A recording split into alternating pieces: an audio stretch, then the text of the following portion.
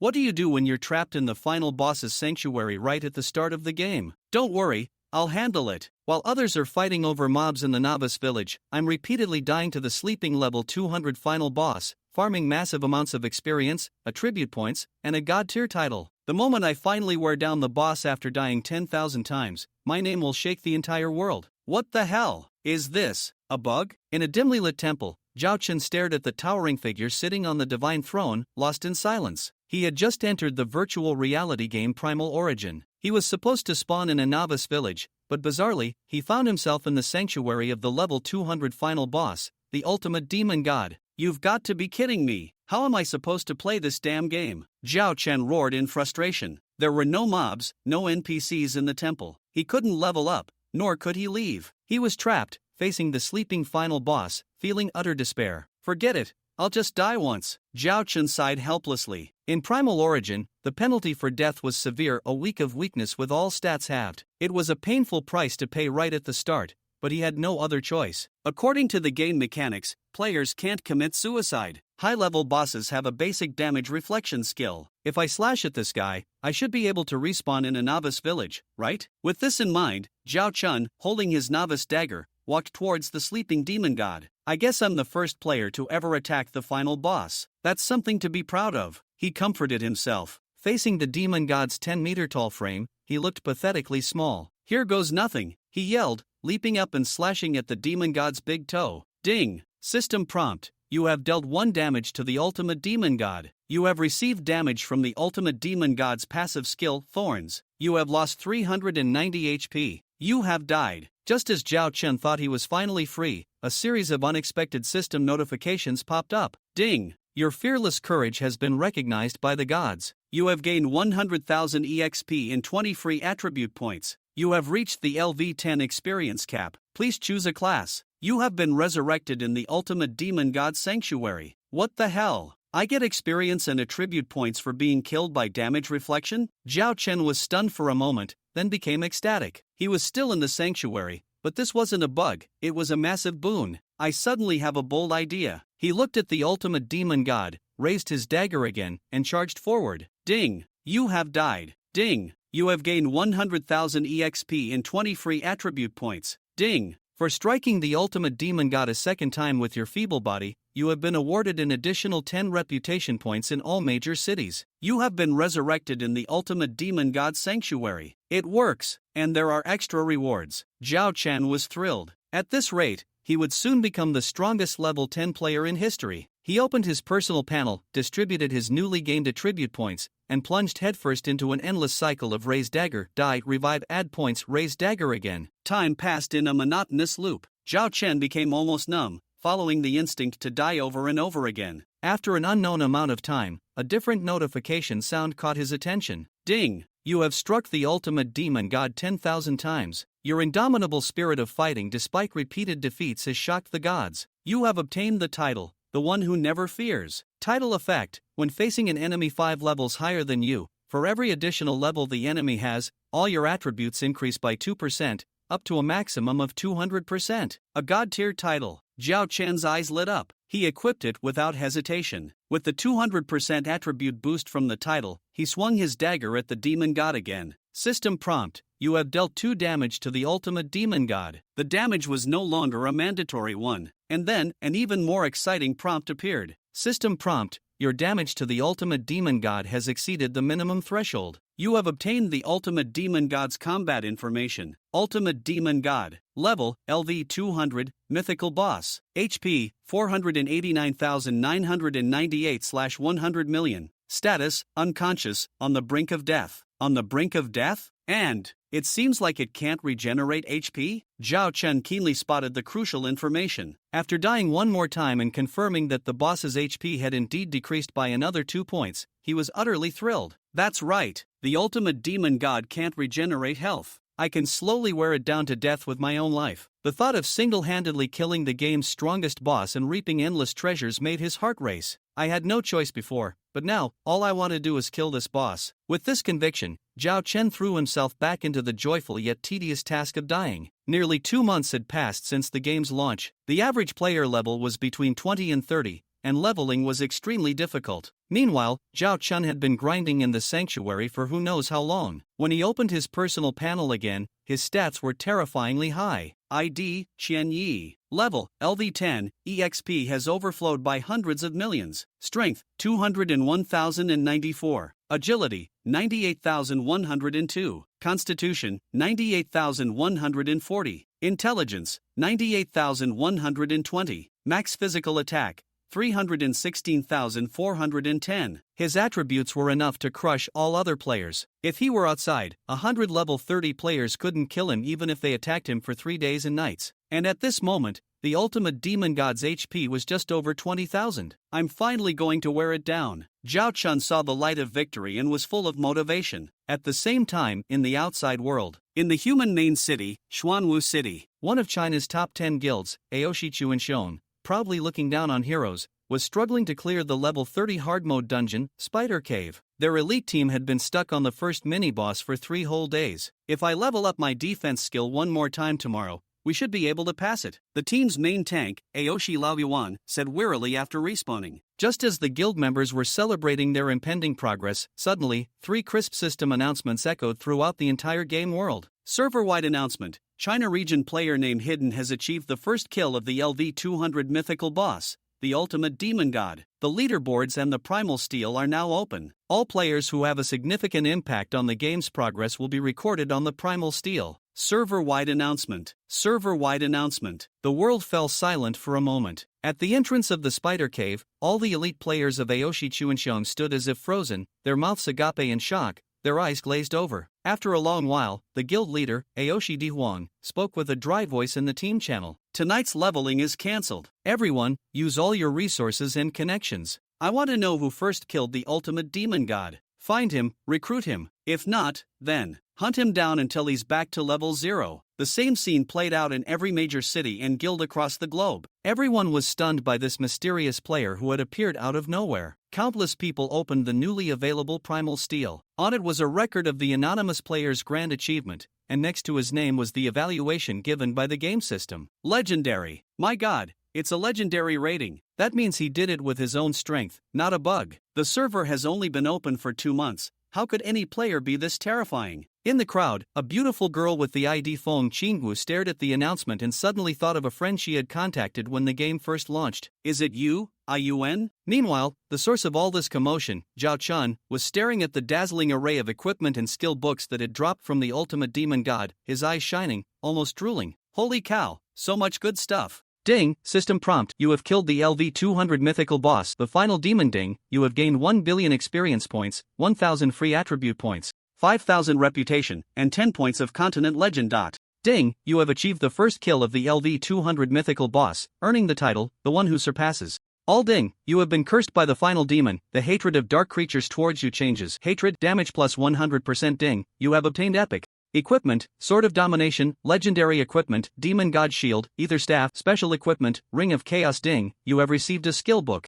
A series of system prompts rang in Zhao Chen's ears, incredibly pleasant to hear. So many rewards. Zhao Chen looked at the system prompt record, nearly drooling. 2 months of monotonous cycles of dying not only boosted his personal attributes but now he even had equipment and skills. He couldn't wait to check them one by one. The first prompt, about killing the boss, he skimmed over. The second prompt, the 1 billion experience points and 1,000 attribute points, he didn't care much about. After all, as a man who stored 300 trillion experience and had over 500,000 in total attributes, this was just a drop in the bucket. However, the increase of 5,000 reputation made his reputation in the major human cities become worship. And the 10 points of legend were the strongest reward in this system prompt. Legend points can actually enhance racial talents? Awesome. Zhao Chen looked at the detailed information in the legend points section of his personal panel, feeling that the surprise came too suddenly. Legend points, 10 points, can be used to enhance racial talents. The player Qianyi is human. Default 1 point of legend reduces skill experience requirements by 1% and can also be used for other hidden functions to be explored. Note, only players who have made significant contributions to world history can obtain this. In the Primordial, players can choose from several racial classifications: humans, elves, orcs, demons, celestial beings, and others. Each race has its unique talent skills. The human race's talent skill reduces the experience required for players to level up their skills by 10%. As long as Zhao Chun uses the legend points to enhance racial talents. His skill levels will increase even faster. But for now, I haven't obtained any skills, and I have a lot of experience stored, so I won't consider it for the time being. The temptation to enhance racial talents with legend points was great, but Zhao Chun thought about it and didn't rashly use them. Next, he looked at the third system prompt. Title, The One Who Surpasses All. When equipped, all 4-dimensional attributes increase by 50%, and you can use the skill Surpass. All active skill cooldowns are reduced by 50%, lasting 40 seconds, cooldown time, 1 minute. Wow, so strong. Zhao Chun swallowed hard, his eyes shining. It is well known that in games, most skills have cooldowns. The stronger the attack power and the larger the range of the skill, the longer the cooldown. For example, the Warrior's level 30 basic skill, Execute. When the target's remaining health is below 30%, unleash a powerful strike, skill attack power 500%, cooldown time 30 seconds. As the strongest output skill for the Warrior class at this stage, just imagine how much the DPS would increase after equipping the title. With a 50% increase in 4-dimensional attributes plus double the usage frequency, it's incredibly powerful. The only downside is that players in the Primordial can only equip one title at a time. This means that Zhao Chun can only wear either the title of the Fearless One or the One Who Surpasses All. Sigh, this is the dilemma of wanting both fish and bear's paw. I can only use them alternately based on the situation. Zhao Chun shook his head and let out a slight sigh. Sigh, this damn sweet trouble. He then looked at the fourth line. Hint. You have been cursed by the final demon god. The hatred of dark creatures towards you changes. Hatred, damage plus 100% dark creatures? Huh? Whatever. He casually skipped over it and finally saw the exciting equipment. Item, Sword of Domination level, LV-180 Epic Equipment Requirement Attributes, LV-180, Strength 280000 Equipment Requirement Class, Warrior/Assassin Physical/Magic Attack Power, 300000 Physical/Magic Additional. Attack Power, 30% Skill 1, Power of Domination, Aura Type. After equipping, all teammates within 1000 yards gain plus 30% attack power. Skill 2, Sword of Annihilation, Active Skill, unleashes a powerful /A. Fan-shaped area ahead, coverage 500 yards, skill attack power 12,000%, skill cooldown 7 days. Skill 3, Epic Power, passive skill, reduces usage level to LV-180, equipment status, sealed state 1/5 attributes. I'm going to explode. A classic line from a certain film suddenly popped into Zhao Chun's mind. Damn, is this the Red Epic? The strongest equipment in the game? Too strong. Super high fixed physical and magical dual attack plus additional percentage bonuses. Incredible 3 skills. Even in its sealed state, with only 20% of all attributes, it still exceeded Zhao Chun's imagination. After a long while, he finally came back to his senses. With a passive skill that lowers the usage level, I can equip it now, and the requirement of 280,000 strength. Luckily, I saved the attribute points from the last 10 hours. Zhao Chun was immensely grateful for his foresight. After grinding the final demon god boss for the last 4,261 hits, he gained 85,220 attribute points, which he temporarily left untouched for backup, plus the 1,000 points from the boss kill reward. Currently, the unallocated free attribute points in his character panel were 86220. Zhao Chun didn't hesitate and directly allocated all these attribute points to strength. Next, he looked at the other 2 pieces of equipment. Item, Demon God's Shield level. LV-180 Legendary Equipment Requirement Attributes, LV-180 Strength 10000 Equipment Requirement Class, Heavy Armored Warrior Physical/Magic. Attack Power, 20,000 Physical/Magic Defense Power, 10000 Health, 10000 Skill 1, Block, Passive Skill, Block Chance plus 30% Skill 2, Thorns. Active Skill, when attacked, reflect 20% of your health as damage, duration 30s, CD, 60 seconds. Skill 3, Great Vortex Roar, Active Skill. After use, grants a shield to all teammates within 1000 yards, can absorb damage, shield health 10% of the user's health, CD, 120 seconds. Item, Ether Staff level, LV-180, Legendary Equipment Requirement Attributes, 10000 Health, 10000 Intelligence Equipment Requirement. Class, Priest Physical/Magic Attack Power, 150000 Skill 1, Divine Judgment, Active Skill, summons a giant hammer, attacking 3 times. In front, each attack power 3000%, CD, 120 seconds. Skill 2, Divine Avatar, Active Skill, enters invincible state, duration, 10 seconds. CD, 70 seconds. Skill 3, Blink, Active Skill, after charging for 0.5 seconds, can traverse a maximum distance of 200 yards, CD, 120s.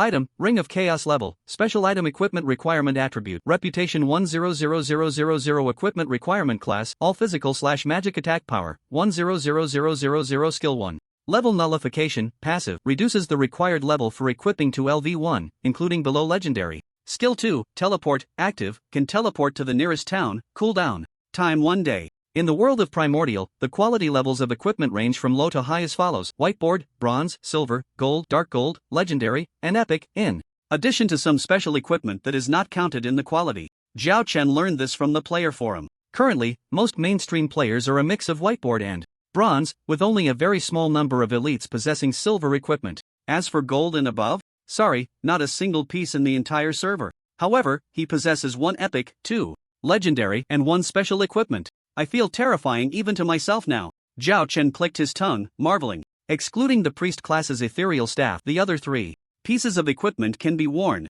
While his personal attributes surged significantly, the teleportation ability of the Ring of Chaos would allow him to leave the temple where he had been trapped for 2 months, finally leaving this hellhole to have some fun outside. Zhao Chen laughed heartily a few times, then shifted his gaze. Next up, it's the skills. In his line of sight, 2 skill books shimmered with a purple-blue glow, along with 3 black ones flashing with light. Item: Thunderstep, skill book, quality, legendary learning prerequisites, warrior, 100000. Agility effect, passive skill, leaves a thunder area behind for 30 seconds. Enemy targets passing through have their movement speed reduced by 20%, taking 1000% attack power damage per second. No cooldown time. Item: Unmatched Dance, skill book, quality, legendary learning prerequisites, warrior/assassin, 100000. Agility effect, when activated, increases personal attack speed by 200% for 120 seconds, cooldown time 180 minutes. Item: Fearless, skill book, quality, special learning prerequisites, all classes effect, when activated, increases personal base attack power by 200% for 120 seconds, cooldown time 180 minutes. Item: Song of Courage, skill book, quality, special learning prerequisites, priest effect, grants a 100% base attack power buff to teammates within 1000 yards, lasting 120 seconds, cooldown time 180 minutes.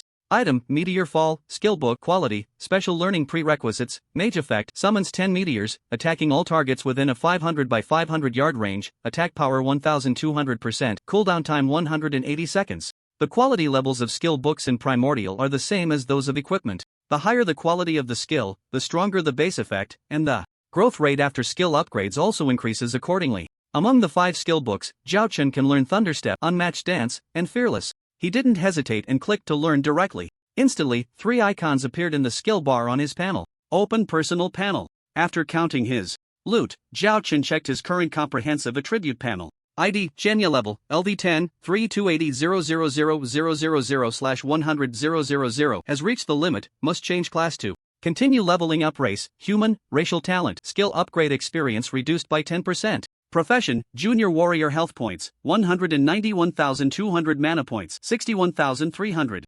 Attributes, strength 293,314, agility 981,020, stamina 98,140, intelligence 98,120, unallocated free attribute points 0, physical attack 927, 373 1, 391, 060, magic attack 673, 556, 1010, 334, attack speed 0.1s/attack, physical defense 198,140, magic defense 198,140, reputation 109,000, worship, world legend level 10, skills LV1 Thunderstep, LV1 Dual Dance, LV1 Fearless. Equipment, Sword of Domination, Epic, Shield of the Demon God, Legendary, Ring of Chaos, Special Jewelry. The lower limit of physical attack power is over 900,000, and the upper limit is nearly 1.4 million. With such a panel, casually releasing a skill with over 200% attack power against a monster of the same level would likely deal over 1 million damage. This is still considering the opponent's decent dual defenses, which reduce damage. If Zhao Chen were to face the final demon god, each strike would probably hit 5 digits. After all, he remembers that the final demon god's dual defenses are an astronomical figure of 5.12 million. Zhao Chen admired his panel for a while, suddenly feeling that the experience points were a bit glaring. Phew, so much experience. Let's level up the skills. The increase in skill levels is similar to character levels, also showing an increasing trend. For LV1 Thunderstep, Zhao Chen spent a full 100 million experience to upgrade it to the highest level, LV9. This shows the terrifying demand for experience. Of course, because it is a legendary quality skill, the required experience is much higher than that of lower level varieties. However, Zhao Chen didn't dare to waste other things. This experience is already in the hundreds of billions, so he felt no pain using it. After spending some time, he leveled up both Dual Dance and Fearless to LV9, and only then did Zhao Chen truly relax. The opportunities in life are truly wonderful. Who would have thought I could have such an opportunity? It was finally time to leave, and Zhao Chen looked at the dim temple, feeling deeply emotional. In a brand new game, after 2 months of continuous effort, he had taken down the strongest boss in the game with his weak LV-10 body. In the past, he wouldn't have dared to even think about it. I'm leaving. Zhao Chen withdrew his gaze and activated the teleportation skill of the Ring of Chaos. As his vision shifted, a bustling crowd suddenly appeared before him. System prompt: Dear player Qianye, welcome to Novice Village number 7777. Novice Village number 7777? Zhao Chen looked around curiously at the other players. At that moment, a sudden urgent prompt sounded in his ear. Ding. Your equipment sword of domination is about to be registered on the equipment leaderboard. Would you like to hide your ID? Ding. Your equipment shield of the demon god is about to be registered on the equipment leaderboard. Would you like to hide your ID? Ding. Your equipment ring of chaos is about to be registered on the equipment leaderboard. Would you like to hide your ID? Ding. Your skill Thunderstep is about to be registered on the skill leaderboard. Would you like to hide your ID? Ding. Your skill hide. Zhao Chen was indeed stunned for a moment before he faintly uttered 2 words. When he killed the final demon god, the 3 prompts that echoed throughout the server made him realize that the major leaderboards had already opened. With his current strength, he could confidently say that no other players could defeat him. So hiding his ID wasn't for any low profile. Or was it out of fear of being the first bird to get shot? Just kidding, if he doesn't cut down others, that's already considered kind. With this attribute, how could he possibly be targeted by players? So, there's only one reason: he's afraid of trouble. Once his name appears on the leaderboard, there's no doubt he instantly becomes the most famous player in the game. Wherever he goes, he will attract the attention of countless players. There will definitely be countless annoying pests crying and begging to cling to his thigh. That kind of feeling of being tied down is not what Zhao Chen wants. Coming back to his senses, Zhao Chen walked towards the profession hall in the novice village. Hurry up and change jobs, then level up to 30 and go have fun in the main city. That's where the mainstream players gather. In the original, there are a total of 5 leaderboards. They are Level Leaderboard, Equipment Leaderboard, Skill Leaderboard, Wealth Leaderboard, and Reputation Leaderboard.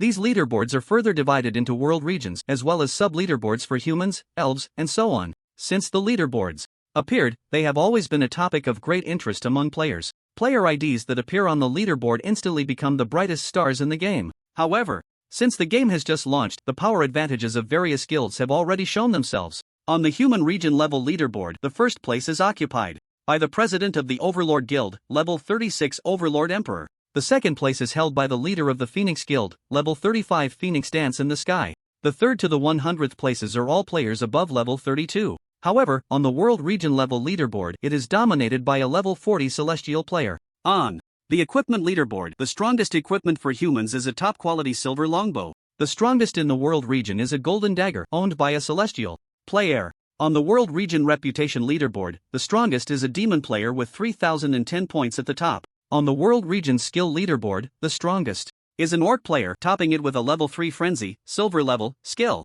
On the world region wealth leaderboard, the richest is a celestial player with 34,000 gold at the top. At 8 o'clock in the evening, at the entrance of the Spider Cave dungeon in Xuanwu City, a dozen well-equipped players stood out. Still the exploration team of the Overlord Guild. President, the first boss really drops good stuff. We haven't even taken it down yet, and just the surrounding guards dropped to top quality. Silver Staff, an assassin player, said excitedly. If we take down the first boss, wouldn't it be very likely to drop golden equipment? Another mage player danced with excitement. As the DPS mage in the team, the top quality silver staff that dropped in the dungeon was assigned to him. If silver equipment is this powerful, how terrifying would golden equipment be? The mage player stroked the silver staff, grinning like a fool. It would be best to get a golden magic orb too, hee. Dream on. Golden equipment is for my archer, another archer player shouted loudly. Ha, stop arguing. I think it's a longsword for warriors. I think it will drop priest equipment. Heavy armored warriors. No, it must be for assassins. A dozen people were in a noisy uproar, each fantasizing that soon after taking down the first boss of the dungeon, they would drop equipment for their own class. By the way, if we really get lucky and drop golden equipment, wouldn't that mean we're registered on the world region leaderboard? The main tank, Old Yuan, said with a smile. The people around were taken aback and quickly agreed. That's for sure. Right now, the first place is a golden dagger. Since it's also golden, the dungeon drop must be better. Exactly, golden equipment will definitely take the first place. The long silent guild leader, AOCD Huang, slowly spoke up. That's right, brothers, let's go for it and aim to defeat the old one as soon as possible. At that time, our human faction will also be able to claim the top spot in one of the world region rankings. His words stirred great excitement among the crowd. Currently, the human faction had not secured any first place in any of the 5 world region rankings. If their guild could top one of them, it would definitely create a buzz within the human faction. countless players would subconsciously think that the strongest guild in the human faction was Aoshi Chuinshon, thinking of the moment when their guild suddenly shone brightly while competing fiercely with the Fengming guild in the same faction. Everyone's faces flushed with determination. What are we waiting for? Let's go, and take down the old one. Brothers, let's go. Just as everyone was filled with enthusiasm, suddenly, old Yuan instinctively glanced at the leaderboard again. The next second, his eyes widened in shock. Holy crap. You guys, look at the world region leaderboard. The crowd was taken aback. What's wrong? What happened? The quick reacting ones had already opened the leaderboard page. In an instant, it felt like a bucket of cold water had been poured over their heads, and everyone froze. Epic gear, legendary gear. Guild leader Di Huang stared at the latest information on the leaderboard, his eyes gradually losing focus. Shiu's city. Everyone, quickly look at the world region leaderboard. What's going on? The exploration team of the Fengming Guild instinctively opened the leaderboard page. In an instant, this group of team members also seemed to be petrified. My goodness, the gear rankings 1 to 4, skill rankings 1 to 4, and the reputation ranking first, all changed hands. This, who on earth is it? So terrifying? If only we could cling to their coattails. At this moment, those with quick minds suddenly recalled not long ago that mysterious player who had achieved the first kill of the LV-200 mythic boss through unknown means. Elf Clan, Wanshu City. A bowman adorned in exceptionally luxurious gear stared blankly at the leaderboard. After a long while, he murmured in a daze. Just this morning, I was still feeling proud about getting the silver set, but I didn't expect there to already be epic gear. So terrifying. How did they do it? Demon Clan. A player with strange wings on his back gazed at the leaderboard with flickering eyes. Over 100,000 reputation. Is it that player who got the first kill of the final demon god? Orc Clan. A guy hiding and showing off. Not worth mentioning. A strong orc wielding a pair of giant axes scoffed. Celestial Clan. A momentary lead doesn't count as true strength. I enjoy challenges. A man holding a golden dagger revealed a slight smile. Among the 5 major rankings, the situation where the gear, skill, and reputation rankings were all dominated by a mysterious player instantly sparked worship from countless people, creating a frenzy in the game world of Yuanchu. Even players who didn't care much about battles and leveling were very curious. In just 2 months since the server opened, who could achieve such a terrifying level? It was truly astonishing. Meanwhile, on the player forum, brand new posts sprang up like bamboo shoots after spring. Countless people posted inquiries about the true identity of the mysterious player. The top 10 guilds all expressed their intention to recruit, with benefits that were more enticing than the last, making the onlookers drool. Some slightly weaker first-line guilds even offered the position of guild leader as a price to recruit this powerhouse. However, they were destined to be disappointed, because the protagonist, who was the focus of millions, Zhao Chen, had no intention of joining any guild. In the 7777 newbie village, Zhao Chen was leisurely following the newbie village map guide towards the job transfer hall. His luxurious equipment, even with the special effects turned off, still attracted a lot of attention. Before long, players began to gather around. Brother, take me with you, I'm so pitiful, I haven't left the newbie village for 2 months. A petite mage girl initiated a conversation. What are you thinking? Trying to freeload, a warrior in plain gear interjected disdainfully, turning to Zhao Chen. Expert, I've saved some money, how about 1 gold coin for an hour? Are you treating me like a beggar? I'll pay 2 gold coins per hour to help me with my job change quest. Another voice chimed in. Hey, do you have no shame? I was the first to approach the expert brother, the cute girl said unhappily. We've all been together for 2 months. Who doesn't know who? Why are you pretending to be innocent? Exactly. Do you whisper sweet nothings when you're killing and looting too? Go to hell. When have I ever killed and looted? The 3 immediately began to argue, forgetting about Zhao Chen's gradually retreating figure. The freedom in the world of original exceeded everyone's imagination. Even newbies could PK freely. In just 5 minutes of walking, Zhao Chen witnessed 4 one-on-one duels, 2 group fights, and 1 chaotic brawl involving 100 players. Everywhere he looked, there were white lights and players who had respawned in a weakened state. Zhao Chen couldn't help but exclaim, the players in newbie village 7777 are all warlike. Just as he was about to reach the job change hall, 4 red-named players suddenly jumped out from the roadside, blocking Zhao Chen's path. Kid, your equipment looks pretty good. Tell me, did you pick up that long sword on the way? The leader of the group asked first. His ID read bad guy boss, and he was eyeing the sword of domination at Zhao Chen's waist with a greedy look. What's it to you? Zhao Chen replied, somewhat surprised. Could this be the legendary road robbery? So the players outside were this lively? You've got guts. Bad guy boss seemed to be amused by the anger. Daring to be so arrogant in front of our bad guy family. Looks like you're not planning to live much longer? Bad guy family? You guys are really delusional. Zhao Chen couldn't help but mock. Boss, he actually dared to insult us, another player with the ID bad guy number 2 shouted, his eyes gleaming with malice. Let him taste the power of Our bad guy family. Kill him, the other two, bad guy number 3 and number 4, also shouted. Ready to fight? Zhao Chen felt a bit excited after being killed by the final demon god tens of thousands of times. Was he finally going to enjoy the thrill of killing others? Second brother, third brother, fourth brother, hold on for a moment. Bad guy boss made a pause. Gesture, turning serious as he stared at Zhao Chen. Xin Yi, you're only level 10, you might not know the terror of high-level players. Trust me, you don't want to experience the consequences of angering us. I'll give you a chance, hand over all your equipment and I'll let you go, how about it? Bad guy boss seemed confident, looking as if he was doing Zhao Chen a favor. He had just scanned Zhao Chen's information with an identification spell. Although attributes, panels, and equipment were set to display as question marks, the level couldn't be hidden. In his view, killing a level 10 newbie would be a piece of cake. That's right, we're all above level 20 high-level players, with first job skills. Taking down a little chicken like you is just too easy. If you're smart, hurry up and hand over your equipment. The three little brothers echoed in agreement. Bystanders looked on with sympathetic expressions towards Zhao Chen. Look, the bad guy family is bullying newbies again, how despicable. Such a criminal force in our newbie village is simply tarnishing our reputation. Should we help that newbie? How can we help? The other side has players above level 20. Just look at their red names to know how terrifying they are. Sigh, there's nothing we can do, it's just bad luck for this newbie. The discussions around made Zhao Chen gain some understanding of the four players in front of him. They were a group that took pleasure in robbing newbies, engaging in murder and looting. So, have you thought it through? The leader of the bad guys facing the surrounding accusations took pride instead of shame. He said to Zhao Chen with arrogance, follow my orders, and if I'm happy, I might even give you a chance to join our villain family. That's right. Our family has a total of 200 members in the 7777 newbie village, and no one dares to provoke us easily. The boss actually invited you? Kid, I have to say you've struck gold in misfortune, the three lackeys said wildly. Oh, sorry, I won't give you my equipment, and I won't join your guild either, Zhao Chen replied. What do you mean? Do you dare to look down on us? The leader's face darkened. No, don't get me wrong, I don't look down on you. Zhao Chen's expression was calm, but the words he uttered nearly drove the four of them mad. I mean, you are all trash. Looking for death. You bastard. The four members of the villain guild immediately raised their weapons and surrounded him. The onlookers were stunned by Zhao Chen's bold words. In their eyes, Zhao Chen was just a level 10 rookie. How could he dare to say such things in this situation? Was he, perhaps, foolish? However, Zhao Chen had played enough and was not going to waste any more time. Facing the four's attack, he neither dodged nor evaded, directly raising his sword for a normal attack. Swish, swish, swish, swish. The blade traced an arc, and in an instant, the four trash leaders burst out with damage ranging from 1000 to 1500, then turned into white light. On the ground, a small pile of equipment appeared.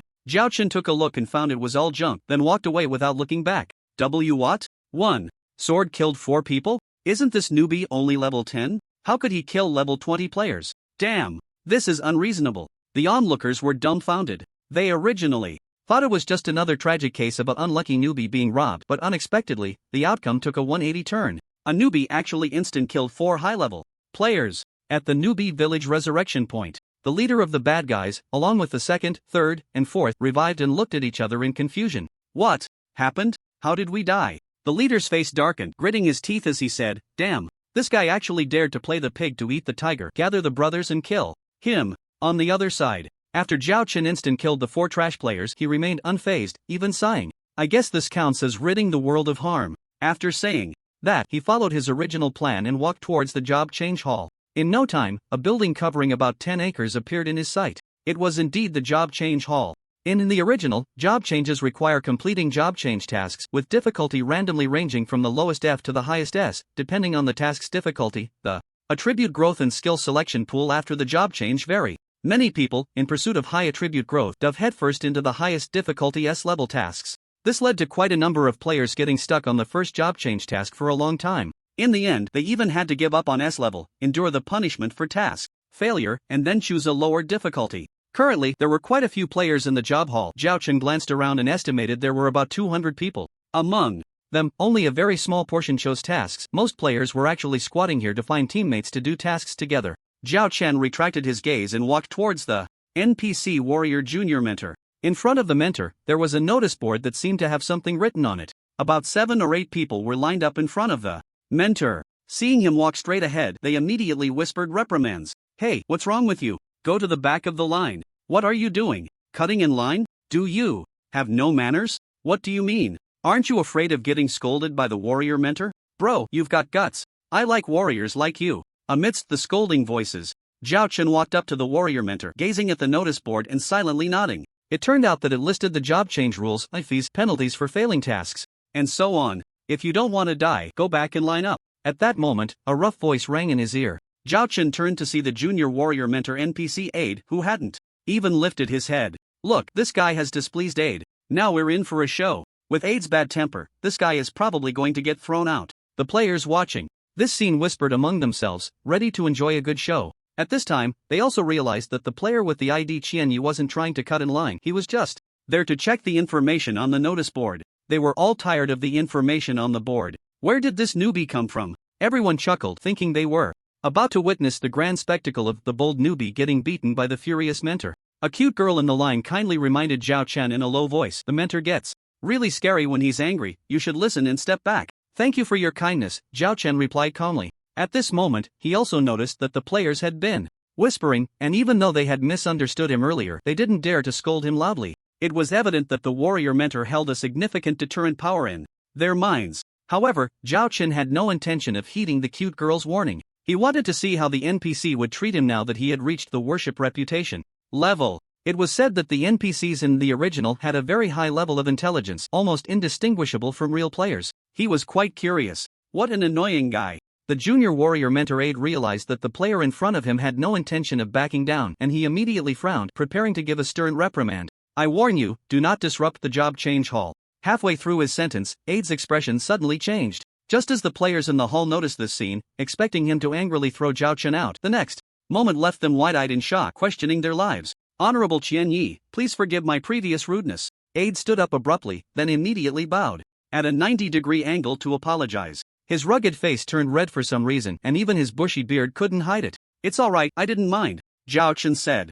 "Thank you for your generosity. May the gods of the Karateria continent always protect you." Aid straightened up, his attitude serious. The surrounding players, their mindset crumbled. "Why do we get scolded and beaten for just a little thing? Why is this guy not listening to you, yet you're acting like a humble dog? Do you enjoy rebelling against your players? You old rascal, how wicked." At that moment, many smart players had an epiphany, but unfortunately, for the next period, they suffered terribly for various provocations against the professional mentors. On the other side, Zhao Chen, having tested the effects of reputation, nodded in satisfaction. "No wonder it's worship, just look at this attitude, it's so proper.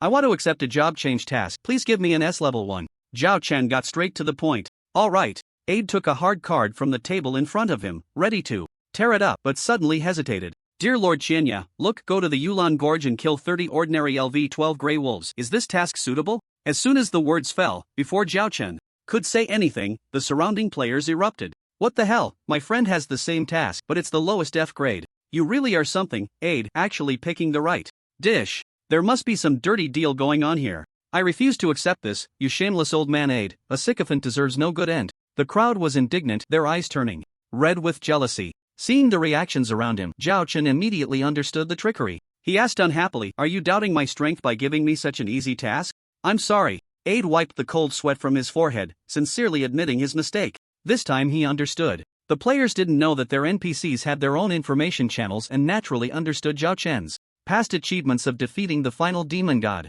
If he could kill the final demon god, how could a simple first-turn task pose any difficulty for him? He pulled out a card again. "Dear Lord Qianya, I was confused just now, this is actually an S-grade job change task." Zhao Chen looked at the card, which read, S-grade job change task, kill the LV-15 cat demon leader in the Dark Forest, Silver Boss, can form a 2-person team. The level suppression in the original is quite obvious. When a player is 3 levels higher, the lower level player's strength is reduced by about 30%. When 5 levels higher, which is the maximum suppression, their attributes are only at 50% of their usual state. A normally developed level 10 player would find it very difficult to take on a level 15 ordinary monster, let alone a silver boss that is 2 levels higher than an ordinary monster. A level 15 silver boss is something that basically no level 10 player can defeat. This task does seem like an S grade. Fine, I accept it. Zhao Chen nodded, and the next moment he heard the system prompt, job change task. Accepted. Just then, the cute girl who had kindly reminded him earlier suddenly mustered the courage to step forward. Brother Qianya, I also have this job change task. Can you take me along? I won't let you help for free. I'll pay you. In the original, the appearance of player characters corresponds to the real world. The cute girl had the ID, little fairy above her head. She looked about 14 or 15 years old and was a female warrior. Seeing that Zhao Chen didn't respond immediately, Little Fairy nervously began to explain. I received this S-grade task a week ago, but I haven't completed it. I was planning to come and push the task today and coincidentally ran into you, Brother Qianya, also taking this task. This task can be done in a two-person team. Can you take me along, Brother Qianya? After saying that, she carefully observed Qianya, as if afraid he would refuse her. On the other side, Zhao Chen was also considering. Although this girl seemed quite cute, at most she was just a stranger. Zhao Chen didn't intend to help a stranger for no reason, but considering that the cute girl had previously reminded him not to anger the guide aide, although it didn't have much effect, he accepted her goodwill. Moreover, the main point was that with his current attributes, he could basically instant kill the level 15 silver boss, so helping her out wouldn't hurt. It would be a good deed for the day. So Zhao Chen nodded, okay. Thank you, Brother Qianye. Little Fairy immediately showed him a sweet smile. For Zhao Chen, Little Fairy was a stranger, but for Little Fairy, wasn't he also a stranger? Changing Little Fairy's decision to abandon the task was fundamentally due to Aide's unusual attitude, which made her shamelessly cling to him. The player that Aide faced with respect was definitely a big expert. She thought she was too clever. No need to thank me, it was just a casual thing. Zhao Chen waved his hand dismissively, indicating he didn't care. Let's go now. Finish the quest quickly and then have some fun in the main city. Player Little Fairy requests to form a team with you, do you agree? Zhao Chen clicked agree, and the two formed a team. Let's go. Every novice village in the human realm has NPCs and maps that are roughly the same. The server had been open for 2 months, and the information about the level 15 silver boss, the cat demon leader, was no longer a secret. Zhao Chen found the information on the forum in just a few minutes. The Dark Forest was located outside the 7777 novice village, and it would take a normal player about half an hour to walk there. As a boss, the level 15 cat demon leader spawned at random locations in the Dark Forest, not fixed, and refreshed once a day. For Zhao Chen, the most time-consuming part of this quest was finding the boss. If luck was on his side, he could finish it in half a day. If not, he couldn't say for sure. After all, the premise of instantly killing a boss was being able to find it, right? It was worth mentioning that on the way out of the village, Zhao Chen noticed a few sneaky players following him. Sure enough, just as Zhao Chen and Little Fairy reached the village entrance, found the right direction, and were about to head to the Dark Forest, a large group of red-named players suddenly jumped out from the roadside. Leading them was the 4 players from the bad guy family that he had just killed. Kid, you killed our 4 brothers, and you still want to hang around in the 7777 novice village? Player bad guy boss glared at Zhao Chen fiercely, looking like he wanted to eat him. We have 200 people here, let's see how you escape. Little Fairy didn't know about Zhao Chen killing the 4 players earlier, and upon hearing the threat, she couldn't help but panic.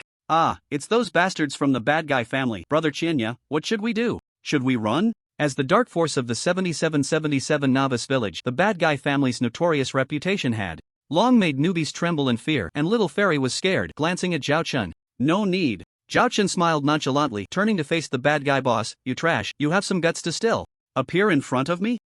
Boss, is he insulting us? Bad guy 3 turned to ask the boss in surprise. We have a full 200 players, most of whom are above level 20. How can a noob who hasn't even changed jobs be so arrogant? Hee, some people just don't know when they're going to die. Who knows what's going on in that head of his? The bad guy boss's expression was sinister as he threatened Zhao Chen again. No one dares to mess with our bad guy family in the 7777 novice village. However, I see you have a unique bone structure. You're a promising player. I'll give you a chance. Obediently. Take off all your equipment and give it to me, then let me kill you once more, and I'll agree to let you join our guild. How about that? Because he had been killed instantly before, the bad guy boss felt he couldn't see through Zhao Chen, so he didn't plan to attack immediately but instead resorted to threats and temptations. He believed that as long as the other party wasn't a fool, there was an 80% chance they would agree to his proposal. After all, they had 200 people on their side. Of course, if he really waited for Zhao Chen to obediently hand over his equipment and then die once, falling into a weakened state, the bad guy boss would definitely go back on his word and directly eliminate him. He wanted the other players in the 7777 novice village to know the terrifying consequences of angering the bad guy family. But the bad guy boss's beautiful dream was destined to be disappointed, because Zhao Chen was too lazy to waste words and directly pulled out the sword of domination, preparing to take action.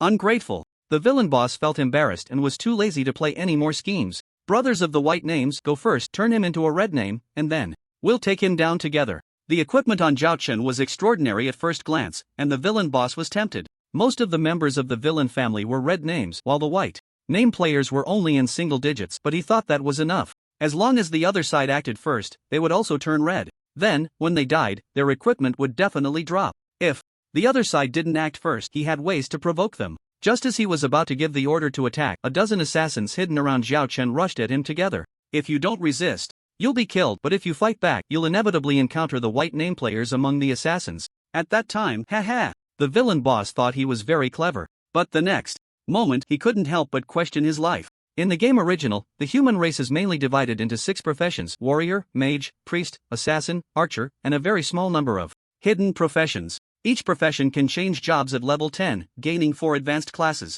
Stealth is a universal skill for assassins, and the 4 advanced classes represent 4 different development directions. But regardless of the development direction, they are all considered output professions with extremely high burst damage and a natural talent for ambushes. The dozen or so level 20 and above assassin players from the Villain Guild originally thought that taking down a level 10 newbie together would be an easy task. It was just their boss who was making a fuss. With such disdainful thoughts, the next second, all their attacks landed on Zhao Chen. Swish, swish, swish, swish. At this moment, white light flashed. The expressions of the assassin players turned to shock as they disappeared one by one. How is this possible? Standing still, and he counter-killed us? The remaining 100 or so players from the Villain Guild widened their eyes in disbelief. They completely didn't understand what had happened. When did getting hit also mean dealing damage? The little fairy beside Zhao Chen, who had initially shown a tense expression as if facing a great enemy, her palms sweating, was also dumbfounded at this moment. This is the true combat power of Brother Qianye? It was so powerful that it was incomprehensible. Only Zhao Chen in the entire scene understood what had happened. These people were all killed by the counter-damage skill that came with the legendary equipment Demon God's Shield. Skill, Thorns, passive skill, when attacked, reflect 20% of your own health as damage, lasting 30 seconds, with a cooldown of 60 seconds. Zhao Chen's current health attribute was close to 100,000 points, and with a 20% counter damage, that was 20,000 points of damage. A normal level 20 player had about 1500 HP, which meant the damage overflowed by more than 10 times. Thorns counter damage, hitting me is like hitting yourself. Zhao Chen was delighted. Standing still and letting you hit me? Damn it! The villain boss shouted angrily. He must have some precious equipment on him. Brothers, let's all go and kill him. That's right, it must be the effect of the equipment. God, it would be great if it drops. The remaining players of the villain family, who had initially been intimidated by Zhao Chen, were now stirred by the villain boss's words, igniting their greed. The level 10 warrior had not learned the counter damage skill. Standing still and counter-killing a dozen high-level players at level 20, they couldn't think of any other reason besides the special effect of the equipment. And equipment effects generally have cooldowns. Once the cooldown is over, wouldn't it be easy to take him down? At this moment, they only felt regret that the white name player among the assassins had actively attacked, causing the game's PK system to determine that he had entered PK mode, and dying wouldn't turn Zhao Chen into a red name. As for what equipment the white name player would drop upon death, it was all up to luck. Although they thought this way in their hearts, they didn't forget to remind their own people. Everyone be careful, wait until his equipment's reflect damage cooldown is over, then we'll attack together. The little fairy thought of the same thing as the bad guy's family. She decisively ran in front of Zhao Chen and said without looking back, Brother Qianye, you run quickly, I'll hold them off. In her view, dying once and entering a weakened state was uncomfortable, but it was much better than Qianye's equipment being destroyed. After all, Zhao Chen was the key to whether her mission would be completed successfully. You little girl. Zhao Chen was somewhat amused and also a bit touched. It had only been less than half an hour since they met, and the little fairy had already decided to sacrifice herself to cover his retreat. He greatly appreciated a player who valued the safety of their teammates so much. Fine, I'll give you a quick end. Zhao Chen stepped forward, raising his longsword towards the players of the bad guy's family. To protect the little fairy from being instantly killed by unknown AoE attacks during the fight, he kindly activated his shield skill, Great Vortex Roar. The shield, absorbing 30% of his health, made the little fairy as safe as if she had learned the indestructible skills of a divine monk. Then, amidst the little fairy's surprised AA, he moved his feet, instantly transforming into lightning, charging into the enemy crowd. His extremely high agility gave him an attack speed and movement speed that was not supposed to be possible at this level, leaving the bad guy's guild players completely unable to react. Thunder Step. Level 9 Legendary. Skill activated. Wherever his feet passed, electric lights flickered, and not a blade of grass grew. In just 2 or 3 seconds, over 100 members of the bad guy's family were completely melted away. The last surviving bad guy leader's eyes were about to pop out in horror. Just as he managed to utter a word, Zhao Chen struck him down with a sword, dropping several pieces of whiteboard equipment. Once the battle was completely over, the little fairy finally realized what had happened. Everything exceeded her understanding of the game. Why was this level 10 warrior so terrifying? After just hugging a thigh? Was it because of the difference in gender? The little fairy felt dazed. It's worth mentioning that a few nearby enemy players had taken the opportunity to launch skill attacks at her. As a result, after attacking her more than 10 times, nothing happened. The little fairy stared blankly at the system notification. Ding! System notification, player Qian Yi, teammate. Used an unknown equipment skill, granting you a shield that absorbs 29,910 health points. A shield of 29,000? Why does this game feel so different from how I play? My head can't take it. While thinking, the little fairy, under Zhao Chen's speechless gaze, began to pick up the pile of whiteboard equipment that had fallen around her. In the player game forum, in the human race section, a post that shocked everyone suddenly appeared. Shocking, the original has a cheat. A level 10 warrior single-handedly wipes out 200 people in 3 seconds. Like a headline from a certain browser shock department, it piqued the curiosity of players idly browsing the forum. Upon clicking into the post, the first thing that caught the eye was the original poster's blood and tears complaint. Hello everyone, I'm a novice player, and I was fortunate to make a group of brothers. So from the moment we prepared to go out to level up today, game time, noon at 10 o'clock, I met a level 10 warrior on the road with 3 good brothers. With the intention of making friends, we approached to talk, but unexpectedly, the other party directly attacked without a word. Their attack power is really damn high. In the afternoon, after resurrecting, we urgently needed to farm for equipment, so we gathered about 200 brothers and prepared to go out to fight a boss. However, as we were leaving the village, we encountered that level 10 warrior who saw us and immediately charged in without saying a word. We were 200 players above level 20, yet in just 3 seconds, we were wiped out by a noob team. Who would believe it if we told them? Seeing this, all the viewers frowned. A LV10 player, in 3 seconds, wiped out 200 LV20 players? It sounds like nonsense, doesn't it? This guy can't be a novelist, can he? It looks pretty good, quite interesting. The audience remained curious and continued watching. Although we brothers are called the bad guy family, we're actually just a bit lively, still good players who love peace.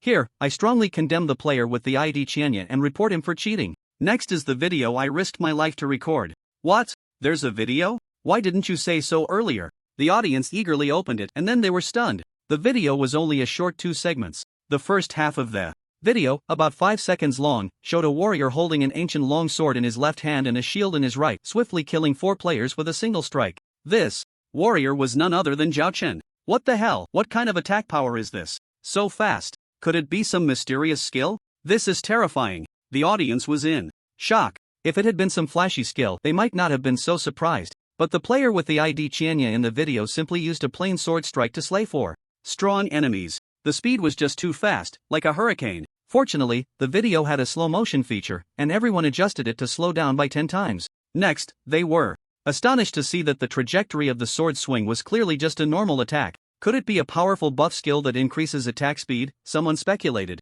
I think you're right. This speed is terrifying. Normally, who knows how much agility it would take to achieve that. I wish I had that buff too. By the way, did anyone notice that the 4 players who were killed were all red names? One of them must be the original poster. A red name still claims to be a friendly player? How shameless. The first segment of the video was shocking, but the many viewers didn't forget the title and continued to watch the second video. The second segment was also only 5 seconds long. In the video, it was still the player named Qianya. This time he faced a bustling crowd. The audience recalled the original poster saying there were 200 people here. At first glance, they were almost blinded by the dense red names on the screen. The audience was momentarily stunned. Is this it? The original poster had the audacity to boast that those who were cut down were all peace-loving players? What a blatant lie. The next moment, they saw the player Qianya like the Grim Reaper, instantly charging into the crowd. With his long sword held forward, his extremely high movement speed seemed to leave an afterimage in the air, and as he passed, he left behind flashes of purple lightning. Any player who accidentally touched it instantly turned into streaks of white light. Just by dashing back and forth in the crowd, not a single red name player was left. What the hell? What is this? A Super Saiyan? I'm dumbfounded. This is boring. Turn off the cheat. Don't turn it off. It's quite interesting. After watching the video, I looked at the warrior brother next to me and kicked him away. I'm just curious, why is my teammate so bad when we're both warriors? This post caused a sensation on the game forum, and it wasn't long before it was pinned by the administrator, allowing more players to see it. Countless players rushed in, watched the total of 10 seconds of video, and then instantly erupted. Zhao Chen's displayed personal combat power in the game exceeded everyone's imagination. A buff that doubles speed while also enhancing stats? What was that lightning flash that could kill? The equipment he wore had its effects turned off, but it was clearly not ordinary. What level of equipment was that? Gold? They couldn't understand why a level 10 newbie could be so ridiculously strong. Especially for players of the warrior class, it was even more heartbreaking. The gap between them and the opponent felt like that between a baby and a grown-up Hulk. As for the original poster claiming that this player Qianya was cheating, because Origin is monitored by the top-tier intelligence system, which absolutely eliminates any possibility of cheating. Not even the major developers of the game could be exceptions. Compared to the intelligence system, the major officials seemed more like powerless agents, so no one believed it. The audience was both astonished by Zhao Chen's combat power and trying to rationally explain the reason. Some boldly speculated that perhaps Zhao Chen was the mysterious player who had shocked the entire server by achieving the first kill of the level 200 mythical boss, the final demon. Others guessed he was just one of the lucky players among 2 billion. A reply from a certain floor received the most likes. Everyone, don't make a fuss. Think about players like Madman, Thunder Fury, Laser Knight, and Qianya. You know them, right? The Qianya player in the video might have just completed some hidden quest and received a reward. The freedom of the game world in Origin is truly astonishing. Any player could encounter marvelous opportunities. For example, the orc player Madman once openly stated that he saved an old NPC, and as a result, the old man rewarded him with a dark gold level skill book, a fact that has long been confirmed by orc players. There was also the leader of the Celestial Clan's Sky Blue Guild, the Aurora Knight, who was rumored to possess a dark gold level buff skill. The half-orc leader, Thunder Fury, switched to a powerful hidden class, Berserker. The top player, Xiaoxingchen, transitioned to a powerful hidden class, Necromancer. An ordinary demon player, AK-47S, received a powerful buff that helped the guild clear a hard-level dungeon. With a base of 2 billion, there are too many such examples. Players who frequently browse the forums have long since become accustomed to it. Perhaps this level 10 player received some powerful buff that lasts for a few days. With this thought, the audience gradually calmed down. However, they still couldn't hide their envy and jealousy. Why weren't they such lucky ones? Meanwhile, the human guild players began to consider the possibility of recruiting Qianya into their guild. The sunlight was warm. Countless newbie players were enthusiastically battling monsters along the long road. Qianya and the little fairy strolled leisurely towards the dark forest not far away, while the little fairy excitedly chattered away. Wow! Brother Qianya, you killed 200 people in just a few seconds. You're amazing. And that shield you gave me can absorb nearly 300,000 HP. Those bad guys couldn't do anything to me. It's awesome. Brother Qianya, how about you become my master? The little fairy blinked her big eyes, looking at Zhao Chun with anticipation. Zhao Chun, the apprentice. Function only opens after level 50 in the second class transfer. What are you thinking? He shook his head helplessly, a bit regretting his decision to take the little fairy on this quest. She was just too chatty. But he had to admit, her voice at this age was quite pleasant. Zhao Chen's mouth twitched, feeling like an evil uncle. It's okay, I already reserved it, so I'll just call you master from now on. The little fairy said with a cute expression. Whatever you want. After a bit of idle chatter, it wasn't long before the two arrived at the dark forest. However, they didn't expect that as soon as they stepped into the map, a dozen players suddenly jumped out. The proud and mighty guild is on business. All bystanders get lost. The Pride of the Heroes Guild, as one of the top 10 guilds in the original, has a considerable number of players in over 1,000 novice villages in 10 main cities within the human faction. It was perfectly normal for them to appear in novice village number 7777. Zhao Chen didn't expect that while doing a quest he would coincidentally encounter players from the Pride of the Heroes Guild clearing the area. Although he had no grievances with this guild, the tone of the leader was quite displeasing to him. Master, it's the Pride of the Heroes people, let's retreat. The little fairy swallowed hard, feeling intimidated. Before Zhao Chen could respond, the leading player chuckled smugly. That's more like it, those who know the times are wise. Then, shifting his gaze, he looked at Zhao Chen with a greedy glint in his eyes, and threatened, meeting his fate. Why don't you take off your main and secondary weapons and give them to me? Who knows, if we're happy, we might even recruit you into the Pride of the Heroes. He initially thought the two were somewhat sensible and was about to tell them to scram, but upon seeing Zhao Chen's equipment, he suddenly felt a surge of greed. A shield and a long sword? Although the special effects were turned off, judging by the surface patterns, they shouldn't be ordinary items. Such good equipment on a level 10 newbie would be a waste. This is a rare opportunity, what do you say? You should know, we are the strongest guild among the humans. Zhao Chen merely scoffed. The Fengming guild wouldn't agree with that. Seeking death. The leader's expression changed. Just two level 10 noobs. Brothers, let's take action. In the game world, killing and looting were common. If there was a disagreement, they would just start fighting. The leader considered himself not a good person and thought that facing a little newbie, he could kill without worrying about negative impacts on the guild. Zhao Chun had long felt displeased, and seeing the situation, he charged forward without a second thought. In an instant, blades flashed. Soon, more than a dozen players from the Pride of the Heroes Guild fell one after another. The ground was littered with equipment. Master, this is going to be trouble. The little fairy fretted. Zhao Chun had already adapted to defeating opponents of higher levels and was no longer shocked into a stupor. Like before, she was only worried about retaliation. It should be noted that the Pride of the Heroes Guild was not the same as a villainous guild. The two were not on the same level at all. Ordinary players were hardly worth mentioning in front of a powerful force like the Pride of the Heroes Guild. The more she thought about it, the more anxious she became, murmuring worriedly, when we return to the village, will there be thousands of players ganging up on us? Zhao Chen shot her a glance. What are you afraid of? If they dare to come, I'll just kill them. The little fairy. Alright, she had to believe in her master's strength. The pride of the heroes. Guild wouldn't clear the area without reason, and the most valuable thing in the Dark Forest was the level 15 silver boss. With this in mind, Zhao Chen continued walking deeper into the Dark Forest. The little fairy hurried to keep up. Before long, they heard a commotion ahead. What came into view was a group of about 150 players surrounding 3 individuals. In the center of the crowd, the cat demon leader was strolling leisurely. Master, I know those 3, they are good people. The little fairy recognized some familiar faces and urgently pleaded, Master, let's save them. Zhao Chen glanced over and saw the IDs above the 3. Eternal Big Healer, T-Brother, and a Co. The first 2 were male priests, and the third was a female archer struggling under the siege of over 100 members of the Pride of the Heroes Guild. Friends up front, the Pride of the Heroes Guild is conducting business. Those who know what's good for them should leave quickly, or we won't be polite. A warrior player, seemingly the commander, sternly warned as he spotted Zhao Chen and the little fairy approaching. What if I don't?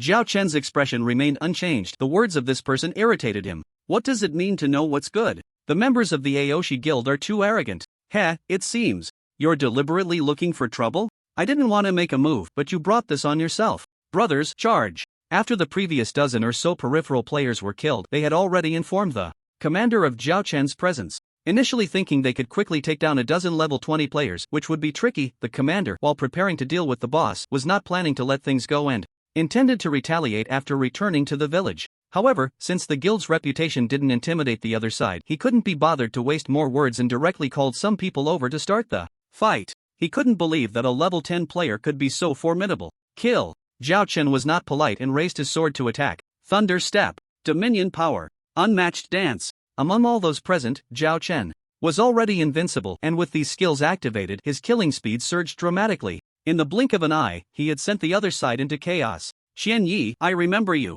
Wait for the Aoshi Guild's revenge. The commander said fiercely. Zhao Chen scoffed and sent him back to the city for free. Thus, not a single member of the Aoshi Guild was left standing. Meanwhile, Zhao Chen's name was glowing red with blood. Thank you, brother. The 3 people in the scene, originally surrounded by over 100 high-level players, thought they were doomed today, but unexpectedly, the situation took a turn. Out of nowhere, a fierce player appeared and easily achieved a 100-player kill. Brother Yongheng, I asked my master to save you. You should thank me too. The little fairy bounced over. Oh, it's you, girl.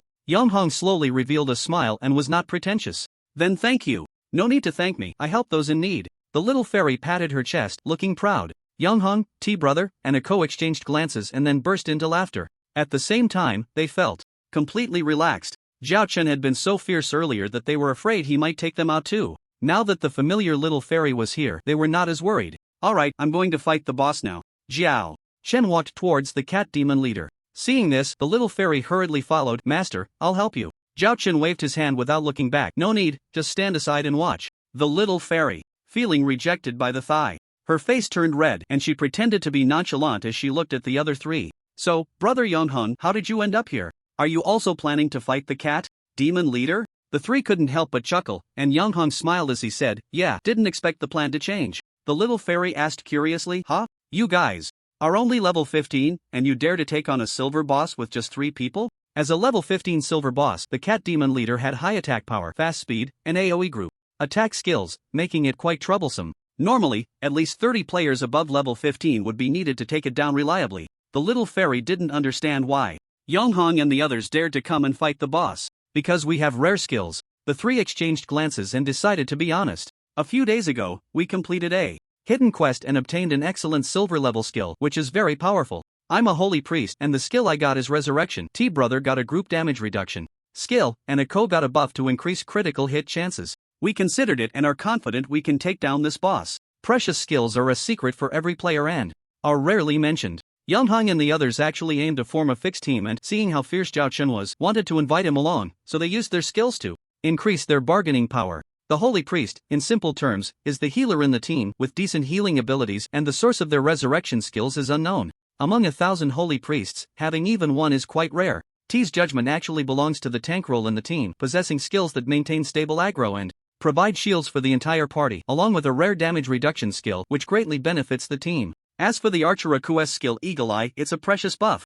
That increases the critical hit rate for the entire team, significantly enhancing the output of damage-dealing classes. Critical hits and critical damage are hidden attributes in the original, not displayed directly. This might be related to the degree of freedom in the game. Both players and monsters have weaknesses. A skilled player, even with just a 10% critical hit chance, can land critical hits every time. A novice player, even with a 99% chance, won't be able to make much use of it. However, a QS Eagle-Eye buff can raise the critical hit chance of players in the team to 100% for the duration of the buff. Thus, even if they hit a monster's toe, it would still be a critical hit. The increase for damage-dealing classes is terrifying. Therefore, the three members of the Eternal Great Healer are very confident in their decision to invite Zhao Chen to play together.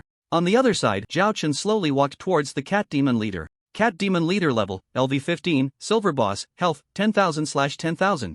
Attack, 1000 Dual Defense, 500 Skills, Expandable, LV1 Triple Claw, LV1 Poison Cloud, LV1 Fury, LV1 Deadly Moment Status, good. The LV-15 Silver Boss has only 10,000 health points, and its defense is not impressive, so Zhao Chen couldn't be bothered to study the key points of its skills. He walked over and delivered a direct slash to its head. Swoosh, minus 10,000. A clean and swift strike, with his million damage output, he easily one-shot it. Damn human adventurer, I will return. After delivering a line, the Cat Demon Leader collapsed, simultaneously, dropping 3 pieces of equipment and a skill scroll. Zhao Chen picked them up and found a bronze staff and 2 pieces of whiteboard armor, all worthless items, which he tossed into his backpack. The skill scroll was for a secondary profession, and learning it would grant. The secondary profession, Basic Alchemy. Zhao Chen thought for a moment and also tossed it into his backpack. The secondary professions in the original are all strange and varied, and this scroll can only unlock the alchemist secondary profession. What kind of potions can be made depends on other blueprints. Overall, it's a profession that requires a lot of money and effort, and Zhao Chen had no interest in it. While Zhao Chen was examining the loot, the 4 members of OB nearby were all stunned.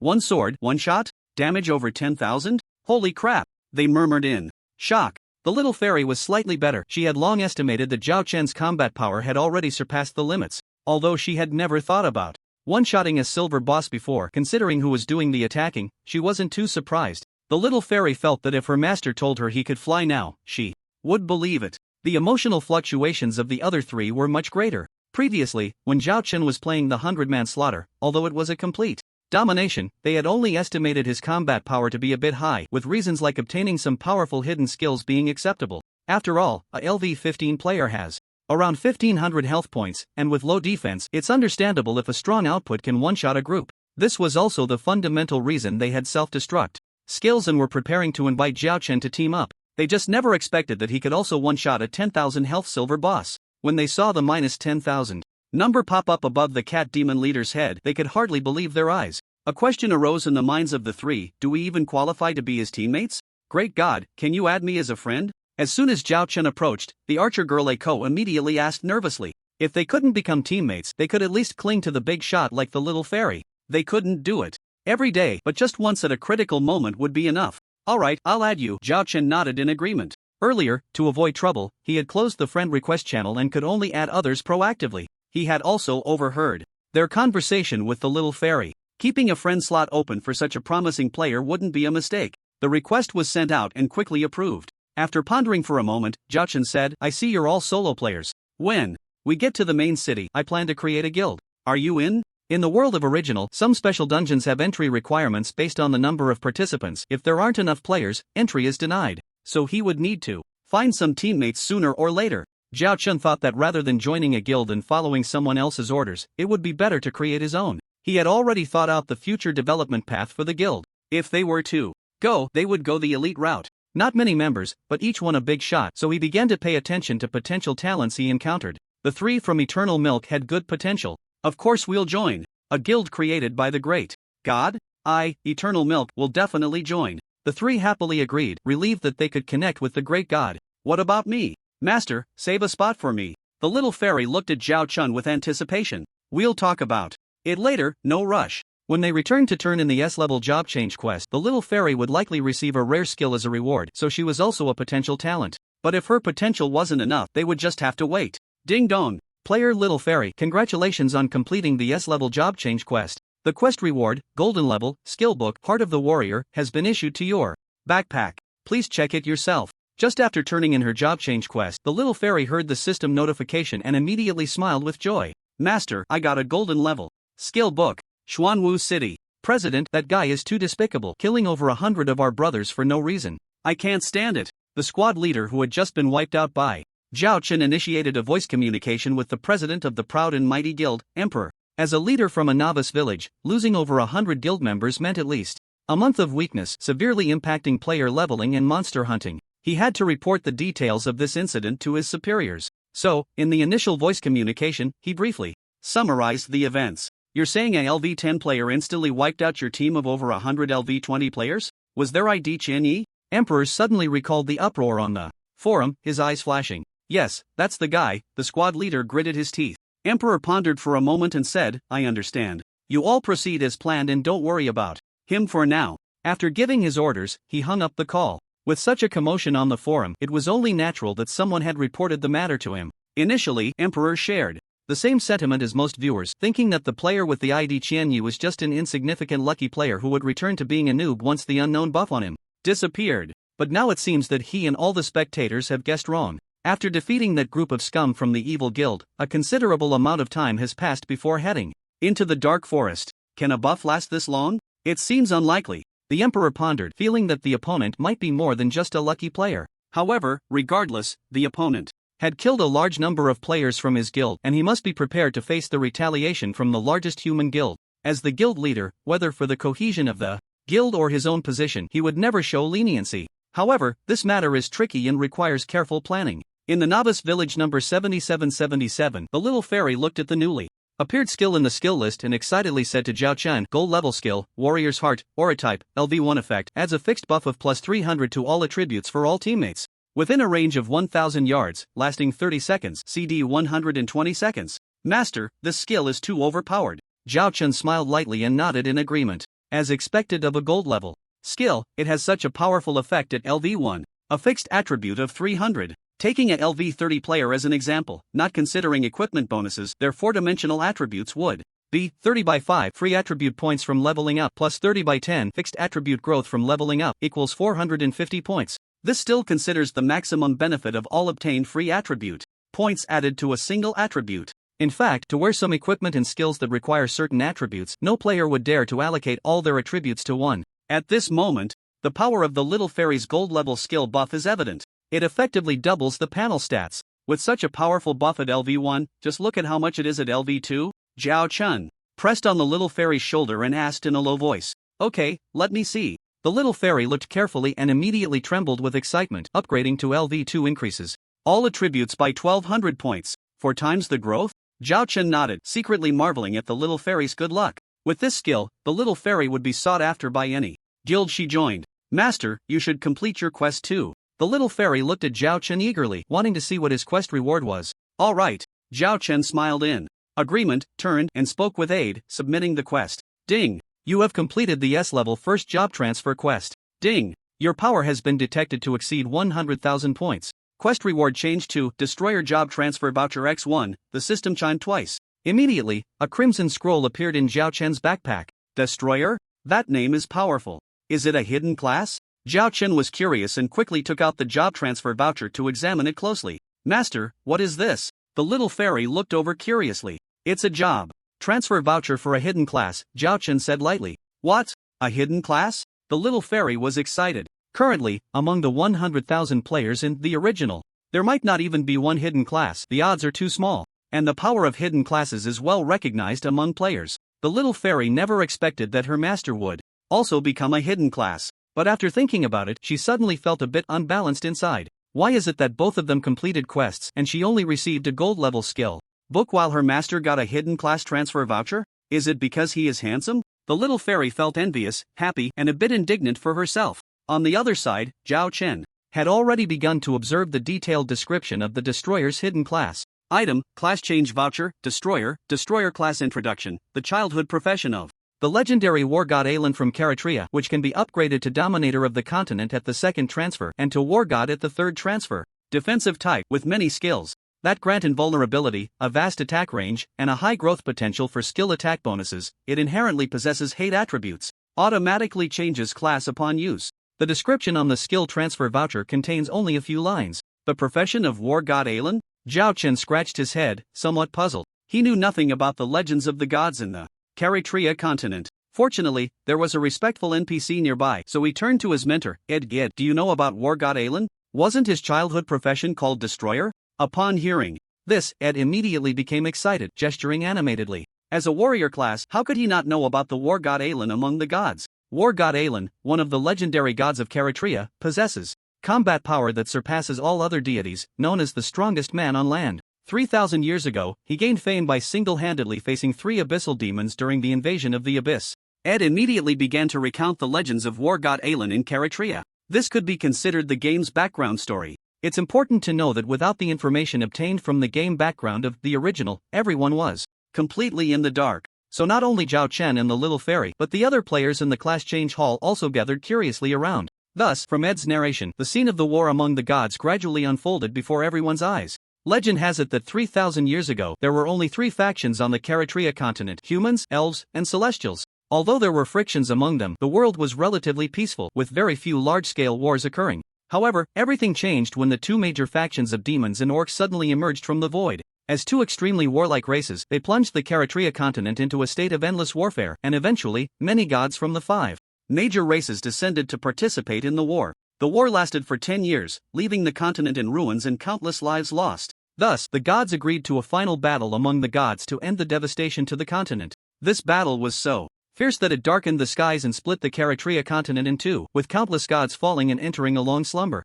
Among them, the human war god Alan, due to a series of extraordinary performances, even managed to counterattack and severely injure 5 abyssal lords from the demon race, earning the title of the strongest on land. Unfortunately, war god Alan's brilliant performance caught the attention of the demon faction's leader, the final demon god, who personally intervened to end his life. At the same time, it also incited the anger of the strongest figures among the humans, elves, and celestials. The top few from the 2 factions engaged in a chaotic battle, but in the end, they all went missing and never reappeared. Ed was quite eloquent, telling the story vividly. The surrounding players unconsciously opened their mouths, staring wide-eyed. My goodness, so the background story in the original is this powerful? Human war god, elven queen, celestial lord.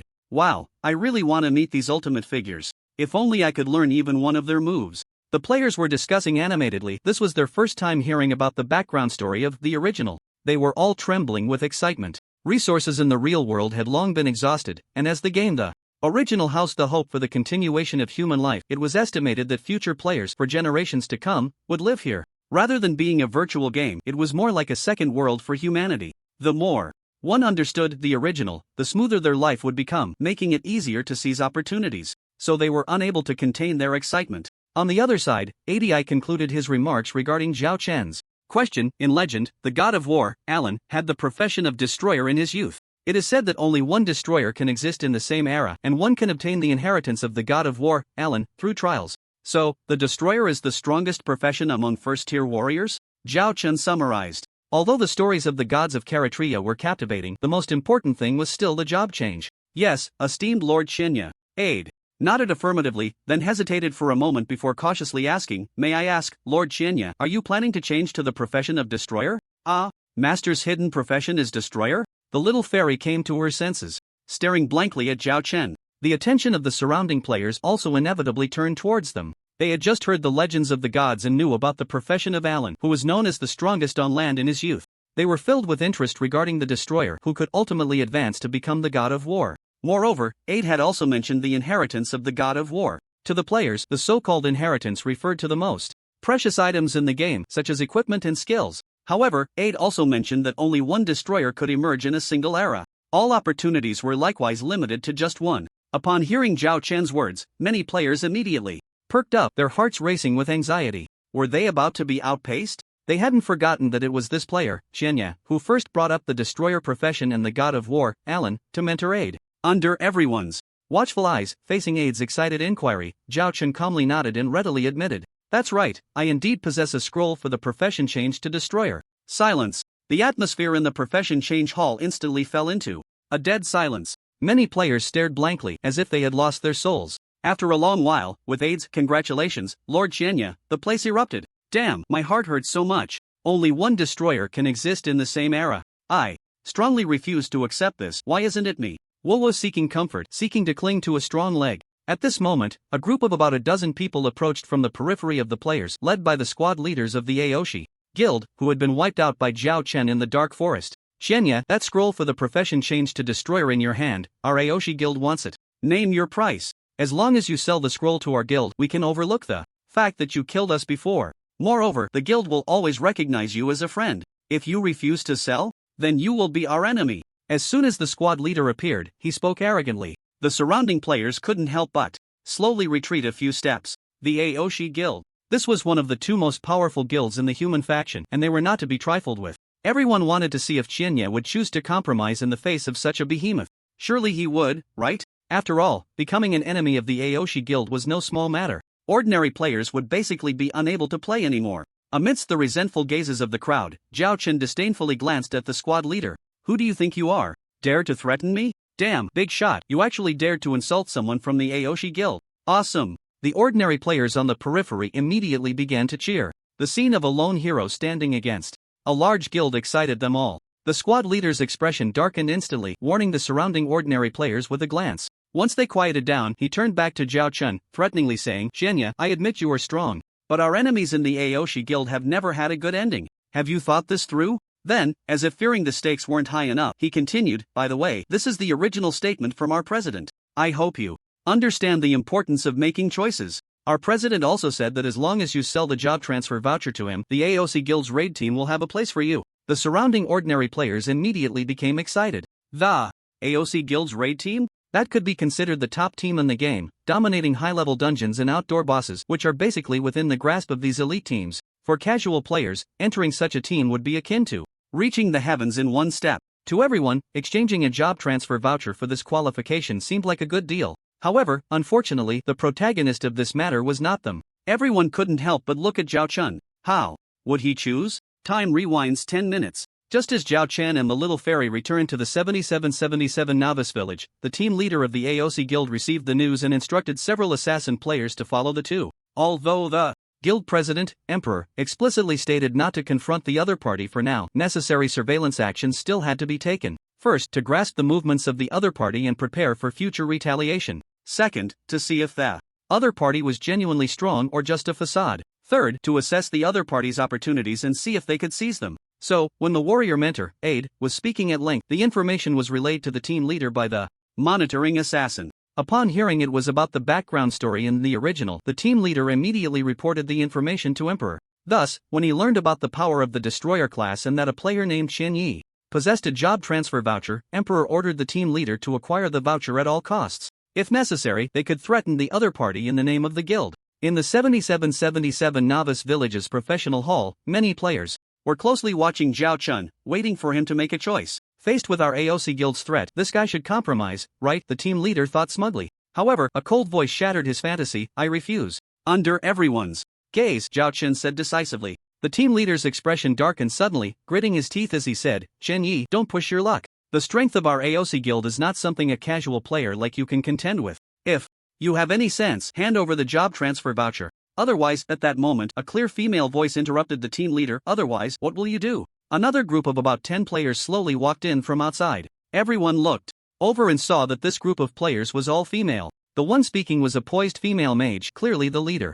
The AOC Guild really has some nerve threatening casual players in public. Aren't you afraid of your guild's reputation becoming notorious? The other female players behind her were immediately filled with righteous indignation. Yes, AOC, you really have no shame. Threatening ordinary players, is that something a person can do? The AOC Guild has always been this shameless. Our Fengming Guild will never agree. Exactly, you guys are disgusting. This small group that had just arrived was indeed players from the Fengming Guild. Damn, it's actually players from the Fengming Guild. Now there's a good show to watch. The surrounding casual players became excited. As the two most powerful guilds recognized by the human race faced off, no one expected it to be so lively. Heh, does our AOC Guild need you to teach us how to do things? The team leader said disdainfully. The female mage turned to Zhao Chen and smiled, saying, don't be afraid, they're just a bunch of paper tigers. If they want to bully casual players, they need to see if our Fengming Guild agrees. Zhao Chen. To be honest, he was a bit surprised. The people from the AOC Guild were threatening him so arrogantly, and he wasn't prepared to let it slide.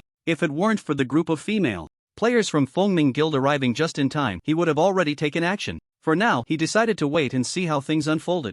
On the other side, the captain of the AOC Guild shouted in exasperation, June Rain, do you want to start a war with our AOC Guild? June Rain, the female mage, scoffed disdainfully, start a war? You little loser. Have the right to say that? You'd better call your guild leader, the Emperor, over. You. The captain of the AOC guild trembled with anger, his mouth opening and closing, but he couldn't utter a word. June Rain was right. As a rookie village captain, he indeed had no standing. If two top-tier guilds went to war, even their guild leader would have to seriously consider the consequences. During the early stages of leveling up, was it worth it to do so? Heh, got nothing to say now, huh? Hurry up and scram. June Rain reprimanded bluntly. The captain turned red with rage. Don't think just because you're an old player from Fengming Guild, we can't do anything about you. Heh, if you have the guts, bring it on. June Rain sneered, I doubt you have the courage. You wait. After throwing down a harsh word, the captain prepared to leave with his team. Staying here was pointless. With the Fengming Guild players causing trouble and Zhao Chen's tough attitude, their goals were basically hopeless. So it was better to just leave. But just as the captain turned around, ready to walk out of the professional hall, Zhao Chen spoke up calmly. Trash from the AOC Guild, did I allow you to leave? The captain paused, turning back with a fierce expression. What? Do you want to keep us here? I admit your strength is impressive, we can't beat you, but you should consider where this is. Do you dare to make a move? The surrounding casual players initially thought that the AOC Guild had backed down, believing the matter was settled. But they didn't expect there was more to come. The protagonist of the event didn't seem ready to let them off easily. If it were an ordinary LV10 newbie, this statement would sound somewhat ridiculous. But this guy was Qian Yi. The earlier incident where Zhao Chen instantly killed 200 players from the bad guy guild, as well as slaughtering over 100 players from the AOC Guild in the Dark Forest, had already spread like wildfire. The casual players in the 7777 newbie village had all remembered Zhao Chen's ID, Qian Yi. In their hearts, they had already categorized him as one of the most untouchable figures. Now, this killing god had set his sights on the players from the AOC Guild. Excitement flickered in everyone's eyes, eagerly anticipating witnessing Zhao Chen take down the AOC Guild members. However, the captain was not wrong either. If it were anywhere else, it would be fine. But this was the professional hall of the newbie village. Once a player piked, the mentors like warriors, mages, and priests would not stand for it and would definitely intervene to maintain order.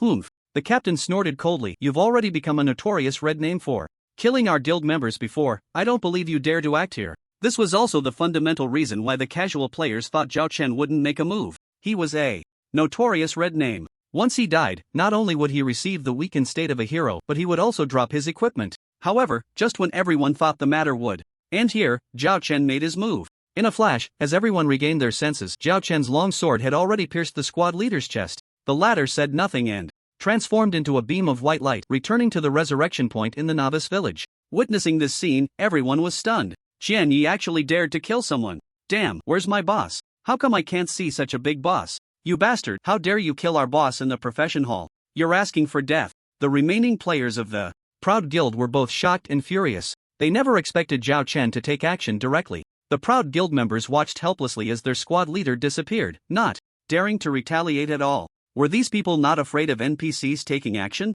They had no choice. Past experiences told them that they absolutely could not act in front of NPCs. Earlier, it was mentioned that the freedom in the original was extremely high, with many players who enjoyed piking and hacking away at others, regardless of the occasion, ready to fight at the slightest provocation. However, many situations in the original did not allow PK. For example, in front of NPCs, there had been players who, lacking awareness, directly attacked others in front of NPCs, only to find themselves killed on the spot by the furious NPCs before they could even land their first blow. NPCs were not something these rookies could handle. Even the novice village NPCs were at least level 40. The mentors in the profession hall were even more terrifying, at level 50, but they could not undergo the second transfer test due to limited qualifications. However, this did not affect their combat power. Zhao Chen personally killing the squad leader in front of the mentors was akin to committing a grave taboo. For a moment, everyone was frozen in place, waiting for the NPC mentors to take action. Master, run. The little fairy was the first to react, quickly pushing Zhao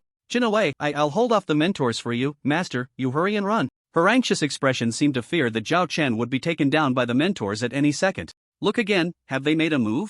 Zhao Chen looked at the girl speechlessly and reminded her. Just as he was killing, Zhao Chen had noticed the system prompt page. You have killed a player in a PK restricted area. Due to your kill being recorded on the original monument as a feat of the final demon god, you have gained a legendary title, thus losing 10 reputation points. It was only 10 reputation points. Zhao Chen didn't care at all. Meanwhile, the little fairy realized something was off. Turning around, she was instantly dumbfounded. As for the other mentors, they might not have noticed this scene due to the crowd of players blocking their view, hence their indifference. However, the warrior mentor, Aid, had witnessed the entire process. Yet he stood there with a blank expression, showing no intention of taking action. Ha! The little fairy let out a cute puzzled sound, scratching her head. Master, why isn't he attacking you? Not just the little fairy, but all the players around were equally bewildered, especially when Aid said something that only added fuel to the fire. Dirty fool, how dare you anger Lord Qianyi? You deserve to die. Damn! When had they ever seen such a situation? Killing someone publicly in front of an NPC. Not only did the killer face no consequences, but they were also scolded by the NPC. Serves them right. The atmosphere on the scene exploded, with players enviously looking at Zhao Chen in the center of the crowd. This guy must have charged for the legendary VIP, right? Did he have privileges? This was too much. We also want to charge for. At this thought, the casual players couldn't help but shed tears of bitterness. What's going on with you? Can't you see he killed our boss? Why aren't you taking action to teach him a lesson? Angry player from the Proud Guild pointed at Aid. Originally, they were furious about their boss's death, but upon realizing that the other party dared to kill in front of an NPC, they all panicked. Originally, they planned to wait until he died to loot the dropped equipment. But what happened? The NPC not only remained indifferent but also scolded their leader for seeking death. The players of the Aoshi Guild instantly lost their composure. They dared not vent their anger at Zhao Chen, fearing that he would not be satisfied with just killing their leader and would come after them next. They all knew they had already died once. Dying again would not only extend their weakness period by another month but also reduce their current level's experience by 20%, which they could not afford. So, they turned their targets to Aid, hurling insults at him. Are you brain dead? What's going on? Is he your father? Why aren't you making a move, you son of a turtle? Chao and Ima, go die, trash Aid. Is there some kind of shady deal going on? I refuse to accept this. Amidst the barrage of insults, Aid's expression showed no change. He simply exerted force with his feet, instantly sending the players who had just insulted him flying. As these players soared into the air, they transformed into streaks of white light, disappearing into the sky, clearly heading to the resurrection point. Insulting the mentor, you deserve to die. Aid remained calm, as if he had just done something trivial. The surrounding players were immediately in an uproar. To them, Zhao Chen was killing people, Aid was indifferent. And the players of the Aoshi Guild were cursing Aid, only to be killed by him. This was simply double standards. It even seemed like he was somewhat helping Zhao Chen. Boss Qianyi, I'm convinced. This loser just wants to ask, does the boss still take disciples? May I ask, how can I reach your level? The casual players looked at Zhao Chen eagerly. This was a true boss. He could kill whoever he wanted, completely disregarding the situation. Killing in front of NPCs, and the NPCs even helped him. So impressive. The silent female players of the Fengming Guild also had shining eyes, staring intently at Zhao Chen without blinking. They thought Zhao Chen was just too handsome. The leader of the small team from the Fengming Guild, Lu Yu's reign, also had sparkling eyes. You bunch of trash, go back and tell the emperor. Zhao Chen aimed at the remaining players of the Aoshi Guild and spoke, attracting everyone's attention. If you have any skills, bring it on. If I frown, consider it my loss. Was this a declaration of war? A player declaring war on one of the top 10 guilds? The scene was too surreal. The casual players felt like they were in a dream. It was like a general clad in armor shouting come fight at the enemy's thousands of troops before charging forward. So shocking. Wow, big news. Boss Qianyi is amazing, amazing. A solo player reaching the height of Boss Qianyi. This life is not in vain. No doubt, from now on, Boss Qianyi is my idol. I wonder if the boss plans to create a guild in the future. If he does, I'll definitely find a way to join. The players were in a frenzy, discussing excitedly. Meanwhile, the remaining few fish of the Aoshi Guild fled in disgrace. Seeing this, Lu Yu's reign stepped forward, looking at Zhao Chen with a complex expression. Originally, Xiaowu said you were threatened by the Aoshi Guild, asking us to come help you, but it seems we were overly sentimental. Xiaowu, that must be Feng Changwu, right? Zhao Chen nodded. I appreciate the goodwill. Bang! Too much bullying. In Xuanwu City, the headquarters of the Aoshi Guild, the president, the emperor, slammed his palm on the table in anger. The team leader responsible for the 7777 newbie village had just informed him of the situation. A casual player actually dares to look down on us. Like this matter is far from over. The raiding team below was filled with righteous indignation. President, this Qianyi is too arrogant. Should we gather a large number of members and retaliate? That's right, a solo player dares to ride on our heads. If we don't do anything, what face will our guild have left? If this gets out, who will still think we are one of the top 10 guilds? This matter is definitely not over. We must let everyone know the consequences of provoking our guild. The emperor took a deep breath, his expression dark. Let's issue a bounty first. For now, don't act rashly. The bounty is merely a reward issued by large guilds and does not have official effects. NPC factions will directly ignore it. As long as the bounty is high enough, there will always be countless greedy players dreaming of wealth who will go after the targets on the bounty list. This tactic has been tried and tested by large guilds against solo players, but those in the raid team still felt it wasn't enough. Is this it? Isn't it too light? I think our guild should take action ourselves. Shut up, the Emperor impatiently explained. This player, Xianye, is not simple. At level 10, he could easily kill over 100 level 20 players. Have you ever seen someone so abnormal? Now he is about to change to a hidden class like Destroyer, which will definitely be even more troublesome. I even doubt whether the players looking for him for the bounty will be useful, but if they can at least slow down his progress, that would be good. What we need to do now is to level up quickly, run dungeons, and enhance the guild's high-end strength. We can't take any risks. After this speech, everyone looked at each other in confusion. The members of the raid team did not expect the Emperor to take the other party so seriously. This made them somewhat unconvinced. When it came to individual strength, they were confident they were not inferior to anyone and did not understand why the leader made such a decision. However, they had always followed orders, which left them all silent. Let him jump around for now. After the second job change, we will take action ourselves, the Emperor said coldly. Just then, a member of the raid team suddenly started shouting for some reason. Damn! You guys, look at the level leaderboard. What's wrong? The others were somewhat annoyed by his sudden outburst but instinctively opened the leaderboard. Upon seeing it, they were instantly stunned. Because on the level leaderboard for the human region, the person at the top was completely dominated by one individual. Human level leaderboard first place, Xianye, LV50, Destroyer. World level leaderboard first place, Xianye, LV50, Destroyer. Boom! A stone stirred up 1,000 waves. The entire raid team in the conference room widened their eyes in disbelief. Ding! You have successfully changed to a first job, Destroyer. Ding! You have obtained the Destroyer skill book, Charge, Area Bomb, Giant Bomb, Iron Claw, Flying Impact. Ding! You have automatically leveled up. Level increased to LV11. Ding! You have automatically leveled up. Level increased to LV12.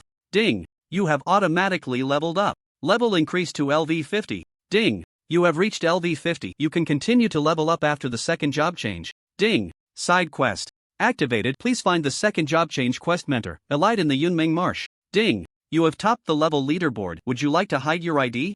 Zhao Chun himself did not expect this. After using the job scroll and successfully changing jobs, his level instantly jumped from LV10 to LV50. But thinking about it, it made sense. The reason he was stuck at LV10 before was that he hadn't changed jobs. The game settings were there. Experience would not stop being gained just because he hadn't changed jobs. Instead, it became stored experience. After 2 months of the server being open, the final demon god at level 200 had allowed his experience storage to reach 32.8 billion. So when the job change was successful and he broke through to LV11, it was only natural that he would jump straight to LV50 in one go. Considering that he couldn't hide the upgrade in front of everyone, he chose not to hide his ID on the system prompt for topping the leaderboard.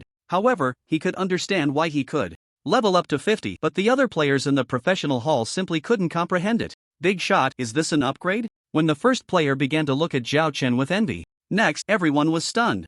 In the crowd, Zhao Chen was completely enveloped in the system's prompt sounds. Wave after wave of white light descended from the sky, endlessly, as if he had eaten some chewing gum, never stopping. This was the upgrade effect. The game had been live for 2 months, so the players present were naturally familiar with it. But, was this a bug? Why was it continuous? When the white light finally stopped, a curious player instinctively cast an identification spell on Zhao Chen. ID, level, LV50 profession, Destroyer physical attack, magical attack, physical defense, magical defense, strength, agility. Due to the outrageous attributes, Zhao Chen had long set his panel display to show everything as a question mark except for the level. But that was enough. Wow.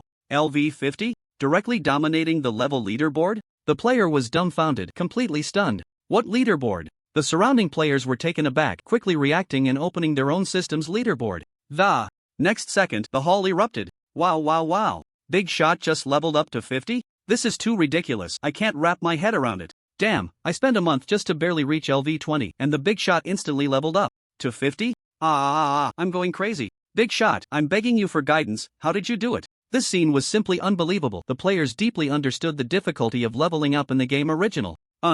Ordinary player, working hard to grind monsters and complete quests, would need at least 2 weeks to reach level 20 and at least a month to reach level 30, even if they played 24 hours a day. Even for large guilds with abundant resources, leveling from LV10 to LV30 would take at least a month. But Zhao Chen went from LV10 to LV50 in 10 seconds, or was it 20 seconds? It didn't matter. The two major level leaderboards for the world region and human faction had already confirmed everything. Everyone present was completely ecstatic.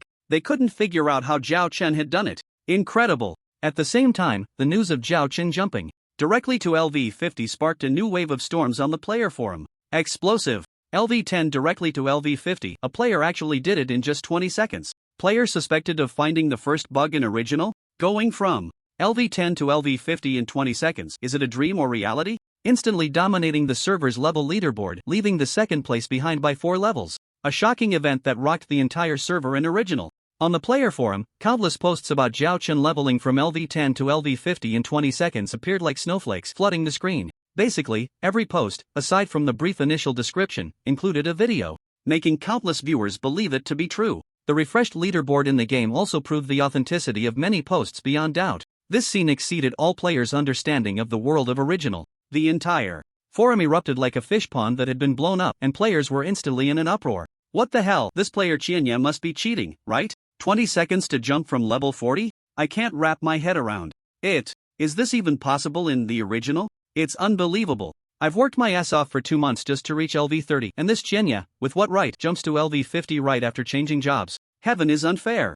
Countless players lamented the unfairness of the game. They had been grinding tirelessly, wishing they could play 24 hours a day without a break, only to find that after 2 months, someone could instantly reach LV50. This revelation was a huge shock to them. Envy, jealousy, and outrage over the game's unfairness were rampant. Of course, it was well known that there were no bugs or cheats in the original, so everyone understood that Qianya's leap of 50 levels in just 20 seconds must comply with the game rules, and there had to be a reasonable explanation. They just couldn't figure out how he did it. Some also noticed that Qianya's ID seemed familiar. Isn't this the guy who was exposed on the forum as the human race-killing god? That's right, I remember him. He's the one who instantaneously killed 200 LV20 players at LV10. Damn it, not only is his combat power insane, but his leveling is also ridiculous? How are we ordinary players supposed to compete? This world is so unfair. Why do I have to see such a terrifying guy? Why, I want to cling to his leg. Just as one wave settled, another rose. The incident of Qianya instantaneously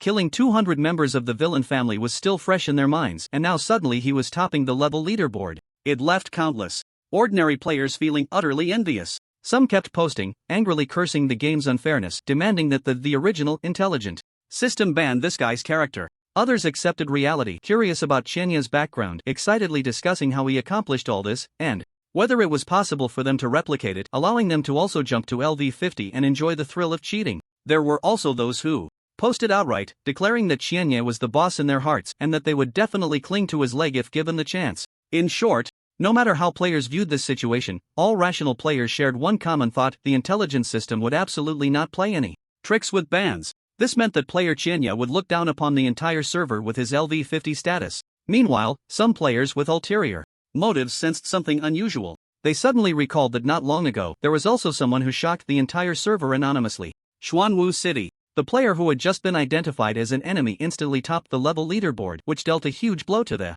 Proud World Guild. In the conference room, all members of the raid team took a full half hour to finally calm down a bit. Who exactly is this Qianya? Could it be a GM coming to experience the game content? Old Yuan, the chief heavy armored warrior of the Proud World Guild, spoke in frustration. Should we still continue with the bounty as originally planned for this special player? Of course.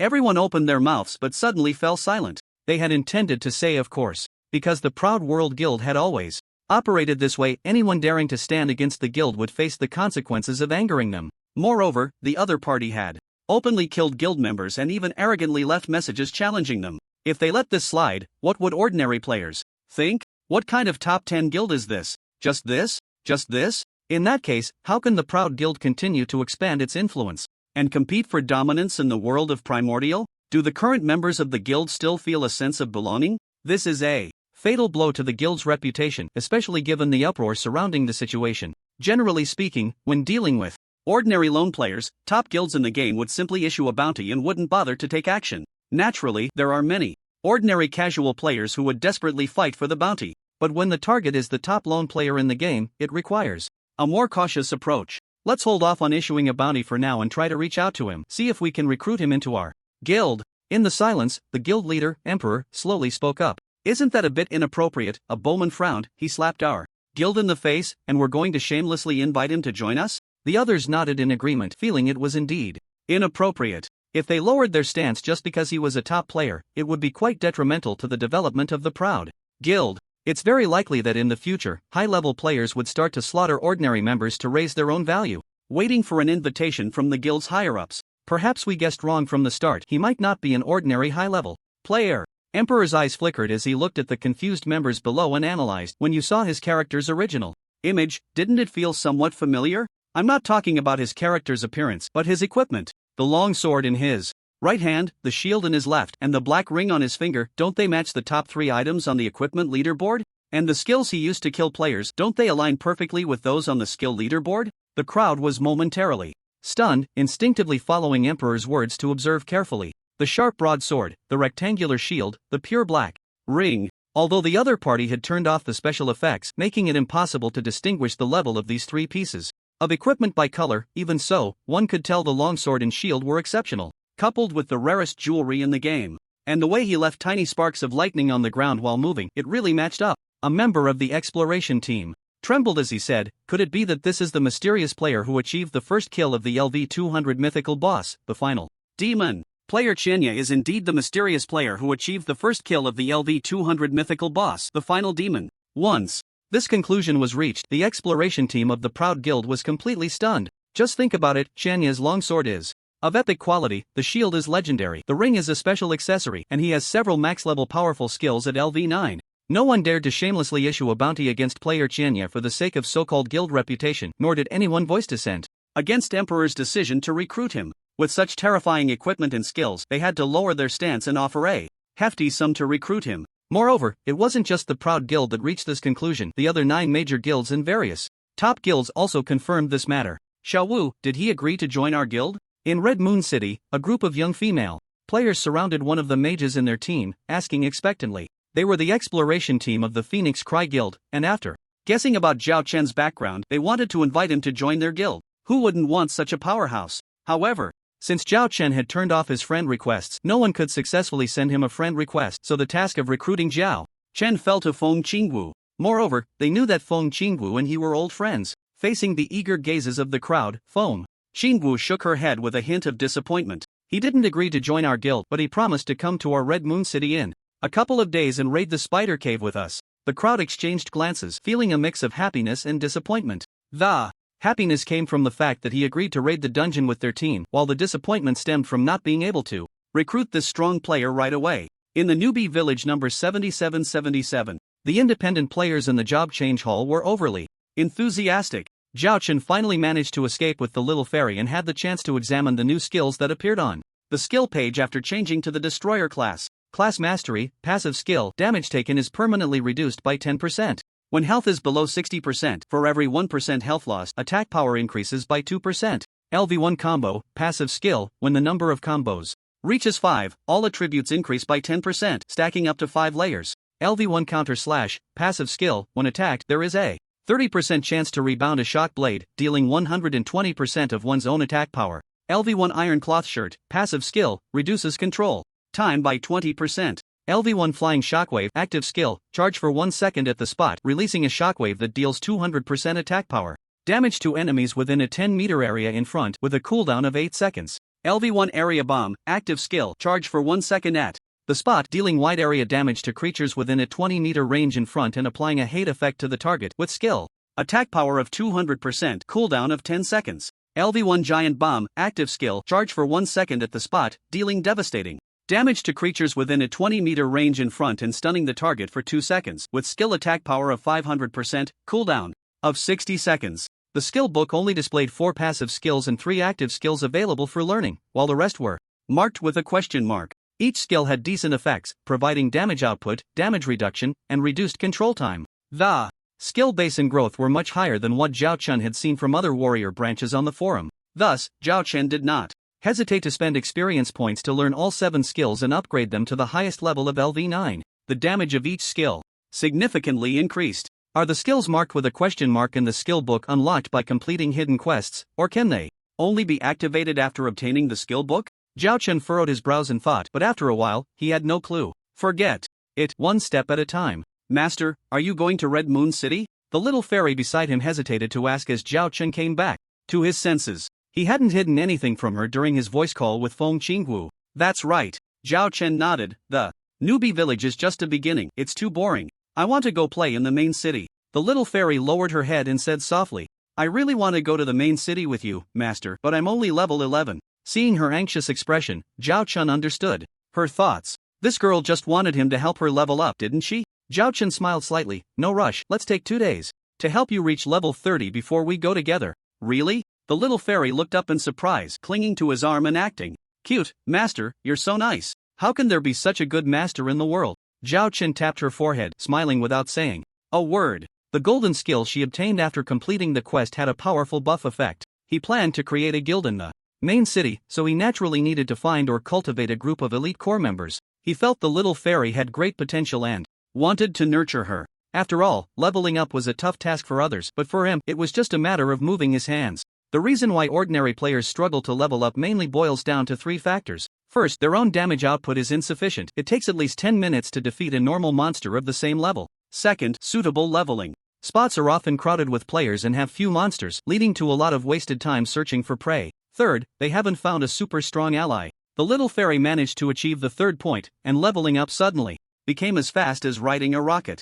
Zhao Chen took her to a remote wilderness area far from the novice village. Here, most of the monsters were above level 30, and Zhao Chen could easily wipe out large groups in an instant. In a team, the little fairy gained a lot of experience. In just 3 days, she leveled up from LV 11 to LV 30. If she told others, it would probably make the newbies drool with envy. In those 3 days, Zhao Chen also acquired some silver equipment and items, and adapted to new skills. ID, Xianyi level, LV 50 328 0000 billion/100000 has reached the limit, must change class to continue leveling up. Race, human, racial talent, skill upgrade, experience reduced by 10%. Class, destroyer.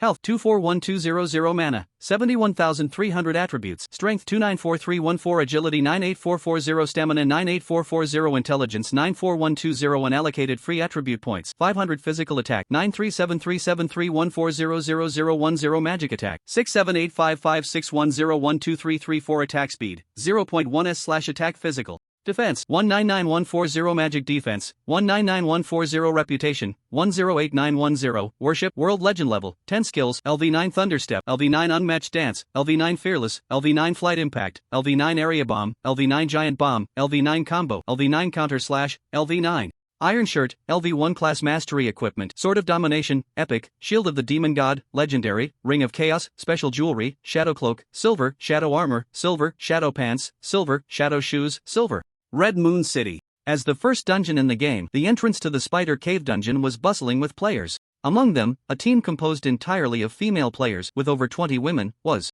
eagerly waiting at the entrance to the dungeon. Sister Xiaowu, why hasn't the great Qianyi arrived yet? A petite female warrior quietly asked Feng Qingwu and the team. This question had already been asked several times by teammates, and she helplessly comforted them. Don't worry, they've already arrived at Red Moon City, they should be here shortly. The female warrior keenly noticed something unusual. Wasn't it said that only the great Qianyi was coming? Are there others? Feng Qingwu nodded. Yes, it's said to be a new disciple of his, a LV 30 heavy armored warrior. Alright, then we'll have to give up 2 spots. The female warrior pouted. I hope when it comes to drawing lots, my luck isn't that bad. The Spider Cave dungeon can accommodate a maximum of 30 players at the same time, and their Fengming Guild's exploration team, including the guild leader Shuangao Shui, had exactly 30 members. This time, at Sister Xiaowu's invitation, the great Qianyi brought a disciple along, which meant they would have to give up 2 spots. Whenever there are too many players, the excess is determined by drawing lots based on the distribution of classes within the team. Both the great Qianyi and his disciple are warriors, overlapping with the profession of this female warrior. Therefore, their exploration team needed to give up 2 warrior spots. Thus, this female warrior sincerely hoped that when it came time to draw lots, she wouldn't be the one chosen. The warrior players present silently prayed that they were not one of the 2 unfortunate souls.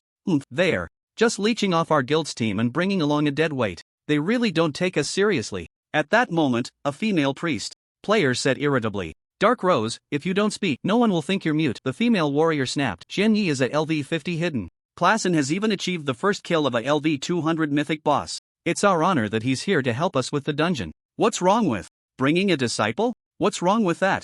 I admit Qianyi is quite impressive, but did I say anything wrong? Why are you so worked up? Dark Rose scoffed. LV 30 heavy armored warrior, under the boss's level suppression, what use is that? Isn't that just dead weight? The Female warrior's face flushed with anger, but she couldn't find the words to retort. Because Dark Rose had a point. The 3 bosses in the spider cave had the first one at LV33, while the levels of the second and third bosses were unknown since they hadn't been defeated yet, but they would only be higher. A LV30 player facing the first boss would have their 4-dimensional attributes suppressed by 30%, essentially making them a character just there to tag along. At that moment, Feng Qinggu looked over. Xian Yi was invited by me. Who he brings is his own business. It has nothing to do with anyone else. Dark Rose, if you're not satisfied, just step aside. Dark Rose's expression stiffened, and she awkwardly laughed. Hee, I was just joking. Feng Qinggu shook her head and didn't continue speaking. She was a true veteran player of the Fengming Guild, having fought alongside the guild in several large virtual MMORPGs and had seen too many odd characters. Dark Rose had only joined the raid team after the launch of the original. It was only after they had known each other for a while that they gradually realized how terrible her nature was. She had to insert herself into every conversation. If she wasn't talking, when she did, it was infuriating. She was a cancer to the team's atmosphere. And with her inflated self-esteem, after acquiring a golden-level team buff skill, she looked down on everyone. If it weren't for the heavy death penalty in the game, which left the raid team desperately short on players, the Fengming Guild wouldn't have taken someone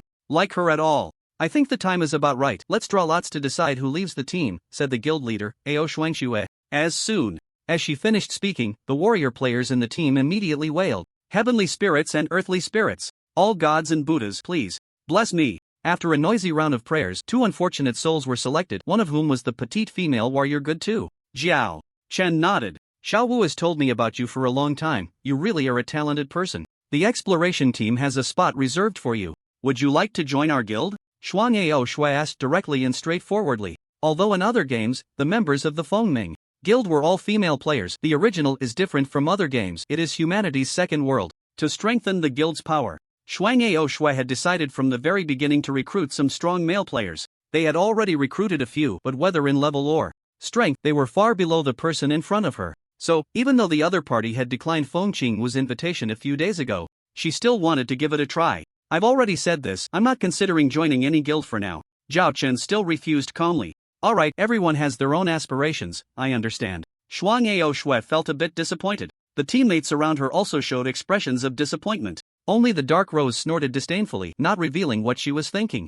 After all, as the guild leader, Shuang Ao Shui was not discouraged by the failed recruitment. After a moment, once Zhao Chen and the little fairy joined the team, Shuang Ao Shui turned to talk to the NPC for the dungeon level, handing over the materials and preparing to enter the dungeon. However, when Zhao Chen saw her choose the hard difficulty level, he frowned. Wait, aren't we going to challenge the Abyss level? Abyss? Shuang Ao Shui paused, looking back at Zhao Chen in surprise. The spider cave has 4 difficulty modes: easy, normal, hard, and abyss. The difficulty of clearing the dungeon, the equipment dropped, and the experience penalty after a wipe all differ based on the difficulty level. Currently, their exploration team had just cleared the normal difficulty. Under hard difficulty, they couldn't even defeat the first boss. As far as Shuang Ao Shui knew, the top human guild, Ao Shi Kun Xiong, had also only progressed to the first boss. The surrounding team members also showed surprised expressions. Xian Yi, we just reached the first boss on hard level, Abyss, isn't it too early? Exactly, do we have what it takes to challenge Abyss? Feng Sheng Wu from the team walked over and quietly tugged at Zhao Chen's clothes. Yuan, don't get overconfident. It's fine, I have. Zhao Chen was about to say he was confident but was interrupted by a female voice. Someone really doesn't know their own limits. The speaker was Dark Rose. What kind of expert are you? You just arrived in the main city and haven't even entered a dungeon once, yet you shamelessly want to challenge the Abyss difficulty. You probably don't know the penalty for failing a challenge at Abyss difficulty, do you? That's a 20% reduction in current experience. I think you're just from another guild trying to drag us down. As soon as this was said, the atmosphere around them fell silent. Zhao Chen wasn't angry. He asked with a strange expression, who do you think you are? You, Dark Rose choked for a moment, then laughed disdainfully. I'm just an unnamed rookie with dozens of dungeon experiences, fully aware of the horrors of dungeons at hard difficulty. Dark Rose's meaning was clear. She mocked Zhao Chen's understanding of the spider cave, which was far inferior to her own. Meanwhile, Zhao Chen had no experience at all and wanted to go straight for Abyss, which was likely to be a hidden agenda. Rose, shut up. Shuang Ao Shui's expression turned cold. Apologize. Dark Rose looked at her in disbelief. President, you want me to apologize to this guy? Are you crazy? I don't want to say it a second time. Shuang Ao Shui said seriously.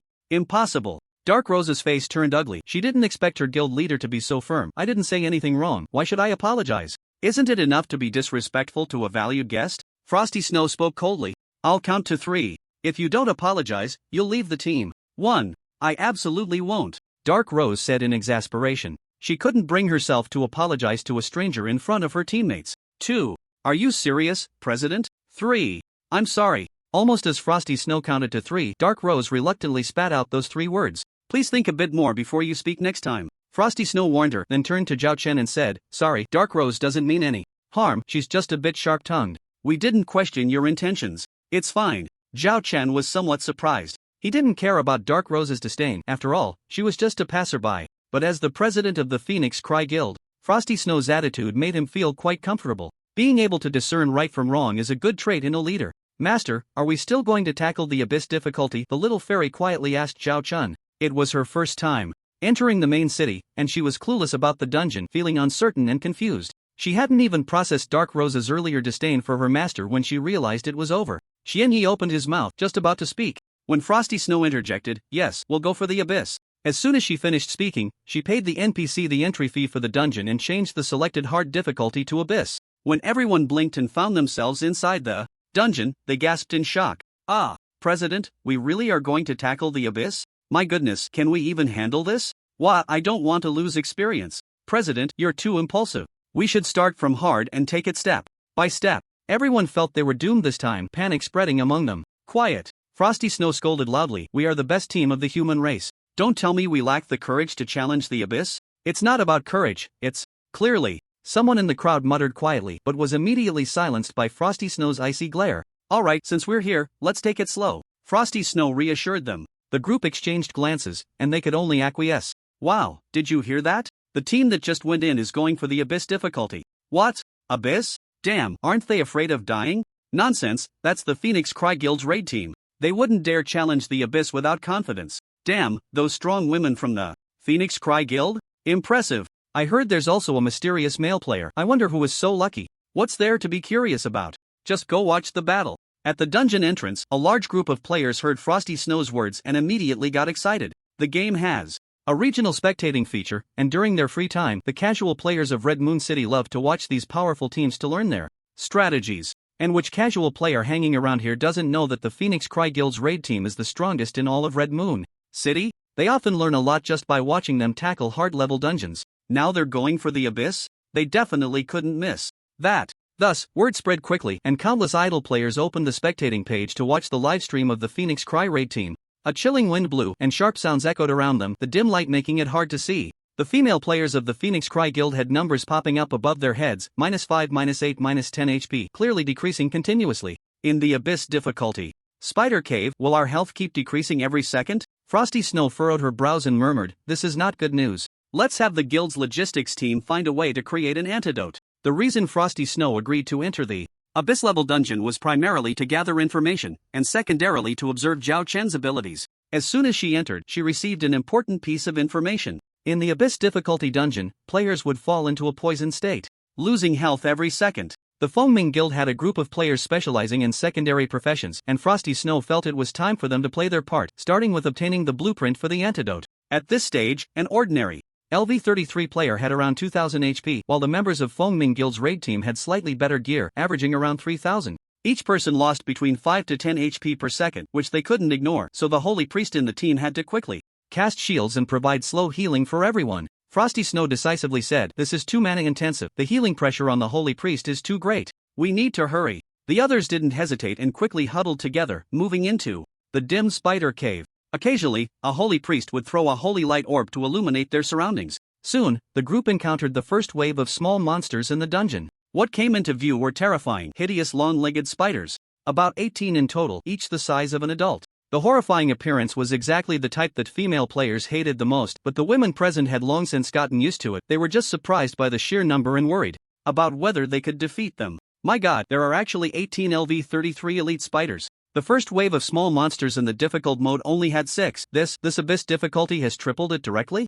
How do we fight this? Is it still like before? But our heavy armored warriors and judgment priests can't withstand it. What should we do? President's sister, we can't win. The many female players in the raid team were stunned, not expecting the difficulty of the first wave of small monsters in the abyss difficulty to be so high. With their current lineup, they would have to exert all their strength just to eliminate this wave. And after that? The output and healing classes in the team would probably have a few left, but the heavy, armored warriors and judgment priests responsible for tanking would all be dead. It's important to note that this was just the first wave of small monsters, essentially the weakest batch in the entire dungeon. The audience watching this scene in the game's spectator interface was also taken aback. For the Foaming Guild's raid team, even a small monster they could fight desperately against would require a 30-person team to dare to face 4 at once, which would be considered a high-level team. Are these small monsters really that strong? The little fairy, seeing the surrounding people chattering, curiously asked. Immediately, a panicked female archer explained to her, of course they're strong. LV-33 elite monsters have a whopping 45,000 HP, and their attack power can deal over 800 damage to heavy armored warriors. The healing pressure is immense, and our output needs at least 2 minutes to focus fire and take one down. If we could pull them one by one, it might be manageable, but they're so densely packed that we can't pull them one at a time. As she spoke, the female archer's eyes began to well up with tears. I've worked so hard to save a little experience, it would be too painful to lose it. The little fairy replied, I hope this makes you feel a bit better. As soon as she finished speaking, a hammer-shaped icon suddenly appeared above her head, and all the surrounding players immediately felt something was different. Is this a group buff? Wow, this little sister is amazing. Let me see, how much is the buff increase? I see 2. Looking at the newly appeared buff on their respective attribute panels, warriors, heart, and the sudden increase of 300 points in their 4-dimensional attributes, the group of players was instantly stunned. A 300-point all-attribute boost, wow, that's so strong. Their naked attributes were only between 330 and 450, and this buff from the little fairy nearly doubled everyone's stats. Even the members of the raid team, who prided themselves on their extensive experience, were taken aback. So, how about it? My golden level group buff is pretty effective, right? The little fairy raised her head proudly. Unfortunately, before anyone could compliment her, another female player's screen shifted everyone's attention. Look, am I seeing things? I see a basic panel with a 30% increase buff in the status bar. Dominion power, attack plus 30%. Oh my god, this is so strong. Whose buff is this? Dominion power? What a powerful name for a buff. As everyone marveled, they all turned their gazes toward Zhao Chen. The players present were all familiar with each other, except for the little fairy and Zhao Chen, who were strangers. This buff definitely wasn't from the little fairy, otherwise, she would have announced it like she did with warriors. Heart. So, it must be from the great master Chen Yi? Dominion power. Dominion. Shuang Aoshue murmured, her gaze toward Zhao Chen, shimmering with excitement. This matched perfectly with the name of that epic longsword on the equipment leaderboard. Dominion. Such a powerful term could only belong to an extraordinarily strong being. The quick-thinking members of the team also made the same connection. Just a few days ago, they were still hesitating whether the great master Chen Yi was really the muscular man dominating multiple leaderboards. Now it was confirmed. Everyone exchanged glances, understanding without needing to name names. Since the master was hiding, they would pretend not to know. As long as the master was happy, that was enough. Unfortunately, the viewers in the spectator channel couldn't see the detailed information of the buff, otherwise, many would surely guess that the mysterious man dominating the equipment, reputation, and skill leaderboards was Zhao Chen. This also saved him a lot of trouble. When we were tackling the hard difficulty before, we had 6 heavy armored warriors and a judgment priest each hold a small monster, while the damage dealers focused fire one by one to take down the first wave of elite monsters. But now, in Abyss difficulty, the T-class is in. The team can't hold up, and the damage and healing can't keep up either, so this method definitely won't work. We have to think of other ways. Great Master Qian Yi, do you want to say a few words? After explaining the original strategy, Shuang Aoshue turned to ask Zhao Chen for his opinion. After all, he was the one who suggested entering Abyss difficulty in the first place, so he must have great confidence. It's not that complicated, I'll just start it.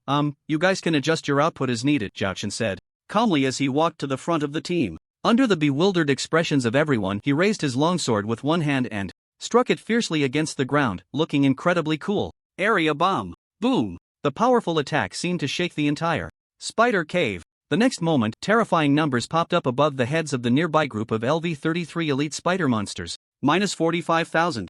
Minus 45,000. Minus 45,000. After the attack, only 2 pitiful elite spider monsters remained, along with a ground covered in unknown equipment shimmering with silver light. Zhao Chen immediately stepped forward to deliver a finishing blow. Flying impact. Minus 45,000.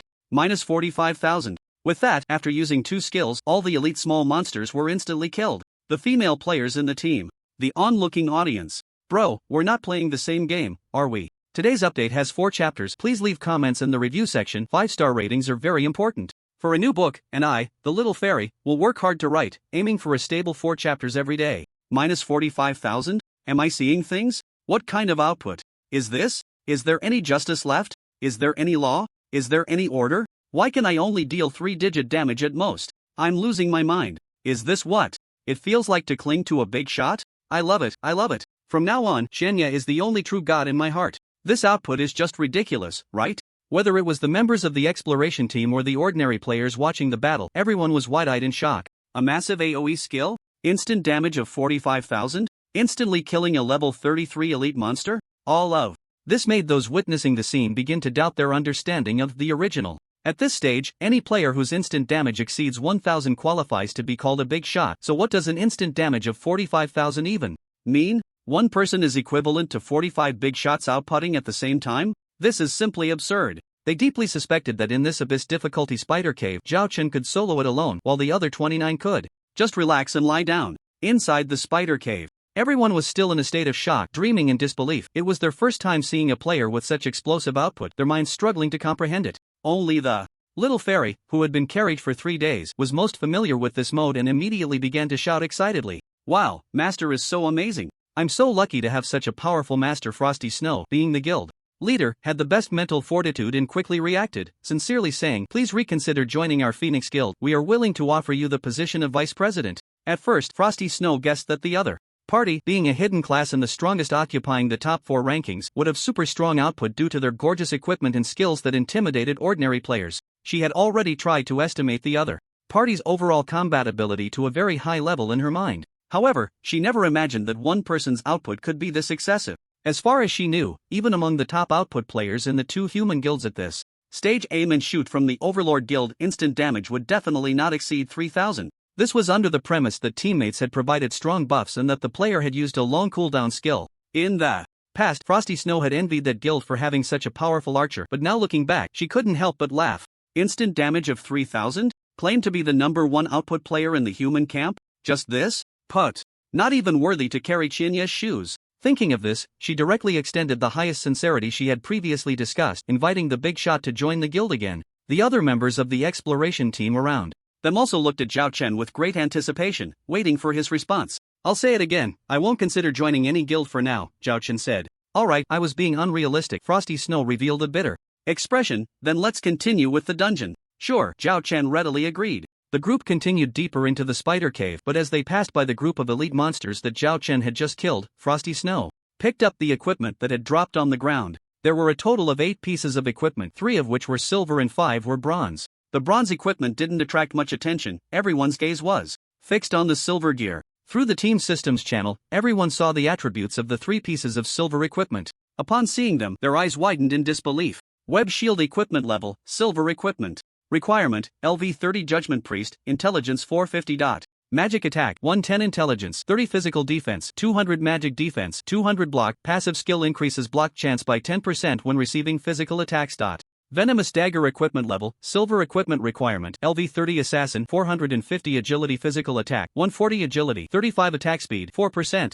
Venomous Staff equipment level, silver equipment requirement, LV30 Mage, 450 Intelligence Magic Attack, 140 Intelligence, 35 Skill Casting Speed, 4%. Both the Venomous Dagger and the Venomous Staff were just ordinary LV30 silver equipment, but within the team, aside from the assassins and mages, everyone else's eyes were glued to the web shield. Oh my god, a 10% increase in block chance. A small round shield with a built-in skill, decent attack, and dual defenses. This is top-tier silver. If I had this equipment, my tankiness would reach a whole new level. With this shield, I'm completely confident I can withstand 3 LV33 elite spiders on my own. The judgment priests in the team were trembling with excitement, drawing envious and jealous glances from the surrounding heavy-armored warriors. As fellow tank classes, heavy-armored warriors used clunky, heavy rectangular shields, while the judgment priests wielded small round shields. Although the former had significantly higher defense, they also lacked agility when facing monster attacks. Now, suddenly seeing a small round shield with defense comparable to a rectangular shield of the same level and with a skill that increased block chance, how could the heavy-armored warriors not feel jealous?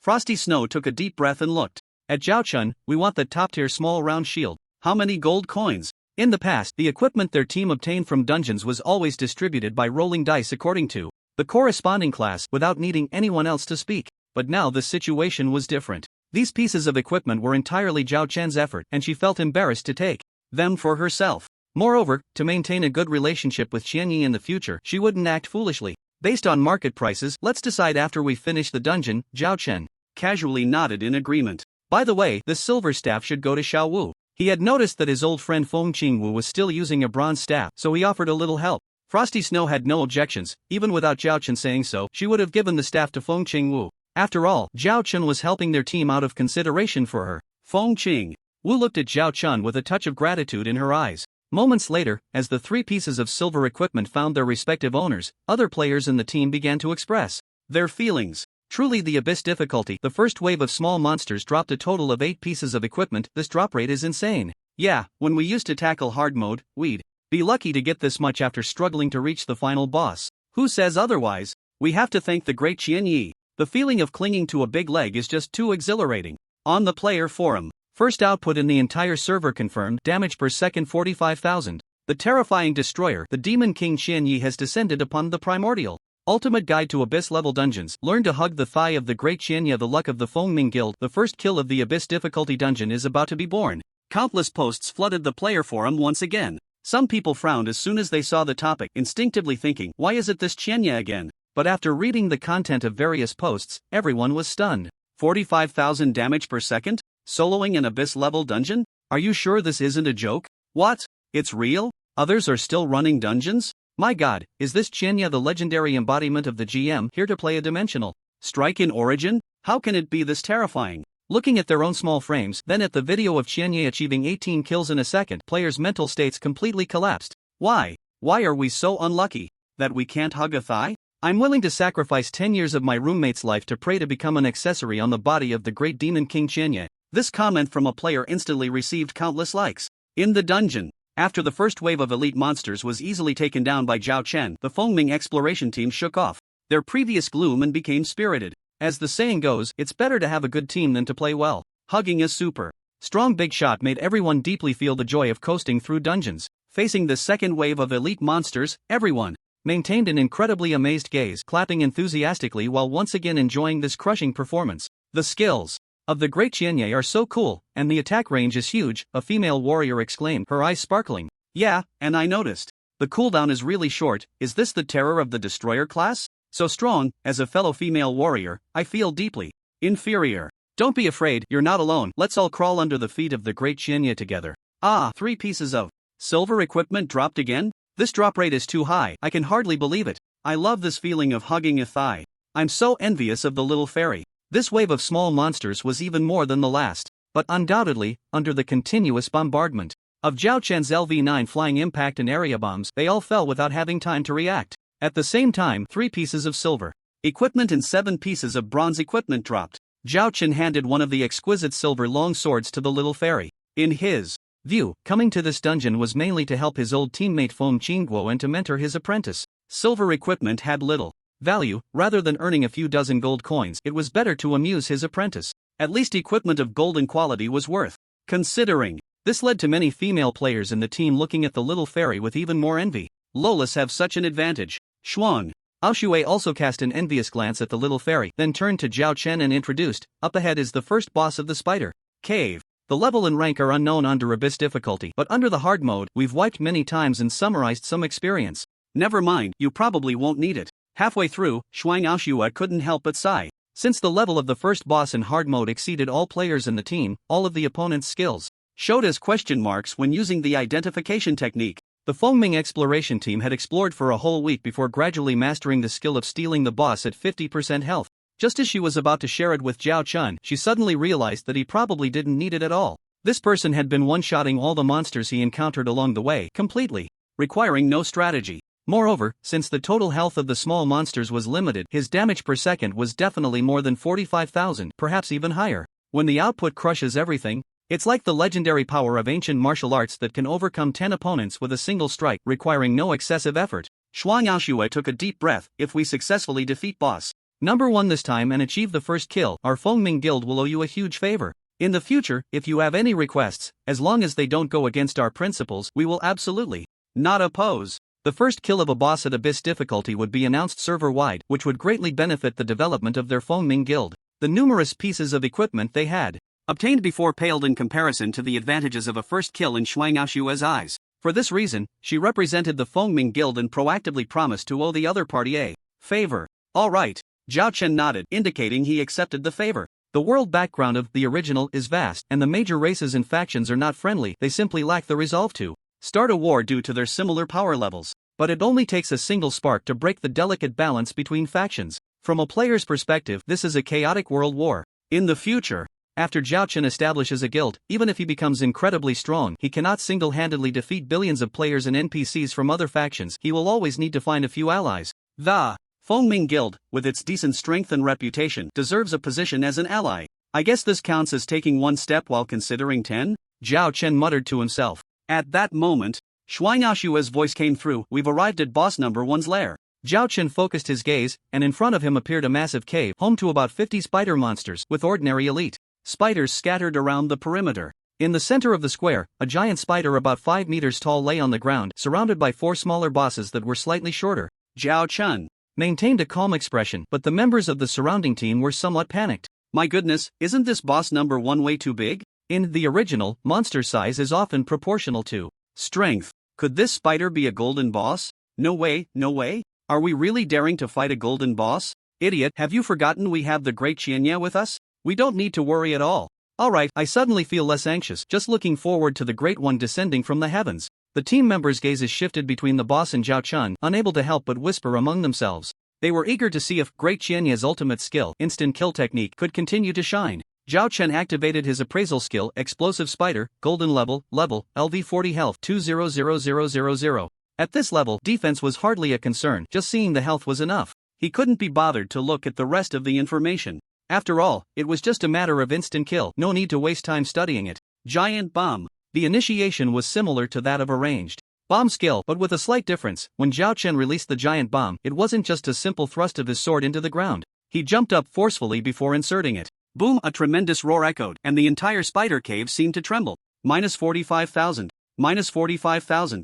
Minus 100,000. Minus 200,000. A large array of bright red numbers erupted from the heads of the nearby spider swarm, and not a single spider could survive the explosion. Zhao Chen had anticipated this outcome. After all, the giant bomb was the highest damage group skill of the destroyer class, and after upgrading it to LV9, its attack range had expanded significantly, enough to cover 200 square meters. Nearly half of the square in front of him was within the attack range. His own panel was already over 1 million, plus the skill bonuses. Even considering the boss's defense, it was enough to instant kill. But while Zhao Chen was calm and collected, the others were completely unable to remain composed. 200,000 damage per second? Am I seeing things? No, that's right, it's 200,000. The first boss was instant killed. My god, this is unbelievable. My output is the highest in the team, yet it's less than 1% of Lord Qianya's? Stop dreaming. Lord Qianya can deal 200,000 damage per second because this golden boss only has 200,000 health. How can you compare? Now even if Lord Qianya publicly announced he could fly, I would believe it. Wow, so much silver equipment. The boss dropped a piece of golden equipment? Holy crap. Whether it was the players in the team or the countless spectators in the viewing interface, everyone was now flushed and breathing heavily without realizing it. No one could have predicted such an attack range and intensity. Even the boldest players thought that Qianya could instant kill a LV33 elite monster, which was already pushing the limits. They couldn't imagine anything more. But the reality was, a full 200,000 and even more. One skill, instant killing at LV35 golden boss, along with a large number of LV33 elite monsters and minor bosses. No one could remain calm under such terrifying output. The forum was once again stirred up in a new storm. Some well-meaning person dubbed Zhao Chen the title of Demon King, which was widely accepted by everyone. Inside the spider cave, faced with a ground full of sparkling equipment, none of the members of the Fengming exploration team diverted their gaze even a little. Lord Qianya, may I ask, are you still accepting disciples? I can warm your bed. A cute female assassin cautiously raised her hand to ask.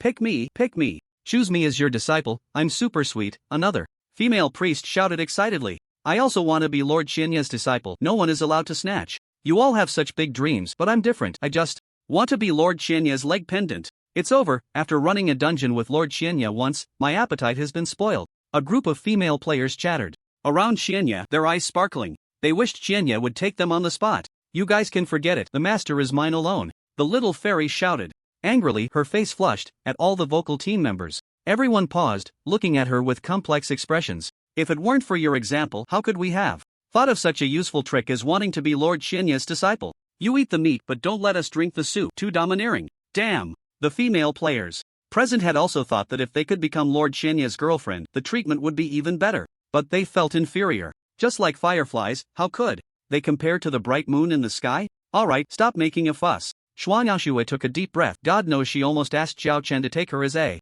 disciple just now. At this moment, she couldn't help but recall the terrifying damage numbers in the 5 and 6 digits. Fortunately, as the team leader, her personality had long been cultivated to be steady, and no matter how shocked she was, she should have regained her composure. Lord Shenya, let's divide the equipment. Just as Xuan Yaoxue was about to mention the equipment, suddenly, the system notification sounded. Ding, congratulations. Your team, Fengming Exploration Elite Team, has successfully cleared the LV-30 Dungeon Spider Cave Abyss difficulty and defeated the first boss, earning a reward of 100 free attribute points and 100 human reputation points. A human region announcement will be made shortly. Would you like to hide your ID? Frosty Snow took a deep breath, barely calming her emotions, and then clicked. No. She wasn't the only one to receive the prompt. The crowd exchanged glances, their lips trembling with excitement. The next moment, the system announcement rang out. Human region announcement. Spider Cave, Abyss difficulty level 1 boss has been cleared by a team of brave heroes. Phoenix Call Elite Team. The leaderboard for various dungeons is now open. Players who rank in the top 10 on the leaderboard each week will receive a reward of 100 reputation points. Human region announcement. Spider Cave, Abyss difficulty level 1 boss has been cleared by a team of brave heroes. Phoenix Call Elite Team. The leaderboard for various dungeons is now open. Players who rank in the top 10 on the leaderboard each week will receive a reward of 100 reputation points. Human region announcement.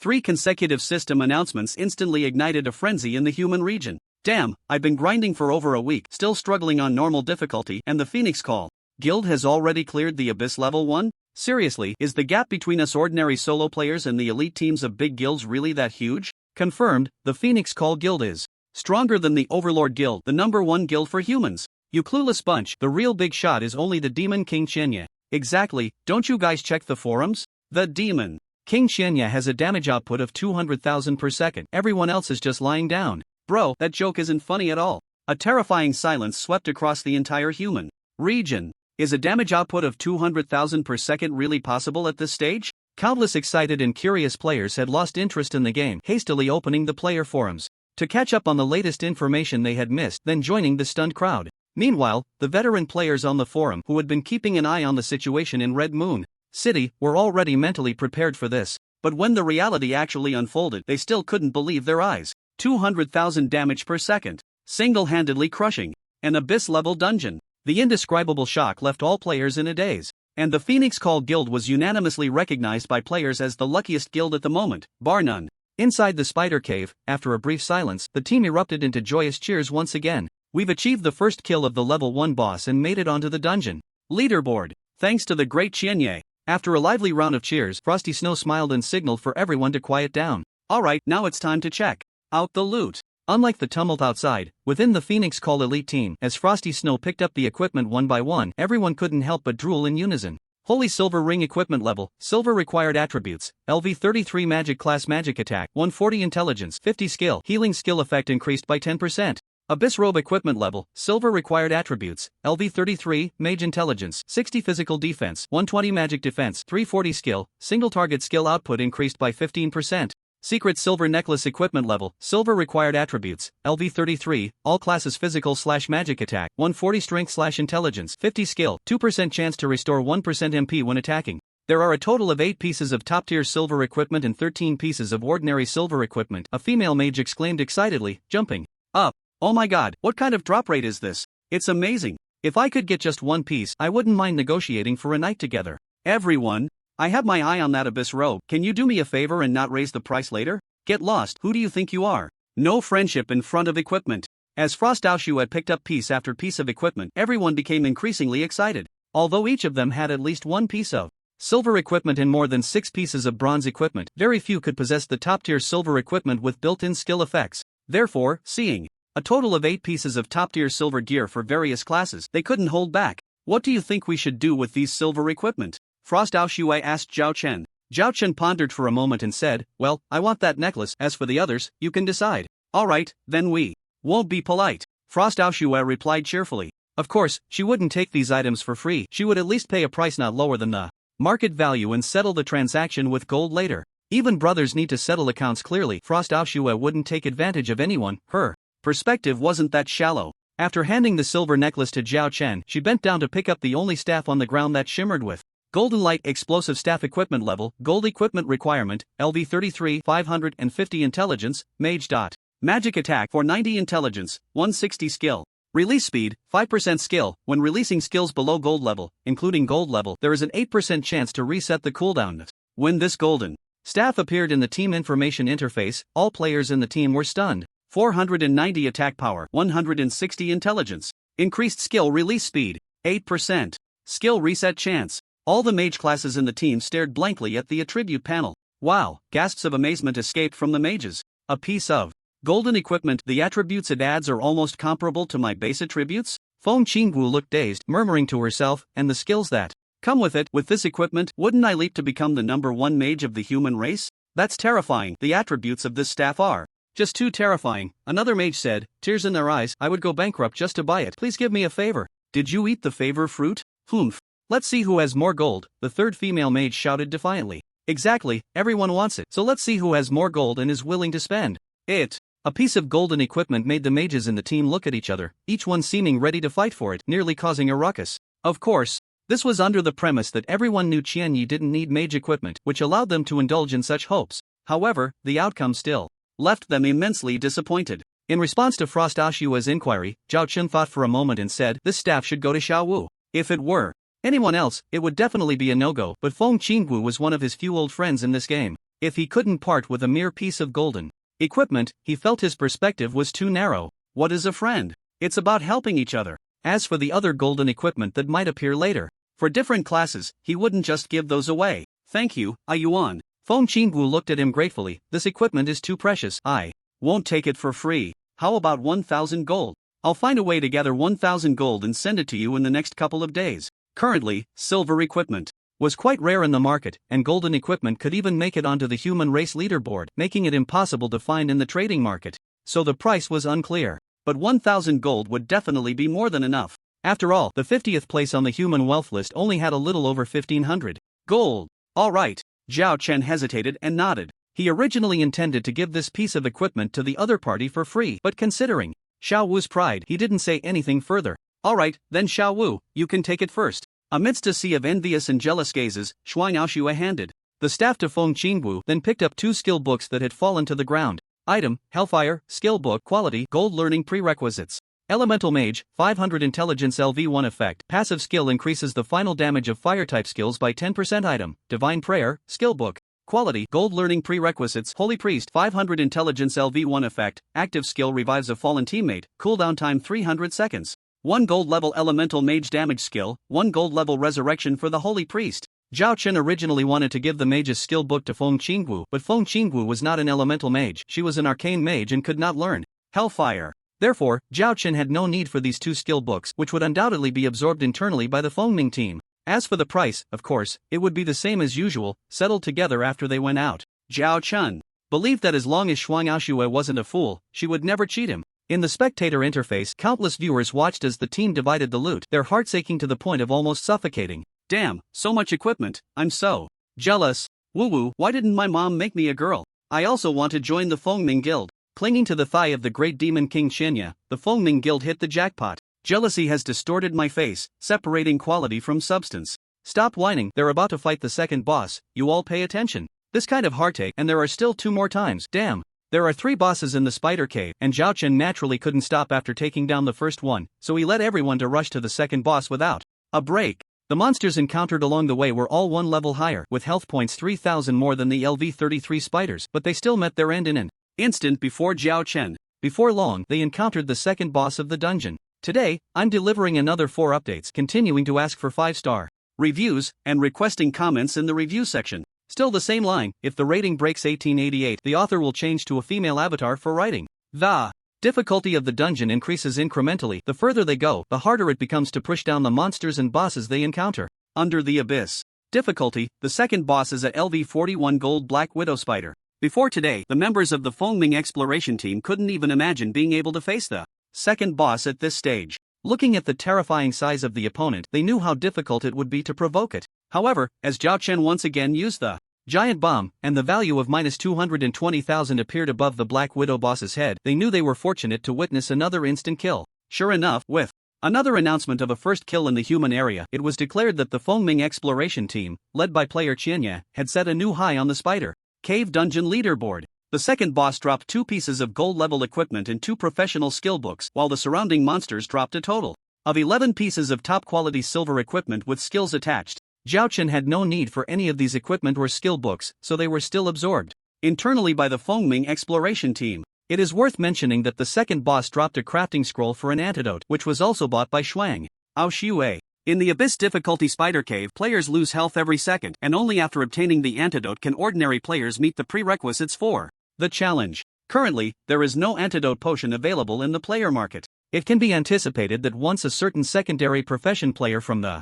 Phoenix Guild learns this scroll, they will gain a continuous stream of gold coins. Therefore, Frosty Snow did not simply buy it outright but promised to give Zhao Chen 50% of the potion sales revenue every day in the future. This is undoubtedly a long-term financial product. Next, the group began their assault on the third boss. Instant kill, all instant kills, initial speculation on the terrifying stats of the Great Demon King Qianye. Who can stop the advance of the Great Demon King Qianye? The Abyss-level dungeon is about to be cleared for the first time. A dimensional strike in the game, discussing the Great Demon King Qianye's super hidden class, Destroyer. Will the Great Demon King Qianye join the Phoenix Guild? Damage per second 220,000. The upcoming first clear of the Abyss-level dungeon. Posts about Zhao Chen and his group flooded the forum, and countless viewers, after being shocked by Zhao Chen's terrifying output, no longer had any doubts about whether their team could achieve the first clear of the Abyss-level Spider Cave dungeon. At this moment, there were basically no players left in the human region playing the game, just waiting for the players from Crimson Moon City to share the latest progress through the observation system. They were ready to witness the final first clear of the dungeon. Inside the dungeon, Zhao Chen and his group slowly walked into the deepest part of the spider cave. What came into view was a giant spider adorned with dark golden patterns. Its size was nearly as tall as a 2-story building. Just looking at it from a distance brought immense pressure to the members of the Phoenix Guild's raid team. Poisonous Spider Lord, Dark Gold level, LV 45 health 400,000/400,000 attack 12,000 dual defense, 9,500 skills, expandable, triple claw, bloodthirst, ground, smash, poison cloud, rage, fatal moment, split. Skills, Dark Gold level aura. All surrounding spider minions have their attack speed increased by 20% status. Good. A Dark Gold level boss with a whopping 400,000 health? Zhao Chen was slightly surprised but didn't pay much attention. In the original, output is calculated based on one skill attack damage x the percentage after the target's defense reduction plus final output. This means that if the initial output is 10,000 and the opponent's defense reduces the damage taken by about 10%, the final output would only be 9,000. Zhao Chen's stats undoubtedly exceeded 1 million, and with a percentage increase from skills, using a giant bomb could deal around 9 million in explosive output. The boss's dual defense of less than 10,000 was basically negligible in front of him. After all, it would just be a one-hit kill. So, under the expectant gazes of the team and countless players in the observation interface, Zhao Chen took a step forward. To show respect for being the first to face a Dark Gold level boss, he decided not to use the ultimate bomb skill but instead used the active skill of the Sword of Domination for the first time in the game, World-Ending Sword. Swoosh, the long sword drew a graceful arc, and then a silver-white sword energy appeared, swiftly covering all targets in the fan-shaped area ahead with a staggering 12,000% base attack power, instantly melting all targets it touched. Minus 48,000, minus 48,000, minus 48,000, minus 400,000. A series of blood-red numbers soared, and the sword energy passed through the numerous spider minions without obstruction, hitting the cave wall. As the sword light flashed, a long, massive gash silently appeared. Players inside and outside the dungeon were completely stunned at this scene. The atmosphere could only be described as dead silence. After a long while, someone finally murmured in a trembling voice, 400,000 output, another one-shot? Holy crap, holy crap, holy crap, who else is there? The Great Demon King Qianye. Could it be that one of the gods from the background story of the original has come down to train? No way, no way. This is just too terrifying. How high is the panel of the Great Demon King Qianye? A brand new skill, so cool, and the output is unbelievably high. I'm stunned, to be honest. I've suddenly lost interest in the struggle of life. Sigh, I just realized today that some people are like walking human-shaped sheets. Ding, you have cleared the spider cave, Abyss difficulty, dungeon, calculating rewards. Ding, you have received 30 free attribute points, 30 human reputation points, golden treasure chest x1. Ding. You have obtained the title, Spider Slayer. Ding, congratulations to your team, Phoenix Cry Elite Team, for being The first to clear the LV30 Dungeon Spider Cave Abyss difficulty, receiving 300 free attribute points, 300 human reputation points. An announcement for the human region is about to be made. Would you like to hide your ID? Ding! Congratulations to the Phoenix Cry team for being the first to clear the LV30 Dungeon Spider Cave Abyss difficulty. Team members have been recorded on the original stone tablet. Would you like to hide your ID? A series of system prompts drew everyone's attention back, but the dreamlike experience left all members of the Phoenix Cry Elite team, including Shuang Aoshua, so excited that they couldn't speak. Only the little fairy was the first to let out a crisp and pleasant cheer. Wow, it's my first time in a dungeon, and I got the first kill. On the highest difficulty, Master is amazing. Am I on the original stone tablet too? Master is so great. I like Master the most. In that short sentence, there were at least 3 lines praising Zhao Chen's stinky feet. But at that moment, no one had the heart to mock the little fairy. She had her rewards, and they all had theirs too. We cleared the Abyss difficulty dungeon. A female warrior suddenly squatted down and cried, overwhelmed with emotion, tears streaming down her face. Server announcement: the Spider Cave Abyss difficulty has been cleared by a team of brave heroes. Phoenix Cry Elite team. The LV40 Dungeon Trial of the Bullhead King is now open. Player Shuang Aoshua, Phoenix Guild, has made a significant impact on the original game and has obtained the title of King. Server announcement: player Chenya has made a significant impact on the original game and their heroic deeds have been recorded on the original stone tablet. Server announcement: player Feng Qingwu, Phoenix Guild, has made a significant impact on the original game and their heroic deeds have been recorded on the original stone tablet. They have obtained the title of King. Server announcement: player Little Fairy has made a significant impact on the original game and their heroic deeds have been recorded on the original stone tablet. They have obtained the title of King. After a series of 30 server announcements, it was like an 18th level tornado swept through players from both the human race and other factions who hadn't been paying attention to the human forum during this time. All had dazed expressions, mouths agape, eyes wide open, unable to believe the system announcements they had just heard. The audience on the forum, who had anticipated this, were not much better off. The indescribable shock left the entire forum silent for a moment. The LV30 Spider Dungeon exists in all major human cities, and while there may not be a Spider Cave in other factions, there are dungeons of the same level and difficulty. This essentially means that they were the first team in the entire server to clear the LV30 Abyss difficulty dungeon. After a long while, countless posts sprang up like bamboo shoots after the rain. First kill achieved. Humans are mighty. The Great Demon King Chenya is awesome. With the Great Demon King Chenya in our human faction, who dares to underestimate us? I urge the Great Chenya to keep up the good work and secure the first kill of the newly released Minotaur King dungeon. I kneel and request that the Great Demon King Chenya consider bringing along ordinary players next time he runs a dungeon. The Great Demon King Chenya has not joined the Fengming Guild, so what are the top guilds waiting for? One person can hold back 1,000 troops, only I, the Great Demon King Chenya. The players were truly shocked. Today, ever since the casual players who watched from the sidelines in Chihuahua City shared their experiences, more and more people expressed their admiration for the Great Demon King Chenya. The final Dark Gold boss in the Spider Cave further proved that, at this stage, the game poses no difficulty for the Great Demon King Chenya. It was a complete dimensionality reduction attack. Players were both astonished that such a formidable figure existed in the original and curious about why he was so strong. The most important factors determining a player's true combat power are simply equipment, skills, and class. Other elements like titles and consumables are merely embellishments. Countless videos attached to posts have long recorded the Great Demon King Chenya's imposing demeanor. Players could easily see the Great Demon King Chenya's equipment and skills, and his class was no longer a secret as it was widely circulated among those in the known Destroyer, the precursor class of the War God in the game's background story.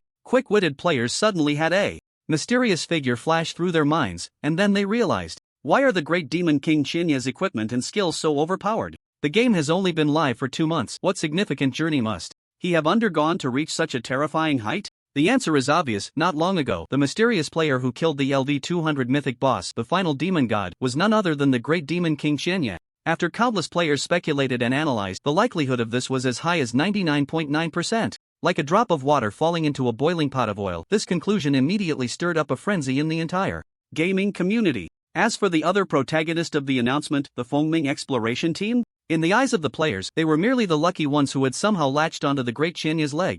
Not to mention the shock from the outside world. Inside the Spider Cave, apart from Chenya and the carefree little fairy, everyone else was overwhelmed with excitement and tears. Our Fengming Guild secured the first kill in the entire server? Whoa, thank you, Daddy Chenya. Attribute points, equipment, reputation. So many good things, it's amazing. Thank you, Daddy Chenya.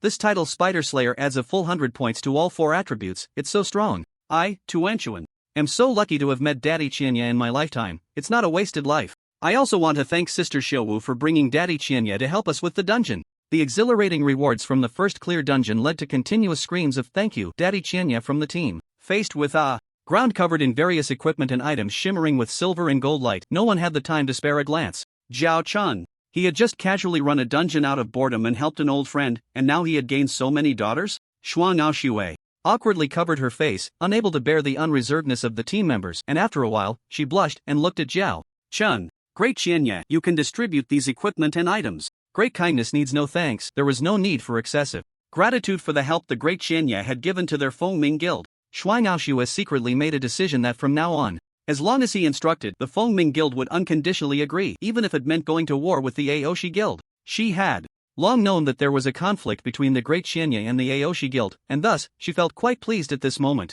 Offending the Great Chianya, in her view, was the most erroneous decision made by the president of the Aoshi Guild. Perhaps it won't be long before both sides reach a bottleneck in their power development, and the decision of who is the #1 guild of the human race will be made. Alright, then I'll sell the equipment. Zhao Chen nodded lightly, stepped forward, and began to pick up items. He couldn't be bothered to look at the silver equipment dropped by the small monsters. The dark gold boss, the venomous spider lord, dropped a total of 1 dark gold item, 3 gold items, 2 dark gold skill books, and a profession scroll shimmering with purple light. He first picked up the dark gold item Abyss Armor Upper Equipment Level, Dark Gold, 1/5, Required Attributes, LV 40, 1000 Strength, Warrior. HP, 2000 Strength, 500 Stamina, 500 Physical Defense, 1000 Magical Defense, 1000 Skill, increases HP limit by 10%, reduces damage taken by 10%. Dark Gold Set Bonus, when equipping 2 pieces, Strength/Stamina plus 200, Physical Defense/Magical Defense plus 500 when equipping 3 pieces. Damage taken is additionally reduced by 10% when equipping 4 pieces. Strength/Stamina plus 500. Physical Defense/Magical Defense plus 1000 when equipping 5 pieces. HP limit increases by an additional 1000 points. The atmosphere in the team gradually quieted down, and everyone focused their eyes, immediately gasping in shock. The warrior's dark gold armor was a set. At the current stage of the game original, a single bronze item could make most ordinary players happy for an entire day. A silver item would have hundreds of players fighting over it. A gold item was hard to find even among millions of players. And dark gold items were truly one of a kind in this game. Owning a dark gold item could evoke envy from all men and jealousy from women. My god, 2000 HP, 500 strength and stamina, and 1000 in both defenses, a female warrior in the team exclaimed excitedly. Whoever possesses this dark gold item can instantly become the top warrior of the entire human race, of course, excluding Daddy Qianyi. That's right, with this equipment, my HP might exceed 5000, another female warrior said, equally excited. At this stage, a heavy armored warrior with 5000 HP, even if their skills are terrible, is still a talent that all major guilds would fight to recruit. That's terrifying. If I wore this armor, I would be confident to withstand the first wave of 18 small monsters in the abyss-level spider cave all by myself. Such terrifying attributes plus damage reduction and HP increase skills, is this what dark gold equipment is? And it's a set. At this stage, aside from the top 3 items on the equipment leaderboard, the epic Sword of Domination, the legendary Demon God Shield, and the special quality jewelry Ring of Chaos, the 4th place is a golden dagger from the celestial race. The dark gold equipment has always been a gap. And now, the first dark gold armor in the game has emerged. Everyone felt incredibly fortunate to witness this moment in gaming history. I want this equipment, Zhao Chen said lightly. As soon as the words fell, the warrior players in the team revealed pained expressions. Don't get it wrong, they weren't feeling resentful. Including the guild leader Frost Aoshui and everyone else, they all understood that rather than saying they worked together to clear the dungeon, it was more accurate to say that Qianyi had carried them through it, so anything dropped in the dungeon rightfully belonged to Qianyi. This dark gold armor was no exception. The reason they felt pained was simply that as warriors, it was hard to accept missing out on top-tier equipment, a subconscious reluctance. Of course, Frosty Snow quickly said, everything in the dungeon is yours, we will only buy what you don't need. Zhao Chen looked at Frosty Snow with approval. She was the team leader, possessing the right to allocate equipment within the team, yet she showed no greed to remain composed in front of dark gold equipment. The president of the Phoenix Cry Guild was quite perceptive. Seeing her understanding, Zhao Chen was willing to spend a bit more time. To help, I will also find time in the next couple of days to run the spider cave. If I get any more dark gold armor, I'll sell it to you. The spider cave has a limit on the number of entries. For difficulty levels below hard, you can enter 3 times a day. For abyss difficulty, you can only enter once a day. Dark gold armor provides bonuses to health and damage reduction percentages, so Zhao Chen decided to run the abyss a few more times to see if he could gather a full set effect. Frosty Snow was immediately delighted and nodded repeatedly. Okay, thank you, Master Chenya. The equipment and items dropped from the Abyss dungeon would significantly enhance the Phoenix Cry's clearing team, so the more, the better. As for the gold for purchasing equipment, with the strength of a top guild in Huaxia, Frosty Snow was not short on money. Zhao Chun glanced at the remaining equipment and items, feeling no interest, and prepared to leave. I'll come find you again at this time tomorrow. Frosty Snow nodded. All right. See you, Master. This time, since he obtained the dark gold equipment in front of everyone, when the system prompted whether to hide his ID, Zhao Chun clicked no. Zhao Chun also had a habit of browsing player forums when bored, so he quickly learned that all the details of his team from Phoenix Cry clearing the abyss-level spider cave had spread widely outside. Have these players already guessed that I am the one who killed the final demon god?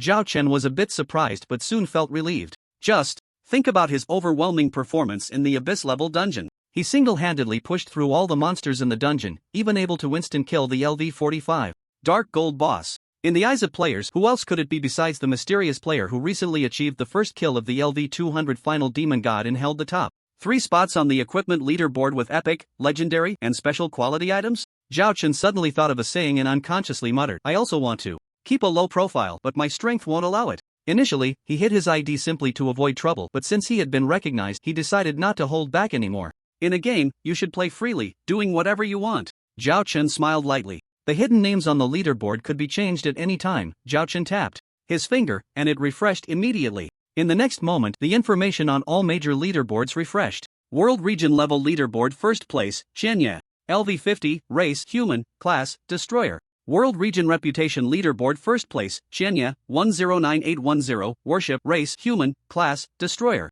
World Region Equipment Leaderboard First Place, Sword of Domination, Epic, Owner, Chenya, Race, Human, Class, Destroyer. World Region Skill Leaderboard First Place, LV9 Thunderstep Chenya. Legendary Quality, Owner, Chenya, Race, Human, Class, Destroyer. Primordial Stone Tablet Ranking First Place, Chenya, Title, Legendary. Although there had been some speculation before, once Zhao Chun actively revealed his identity, it still caused a huge sensation across the server. Master Chenya the Demon King, I'm not pretending anymore. I've laid my cards on the table. I dominate 5 leaderboards all by myself. 6,666. I feel like I'm not playing the same game as Master Chenya. Without a doubt. Primordial is a stage solely for Master Chenya. Ordinary players like us can only look up for a lifetime. Lord Chenya is truly the one everyone has been waiting for. I would go bankrupt for a bounty of 10,000 gold coins just to know how to become as terrifying as Lord Chenya. The one upstairs is daydreaming. I would also be willing to go bankrupt to gather 10,000 gold coins just to earn a friend position from the great Chenya.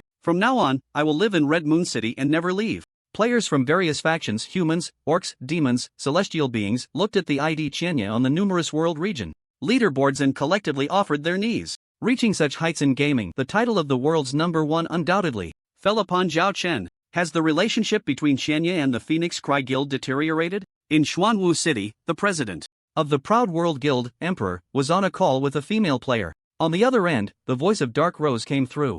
I'm sorry, President, I've let you down, Dark Rose said, feeling frustrated. She was an undercover agent from the Proud World Guild embedded in the Phoenix Cry Guild, and she had finally managed to infiltrate a raid team. Her first task was to find a way to make Chenya develop a dislike for the Phoenix Cry Guild. Although she didn't understand why at first, she swore she had worked hard to accomplish it. Before entering the dungeon, she even risked being ostracized by all the raid team members by openly expressing her disdain for Chenya. But unexpectedly, before Chenya could say anything, President Shuang Aoshue firmly expressed her support for him. This left Dark Rose feeling frustrated, thinking her undercover skills were lacking. Fortunately, when one plan failed, another emerged. She prepared to find an opportunity to eliminate him in the Abyss dungeon. But the reality was that all the raid team members, including her, were lying down. There was simply no chance to complete the task assigned to her by her superiors. Useless. What good is it to have you as an undercover agent? Emperor gritted his teeth and scolded. Ever since he had completely fallen out with Chenya, his desire for revenge had multiplied many times over. In front of a top-tier guild like Proud World, the disadvantages of a lone player were too great.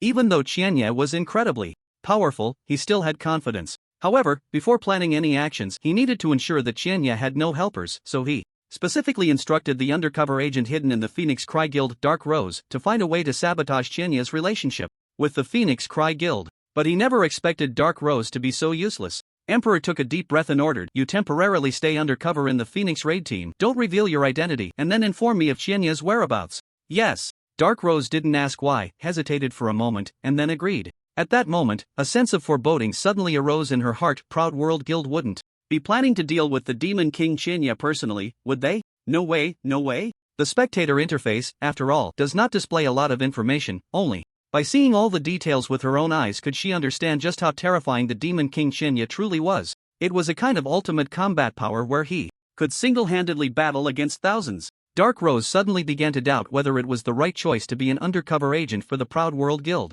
The newly opened Taoren King dungeon is a level 40 dungeon with requirements for the number of entrants and their levels. Zhao Chen couldn't enter alone, so he had no plans for it at the moment. He also kept his promise, leading the Phoenix Raid team through 2 dungeons in the past 2 days, successfully clearing the Abyss Spider Cave twice. They looted 2 pieces of dark gold equipment, nearly 10 pieces of gold equipment, and several skill books. It was just a pity that one of the dark gold pieces was a secondary weapon for assassins, and the other was a ring that enhanced archer skills, which conflicted with his chaos ring, so he left them for the Phoenix Cry Guild. In exchange, Shuang Aoshue gathered a total of 100,000 gold coins and handed them over to him. This 100,000 gold coins have nearly drained the entire liquid assets of the Phoenix Cry Guild. And the moment Zhao Chen accepted the gold coins, he topped the wealth leaderboard. World Region Wealth Leaderboard first place, Chen Yi, 110,000 gold coins. The extra 10,000 was saved up since coming out of the Demon God Temple. Thus, all 5 major leaderboards in the game, along with the Primordial Stone Tablet and the Dungeon Leaderboard, are dominated by Zhao Chen.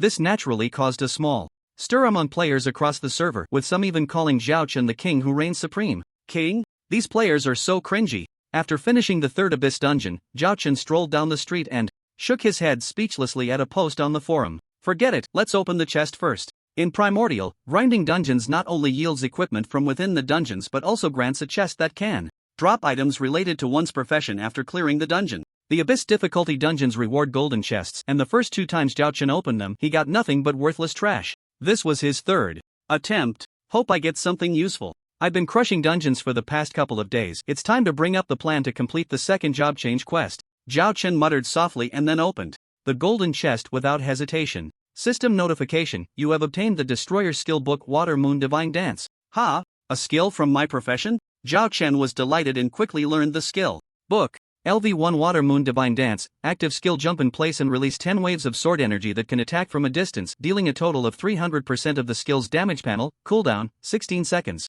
It's actually a ranged skill, nice. Zhao Chen's eyes lit up and he immediately began to observe the short video on the skill's detailed interface. Observing skills is a small feature in Primordial designed to help players master the release methods and angles of the skill more quickly and effectively. Whoosh!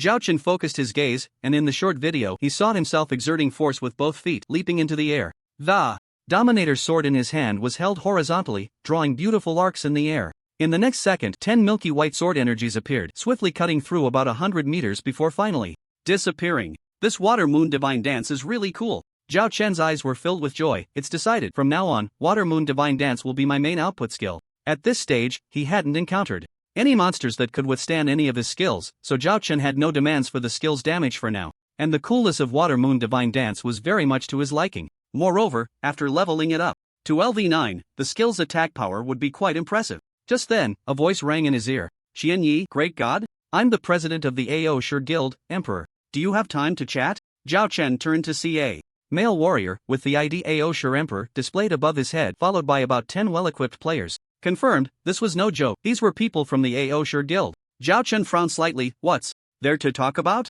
Just say it directly. He had a significant grudge with the AO Sure Guild, but it wasn't at the point of meeting to fight, so he decided to hold his ground and see what they wanted. At the same time, he had no intention of wasting time with them. Straightforward. Emperor laughed heartily. Given the aura he was displaying, he should be quite popular, Zhao Chen thought to himself. Emperor smirked and said, let's talk about how to settle our grievances and also discuss what conditions would successfully invite you to join our guild. Little Xian Xian usually writes during the day and updates steadily at midnight. Thank you all for your support. The disciple in the text is just a minor character and will basically have no role later on. Today, I'm still delivering 4 updates and I continue to seek 5-star reviews. Since the incident at the number 7777 Novice Village's Profession Hall, the conflict between both sides has been laid bare. As for the combat power that Qianya has displayed so far, the Emperor does not truly believe that the other party is invincible. A player's basic attributes are nothing. The most important factor affecting combat power is equipment. The Emperor secretly speculates that the reason the other party can crush the Abyss difficulty Spider Cave must be due to the terrifying bonuses from their equipment. Once the other party loses their high-quality gear, they would just be an ordinary level 50 player, not worth worrying about in front of a top guild like theirs. The Emperor originally planned to gather 10,000 people, ambush in the shadows, and then find an opportunity to strike down Shenya together. After all, the other party is still a big red name. If they die, they will definitely drop equipment. However, as he watched the Fengming Guild's leveling team, whose overall strength was skyrocketing day by day with their help, he suddenly had a new idea. The original plan had risks, so it was better to hold off for now and only take action if absolutely necessary. Why not try inviting the other party to join their guild? That way, everyone would be happy. With this thought in mind, he found himself in Chiyu City talking to Shenya. In the entire human guilds, our AOC guild claims to be second, and no one dares to say they are first, the Emperor said with a smile, his words full of pride. Join our guild. No matter what conditions you have, as long as our AOC guild can provide it, just say the word. In his view, money, equipment, beautiful women, status, etc. could all be used as bargaining chips. The foundation of the AOC guild supports him in doing this. However, the next moment, Zhao Chen's words made his expression stiffen. Then I want to be the president of the AOC guild. Can you agree to that? Are you joking, Shenya? The Emperor barely suppressed the anger in his heart and said in a deep voice, we are very sincere, please consider it seriously. No need to consider, I refuse. Zhao Chen decisively shook his head. Are you kidding? Your AOC guild has such a bad reputation, do you think I really want to join? Moreover, I haven't agreed to join the Fengming guild with all those beautiful female players. What could you possibly offer that would entice me? Really not giving any face at all? The Emperor's face turned cold. Anyone who lowers their head to ask someone to play together and is disdainfully rejected would definitely feel displeased. As the top guild leader in the game, the Emperor could not tolerate such humiliation. Do I need to give you face? Zhao Chun glanced at him disdainfully. Aren't you afraid of completely becoming enemies with the AOC guild?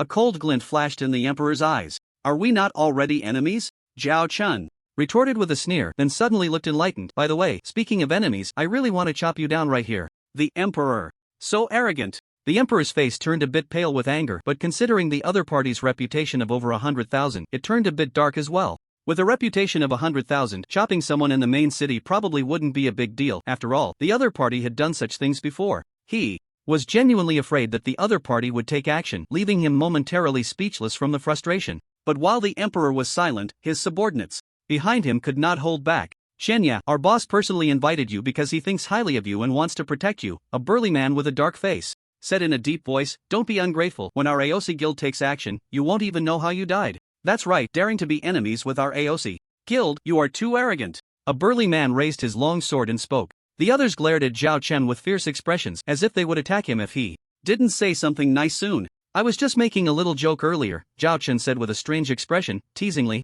Is this the attitude of the AO guild when inviting others? Threatening someone over a disagreement? I've learned something today. A joke? The Emperor's eyes were filled with doubt. The others behind him also showed puzzled expressions. Can a joke be this realistic? Be serious, we are very sincere. The Emperor decided to try again, speaking earnestly. As long as you speak up, I can meet any condition you have, except for the position of president. Ah, you guys are really funny. I can say anything and you'll believe it. Zhao Chen laughed heartily. You. The Emperor was furious, his face turning the color of pig liver, pointing at Zhao Chen, ready to curse. But he only managed to utter one word before Zhao Chen coldly interrupted him. Reconciliation is impossible, and don't even think about me joining your bunch of trash. While I'm in a good mood and don't want to kill anyone, you better scram. Having obtained the super cool skill, Water Moon Divine Dance, Zhao Chen was indeed in a good mood. So, even though the other party were enemies, he wasn't prepared to act just yet, considering he had already played a trick on them. However, Zhao Chen didn't want to make a move, but some people were oblivious to their situation. Oof, stop boasting, this is the main city, I don't believe you dare to attack us. The earlier dark-faced man said disdainfully. That's right, I see you're just bluffing. In my opinion, the president shouldn't have bothered to come here, just to be angered by some trash. Hee hee, some people don't know when to stop, and they'll have their time to cry. The people behind the Emperor were cursing, threatening, and making sarcastic remarks, which gradually wore down Zhao Chen's good mood. Hee hee, since you want to die, I'll help you. As soon as he finished speaking, before the others had a chance to react, Zhao Chen drew the Sword of Domination and struck instantly. The first target was the foul-mouthed dark-faced man. You really dare? With the dark-faced man's incredulous roar, the next second he turned into white light and disappeared. Zhao Chen lightly blew on the blade and said with a calm expression, I really hate trash that doesn't know their own limits. You actually dared to kill our guild member. The Emperor's face darkened completely. Are you stupid? It's not the first time, Zhao Chen scoffed. I'm quite familiar with this kind of thing. This matter isn't over. I hope you have the ability to stay this arrogant. The Emperor gritted his teeth and said, then turned to his equally furious subordinates and waved, let's go. A real man can bend and stretch. He knew that all his people combined were not a match for the other side, so he prepared to retreat first.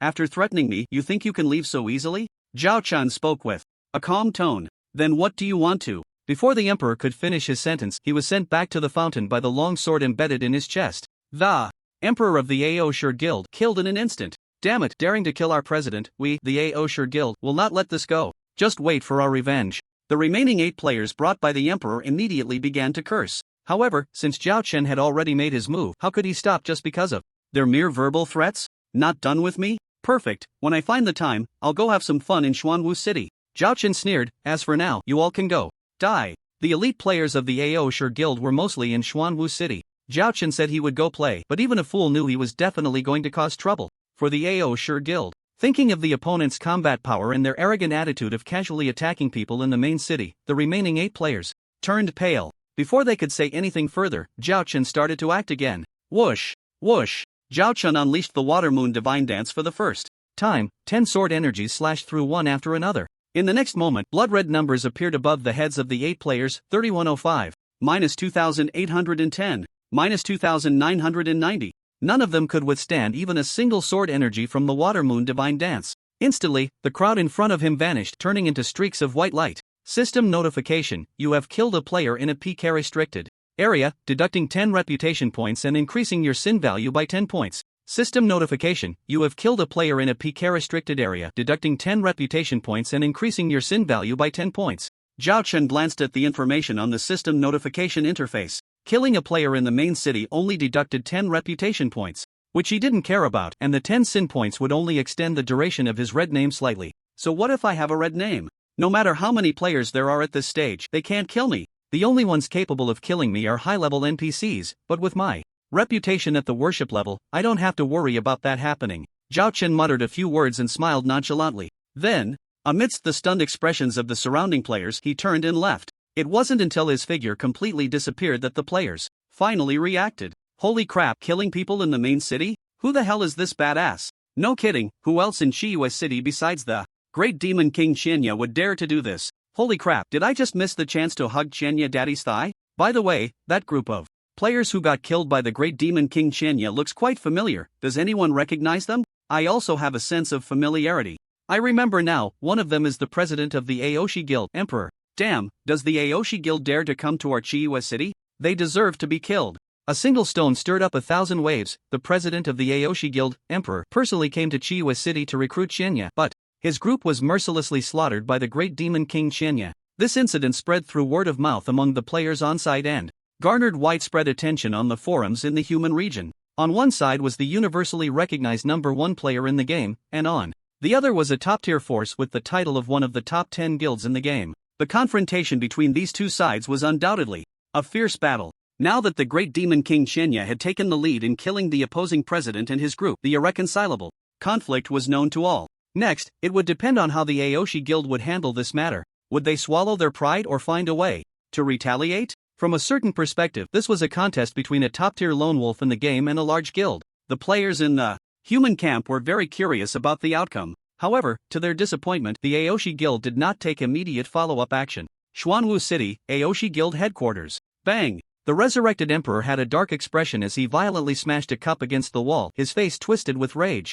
Qianya, this is simply too much. Emperor gritted his teeth in hatred. The many high-ranking guild members below were equally indignant, their faces flushed with anger. They never expected their own president, Emperor, to personally go to Chiyu City to recruit the other party, only for things to escalate to violence after a few words. This was simply too dismissive of their Aoshi Guild. This was no longer a provocation, it was a blatant contempt for them. It was akin to trampling their dignity underfoot, and anyone with a bit of blood in them could not swallow this humiliation. President, this matter cannot just be left as is, we must make Qianya unable to continue playing in this game. Aoshur Lao Yuan said with a serious face. That's right, if we don't crush him into dust, our Aoshur Guild will have no face left. Another member echoed. Their words garnered agreement from everyone present. This is simply like him defecating on our Aoshur Guild, we must let him know who he can't provoke. No matter how strong his individual combat power is, I don't believe that gathering 10,000 players won't be able to take him down. If 10,000 isn't enough, then 20,000, 30,000, or even 100,000. I refuse to believe we can't deal with him. Shen Yi has a big red name. Once he dies, he will definitely drop equipment. If we camp at the resurrection point, we can surely loot all his gear. Let's see how arrogant he is.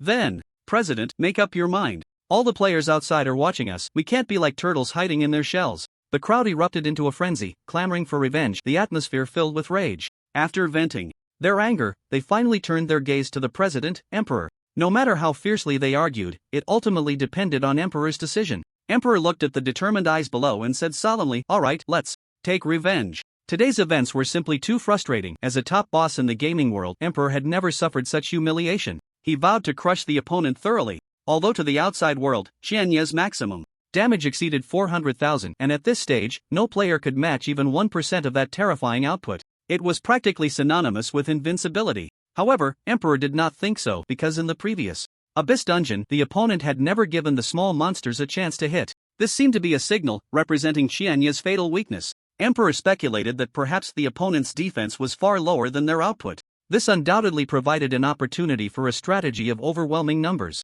Even if the speculation was wrong and the opponent's defense was too strong, to the point where an ordinary player could only deal a minimal amount of damage, Emperor still did not believe that the opponent's HP limit could exceed 10,000 points. After all, there must be a limit to strength. This meant that as long as they gathered 10,000 people, a single round of output would surely kill Qian Yi. Thinking of this, a sinister smile crept onto Emperor's lips. Dare to offend me, I will make sure you can't survive in the original. Qian Yi, where are the AO Sure Guild members? Upon receiving the news, Shuang Ao Shui hurriedly brought people over, looking puzzled at Zhao Chen.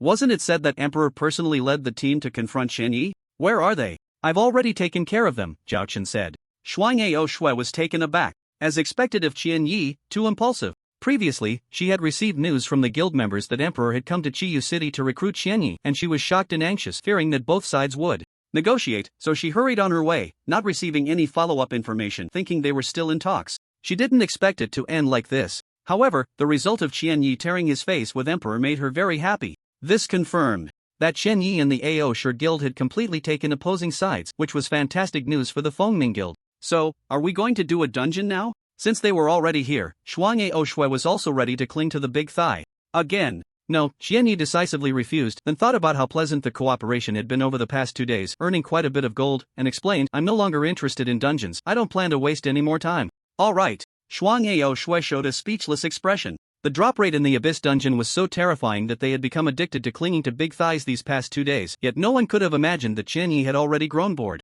One must say, the great god truly deserves the title. Their vision is so high that ordinary players can hardly imagine it. However, considering his terrifying output, Shuang Aoshue felt relieved. So, great god Qian Yi, where do you plan to go next? Shuang Aoshue asked again, her gaze revealing anticipation. She wanted to see if she could have another chance to cling to his leg. Next, I plan to quickly advance to the second class. By the way, do you know about the Yunmeng Marsh? Zhao Chen asked. The best equipment dropped from the Abyss Spider Cave dungeon was only the Dark Gold set, and Zhao Chen felt the benefits were too small, not worth continuing to waste time grinding. He planned to quickly advance to a second-class profession and then challenge higher difficulty maps. However, the second class for the Destroyer was not something that could be completed at the second-class NPC mentors in the major cities. Instead, he first needed to determine the location of the Yunmeng Marsh and find Elide. Zhao Chen had spent a lot of time browsing the forum these past 2 days but had not found any information about the Yunmeng Marsh, remaining completely in the dark about the second-class quest. As Shuang Aoshue was the president of a top guild with countless members, he casually asked her, not really expecting much. Sure enough, upon hearing Zhao Chen's question, Shuang Aoshue showed a confused expression. Yunmeng Marsh? Sorry, I haven't heard of that place. It's fine, then I'll take my leave. Zhao Chen said goodbye to Shuang Aoshue, preparing to ask some big figures in the NPC factions to see if he could gain any insights. Among the NPCs in Chiyue City, the one with the highest status was undoubtedly the city lord, Li Mushi. Players level up through 2 main methods: fighting monsters or completing quests. Many NPCs in Chiyue City like to issue daily quests with quite generous rewards.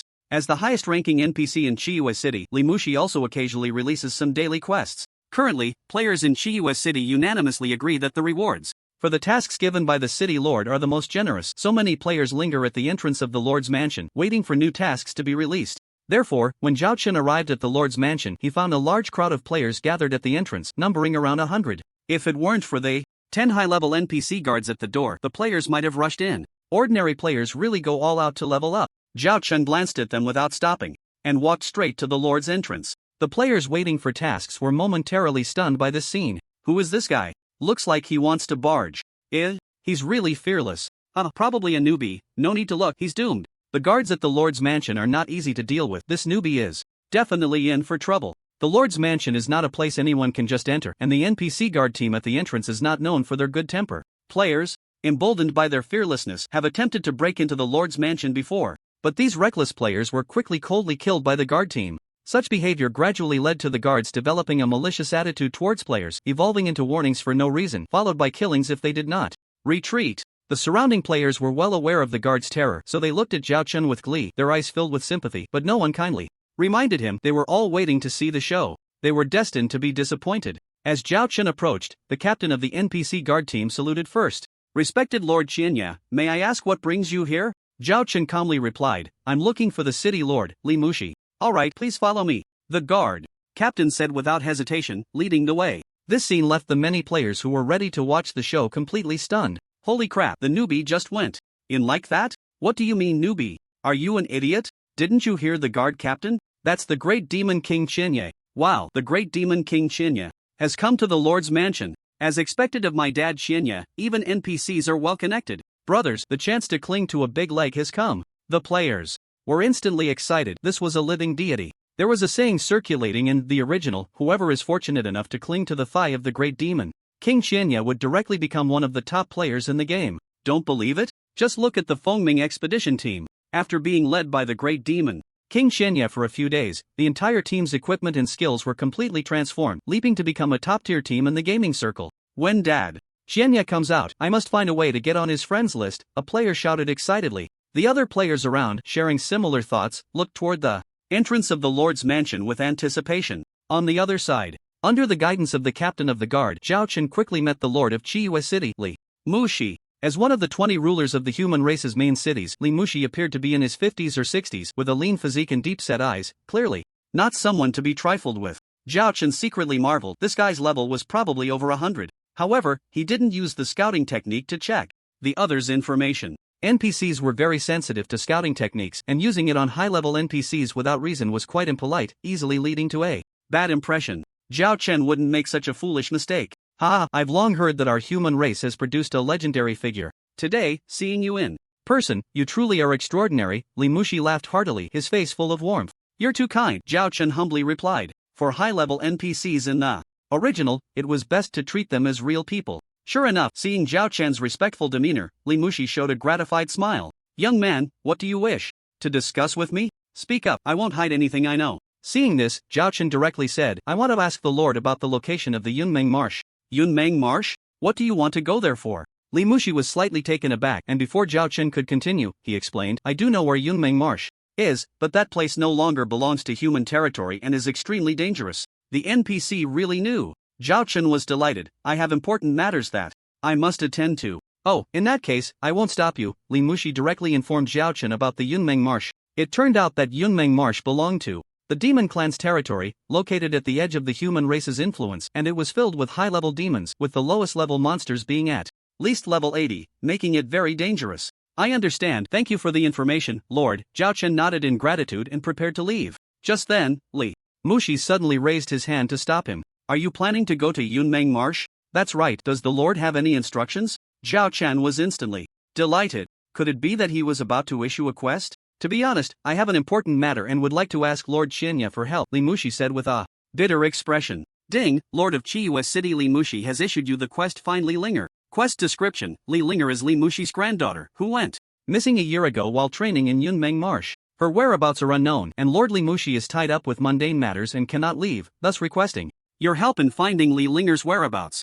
Quest deadline, 30 days, quest progress, stage 1-2, quest failure penalty, none, completion reward for stage 1. Dark Gold Chest X1, completion reward for stage 2, Legendary Chest X1, Village Establishment Order X1, do you accept the quest? Legendary Chest? Village Establishment Order? Zhao Chen's eyes lit up. The City Lord truly lives up to his title. The rewards for this quest are incredibly generous. Just for the first stage, there's a Dark Gold Treasure Chest. Although Zhao Chen looks down on Dark Gold equipment somewhat, a chest of this quality likely contains not just equipment but also precious skill books or special items. Skill books and rare special items yield high returns. The rewards for the second stage are even more enticing, featuring a legendary treasure chest and a village construction order. The legendary treasure chest speaks for itself. Even with average luck, obtaining legendary equipment would delight Zhao Chun. But the village construction order is the real jackpot. Currently, all guilds in the original can only be established with the permission of NPC factions. Not only do they have to pay a hefty tax every month, but there are also strict limits on the number of members, capping at a maximum of 10,000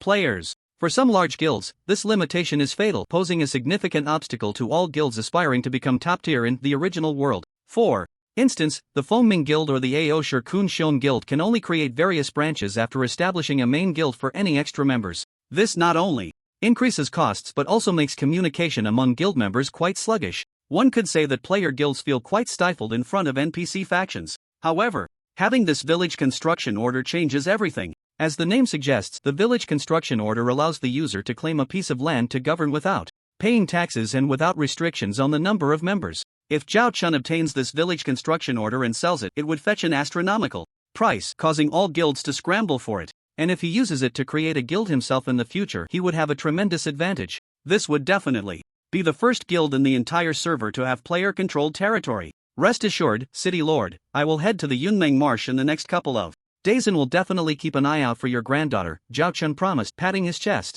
With such generous rewards, only a fool would refuse. Li Mushi nodded, his eyes filled with joy. Thank you, Lord Qianye. As soon as he finished speaking, he pulled out a gray cloak from somewhere and handed it to Zhao Chun. I see that Lord Qianye comes from the same place as those immortals outside. This might be of some small help to you. Immortals is the term NPCs use to refer to players. Players can resurrect after death, which is quite literally immortal, isn't it? Very fitting. Zhao Chun happily accepted the equipment, glancing at it and feeling as if a pie had fallen from the sky. Shadow cloak quality, special costume equipment requirement, none HP, 1000 stamina, 300 special effect, can change player's appearance, profession, idea special costume. In the original, players have different equipment slots for armor, helmet, upper garment, lower garment, gloves, and shoes. Attack equipment slots include main weapon, secondary weapon, rings, necklaces, and earrings. Additionally, there are corresponding costume slots for each equipment slot. At this stage, all costumes among players are attributeless and merely serve to change appearance.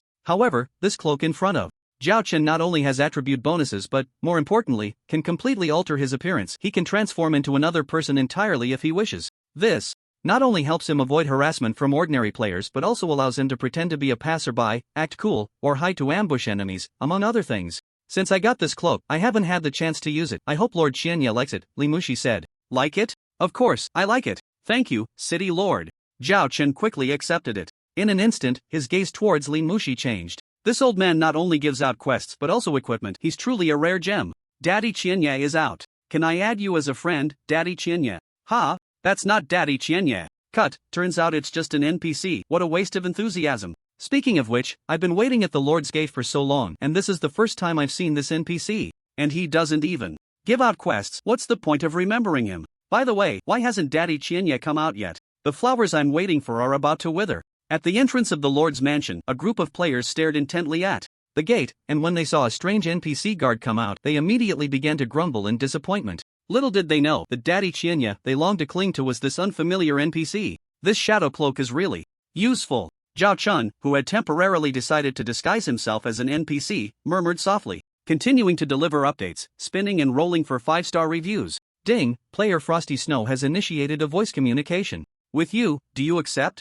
Just after Zhao Chun left the Lord's mansion, a system prompt suddenly rang in his ears. I already said I don't want to do dungeons anymore. What does Frosty Snow want with me? Zhao Chun muttered curiously. He had already added Frosty Snow as a friend, and this was the first time they were using voice communication. He clicked accept. Great God Qianye, are you inside Chiiwa City? Frosty Snow's cool voice came through the call. But Zhao Chun could sense a hint of urgency. Yes, what's up? Zhao Chun asked, puzzled. Great God Qianye, please don't leave the city for now. Frosty Snow hurriedly said, I received news that the president of the Overlord Guild, Emperor, has taken over 10,000 elite players and left Xuanwu City through a portal. We don't know where they went for now, but I suspect they might be heading to Chiiwa City. Are you sure? Zhao Chun was taken aback. Over 10,000 people teleporting? Teleporting across main cities costs 1 gold coin per person. Over 10,000 people, that's over 10,000 gold coins. What a big spender. Yes, the source of the information is reliable. I suspect their target is you. Frosty Snow speculated. Okay, I understand. Thank you for the warning, I'll handle it myself.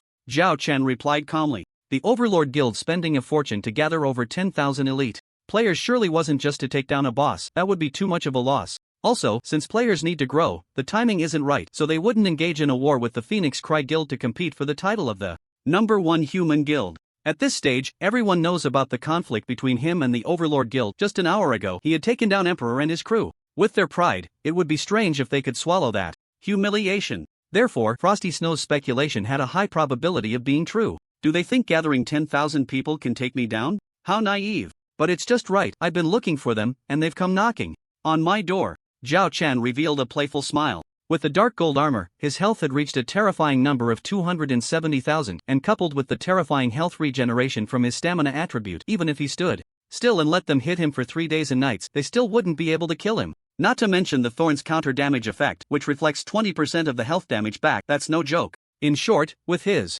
attributes and skills, no matter how many players there are at this stage, it wouldn't matter. Thinking of this, Zhao Chen eagerly anticipated seeing the despairing gaze of Overlord Emperor soon. That would definitely be interesting. Meanwhile, at the headquarters of the Phoenix Cry Guild, Frosty Snow had just hung up the call when a group of players surrounded her. President's sister, are we going to help Daddy Qianye? The female warrior Xiaoqi asked nervously, her words causing Frosty Snow's expression to darken for a moment, silently screaming inside. This little brat calls me sister but calls great god Qianye Daddy, not holding back at all, essentially helping me acknowledge a father for no reason. I'm the president, don't I have any pride? Taking a deep breath, Xuanyaoxua shook off the chaotic thoughts in her mind and focused on analyzing the situation. I know the emperor, he is narrow-minded and vengeful. After being publicly killed by the great god Qianye once, he must have felt humiliated and will find a way to retaliate. This time we received news that over 10,000 players have disappeared through the portal. They must be preparing to take action. And since the great god Qianye has helped us so much, we cannot ignore this. We must find a way to thwart the AOC Guild's conspiracy. As soon as she finished speaking, the impatient Xiaoqi quickly asked, what should we do? Should we order the players to assemble? That's not urgent for now. Xuanyaoxua thought for a moment and said, Chihuahua City is our territory. Dealing with just 10,000 players doesn't require a large-scale assembly. The priority is to spread the news and find out where the AOC Guild members are lying in wait. Understood. The group quickly agreed. Xuanyaoxua's guess was correct. At that moment, outside Chihuahua City, the emperor was leading a full 10,000 players, lying in ambush on a hillside. Around the hillside, dozens of players were driving away casual players, not allowing anyone to approach, so the whereabouts of these 10,000 people had not been exposed for the time being. However, according to scouts, Qianye rarely left the city and had been lying in wait, which was not a long-term plan. Old Yuan, ask our players hidden inside Chihuahua City where Qianye is, the emperor said, without turning his head to the person behind him. Moments later, Old Yuan's voice came from behind. President, our people saw him enter the Lord's mansion and haven't come out since. Damn it! The emperor cursed under his breath. He had received news that Qianye was no longer running dungeons, so why wasn't he coming out to play? He had been waiting here for a full 20 minutes, only to find that the other side was still in the Lord's mansion, making them look like fools. For a moment he began to doubt whether it was wise to expend so much manpower and resources lying in wait without fully understanding the other side's movements, wondering if he had let his anger cloud his judgment. At this moment, Old Yuan spoke again. President, according to our undercover in the Fengming Guild, Xuanyaoxua has ordered all players outside the city to search for us. Should we retreat? Damn it, there are people from the other side in Xuanwu City. The damn woman is too quick to react. The emperor gritted his teeth and said, taking revenge on the enemy's territory was indeed risky. With just over 10,000 players, they could hardly make a ripple in front of the Fengming Guild. Fortunately, among those who came along, there were no undercover agents from the other side, otherwise, Xuanyaoxua wouldn't have ordered a search but would have directly led people to kill them. However, even so, the current situation was very unfavorable for them. The target of their revenge was hiding in the Lord's mansion, while the opposing guild was stirring restlessly. President, should we retreat? Old Yuan couldn't help but ask again. Should they retreat? The emperor was also pondering this question. If they didn't retreat, they would eventually be discovered by the Fengming Guild and surrounded. If they retreated, it would be unsatisfactory. Xuanyaoxua didn't know that the AOC Guild had sent over 15,000 people. Among them, 10,000 were lying in ambush outside the city, and 5,000 were guarding the resurrection point. Even the wealthy emperor felt the sting of this transportation cost. Moreover, retreating like this would make him seem incompetent, which was something the emperor could not tolerate. Let's wait a little longer, the emperor reluctantly said. Time passed slowly, and the emperor's patience quickly wore thin. We retreat. At this stage, the cost of death was too high, they simply could not afford it. Keep asking for ratings, you one line, I one line, soon the author will be in women's clothing typing. Additionally, the top 10 comments on today's latest chapter, which is chapter 41, will receive small gift rewards. Thank you all for your support. For 10,000 people, it's quite simple to leave safely. The total number of players in the human race is about 500 million, and at least 80 million have upgraded to LV30 to enter the main city, with the number of players allocated to each main city being around 4 million. 10,000 people are not conspicuous in front of 4 million. By keeping a low profile, they can easily blend into Chihuahua City and then teleport away. This revenge operation was poorly considered on my part. After returning, each player who came over will receive a compensation of 200 guild contribution points, the Emperor said in the guild channel. As the guild leader, he had to provide an explanation for consuming everyone's time and money. Guild contribution points can be exchanged for equipment in the guild warehouse, and 200 points are enough to exchange for a piece of ordinary bronze equipment, which made everyone quite satisfied. Thus, everyone prepared to leave.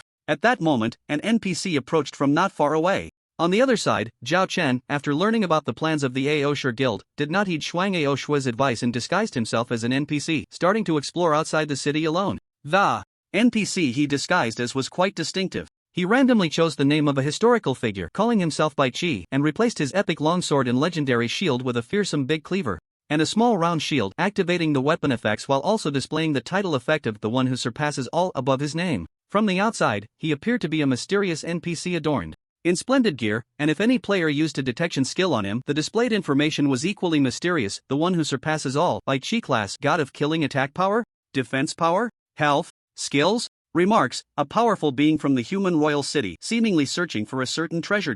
A series of question marks, incredibly mysterious. The title above his head made it impossible for others not to let their imaginations run wild, especially the remarks led players who saw him to think they might receive some kind of quest. This caused Zhao Chen to be followed by a group of fervent players after he left Chihuahua City, but unfortunately, their speed was too slow. Zhao Chen intentionally slowed his pace a bit to keep them at a manageable distance behind him. On Shuang Aoshua's side, they are probably already starting to look for the traces of the Aosher Guild. The Emperor, not wanting to be wiped out, can only slip away. However, after spending a huge amount of money for nothing, they will inevitably feel unwilling. At this time, if they can receive a hidden quest, out of the psychology of not wanting to have wasted a trip, they will probably be unable to resist wanting to take it. Zhao Chen's eyes flickered, secretly praising his own cleverness. Chihuahua City can accommodate millions of players and NPCs, and the city covers a vast area. No matter how strong he is alone, it's impossible to circle the city in a short time. A solo player has a significant disadvantage when searching for enemies, and before the information from the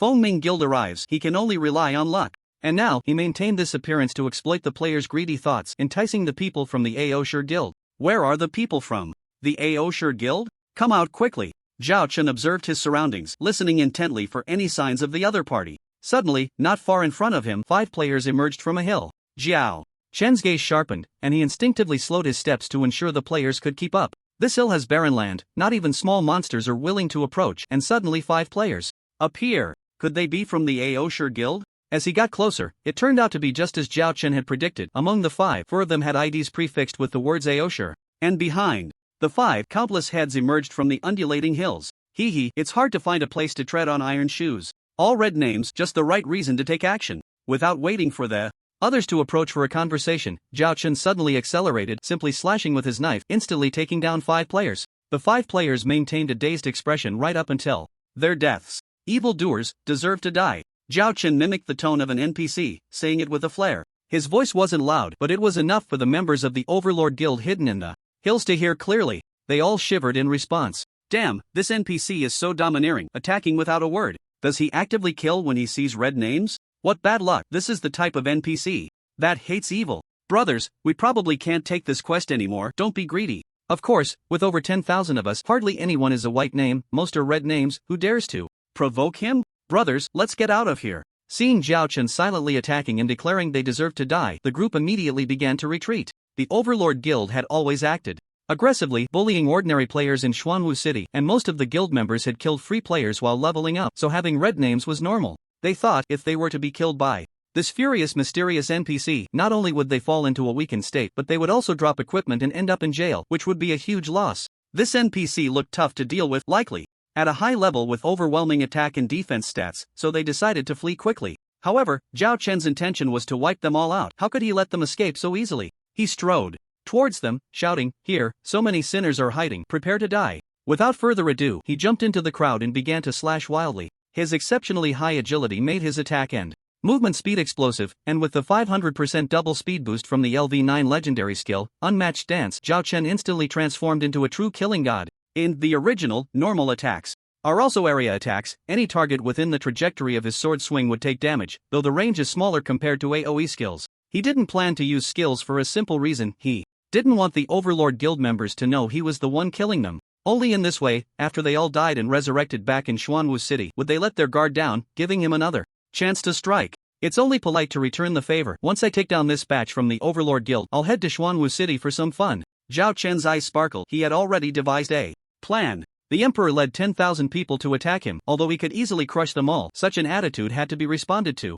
Otherwise, not only would he feel unsatisfied, but outsiders would also think he was a bit soft. Those who seek revenge are not just the Emperor. I, Zhao Chen, can endure anything, but I cannot tolerate anger. Zhao Chen's speed was too fast, and his attack power was high. In just 10 seconds, a clearing was made around him as the Overlord Guild players were wiped out. At least 100 players were killed by him. At this moment, the Emperor finally received news from his subordinates, looking over with uncertainty. What's going on? Where did this furious NPC come from? What's happening over there? Seeing this furious NPC attacking, the Emperor immediately had a bad feeling and quickly asked in the guild channel. More than 100 dead players immediately spoke up in the guild channel. President, this NPC came from Chiiwa City. We thought we might have received some hidden quest, but we didn't expect this NPC to attack without a word. Yeah, we were killed before we even got close. This guy attacks as soon as he sees red names. My silver staff dropped, it hurts so much, damn. President, be careful, this guy has the title, the one who surpasses all, clearly a high-level NPC, not someone to mess with. That's right. The guild channel was in chaos, and it took Emperor a while to understand the reason. At first, 5 people encountered the mysterious NPC, and seeing his extraordinary presence, they wanted to approach and see if they could receive a hidden quest, but before they could even speak, they were killed. Moreover, from the words spoken by this NPC named Bai Chi, it was clear that he was someone who would attack players with red names. Watching the one-sided slaughter as if a wolf had entered a flock of lambs, Emperor felt a chill run down his spine. In just a short time spent sorting out the situation, over 100 members had already died. The ground was littered with shining equipment. However, at that moment, Emperor keenly noticed something unusual. You guys were killed by an NPC, why aren't you in jail? In the original, when red-named players are killed by other players, aside from dropping one piece of equipment and being weakened upon resurrection, there are no other consequences. But being killed by an NPC means you have to serve time in jail, and the duration is determined by your sin value. Most of the players who had just been killed were red-named, yet they weren't in jail, which didn't make sense. Emperor was puzzled. We don't know either. The system prompt did say we were killed by this guy named Bai Chi. Yeah, mine too. Let me paste the exact words. System prompt: you have been killed by high-level NPC Bai Chi. You have resurrected at the resurrection point 23 in Xuanwu City. Right, mine says the same, no jail time. How strange, is Bai Chi really a justice type NPC? Could he be a wild NPC not officially recognized by the original? The discussion among the deceased members relieved Emperor a bit. Fortunately, it hadn't reached the worst-case scenario. The equipment lost upon death could be farmed again, and the weakened state could be remedied by visiting the temple in the main city and paying some gold to reduce the time. Not having to serve jail time meant the losses were still manageable. Alright, since it's an NPC that attacks red names, everyone quickly scatter and escape. Emperor issued the command in the guild channel. He noticed some members resisting, but their attacks on the NPC only resulted in a pathetic -1 damage, and he immediately understood that even with 10,000 of them, they had no power to resist, so he decisively ordered the guild members to split up and flee. They couldn't fight back, so they could only run. Every life saved meant less loss. Upon hearing this, the members immediately stopped holding on and scattered like frightened birds and beasts. In an instant, the entire team broke apart, with members fleeing in all directions. Zhao Chen was taken aback. Are they really running away? He thought. The proud members of the guild would have some backbone, but they were escaping so decisively. Sigh, solo players really have it tough. Zhao Chen felt a bit disgruntled. No matter how fast he could kill, with the opponents focused on fleeing, he wouldn't be able to take down many. It was unavoidable. This was one of the disadvantages of being a solo player. Even if Zhao Chen's attributes were invincible at this stage, capable of killing millions of enemies alone, the opponent's avoidance of battle was quite frustrating. Unless he had a skill with an extremely large area of effect, like some of the mage's forbidden spells. There are too few of these super large area skills. When I go to Yunmeng Marsh to find a second transfer mentor, I should also hunt some high-level monsters to see if I can get one. As for now, I should just focus on what I can kill. After I create the guild, it won't be so frustrating. Zhao Chen muttered a few words to himself and his killing speed increased. He decided that after returning from Yunmeng Marsh he would create the guild. It's not that he doesn't want to create a guild right now, but establishing a guild isn't something that can be casually said and easily accomplished. His reputation is indeed sufficient to attract many players. However, he is stretched too thin. He can't possibly take the guild members into dungeons every day, can he? By the time he returns from the Cloud Dream Marsh, he will have accumulated quite a bit of equipment, skills, and other good things. At that time, as the guild's reserve stash, these items will surely attract many high-level players. Moreover, after completing the Lord's quest and obtaining the village construction order, development will become even easier. While thinking this, Zhao Chen quickly slashed at his enemies, and the members of the Aosher guild who were being attacked fell silent, turning into streaks of white light, leaving behind their equipment. Unknowingly, 2 more minutes passed, and the ground he passed was littered with countless pieces of equipment and items. This scene excited the scattered players who had been chasing Zhao Chen. Damn, I was almost scared to death by that. Furious NPC by Chi, but suddenly I realized he's actually a good guy. Bullshit, he just slashes without saying anything. How is that a good NPC? Are you blind? Most of those who got cut down are red names deserve to die. Exactly, I also noticed that the ones getting cut are all trash from the Aosher guild. This NPC is helping us scattered players vent our frustrations. You guys are so relaxed, still have time to chat and reflect? Aren't these pieces of equipment on the ground tempting? Crap, I forgot to pick up the equipment. Hey, I saw that silver staff first. Zhao Chen was crazily slashing ahead, while the scattered players behind him excitedly scrambled for the equipment on the ground, all feeling that even though they hadn't taken on a quest, they had still made a big profit. The players summoned by the Emperor to deal with Zhao Chen were all elites from the Aosher guild. Most of them had 1 or 2 pieces of silver equipment on them. After dying, they dropped quite a bit as well. Zhao Chen had no time to care about the scattered players eagerly picking up the spoils behind him. He was solely focused on slashing. Even if he knew they were picking up the equipment, he wouldn't mind.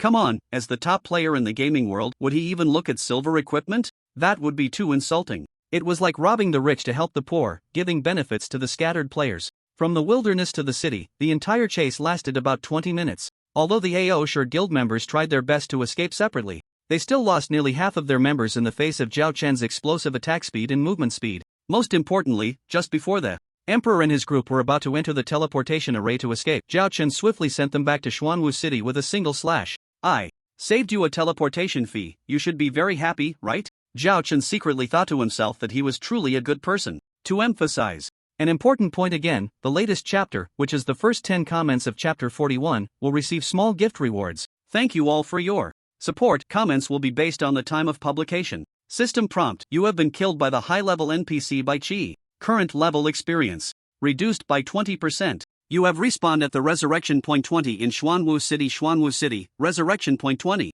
The Emperor, who had respawned, had a terrifyingly dark expression and said nothing. He had died twice in a short period, losing 2 pieces of silver equipment. The weakened state could be resolved by spending money at the temple priest, costing 100 gold coins to shorten the duration by a month, which he could afford. However, he had just calculated that the total number of guild members who had died was a staggering 7,000. With so many players, he couldn't possibly spend money to help them all remove their weakened state. That would be 700,000 gold coins, even as the president of a top guild. He couldn't come up with that amount. Therefore, this month the guild members would have to endure the weakened debuff and wait it out, while he, as the president, would have to bleed profusely for a long time in exchange. Moreover, he also needed to find a way to compensate for the equipment that was dropped. Gathering 10,000 people to go to Chiiwa City in a moment of impulse not only failed to achieve the original goal but also caused such severe losses. Overall, the blow to the Aoshi Guild was too significant. The subsequent developments had already fallen far behind the Fengming Guild.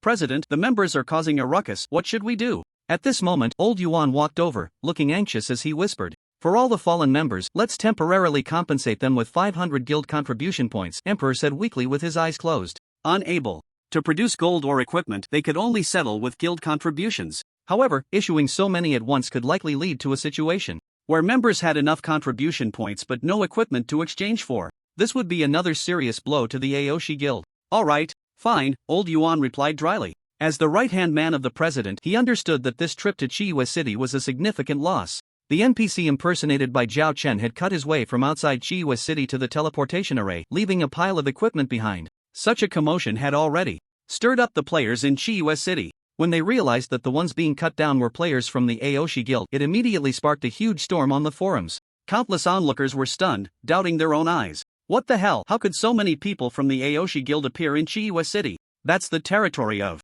the Feng Guild. What else could it be? I guess it's 9 out of 10 that they're preparing to take revenge on the great demon king Qianye. What the hell, do the Aoshi people really dare to take revenge? Warriors, you should know that the great demon king Qianye's normal attacks can instant kill them, right? Heh, if they can't take revenge, they'll just end up suffering. Our NPCs in Chiiwa City are just that fierce. By the way, this NPC by Chi's title is really domineering, surpassing all others. Awesome, it must be a high-level NPC. I've never seen it before. Probably came from the royal city. The players in Chiiwa City are so lucky. Not only do they have the protection of a physically overwhelming NPC, but they can also pick up silver equipment on the way. I'm envious. The people from the Aoshi Guild are all good people, welcome to come again. The reputation of the Aoshi Guild had never been good, and players felt schadenfreude about this incident. At the same time, they were curious about the mysterious origins of the NPC by Chi. There was no other reason, he was just too fierce. One person chasing after 10,000, every strike. Instant killing, the process was filled with blood and cruelty. With the title of surpassing all others, it sparked the imagination. Some players even believed that this was a high-level NPC from the human advanced map, the Royal City. In the original, the human race was ruled by a royal family, and besides the 20 main cities, there was also the central royal city, but unfortunately, the entry conditions were unknown. Players speculated that only after the second class change would they have a chance to enter. NPCs coming from the royal city were naturally the best of the best. With this thought, many players suddenly understood. At the same time, they felt envious of Daddy Qianye's face. Even before making a move, there was a high-level NPC providing protection, eliminating enemy forces in advance. Was it a coincidence, or was there a direct reason? No one could guess. It wasn't until later when Zhao Chen voluntarily revealed his identity that the players widened their eyes in surprise. On the other side, just before Zhao Chen stepped into the teleportation portal to Xuanwu City, he received a call from Shuangao. Great God Qianye, do you know? Emperor has really hit a stroke of bad luck this time, huh? A clear, bell-like laughter came from the other end of the line. This time Emperor was killed by a mysterious NPC. Let's see how he can be arrogant now. Shuangao said smugly with a cold snort. Zhao Chen raised an eyebrow and smiled as he spoke. Aren't you curious where this NPC came from? Ah, of course I'm curious. Great God Qianye, do you know? Frost Aoshui exclaimed in surprise. By Qi, that's me. Zhao Chen didn't keep them guessing and revealed directly. Lord Qianye, no, Daddy Qianye, you're joking with me, right? Frost Aoshui was momentarily stunned, murmuring, you're a player, how could you possibly become an NPC? That doesn't make sense. Rather than explaining this to Zhao Chen, it felt more like Frost Aoshui was trying to explain it to herself. After all, a player turning into an NPC for no reason was far beyond reason. 4. Now, let's not speak of this. Qianye said cheerfully, wait for me to go to Xuanwu City and take out the people from the Aoshi Guild first. Frost Aoshui was truly shocked this time. If Zhao Chen said such a thing, didn't that indirectly prove that everything he said was true? How on earth was this possible? Frost Aoshui was curious, feeling a tickle in her heart, but at that moment, Zhao Chen had already hung up the communication. Next, it's my turn to take action. With a calm smile, Zhao Chen, disguised as the NPC by Qi, stepped into the teleportation array. Boss, bad news. That NPC actually chased us to Xuanwu City. A voice came through, and the high-ranking members of the Aoshi Guild, who were in a meeting, immediately showed terrified expressions. What did you say? Emperor was drenched in cold sweat, stopping the guild member who had just entered. How could he have chased us? Where is he now? Has he killed any of our guild members? A series of questions bombarded the guild member. He took a couple of deep breaths before speaking with a horrified expression. He's right at the gate of Xuanwu City, and he's already started slaughtering our guild members. Several with one strike. It's terrifying, and somehow, not only our main guild members are being killed, but even those from the branch guilds aren't spared, yet he doesn't touch the solo players even if they have red names. It was too terrifying. The NPC guards at the city gate didn't dare to speak. This guild member was almost scared silly. Emperor doubted his ears. What kind of NPC targets only the Aoshi Guild? Suddenly, a bold thought emerged in Emperor's mind. Could it be that this NPC named by Qi is a hired accomplice of Qianye? As one of the top 20 main cities of the human race, Xuanwu City had never experienced such a major event since the game launched. At the gate, a flamboyantly equipped furious NPC, bearing the title, the one who surpasses all, was rapidly slaughtering the players of the Aoshi Guild. The soldiers on either side of the gate, who were supposed to maintain order, were somehow just watching the scene, unmoved. The surrounding solo players, wide-eyed in shock, whispered among themselves. Is this the furious NPC from the forums, the one from the Imperial City? Damn, that's so overbearing, chasing all the way from Chiiwa City to our Xuanwu City. Look, all those he's killing are players from the Aoshi Guild. How did the Aoshi Guild provoke this killing god? This is so thrilling. Is this the first time we've seen the combat power of a high-level NPC in the game? It's terrifying. The Aoshi Guild is really having a bad day. How tragic. Is there still time to discuss this? Isn't the equipment more appealing? Hurry and grab it. The NPC at the city gate was none other than Jiao Chun. While the solo players were shocked by his terrifying combat power, they didn't forget to snatch the numerous pieces of equipment that dropped on the ground after the Aoshi Guild players died. Usually, solo players wouldn't dare to do this because they feared retaliation from the Aoshi Guild after things settled down, but now, with so many people around, it didn't matter. Deep down, they suddenly felt a bit of sympathy for the Aoshi Guild's plight. Many even looked forward to this mysterious NPC coming again so they could get rich. With a single strike, he killed 2 players who couldn't escape, and Zhao Chen began to slowly advance into the city. Killing at the city gate like this has dealt a certain blow to the reputation of the Aoshi Guild, but it's not enough, Zhao Chen thought to himself as he observed. The Aoshi Guild was large and prosperous, with an estimated total membership exceeding 500,000. Although he had previously killed most of the elites brought by the emperor, it wasn't enough to cause significant damage. In at most half a month, they would recover. This was not the outcome he desired. Since he had decided to stand against the Aoshi Guild, Zhao Chun had only one goal: destroy the Aoshi Guild. Unfortunately, despite his formidable combat power, which made him invincible among players, his efficiency in killing was limited due to being a lone wolf. Wiping out 500,000 players would take an eternity. Moreover, the other side wasn't foolish. Knowing they couldn't win, they would definitely choose to avoid confrontation and look for opportunities to recuperate. Therefore, he didn't plan to wipe out the Aoshi Guild in one go, as that was unrealistic. This was a long-term plan. He intended to start from the city gate and kill his way to the headquarters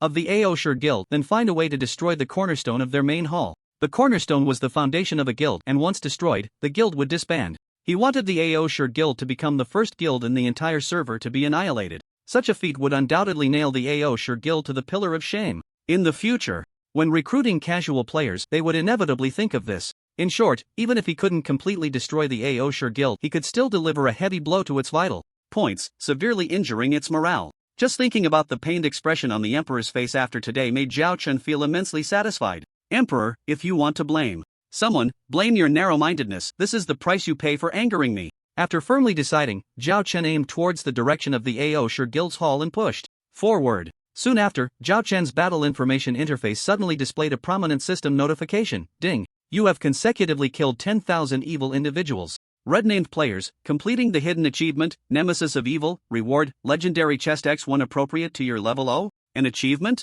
Zhao Chen's eyes lit up, surprised. The freedom in original was too high, akin to the real world, where many system mechanics had to be explored by the players themselves. Unlike typical virtual online games, there were currently no main quests in original. It was unclear whether they were not yet unlocked or what, only side quests existed, and this achievement seemed somewhat inexplicable. Previously, when Zhao Chen killed 100 or 1,000 people, there were no achievement notifications. Now, after killing 10,000, it suddenly appeared. It felt as if he had crossed countless distances. The threshold for the achievement system was set very high, but the reward was equally generous. A legendary chest. This was the first time Zhao Chen had seen one, and he couldn't wait to study it, hoping to discover some patterns and complete more hidden achievements. The completion condition is consecutively kill 10,000 red-named players consecutively. Zhao Chen slowly savored the words. The term consecutively was quite significant. At this stage, aside from Zhao Chen, the bug player, no one else could achieve it. After pondering for a moment, Zhao Chen shook his head. With just one line of text, he couldn't find a pattern. Forget it, let's consider it a rare opportunity. Now, let's open the legendary chest and see. Zhao Chen diverted a bit of his attention and instructed the system to open the obtained chest. Let me see what good stuff comes out. The legendary chest would yield equipment, skills, and special consumables, among other things. Regardless of what it produced, it would greatly enhance him. Just looking at the attributes of the legendary equipment, the demon god's shield, was enough to know that. However, the items obtained from this legendary treasure chest are limited to one's own level. It can be anticipated that the enhancement effect will be much less than that of a LV-180 shield, but it is still a powerful item. The treasure chest opens. Ding, you have opened a legendary treasure chest and obtained a skill book, Oblivion/X1. Would you like to claim it? Claim. Zhao Chen decisively clicked, and in the next moment, a skill book radiating purple light appeared before him. LV1 Oblivion/active skill. After charging for 1 second, you can unleash a massive sword energy that covers a range of 2,000 by 2,000 meters in front of you, with 600% of the base panel attack power. Cooldown time 24 hours. What the hell, such a large range? Zhao Chen was instantly stunned. To be honest, the attack power of Oblivion Slash is far lower than that of the legendary skill Thunderstep, and even lower than the legendary mage skill Meteor Fall that exists in his backpack. The cooldown time is also longer, only usable once a day. But this range is simply unbelievable. A 2,000 square meter area is equivalent to 4 or 5 football fields. If the timing is right, it's possible to wipe out 3,000 players with one slash. This range is terrifying. It's practically made for group battles. He decisively clicked to learn it, then upgraded it to LV9. Now, the Proud Guild is going to be completely desperate. A smile appeared on Zhao Chen's lips. After mastering the new skill, it would be much easier to destroy the main guild of the Proud Guild. Half an hour later, under Zhao Chen's terrifying output, he made his way smoothly to the entrance of the Proud Guild's headquarters. Before him stood the resurrected emperor, his face dark with anger. Behind him were countless players. The emperor pondered for a long time but still couldn't understand how he had provoked this NPC. If it were the kind that just kills red-named players on sight, then after so long of slaughter in Blood Moon City, it should have ended. But the reality was that this NPC named Bai Chi seemed intent on carrying out a massacre, teleporting to Xuanwu City to kill again. At this stage, players simply could not stop his advance, and the NPC forces they had high hopes for were as good as blind. Now that he had reached the Proud Guild headquarters, they could only rely on themselves to resist. However, before taking action, the Emperor was very reluctant and wanted to clarify things. No other reason, today's losses were too great. He wouldn't be able to sleep soundly without understanding the cause. Excuse me, this strong one, there are so many red-named players on the street, why do you specifically target our Proud Guild? The Emperor slowly asked. Zhao Chen didn't know how to respond at first, so he simply fell silent. After a moment, seeing that Zhao Chen had no intention of speaking, the Emperor couldn't help but ask, are you being instructed by someone? Like someone named Qian Yi? At this moment, he still had some doubts that it was Qian Yi's doing, although this suspicion had no evidence. Asking wouldn't hurt, after all, words in this game weren't worth much. To actually guess that I'm involved, this Emperor guy has quite a sharp intuition. Zhao Chen squinted his eyes, thoughts racing in his mind. An NPC inexplicably targeting a guild, and no one could understand the reason, yet the Emperor keenly sensed it was related to him. This intuition was indeed somewhat frightening. As expected, he was the president of a major guild with exceptional qualities. But the more this was the case, the stronger my resolve to eliminate you all. Zhao Chen did not plan to reveal his identity just yet. Instead, he intended to do so at the last moment before the foundation of the opposing guild was about to be destroyed, ensuring that the Proud Guild members would have the most profound impression. With this in mind, Zhao Chen decided not to waste any more time and, like a clumsy fool, charged straight into the crowd. Seeing this, the Emperor gritted his teeth and muttered, I don't care who you are. We have 30,000 players here, and I refuse to believe we can't kill you. The murderous intent from the opponent surged, forcing the Emperor to prepare for the worst. During the time it took for Zhao Chen to travel from the city gate to the guild headquarters, the Emperor had already devised a plan to ensure the guild would not be disbanded. They absolutely could not retreat any further at the headquarters entrance.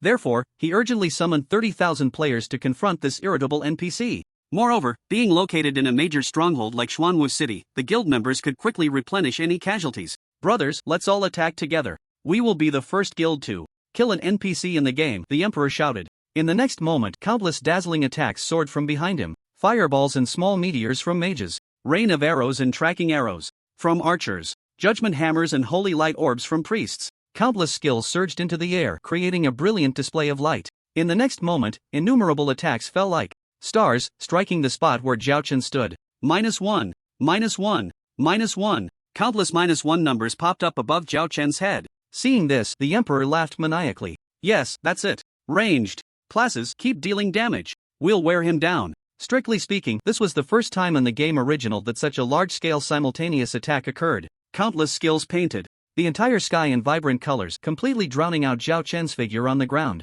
Nearby, the scattered players who had been following Zhao Chen to pick up scraps were momentarily stunned into silence by the scene. My god, is this one of the strengths of a major guild? 30,000 players, it's terrifying. Hiss. Even if they can only force one drop of health, that's over 30,000 damage per second, right? It's over, the major guild is showing its power, this NPC is doomed. Having so many people is impressive. The scattered players were both awed by the grand scene and secretly regretted that this NPC, who had left them countless pieces of equipment, would likely fall to the sea of players from the Proud Guild. Even though Zhao Chen had displayed overwhelming combat power along the way, no one was optimistic about him, because the numbers were simply too overwhelming. At this scale, even the level 45 Dark Gold Exploding Spider, the boss of the Abyss-level difficulty Spider Cave, wouldn't withstand a single round. All the players present believed that Zhao Chen would eventually fall here. However, the players with sharper eyes suddenly noticed that this NPC, caught in countless attacks, calmly raised his small round shield, slightly charging his stance. a black light seemed to flash across the small round shield. In the next moment, the countless guild members behind the Emperor who were releasing their skills suddenly had bright red numbers pop up above their heads. Minus 1998, minus 2450, minus 2630. The red numbers seemed to turn into an ocean. Immediately after, the players with numbers above their heads transformed into beams of white light, vanishing one after another in a rush. Those unaware of the situation might have thought it was a large-scale magic trick. The scattered players who witnessed this entire process were left speechless in shock. What's going on? The Emperor noticed that the output numbers had suddenly dropped to less than 1%, and a terrifying guess emerged in his mind. He slowly turned his head and was horrified to discover that the 30,000 players who had been crowded behind him had now disappeared by more than two-thirds. The countless pieces of equipment appearing on the ground seemed to tell him that it was all not an illusion. The Emperor's pupils constricted, horrified, and about to say something, but in the next second, Zhao Chun charged forward and sent him back to the revival point with a single strike. The proud president of the Proud Guild, for the third time, fell under his sword. Boom! Everyone witnessing this scene widened their eyes in terror, doubting whether they were seeing things. What the hell? Instantaneously killing 20,000 people. Is this the terrifying combat power of a high-level NPC? The sea tactics of the Proud Guild seemed like a joke. Meanwhile, on the gaming players forum, countless explosive posts suddenly flooded in like a screen refresh, shocking all players. Shock. Furious NPC, suspected. Counter damage skill, instantaneously kills 20,000 players. Sea tactics have been proven ineffective in front of high-level NPCs in the original. Terrifying counter damage, discussing the dark day of the Proud Guild. Slashing from Red Moon City to Xuanwu City, the mysterious NPC by Chi's path of extermination. So terrifying, you have no idea how horrified I was being. On site, countless posts with nearly identical titles drew the attention of all players wandering the forum. At this moment, Zhao Chen's massacre of the Proud Guild in Xuanwu City was the focus of the entire server. After using the Thorn counter damage skill from the Demon God's shield to instantly kill at least 20,000 players, Zhao Chen was delighted. This guy, the Emperor, really gave me a big gift. The effect of the thorns was, when attacked, it reflects 20% of the damage back to the attacker, lasting 30 seconds, with a cooldown of 60 seconds. His health value had already exceeded 100,000 points, so 20% is 20,000. Which player at this stage, besides him, could reach 5,000 health? 20,000 damage means certain death. Zhao Chun had originally planned to cut down the guild's cornerstone, disband a main Proud Guild, and severely weaken them. But now, he suddenly had a bold idea: why not take out a few branch guilds as well? What if the Emperor got carried away and launched a few more concentrated attacks? Wouldn't that quickly allow Zhao Chen to surpass 100,000 player kills? 1,000 would grant a hidden achievement and a legendary treasure chest. What about 100,000? Although he couldn't guarantee it would be 100%, the probability was still quite high. Emperor, oh Emperor, I suddenly find you quite pleasing to the eye. Keep it up. Zhao Chen secretly rejoiced. What was originally just a simple act of revenge against the Emperor unexpectedly turned into a pleasant surprise. It must be said that Zhao Chen's bad impression of the Emperor had improved a bit. This guy may not have great character, but he's a good person. I wonder if such good fortune can happen again. I'll start killing players and see how the Emperor reacts. Zhao Chen calmed down and quietly slaughtered the remaining 10,000 players in front of him. Swish, swish, swish. A series of white lights appeared, and the remaining players seemed stunned, their reaction sluggish. Zhao Chen found it incredibly easy to kill.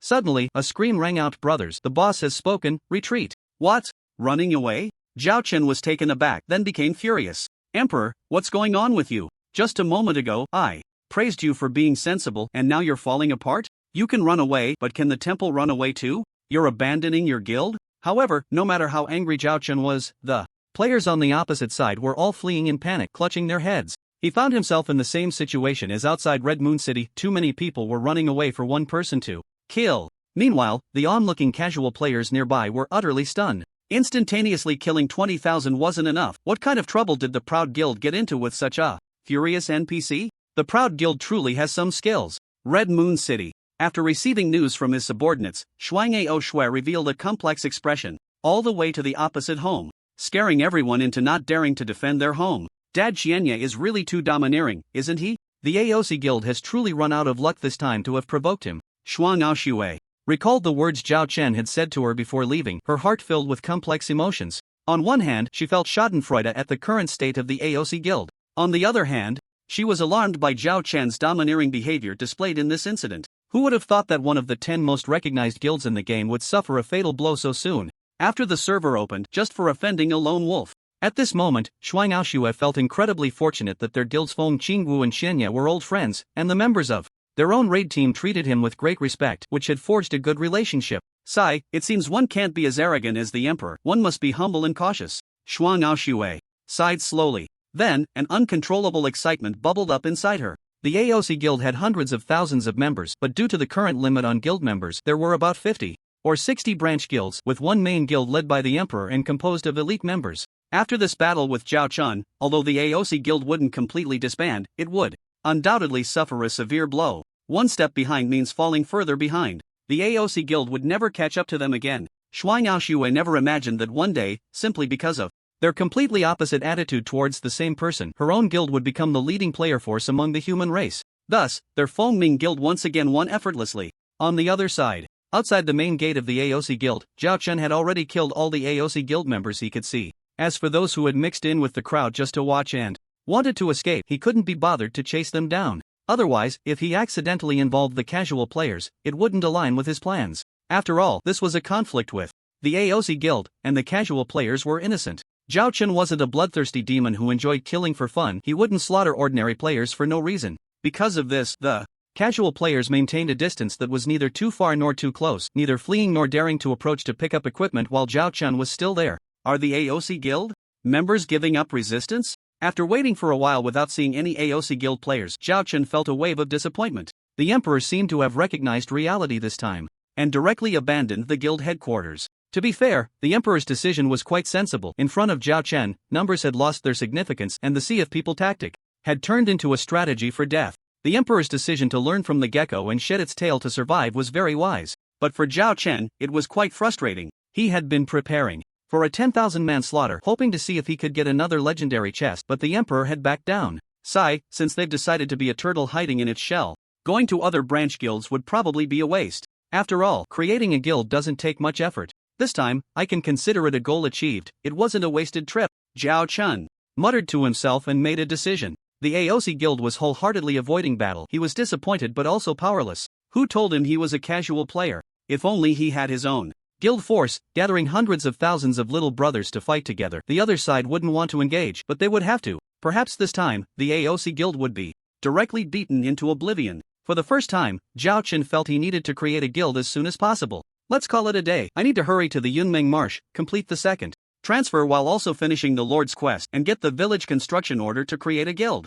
Zhao Chun made up his mind, then focused his thoughts and removed the disguise effect of the shadow cloak. In front of everyone, his figure was restored. I know there are players from the Overlook Guild among you, Zhao Chun slowly said to the dazed crowd outside. Go back and tell the emperor, if you have the guts, keep gathering people to take revenge on me. The atmosphere around was dead silent. Zhao Chun didn't care. He walked into the hall of the Overlook Guild. An oval stone pillar stood in the center of the hall. This was the cornerstone of the guild. Destroying this cornerstone would force the number 1 guild, Overlook, to disband. Shocking. The mysterious NPC by Qi is actually the Demon King Qianyi himself. Transforming outfits, a shocking conspiracy in history, the downfall of the Overlook Guild. How terrifying is the Demon King Qianyi? Let's take a detailed look at the deeds of the Demon King Qianyi. Does the president of the Overlook Guild, the Emperor, dare to respond to the provocation of the Demon King Qianyi? There's no such thing as the most terrifying, only more terrifying. Demon King Qianyi, who else but me? A treat for fans. Daddy Qianyi, please come again. Let's talk about how to get rich by picking up equipment. At the last moment, Zhao Chun actively revealed his identity, stirring up a storm in the player community. No one expected that this furious NPC, who had been rampaging from the outskirts of Chiyue City all the way into Xuanwu City in just a short time, was actually disguised by Zhao Chun. Let's not even talk about how astonishing it was for him to have equipment that could change his appearance. Just this series of actions was simply unbelievable. With his super strong personal attributes, a combat power that could take on thousands, and a terrifying counterattack that could instantly kill 20,000 people, the collision between the top guild in the game and a lone wolf ended with a complete victory for the lone wolf. This was a scene that all casual players dreamed of, and it actually happened in reality. I always thought Daddy Qianyi was strong in dungeons but not that great in PvP, but now I feel like my face is swollen. One person pressured a top guild into not daring to defend their home. That's too domineering. I love this damn dominance too much, a female player screamed publicly on the forum. Exactly, the moment Daddy Qianyi revealed his true self, I was so stunned I almost thought I was hallucinating. I didn't expect it to be real. Damn, I really regret choosing the demon race, otherwise, I could have found a way to hug Daddy Qianyi's thigh. By the way, why doesn't the Demon King Qian Yi form a faction? I want to hang out with the Demon King Qian Yi. I dream of being as awesome as the Demon King Qian Yi. The Overlook Guild is done for, thanks to Daddy Qian Yi. The shock of ordinary players remained on the surface, with most being interested in Zhao Chen's terrifying strength and domineering actions. Meanwhile, as the weaker side in the story, the players of the Overlook Guild suffered unbearable pain. The number of players who died before and after was about 40,000, with at least 8,000 pieces of silver equipment and over 30,000 pieces of bronze equipment dropped. Such a huge loss caused the personal attributes of these 40,000 players to regress by half a month. At the same time, they couldn't come up with 100 gold coins to ask the priest to restore their status, inevitably falling into a month-long period of weakness. This was a fatal blow to their future development. If they weren't careful, they would directly drop out of the first tier of mainstream players. Thus, everyone thought of the source of this incident, their president, Overlook Emperor. If the Emperor couldn't come up with a satisfactory answer, the Overlook Guild would basically be finished. The Emperor himself realized this and said with a heart full of pain, "For each fallen player, I will compensate 500 contributions, and in the next half month, I will gradually compensate each person with 100 gold coins." This price was too heavy, pressing the Emperor down so he couldn't even straighten his back. The guild contributions were manageable, he could distribute them directly, but as for the equipment that could be exchanged in the warehouse, sorry, just wait a moment. And with 40,000 people each contributing 100 gold coins, that amounts to 4 million gold coins. Even the Emperor nearly spat out blood. From now on, the entire guild will have to tighten their belts. Thinking of the culprit behind this situation, the recently revealed Zhao Chen, the Emperor couldn't help but burn with rage, gritting his teeth in hatred. "Qian Yi, I swear to you, we will not coexist." Since he started playing the game, the Emperor had never suffered such a huge loss. He would never swallow this anger. The faces of the guild's high-ranking members around him were equally flushed with frustration, filled with fury. "That's right, we will definitely not let this guy off. Our guild must take revenge fiercely. Damn Qian Yi, don't let me see you again, or else, hum."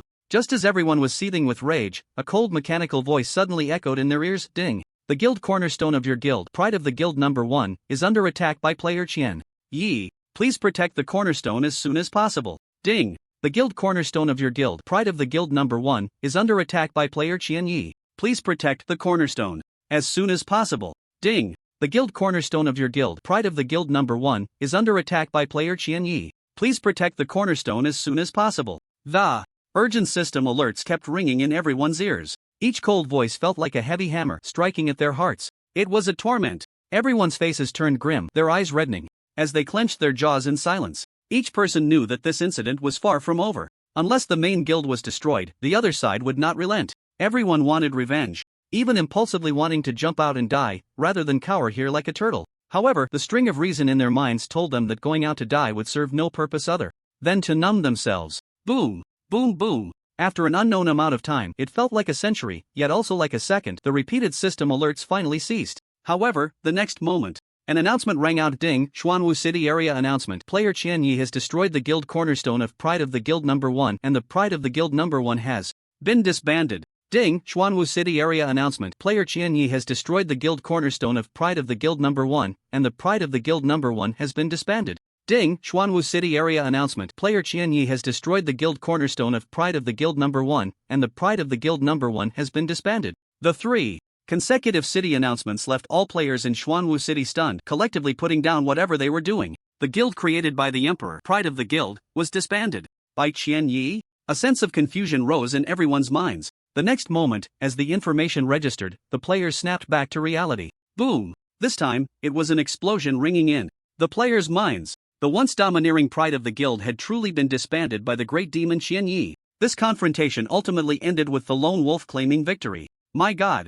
Qian Yi, you actually took down Pride of the Guild number 1. After the system prompt, Shuang Aoshue, far away in Qiyue City, immediately sent a message. Shuang Aoshue was both excited and gleeful, calling him dad with surprising ease despite her previous reluctance. A guild being disbanded is even more impressive than you killing their 40,000 players. It deals a devastating blow to the reputation of Pride of the Guild. I can't wait to see how the Emperor has the face to remain the guild leader. Hahaha, speaking of which, they offended my dad Qianya, so this outcome is only to be expected. Zhao Chen smiled faintly, having already exited the guild hall. However, apart from the scattered players, no members of the AOC guild dared to appear before him. Dad Qianya, what are you planning to do now? How about going after the AOC guild's branch? I can provide the location. Shuang Aoshue transformed into a sycophant. The more severely the AOC guild was hit, the greater the advantage for their foaming guild. But what disappointed Shuang Aoshue was that Zhao Chen had no intention of continuing. Just give them a lesson, we can take our time later. I have things to do and no time to waste here. Alright, then Dad Xianya, shall we go into a dungeon together later? What are you thinking? I need to do my second class transfer, I don't have time for such boring things. Oh. As soon as he finished speaking, Zhao Chen hung up the communication. He waited a moment longer, but Emperor's figure still hadn't appeared, and he shook his head in disappointment. Sigh, little brother Emperor, you've completely lost all face. Realizing this, Zhao Chen didn't linger and directly turned to walk towards the teleportation officer in Xuanwu City. Next, he was heading to the human race's farthest boundary, Gobi City. It was one of the border areas between the human race and the demon race. The Lord of Chiyue City, Li Mushi, had informed him that from Gobi City, heading west and crossing the border on foot would lead to the area adjoining the demon race, which was the Yunmeng Marsh. Zhao Chen's destruction of the AOC Chuinxiong No. 1 guild naturally stirred quite a wave on the forum. After all, what he destroyed was not some random guild, it was one of the top 10 guilds recognized across the server. Of course, after this series of events, the once needs to be added before the top 10. As Shuang Aoshue said, this incident dealt a severe blow to the reputation of the AOC guild. The scattered players couldn't help but wonder, how could a large guild with hundreds of thousands of members be suppressed by a lone wolf?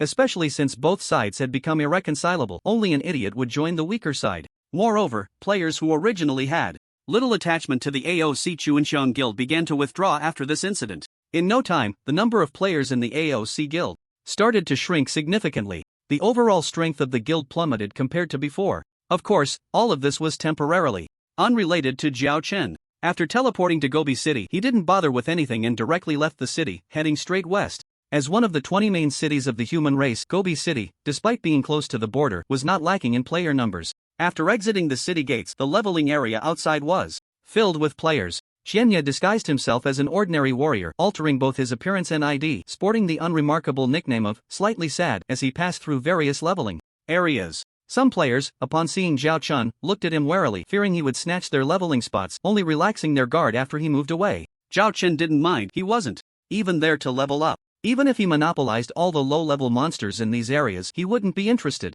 From here to Yunmeng Marsh, at my speed, it will take at least 3 days. Zhao Chen frowned. His walking speed wasn't slow, given his agility attribute. It was just that the journey was a bit too boring.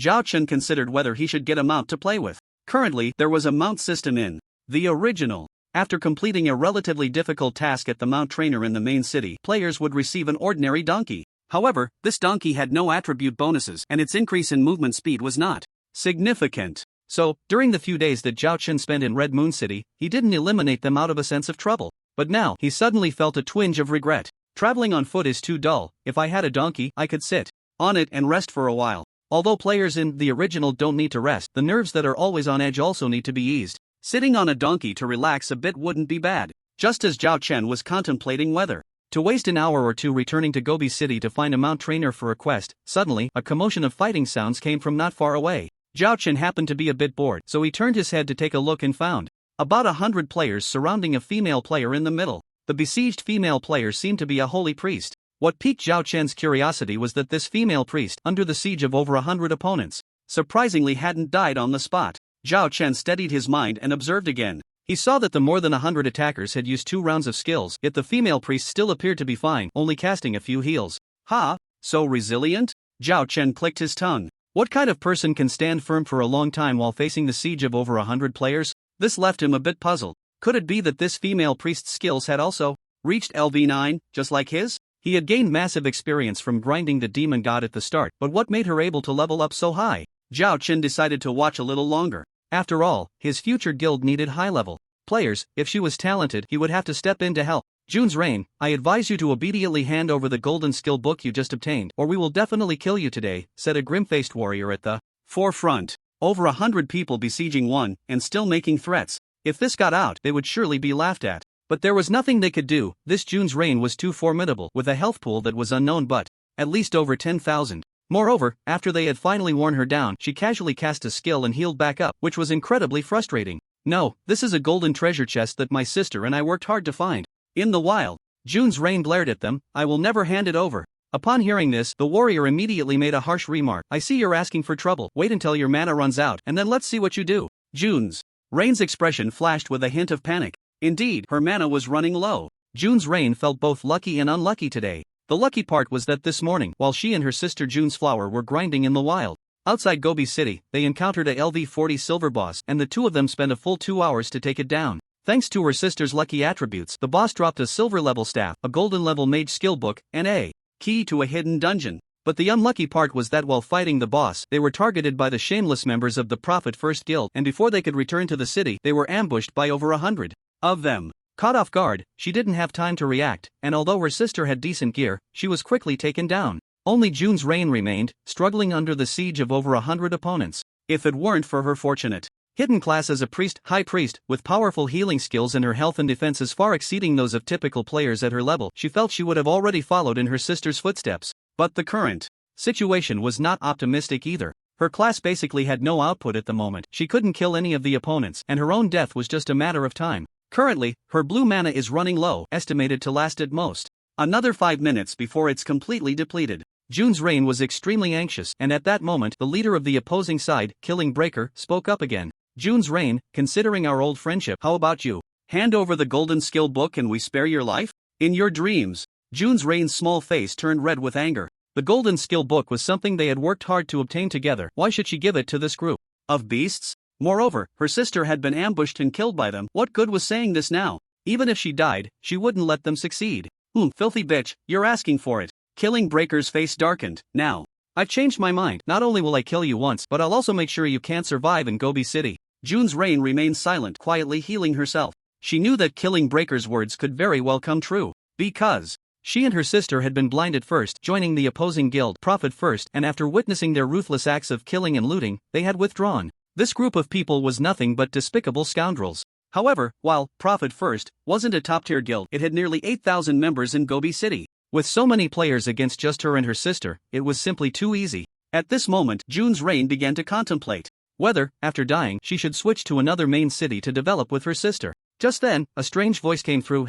A bunch of big men ganging up on a little girl. How shameless. June's reign was taken aback, turning her head to glance and found a stranger warrior. The nickname above his head read, Slight Sadness. June's reign instantly concluded this was an ordinary player without any remarkable traits. Realizing this, her gaze dimmed again. Who? At the same time, Killing Wolf looked at the newcomer with a dark expression. Zhao Chen's words were undoubtedly looking down on their guild. As the president, Killing Wolf could not tolerate that. TCH, who the hell do you think you are? Dare to meddle in our Prophet First guild's business? Seeing that the newcomer was an unfamiliar warrior, Killing Wolf scoffed. Kid, if you want to play the hero, you'd better be prepared to pay the price. Brothers, kill him. I didn't want to make a move, but if you're looking for death, don't blame me. The newcomer was Zhao Chen. He had observed for a while and finally determined that June's reign was a rare talent, so he decided to step in and help.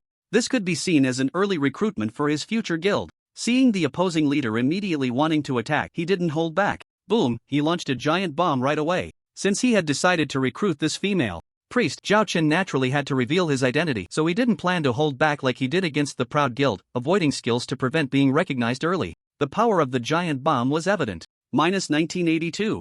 -2069. After the deafening explosion, the encirclement of over 100 opponents was instantly halved. Holy crap, you are the Demon King of 1,000 Knights? Killing Breaker's eyes widened in terror. If you were to ask who the most famous player in the current game of Original was, there was no doubt it was Zhao Chen. A few days ago, he had led the Phoenix Guild's raid team to dominate the Abyss level dungeon, and his invincible figure had already been etched into countless players' minds. Now, as he unleashed his skill, it immediately awakened Killing Wolf's memory. You guessed right. Zhao Chen snapped his fingers calmly, simultaneously removing the disguise of the shadow cloak.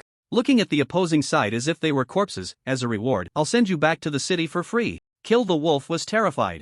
Xianye great demon, no, Xianye dad, spare me. He wanted to plead for mercy, but before he could finish his sentence, Zhao Chen rushed over and killed him with a single sword strike. -2330. A piece of silver equipment dropped, but Zhao Chen didn't even glance at it. He raised his sword and looked at the others with disdain in his eyes. He didn't want to leave the impression of a murderous maniac on the future guild's talents, so he casually uttered a word, scram. In an instant, the remaining members of the Prophet First Guild scattered like frightened birds and beasts. Once the crowd had completely dispersed, Zhao Chen slowly walked over to Lu Yu's reign. Hello, I'm Qianye. Zhao Chen greeted, while instinctively casting a reconnaissance spell. Under the suppression of being over level 10, most of Lu Yu's reign's information was Revealed ID, Luyu's Rain level, LV35 race, human class, High Priest health, 9910 mana, 7130 attributes, strength 160 agility 360 stamina 1060. Intelligence 1060 physical attack, 16240 magic attack, 1510 2225 physical defense, 1600 magic defense, 1600 skills, LV3 slowed healing, LV2 holy.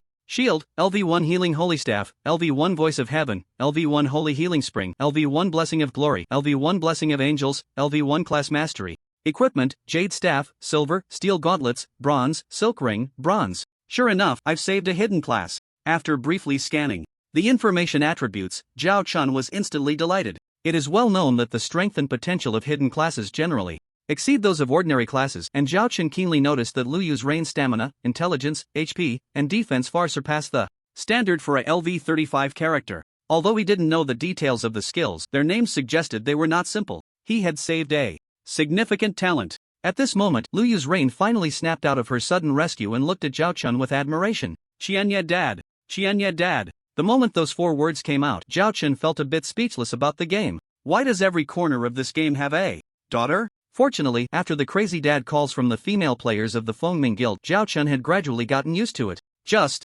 feeling speechless for a second, he regained his composure. Hello, nice to meet you, Qianye dad. Great God, hello, thank you for saving me. Luyu's Rain came back to her senses, her face slightly flushed, but she still graciously expressed her gratitude. Just a casual help. No need to be polite. Qianye said straightforwardly, I'm planning to create a guild in a while, do you want to join? Yes.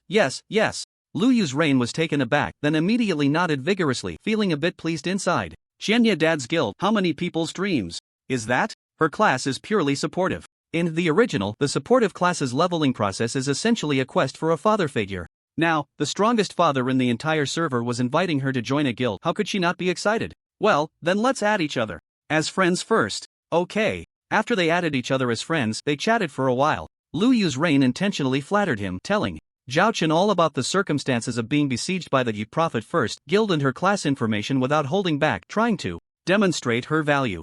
Zhao Chun nodded in appreciation. He admired her straightforwardness. Not only was she a talent, but her personality was also quite good. After a while, another girl ran over from the direction of Gobi City, looking about 15 or 16 years old. Zhao Chun focused his gaze and found that she was a female warrior wielding a sword. From a distance, the girl shouted loudly, "Sister, are you okay? I heard that Daddy Qianye came to the rescue of my sister. You're so lucky. Daddy Qianye, he's my idol." As she spoke, the female warrior ran over to Zhao Chen and Lu Yuzu. Her gaze swept over Zhao Chen, instantly bursting with an unusual light. Daddy Qianye, you really haven't left. Hee, you must be Lu Yu's flower, right? Your sister just mentioned you, Zhao Chen said with a smile. Earlier, Lu Yuzu had briefly recounted her sister's situation. Lu Yu's flower was also a powerful hidden class. Although it couldn't compare to the likes of a destroyer, it far exceeded the branches of ordinary warrior classes. When Zhao Chen heard this, he was secretly a bit surprised. These two sisters were both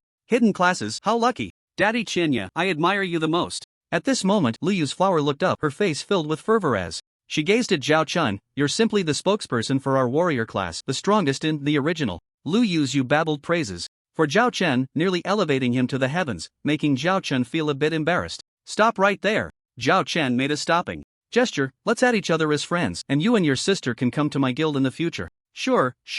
Lu Yu's flower jumped up happily. The first guild created by a player in the game. How honored to receive an invitation in advance. Then it's settled. Seeing that it was getting late, Zhao Chen planned to leave. If there's nothing else, I'll be on my way. We can contact each other when I create the guild. Later. Rescuing people was just a casual act. Now that the matter was settled, he thought about following his original plan to quickly find the NPC allied and then undergo the second class change. He still had nearly 200 million experience points in his experience pool, and after the second class change, he would likely jump several levels just like the first class change. At that time, he could challenge higher difficulty maps and dungeons. Since the original was humanity's second world, and Zhao Chen had such an opportunity, he naturally didn't plan to waste it. He not only wanted to remain invincible among players but also to be the first to experience the scenery of the game's high-level areas. If he was going to do it, he would always be the strongest. Daddy Qianye, please wait a moment. Just as Zhao Chen turned to leave, the sisters called out to him. Seeing Zhao Chen cast a puzzled glance, they exchanged looks, as if they had made a decision.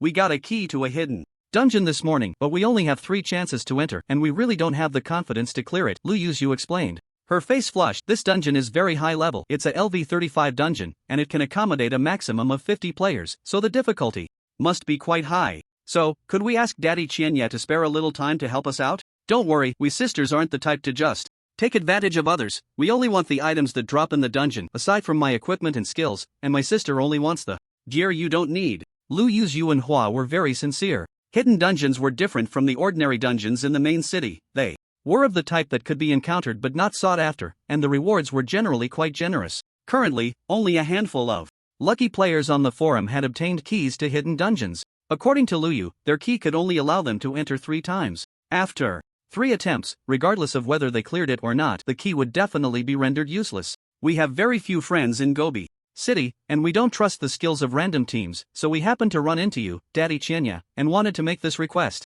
Lu Yu's Flower said softly, her eyes looking at Zhao Chun with anticipation. Daddy Qianya could solo the Abyss difficulty Spider Cave, and the process was a complete domination, showcasing terrifying combat power. This hidden dungeon is quite difficult for the 2 sisters, and they might end up with nothing. However, with the help of Qianya Dad, they'll probably breeze through it, right? While saying this, Lu Yuehua proactively handed a key to Zhao Chen. What kind of trust is this? In less than 5 minutes of meeting, she hands over the precious hidden dungeon key. What? Does it matter if I, Zhao Chen, waste a little time grinding through the dungeon? After all, these 2 sisters are both talents I've reserved for the guild. Zhao Chen was somewhat touched as he took the key and looked at the system's detailed description item. Dungeon key, LV35 Hellhound. Level, special usage count, 3/3 usage requirement, above LV35 hint, after use, can teleport to the LV35 Hellhound dungeon, maximum. Party size of 50. LV35 Hellhound extra reward, special mount, Hell 3-headed dog. It's actually a special dungeon that can drop a mount. Zhao Chen was overjoyed. What does it mean when a nap brings a pillow? 10 minutes ago, he was frustrated about not being able to rest while traveling on foot, and 10 minutes later, someone brings him a key to a dungeon that can drop a mount. And it's not just any ordinary mount. The Hell 3-headed dog, just the name alone suggests it's something extraordinary. Chapter 49, Crushing Dungeon. The key is provided by you, and I'm not greedy. Unless a skill for my profession drops, I only want this mount, Zhao Chen said calmly. Although Lu Yuehua had specifically stated that aside from the priest equipment, everything else would go to herself, Zhao Chen wasn't the type to take advantage. Without the dungeon key, there would be no chance to tackle this special dungeon, and without him, the sisters wouldn't be able to do it either. They were in a mutually beneficial relationship, and the rewards should be shared equally among the sisters. Besides, Zhao Chen couldn't care less about equipment below legendary level. Even dark gold equipment wouldn't make him frown. Are we taking too much advantage here? Lu Yueyu said softly. Let's settle it this way, no need to discuss further. Zhao Chen's decision wouldn't be easily changed. Alright, thank you, Qianya Dad. Lu Yueyu said happily. So are we going into the dungeon now? Let's wait a bit, I'm still in a weakened state. Lu Yuehua quickly reminded her sister, as she had just died once. Currently, with a 50% reduction in all attributes, it wasn't suitable to tackle the dungeon. They needed to go to the priest and spend money to remove the weakened state first. However, Zhao Chen shook his head. No need, leave the dungeon to me, you two just lie down. Come on, it's just a LV35 dungeon. With his million attack power, wouldn't it be a walk in the park? The sisters also thought of the terrifying combat power Zhao Chen had displayed and excitedly nodded. Finally, they were lucky enough to cling to Qianya Dad's thigh. After making the decision, Zhao Chen didn't hesitate and directly grouped the sisters into the same party, using the dungeon key. System prompt: you have consumed 1 hidden dungeon key. You are about to enter the LV35 Hellhound dungeon. Please select difficulty, easy, normal, hard, abyss, nightmare. The hidden dungeon actually has 5 difficulty levels? Zhao Chen was taken aback. He thought hidden dungeons were like regular dungeons, only having 4 difficulty levels, but suddenly a 5th one, nightmare, popped up. It seems that in the original, one cannot fix their thinking, they must keep up with the times. Zhao Chen sighed, feeling a bit overdramatic. Currently, the original had only been live for 2 months, and players had very limited knowledge about dungeons. The so-called abyss difficulty seemed too easy in Zhao Chen's eyes. The monster templates were sluggish, and the boss's alert range was too small. Even without such high attributes, he could slowly clear it with skill. So, the abyss-level difficulty might just be equivalent to an initiation. As the game progresses and players level up, future dungeons may introduce a 5th, 6th, or even 7th difficulty. Of course, it's still too early for Zhao Chen to think about that. Now, ding, you and your team have selected Nightmare difficulty. Entering the dungeon countdown, please prepare 3, 2, 1, you have entered the dungeon, LV35 Hellhound Nightmare difficulty. As the system's prompt ended, the scene shifted, and the 3 appeared in a desolate ruin. This was a valley-like terrain, with red magma flowing through the slender ravines around the ground, and not a blade of grass could be seen anywhere. The air was thick with a sense of death, giving an unsettling feeling. "Stay close to me," Zhao Chun instructed without looking back, then led the way toward the other side of the valley. The two sisters behind him followed closely, not daring to lose focus. Before long, two humanoid monsters, each about 5 meters tall and sporting bull-like horns, appeared, wandering back and forth in boredom. Zhao Chun casually cast a reconnaissance spell. Troll Elite, Dark Gold, Level, LV39 Health 360000/360000 Attack 10,000 Dual Defense, 8,500 Skills. Expandable, Charge, Bloodthirsty Frenzy, Symbiosis, Troll's Fury, Sacrifice. Skills, Dark Gold Level Aura, increases own attack power by 30% within a radius of 100 meters. Player attack power decreases by 20%. Remarks, Dark-type creature, the distance between them was about 500 meters. Just as Zhao Chen noticed the two trolls, they, for some reason, stared back at him with their bell-like eyes. "Damn human adventurer, I smell the scent of the demon god's curse on you. How dare you anger the demon god? I will tear you apart." As soon as the words left their mouths, the two trolls charged at Zhao Chen in a furious rush. Zhao Chen paused for a moment, then suddenly remembered that he was under the effect of the final demon god's curse. Final demon god's curse, the hatred of dark-type creatures towards you changes. Hatred. Damage taken plus 100%. No wonder they noticed me from 500 meters away. It's because of this, a bit unexpected, Zhao Chen muttered to himself. The trolls charged with tremendous momentum, shaking the entire valley and instilling a sense of overwhelming terror. The sisters behind him felt their hearts leap into their throats. However, Zhao Chen was not particularly concerned. Although he was somewhat surprised by the quality of the monsters in this Hellhound dungeon, facing a Dark Gold level boss right from the start was unexpected. But what could a mere LV36 do against him, who was at a million level? Giant bomb. He tossed his sword into the air and leaped up. The next moment he and the sword landed on the ground, the sword tip piercing into the earth. Boom! A terrifying explosion echoed, and the two LV36 Dark Gold Troll Elites didn't even have a chance to struggle before collapsing to the ground. My troll clan would never die so easily. After leaving behind a reluctant remark, the two Dark Gold monsters lost their vitality and several items appeared on the ground. System prompt: you have passed the first checkpoint of the dungeon. Another instant kill. Zhao Chen felt bored. Sigh, there's no challenge at all. Let's pick up the items and move on to the next checkpoint. Monsters of this level were too weak. He was losing interest. However, starting with Dark Gold monsters might mean the final boss would be of legendary level. That did pique his interest a little. Wow, Daddy Chinya, you're amazing. At that moment, the girl behind him, Lu Yu, couldn't help but exclaim. Such a huge monster, killed in one skill, too strong. Incredible. Sister June's Rain had the same shocked expression, instantly defeating a Dark Gold monster. Witnessing the effect firsthand was far more shocking than seeing it in a video, leaving her mesmerized. At this stage, the invincible Dark Gold monster was unable to withstand even a single blow from this man before her. It was truly unbelievable. However, June's Rain was ultimately more composed than her sister, urging, "Sister, you're lucky, hurry and loot the equipment." "Okay, I love looting equipment." June's Flower excitedly screamed and quickly ran in front of Zhao Chen, bending down to pick up items. The next moment, she let out another excited scream. "Sister, a Dark Gold staff that you can use dropped." The two Dark Gold trolls dropped a total of 3 pieces of equipment, one of which was Dark Gold and the other 2 were gold, along with a skill book and 3 rare materials. Abyssal Staff Equipment Level, Dark Gold Equipment Requirement, LV38 Priest, Intelligence Magic Attack, 1600 Intelligence, 900. Skill Release Speed, 10% Skill, all healing skill effects increase by 10%. Skill 2, all active skill cooldowns reduced by 10%. This Dark Gold equipment had undeniably powerful attributes. With its super high base stats and intelligence bonuses, along with dual 10% skill enhancement effects, it could instantly elevate a healing class to several tiers. June's Rain was already a powerful hidden class, and with this staff, she was even more formidable. Zhao Chen continued to look. The 2 gold pieces of equipment were not worth mentioning, mainly the skill book and materials. Item, Thin Burial, Skill Book Quality, Dark Gold Learning Prerequisite, High Priest 1800 Intelligence Effect. After releasing the skill, within a duration of 20 seconds, all members in the team will not have their health drop below 1 point. Cooldown time 24 hours. Item, Magic Crystal X3 Description, material for enchanting additional attributes on Dark Gold level or higher equipment, can be used at a Master level enchanter NPC.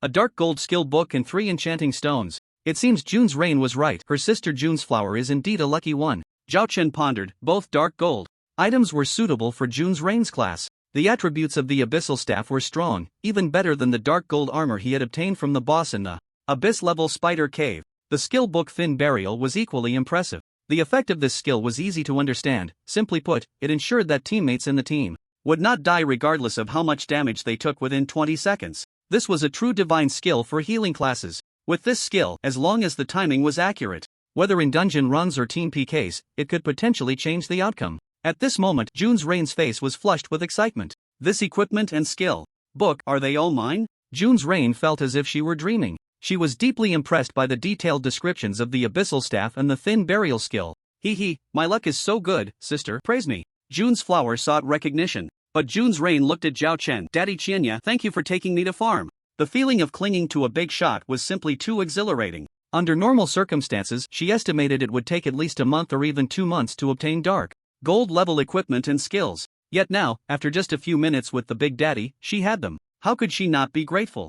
June's flower pouted, not receiving praise from her sister, but also looked at Zhao Chen. Daddy Qianya, these enchanting stones are for you. While speaking, she handed the 3 dark red stones to Zhao Chen. Zhao Chen accepted them without hesitation. After pushing so many bosses, this was the first time he encountered an item related to enchantment. At the same time, this should also be one of the first batches of enchantment stones in the game. Zhao Chen was a bit curious about how many enchantment attributes there were, but the demon crystal required finding a master-level enchanter to use, so he tossed it into his backpack and temporarily ignored it. Alright, let's head to the second level next. The group walked past the corpses of 2 trolls and into the valley. The Hellhound dungeon was different from the spider cave they had tackled before. There were no small monsters here, only 3 levels, each with a boss directly facing the players. The first level featured 2 LV39 dark gold bosses, which Zhao Chen defeated in an instant. Next was the second level, also a dark gold boss, but this one was LV42, higher than the trolls. However, the health and defense of this level's dark gold boss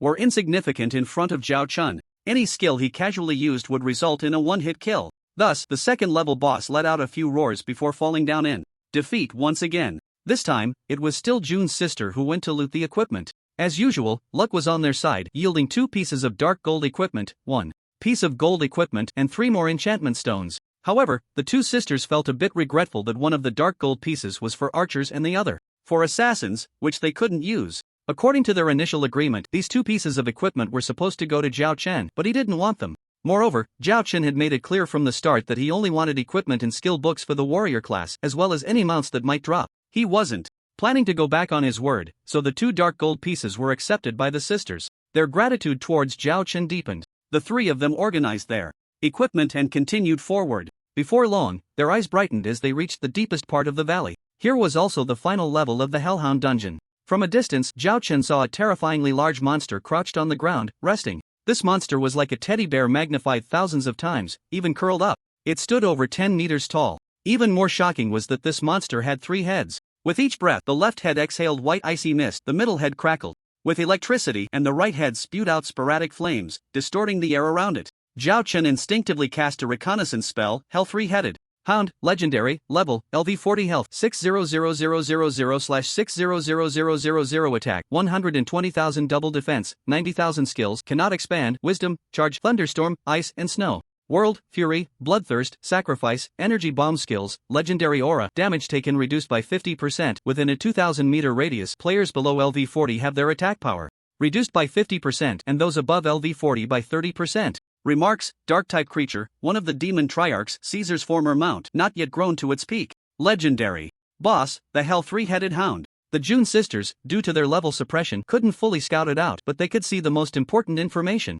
Legendary boss? They both gasped, feeling a shiver run through their bodies. Both of them were powerful hidden classes, and they could take down a silver boss of similar level with some effort. A gold boss, however, was a different story. Barely managing to whittle down half its health would be considered an extraordinary performance. They couldn't even dare to think about a dark gold boss. Yet now, what were they seeing? It was actually a legendary boss. Even if they had 10 lives, they wouldn't have the confidence to withstand a single claw from the Hellhound. Don't be afraid, just leave this little dog to me. At that moment, Zhao Chen said lightly. However, deep down, he wasn't as indifferent as he appeared. He felt a rare spark of interest. Despite his million-level stats, casually using a skill could yield tens of millions in damage. But that was based on the opponent having 0 defense, which could be considered the most ideal output value. When defense was taken into account, the final number would have to factor in division. The Hellhound's defense was not low, and it had damage reduction skills. Thinking of this, Zhao Chen couldn't help but smile. This little dog should be able to withstand a hit from me and not die.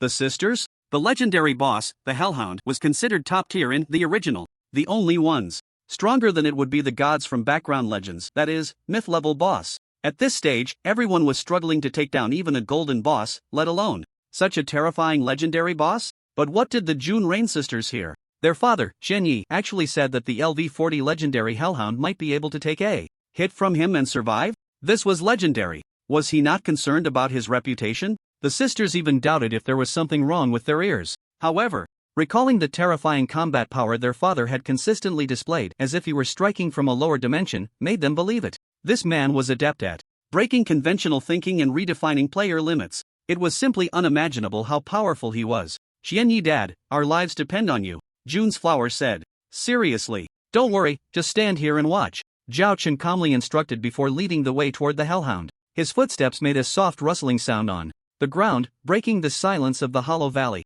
The Hellhound seemed to sense something unusual and instantly opened its 6 eyes, looking up. Am I hallucinating? Is that a human? The Hellhound focused its gaze and immediately let out an excited howl. It quickly stood up, greedily staring at Zhao Chen. Oh, lowly human adventurer. Are you here to challenge the great Cerberus? Wonderful. I haven't eaten a human in 1,000 years. I miss the exquisite taste of the human body. Now, come and be my meal. As the Hellhound spoke, it drooled. It was nothing like the dull bosses Zhao Chen had faced before. Its lines were incredibly lively, as if it had its own independent thoughts. In fact, as one of the mounts of the 3 great demon kings in the original background story, the Hellhound itself possessed high intelligence, and in the demon clan's main city, it could be considered a high-level NPC. And high-level NPCs could be treated like normal players. The Hellhound gazed at Zhao Chen and, in a self-righteous tone, said, lowly human, don't worry, I will make your death painless. Noisy. Zhao Chen casually uttered 2 words. The Hellhound's excited expression froze, and after digesting those 2 words, it instantly erupted in rage.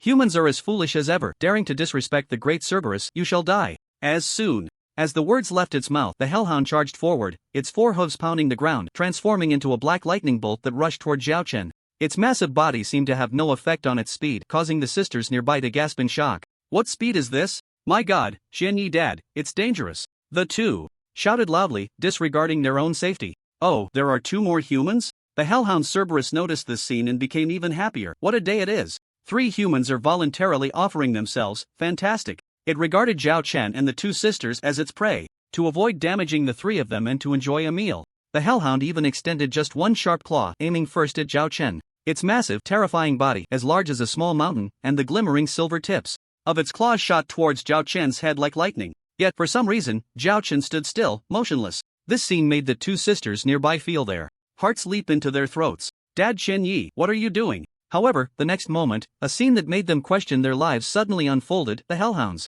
confident strike came to an abrupt halt just as it reached Zhao Chen's forehead. It was as if an ant had blocked a rampaging mammoth. The sisters were left in shock, their eyes wide in disbelief. -289. A pitiful 3-digit number emerged from above Zhao Chen's head. A normal attack, and it can't even take away 300 HP? Zhao Chen scoffed. The original is nothing like some shoddy virtual games. Attributes like strength are not just simple numbers, they represent true power. In the face of absolute strength, size means nothing. The Hellhound's attack power was far below his defenses, and to deal nearly 300 damage was already beyond Zhao Chen's expectations. How is this possible? The Hellhound was stunned. It felt as if it had struck a wall of copper and iron, its once unstoppable sharp claws unable to advance even a millimeter. Zhao Chen's lips curled slightly. It's my turn. He seized the Hellhound's claw and instantly threw it away. Bang! With Zhao Chen's calm voice, the Hellhound flew over 10 meters before crashing to the ground, kicking up a cloud of debris. The Hellhound shook its head, its 6 large eyes all fixed on Zhao Chen.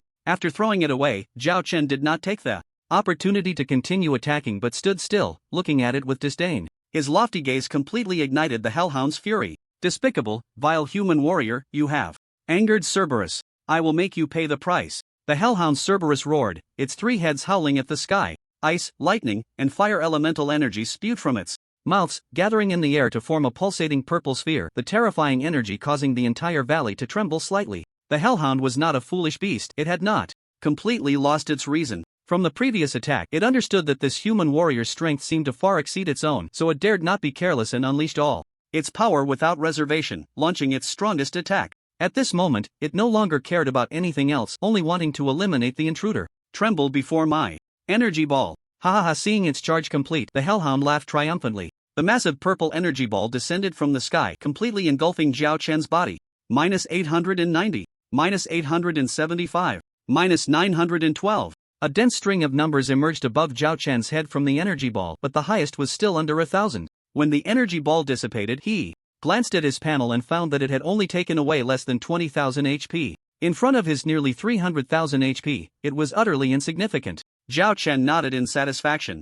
Not bad. The Hellhound mount would appear in this dungeon, and the reason he stood still to let the Hellhound attack was to test the future mount's attributes. The results of the test now left him very satisfied. Truly legendary level, with high output. Game time is up, now you can taste my attack. Zhao Chen was not going to waste any more time and wanted to kill the Hellhound for rewards. However, at that moment the Hellhound suddenly weakened, kneeling on the ground. I surrender. Dad, please spare me. Dad, please give me a break. As these words left his mouth, Zhao Chen's lips twitched, staring in shock at the Hellhound. Damn! This game player calls me dad, and now this boss wants to acknowledge me as his father too? A legendary boss in the original, is this cunning? This is too intelligent. Zhao Chen said unhappily, surrender? What do I get out of it? He was confident. He could take this mutt's life within 3 moves, so he didn't mind hearing what the other side had to say. Who knows, there might be an unexpected surprise. Benefits? The Hellhound suddenly realized, pulling out a pile of shiny items from who knows where. Dad, is this what you mean? Ever since I was gravely injured and fell into a coma 1,000 years ago, when I woke up again, these things suddenly appeared on me. The Hellhound hurriedly explained, fearing that if it spoke too slowly, this terrifying human in front of it would kill it in an instant. That's right, it was afraid of being killed. As a member of the high-ranking demons, the Hellhound had an IQ not lower than that of an adult man. When its strongest attack was easily taken by Zhao Chen, it understood the vast difference between itself and Zhao Chen, as if the gap was like heaven and earth. If it were to grow to level 100, or even above level 150, the situation would definitely be different. But right now, there were no ifs. After the Hellhound was gravely injured and fell into a coma 1,000 years ago, it had finally regained consciousness, and it didn't want to experience that dark, hopeless feeling again. What was face worth? To survive, it was willing to do anything. There's a saying among humans, what was it again? Those who know the times are heroes. At this moment, the Hellhound felt like a hero. It shamelessly said, Dad, are you satisfied with these things? Zhao Chen. This dog was so shameless, adaptable and flexible, truly a model in the dog world. Zhao Chen took a deep breath and accepted the pile of items pushed over by the Hellhound. Dark gold equipment, item, butcher's helmet item, butcher's armor item, butcher's pants item, butcher's gloves item, butcher's boots a complete set. Each piece had great attributes, and the set bonus was even better. Zhao Chen silently calculated that after putting on this set of armor, he would probably gain around 150,000 health, 4,000 strength, and 4,000 in both defenses. Plus, the 5-piece set skill effect would reduce the damage he took by 20%. Wearing this 5-piece set is almost equivalent to a decent level 40 legendary armor. Zhao Chen nodded in delight. He continued to look further. Item, Demon King's Necklace level, LV40 legendary equipment requirement. Attributes, LV40 equipment requirement class, all classes physical/magic attack power, 10,000 skill 1, sacrifice, aura type. After equipping, all teammates within a 1,000 meter diameter around the wearer recovers 0.5% of their HP limit every second. Skill 2, Dark Flame, passive skill, any attack adds dark attribute damage equal to 15% of the base panel attack power, stacking up to 10 layers. Skill 3, Frost Nova, passive skill, every 5 seconds after combat, grants a shield that absorbs 10% of the wearer's health. Legendary equipment, the god tier gear for dungeon tanks. This piece of equipment is nice. Zhao Chen accepted it without hesitation. It's a pity there's only one legendary. Next, there were 2 legendary level skill books. One was for mages, and the other was for judgment priests. Zhao Chen put them in his backpack. Finally, there was a scroll shimmering with purple light and a dark gold blueprint. Item, Ancient Ruins entrance ticket item level, special item usage requirement, level 60. For all classes. Item description, after use, consumes 1 entrance ticket, allows a maximum party of 10 people to teleport to the special dungeon Ancient Ruins. Item, Demon Moon Blood Ring blueprint item level, dark gold learning requirement, equipment blacksmith, master level, forging materials, bright stone X1, refined dark iron X2, spider silk X3, smelting stone X3. Demon Moon Blood Ring, level 36 dark gold equipment, usage requirement, level 36, all classes, attributes, 1600 physical/magic attack, 1000 agility, attack speed plus 0.3/s, skill, all skill final damage increased by 20%. An entrance ticket to a dungeon, a blueprint for a dark gold equipment. Zhao Chen's thoughts raced. He had no idea what the Ancient Ruins map was, but it was likely to yield many good items, only accessible at level 60. As for the Demon Moon Blood Ring blueprint, this was a great item. A level 36 dark gold ring with excellent attributes. As long as the materials were replenished in time, it represented a continuous supply of dark gold equipment. This held immense significance for Zhao Chen's future guild development. Just imagine, after Zhao Chen established the guild, tossing 100 or so Demon Moon blood rings into the guild warehouse. And with ongoing supplies, how excited the members would be. The drop rate for jewelry was already low, and this was dark gold. As for the materials, they were all relatively common in the market, easily purchasable with a bit of gold. The only issue was that he needed to find a master-level blacksmith in advance, which would take some effort. However, there was no rush for now. After admiring all the items presented by the Hellhound, Zhao Chen looked up at it again, threateningly speaking. Do you have any more of these items? Don't hide anything. He had already noticed that this Hellhound was very afraid of death. Although he didn't understand why, he didn't mind using this to see if he could squeeze out more items. Daddy, how could I dare? I really have nothing left. The Hellhound immediately replied sincerely, almost swearing to the heavens. Really? As soon as Zhao Chen's words fell, he instantly unleashed a giant bomb. Boom! Minus 490,000. As expected, just like Daddy Qianyi said at the beginning, one hit doesn't take it down. At this moment, the sisters behind Zhao Chen thought to themselves. They had naturally seen the pile of items the Hellhound had just handed over, but there was not a shred of greed in their hearts. The most important thing for a person is to have self-awareness. Forcing a legendary boss to surrender was Daddy Qianyi's skill. No envy or jealousy here. The Hellhound suddenly suffered from this skill strike, looking at Zhao Chen in terror, wanting to cry but having no tears. Daddy, don't kill me, I really have nothing left. It didn't expect that this human on the other side was so ruthless, saying it surrendered and still attacking. At the same time, this blow caused its health to drop by more than 80%, completely robbing it of the courage to resist, leaving it only able to plead with the other party. Woo, don't kill me, I just revived with great difficulty, I really don't want to die. It seems there really is nothing left. Zhao Chen muttered, and just as the Hellhound showed a relieved expression, Zhao Chen spoke again.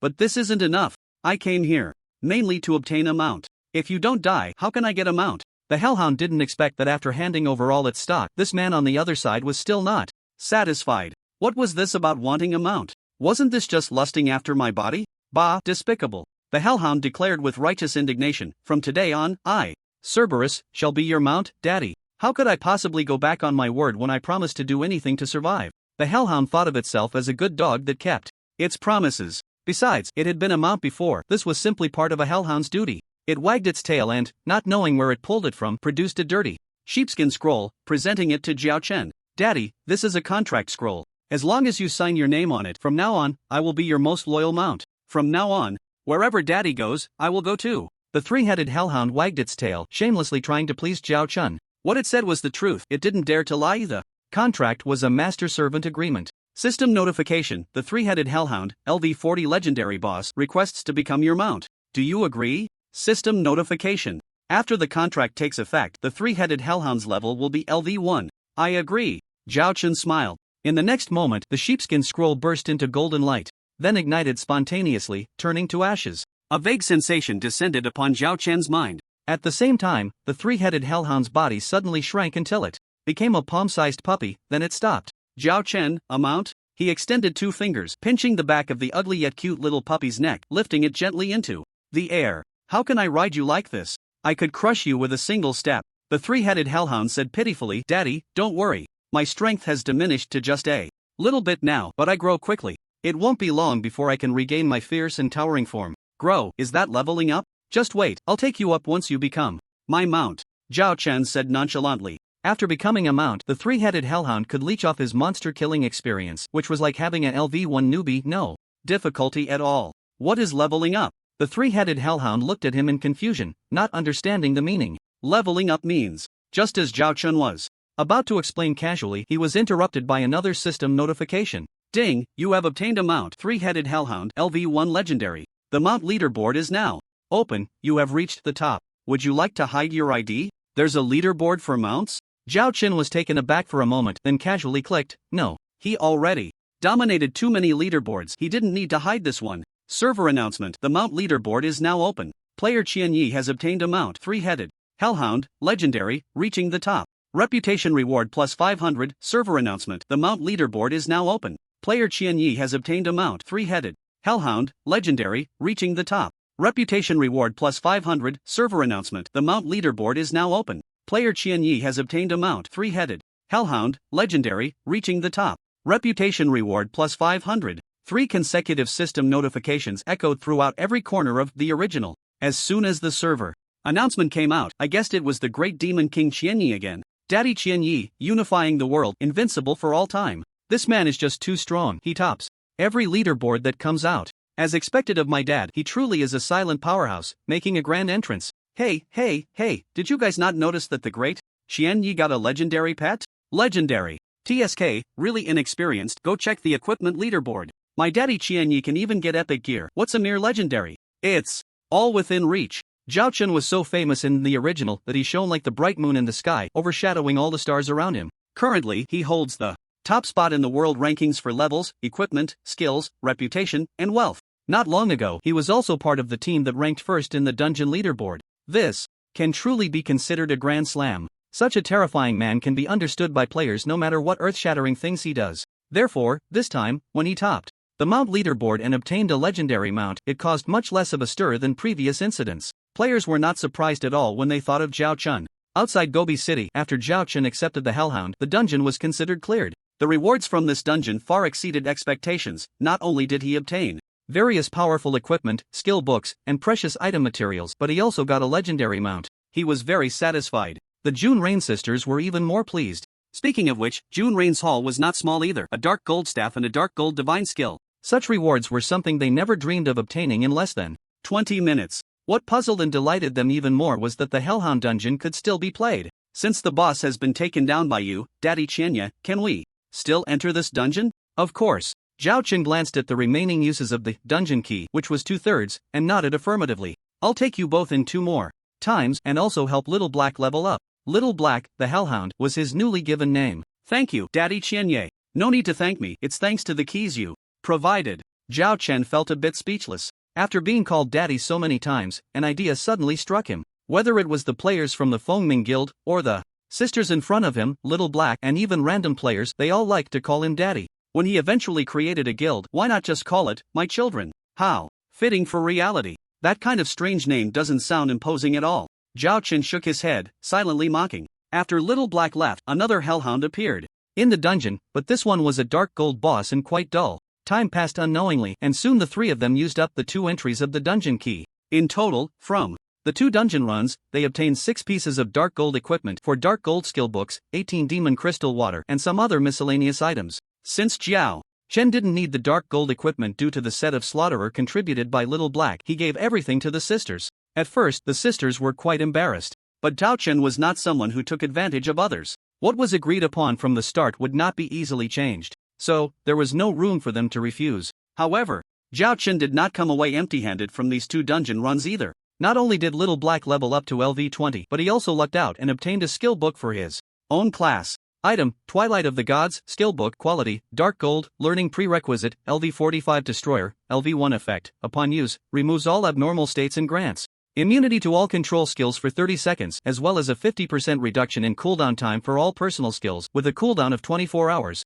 This skill is one of the top 3 skills in Zhao Chen's skill tree, on par with the Giant Bomb. It can remove abnormal states and grant immunity to control, which is very useful in critical moments, and the 30-second cooldown reduction effect greatly enhances Zhao Chen's combat power. The downside is the long cooldown time of a full 24 hours. Overall, it's not bad. I'll level it up to LV9 first and then see the final effect. Upgrading Twilight of the Gods from LV1 to LV9 requires 80 million experience points, but Zhao Chen didn't mind and directly maxed it out. LV9 Twilight of the Gods, after use, it removes all abnormal states and grants immunity to all control skills for 70 seconds, as well as a 50% cooldown reduction. Buff for all personal skills, with a cooldown time of 24 hours. Each level up increases the duration by 5 seconds. Quite impressive. After completing these 2 dungeons, the Hellhound Xiaohong's level also reached LV20, Mount, Xiaohong Species, Hellhound level, LV20 Quality, Legendary HP, 150000 Physical/Magic Attack, 20,000 Mount Movement. Speed bonus, 160% skill 1 Thunderstorm. The middle thunder attribute head of the Hellhound releases a thunder attack covering a radius of 200 meters, skill damage, 200%. Base panel, cooldown, 60 seconds skill 2 Ice and Snow World. The left ice attribute head of the Hellhound releases an ice spike attack covering a radius of 200 meters, skill damage, 200% base panel, cooldown, 60 seconds skill 3 Magma World. The right fire attribute head of the Hellhound releases a magma attack covering a radius of 200 meters, skill Damage, 200% base panel, cooldown, 60 seconds skill for sacrifice. The Hellhound can sacrifice 10% of its health to increase its base attack power by 100% for 1 minute. Status. Can be leveled up again after promotion. Promotion condition, kill 0/10,000 dark creatures. Note, dark legendary creature, has the potential for evolution as a mount. The Hellhound truly lives up to the template of legendary creatures. At just LV20, it has a base panel of 20,000, and its 4 skills are quite powerful. With this mount, Zhao Chen's combat power has significantly increased. Moreover, the most important thing is that after leveling up to LV20, the Hellhound Xiaohong's size changed from palm size to a towering 3 meters. Sitting atop it, Zhao Chen felt incredibly imposing. Now that the dungeon is finished, I'm leaving. Zhao Chen bid farewell to the sisters Lu Yu and Yu. The sisters felt a bit reluctant but nodded. Daddy Qianya, when you create the guild, you must call us. In just 3 short dungeons, they had obtained so many dark gold equipment and items, and they were very grateful to Zhao Chen. They felt that as the top player in the game, his generosity towards his sisters made him someone worth following. At the same time, Yu, the high priestess of Lu Yu, silently acknowledged him as the strongest father figure. Alright, it's settled then. Zhao Chen waved his hand, mounted Xiaohong, and left. At the border between the human race and the demon race, there is a vast area of high-level wilderness maps rarely visited by people. Starting from outside Gobi City, the closer one gets to the border, the higher the level of the monsters. Fortunately, along the way, there hasn't been any target that posed a challenge to Zhao Chen, so he didn't waste any extra time on unplanned encounters. 3 days later, Zhao Chen rode Xiaohong and appeared at the boundary of the human race map. Before him lay a lush forest, with towering trees reaching the clouds, the ground overgrown with weeds, occasionally revealing dark brown clay, and the air was filled with a nauseating odor, giving the entire environment an ominous feeling. System prompt: you have reached the boundary of the human domain. System prompt: you have discovered a high-level map. Cloud Dream Marsh, reputation increased by 100 points. Master, we've arrived. Xiaohong's eyes brightened as he respectfully addressed Zhao Chen, who was riding on his back. After 3 days of travel with almost no battles, he was bursting with energy. The high-level map before them belonged to the demon race, and all the creatures within were of the dark attribute. As long as he kills a certain number of dark-type creatures, he can successfully level up and grow again. Let's go. Zhao Chen smiled, patting the dark fur of Xiao Hei, giving a command. The monsters in the area they just passed had already reached level 80. He speculated that the dark-type creatures in the Yunmeng swamp must also exceed level 80. With such a high level, the monsters' health, attack power, and defense would all be proportional. I hope the monsters in the Yunmeng swamp can provide me with some challenges, Zhao Chen thought to himself. Ever since the ultimate demon god appeared, all the creatures he encountered, whether players or dark gold level bosses, even legendary bosses, posed no challenge at all. While it was exhilarating to crush everything, it had become a bit monotonous over time. After all, the game is ultimately about the thrill of the experience. Lacking formidable opponents made it feel quite dull. Since he donned the dark gold armor set 3 days ago, his attributes had surged once again. ID, Chen Yi. Level, LV50, 9.8 billion/50 million, has reached the limit, can continue to level up after second transfer. Race, human, racial talent, skill upgrade, experience reduced by 10%. Class, destroyer, health, 383,000. Mana, 134,000. Attributes, strength 311,000, agility 102,000, stamina 122,000, intelligence 100,000. Unallocated free attribute points, 0 physical attack, 1, 102, 0001, 654, 000 magical attack, 680, 0001, 020, 000. Attack speed, 0.09s/ attack physical defense, 241,000 magical defense, 238,000 reputation, 108,910, worship, world legend degree, 10 skills, LV9 thunderstep, LV9 unmatched dance, LV9 fearless, LV9 flying. Impact, LV9 area bomb, LV9 giant bomb, LV9 combo, LV9 counter slash, LV9 iron cloth, LV9 water moon divine dance, LV9 annihilation slash, LV9 twilight of the gods, LV1 class mastery equipment, sort of. Domination, epic, shield of the demon god, legendary, ring of chaos, special jewelry, necklace of the demon king, legendary, slayer armor set, dark gold. Costume, shadow cloak, S-class costume, mount, Xiao Hei, legendary. With Zhao Chen's current combat power, fighting monsters below level 80 posed no difficulty at all. Even legendary ones only took a bit of effort, resolved in at most 2 minutes. Of course, excluding epic or higher mythic bosses, Zhao Chen had yet to encounter any others besides the level 200 ultimate demon god, so he was unsure of their combat power. Generally, only bosses above level 80 could pose him some trouble. Perhaps only those with a level difference of over 30 and the terrifying strength of high-level bosses were qualified to face him. I hope to encounter some legendary bosses. Zhao Chen rode Xiao Hei, heading into the Yunmeng swamp. In any game, risk and opportunity coexist. Although Zhao Chun had always enjoyed instant killing small monsters, it did little for his own improvement. For instance, the Dark Gold Slayer armor. To outside players, it seemed like a divine artifact, but Zhao Chun did not think so. A complete set of equipment was nearly comparable to a single piece of level 40. Low-level legendary gear taking up too much inventory space. The monsters he could instant kill dropped rather average loot. Only by challenging formidable bosses could he obtain equipment and items that matched his own strength. The map of the Yunmeng swamp was quite good. The levels, strength, and drop rates of the demon creatures were all outstanding. Zhao Chun had been grinding in this area for half a day, managing to acquire 8 pieces of dark gold equipment, a dark gold skill book for mages, and some materials of unknown use. All these pieces of equipment required a level of LV80 to use, and without exception, they were all for other classes. Zhao Chun had no choice but to store them in his backpack, saving them for later to fill the guild warehouse. Unfortunately, during this half day, he had not encountered any legendary or higher level bosses. With the special effect of the Ring of Chaos reducing the equipment usage level, he could easily farm some legendary gear in high-level dungeons to quickly boost his strength. Therefore, high-level legendary and epic bosses were his targets. Of course, while hunting monsters, Zhao Chun did not forget his 2 objectives for coming here: finding the second transformation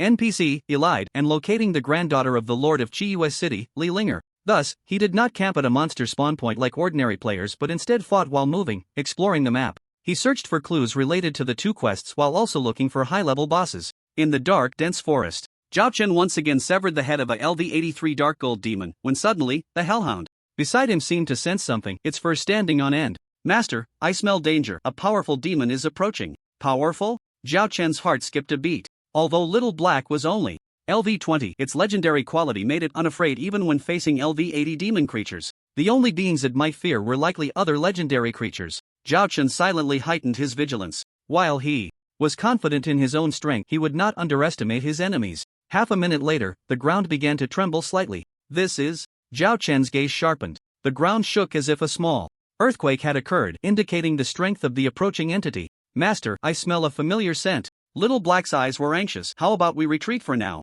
As a legendary demon that had lived for thousands of years, Little Black could only remember beings from the same era. And those who could live in the Yunmeng Marsh were undoubtedly at least legendary-level demons. Zhao Chun was just lamenting his inability to find a legendary boss, so how could he heed Little Black's advice now? Perfect timing. I hope it drops some legendary armor. Before the boss even appeared, he was already anticipating the loot. Boom! The rumbling sound grew closer, startling countless flying demons in the forest. Before long, a terrifying humanoid demon, nearly 20 meters tall, appeared in Zhao Chun's line of sight. Its body was covered in a layer of dark green armor, with a sharp horn on its head, eyes the size of classrooms, and a mouth that split to its ears, revealing a mouthful of yellowed fangs. Despicable human! How dare you trespass on the territory of Demon King Dozer and even hunt my king's subjects? This is an unforgivable crime. As soon as the humanoid demon saw Zhao Chun, it roared, and as it got closer and took a better look, its anger intensified. "You actually bear the curse of the demon god. You must be a sinner who has offended the demon god. How vile!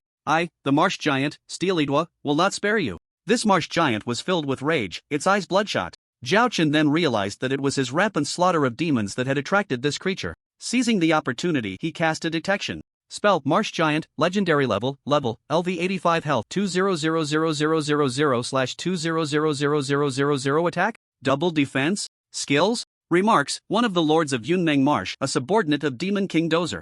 With a level exceeding LV33, the information Zhao Chun could gather was quite limited. Apart from the 2 million health points, everything else was basically a question mark. However, Zhao Chun noticed the remarks section and committed it to memory. Demon King Dorse. Zhao Chun pondered. In the original, high-level monsters possess intelligence comparable to that of humans, and the demons in the Cloud Dream Marsh have their own factions. According to the difficulty of the quest to find the second transformation mentor Elid and the city lord's granddaughter Li Linger, he should look for clues among these bosses. Of course, it was a bit too early to think about that. He should first deal with the swamp troll. Although most of the information gathered was still a question mark, Zhao Chun was confident he could take it down. Just as he was about to make his move, the little black creature, which had been trembling since the swamp troll appeared, bravely stepped forward. "Master, I know this guy. He's a typical melee-type demon lord. Don't be fooled by his silly appearance. He has strong power and agility. Within a 500-meter radius of him, it's very dangerous. By the way, he has no ranged skills, so as long as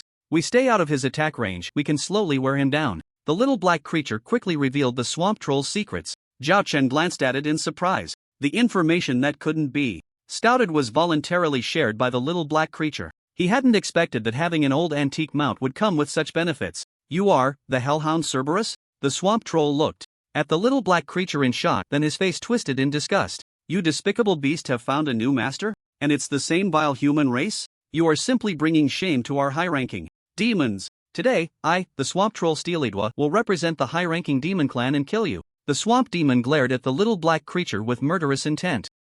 In this world, strength is respected. With your pathetic IQ, you'll never understand. The little black creature couldn't help but mock. The verbal sparring of the natives of the original left Zhao Chen in awe. This game was incredibly intelligent. At first, he hadn't felt it much, but now seeing these two guys exchanging barbs, he finally understood what a second world meant. They could communicate as if they were real beings. On the other side, the swamp troll seemed insulted and let out a roar. Enough talk, die. As soon as the words left his mouth, the swamp troll pushed off the ground with force, instantly leaping into the air. Like a cannonball. Boom! A sound like an explosion echoed, and an invisible shockwave knocked down the tall trees around. System prompt: you have been hit by the swamp troll's skill earthquake, losing 19,302 health points and entering a 3-second stun state. System prompt: abnormal state determination in progress. Your stamina is 120,000, stun time adjusted to 1.5 seconds. Stamina not only increases health points but also boosts health recovery speed and reduces resistance to abnormal states. Zhao Chen didn't know the calculation formulas in the original, but 1.5 seconds was within his acceptable range, so he didn't plan to use his precious skill, Twilight of the Gods. Although the little black creature was a legendary being, its level was too low to contribute anything in this battle, and if it died, it would take a data respawn, so he stored the little black creature in the mount space. The 1.5 seconds passed quickly. Minus 16,821, minus 19,945, minus 26,487. Minus 28,124. Four bright red numbers popped up above Zhao Chen's head, indicating an 8% drop in health, showing that the swamp troll had taken the opportunity to attack him 4 times, and its attack frequency was not slow, at least not hindered by its massive body. Despicable. Human, you actually withstood my 4-hit combo. The swamp troll looked at him in surprise, momentarily forgetting to continue attacking, standing there in a daze. In its eyes, the human before it was weak, and should have been killed with a single punch. However, the reality was that after 4 punches, the opponent remained unscathed.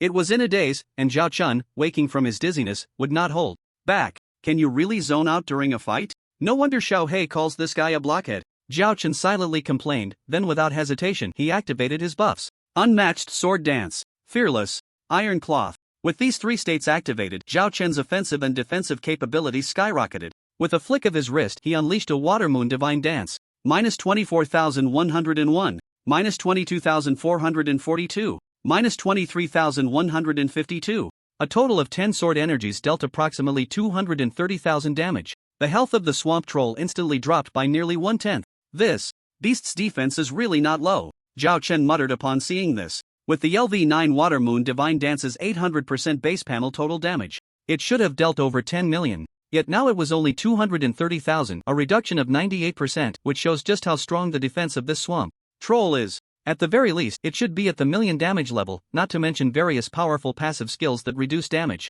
If it weren't for Zhao Chen having accumulated enough attribute points in the 2 months since the server opened, along with the Epic Dominator sword, he really wouldn't be able to deal any damage. However, it wouldn't be long before it struggled in front of Zhao Chen. 1 skill dealt 1/10, so wouldn't 10 skills kill it? Zhao Chen pressed on, with 100,000 agility making his body incredibly agile, like a phantom. Before the swamp troll could react, he unleashed another big skill. Giant Bomb. Boom. Minus 296,412. A terrifying number close to 300,000 erupted from the top of the swamp troll's head. The next moment, excruciating pain hit and the swamp troll's eyes turned blood red.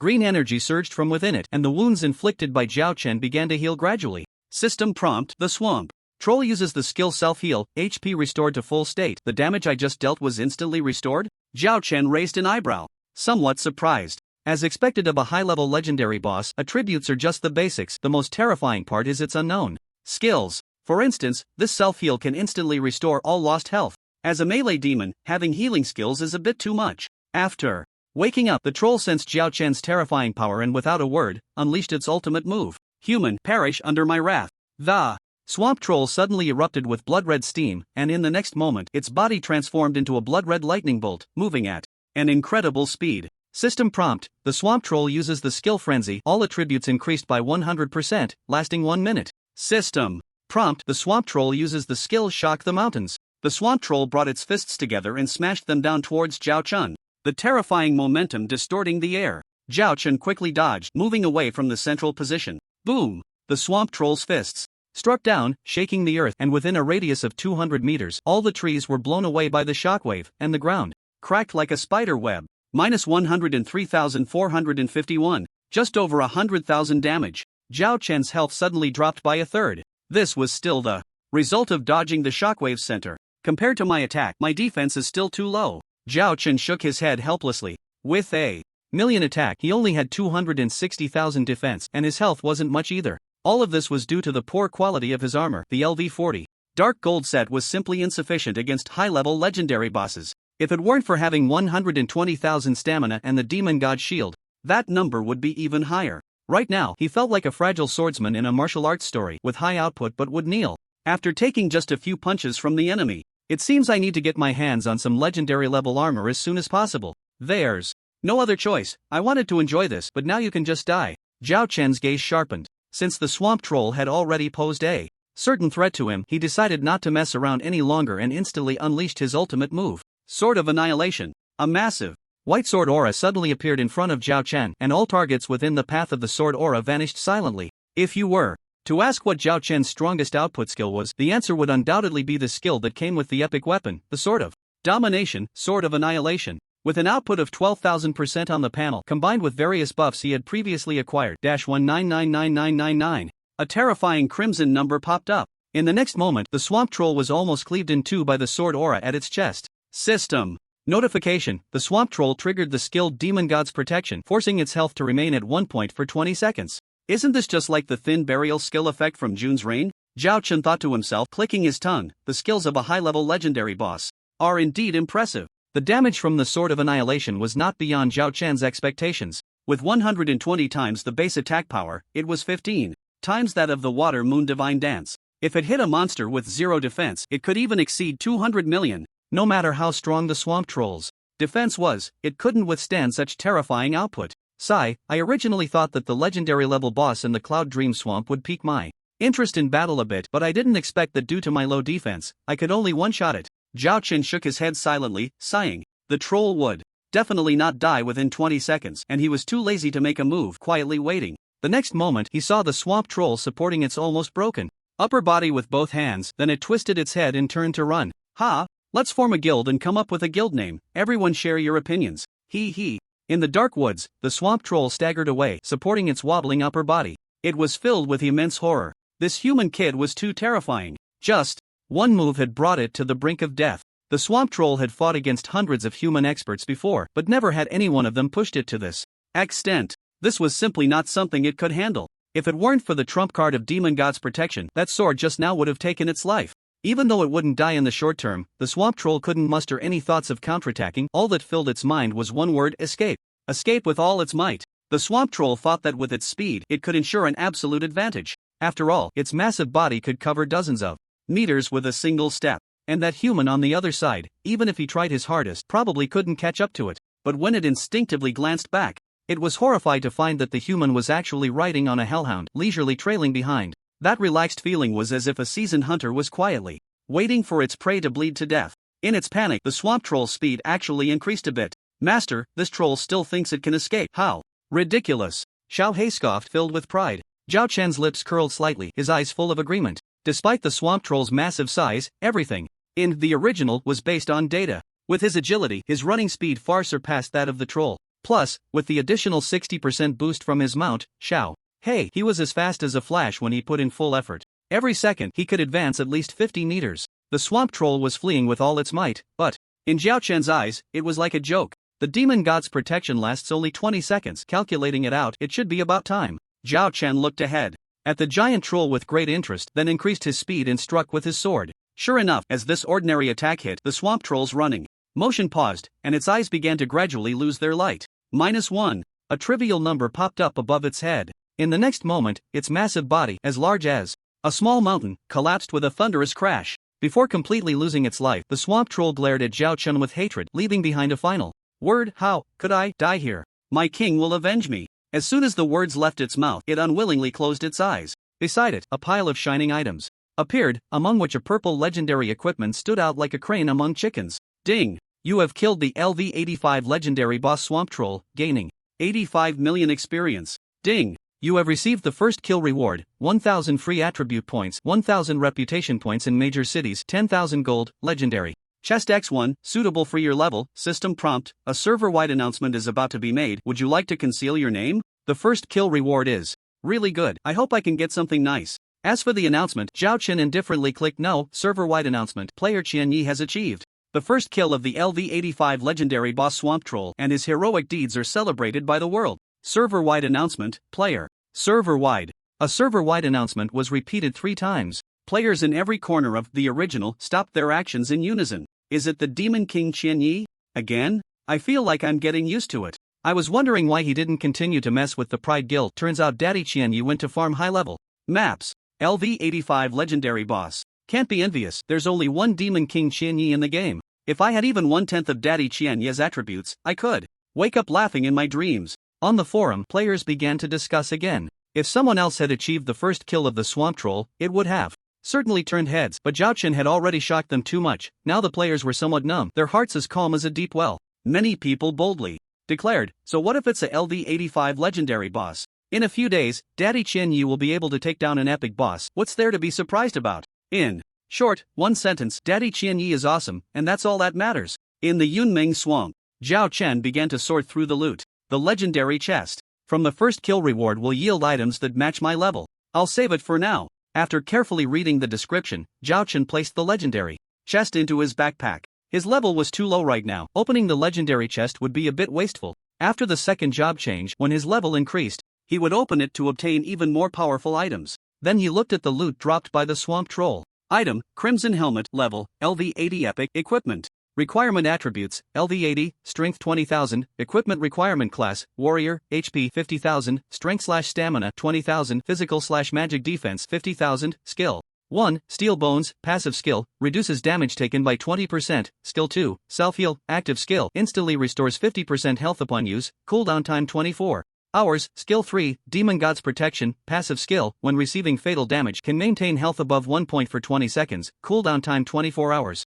The attributes of the Crimson Helmet are quite excellent. The attributes of health, strength, stamina, and defense have significantly increased, and with the 3 skills that come with it, Zhao Chen's combat ability has improved remarkably. With this helmet, he is confident that if he faces the Swamp Troll's skill shock, the mountains again, the damage he takes will be reduced by at least half.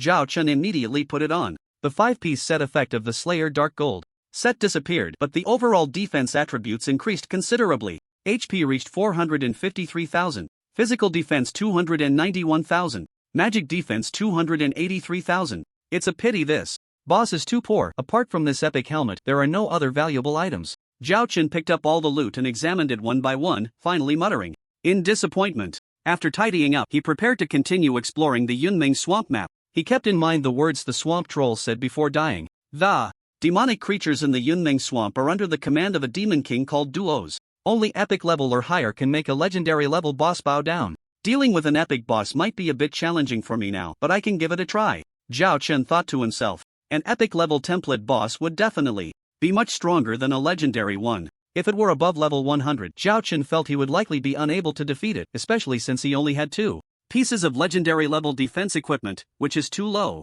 However, the Yunming Swamp is a level 80 to 90 map, so this Demon King must also be between level 80 and level 90. At this level, Zhao Chen felt he could give it a shot. If he won, it would be a huge profit, at least acquiring an epic level piece of equipment. If he lost, it wouldn't matter. After all, he is a player. Dying just means he can respawn once. Anyway, dying to monsters won't drop any equipment. 2 days passed unknowingly, during which Zhao Chen did not encounter any legendary level boss. This made him somewhat disappointed, as it seemed that the number of legendary level boss was not high. Over the 2 days, he encountered no less than 5 Dark Gold boss, and the equipment and items dropped nearly filled his backpack. Moreover, Xiao Hei's advancement bar had also changed to 1021/10,000, completing 1/10. Storing equipment is enjoyable, and it will be nice to replenish the guild warehouse after creating a guild in the future, but that is not my main goal. Having hunted so many demonic creatures, the Demon King Duos is probably on his way, right? After clearing the surrounding demonic creatures again, Zhao Chen stopped to rest for a moment, silently organizing his thoughts. The map of Yunming Swamp is vast, filled with high-level small monsters, and the exploration progress is average. His main goal is still to complete 2 tasks, but he has been in the Yunmeng swamp for 5 days without any clues. He does have the patience to continue exploring the map while also looking forward to the arrival of the epic level boss. Zhao Chen felt that as the ruler of this map, the Demon King Duos probably has the task clues he wants. After all, the mentor who qualifies him for the second transfer allied must not be an ordinary NPC. Perhaps they are a legendary level NPC above level 80. Otherwise, how could they possibly appear in the Yunmeng swamp? I'll work harder these days and kill a few more demonic creatures. Zhao Chen stood up, deciding to continue grinding monsters. As for what to do when the backpack is full, he would have to throw away the worthless equipment. With his mind made up, Zhao Chen plunged back into the daily grind of monster hunting. System prompt: you have been hit by the skilled Black Flame domain of the LV90 epic level boss Demon King Duos. HP decreases by 0.5% per second, entering combat state. Finally here? Zhao Chen glanced at the system prompt, quickly eliminating the demon creature in front of him, then recalled Xiao Hei back into the mount space. In the face of a level 90 epic creature, Xiao Hei's role was minimal. This battle still relied on him alone. After a while, a small black dot appeared in the sky. The flying speed of the black dot was extremely fast, and by the time Zhao Chen noticed it, it had already reached a position 200 meters in front of him. It was a humanoid creature with a pair of black wings, about the height of an average adult, emanating a faint black mist. Its skin was dark blue, resembling a fallen angel from a comic, with a pair of blood-red eyes fixed intently on Zhao Chen. Instinctively, Zhao Chen cast a detection spell, Demon King Duos, epic level, LV90 health, 1000000/100000000 attack, double defense, skills, remarks, ruler of the Cloud Dream Marsh, but seems to be in an unknown abnormal state. As expected, most of the information identified was just question marks. A flying boss. What a hassle. Zhao Chen focused and prepared himself. Currently, he did not possess the ability to fly, so in this battle, the Demon King held the initiative. The sky was its advantage. Mortal, you have hunted my people these past few days. As the ruler of this land, I will not forgive you. A voice full of charisma suddenly echoed in Zhao Chen's mind. Zhao Chen frowned. The speaker was the Demon King, and he hadn't even seen its mouth move. If you want to fight, then fight. Stop talking nonsense, Zhao Chen said bluntly. Surprisingly, upon hearing his unfriendly words, the Demon King did not attack immediately. These past few days, I have been quietly observing you. I admire your courage and strength. Why not become my subject? The Demon King suddenly pointed its left hand at Zhao Chen, a drop of black blood emerging from its palm. Swallow this drop of blood, and you will transform into a member of the demon race. From then on, you will have a bright future. Is this recruitment? Zhao Chen's expression turned strange. He hadn't expected that after being courted by various guilds, an NPC would also extend a hand to him. System prompt: the Demon King Duos is using bloodline power on you. Do you wish to transform into the demon race? Transforming into the demon race will reduce strength by 10%, increase intelligence by 20%, and erase human race talents. In the original, each race has its unique talents. The demon race's racial talent leans towards magic, while the human race has advantages in leveling up. Zhao Chen glanced at the system prompt indifferently and decisively chose to refuse. Not to mention that all his skills were based on physical attacks. He absolutely would not accept the demon race's ugly appearance. You've made an unwise choice. The Demon King sighed deeply upon learning of Zhao Chen's decision. I'm curious, are you not afraid of death at all? You talk too much, just get on with it. Zhao Chen raised the tip of his sword impatiently, signaling the other party to hurry up and fight. However, the Demon King suddenly shook its head again. Your strength is decent, but it's still not enough in front of me. I admire your courage, so I've decided to forgive your actions. Leave now. Zhao Chen, are you out of your mind? Zhao Chen looked at it with a strange expression, and suddenly a flash of inspiration crossed his mind. Perhaps you're in some kind of trouble right now? Lacking the confidence to fight me? He suddenly realized that when the detection spell took effect, the Demon King's remarks section indicated it was in an unknown, abnormal state. Could this abnormal state be affecting its combat ability? So, it was delayed again and again, even boldly claiming to leave without a hint of epic temper. The more Zhao Chen thought about it, the more he felt it was possible, and deep down, he was certain there was a problem. Just as his words fell, the Demon King's expression darkened. Truly unforgivable, despicable human, be quiet. The latter part of this sentence puzzled Zhao Chen, as it seemed not directed at him. Could it be related to its own inexplicable abnormal state? Sure enough, at that moment, a look of struggle appeared on the Demon King's face. Zhao Chen held his breath and focused his gaze. A human face's phantom gradually emerged from the Demon King's head, and at this moment, the Demon King struggled even more fiercely, even cursing loudly. We had already agreed that the first of every month is your time to roam free. Why have you broken the agreement? It's Doesn't feel good to forcefully contend with me, does it, despicable human? You are untrustworthy, I, Demon King Doze, will not let you off. After forcefully stating these two sentences, the struggling expression of Demon King Doze instantly vanished. In the next moment, a pair of human eyes appeared, clear and distinct, eagerly saying something that surprised Zhao Chen Sr. I am a member of the human royal family, Elid, I need your help. Second turn mentor, Elid. Although I am Elid, a member of the human royal family, I am not well known. Do you recognize me? Elid noticed the change in Zhao Chen's expression and hesitantly asked. Yes. Zhao Chen quickly explained, I am a destroyer class, and I came to the Yunmeng Marsh this time to find you, mentor, to help me break through the second turn limit. Destroyer? Elid widened his eyes in surprise, carefully observing Zhao Chen. A barely noticeable white light flashed, and in the haze, Zhao Chen felt that all his attributes were laid bare under the gaze of this NPC. It really is. Elid became as joyful as a child. Then suddenly tears streamed down his face. I thought the God of War class would end with me, but unexpectedly, a genius like you has emerged in later generations. Heaven has eyes. At this time of impending turmoil in the world, our human race has produced a prodigy. Elid's gaze was fixed tightly on Zhao Chen, momentarily reluctant to look away. Being stared at so intensely by a man made Zhao Chen feel uncomfortable all over. If it weren't for the understanding that this gaze contained relief and admiration, he would have been unable to hold back from cursing. Senior Elid, may I ask what your current situation is? Zhao Chen suppressed his discomfort and asked. Elid now appeared with only a face, and his state clearly indicated he was in trouble. Zhao Chen didn't care about the life or death of an NPC, just subtly reminding him to hurry and help him change classes. Elid sighed and briefly explained, 1,000 years ago, when I fought against Demon King Doze, I was defeated and killed by it. Fortunately, my soul did not perish after death, and I have been trapped in this body, sharing it with Doze. For the past 1,000 years, we have been fighting for control of the body almost every day, but since the body ultimately belongs to Doze, I gradually fell into a disadvantage, and in the end, I could only sign a contract with him to roam free once a month. Fortunately, when he controls the body, I can also see the outside world through his eyes, so when I saw you, I was willing to pay a huge price to break the agreement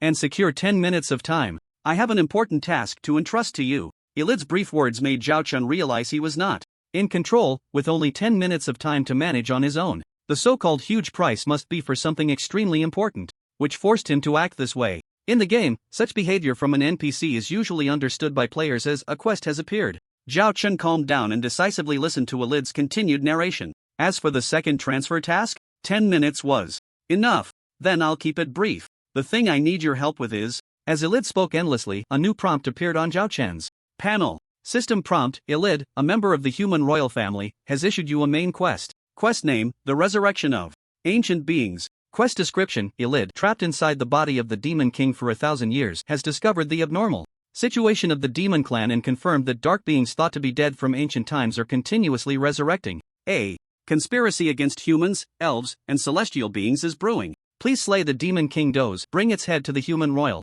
city, find NPC Li Chu Gang, and inform him of this matter. Quest deadline, 30 days. Quest failure penalty, none. Completion. Rewards, 10,000 reputation, 10,000 free attribute points, and epic treasure chest X1 that matches your level. Quest note, this quest is part of the main storyline. Do you accept the quest? The main quest in the original. What does the main quest represent?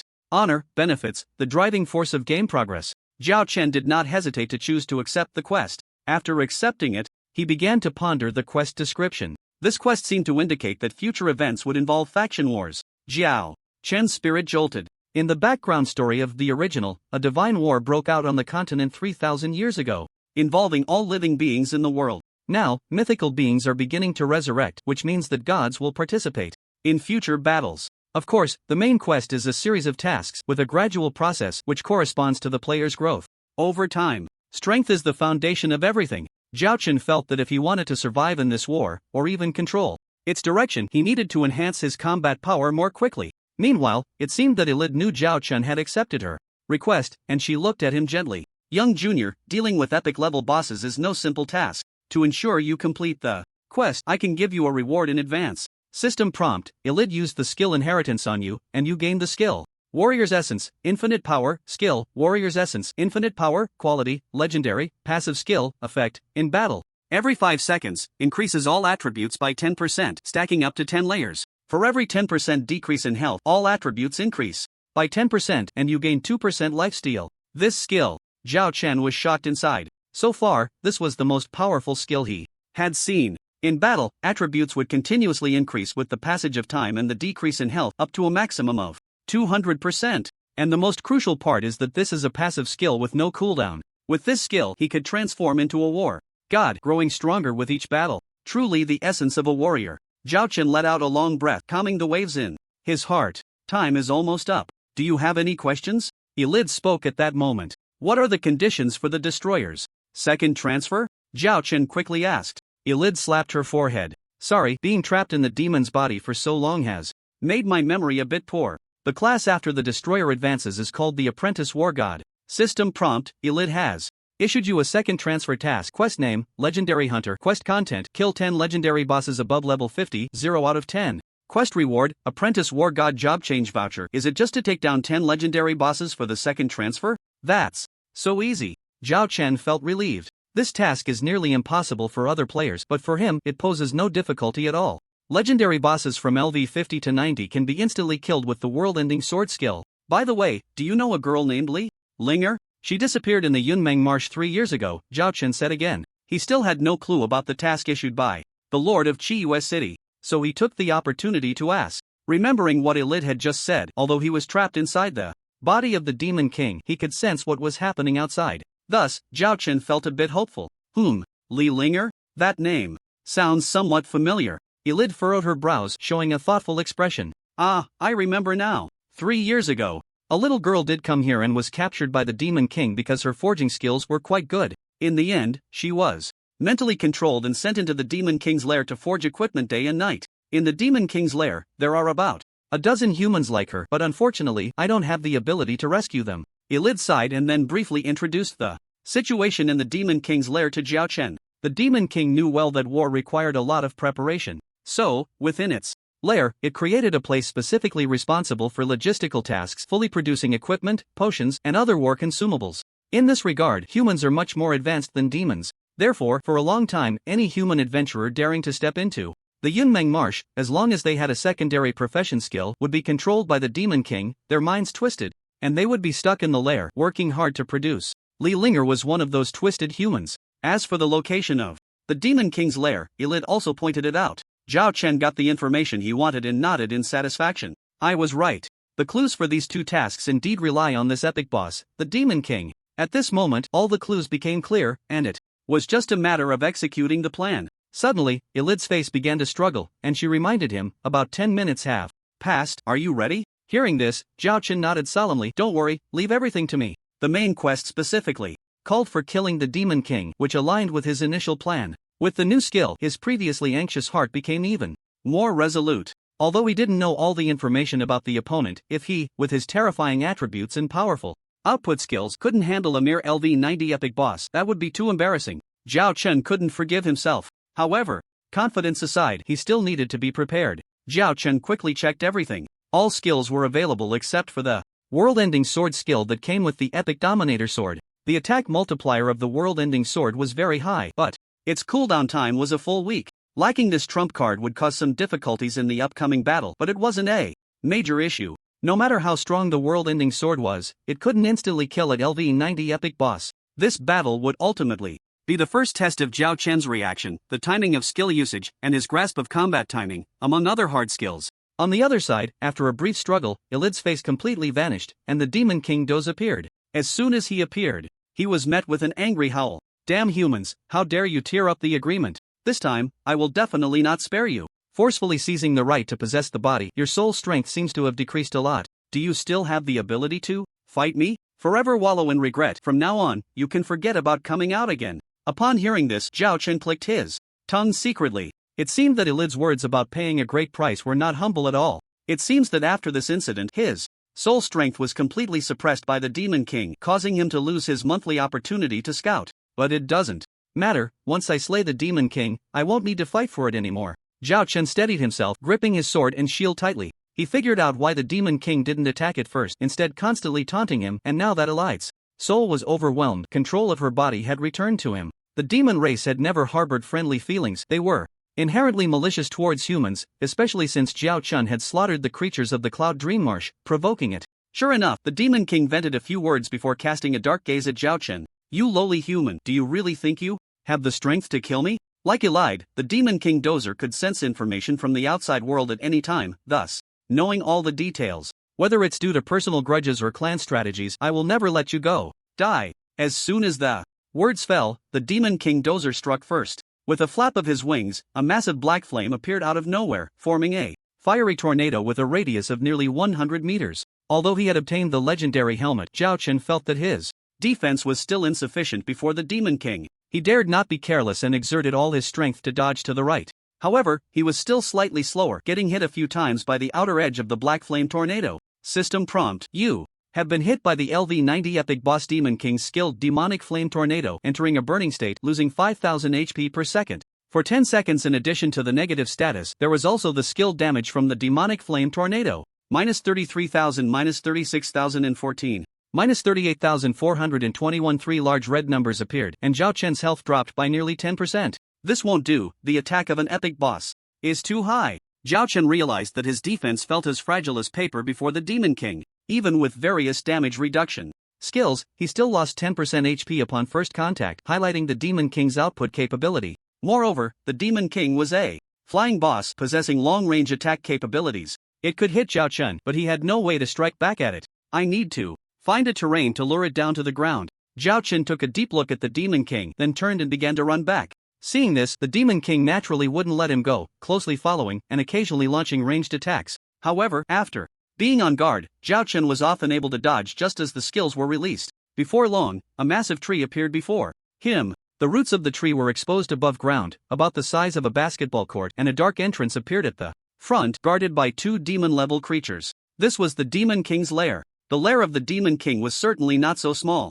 Beneath the roots of the giant tree, there were countless caves, and what was visible was merely the tip of the iceberg. As for why he came here? That's right, Zhao Chen planned to enter the Demon King's lair, forcing it to abandon its flying advantage and engage in close combat with him. To Zhao Chen's surprise, upon seeing him directly find its lair, the Demon King seemed to activate some skill, appearing before him with lightning speed, blocking his path. You want to shift the battlefield to my lair? What a cunning human! I seem to understand your plan. As you wish, I will give you a fair chance to fight. The Demon King revealed a proud smile. In the next moment, he slowly folded his wings and landed on the ground. After retracting his wings, the Demon King stopped talking and directly took action. He raised the staff in his hand and waved it gently, causing a massive black flame to appear out of thin air, covering a distance of 200 meters around him. The skill was unleashed too quickly for Zhao Chen to dodge, and he was engulfed by the black flames. System prompt: You have been hit by the Demon King's skill Hellfire Sea, losing 20,000 HP per second. The continuous loss of 20,000 health per second made Zhao Chen feel a bit anxious.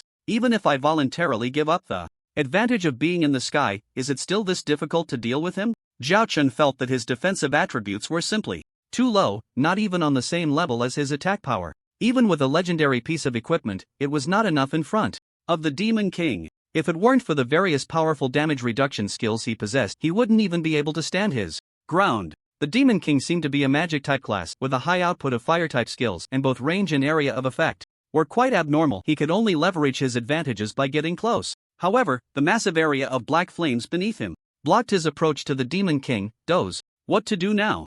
Zhao Chen pondered his battle strategy while not forgetting to cast a long-range skill to test the Demon King's defenses. Oblivion Slash. This was currently the longest range skill he had, and Zhao Chen used it first. In an instant, a massive silver-white sword energy appeared, as fast as lightning, enveloping a range of 2,000 by 2,000 meters ahead. The Demon King, unaware that Zhao Chen had such a terrifying range skill, was momentarily stunned and was hit by the sword energy. Minus 651,230. 651,000. Bright red numbers popped up above the Demon King's head, and at the same time, Zhao Chen's mind instantly formed a plan. The LV-9 Oblivion Slash has a skill damage of 30 times the base panel, capable of taking away about 7% of the Demon King's HP. The effect is quite good, but unfortunately, the cooldown time is too long. It can only be used once every 24 hours. However, this strike has tested the possibility of killing the Demon King. The Demon King was indeed an epic-level boss, with a power level vastly different from the swamp giant that he had previously killed with a world-destroying sword. This was the first time Zhao Chen encountered such a formidable boss, and he was still exploring the specific tactics. To push the boss, one must first understand their own advantages. Now, he had made a decision in his heart. Since my defense can't match the opponent's and I can't engage in a war of attrition, then I'll go for explosive output. With this thought, Zhao Chen began to charge bravely at the Demon King, disregarding the damage he was taking. Minus 30,000. Minus 21,891. Minus 30,000. Minus 52,142. The Demon King continuously unleashed skills, causing a series of high numbers to pop up above Zhao Chen's head, and his health was draining like running water. In just a short distance of 2 to 300 meters, Zhao Chen's health was already at its limit. System prompt: you have received fatal damage, triggering the equipment skill. Demon God's Protection, maintaining your health above 1 point for 20 seconds. The skill of the Crimson Helmet was triggered, and Zhao Chen entered a state of absolute invincibility for 20 seconds. The Demon King seemed to recognize Zhao Chen's current state and responded in time. He narrowed his eyes, and a mysterious aura began to emanate from his body. Zhao Chen's charging figure paused, and a new prompt appeared in the battle information. System prompt: you have been hit by the Demon King's skill mental shock, entering a 10-second fear state, unable to move. At the same time, Zhao Chen's skill interface turned almost entirely gray, indicating that the skills were unusable. However, he did not panic, he was already prepared. Twilight of the Gods. As soon as this skill was activated, Zhao Chen's fear state was immediately lifted, and he entered a 70-second immunity period against any control effects. The time is short, whether I can take down the Demon King depends on now. Zhao Chen's gaze sharpened as he first applied the buff. LV9 Unmatched Stance, increasing attack speed by 300%, allows Zhao Chen to strike as fast as a phantom. LV9 Fearless, doubling the base attack power, makes Zhao Chen's skill output even more explosive. Coupled with the passive skill buffs LV1 Profession Mastery, LV9 Combo, LV9 Twilight of the Gods, LV1 Warrior's Secret Art, Infinite Blade, and the active skill triggered by the title The One Who Surpasses All. Surpass all active skill cooldowns reduced by 50%, lasting 40 seconds, cooldown time 1 minute. The accumulation of so many buffs causes Zhao Chen's attack power to surge threefold, and it continues to increase. Meanwhile, the cooldown time for skills is reduced to 80% of the limit in the original. This is Zhao Chen's strongest state at the moment. You lowly human, you actually have something hidden? The Demon King was terrified. It had let its guard down for a moment, allowing Zhao Chen to close in, only to find itself caught in an unending wave of terrifying assaults. Giant Bomb, Area Bomb, Flying Impact, Water Moon Divine Dance. With the cooldowns reduced by 80%, the cooldown times for these 4 active skills are extremely short. During the rapid succession of skill releases, Zhao Chen also took the opportunity to land normal attacks, ensuring the Demon King had no chance to escape. Minus 66,311, minus 54,456, minus 53,546. A series of blood-red numbers popped up above the Demon King's head. Its health visibly decreased. The total dropped from 92% to 62%, then to 32%, and in just 10 seconds, Zhao Chen had whittled down 6 million health points, with less than a third remaining. The 10 seconds of Demon God Protection was absolutely sufficient. Under Zhao Chen's onslaught, the Demon King gradually showed signs of fatigue. Just as its health dropped by 20%, the Demon King suddenly cast a spell, pushing Zhao Chen back, while at the same time, a black beam of light descended from the sky, enveloping him. System notification: the Demon King Mose uses the skill Absolute Defense, entering a 12-second invincible state. After all, it's an epic boss, as expected, relying on an explosive burst to take it down is a bit unrealistic. Zhao Chen simply stopped his output and closely followed the Demon King. You forced me to this extent, you are quite something. The Demon King, relying on its invincibility, stood still, not dodging or evading, looking at Zhao Chen with a gaze that seemed to see through him. Once the effect of your Demon God Protection wears off, I want to see what other tricks you have. Heh, that will definitely surprise you, Zhao Chen replied defiantly. For a moment, the two unexpectedly stopped their attacks simultaneously, as if the fierce battle before was merely an illusion. However, after 10 seconds passed, the Demon King seized the moment and unleashed the Sea of Hellfire once more. It didn't know about game battle information, but that didn't affect its judgment. Being able to use Demon God Protection, this human kid in front of it was definitely on his last breath. The corners of the Demon King's mouth curled up, waiting for Zhao Chen's demise to arrive. However, it was destined to be disappointed. Equipment skill, Self-Heal, plus 226,000 Great Whirlpool Roar. The instant healing skill from the Crimson Helmet allowed Zhao Chen's health to recover 50% instantly. Coupled with the shield from the Demon God Shield, Zhao Chen's state improved. Once again, after fighting for so long, the overall attribute boost significantly increased his defensive capabilities. The Hellfire, originally dealing 30,000 damage per second, was reduced to 19,000. 2 seconds passed and not even the shield was broken. Meanwhile, the Demon King had also emerged from its absolute invincible state. How is this possible? The Demon King roared, waving its staff incessantly. A barrage of high-damage spells erupted like a machine gun, causing Zhao Chen's health to plummet once more.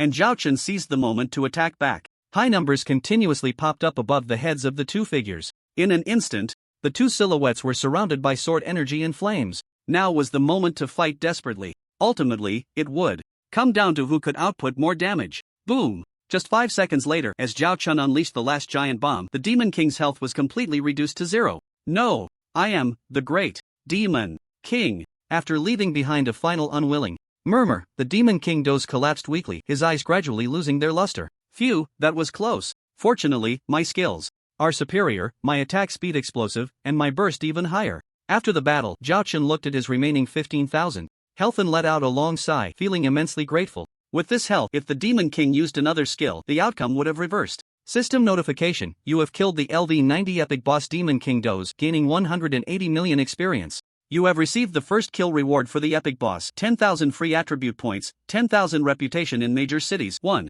Point of World Legend, Epic Chest X1, suitable for your level. Ding, you have achieved the first kill of the LV90 epic boss. A server-wide announcement will be made. Do you wish to hide your name? The system's notification sound arrived as expected. Since his fame had already been exposed, Zhao Chen decisively clicked no. Next, he began to loot the spoils dropped by the Demon King. Server announcement: player Qian Yi from the human region has achieved the first kill of the LV90 epic boss Demon King. His heroic deeds are celebrated by the world. Server announcement: player Qian Yi from the human region has achieved the first kill of the LV90 epic boss Demon King. His heroic deeds are celebrated by the world. Server announcement. 3 server announcements swept through every corner of the original like a hurricane. Countless players were shocked. Damn, what did I say a few days ago? Qian Yi the Demon King would dare to get the first kill of an epic boss in a few days, and it turned out to be true. Soloing an epic boss 40 levels higher? Too strong. This man is simply terrifying. Is Qian Yi dad no longer satisfied with low-level dungeons and directly exploring high-level maps? Why is he so terrifying? It's unbelievable. I suspect that in a few days, a mythical boss will be first killed. Are you stupid? Qian Yi the Demon King has already soloed a LV200 mythical boss. How could you forget such a shocking event? I really want to hug Qian Yi dad's thigh. Players were discussing fervently, and the forums were equally buzzing. Everyone was racking their brains trying to understand why Zhao Chen was so terrifying, able to ignore level differences and even solo an epic boss. If it weren't for the absence of cheats in the original, they would suspect that Zhao Chen was definitely using hacks. But it was precisely because of this that all players were even more shocked. Without cheats, yet able to achieve this level, it was simply like being a cheat itself, a walking ultimate player boss in the game. Reflecting on the 3 announcements from the system, many players began to think about how they could effectively hug Qian Yi dad's thigh. After all, no matter how hard they tried, they could never reach that level. Instead, if they could successfully cling to his thigh, they could at least save a whole year of effort. Zhao Chen was unaware of the players' reactions outside. After the server announcement rang out, everyone on his friend list sent their congratulations.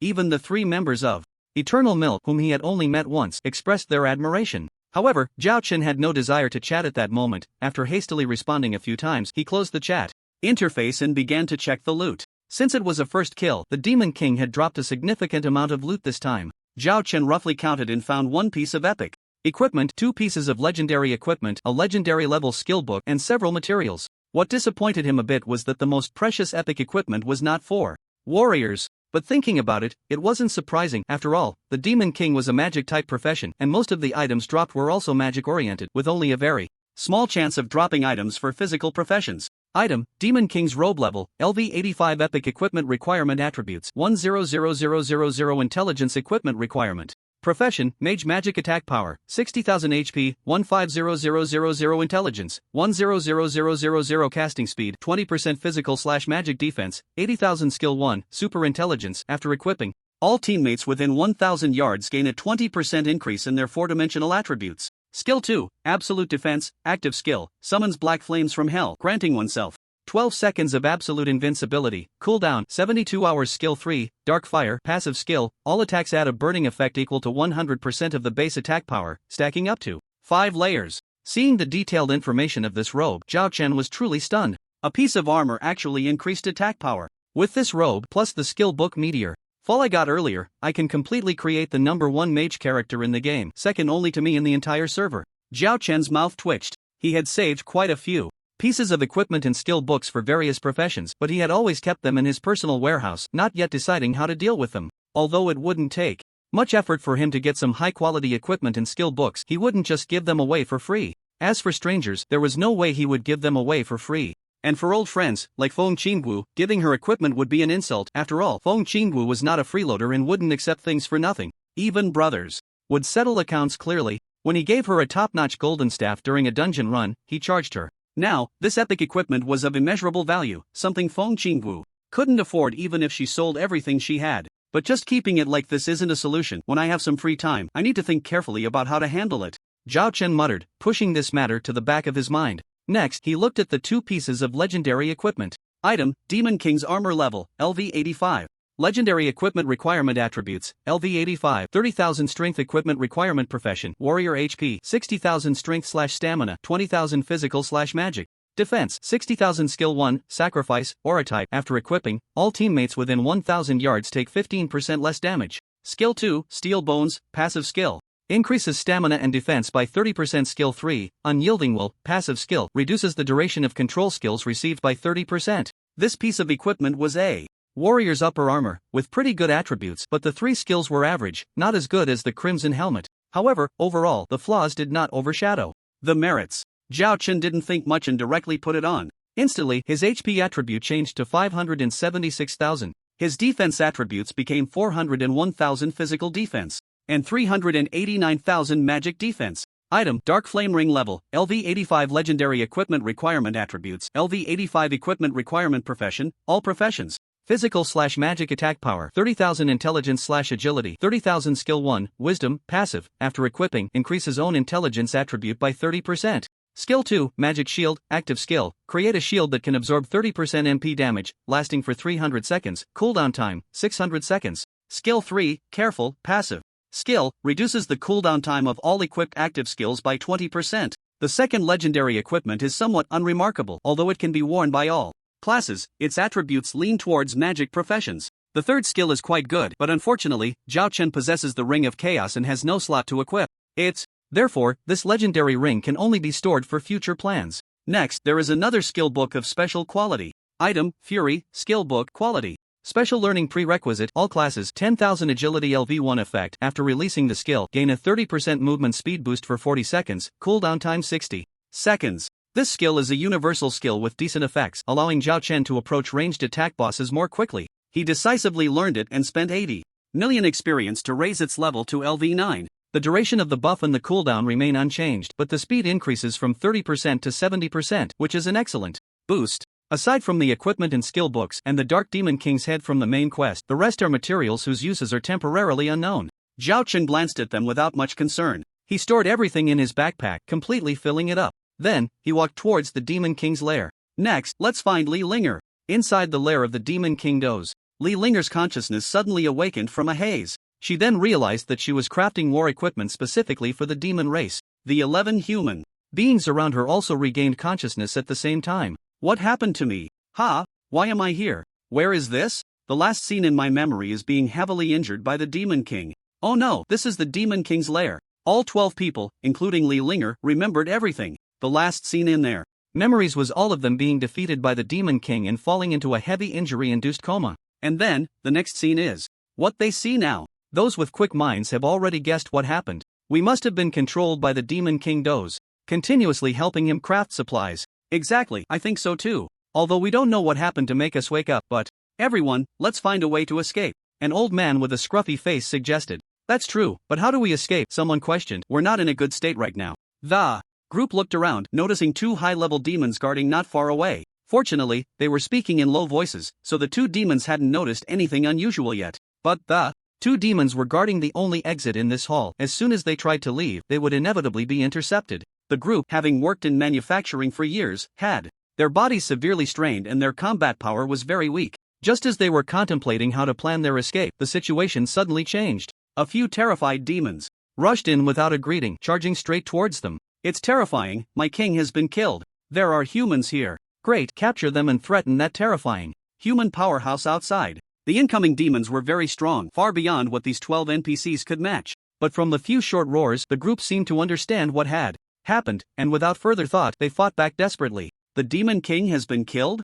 A human powerhouse? Is someone here to save us? Everyone hold on, don't give up. Everyone encouraged each other, struggling under the assault of several demons. The gap in strength was simply too great. Moreover, these demons had become enraged and began to fight with deadly intent. In just a few blinks, a weak NPC was torn apart. Soon after, other NPCs were also killed intermittently. Before long, only Li Linger and the lean old man remained on the field. "Little girl, I've lived long enough," the old man said to Li Linger without looking back, as if he had made a decision. "I'll hold these beasts off, you run." Li Linger gritted her teeth. "Don't say that, old senior. I could never abandon my kin to save myself." "Little girl, you." The old man was about to say something more when suddenly, the door was kicked open. A lithe figure slowly appeared in front of everyone. It was Zhao Chen. "It's him, he killed our king. Despicable human, how dare you? Don't come any closer or we'll take out these two humans." The demons present shouted angrily while trembling with threats. Their unbalanced mindset had diminished their combat effectiveness, which improved the situation for Li Linger and the old man significantly. Zhao Chen took in the scene before him, disdainful of arguing with the demons. He quickly stepped forward, delivering a few ordinary sword strikes that killed all the demons present. "Are you Li Linger?" Zhao Chen looked at the young girl beside him. Without waiting for her response, he continued, "Your grandfather sent me to rescue you, come with me." Li Linger opened her mouth, wanting to say many things, but in the end, she only managed to utter one word. "Okay." Seeing this, the old man's gaze flickered slightly, and he silently followed along. Next, under the witness of the two NPC natives, Zhao Chen encountered gods and killed gods, met demons and slayed demons, facing almost no significant resistance. His overwhelming strength caused an unusual sparkle to appear in Li Linger's eyes. The process of finding Li Linger went quite smoothly. After the Demon King was killed, there were no demons left in its lair that could pose a threat to Zhao Chen. During this time, he did encounter two legendary level bosses, but he didn't waste much time. With a round of skills, he killed them instantly. It was a bit unfortunate that the two new legendary equipment pieces that dropped were not useful to him. However, throughout his sweeping journey, Zhao Chen killed about 3,000 demons, bringing Little Black's advancement bar to 4/10 full. "There are too many small monsters here, it feels great to farm." Zhao Chen decided to continue farming here for another 2 days, planning to leave once Little Black advanced. After staying in the demon territory for a long time, he felt a bit bored. Moreover, the respawn cycle for small monsters in the Yunmeng Marsh map was quite long, only once every 24 hours, and the boss level respawn time was even longer. Zhao Chen didn't want to wait idly. Completing the main quest and the second transfer quest was the more important task at hand. In the next 2 days, Zhao Chen, as per his original plan, farmed the Demon King's lair twice more. The Hellhound Little Black's advancement bar successfully reached 100%, leveling up to LV40, and got stuck at the second advancement. After advancing, Xiaohei's attributes experienced explosive growth. Mount: Xiaohei species, Hellhound level, LV40 quality, legendary.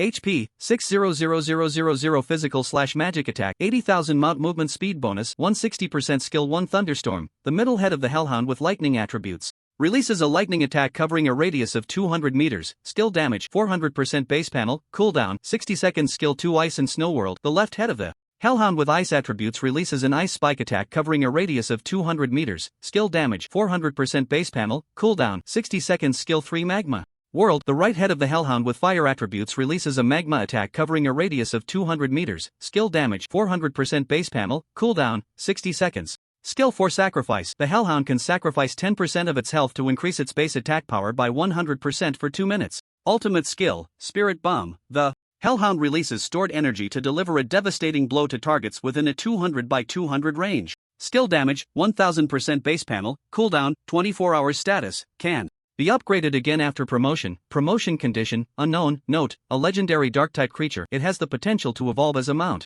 Not only does it restore its original boss standards in all attributes, but it also gains an ultimate skill. Now, Xiaohei can be treated as a LV40 legendary boss. Zhao Chen felt that after returning to the human main city, he could summon Xiaohei during dungeon runs, letting it act freely while he leisurely lay aside and watched. "It's about time, we should head back." Zhao Chen looked at NPC Li Linger and the lean old man Wei Wuji. For the past 2 days, he had been with the two of them and had used the scouting technique. Li Linger was a bit higher in level than him, at LV60, and her class was the Archer Branch Ranger. He couldn't see her attributes or skills, but surprisingly, Li Linger's secondary profession was a master-level blacksmith. As for the lean old man Wei Wuji, he was at an even higher level. Zhao Chen could only scout that he was LV80, with nothing else known. This old man had the strength to return to the main city alone, but Zhao Chen was curious as to why. He silently followed him. However, since the old man didn't speak up, he had no way to ask. "Are we finally going back?" "That's great!" Li Linger exclaimed, nearly jumping up. She looked about 16 or 17 years old, and after a couple of days of rest, her complexion was gradually becoming rosy.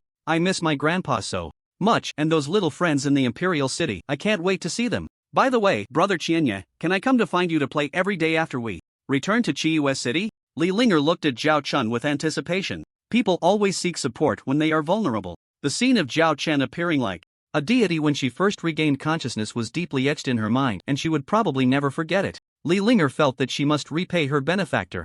Of course, once I create the village in a couple of days, I might even have something to ask you for help with. Zhao Chen smiled slightly. A master level blacksmith was hard to come by. He still had a dark gold equipment blueprint in his backpack, and rather than waiting for players to find a master level blacksmith, it was better to set his sights on the NPC. As long as brother Qianye asks, I, Li Linger, will definitely agree unconditionally.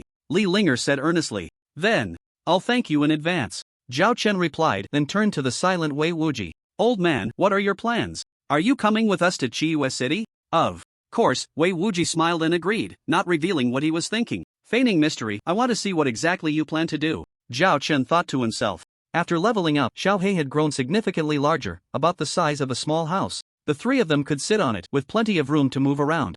Zhao Chen didn't mind others riding his mount, as it was the fastest way to travel, but along the way, Xiao Hei occasionally let out disgruntled snorts, seeming to have some objections to anyone other than its master riding it. However, Zhao Chen didn't indulge it. 2 days later, the group successfully arrived at Gobi City. To avoid trouble, Zhao Chen stored Xiao Hei in the mount space outside the city. The three entered the city discreetly, then teleported to Chiyu City, making their way to the Lord's mansion to meet the city lord, Li Mushi. Grandpa. Upon seeing Li Mushi, Li Linger's eyes immediately welled up with tears. My dear granddaughter, you've suffered. At that moment, Li Mushi's identity was just that of an ordinary elder whose granddaughter had been away for many years, and his expression couldn't help but swell with emotion. Once the emotions of the grandfather and granddaughter gradually calmed down, Li Mushi turned to Zhao Chen and pulled out a token from somewhere. Lord Qianye, thank you for saving my granddaughter. This is the promised reward. It's only right. Zhao Chen politely accepted the token. Just before examining the token, a prompt suddenly sounded in his ear. System prompt. Finally, Linger task completed. Calculating. Rewards task completion rating, perfect task rewards, village establishment order X1, dark gold chest X1, legendary chest X1 perfect task bonus reward, legendary chest X1A. There are actually 2 legendary chests? Zhao Chen was taken aback. This was an unexpected surprise. So far, he had saved up 1 dark gold chest, 3 legendary chests, and 1 epic chest. Zhao Chen had already made plans. Currently, his level was still a bit low, and after the second class change, using up the stored experience, his level would no longer rise like a rocket. At that time, he could open the chests to maximize his combat power and then level up slowly. He then examined the token in his hand. Item, Village. Establishment order detailed description. After use, it can remove any location within the human territory, possessing a radius of 10 kilometers. Note, if the village is established, and within 24 hours, monsters attack the village, causing damage exceeding 50%, the establishment will fail. Indeed, it's a village establishment order. Zhao Chen felt a surge of excitement. With this piece of land, the plan to create a guild could be put into action. Lord City Lord. If there's nothing else, I'll take my leave, Zhao Chen said to Li Mushi. At that moment, Wei Wuji, who had been silent, suddenly stood up and spoke with a smile. Young friend, don't be in a hurry to leave. I have a small matter I'd like your help with. It just so happens that the city lord of Chiyu is here to witness. Hearing this, Zhao Chen knew it was a task. He suppressed his desire to create a guild and focused intently. Old man, just say what you need to say, Zhao Chen said boldly. Wei Wuji didn't seem offended at all, smiling cheerfully. In a certain place in the Imperial City, there is a tower called the Dark Temple, which is home to countless demons and orc monsters. The Dark Temple is divided into 300 levels, and starting from the first level, the strength of the monsters increases with each level. After passing through all 300 levels, one will become recognized by the royal family as an Imperial Guardian. Zhao Chen's mind stirred. Imperial Guardian? Is that a title? How imposing. So old man, are you telling me this so I can go to the Dark Temple? Zhao Chen asked eagerly. Wei Wuji nodded with a smile, sighing in admiration. Looking back at the peak of my life, I once held the title of Guardian of the Empire. I never thought I would fall to this point. It truly is the work of fate. If I were to return to the Imperial City in such a disheveled state, wouldn't my old friends laugh me to death? Therefore, I want to recommend you to the Dark Temple. If you obtain the title of Guardian of the Empire, then I can consider myself to have discovered a precious talent for the Empire, and my life won't have been in vain. Wei Wuji's words were quite straightforward. He had long lost the combat power of his peak days, and in order to avoid being mocked by old friends in the future, he needed to find a successor in advance. Zhao Chen naturally agreed. He was already planning to go to the Imperial City to complete the main quest, so why not take on a task along the way? Sure enough, at that moment, the task was triggered. System prompt: you have triggered the quest. Guardian of the Empire, do you accept? Quest content: Wei Wujia has observed your extraordinary talent and decided to recommend you to challenge the Dark Temple. Quest rewards, calculated based on the number of levels cleared. 4. Levels 1 to 100. For every 10 levels cleared, reward of a golden chest X1 that matches your level for levels 100 to 200. For every 10 levels cleared, reward of a dark gold chest X1 that matches your level for levels 200 to 250. For every 10 levels cleared, reward of a legendary chest X1 that matches your level for levels 250 to 290. For every 10 levels cleared, reward of an epic chest X1 that matches your level for clearing level 300. Reward of a mythic chest X1 that matches your level, along with the title Guardian of the Empire. Note: can only challenge once a week. Zhao Chen's eyes lit up. The rewards for this quest were undeniably generous. Even the main quest didn't offer as much. If he cleared all levels, he would receive 10 golden chests, 10 dark gold chests, 5 legendary chests, 4 epic chests, and 1 mythic chest along with the title. Of course, generally speaking, the higher the rewards, the greater the difficulty of the quest. Zhao Chen felt he couldn't be too optimistic. His current equipment and attributes would likely make it difficult to clear the levels, so he needed to work hard to improve. At the very least, he should complete his second-class transition to gain the attribute growth and new skills that come with it. Then he could also work on his equipment just to be safe. Zhao Chen decisively clicked accept quest. Old man, I agree to this. Good. I am very satisfied. Wei Wujia stroked his beard, his eyes squinting with a smile. Challenging the Dark Temple required a recommendation. Not just anyone was qualified to take on the challenge. What Wei Wujia didn't mention was that each Guardian of the Empire only had 3 opportunities in their lifetime, and one of those recommendations was given to Zhao Chen. The monsters in the Dark Temple were quite powerful, but after observing for the past few days, Wei Wujia was certain that with the combat power this kid had displayed, clearing 200 levels would be no problem, and he even had the strength to push for 250 levels. Given some time to accumulate strength, clearing level 300 would also be within reach. Are you the Guardian of the Empire, Mr. Wei Wujie? On the other side, observing all of this, the Lord of Chiyu City, Li Mushi, showed an expression of amazement. 100 years ago, when I first started out, I admired you greatly and took you as my goal. Ah, those are all past events. The Lord of Chiyu City is the one who is young and promising. Wei Wujia displayed a proud expression. The two began to flatter each other. Zhao Chen rolled his eyes, greeted them, and then left. Now, there were many things Zhao Chen could do. The main quest was completed, so he could go to the main city to collect his rewards and then take on the second phase of the main quest. He could also take the opportunity to challenge the Dark Temple in the Imperial City. After all, it was a once-a-week chance. He might as well test the waters and see how far he could get. The second transfer task has been completed halfway. He only needs to find 6 legendary bosses above level 40 to successfully transition to a junior war god. After the second transfer, the increase in combat ability is expected to be quite considerable. But for now, Zhao Chen decided to set these matters aside. At the moment, he needed to implement his original plan, establishing a guild. The location for creating the guild is very important. Where should I choose? Zhao Chen's mind raced. A guild isn't just about finding a random place and then determining the headquarters hall. That would be too hasty, especially since he had a village construction order. Based on the main storyline's predictions, the future direction of the game will be a battle between the human race and the demon race. So how about claiming some land outside Gobi City? Gobi City is one of the main cities closest to the demon race's territory.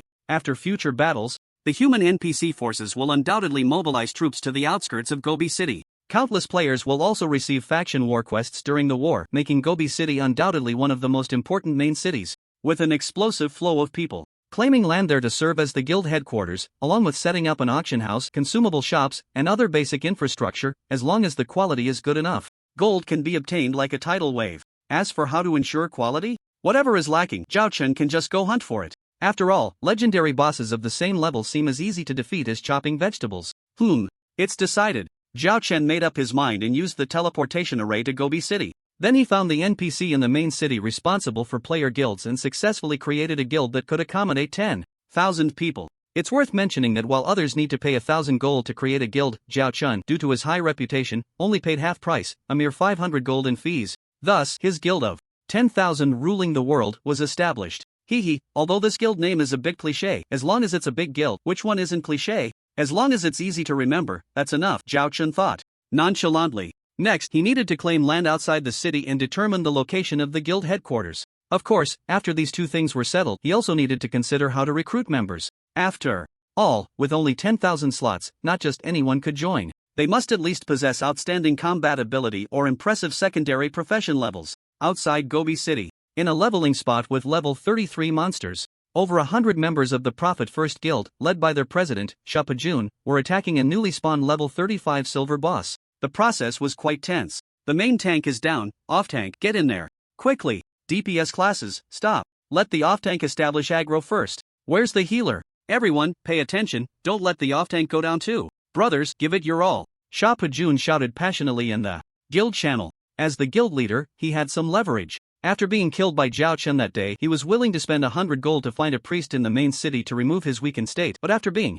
killed, he dropped a top-quality silver longsword and couldn't find a replacement. He had high hopes for this attack on the silver boss. Although the process of taking down the silver boss was tense and took some time, they managed to succeed. President, we got a top-quality silver staff and some junk bronze gear, but no longsword. The report from a guild member darkened Sha Pajun's expression. He was secretly furious. The drop rate for silver bosses is still too low. It's all that damn Chanya's fault for playing hero to save the beauty, causing me to lose the top-quality silver longsword. It's just too infuriating. June's rain and June's flowers. Those two annoying sisters took my silver sword and haven't returned it. Since that day, the June Rain sisters had not left Gobi City, and Sha Pajun easily found their route of movement. However, he truly dared not take action. The reason was simple: he feared retaliation from the Demon King Chenya. Just look at the proudly overlooking all guild. After he dealt with them, they were instantly weakened, dropping from the top 10 guilds. A week had passed, and the situation showed no signs of improvement. A lesson from the past serves as a guide for the future. If the proudly overlooking all guild met such a fate, Sha Pajun felt that his small guild would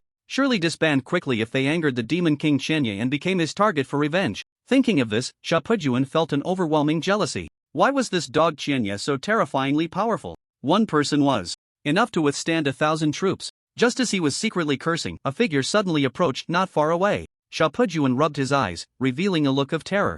The surrounding guild members also wore anxious expressions, because this figure was someone every player in the game recognized. Demon King Chenya, we didn't do anything this time. As the guild leader, Sha Pajun steeled himself to confront him. However, his words carried a hint of pleading. The implication was that they hadn't done anything wrong, and he couldn't just chop them down at will. At the same time, he cunningly activated the recording system as evidence. If Chenya came up to attack them without a word, although they couldn't resist, they would still try to smear his image on the forums. I want him to know that we are not to be trifled with either. Sha Pajun thought, feeling frustrated.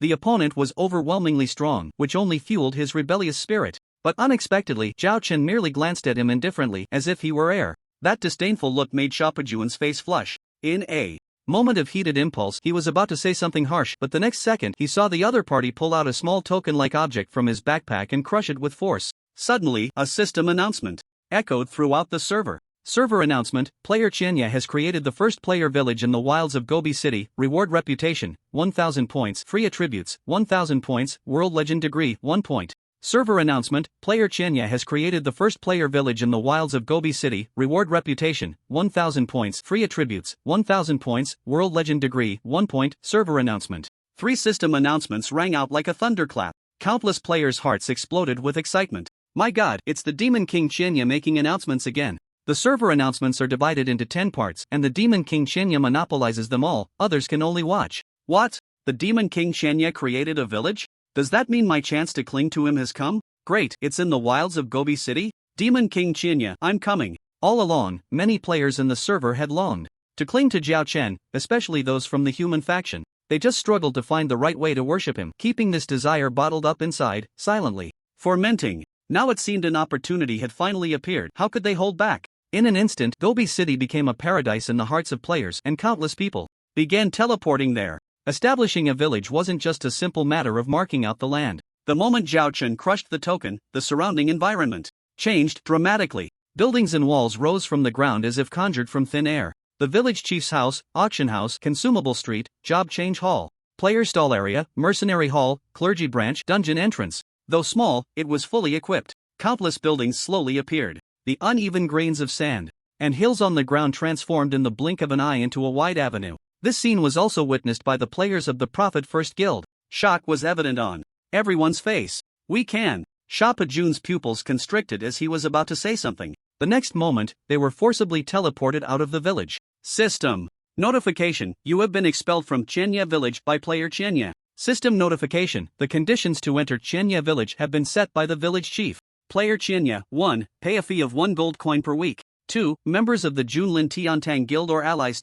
Sha Pajun's expression immediately darkened. He didn't expect Chenya to be so disrespectful. After establishing the village, he was directly expelled from the place. Recognizing the situation, Shapa Jun took a deep breath, decided to endure, and led his guild members away. Let's go! However, just as he spoke, the chat interface in the human region suddenly saw its first shout. Human channel, Xianye. I have created the Junlin Tiantang Guild. The joining conditions are on the guild application interface. Interested parties please apply on your own. Human channel, Xianye. I have created the Junlin Tiantang Guild. The joining conditions are on the guild application interface. Interested parties please apply on your own. Human channel. Xianye, I have created the Junlin Tiantang Guild. The joining conditions are on the guild application interface. Interested parties please apply on your own. Speaking in the human region channel requires a certain level of reputation. Since the server opened, only Zhao Chen met the conditions. This first announcement instantly ignited the human players. P.S. Here's a WeChat public account TF-930126, a new book from the Little Fairy, and regular activities, guild voting, will all be conducted on this account.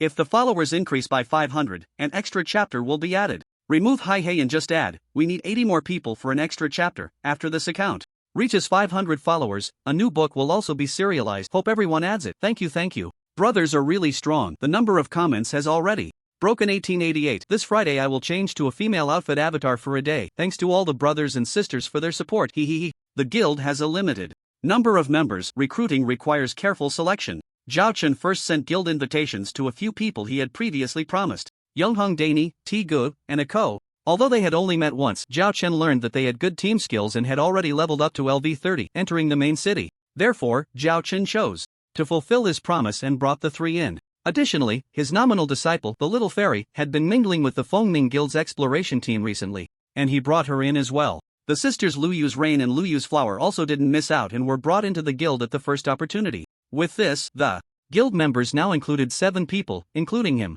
Zhao Chen set the following conditions on the guild application interface. 1. Any secondary profession proficiency must reach Advanced, Alchemist, Blacksmith, Gatherer, Planter, etc. 2. Player level must exceed LV35 and possess at least one team type buff or golden level output skill. 3. Hidden profession. Zhao Chen wanted to do it right, to do it best. He could also create other subguilds like other large guilds to continue recruiting members. However, too many people would complicate management, so Zhao Chen abandoned that option. He decided to take the elite route. These 3 conditions were enough to filter out those who simply wanted to cling to a strong leg. Those who met the conditions could apply directly without needing his approval, saving him a lot of trouble. Not only that, in order to make the guild more attractive to talented players, Zhao Chen also decided to spend some time randomly taking people into dungeons. He posted this on the game forum. On the other side, when Shapa Jun heard Zhao Chen shout in the human channel, he immediately opened the guild overview interface, searched for Junlin Tianxia, and checked the membership requirements. After reading the 3 simple and blunt recruitment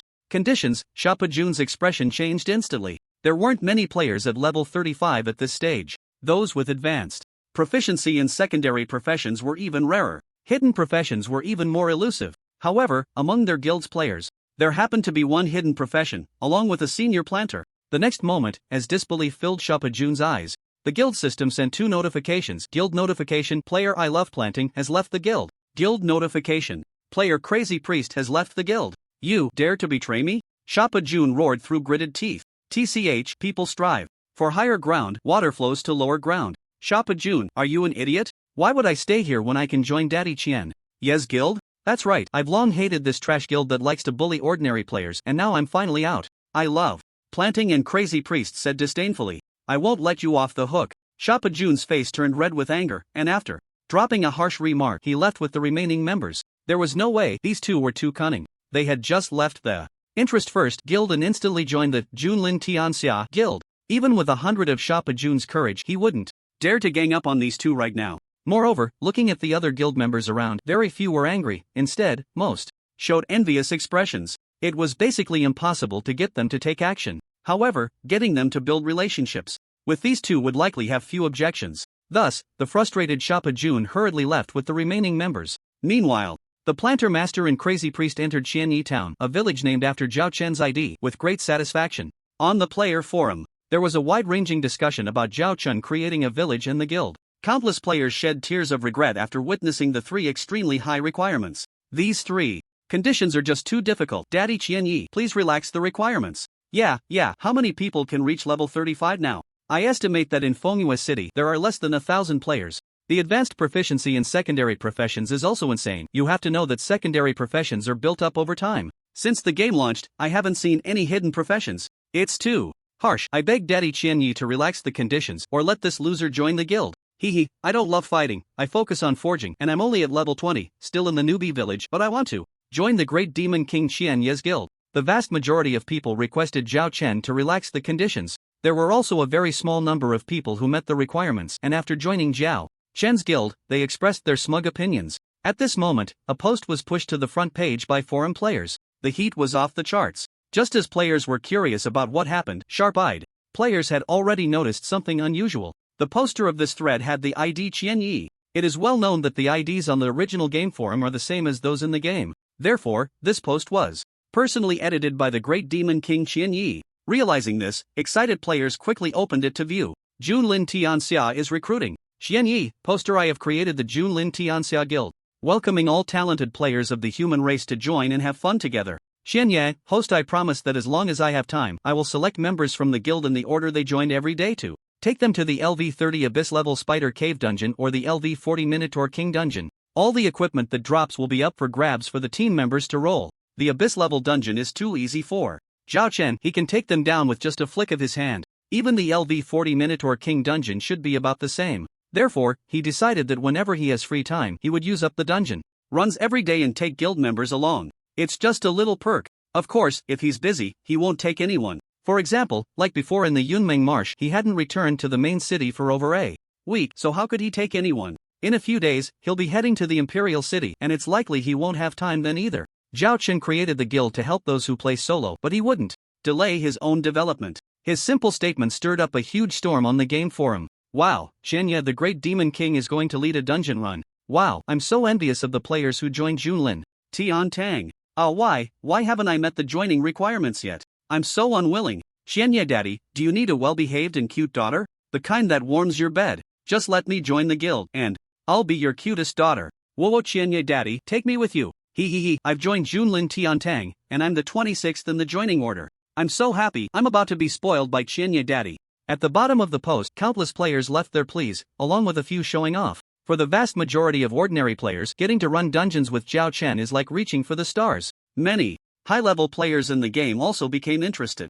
Zhao Chen's promise has immense appeal. Following the exposure of the guild warehouse by Junlin Tiantang members, Junlin Tiantang instantly became the hottest guild in the game. After posting on the forum, Zhao Chen opened the guild interface and saw that the guild had only 2,967 members. Since its creation, it had been less than an hour, and this number was already quite impressive. But Zhao Chen was not satisfied. Although the 3 joining conditions I set are relatively high, there are about 400 million human players. With such a large base, at least 100,000 should meet the requirements. Why are there only 3,000 people so far? Zhao Chen pondered quietly, and after a moment, a look of realization crossed his face. Whether they are LV35 combat players or high-skilled secondary profession players, they are all coveted by major guilds. And hidden professions are the backbone talents of most guilds. These players are in their original guilds, which have decent conditions, so they are reluctant to switch easily. Even casual players often have their own small teams for exploring, feeling quite comfortable and not wanting to change to a new environment and get used to new teammates.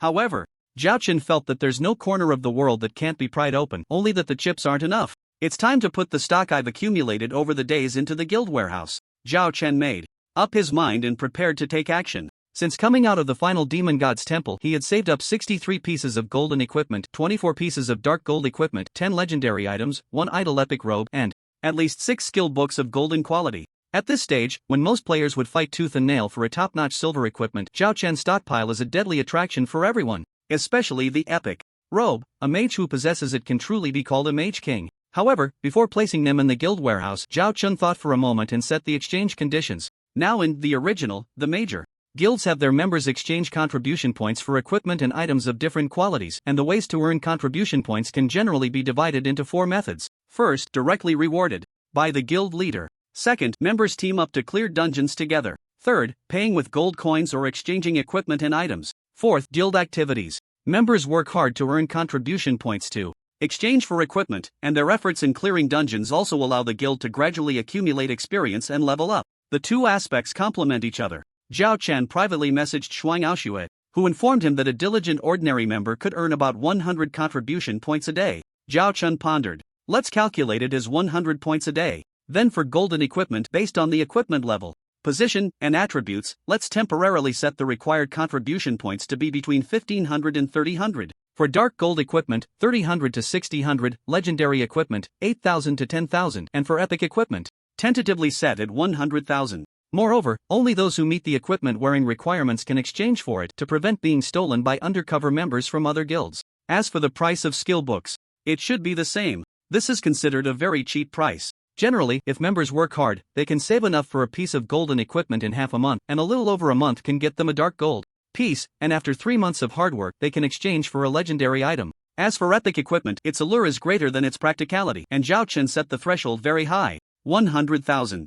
Contribution points is equivalent to 3.5 years of effort for an average player. He doesn't think anyone can obtain it early. After setting the exchange prices, Zhao Chen stored all the inventory in the warehouse. Guild history record, Guild leader Qian Yi stored LV35 golden equipment, Demon Moonstaff in the warehouse. Guild history record, Guild leader Qian Yi stored LV36 dark gold equipment, Abyss armor upper garment in the warehouse. Guild history record, Guild leader Qian Yi stored LV85 legendary equipment, dark flame ring in the warehouse. Guild history record, Guild leader Qian Yi stored LV180 legendary equipment, ether staff in the warehouse. Guild history record, Guild leader Qian Yi stored LV85 epic equipment, Demon King robe in the warehouse. A series of records stunned the new players who had just joined the guild. Looking at the visibly increasing contents of the guild warehouse, everyone felt an overwhelming shock. Wow, 63 pieces of golden equipment, 24 pieces of dark gold equipment, 10 legendary items, and 1 epic robe plus 6 high-quality skill books. The guild leader is mighty, guild leader Qian Yi, awesome. Damn, with so many amazing pieces of equipment, working under guild leader Qian Yi is so satisfying. So, apart from those items on the leaderboard, guild leader Qian Yi actually has so much stock. Wow, look at this LV85 epic robe, it's incredible. What's an epic robe compared to that second to last entry, the LV180 ether staff? That's what you call explosive attributes. The excited newbies looked from top to bottom. When had they ever seen such a magnificent warehouse? The only downside is that it's too expensive. The lowest level golden equipment requires at least 1500 contribution points. Most of the guild members had jumped from other guilds and were well aware of how precious contribution points are. 1500 points would take at least half a month of hard grinding if all goes smoothly. But no one was foolish enough to complain, because in other guilds, even if they had enough contribution points, there were no golden equipment available for exchange. Moreover, considering that golden gear is just a basket, once they witnessed the terrifying attributes of dark gold, legendary, and even epic gear, everyone secretly vowed to stay in the ruling the world guild for life.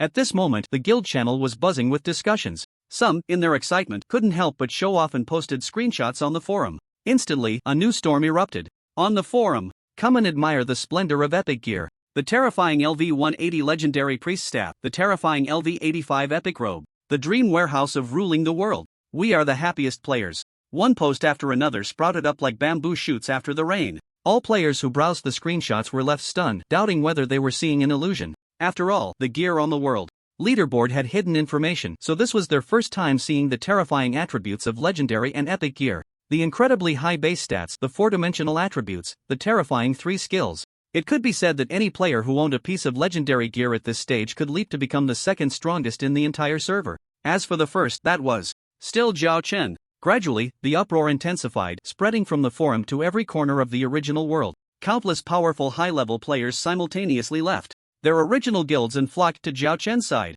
Ruling the world became the undisputed guild that players most wanted to join. No exceptions. In the outskirts of Liang City, at a hidden silver boss spawn point, a 4-person team took down the freshly spawned silver boss, picked up the gear, and began to say their goodbyes. Brother Gangzi, have you joined ruling the world? The mage girl in the team asked enviously. The other two also cast envious glances. The man known as Brother Gangzi nodded with a smile. Yeah, I didn't expect that. As long as I met the conditions, there was no need for approval. It's just a bit unfortunate that I was the 7,612th member to join. He was a hidden class, Shield Warrior, a branch of the Warrior class. This class had many damage reduction and aggro skills, far surpassing the current heavy armored warriors, making him quite qualified to tank bosses. He met one of Zhao Chen's set conditions. However, Brother Gangzi felt a bit regretful that he joined too late. After all, Zhao Chen had stated on the forum that he would take players through dungeons in the order they joined. In his view, it would probably take at least half a year before it would be his turn. Hearing Brother Gangzi's response, the three of them felt a pang of envy. Ah, we also want to join ruling the world. So envious of Brother Gangzi, we also want to hug the thigh of the great demon King Qianye. Brother Gangzi, when you become successful, don't forget us old friends. The three of them thought of the screenshots they saw on the forum about the Ruling the World Guild warehouse and couldn't help but drool. In their eyes, Brother Gongzi was already a strong player with excellent skills, and joining Ruling the World was akin to having a chance to become a top player. So, while they were happy for their old friend to have such an opportunity, they also sighed for themselves for not meeting the conditions. Their feelings were incredibly complex. Don't worry, I won't forget the friendship between the four of us. Besides, this is just the first recruitment of Ruling the World. It's inevitable that some will be underpowered and will be gradually kicked out of the guild, or when the guild levels up and breaks the member limit, they can recruit again. By then, your chance will come too. Brother Gongzi comforted them, then turned to leave amidst the blessings of the three. The same scene was happening in every corner of Original. Zhao Chen's strategy of attracting high-level players with high-quality gear was proving to be remarkably effective. Countless qualified, high-level players could no longer hold back and applied to join the guild, Ruling the World. They yearned to accumulate enough contributions in the future to exchange for legendary and epic gear, thus soaring to greatness. However, a level 1 guild could only recruit 10,000 members. Those who successfully joined were overjoyed, while those who applied but found out the slots were full instantly regretted their timing. On Zhao Chen's side, after filling the member slots, he began to fulfill his original promise and took people to run dungeons. Little Fairy, Eternal Milk.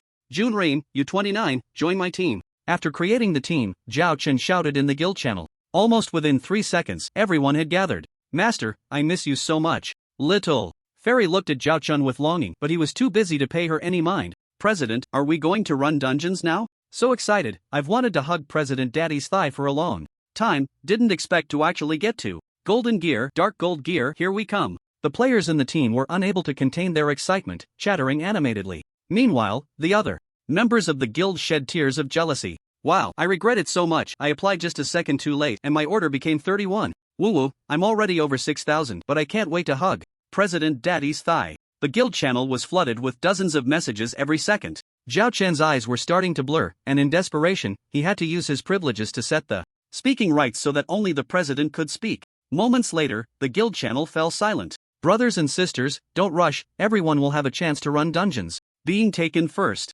doesn't necessarily mean it's a good thing, because later, there will be higher level dungeons with better loot. By the way, in 20 hours, that is, tomorrow at noon, there will be a monster siege. So we won't lack for gear. As soon as he finished speaking, Zhao Chen lifted the restrictions. However, the guild channel remained quiet as all members seemed stunned by the news of the monster siege forgetting to speak. Just as Zhao Chen couldn't help but dig at his ears, doubting if this group of members were fools, the next moment, the guild channel erupted with a flurry of discussions. My god, monster siege. Brothers, I'm so excited. How about you? MMP, I'm also incredibly excited. A monster siege. Think of all the experience, items, and contribution points. By the way, aren't you worried we won't be able to hold the city? Worry about what? With President Daddy here, just relax. Exactly, we'll go in first, and if we can't handle it, we'll ask President Daddy to step in personally, one hit to wipe out a bunch. The discussions in the guild channel were so fast that even a deity would struggle to keep up. Zhao Chen's head started to ache. He had to intervene again, using his privileges to set the interval for each member's messages to 1 message every 5 minutes. Only then did the guild chat gradually slow down. Since Zhao Chen had already made his announcements, he didn't plan to say anything further. He directly led the team and set off towards the dungeon. Inside the Thousand Night Village, commanded by Zhao Chen's ID, there was a brand new dungeon entrance. Upon entering, the first thing to do was choose which dungeon to attack. The Bullhead King's dungeon was level 40, and only players above level 40 could enter. Therefore, for this run, Zhao Chen still chose the Abyss-level Spider Cave. Let me lay down the rules. This time, all equipment and skill books dropped in the dungeon will be rolled for by class. Priority, other classes are not allowed to roll randomly. Also, all secondary profession scrolls and materials dropped will be collected by me first and then distributed later. Is that okay? Zhao Chen said. As a guild leader, one must establish their own authority. Even if the vast majority of people respect him, Zhao Chen still needs to maintain the demeanor of a president. What does a guild leader's demeanor entail? Leading 10,000 players, determining the guild's development direction, setting guild rules, assisting the younger members, and combating enemies, among other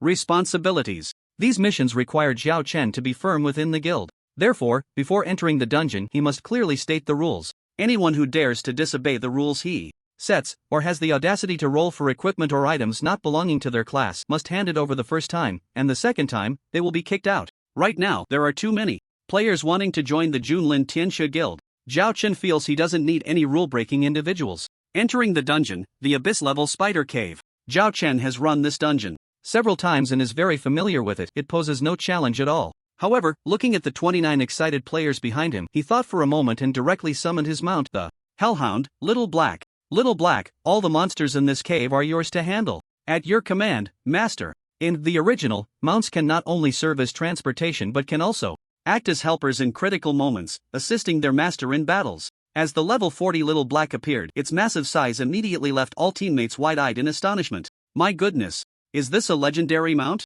So majestic, that size is incredible. The guild leader's mount is awesome, go for it, Little Black. I wish I could have such a cool mount, I dream about it. The crowd couldn't help but whisper among themselves. To them, the size of the Hellhound, Little Black, was terrifying, and in the original, the size of creatures often correlates with their strength. Sure enough, during the first wave of 18 elite monsters, Little Black simply unleashed a skill from the Ice and Snow world. Instantly, massive damage numbers popped up, -45,000, -45,000. One-hit kill. All the elite monsters were wiped out in an instant by Little Black's single skill. Every teammate was left in a daze. Even though they had anticipated the outcome, the reality of it still left them in shock. Wow, the guild leader's mount has such terrifying combat power? Amazing. Incredible. I thought the guild leader would have to take action himself, but it turns out a mount can be a dungeon clearing tool. Guild leader, may I ask what Little Black usually eats? I want to feed it. Look, a top quality silver round shield just dropped. The crowd erupted in excitement, shouting and jumping. While marveling at Little Black's terrifying combat power, they were also thrilled by the high drop rate of the Abyss level dungeon. In the team, apart from the Little Fairy and the June Rain Sister duo, everyone else, including the Eternal Healer, had very few pieces of silver equipment. The top quality silver round shield dropped from this wave of monsters was the same item that Zhao Chen had obtained during the first kill with the Fengming Guild's raid team, which was sold for 300 gold coins by Shuang Ao Shuahua. A silver round shield typically costs around 100 gold coins, highlighting how enticing its top quality attributes are. Before long, as per Zhao Chen's initial instructions, the Judgment Priest in the team began to roll for the equipment. In the end, it was claimed by a newbie. Seeing him nearly brought to tears with excitement, Zhao Chen smiled faintly. The attributes of silver equipment are too low, it's just a transitional piece. There are still gold and dark gold equipment ahead. Everyone, think bigger and hurry up to follow Little Black. After discussing for a while, Little Black had already taken the lead into the depths of the spider cave. The group hurriedly followed, hoping that when they faced the next boss, they would drop equipment or skill books for their own classes. What made them a bit regretful was that the first boss did not drop any golden equipment. This was also normal. Although the first boss was a LV38 golden quality in the original, aside from the guaranteed drop of equipment matching the boss's quality upon the first kill, the drop rate for subsequent kills was not high. It was precisely for this reason that players at this stage were still lacking even silver equipment. However, the members of the team were not too disappointed. The fact that the first boss was instantly killed by Xiao He sparked heated discussions among everyone. Wow, is the mount of our president also this terrifying? Instant kill, another instant kill. So shocking. All of us combined can't even compare to a little mount. I'm so embarrassed, but thinking that this is the president's mount, I feel at peace. Exactly, with a man as brave as our president, his mount definitely can't embarrass him. Xiao He was quite clever, with wisdom comparable to that of an adult. The compliments from everyone made Xiao He feel very comfortable. This was an unprecedented experience. Thus, Xiao He became even more courageous, not needing Zhao Chen to urge, and took the lead in rushing towards the spider cave. Following behind at a leisurely pace was the group, keeping a distance that was neither too far nor too close. Instant kill, still instant kill. Xiao He truly lived up to the legendary boss template, with outstanding attack and defense stats, taking down all the small monsters and the second boss with a single skill. The second boss dropped a golden longbow, which was fortunately rolled into the backpack of a Ko in the team. As they faced the third boss, the group curiously looked at Xiao He, wanting to see if it could continue the instant kills. This is a dark gold boss, it shouldn't be able to instant kill, right? A mount can instant kill a LV40 dark gold boss? I don't believe it. Several members instinctively shook their heads, thinking that Xiao He wouldn't be able to do it. Otherwise, a mount soloing an abyss-level spider cave? That would be too terrifying. However, the result disappointed them. The gap between a dark gold boss and a legendary one was not small, at least 5 times greater. If Xiao He used a small skill, it indeed wouldn't be able to instant kill. But with its one-strike ultimate vitality bomb used, the dark gold explosive spider was instantly melted away. After dropping an LV35 dark gold dagger, it reluctantly closed its eyes. The atmosphere in the team was dead silent. After a long while, someone gasped in shock. I can't believe it, it really can instant kill. President, can you let Xiao He take us along more often? So strong, truly worthy of being the president's mount. Incredible.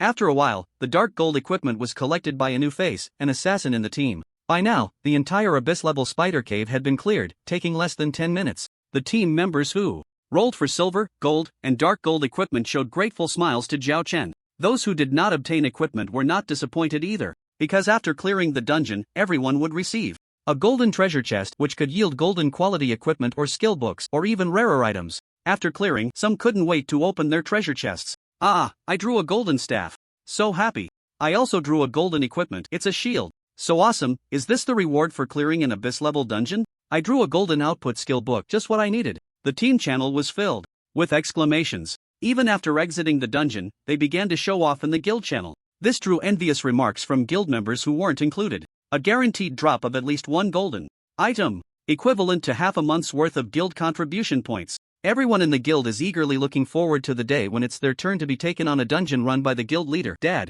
After finishing a wave of dungeons, Zhao Chen disbanded the team and instructed the members to go about their own business. The village is now empty, with very few players around. Although it is the first village established by players in the game, to ordinary players, the 2 gold coins for residency every 2 weeks seems a bit pricey. This won't do. Every bit of income from the village is mine, and that's a lot of gold coins I'm losing every day. I need to think of a way to change the situation. Zhao Chen muttered to himself, and suddenly a flash of inspiration struck him. The fact that casual players are unwilling to settle here indicates that the village's appeal is still lacking. So, if he could find a way to change this situation and make the village more attractive, wouldn't that be great? Right now, there isn't a single NPC in the village, it's completely deserted. Zhao Chen planned to head to Gobi City to chat with various high-level NPCs and see if he could hire a few. Also, he wanted to stop by Chiyue City to look for Li Linger. He had a dark gold level ring, Demon Moon, Blood Ring, in his backpack, which is a level 36 ring, perfectly suited for most members' levels with outstanding attributes, making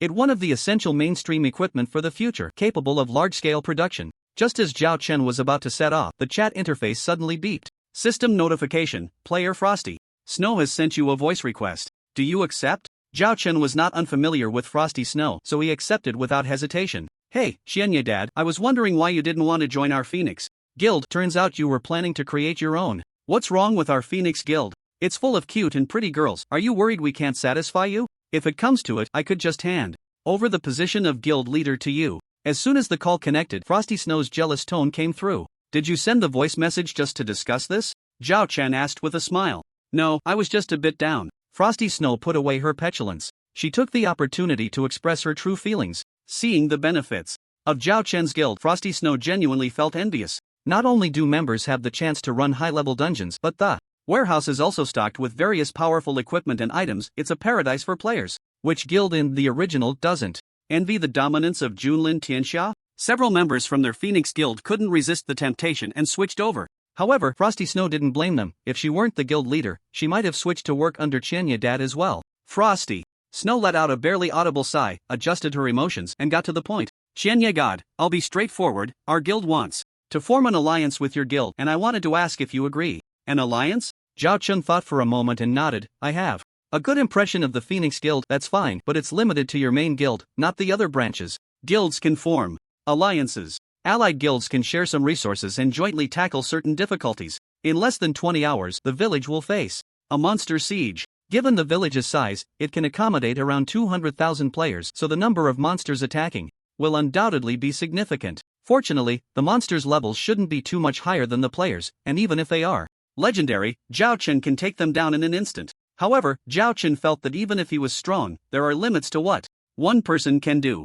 Although he could take down monsters quickly, if there were too many, it would be inevitable that he might not be able to handle them all. Failing to defend the city was not an option, but if the village's buildings were damaged, it would surely make him feel a bit pained. Now that they have allied with the Fengming Guild, they can come over and defend the city together with their own guild. This significantly increases their defensive strength. Of course, the equipment that drops will inevitably have to be shared with the Fengming Guild. However, Zhao Chen has a good impression of Shuang Aoxue, believing she is a great friend, so he doesn't mind them coming over to share the spoils. But most importantly, Zhao Chen won't give them more than they deserve. How much reward they get will depend on how much effort they put in. System notification: the president of the Fengming Guild, Shuang Aoxue, has sent you a request for a guild alliance. Do you agree? Agree. After making his choice, Zhao Chen said to Shuang Aoxue, tomorrow at noon, all members of your guild should arrive at Qianye Town on time for the city defense. Is that okay? Of course, no problem. As long as you, Daddy Qianye, say the word, I'll bring everyone over. Shuang Aoshua replied happily. Finally, she has latched onto a big leg again. Without Zhao Chen reminding her, Shuang Aoshua was already planning to bring people to Qianye Town for development. As for the monster siege, with Daddy Chenya's personality, he would definitely not let them suffer. Therefore, Shuang Aoshua was very willing, both rationally and emotionally. Alright, let's do it this way. I have things to attend to. After concluding the discussion, Zhao Chen said his goodbyes and hung up the communication, then set off for Gobi City as originally planned. Recruiting NPCs went very smoothly. Seeing Zhao Chen, who had a reputation of admiration, the vast majority of NPCs expressed their willingness to come to Qianye Town with him. Zhao Chen selected 3 blacksmiths who could forge ordinary equipment and repair gear, and 1 priest who could eliminate the weakness status after player death. In total, he prepared to bring back 60 NPCs, including alchemists and job transfer mentors. As for his request for Li Linger to help forge the Demon Moon Blood Ring in Chiyue City, despite Li Mushi's disapproving gaze, Li Linger still agreed. Before going, Zhao Chen had already browsed the auction house in Gobi City, spending nearly 50,000 gold coins on materials for 50 blueprints. Next, he just needed to wait a few days for the 50 finished products. After bringing the NPCs back to Qianye Town, an ordinary day quickly passed. The next day at noon, the monster siege arrived as promised. The system notification interface also displayed a new quest system notification. You have triggered the quest Protect Qianye Town. Quest content: every newly established village is always met with attacks from dark forces. Only by defending the village can one truly possess territory. Total number of monster attacks: 5 waves. Quest requirements: withstand 5 waves of monster assaults and maintain the integrity of Qianye Town's walls at over 50%. Quest rewards: experience x 6 million, with additional rewards based on the ranking of the teams that eliminate monsters, with a minimum of 1 silver chest and a maximum of 1 legendary chest. Note: each team can have a maximum of 10 members, and during the siege, each player accepting the quest can resurrect without penalty 5 times. After using up the 5 chances, they will no longer resurrect until the siege quest ends. System notification: the first wave of monster siege is about to begin. Countdown: 5 minutes. Note: this wave consists of a total of 10,000 LV35 ordinary creatures, 200 LV35 silver creatures, and 20 golden creatures. Please prepare, defending players. The system's notification echoed in every player's ears. In front of the main gate of Qianye Town, a dense army of monsters appeared, resembling a massive dark cloud. A small portion of them was slowly gathering at the front. Seeing this scene, all the players were unable to contain their excitement. When have they ever seen so many monsters? Wow, so many little monsters. After we finish them off, not to mention the equipment and items that might drop, even the experience points will be quite impressive. Exactly. Plus the quest rewards, I think I might level up. This is so exciting. Joining the Junlin Tiantang guild is just thrilling. Of course it's exciting. Not only do we have the love of our guild leader, but there are also a bunch of girls from the neighboring Fengming guild waiting for us to discover. You idiots, all you do is chatter. The big legs have already been snatched up. What? They actually formed a team while we were chatting?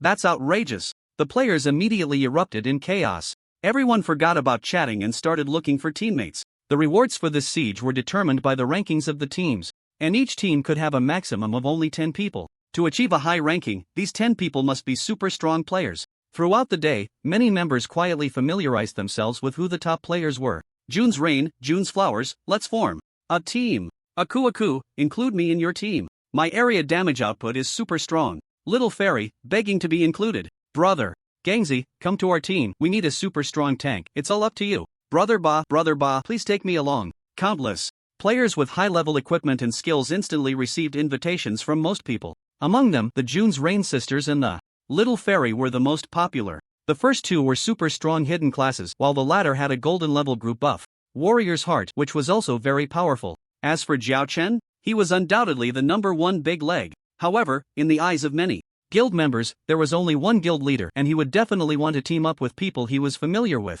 So, very few members unconsciously approached him, and Zhao Chen wasn't about to waste the opportunity. Since the rewards were distributed based on the teams, it meant that everyone in his team would definitely have a legendary treasure chest. Such a thing required familiar people to team up with. Thus, Zhao Chen formed a team with the June's Flower Sisters, the Little Fairy, the Eternal Great Healer Trio, Frosty, Snow, Feng Qingwu, and a shield warrior named Brother Gangzi. The other members in the team were all familiar, only Brother Gangzi was a new addition. Brother Gangzi was recommended by the June's Rain Sisters, saying that he performed very well when they fought the difficult level Spider Cave together yesterday. Zhao Chen didn't mind nurturing talent, so he brought him in a legendary level chest.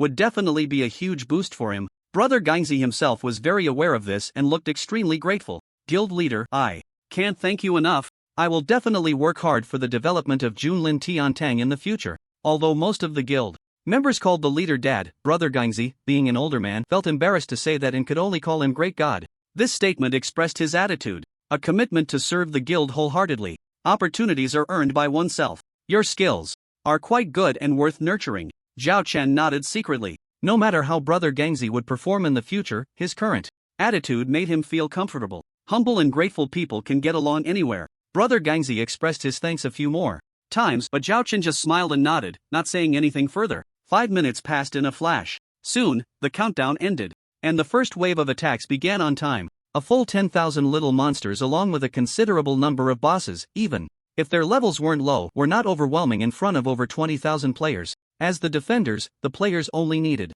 to wait for the monsters to attack. However, often before they even got close, the players would unleash a round of damage. Once they truly engaged, the struggle between both sides officially began. Master, aren't we going to make a move? The little fairy's heart was itching, her eyes kept darting towards a golden boss, eager to strike. The others in the team were equally restless. However, without a command from Zhao Chen, none of them dared to act. If you want to fight, go ahead. Zhao Chen smirked and added, I'll just be a fish out of water for a while, let everyone else take the lead. His meaning was clear, and everyone understood. Then let's go. June's Flower said excitedly, we can still have some fun now. Once Daddy Qianyi makes a move, it will definitely be one-sided. Exactly. There are a total of 5 waves in the siege, and it will only get harder as we go on. Right now, the highest is just the golden boss, which is perfect for us to challenge. June's Rain chimed in. Let's go. The other 9 members of the team, including Shuang Ao Shui, all set off to join the battle. Although the first wave of small monsters was numerous, it was nothing compared to the overall player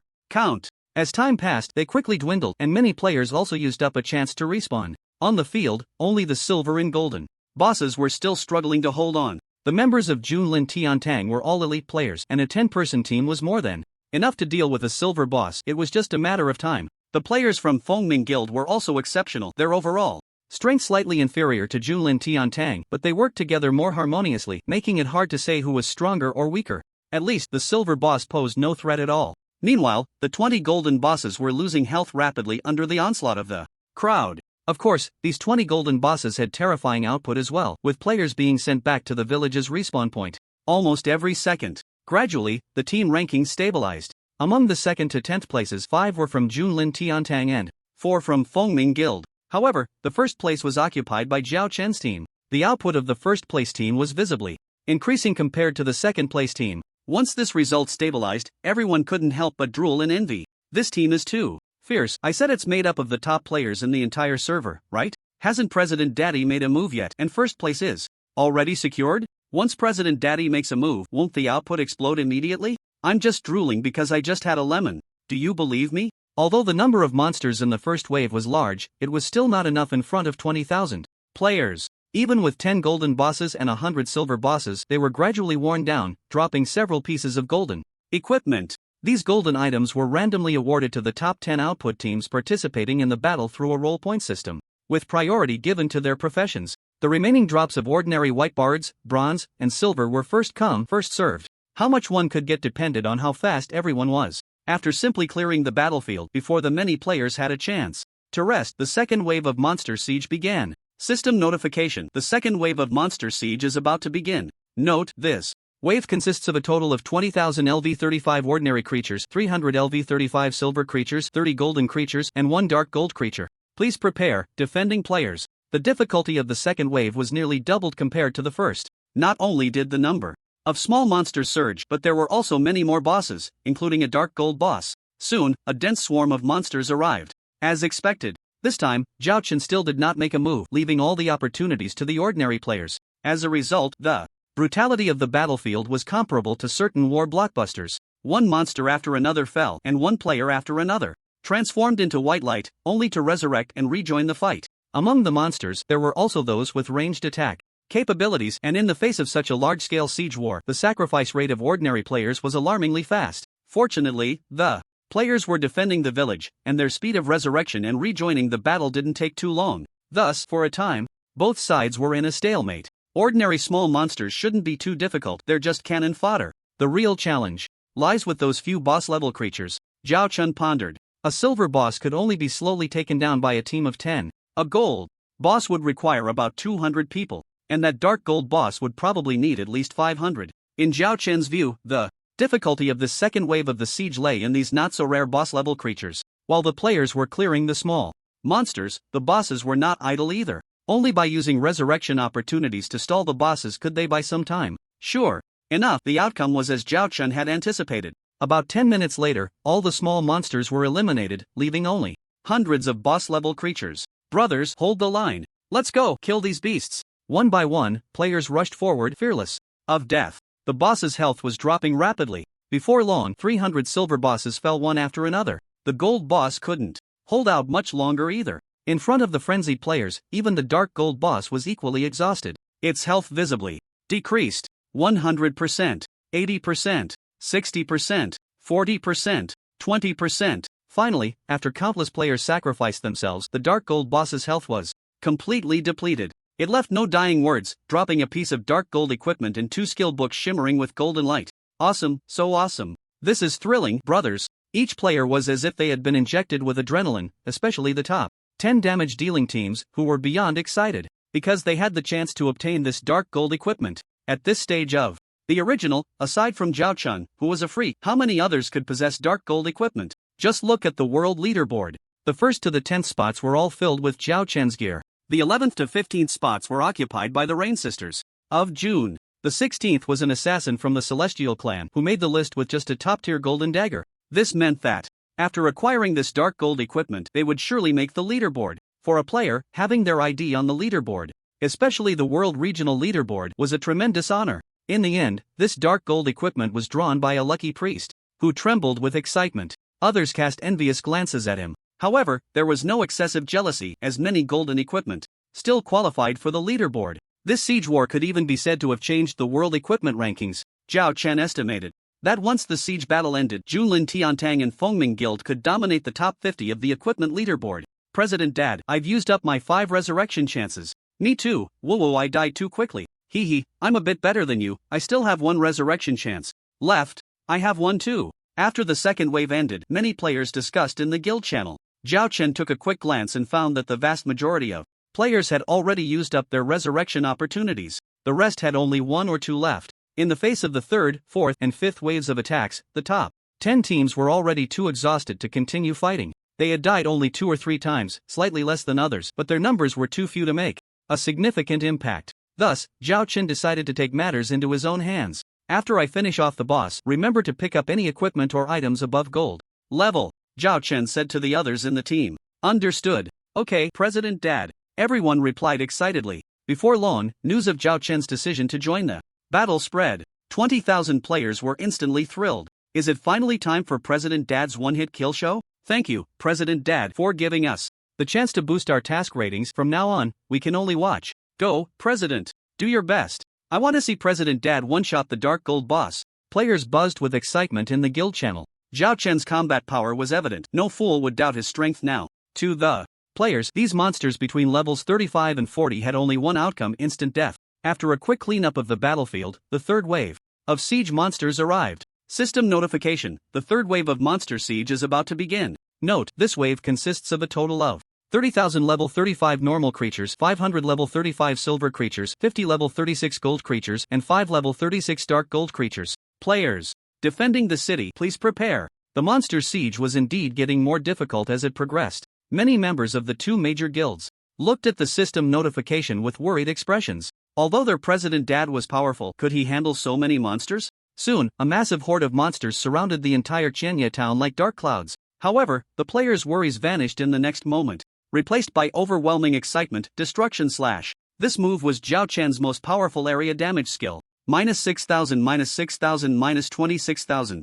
As soon as Destruction Slash was unleashed, all creatures within a 2,000 by 2,000 meter radius, whether normal monsters, silver bosses, or gold bosses, were obliterated. The progress of the third wave showed over 10,000 creatures dead. Instantly, the players erupted in excitement. My god, one move, and over 10,000 killed? This is simply a nuclear bomb. President Dad is mighty. Incredible, incredible, I'm completely convinced. President Dad, this is just terrifying. Seeing it in person felt completely different from watching it on video. Previously, players had seen recordings on the forum and knew that President Zhao Chen had the terrifying power to one-shot Dark Gold bosses. Later, after a series of notifications, they understood that even an epic level 85 could be soloed for a first kill. However, players simply thought Zhao Chen had extremely high single-target output, and never expected he possessed such a terrifying area damage skill comparable to a mage's forbidden spell. Just one move. Wherever that massive sword energy went, no creature could withstand it. Even the Dark Gold boss, unwilling to die in vain, left behind a pile of equipment and items.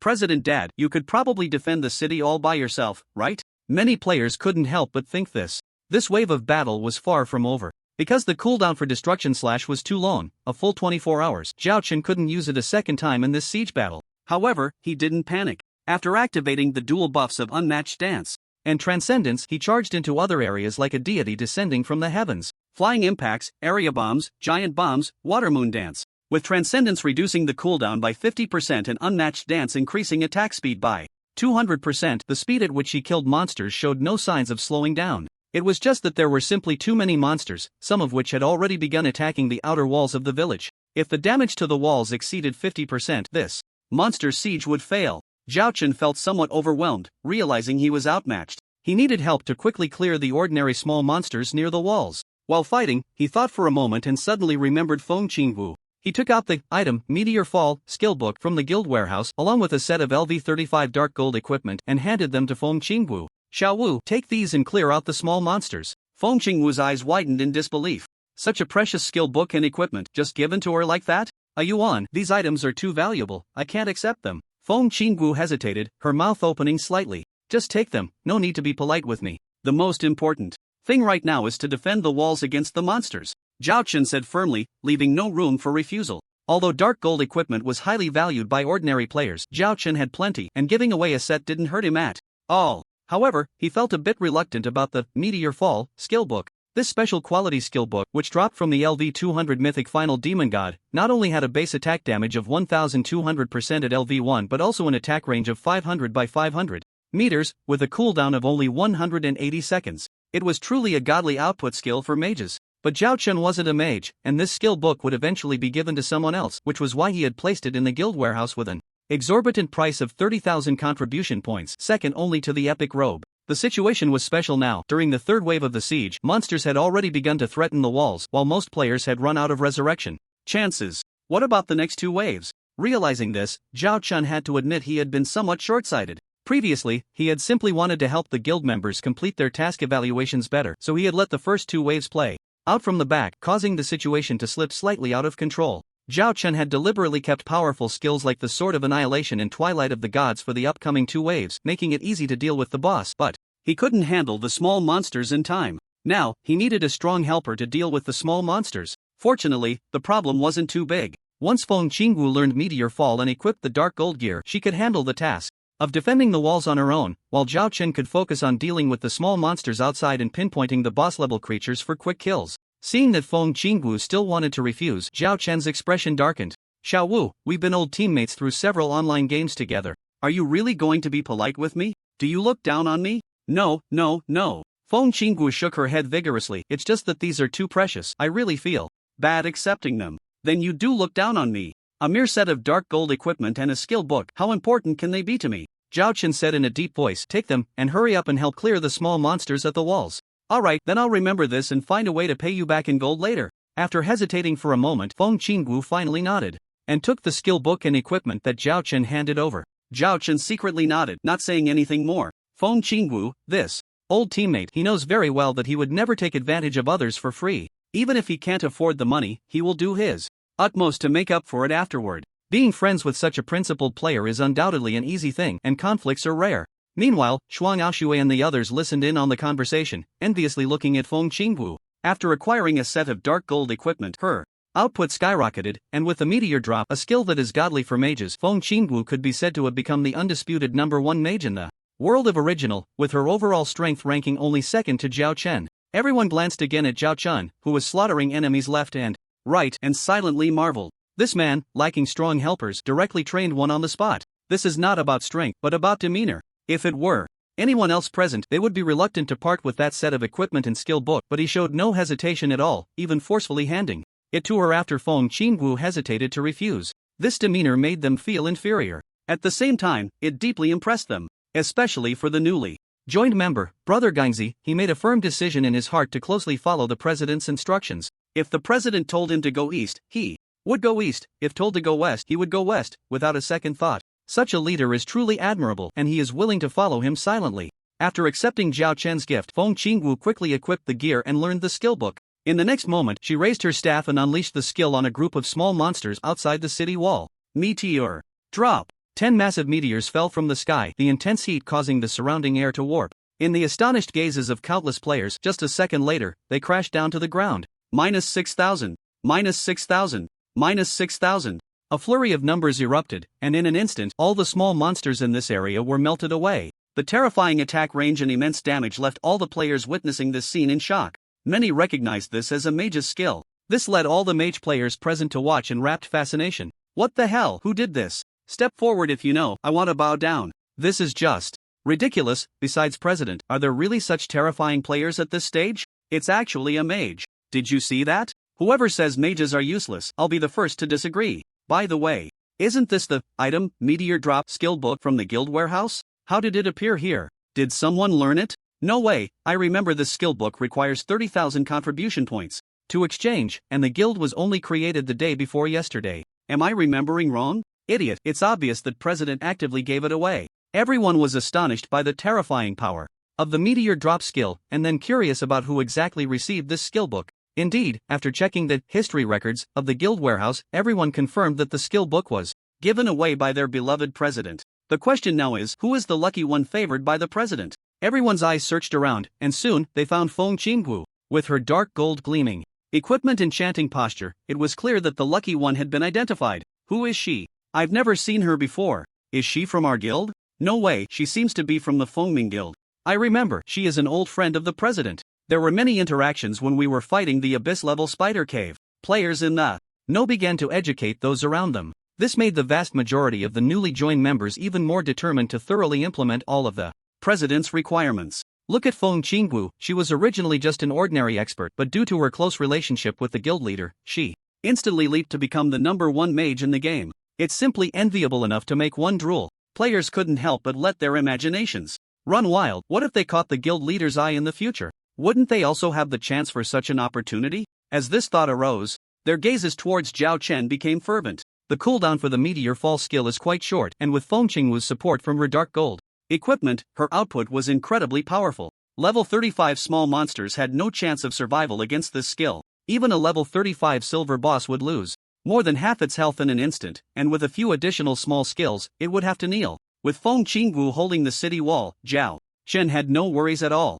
He transformed into a phantom, weaving through the crowd of bosses, engaging in fierce combat. -200,000, -400,000, -600,000. After such a long battle, the basic skill of the Destroyer combo, along with the legendary passive skill, Warrior's Secret Art, Infinite Power, had stacked to the max, increasing his 4-dimensional attributes by an additional 150% and granting him lifesteal effects. In this state, whether it was a gold boss or a dark gold boss, they couldn't withstand any of his skills. Even a normal attack could only be barely blocked by a dark gold boss, preventing it from being instantly killed by a basic attack. Under these circumstances, eliminating the third wave of enemies was merely a matter of time. Sure enough, just 5 minutes later, there wasn't a single small monster left on the field. Is that it? Faster than our 20,000 taking down the first wave? The guild leader is mighty. The guild leader is awesome. So fast, I suspect I'm playing a fake game. Our 20,000 can just go die. It feels so ineffective. Don't belittle yourselves, you can shout 666.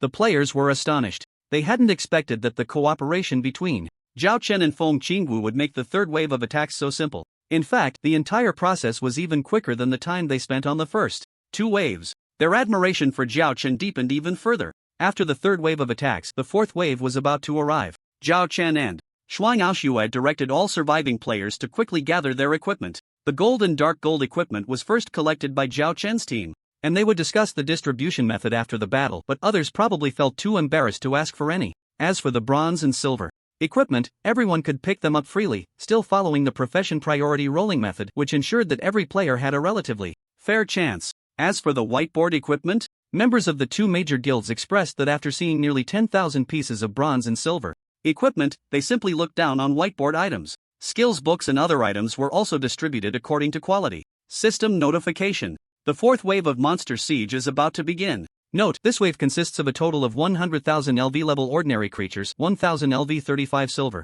creatures, 500 LV 36 gold creatures, 50 LV 36 dark gold creatures, and 1 LV 40 legendary boss. Please prepare, defending players. 100,000. Ordinary small monsters? Feng Qinggu was a bit slow at clearing them. This is troublesome. Zhao Chen frowned. He hadn't expected that the fourth wave of Monster Siege would have such a massive number, a full 10 times that of the first wave. With over 100,000 monsters in total, they completely surrounded Xianye Town. However, it wasn't too surprising when he thought about it. After all, Xianye Town was a village that could accommodate 200,000 players if fully staffed. Ordinary small monsters weren't a threat, only the bosses were the main force of the monsters. But the problem is, there are only 20,000 players in Xianye Town right now.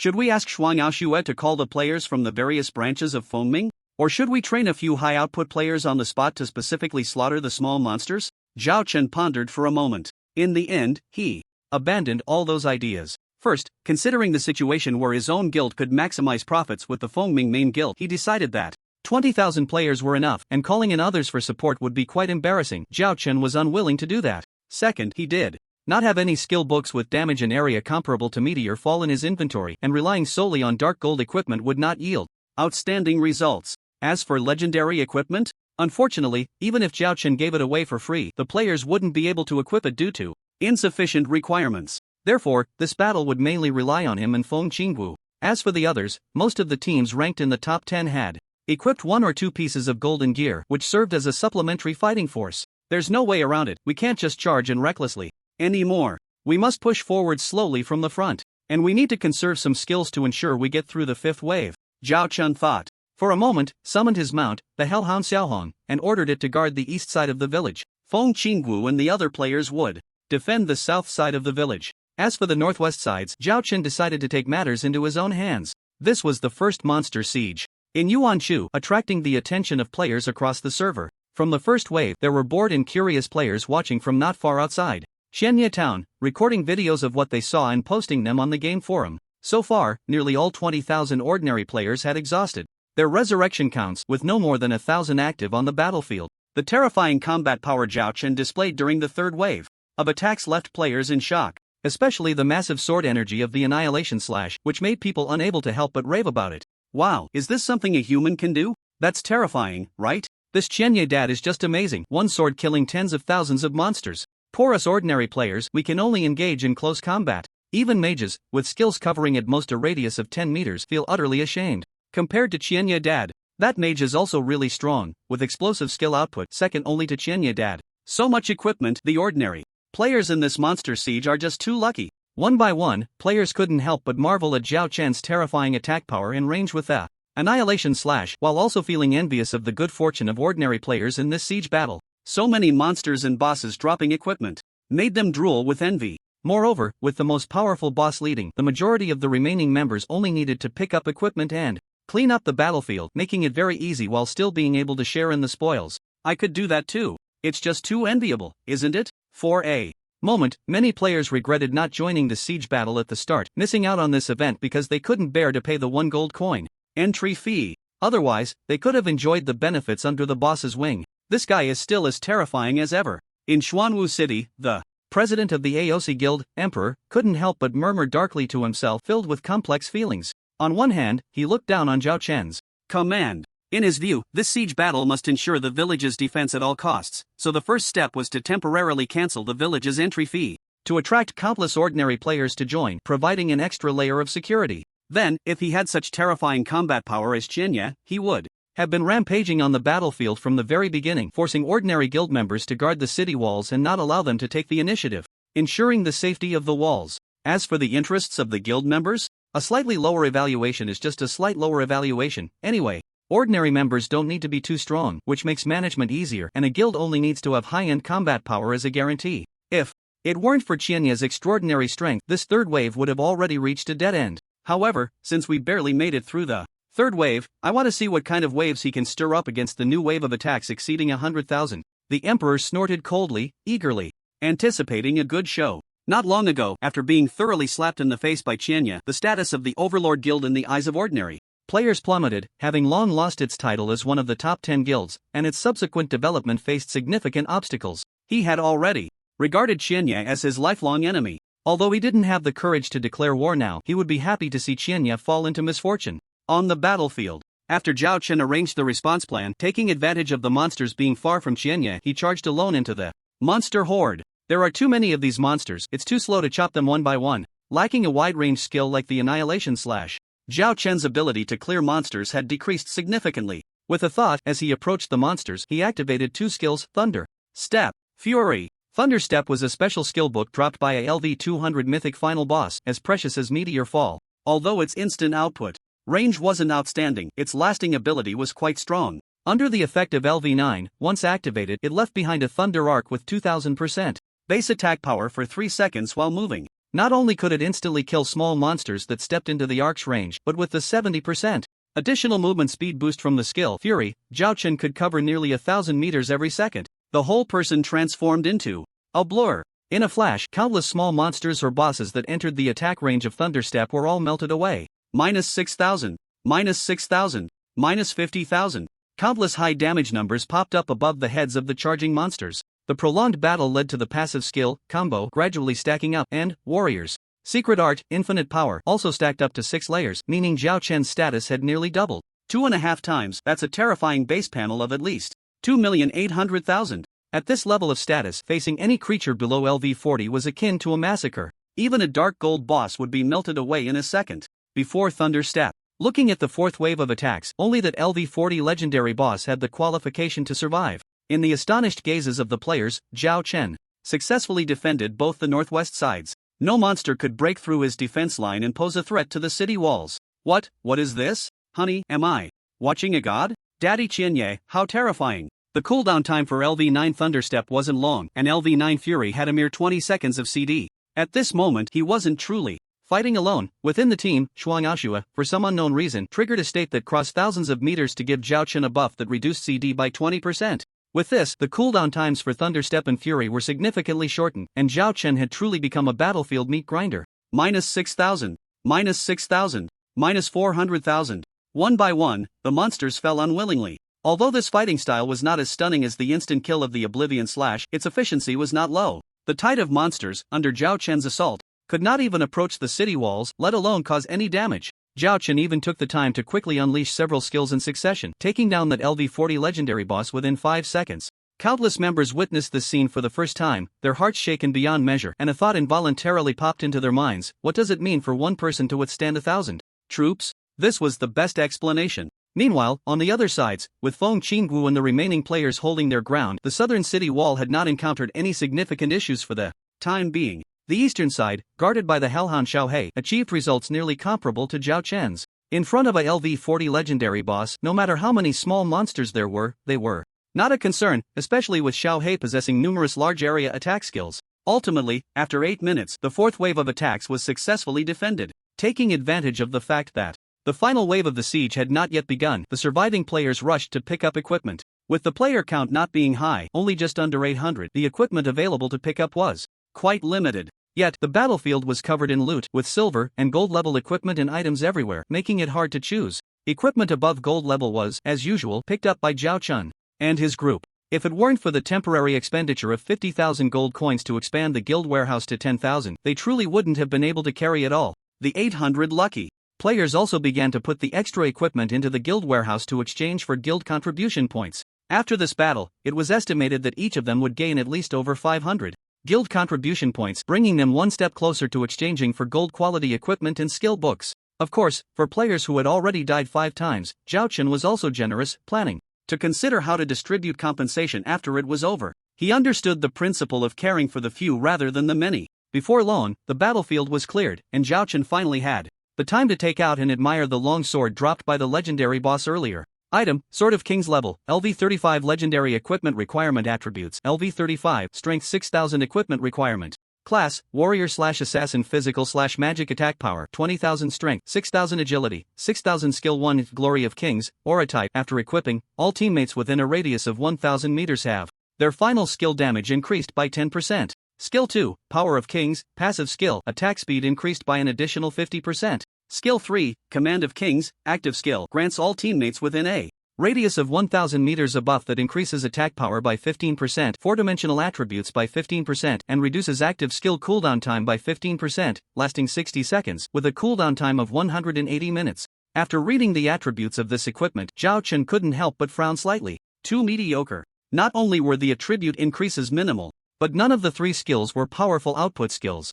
It was more of a team-oriented piece of equipment. Zhao Chen thought for a moment and decided not to store it in the warehouse but to use it directly. He looked at the only 2 warriors in the team, Xiao Xiannu and Shuang Ao Shui. Who among you 2 wants this long sword? The 4th wave of monster sieges further reduced the remaining players, and facing the impending final wave of monster attacks, Zhao Chen wanted to enhance his side's combat capability as much as possible. The current damage level of the city wall has reached 9.6%. The last wave of monsters attacking the city will only make things more difficult. He decided to convert this legendary longsword into immediate combat power to increase the chances of defending the city. Zhao Chen added, "This isn't a gift, you should consider who can afford it." As soon as he finished speaking, the little fairy's eyes dimmed, while Xuan Aoxue was indeed filled with surprise. At this stage, the value of legendary equipment goes without saying. Moreover, this legendary longsword is the first one aside from Zhao Chen's. Acquiring it would not only significantly enhance their combat capabilities but also allow them to rank on the server-wide equipment leaderboard, greatly boosting their fame.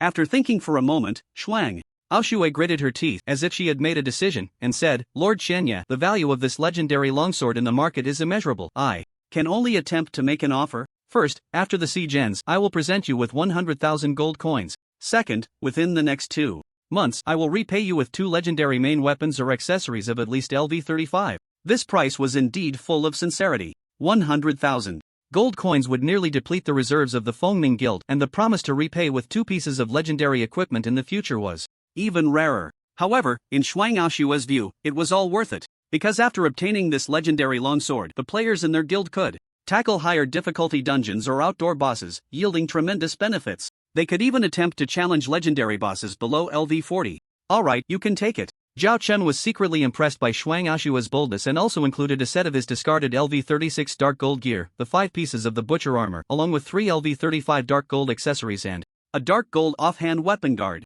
In terms of value, this set of dark gold equipment also started at around 100,000. However, since Shuang Aoshue was so sincere, he didn't hold back. Once she donned the dark gold gear, Shuang Aoshue's need for wielding the longsword was satisfied. After converting it into immediate combat power, their chances of defending the city increased once again. "Thank you, Lord Qianye." Shuang Aoshue took the equipment Zhao Chen handed over, her hands trembling slightly with excitement. Once she wore this set, she instantly transformed into the second strongest warrior in the entire server, just behind Zhao Chen, making a tremendous impact on the Fengming Guild. The little fairy beside her also showed a calm expression. She was very impressed by Shuang Aoshue's substantial investment. Moreover, to be fair, the little fairy had a very accurate understanding of her own position. She was simply focused on clinging to Master Qianye and would never expect to receive powerful equipment and items for free. Because if that were the case, her relationship with Master Qianye would become distorted. The Sisters of June Rain and the group of Eternal Great Healer also expressed admiration. On one hand, they admired Zhao Chen's decisiveness and generosity, able to sell off the equipment he had just obtained without hesitation. On the other hand, they were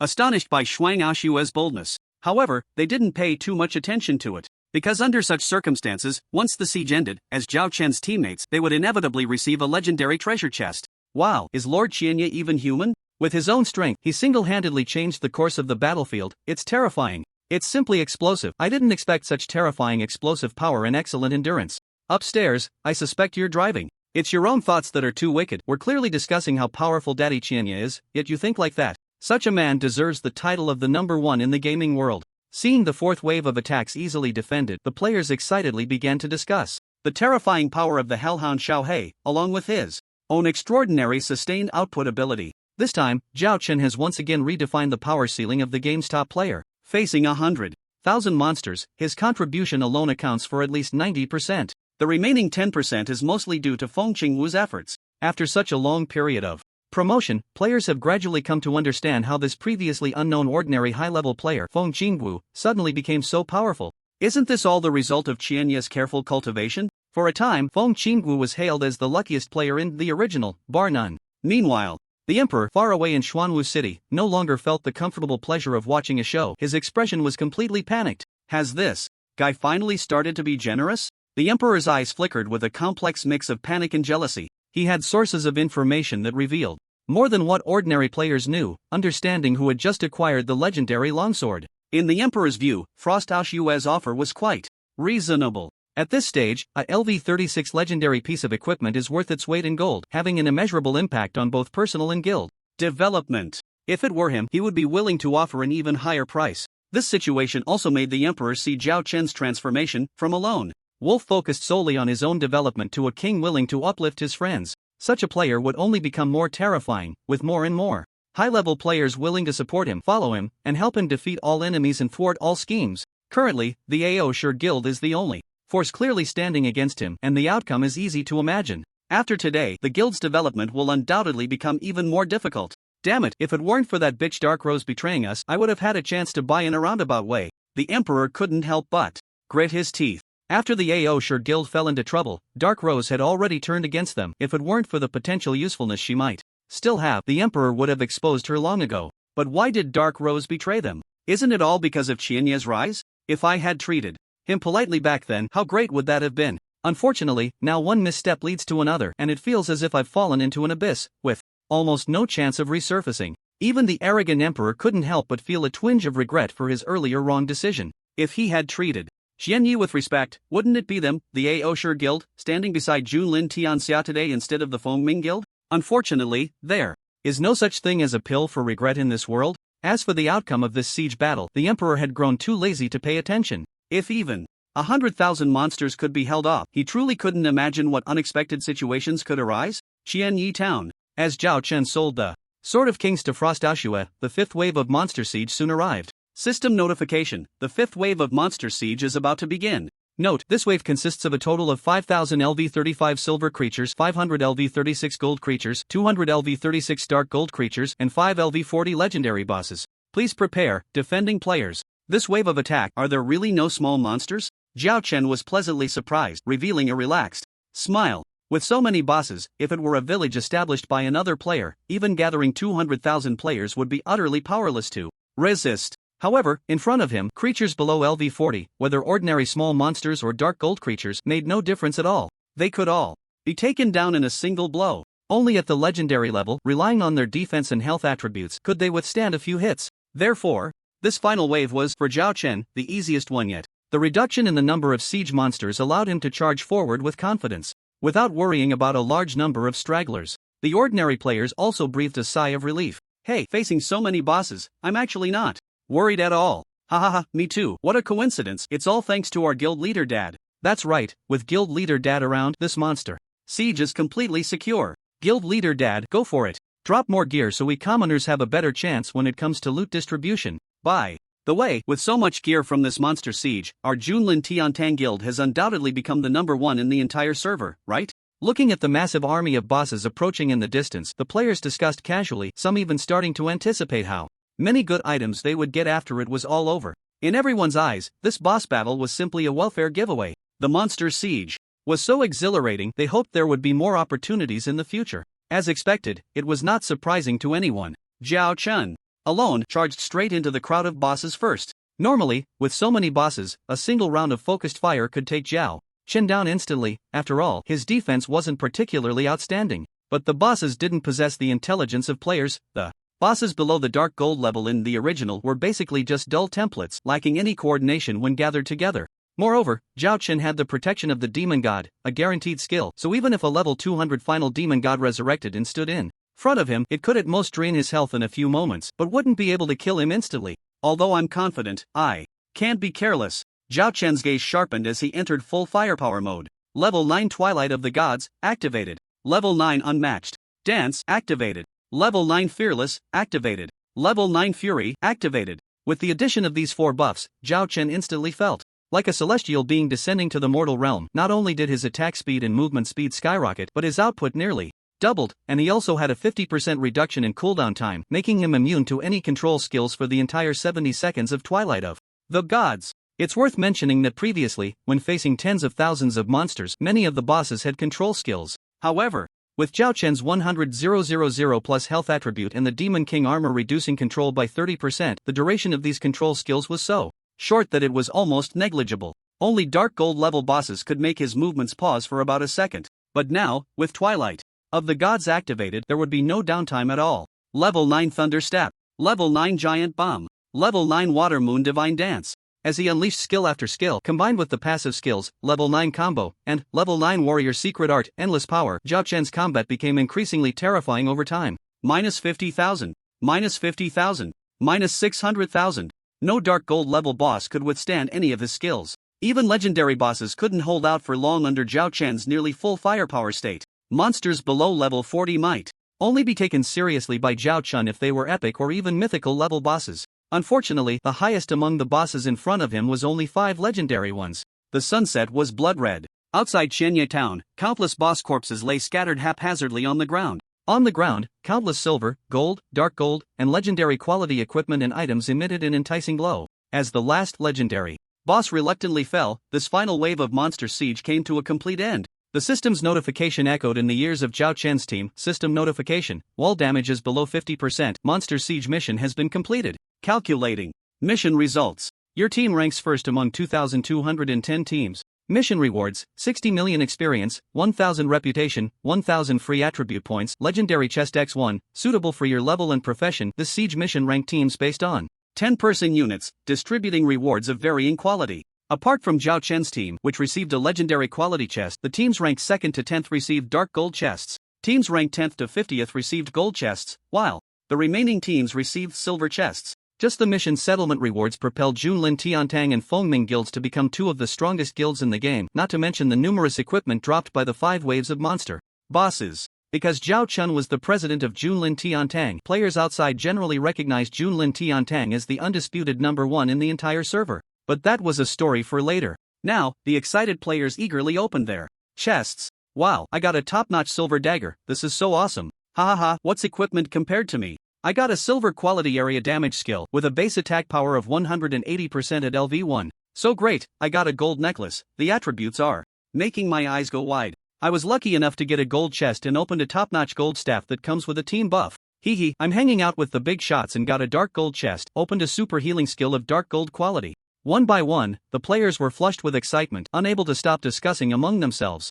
After this wave of rewards, they were incredibly fortunate. Not only did the vast majority receive their dream top-notch silver equipment, but there were also lucky ones who got gold quality, or even dark gold quality equipment and skill books. Such high-quality equipment and skill books would take at least a month to half a year to obtain if they didn't join Junlin Tiantang. Yet now, it was only the 2nd day since they joined. Moreover, the equipment dropped from the monster bosses allowed a large number of players to be fully equipped with silver quality or above, making them feel like they were in a dream. How could they not be thrilled? However, the most excited were actually Zhao Chen's team, because what they received was a legendary quality chest. Wow, I opened a legendary quality skill book. LV1 Blessing of the Gods adds a 20% damage reduction, increases 2,000 attack power, 1,000 4-dimensional attributes, and 1,000 dual defenses for all team members. This skill is just too strong, the little fairy exclaimed excitedly, then seemed to think of something and expressed some regret. I'm clearly a heavy armored warrior. Why do I always get these buff skills? I got a LV36 legendary helmet.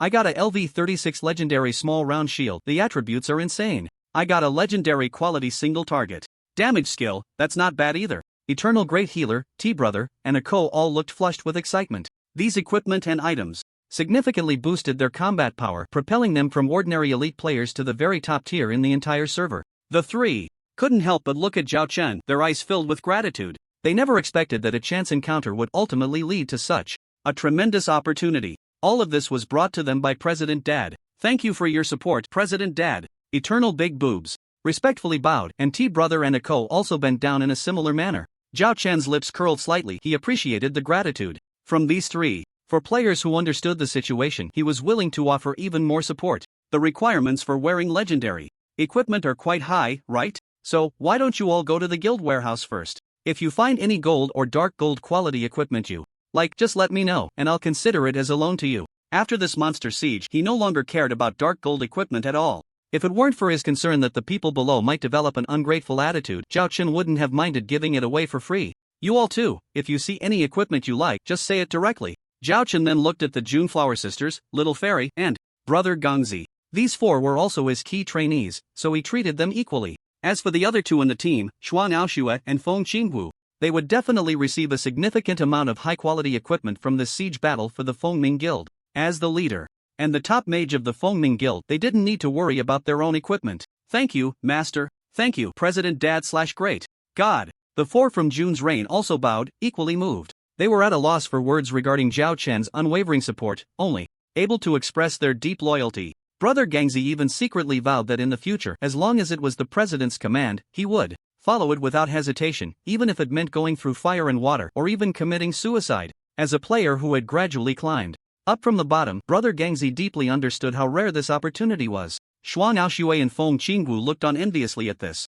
scene. After a long while, they gradually calmed their emotions. Xuan Aoshui handed Zhao Chen a pair of earrings shimmering with purple light. Daddy Qianya, this is a legendary level earring I just opened, meant for warriors, and it happens to be one of the 2 pieces of equipment I promised to return to you. Feng Qinggu also presented a skill book glowing with purple light. This is a group attack skill book for fire mages, Summon Comet. Although it can't compare to the meteor fall you gave me before, it's still pretty good. Let's consider it a partial repayment. The two of them prepared to give all the equipment and skill books they had just obtained from the legendary treasure chest to Zhao Chen. Why the rush? Did I urge you? Zhao Chen shot them a glare. These two are exactly what you can use, and they're very precious. Wait until you get equipment for other professions that you can't use anymore before talking about it. After thinking for a moment, Zhao Chen added, even though we're not in the same guild, we don't need to be so formal with each other. Xuan Aoshui and Feng Qinggu were naturally moved again. However, to refuse further would somewhat embarrass Zhao Chen, so they accepted it. The most obvious result of this monster siege was clear from the major leaderboards. The world-level leaderboard didn't change much. Zhao Chen still dominated with his LV50 level, and the guild members' ranking only increased by a few places. Starting from the reputation leaderboard, there were some changes. The top 10 on the reputation leaderboard were dominated by the 2 major guilds, occupying 6 spots. From the 10th to the 100th, 66 people made the list, with a 2/3 success rate. The skill leaderboard had an even higher occupancy rate than the reputation leaderboard. The most exaggerated was the equipment leaderboard. From the 1st to the 100th, all were players from the 2 major guilds, without exception. From the 101st to the 1000th, 90% were also players from the 2 major guilds. P.S. Here's a WeChat public account TF-9301126 for Xiao Xian's new book, along with regular activities and guild voting. All will be conducted through this account. If the followers increase by 500, an extra chapter will be added. Remove Hai Hei and add it. The female outfit will arrive tomorrow, so I'll post on the public account first. Of course, the tomato also needs to be changed, as promised. I hope everyone can add the public account and support Xiao Xian. Thank you very much. Since the female outfit hasn't arrived today, I'll add a chapter to compensate everyone. It will be changed tomorrow.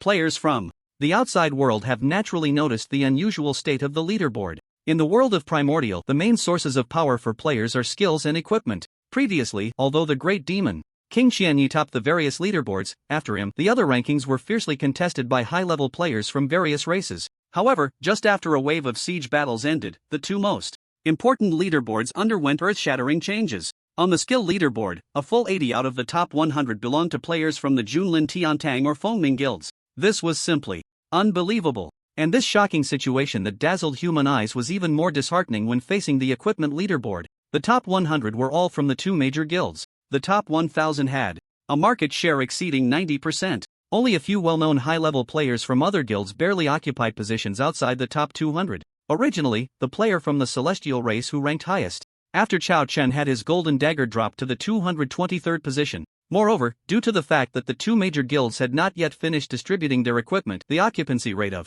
the top 1,000 would continue to increase. Perhaps soon, there would be no outsiders in the top 1,000. Wow, that's terrifying. I thought of a saying, when one person ascends to heaven, even the chickens and dogs rise. I'm so happy. I also want to be a chicken or dog of Junlin Tiantang. I once met Qianye's recruitment criteria, but because I hesitated, I missed the opportunity. Now I feel like I'm regretting it so much. Everyone, don't panic. Although the members of Junlin Tiantang are full, there's still the Fengming Guild. There's still a chance. Wowo begging Qianyi to open a branch guild.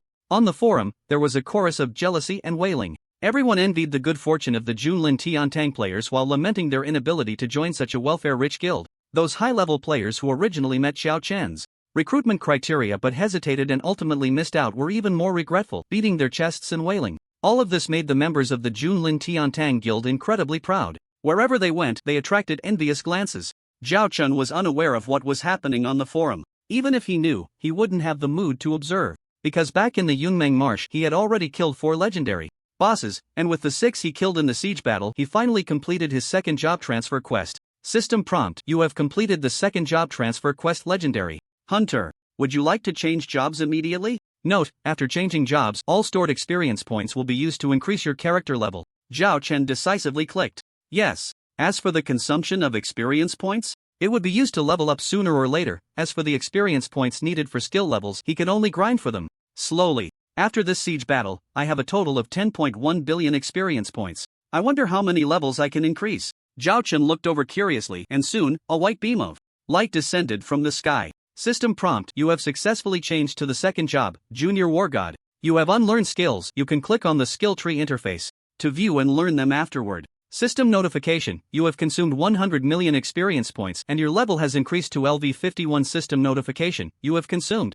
150 million experience points and your level has increased to LV52. System notification: you have consumed 200 million experience points and your level has increased to LV53. A series of system notifications appeared on Zhao Chen's main interface. The white light from the level up also left the surrounding players in shock. After a long while, the upgrade glow faded. President Dad. What level is this now? Holy crap, LV70. Junior War God. Awesome, my President Dad. The players were left dumbfounded as Zhao Chen, who was on the level leaderboard, had jumped from LV50 all the way to LV70. Without discussing the incredible process, just look at the second place. The poor orc berserker was only at LV40. 101 billion experience points and I only leveled up 20 levels? Zhao Chen felt that the level increase was a bit too little, and after carefully examining the system notification interface, he suddenly realized, starting from LV50, the experience requirement increases by a full 50 million for every 10 levels. From LV60 onwards, the experience requirement is 75 million for every 10 levels.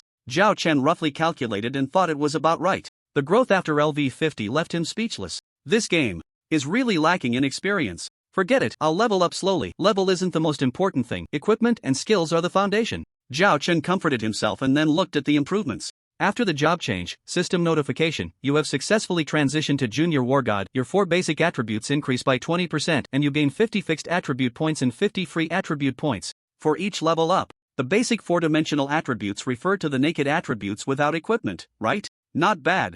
Zhao Chen felt a bit excited. This growth might not seem significant to others, but for him, with high basic 4-dimensional attributes, a 20% increase was quite considerable. Moreover, many skills enhancements to 4-dimensional attributes were also based on the basic attributes. For example, if you have 100 free attribute points, then a 20% skill bonus would total 120 points. If you have 200 attribute points, it would be 240 points. The higher the base, the greater the effect of the buffs received. From this perspective, the legendary buff skill obtained by the little fairy was outstanding. Next, Zhao Chen looked at the skill notifications. The skill interface after the second job change not only had max variations of the first job skills but also added 2 new skills to learn, one active and one passive.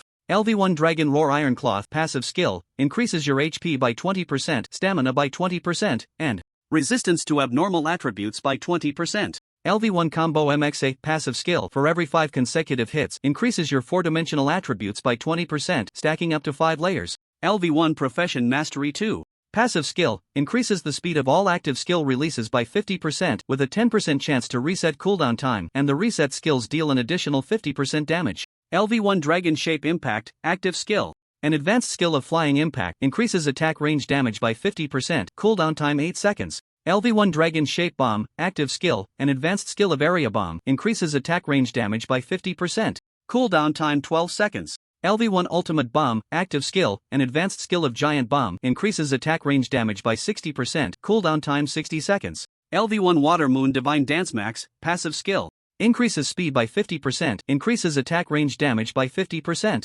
LV1 Twilight of the Gods active skill increases duration by 5 seconds, cooldown time 180 seconds. LV Warrior Secret Art Infinite Power Max passive skill for every 5% HP reduced, strength and agility increase by 20%, and a 2% lifesteal effect is gained, stacking up to 10 layers.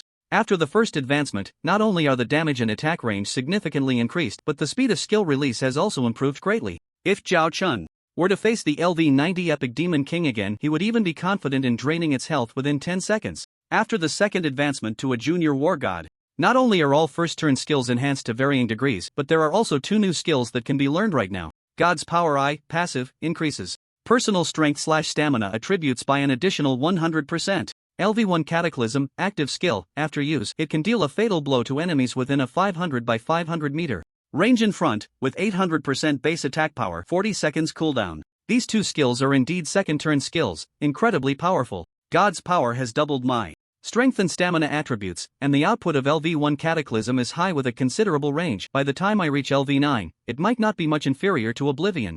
Zhao Chen's eyes reveal delight. The skill tree interface still has many skills marked with question marks, representing opportunities to learn through other unknown means, such as skill books, NPC inheritance, and so on. With these two new skills, his combat power has undergone a tremendous change. His current stats are ID, Chen Yi level, LV70, 30 million/320 million, has reached the limit, can continue to level up after the third advancement race, human, racial talent, skill. Upgrade experience reduced by 10%. Profession, Junior War God HP, 986,000. Mana, 168,000. Physical defense, 546,000. Magic defense, 532,000. Attributes, strength, 798,000. Agility, 166,000. Stamina, 286,000. Intelligence, 139,000. Unallocated free attribute points, 2,000 points. Physical attack, 2006, 0003, 012, 000. Magic attack, 980, 0001, 420, 000. Attack speed, 0.08s/attack. Reputation, 116,000. Worship, world legend level, 11 skills, LV9 Thunderstep, LV9 Unmatched Dance, LV9 Oblivion / LV9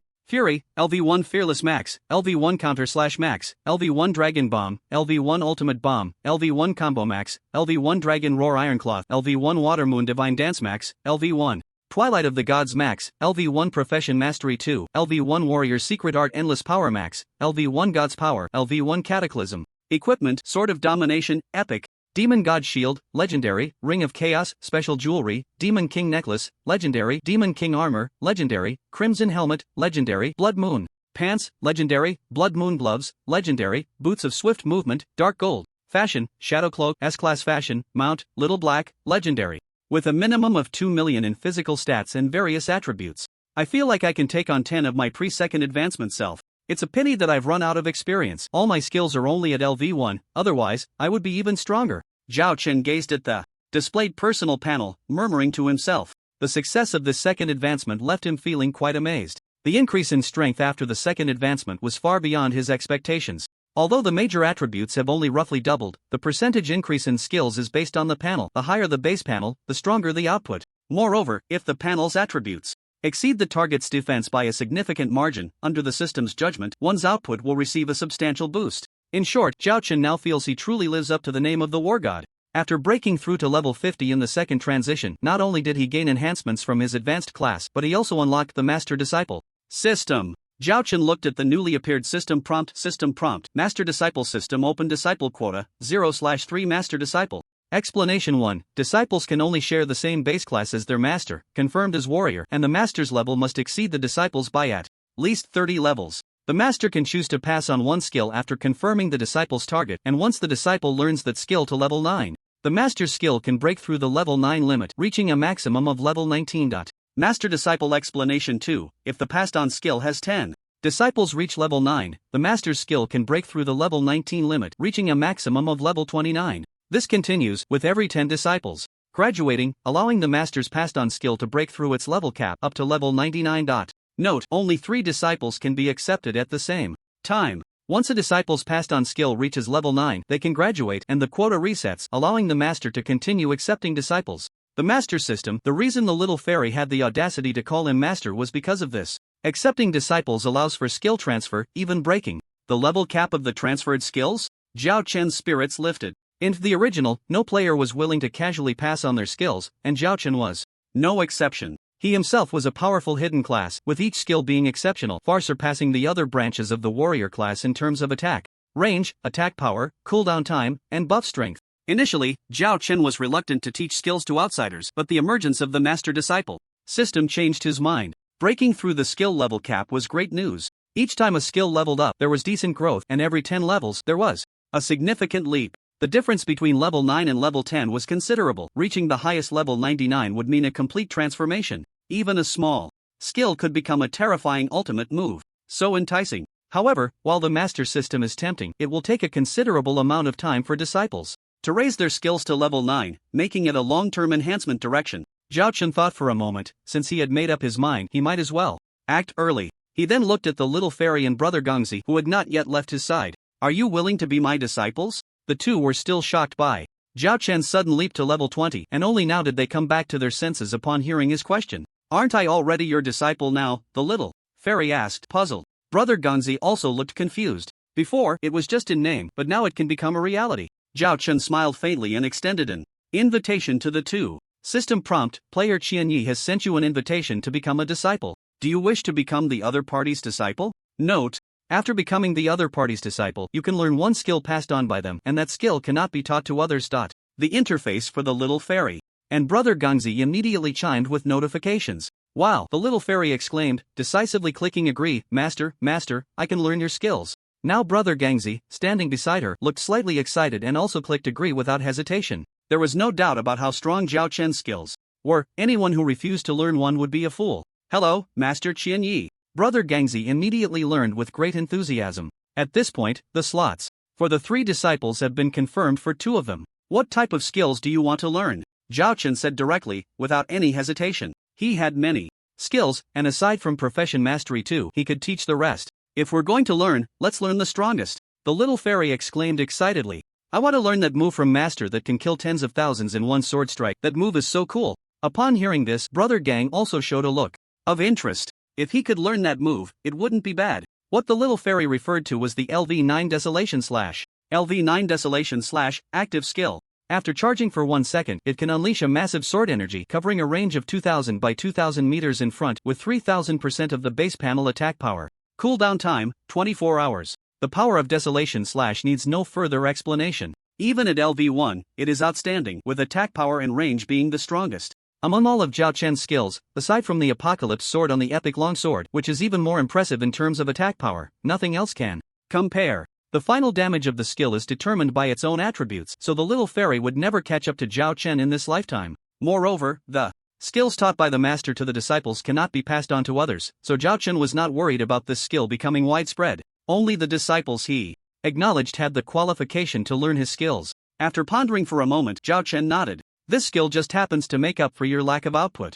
Due to having too many buff skills, it's quite suitable, but the cooldown time is too long, so think it over. No need to think. I want to learn this, thank you, Master. The little fairy's face flushed with excitement upon receiving the answer she wanted. After finishing the teaching, Zhao Chen turned to Brother Gang and asked, what do you want to learn? Besides Desolation Slash. The most important purpose of Zhao Chen taking on disciples was to raise the skill level cap, so he wouldn't sacrifice the essentials for the trivial. At this stage, there were only 3 slots for disciples, which were very precious. In the original, the improvement of player skill levels was very slow. It was estimated that it would take about a year to cultivate 10 disciples ready to graduate. Using all slots to raise 1 level would be too slow. Therefore, Zhao Chen wouldn't engage in such low-yield transactions. What type do you want to learn? Just say it directly. Buff type, Master, you decide. I'm fine with anything. Brother Gang hesitated for a moment before speaking. Then I'll pass the skill on to you. Zhao Chen made a decision. System prompt: Master Qianyi teaches you the skill Peerless Sword Dance. You have learned LV1 Peerless Sword Dance. Peerless Sword Dance, LV9. Increases your own attack speed by 200%. Buff duration lasts 120 seconds. Cooldown 180 minutes. In the original, the faster the attack speed, the quicker the skills are released. Normally, the time taken for a basic attack can be used to perform 3 basic attacks after applying the buff, doubling the attack speed. This is extremely beneficial for situations requiring explosive power. Therefore, Zhao Chen wanted to add a second skill that needed a level cap increase to Peerless Sword Dance. LV1 increases attack speed by 100. Brother Gang stared at the description, completely stunned. This buff is too strong. Although it didn't increase attack power or reduce damage, the effect of attack speed was understood by all players. Through the description of this skill, he saw a glimpse of Zhao Chen's true strength. You too should prioritize leveling the skills I taught you to LV9, is that okay? Zhao Chen instructed. Of course, no problem. The 2 disciples replied earnestly, almost swearing to the heavens. Seeing this, Zhao Chen nodded secretly. Thus, the matter of taking on disciples came to a conclusion. As for the remaining spot, Zhao Chen said he hadn't thought it through yet. Just kidding, who does he think he is? He wouldn't just randomly pick a passerby to forcefully give benefits. The city siege has ended, and considering the players who used up their 5 resurrection chances first, their rewards were minimal, so an additional 200 guild contribution points were compensated. In the following days, Shanye Town began to gradually get back on track. Usually, he would lead the abyss-level spider cave and hunt wild bosses. Not long ago, Zhao Chen retrieved the agreed 50 dark gold rings from Li Linger and placed them in the guild warehouse at a price of 3,000 contribution points each. Although these dark gold rings cost 50,000 gold coins to buy materials for Li Linger to craft, the development of the guild itself is a costly endeavor, so Zhao Chen didn't hold back. One dark gold equipment is worth a month of grinding for an ordinary member. After the monster siege, the guild's experience went from 0/10,000 to 110/10,000, completing 1% of the progress. Once they reach a level 2 guild, the number of members they can absorb will increase to 50,000, along with guild skills and buffs available for each member to learn. The management of the guild will also have more benefits. As the guild leader, Zhao Chen will gain a new title, exclusive bonuses, and more, which is quite nice. Now that Xianye Town is on the right track, I can leave it to Shuangyaoshui to help manage it. Next, I'll head to the Imperial City to complete the main quest and challenge the Dark Temple. I'm very interested in myth-level treasure chests. Zhao Chen made up his mind and left Xianye Town. In the original, the human race is under an imperial system. There are a total of 20 main cities, spread across the 8 directions of human territory, with a royal city located in the central area. At this stage, players' levels are too low, and the royal city has not yet opened, but after the second-class transfer, they can use the teleportation arrays of the major main cities to reach the royal city for just 10 gold coins. From the royal city onward, the game, the original, is just beginning. Brother Qianye, do you know General Li Chang'an? On the streets of the royal city, Li Linger, having learned about Zhao Chen's target mission, looked at him curiously.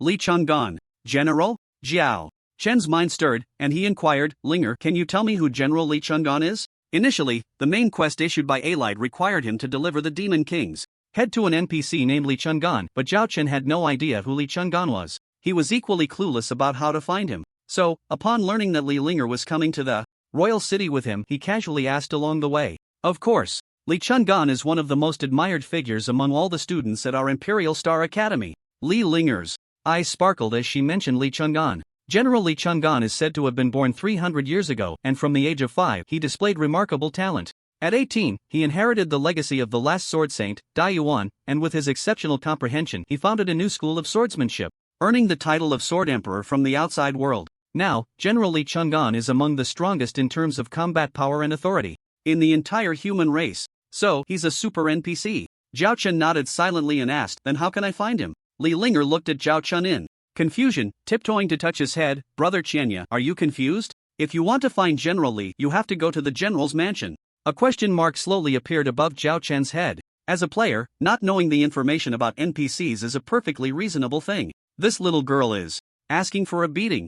Zhao Chen gently tapped Li Linger on the head, and with her blushing, shy gaze, he smiled and left. Li Linger was returning to the Imperial Star Academy, so Zhao Chen set off alone on the road to find Li Chang'an's residence. The human race's imperial city was vast, estimated to be more than 10 times the size of Red Moon City. The streets were crisscrossed, bustling with NPCs, lively and noisy. Along the way, Zhao Chen asked many NPCs for directions, and, due to the high reputation he enjoyed among the human race, the NPCs he questioned were very forthcoming. In fact, by the end, a soldier even personally led a black horse for Zhao Chen to mount and guided him to Li Chang'an's residence. He walked from morning until noon before finally stopping in front of a large general's mansion. Thank you, little brother, here's your reward. Zhao Chen took out 10 gold coins, and in the grateful gaze of the NPC soldier, he knocked on the door of the general's mansion. Soon, the butler of the mansion came out to inquire about his visit. The butler was a thin old man, and upon seeing Zhao Chen, he clearly showed a look of surprise. Upon learning Zhao Chen's purpose, he took the initiative to lead him into the general's mansion without even reporting to his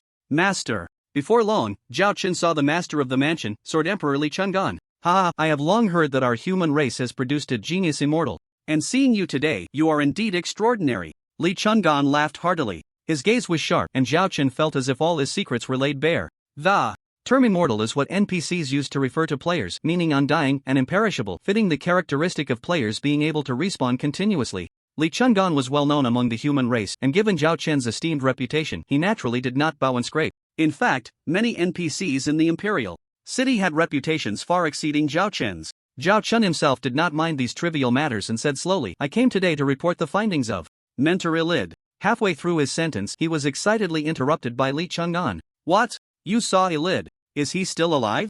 Zhao Chen shook his head. I don't know if he is still alive, it's hard to explain in a few words. General Li, please take a look. He pulled out the head of the Demon King Doze from his backpack and handed it to Li Chang'an. The next moment, Ilid's ethereal figure emerged from the Demon King's head, greeting softly. Old Li, long time no see. It's you. How did you end up in this state? Li Chungan exclaimed in shock, immediately recognizing that Elid was in a soul state and weak to the point of imminent extinction. I don't have much time left, so I'll be brief. Ignoring Li Chungan's reaction, Elid succinctly recounted the conspiracy of the demon race. As he narrated, Zhao Chen's main quest was finally completed. System notification: you have completed the main quest. First phase, the awakening of ancient beings. Quest completion evaluation: perfect. Quest rewards settlement in progress. Settlement complete. Quest rewards: reputation x10000, free attribute points x10000, gold x10000, experience 100 million, world legend points x1, epic treasure chest x1, suitable for your level and profession. System notification: you have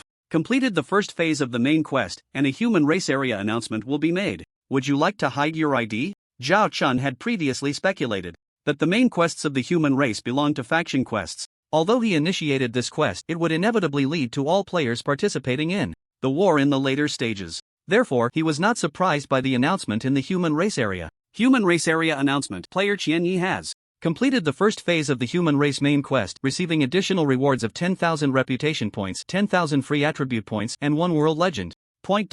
Human race area announcement: player Qianyi has completed the first phase of the main quest for the human race, receiving additional rewards of 10,000 reputation points, 10,000 free attribute points, and 1 point of world legend. Human race area announcement: player Qian. 3 announcements from the human race area appeared as if a level 12 hurricane had suddenly materialized, sweeping through 20 main cities and every corner of thousands of human race novice villages. Damn, it's the great demon king Qianyi again. It's actually a main quest. Brothers, is it too late to join the Junlin Tianxia guild now? The rewards for the main quest must be substantial. I really want to participate. No need to say more, isn't it just a gold coin entry fee? I'm heading to Qianyi town right now. Exactly, the quick get it and the slow miss out. What if Qianyi town fills up with 200,000 players? There won't even be a chance to pay later.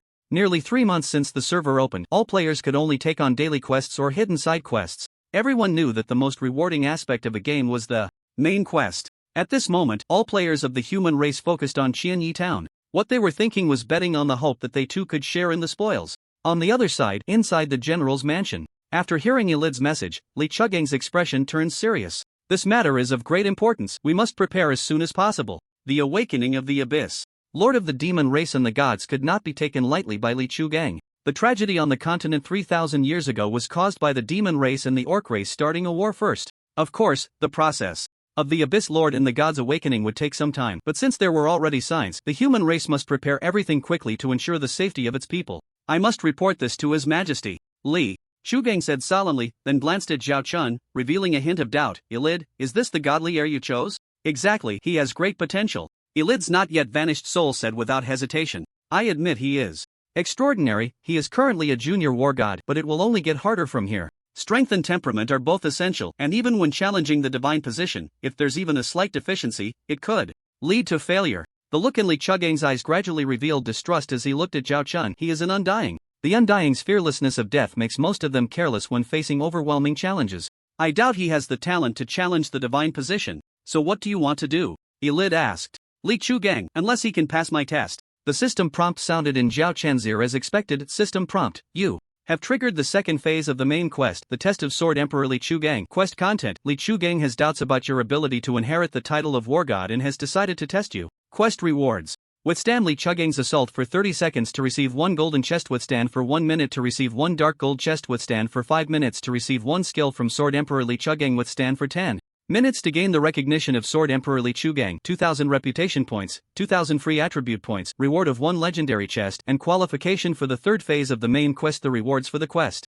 were quite generous. Merely enduring for 1 minute would yield the minimum reward, and Zhao Chen's goal was, of course, to obtain the highest reward. But 10 minutes should not be a big problem, right? Zhao Chun pondered silently for a moment. The rewards for quests are often linked to their difficulty. Since the second phase of this main quest required him to withstand Li Chugang's moves rather than defeat him, it indirectly indicated that Li Chugang's strength far exceeded his own. However, thinking about it, this is also normal. As a high-ranking authority in the entire human NPC faction and holding the title of Sword Emperor, his strength is undoubtedly formidable. Moreover, he is also a general of the human empire, a position typically earned through hard-fought battles. It is unlikely for an ordinary NPC to reach such heights. Although I don't know what level Li Chungan is, based on my strength, I estimate that even an LV-120 epic boss would be qualified to achieve the final victory, so there shouldn't be any surprises. Zhao Chun was quite confident in himself. The same reasoning applies. Since a quest can be triggered, it indicates that it is not completely unsolvable. If he cannot complete this task at this stage, then no one else would be qualified to receive the rewards. He accepted this task. In the General's Mansion, training ground. As one of the influential figures in the Empire, the General's Mansion occupies a vast area, and the space designated for NPCs to practice and spar is naturally considerable. Looking around, on the 2,000 square meters of open ground, Li Chungan and Zhao Chun stood in the center, while a group of about a dozen soldier-like NPCs watched from the periphery, unable to suppress their whispers. Who is this young man? How dare he spar with the general? Looking at his age, he seems to be under 20. At such a young age, I really doubt he can withstand any of the general's moves. I feel the same way. No matter how outstanding his talent is, his age is a factor. His strength and combat experience are simply insufficient in front of the general. By the way, this guy seems to be the most famous among the recent group of immortals. So he's an immortal? That makes sense. The characteristic of being undying and indestructible makes him fearless. NPCs grow up on this continent, possessing their own joys and sorrows, and they have curiosity too. Players treat NPCs as mere tools, but do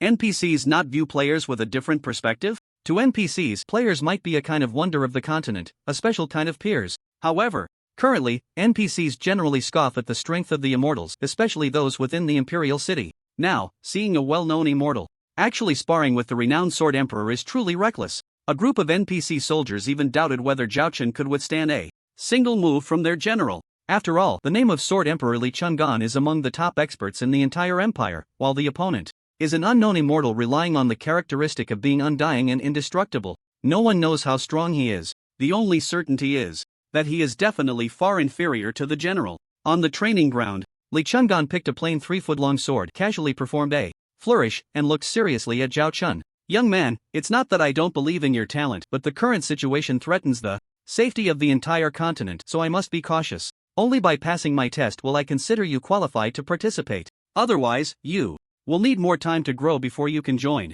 Zhao Chen's expression was solemn as he nodded slightly. Generally, no need to say more. I understand completely. Let the test begin. I am hundreds of years older than you, so I will let you have 3 moves first. Li Chungan nodded. Although he intended to test Zhao Chun, given his status, it would be somewhat unfair to take the initiative, so he prepared to let Zhao Chun have 3 moves first. As his words fell, a system prompt appeared. System prompt: the quest Sword Emperor's test will start timing after 3 active attacks. The main quest does not give Zhao Chun any opportunity to delay.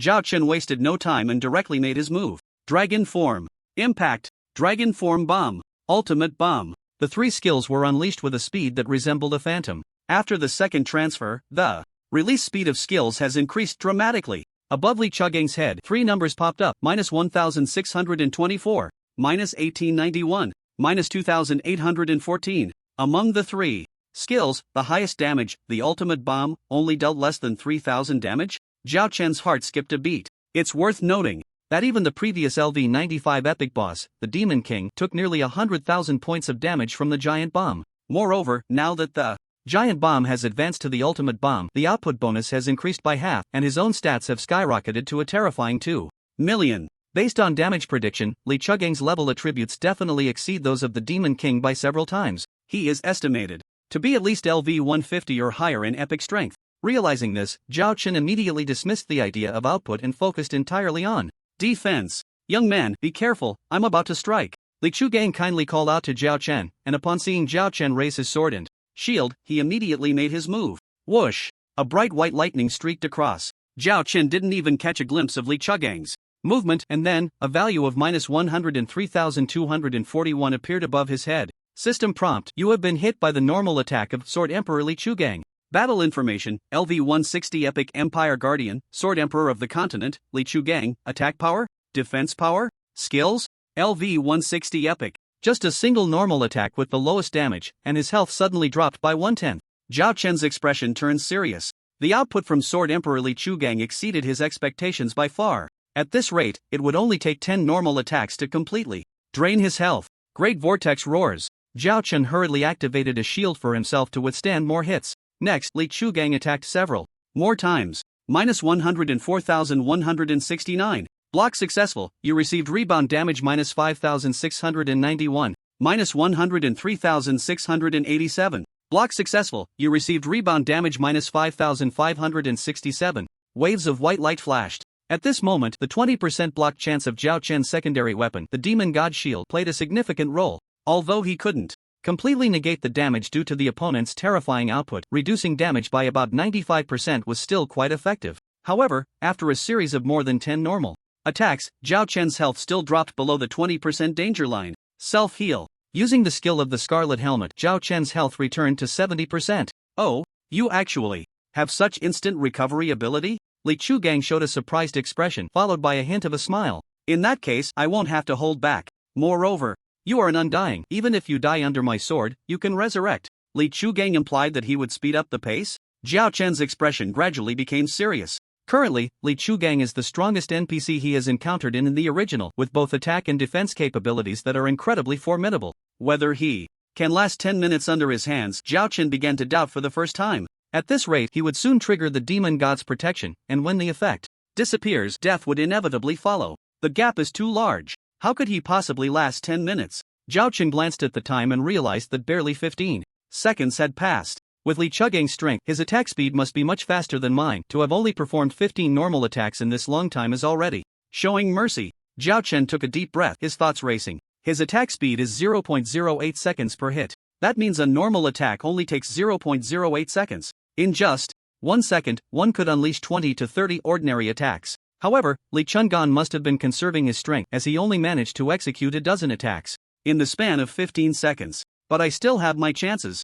Zhao Chen's eyes flickered. Even this short amount of time had greatly benefited him, allowing him to find a way to persist. The original is not a rigid online game. Its freedom is almost indistinguishable from the real world. The reason warriors have shields as their offhand is that they can effectively defend against physical attacks using them. Theoretically, as long as one's reaction and character speed attributes keep up with the target, a warrior can withstand any physical attack without taking damage. And Zhao Chen, precisely in terms of attack speed, far surpassed all other players. Even when facing Li Chungan, he did not completely lose his ability to resist. He wasn't just a punching bag. Unmatched sword dance. This special skill, which boosts attack speed by an additional 200%, was activated. Zhao Chen's attack speed suddenly tripled. It was as if he had entered a super frequency state from some novels or films. His sword swings and blocking speed surged dramatically, while the surrounding scenery seemed to slow down. Swish, swish, swish. After putting away his nonchalant attitude, Li Chungan unleashed 3 ordinary attacks simultaneously, each from a different angle.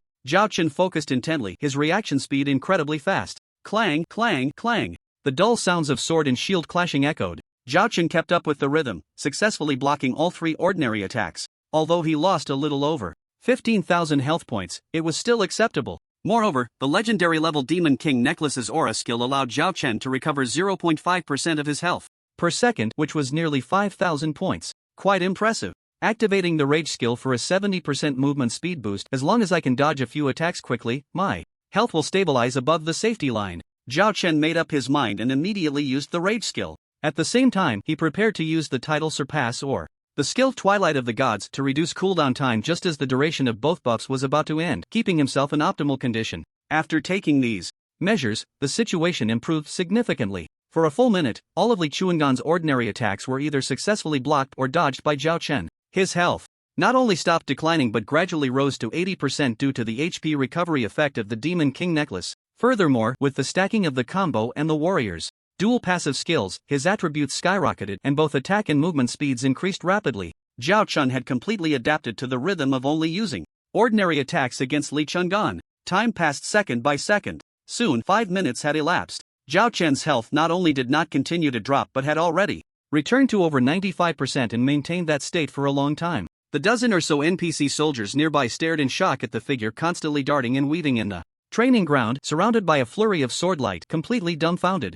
What? This young immortal can actually hold his ground against the general? Is there really such a strong freak among the immortals? Don't joke around, the general hasn't been serious yet. Otherwise, if he used his sword techniques, I don't believe the situation would still be like this. Exactly, the general values talent and has shown mercy. Stop deceiving yourselves, even if the general is being lenient. If this immortal can hold out for 5 minutes, who among us can compare? That's right, we must admit that others are better than us. One by one, the soldiers displayed a complex mix of shock, unwillingness, and admiration. Martial artists are simple-minded. When they see someone stronger than themselves, they always hold a sense of respect. In their eyes, being able to withstand Li Chuangan's onslaught for 5 minutes was enough for this immortal to be proud. Although it was just a regular attack, this group of soldiers couldn't manage it. In the training ground, Li Chugang nodded silently while attacking. His gaze unconsciously revealed a sense of appreciation. 2. Keep up with my attack rhythm. Elid was right, this is truly a rare talent. However, this level alone is still not enough.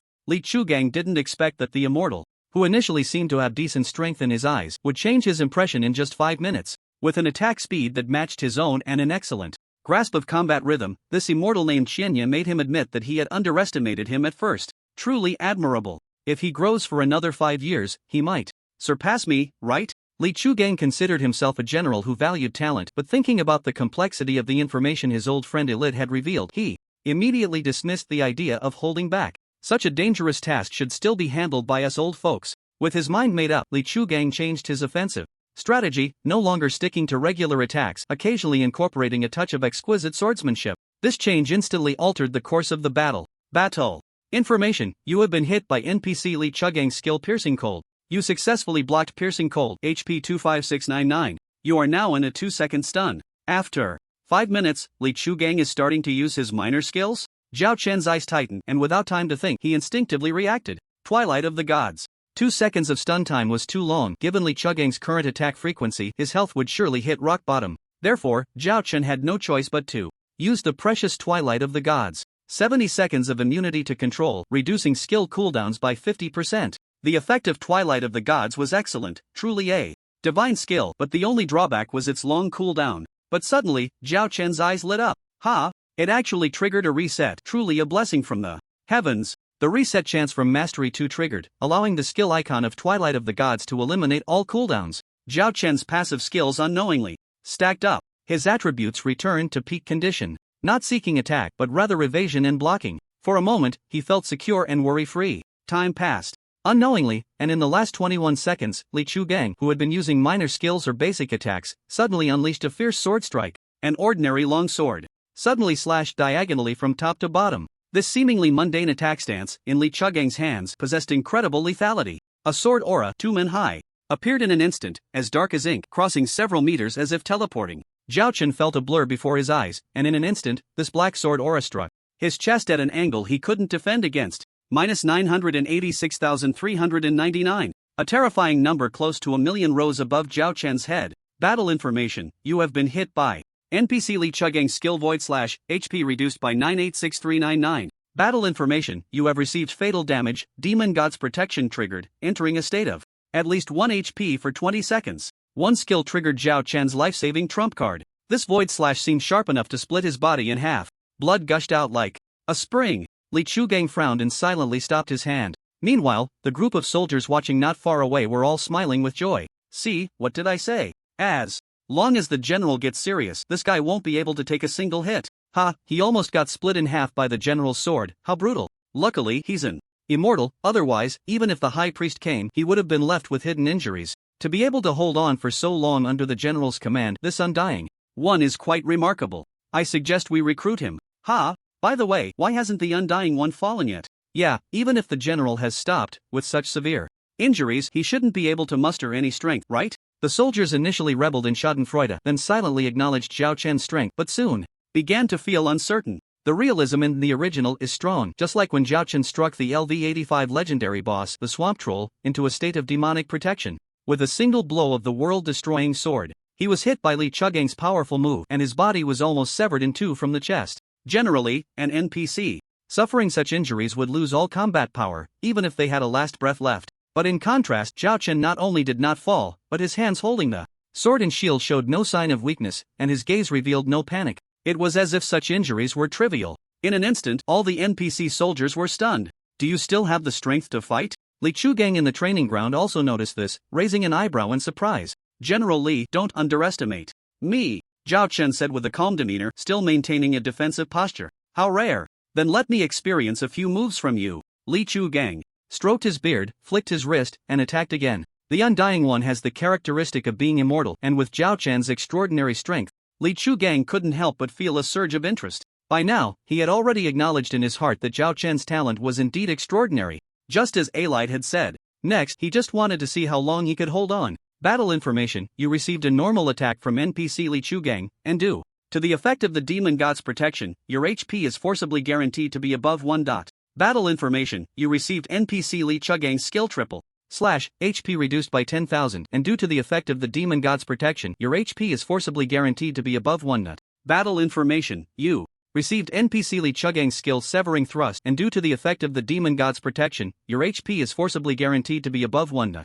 Lines of battle information refreshed, and the sword shadows flickered in the training ground. It was evident that Li Chugang's final test phase showed no intention of holding back. Although he didn't continue using powerful output skills like the Void Slash, the smaller skills kept coming, and the attack frequency increased by about 20%. Zhao Chen could no longer keep up with Li Chugang's battle rhythm, and with both the unmatched sword dance and brutality skills entering cooldown, his speed decreased, and the number of blocks dropped to around 20%. The 0.5% HP recovery from the Demon King's necklace was also quickly depleted. However, due to the continuous effect of the demon god's protection, Li Chugang couldn't completely drain Zhao Chen's health. There are only 10 seconds left in the task, but the demon god's protection effect lasts only 9 seconds. 1 second is enough for Li Chugang to unleash dozens of basic attacks. I must find a way to break the deadlock, or all will be in vain. Zhao Chen took a deep breath. At this point, all his life-saving cards had been used up. A mere second could determine the success or failure of the task. If he really fell at the 9 minutes and 59 seconds mark, Zhao Chen felt he would be frustrated to death. As a man, no matter what, he had to hold on for 1 more second. Zhao Chen gripped the sword of domination tightly, his gaze gradually firming up. The warrior's essence, endless power, had already stacked to 10 layers, granting him an additional 200% strength and agility boost, and more importantly, a 20% lifesteal effect. If I use skills like the World Destruction Sword to attack instead of defend and absorb health after hitting Li Chugang, combined with the sacrifice from the Demon King necklace and the 10% shield effect from Frost Nova, I can definitely withstand a normal attack. Having made up his mind, he quickly reached the final moment. 3 seconds, 2 seconds, 1 second. Now is the time. After the invincibility effect of the demon god's protection ended in its last second, Zhao Chen's hand speed, honed over 20 years of solitude, erupted. World Destruction Sword, Annihilation Slash, Heaven and Earth Collapse. The 3 skills were unleashed by Zhao Chen almost simultaneously. Terrifying sword energy enveloped Li Chugang, whose expression changed slightly as he instinctively withdrew his sword for a diagonal slash, a rather unremarkable posture. Battle information: your skill World Destruction Sword was evaded by NPC Li Chugang's skill Dodge Slash with a 1 second invincibility effect, causing no damage. Battle information: your skill Annihilation Slash was evaded by NPC Li Chugang's skill Dodge Slash with a 1 second invincibility effect, causing no damage. Battle information: your skill Heaven and Earth Collapse was evaded by NPC Li Chugang's skill Dodge Slash with a 1 second invincibility effect, causing no damage. What? Zhao Chen was taken aback. All 3 of his most powerful skills were dodged? If none hit, how could he talk about the lifesteal effect?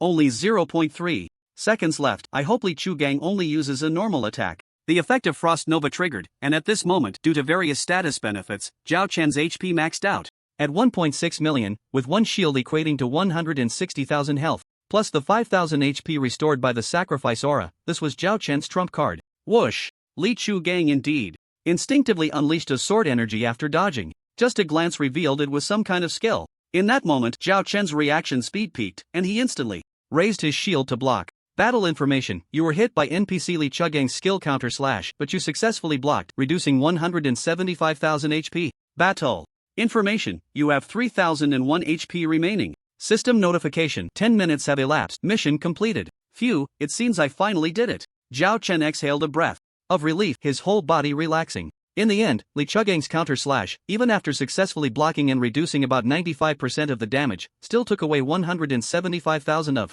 his HP, showcasing the terrifying output of the skill. If it weren't for Zhao Chen's superhuman performance at the last moment, successfully blocking, the mission would have definitely failed. System notification: Main Quest Phase 2, The Sword Emperor's Trial has been completed. Mission evaluation: perfect. Mission reward settlement. Reputation/free attribute points 2000. Dark Gold Chest X1, suitable for level and class. Legendary Chest X1, suitable for level and class. Random skill selection from Sword Emperor Li Chugang. Choose one of 3. Skill 1, LV1 Void Slash, unleashes a devastating sword energy, attack range 10 by 100 meters, 1300% base attack power, cooldown 40 seconds. Skill 2, LV1 Bone Piercing, hits the target's weakness, increasing the damage they receive by 20% for 20 seconds, 800% base attack power, cooldown 30 seconds. Skill 3, LV1 Dodge Slash, unleashes a strike that can forcibly interrupt actions, granting invincibility against all damage for 1 second, attack power 400%, 8 seconds. Cooldown. System notification, you can choose any one of the above skills as a reward. A series of system notification sounds rang out. Zhao Chen quickly scanned through them, his face lighting up with joy. The 2000 reputation and free attribute points didn't matter to him, and the dark gold chest and legendary chest also didn't surprise him too much. However, the 3 skills from Li Chugang truly invigorated him. The Void Slash is merely a powerful small area damage skill. Zhao Chen does not lack damage skills. It can only be considered a nice addition, good to have, but not essential. The Bone Piercer is a decent buff type skill with quite considerable damage output. If it weren't for the final Evade Slash, Zhao Chen would definitely choose it. However, in the face of Evade Slash, the buff effect of Bone Piercer pales in comparison. A 1 second invincibility buff with an 8-second cooldown. It can be used freely in any action, making it incredibly flexible. Previously, when facing his last counterattack, Li Chungan used an Evade Slash to avoid all damage. Such a skill can truly be called a divine skill. Zhao Chen currently does not lack damage, he lacks skills for survival. The existence of Evade Slash greatly increases his chances when facing high-level bosses or NPCs. A 1-second invincibility effect, if used well, can dodge the boss's ultimate move. With an 8-second cooldown, it can be unleashed at will, significantly increasing the margin for error. If I combine the titles Transcendence and Dusk of the Gods to reduce the cooldown by 80%, then Evade Slash would only have a mere 1.6 seconds of cooldown. If I get lucky and trigger the skill Reset effect of Class Mastery 2, Hiss, this skill is just too compatible with me. Zhao Chen decisively chose the third option, and thus the icon for Evade Slash quietly appeared on his skill tree interface. Although Evade Slash does not enhance his damage output, its special attributes greatly improve his overall combat power. Hiss, are all immortals like this? Those last 3 attacks really startled me. Yeah, if it were me instead of the general, I definitely wouldn't have been able to handle it. So terrifying. Not only do they have the characteristic of being immortal, but even after sustaining serious injuries, their combat power is not affected at all. If we had a lot of immortals in our army, then dangerous missions would be much easier to handle. The soldiers watching from a distance all showed expressions of shock. In a situation where his body was almost cut in half, Zhao Chen still maintained immense combat strength, completely unaffected by his injuries. NPCs had never seen such a situation, it was already shocking enough. And when Zhao Chen was subsequently met with Li Chuangan's sword techniques, not a single part of him was unscathed, yet he remained full of vitality. The last 3 attacks he unleashed left them unable to imagine, speechless in shock. Now that Li Chuangan had stopped, everyone couldn't help but whisper among themselves. After witnessing this series of changes in Zhao Chen, no one doubted his terrifying strength as an immortal anymore. Instead, they thought of something deeper. Although it is currently a time of peace, conflicts between various races are still inevitable, and in dangerous moments, the lives of soldiers cannot be guaranteed. But if we recruit immortals like Zhao Chen, handing dangerous missions to them would surely make things much safer, right? No one would want to miss out on having an immortal with such characteristics. For a moment, the gazes directed at Zhao Chen were filled with intense enthusiasm. What everyone could think of, General Li Chungan naturally understood even more. Qian Yi, I acknowledge that you have the qualifications to participate in national affairs. Li Chuangan's face showed undisguised admiration, but have you considered serving in our imperial army? The benefits in my Tiger Ben camp are quite good. System prompt, you have triggered the hidden quest Recruitment of the Empire quest content, you have passed the test of sword. Emperor Li Chungan, and your performance during the test has made Li Chungan appreciate your talent and wish to recruit you into the Tiger Ben camp as a centurion.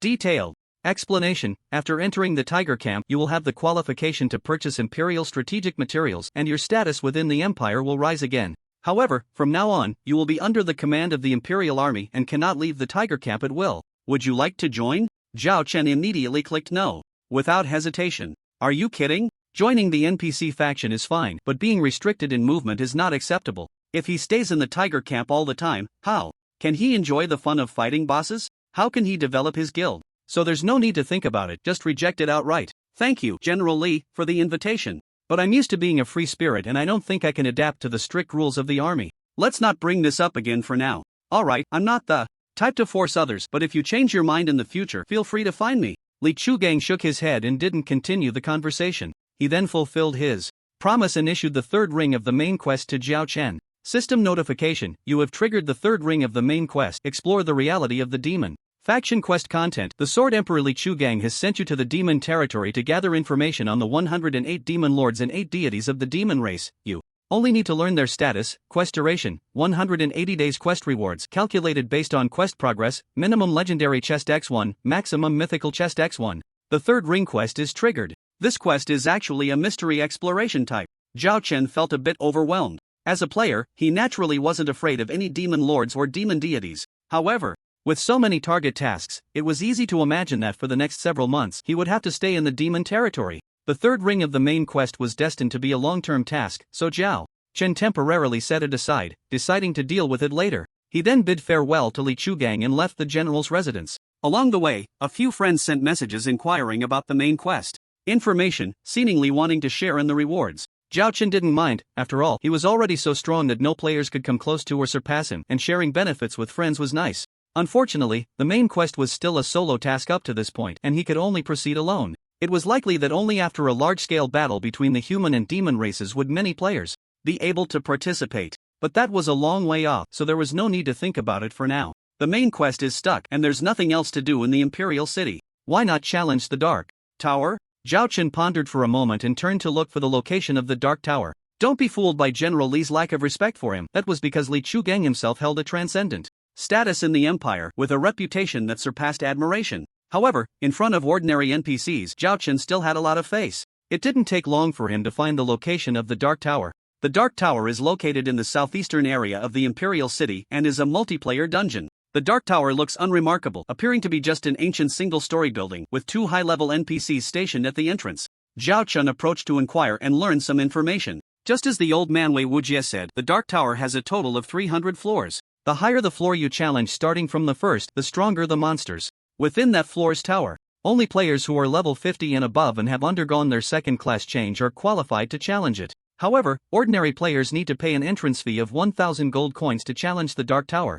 But Zhao Chen, with the recommendation from the old man Wei Wujie, was exempt from this fee. Additionally, through the NPC's recommendation, Zhao Chen received a 5% damage increase buff, which was better than nothing. The Dark Tower is a 4-person dungeon, and challenging it solo increases the difficulty quite a bit. Zhao Chen frowned slightly. A person is definitely different from 4 people. Even if Zhao Chen's combat power far exceeds that of ordinary players, he still lacks the buffs from other professions and cannot fully unleash his abilities when facing high-level bosses. For example, during the previous trial against Li Chuanguan, having a strong healing profession would have made things much simpler. A team with a tank, healer, DPS, and support profession significantly increases overall combat power. If we could gather a 4-person team, we could definitely reach higher levels and maybe even clear it in one go, earning mythic level rewards. Unfortunately, at this stage, players' levels and attributes are too far apart, and in the short term, they don't even qualify to enter the main city. Zhao Chen sighed. The few people like Jun's Rain, Brother Gunzi, and Feng Qingwu, under his training, belong to the top tier, but it would take at least a month and a half for them to reach level 50 and complete their second class change, qualifying them to enter the Imperial City. If these few are like this, other players are even less likely to succeed. Forget it, the Dark Tower can only be challenged once a week. I'll just test the waters first. Zhao Chen made up his mind and showed the entry qualification certificate given by Wei Wujie to the 2 tower guarding NPCs. Then, with a flash of his body, he entered the Dark Tower. Shortly after Zhao Chen entered the Dark Tower, the 2 NPCs appeared outside the tower. Old Wei, the one who just went in, is the young immortal you have your eye on? He dares to challenge alone. I don't know how strong he is, but he doesn't seem very bright. One of the NPCs, a female mage around 30, looked at the old man beside her with a playful expression. The lean old man being questioned was none other than Wei Wujie. He had received the news and rushed over immediately, but he didn't expect to be followed by a tale. Xiao, you're mistaken. Besides Qian Yi, which other immortal has the qualification to enter the Imperial City? So he had no choice but to challenge alone.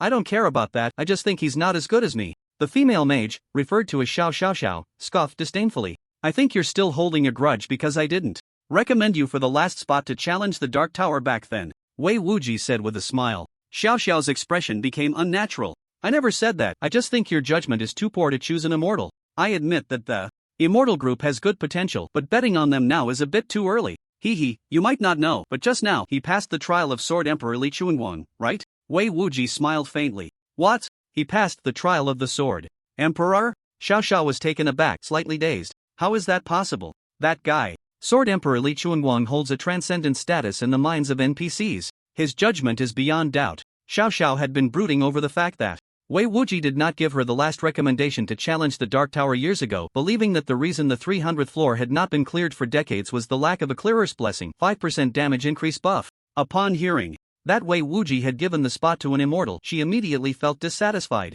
Her master and Wei Wuji are like brothers, so she didn't hold back and expressed her opinions directly. She had rushed over upon hearing the news, ready to mock Wei Wuji's judgment fiercely. But unexpectedly, Sword Emperor Li Chuanwan recognized the strength of this immortal. Xiao Xiao gritted her teeth. This guy really has the luck of a dog. I don't believe that at this stage, in front of the Dark Tower, he can rush up more than 100 floors in one go. Inside the Dark Tower, Zhao Chen was unaware that two NPCs outside were watching him. Like a dungeon teleportation, he passed through a ring of light and was transported to the first floor of the Dark Tower. After a 3-second countdown for preparation, a LV-50 golden boss appeared with a fierce momentum, charging towards Zhao Chen. Whoosh! Zhao Chen couldn't be bothered to seriously observe such a high-level golden boss and directly rushed over to slay it with a single sword strike. System notification: you have cleared the first level of the Dark Tower, earning 50,000 experience points. First clear, 10 free attribute points. Title: Dark Hunter. Dark Hunter. In the Dark Tower, damage output increased by 10%. For each level cleared during the first clear, there are 10 free attributes? This title's attributes are not bad either, Zhao Chen muttered. The rewards for clearing the Dark Tower for the first time were decent. As he swiftly cleared the second, third levels, all the way to the 10th level, this thought became even more certain. System notification: you have cleared the 10th level of the Dark Tower, earning 150,000 experience points. Obsidian X1. First clear reward, 100 free attribute points. Obsidian, used to enhance equipment attributes. The experience points gained showed an increasing trend, and by the 10th level, the free attribute points reached 100. The reward of obsidian materials made Zhao Chen's eyes light up. Materials for enhancing equipment? From the 10th level onward, the monsters remained golden level, but they were of a higher level than at the beginning. However, golden bosses below LV100 were insignificant in front of Zhao Chen. From the 11th to the 20th level, the first clear rewards changed from 10 free attribute points to 20 points per level, and at the 20th level, it became 200 points, with obsidian increasing to 2 materials. From the 21st to the 30th level, each level rewarded 30 free attribute points, with the 30th level yielding 300 points and obsidian providing 3 materials per level. Is the first clear reward doubling every 10 levels? Zhao Chen nodded silently, feeling quite satisfied. Although the current rewards were not much, the accumulated amount was considerable. Moreover, if this continued, the rewards after reaching 100 levels would be even more satisfying. Challenging the Dark Tower had a gradual process.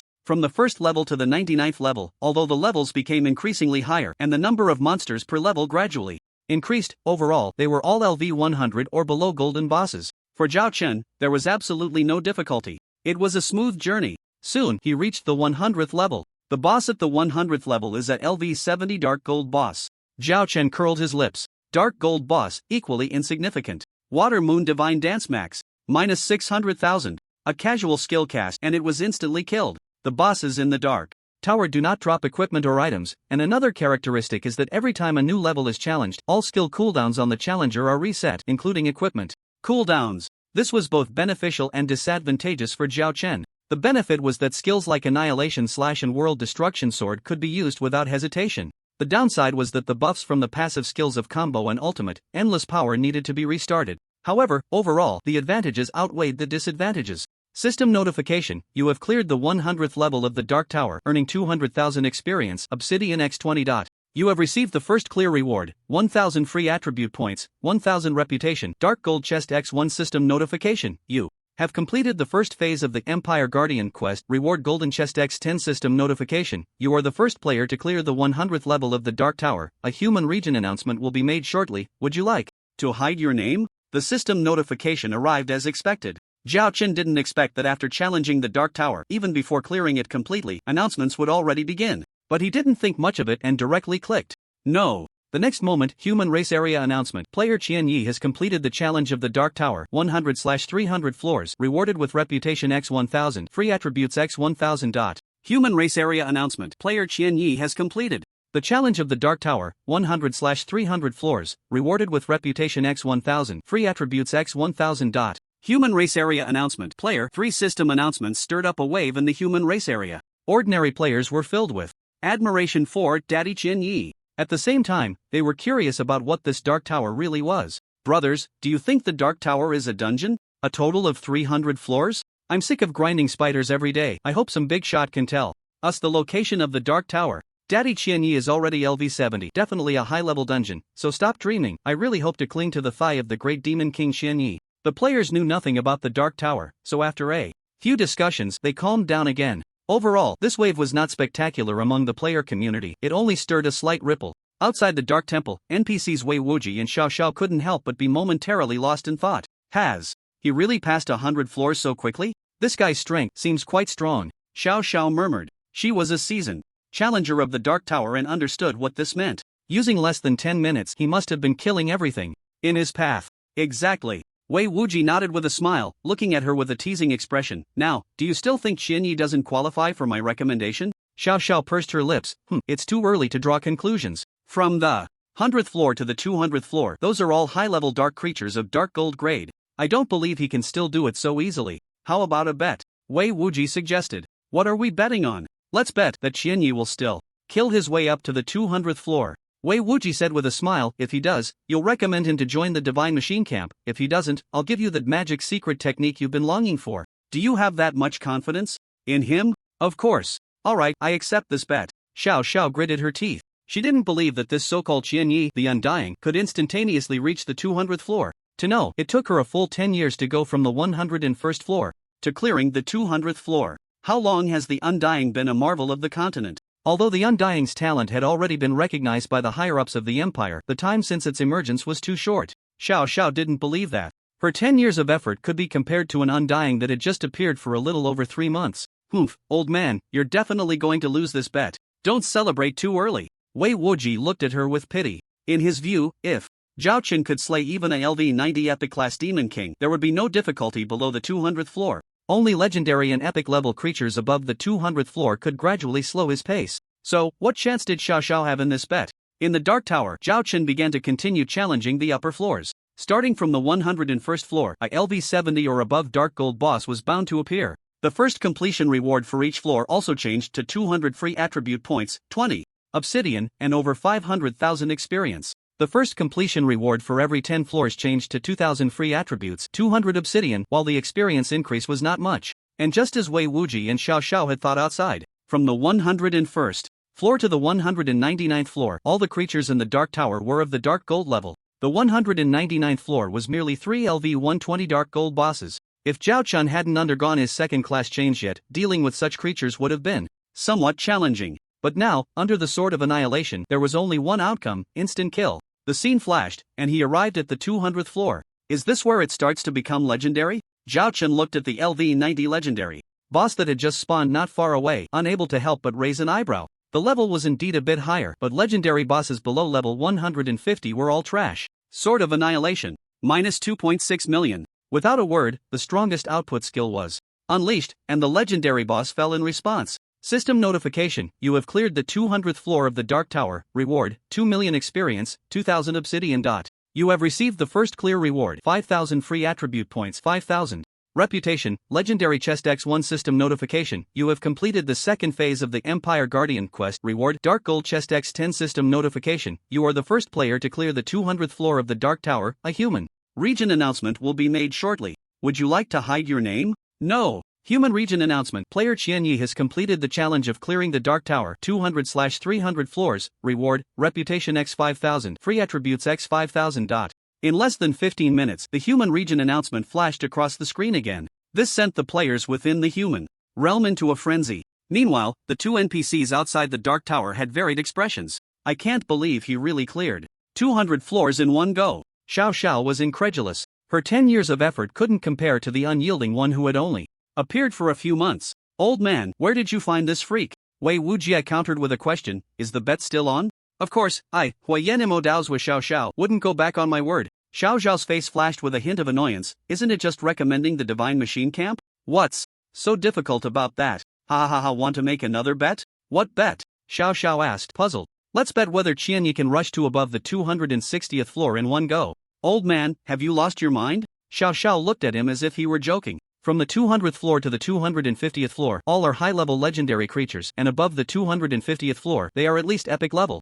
Powerful lord creatures. I admit the unyielding one you picked is extraordinary, but can he really reach the 260th floor now? Old man, are you confused? Starting from the 200th floor of the Dark Temple, the strength of the creatures underwent a qualitative change. From the 250th to the 290th floor, it became even more difficult. Xiao Xiao had lived for over 60 years, and even with a strong team of 4, they barely reached the 289th floor. She couldn't believe that Qianyi could challenge it for the first time and rush to the 260th floor in one go. Just say whether you want to bet or not, Wei Wujie asked straightforwardly. I'll bet. Xiao Xiao gritted her teeth and nodded firmly. Alright, if you win, the previous conditions for the magic secret technique remain unchanged. If I win, you have to recommend Qianyi to become a centurion of the Divine Machine Camp. Deal. The two made the bet and waited for Zhao Chen to advance in the Dark Tower. Starting from the 200th floor, the first clear rewards increased significantly again. The rewards for every 10 floors changed to 10,000 free attribute points, 10,000 obsidian, and legendary chest X1.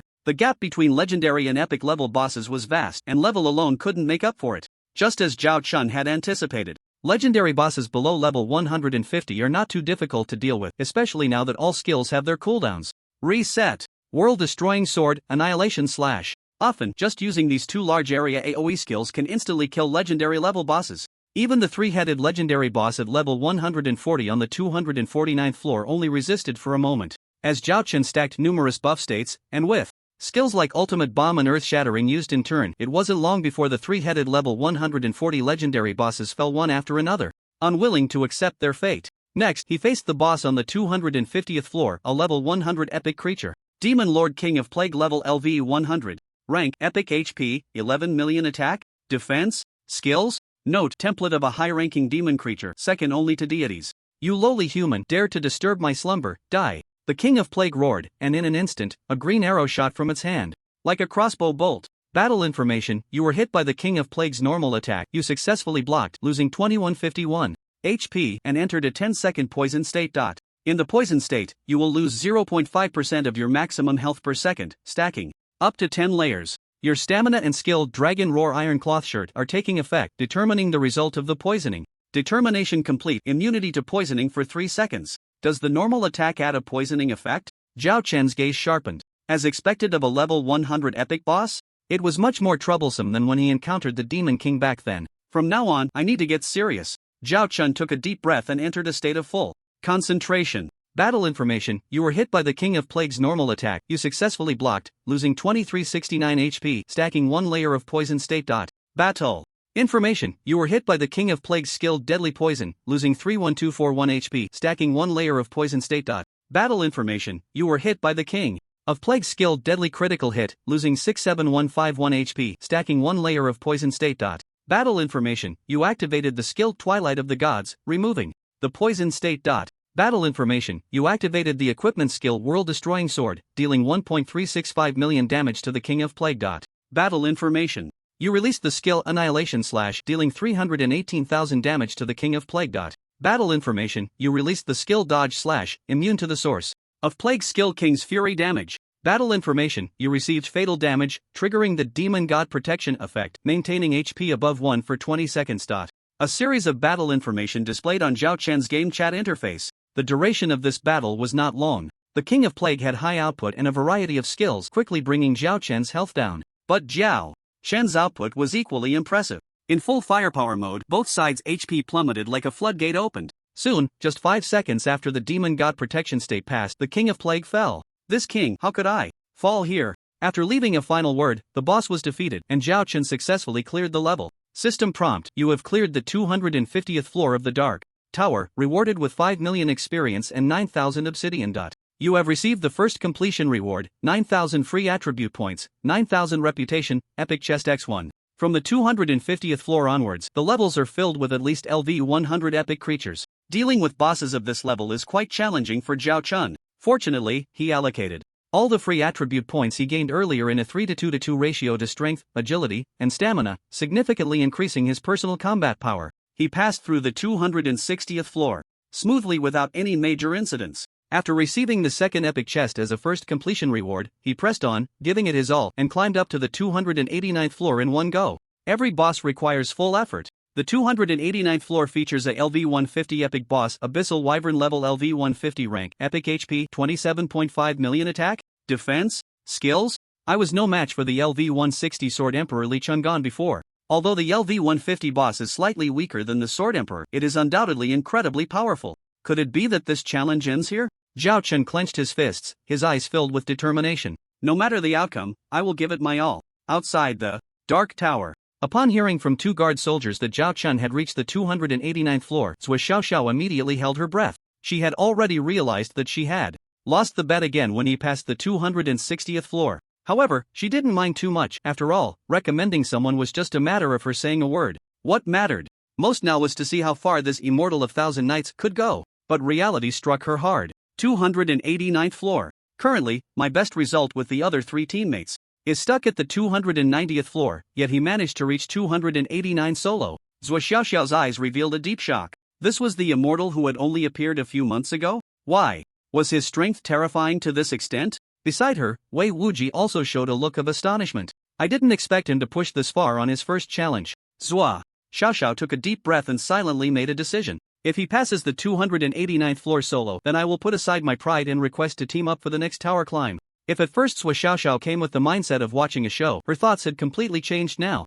From the 290th floor of the Dark Tower onwards, every level is filled with legendary divine beings, their strength terrifying beyond belief. Therefore, since the Dark Tower's existence, the number of people who have soloed through 300 floors is extremely rare across the continent. She felt that Thousand Nights would definitely need 3 strong teams to clear it as quickly as possible. An immortal with such strength she could not miss out on. Inside the Dark Tower, the Abyssal Wyvern respawned. Despicable human vermin, daring to appear before the Great Wyvern, unaware of your impending doom. The Wyvern stood over 100 meters tall, making Zhao Chun seem as small as an ant before it. As soon as it appeared, it unleashed a torrent of flames towards Zhao Chen. Battle information: you have been hit by the Abyssal Wyvern's skill Dragon Breath, losing 296,000 HP and gaining the burn status. Burn, lose 1.5% of max HP per second, lasting 10 seconds. Your stamina and skill Dragon Roar Ironcloth are taking effect, determining the burn result. Determination complete, burn status immunity for 5 seconds. In just one encounter, he lost nearly a third of his HP. This guy's output is too high, I can't hold on any longer, it's finally time to fight for my life. Zhao Chen's eyes tightened. The Abyssal Dragon's attacks were of the magical type, and the shield's blocking effect was almost useless. In this situation, no matter how much damage reduction or shields he had, it was all in vain. He could only unleash all his firepower and output with full force during the 20 seconds of invincibility granted by the Demon God's protection. But before triggering the Demon God's protection, I need to hold on a bit longer and stack my passive buffs. Zhao Chen made up his mind. Fortunately, after the second phase of the main quest, he had acquired the skill Dodge Slash. This gave him the leverage to stall. Not dead yet? What a boring struggle. The Abyssal Dragon roared and dove down from the sky. At the critical moment, Zhao Chen slashed diagonally with his sword. Battle information: you have unleashed Dodge Slash, successfully immune to the Abyssal Dragon's dive damage, and dealt 19,396 damage. The attack returned empty-handed, leaving the Abyssal Dragon stunned, while Zhao Chen's eyes suddenly lit up. The level 1 Dodge Slash has 400% attack power, and it actually dealt over 20,000 damage. This Abyssal Dragon has high output, but its defense is so weak? Why hold back then? Dragon Form Charge. Water Moon Divine Dance. Ultimate Bomb. Heaven and Earth Shatter. In the moment the Abyssal Dragon was dazed, Zhao Chen quickly stacked buffs and unleashed skill after skill. Minus 53,647. Minus 64,127. Minus 101,000. Minus 109,000. Huge numbers popped up above the Abyssal Dragon's head. The Abyssal Dragon's health dropped from 100% to 92% in just 10 seconds. This is promising. Zhao Chen felt invigorated upon seeing this. Now he felt like a low-defense assassin, seizing every moment while the massive target was dazed to increase his chances of victory. The Abyssal Dragon was the most terrifying boss he had faced so far, so he had to prepare for everything. A boss of this level must have life-saving skills. First, stack the buffs to triple my stats, reach the strongest state. And then when its health drops below 20%, use the strongest output skills, Annihilation Slash and World Destruction Sword, to try for a one-hit kill. Zhao Chen resolved, his movements never pausing. At this moment, the Abyssal Dragon finally regained its senses. Feel my wrath, damned human reptile. Battle information: you have been hit by the Abyssal Dragon's Dragon Might, losing 108,000 HP and entering a 30-second state of confusion. Confusion state: unable to use any skills, attack speed and movement speed reduced by 90%. Battle information: your skill Twilight of the Gods immunes you from the control effect of Dragon Might. Swish, swish, swish. To achieve the strongest firepower state, he had activated the title Transcendence and the skill Twilight of the Gods from the start, reducing the cooldown of Primordial by 80%. Ignoring the Abyssal Dragon's fury, he buried himself in outputting fiercely. Minus 119,000. Minus 128,000. Minus 137,000. Countless numbers erupted from above the dragon's head. Zhao Chen occasionally used dodge slash to immune the dragon's attacks. However, the abyssal dragon had many large area damage skills, and after just 20 seconds he still entered the demon god's protection state. Meanwhile, the dragon's health continued to decrease. 92%, 81%, 63%, 46%, 31%. Finally, it reached the 20% kill threshold. Wrath of World Destruction. The dragon roared, beginning to charge its ultimate move. Zhao Chen was not to be outdone, unleashing two massive sword energies in succession. Annihilation slash World Destruction Sword. In an instant, two terrifying numbers erupted above the dragon's head. -1.403 million, -5.198 million. After stacking up the passive states, Zhao Chen's two attacks directly emptied the last drop of HP from the abyssal dragon. Ah, great!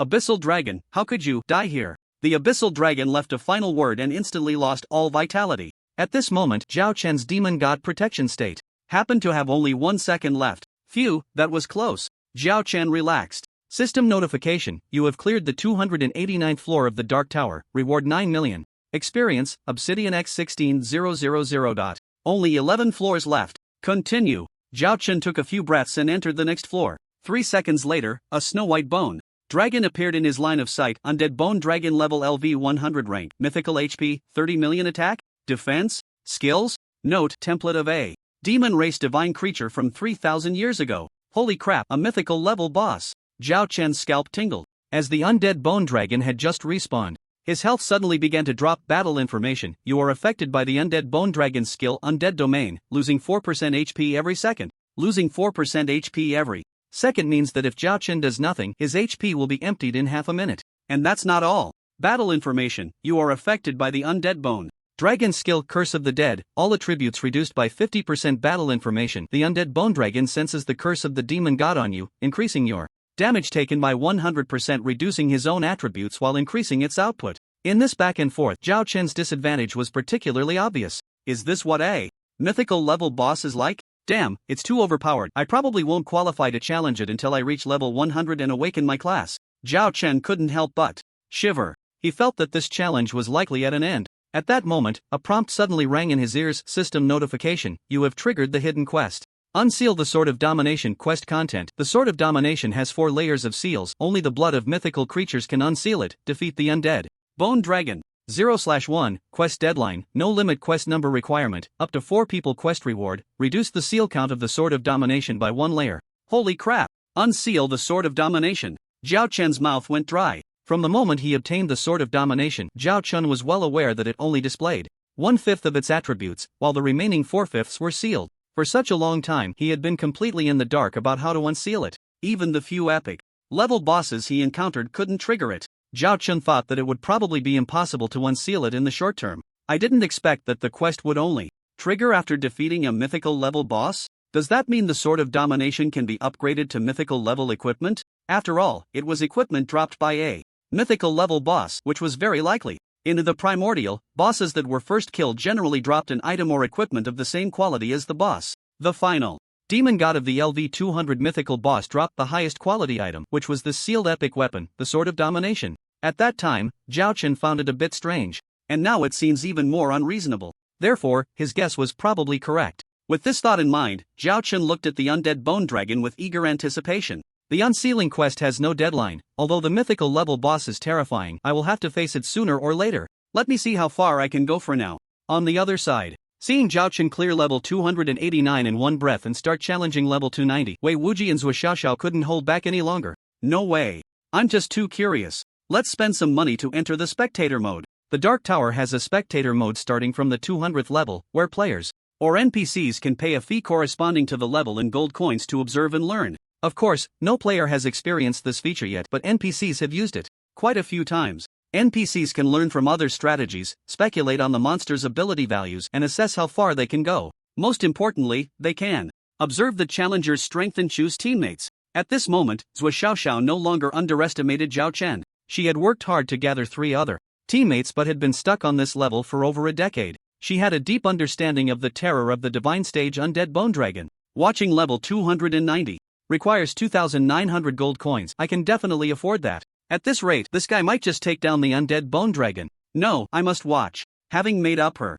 mind, Zhou Xiaoxiao paid the fee without hesitation and entered the mode to observe Zhao Chen. Meanwhile, Wei Wuji raised an eyebrow and made the same decision. Inside the Dark Tower, Zhao Chun had already begun his challenge against the undead bone dragon. The twilight of the gods had begun. Battle information: you have entered the twilight of the god state, immune to the weakening effects of undead curse for 70 seconds. The undead domain isn't considered an abnormal state but rather a continuous output skill? Zhao Chun frowned slightly. With the Great Vortex Roar, Frost Nova refreshing every 5 seconds, and the Demon King's necklace providing a 0.5% HP recovery per second, he could hold on for a bit longer. However, it was destined to be a short battle. Water Moon Divine Dance. After applying all active buffs, Zhao Chen first used a skill to test the waters and see how the undead bone dragon's defense was. The attack range and release speed of Water Moon Divine Dance were quite impressive, perfect for testing. -9,587, -9,699, -9,871.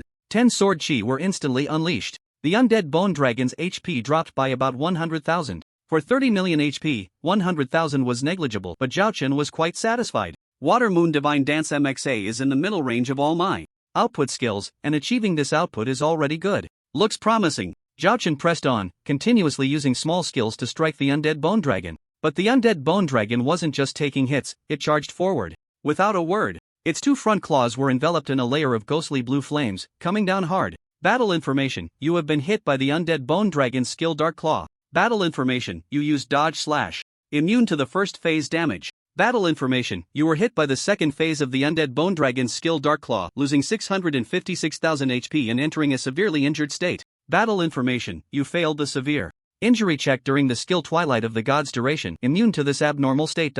One skill took away more than half of my HP? Zhao Chen was taken aback. So far, the undead bone dragon was the strongest output boss he had faced. He had even used Dodge Slash, yet he still got hit by the second phase of Dark Claw. Zhao Chen thought for a moment and decided not to use his self-healing equipment skill. First, trigger the Demon God's protection, stack the passive, increase my health, and then recover 50% of my health later. Wouldn't that be great? With that thought, Zhao Chen abandoned the healing skill. He charged forward. Although there is a skill called Dodge Slash, Zhao Chen was still hit by the undead bone dragon's ability again after 5 seconds. Battle information: you have received fatal damage, triggering the equipment skill Demon God's protection, keeping your HP above 1 for 20 seconds. At this moment, Zhao Chen didn't care about anything else. In the state of Transcendence and Twilight of the Gods, the cooldown was reduced by 80% and the cooldown time for output skills was extremely short. Waves of attacks rained down on the undead bone dragon. In the middle of a skill cooldown? Just use normal attacks. Although a single normal attack dealt less than 3,000 damage, with such a fast attack speed, it accumulated to a considerable amount. On the other side, the undead bone dragon continuously used skills, trying to control Zhao Chen's movements. Unfortunately, under the Twilight of the Gods buff, control skills were futile. Soon, as the time for Demon God's protection decreased, the undead bone dragon's HP plummeted like running water. The health and defense of a mythic level boss were too high, and as the battle progressed, it used several shields to absorb damage. Zhao Chen fought desperately and managed to take down 39% of the undead bone dragon's HP just before the last second of Demon God's protection expired. Remaining HP of the opponent, 61% remaining HP of self, 1%. This challenge is probably going to fail. But it's okay, I can challenge once a week. Anyway, I'll just consider this a test run. Zhao Chen took a deep breath and, in the final moments, unleashed his 2 strongest output skills. Oblivion Slash. Sword of Annihilation. 2 blinding sword energies shot out, and in an instant, 2 terrifying numbers appeared above the undead bone dragon's head. -986,000. -3,865,000. Nearly 5 million in total output, bringing the undead bone dragon's HP below 50%. However, before Zhao Chen could feel excited, a hazy white light suddenly emanated from the undead bone dragon's body. Battle information: the undead bone dragon uses the skill Rapid Healing, restoring 40% of its HP. Damn! Even Zhao Chen couldn't help but curse upon seeing this. In the spectator mode, the 2 NPCs, Wei Wuji and Zhua Xiaoxiao, couldn't help but show a hint of a smile amidst their shock. The battle had not lasted long. They had entered at a very opportune moment, just as both sides had begun to clash. Therefore, they witnessed Zhao Chen in full firepower, and the undead bone dragon, under the barrage of his sword energies, rapidly losing health. It was truly astonishing. This kind of output ability. Wow! It's terrifying. If paired with a tank/healer to create a good output space, it might really be possible to take down the undead bone dragon. This guy is truly incredible. Among all the immortals I've seen, I would call him the strongest. However, the undead bone dragon's strength is not something he can solo at this stage. He should immediately team up with us and fight again next week. Zhua Xiaoxiao's beautiful eyes sparkled with a unique light as she murmured to herself. It seemed she could see herself passing through the 290th level of hope. Meanwhile, Wei Wuji couldn't help but both admire and shake his head in regret. No matter how you look at it, the undead Bone Dragon is still a mythic level boss. Thinking it can be easily defeated with a burst of power is a bit wishful. However, Qianye's potential is rare in 100 years. Give him some time to grow, and it shouldn't be a big problem. Now, it just depends on whether he is willing to wait a bit longer to fight again or team up with you. In Wei Wuji's view, Zhao Chen's output against the undead Bone Dragon was not much inferior. His biggest disadvantage was his low defense. The battle had only lasted a minute. If given time to stack up his defense attributes, the outcome could still be uncertain. Having 3 teammates in the group to attract the hatred of the undead Bone Dragon while creating a good output space is indeed a good strategy. Enough of that, he should be coming out soon. Seeing that Zhao Chen was knocked down by the undead Bone Dragon's claw during the battle, Xiao Xiao hurriedly exited the observation mode, thinking about how to invite him to team up. At this point, her need for Zhao Chen far exceeded his need for her. She had to think carefully about how to extend the invitation. Battle information: you have been killed by the undead Bone Dragon. Challenge level 290 failed. System prompt: you have automatically exited the Dark Tower. System prompt: you have exhausted your attempts. 1/1 attempts will reset next week at the same time. 3 prompts sounded. The next moment, Zhao Chen's vision blurred, and he was teleported to the entrance of the Dark Tower. Challenging the undead Bone Dragon at this stage is simply impossible. I must quickly improve myself. Zhao Chen pondered silently. After leveling up, all the stored experience was used up, and now after completing level 290 of the Dark Tower, he had gained a total of 310 million experience. He was just 10 million short of leveling up to LV71. However, the effect of leveling up was quite insignificant, so Zhao Chen decided to use the experience to enhance his skill levels. All the free attribute points from the first completion have already been spent, so if I want to improve, I can only rely on new equipment and skills. At this moment, Zhao Chen's stockpile came into play. Regardless of the golden and dark gold chests, having more equipment of this quality was of no use. He had saved up a total of 11 legendary quality chests and 4 epic chests. The only piece of equipment I have is shoes, which are dark gold. The rest are legendary/special/epic quality, so it would be best if the legendary chests yield skills and the epic chests yield equipment. Zhao Chen silently prayed for good luck and decided to open them now. The items obtained from opening chests in the original corresponded to one's level and profession, so he would definitely use them all. Moreover, since leveling up was slow anyway, he had already decided to use up his stockpile at this stage. He just hadn't had the time before because he was busy completing the main storyline tasks and continuously challenging the Dark Tower. Now, all main storyline tasks and guild development had to take a back seat. The most important thing was to kill the undead Bone Dragon and complete the unsealing task of the Sword of Domination. Just as Zhao Chen decided to open the chests, he was interrupted by Wei Wuji and Zhao Xiao beside him. Lord Qianye, long time no see. Oh, it's you, Old Wei. Zhao Chen greeted him. Ever since the task was released in Qiyue City, Old Wei had disappeared, and he didn't expect to run into him here. The two chatted casually for a bit, and then Wei Wuji introduced the nearby mage NPC, Zhao Xiao, to Zhao Chen. This is my useless apprentice. She has also been challenging the Dark Tower recently. Lord Qianye, you can team up with her. Before Zhao Chen could respond, Wei Wuji added, by the way, there's one more thing. Zhao Xiao is preparing to recommend you to join the Imperial Divine Machine Camp. Think about whether you want to join? He had just declined the Tiger Camp during the day, and now the Divine Machine Camp popped up at night? Am I really this popular?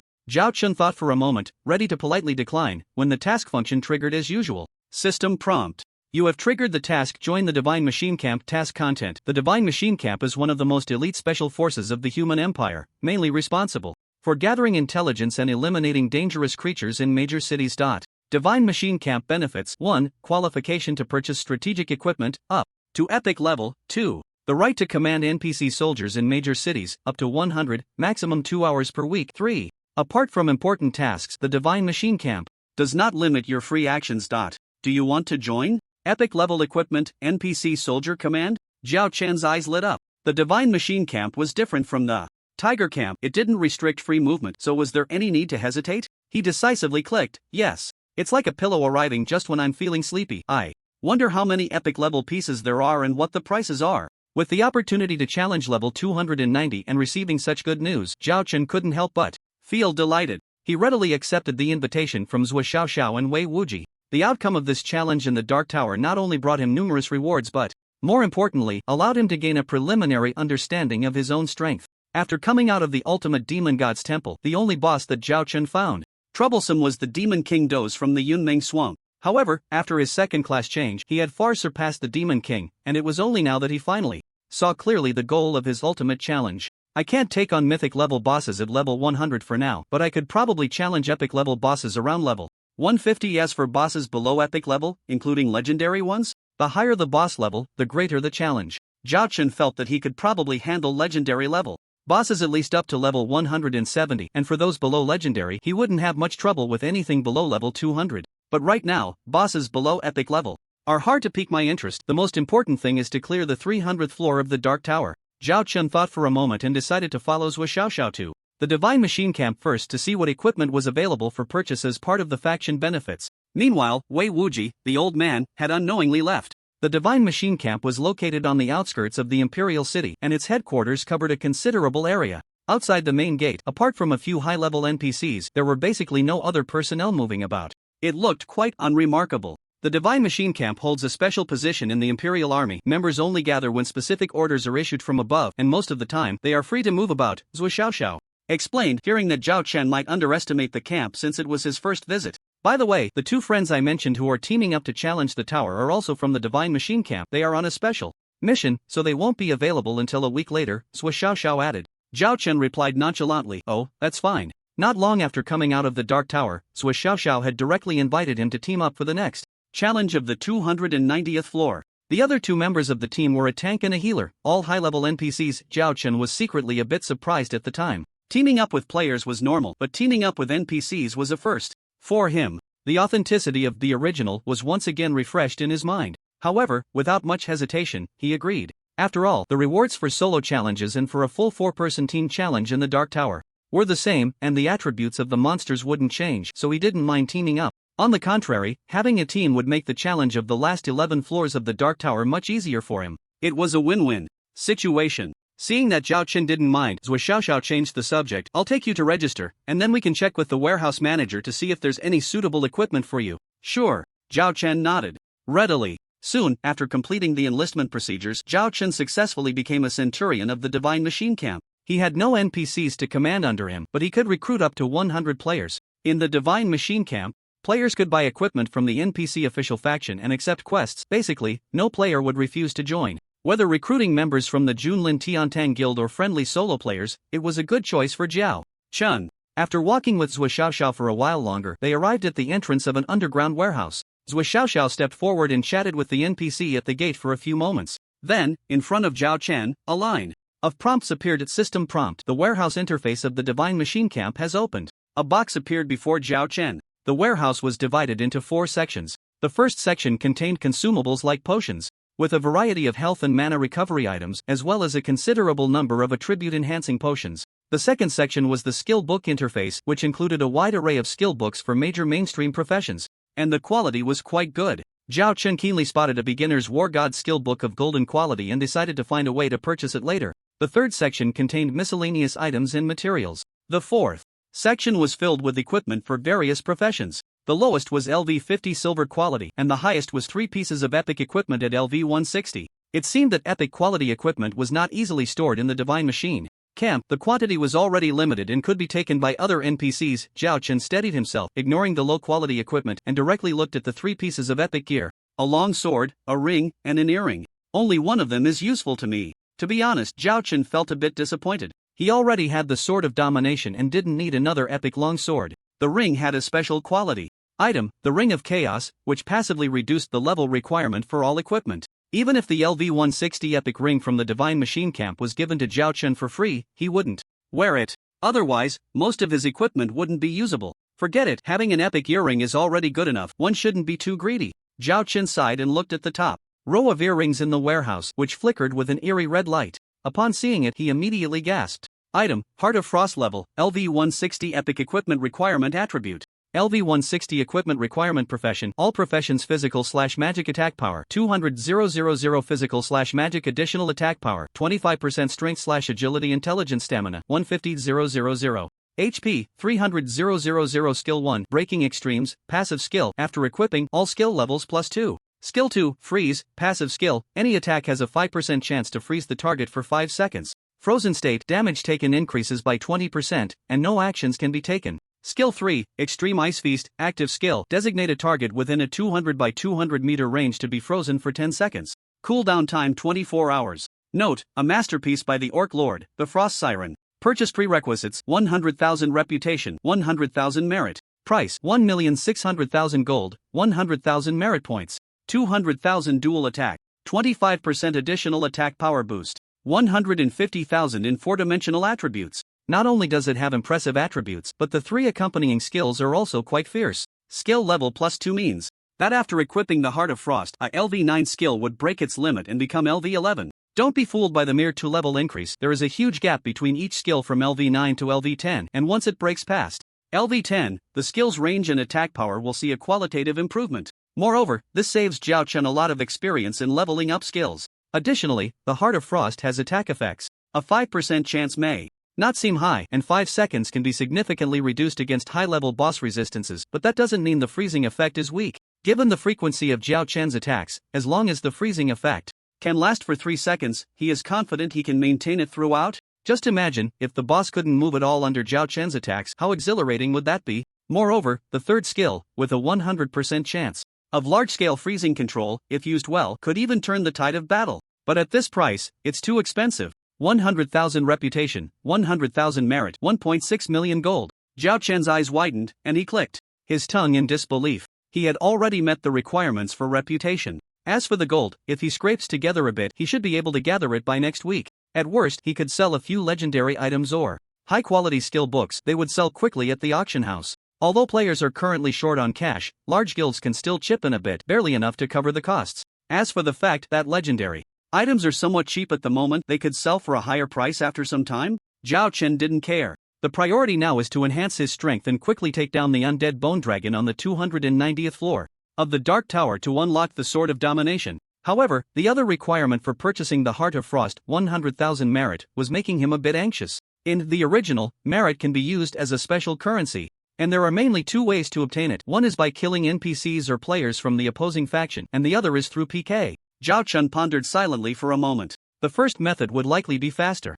But the human race's opposing factions are just the orcs and demons, and currently, there are no cross-race teleportation arrays available. The travel time back and forth would take more than a week. Moreover, neither small monsters nor bosses would work. Only killing NPCs and players can yield merit points. The other method, PvP. The advantage is that you can participate in 1v1 or 5v5 matches anywhere, with no distance or time restrictions. The downside is that it takes longer to accumulate points. A few weeks ago in Red Moon City, Zhao Chen had boredly engaged in a few PK matches. But each match only yielded 1 merit point, with no other benefits, so he gave up due to the monotony. However, now, if he wants to buy the Heart of Frost as quickly as possible, he can only earn merit through PvP. Zhao Chen looked at the PvP interface rules. Player PvP ladder platform rules. 1. Players of any race can engage in PvP anytime, anywhere.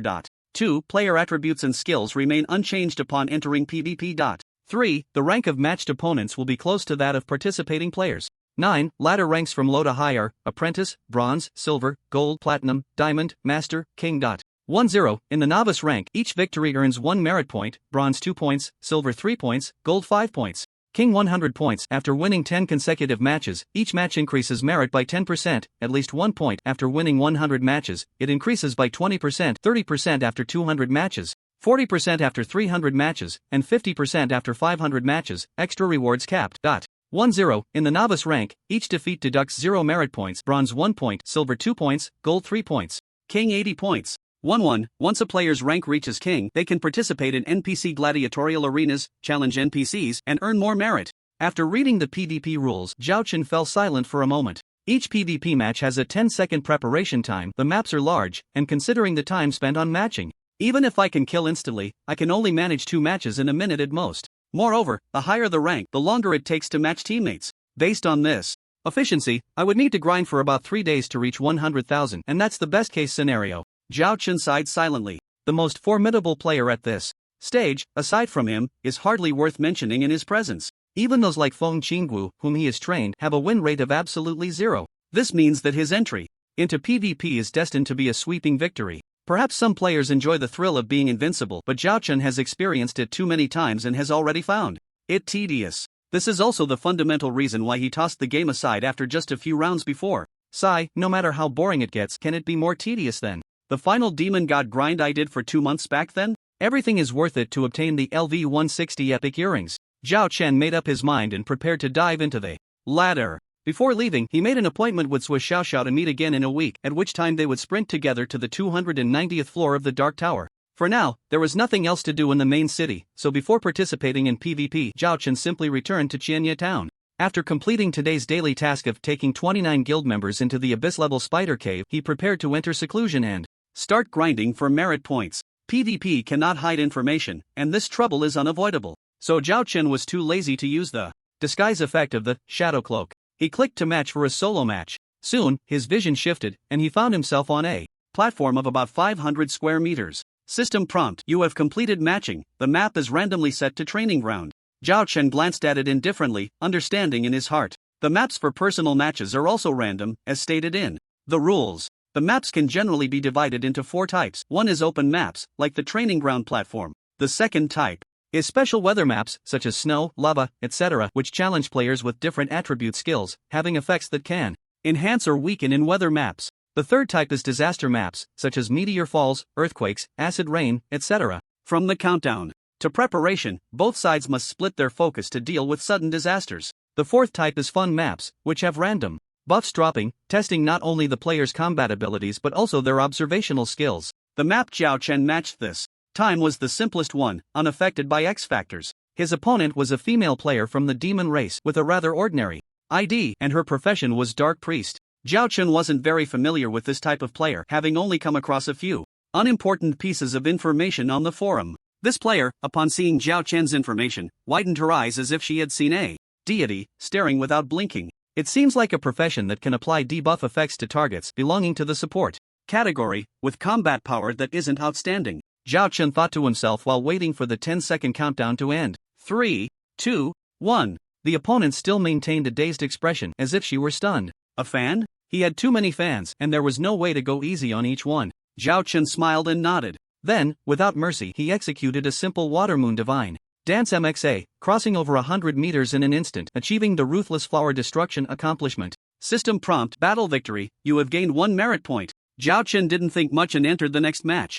The novice rank only requires 100 victories. There are too many players in the original, especially at the lower ranks, which are countless. Matching is very quick. There was hardly any wasted time, just a few seconds spent finding targets on some special background maps. However, Zhao Chen had anticipated this and remained calm. During the preparation for each battle, both sides' IDs, levels, and professions would be displayed in the system prompt, so at least 80% of the players would be stunned upon seeing Zhao Chen's information. Some players even instinctively called out Qianye Daddy or Qianye Demon King. Then, under Zhao Chen's calm gaze, he exited the game. He had too many children, it was impossible to take care of each one individually, right? Soon, Zhao Chen achieved a 100-game winning streak, passed the novice stage, and reached the bronze rank. System notification: battle victory, you have gained 2 merit points. System notification: you have won 100 consecutive games, reached the bronze rank.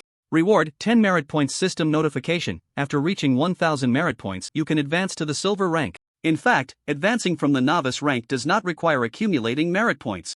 Any player can pass it as long as they achieve 100 victories. There are additional merit rewards after rank advancement, as stated in the PvP rules, which Zhao Chen was not surprised about. Without lingering, he entered matchmaking again. The number of low-level players was overwhelming. Just a few seconds later, he successfully matched with an opponent. Without a doubt, another one-sided battle began. 2 days later, after Zhao Chen swiftly defeated a level 36 elf girl, the system notification sounded: system notification, battle victory, you have gained 45 merit points. System notification: your merit points have accumulated to 30,000. System notification: after reaching 60,000 merit points, you can advance to the strongest king rank. Finally reached the master rank. It wasn't easy. Few Zhao Chen sighed in relief. In just 2 days, he had played nearly 6,000 personal matches. At first, bronze, silver, and gold ranks were manageable. There were plenty of players, and he could match with an opponent every 5 seconds on average. However, starting from platinum, the number of players began to decline. By the time he reached diamond, it took an average of 1 to 2 minutes to find a match. If it weren't for his continuous victories, having not lost a single match, it would have been impossible to reach the master rank in just 2 days. Now my merit points have accumulated to 30,000, still 70,000 to go. So many points. Luckily, after reaching the master rank, each victory grants a full 60 merit points, and soon I'll reach the king rank. If it were an average master rank player, they wouldn't be as fierce as Zhao Chen. His winning streak allowed him to gain a 50% increase in merit points per match, which meant 90 points per match, 1.5 times that of others. Reaching The king rank required 60,000 merit points, and Zhao Chen only needed 30,000, which equated to about 330 victories. Zhao Chen encouraged himself. Go for it. Victory is just around the corner. In these 2 days, the player forum had stirred quite a wave. Posts were flooding in. What is the purpose of the great demon king Qian Yi working hard? In the arena? The nightmare of PK players, the master with 6,000 consecutive wins. How many master players are there in this broken game? Come out and face your doom. Currently, no player has reached the strongest king rank. Perhaps it won't be long before Qian Yi breaks through. Looking forward to Qian Yi's next server-wide announcement. At this stage, who is recognized as the #1 player in the hearts of the players? It's not the renowned leaders of the top 10 guilds, nor the top professional players who dominate multiple online games. Just ask anyone, and they will firmly tell you. The answer is only Qian Yi. This universally acknowledged #1 player, whom the vast majority of players yearn to support, hasn't been grinding dungeons, challenging high-level maps, or competing for first kills on various bosses. Instead, he has been tirelessly grinding personal PvP matches for 2 whole days. What's going on? Is there some benefit that we don't know about? Regarding Zhao Chen's high-profile actions, players couldn't help but discuss. It is well known that currently, PvP only grants merit points, with no other rewards. However, the true value of merit points has yet to be uncovered. Therefore, apart from the PK maniacs or players who want to hone their skills, those willing to spend long hours in the PK arena are just a small fraction of the entire player base. For the vast majority of players, PK is a waste of time. Now, the game's recognized #1 player has started climbing the ladder. There must be some benefits. Thus, many players, even those who don't know what the specific benefits are, have begun to immerse themselves in the ladder PvP arena. From a certain perspective, Zhao Chen has become a barometer in the hearts of the players of Original. Whatever he does, others want to follow suit. And those who follow believe themselves to be quite clever. On one hand, they think there must be a reason for Zhao Chen's actions. The effects of merit are unknown to everyone now, but that doesn't mean they will remain unknown in the future. On the other hand, everyone also wants to chance upon Zhao Chen and see if they can establish a connection. This is quite common among the master ranks. With a 50% win rate, the average merit of players in the latter PvP individual matches is steadily increasing. However, the higher the rank, the more difficult it is for players to PK each other. Maintaining a win rate of 50% or even above 60% is exceedingly rare, only achievable by the very top tier. But the top players, who need to run dungeons, complete quests, and trade equipment daily, how could they possibly spend all their time in the ladder? So, 3 months after the server opened, there still hasn't been a single strongest king. If a few more months pass, it's likely that a PK maniac will accumulate 60,000 merit points and reach the first place. But now that Zhao Chen has arrived, he will undoubtedly be the first to reach the king rank. System prompt: you have matched with an opponent. The map is randomly set to Snowy World. Zhao Chen heard the system's prompt, and with a flash, he appeared on the map. In the heavy snow, a female elf archer appeared not far from him. The countdown began for 10 seconds. Under Zhao Chen's strange gaze, the archer girl put away her main weapon, looking as if she was surrendering. What are you doing? Do you think I'll go easy on you like this? Zhao Chen called out curiously. The elf girl's face turned red and she stammered. And no, it's not that, Daddy Qianya, can you give me a friend request? So she was asking for a friend request. Zhao Chen curled his lips. Soon, the 10 seconds passed, and without hesitation, Zhao Chen struck with a single sword, killing her instantly. As the elf girl wore a look of grievance before her demise, Zhao Chen casually replied, "Friend list is full. See you if fate allows." Don't joke, just because you're a girl doesn't mean you have a special status in front of me. Some people are simps, but I, Zhao Chen, am not. In fact, there's another reason. Out of curiosity, Zhao Chen once added a cute girl as a friend. But later he regretted it because this cute girl was too clingy, sending him hundreds of greeting messages a day, all basically begging for attention. Her voice was so affected it made him sick. So, since then, unless he really likes a girl, he rejects all friend requests. The matching time for the master rank is about 3 to 4 minutes each time. Not long after, Zhao Chen matched with a new opponent. It was a rugged orc man. Just as Zhao Chen was preparing for battle, a surprising scene unfolded. The seemingly Tauron orc man suddenly put away his equipment and slowly walked towards him, rubbing his hands together. Zhao Chen was a bit dazed. This big-chested dude also wants to add me as a friend like the cute girls? Zhao Chen decided to remain silent and give him a quick end. An unfamiliar Tauron wants to add me as a friend? Put. Zhao Chen resolved to instant kill him as soon as the countdown ended. Just as he was about to flatly refuse the Minotaur's friend request, the Minotaur player suddenly introduced himself. I have a golden quality buff skill, leveled up to LV3, which can increase my teammates' 4-dimensional attributes by 10% for 30 seconds, with a cooldown of 180 seconds. At the same time, I am also a hidden class, with skill intensity and career growth far exceeding that of ordinary class advancements. May I ask, Daddy Qianya, can I join the guild you created, the Sovereign of the World? Zhao Chen was taken aback. After hearing this, oh, so he actually wants to join the guild, not just add me as a friend. Unfortunately, the guild is full, and no one has left in recent days, so we can't take in new members. Zhao Chen shook his head again. Besides, you are from the orc race, even if there was a spot, you wouldn't be able to join the human race, right? A new guild with players only coming in and no one going out is hard to imagine. What kind of benefits does this guild offer to have such cohesion? Even Zhao Chun himself felt surprised. After all, he wasn't gold coins. No matter how strong he was, not everyone would be willing to support him. Yet, it had been a week since the guild was created, and not a single person had left. Moreover, according to Jun's Rain and others, no one had broken the rules and incurred the wrath of the crowd. It truly made Zhao Chen sigh. The 10,000 members in the guild were incredibly honest. And as he said, even if there was a spot in the guild, this Minotaur couldn't join. Currently, no guild allowed cross-faction members to join the same guild. If it could be done, it would set a precedent, and Zhao Chen wouldn't mind putting the Minotaur on the backup list. After hearing Zhao Chen's words, the Minotaur player looked invigorated. That's okay, Daddy Qianya, I'm willing to walk over to the human map and then I can join your guild. If you have that ability, then I agree. Zhao Chen was somewhat speechless. Crossing factions was not something that could be casually accomplished. Each racial faction's territory was filled with vast high-level monster maps, and ordinary players simply couldn't cross over without taking damage. Just like when Zhao Chen went to the Dreaming Marsh before. The LV-80 map was swarming with gold/dark gold bosses at this stage who besides him could confidently cross over safely,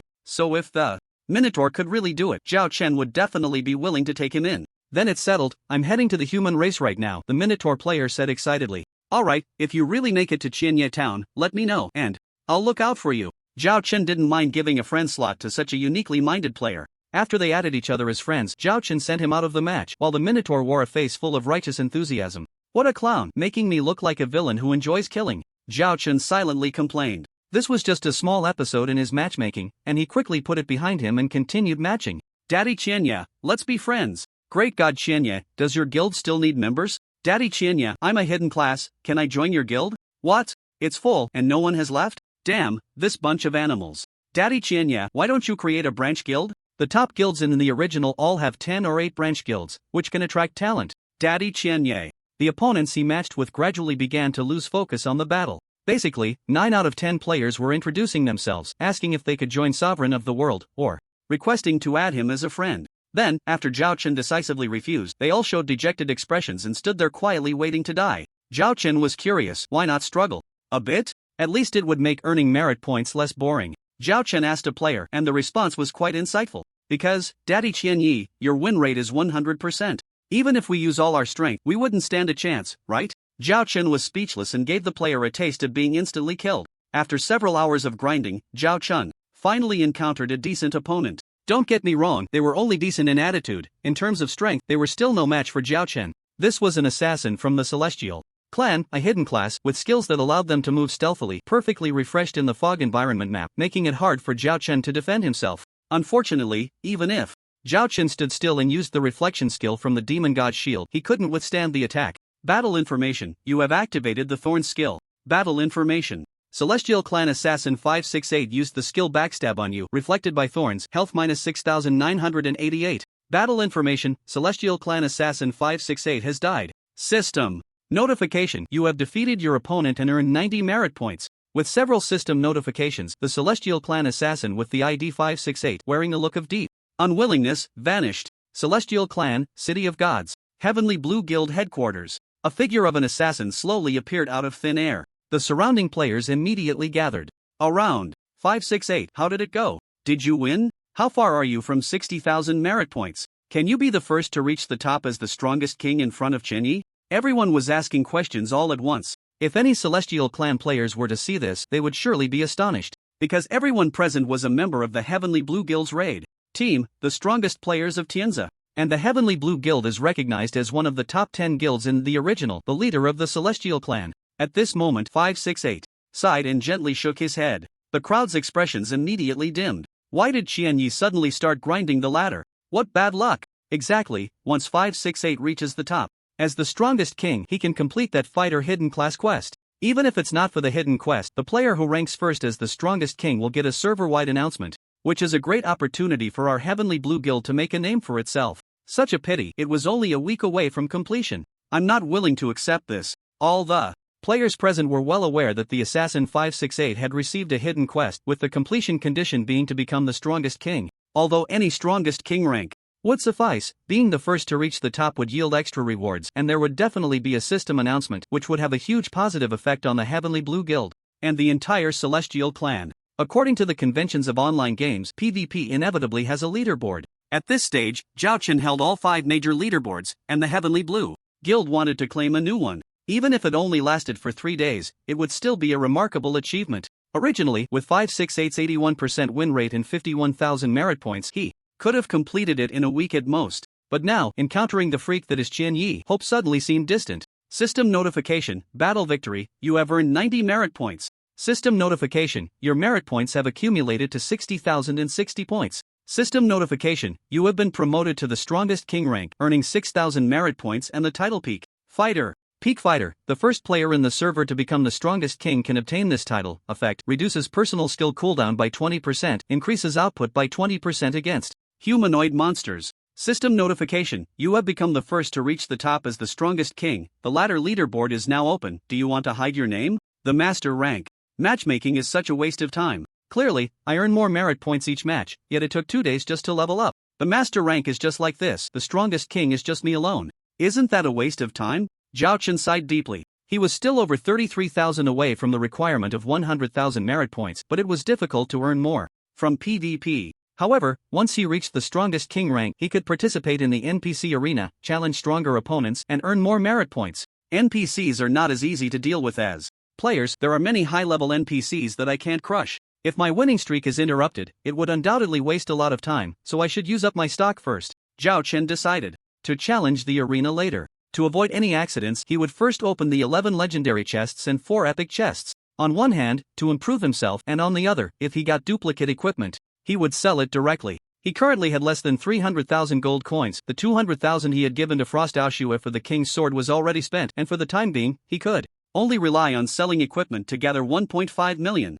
Once I gather enough capital to buy the LV-160 epic earring Frostheart, it should be about a week later, just in time to meet up with Sua Xiaoxiao's 2 teammates to tackle the 290th floor of the Dark Tower against the undead Bone Dragon. Just thinking about being able to unseal the Sword of Domination in a week made Zhao Chen extremely excited. As for the system notifications, he decisively declined. The next moment, 3 system notifications rang out. Server announcement, player Qian Yi has advanced to the strongest king rank in the personal ladder competition, rewarded with 2,000 reputation points, 2,000 free attributes, 1 world legend point, and the ladder leaderboard is now open. Server announcement. Player Qian Yi has advanced to the strongest king rank in the personal ladder competition, rewarded with 2,000 reputation points, 2,000 free attributes, 1 world legend point, and the ladder leaderboard is now open. Server announcement. Player Qian Yi has advanced to the ladder. Zhao Chen's server announcement was anticipated by countless players. Therefore, when these 3 announcements flooded the screen, most players showed expressions of "I knew it would be like this." Zhao Chen had proven countless times his terrifying strength that surpassed top players by many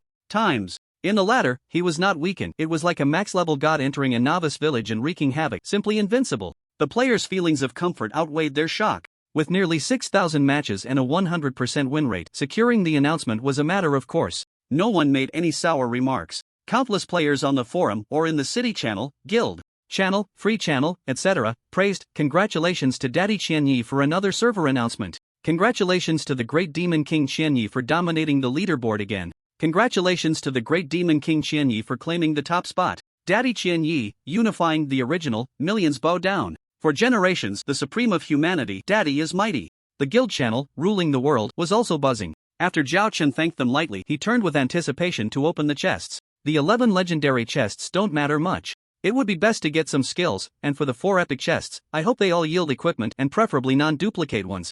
Zhao Chen silently prayed. The chests could yield equipment and items that matched his level and profession. Currently, apart from his shoes being of dark gold quality, all his equipment was legendary or above. The Sword of Domination, the Ring of Chaos, and the Shield of the Demon God were definitely not going to be replaced. The first 2 were necessities. And even though the Shield of the Demon God was legendary, its equipment level was high. And a LV70 epic would likely not surpass it, so it was also very likely that he wouldn't need to change it. Plus, with the earring he was about to buy Frostheart, the only parts he could change were 6 slots. Moreover, the Scarlet Helmet comes with a divine skill Demon God's Protection, which allows Zhao Chen to abandon defense and focus on output even in a defensive disadvantage. The Demon King Doze and the LV-150 Yalong were both defeated thanks to the existence of Demon God's Protection, so he really couldn't bear to part with it. The effect of not dying for 20 seconds is just too crucial. In Zhao Chen's view, it might even be stronger than an average epic level helmet. I hope to get upper armor, lower armor, gloves, shoes, a necklace would be nice too, and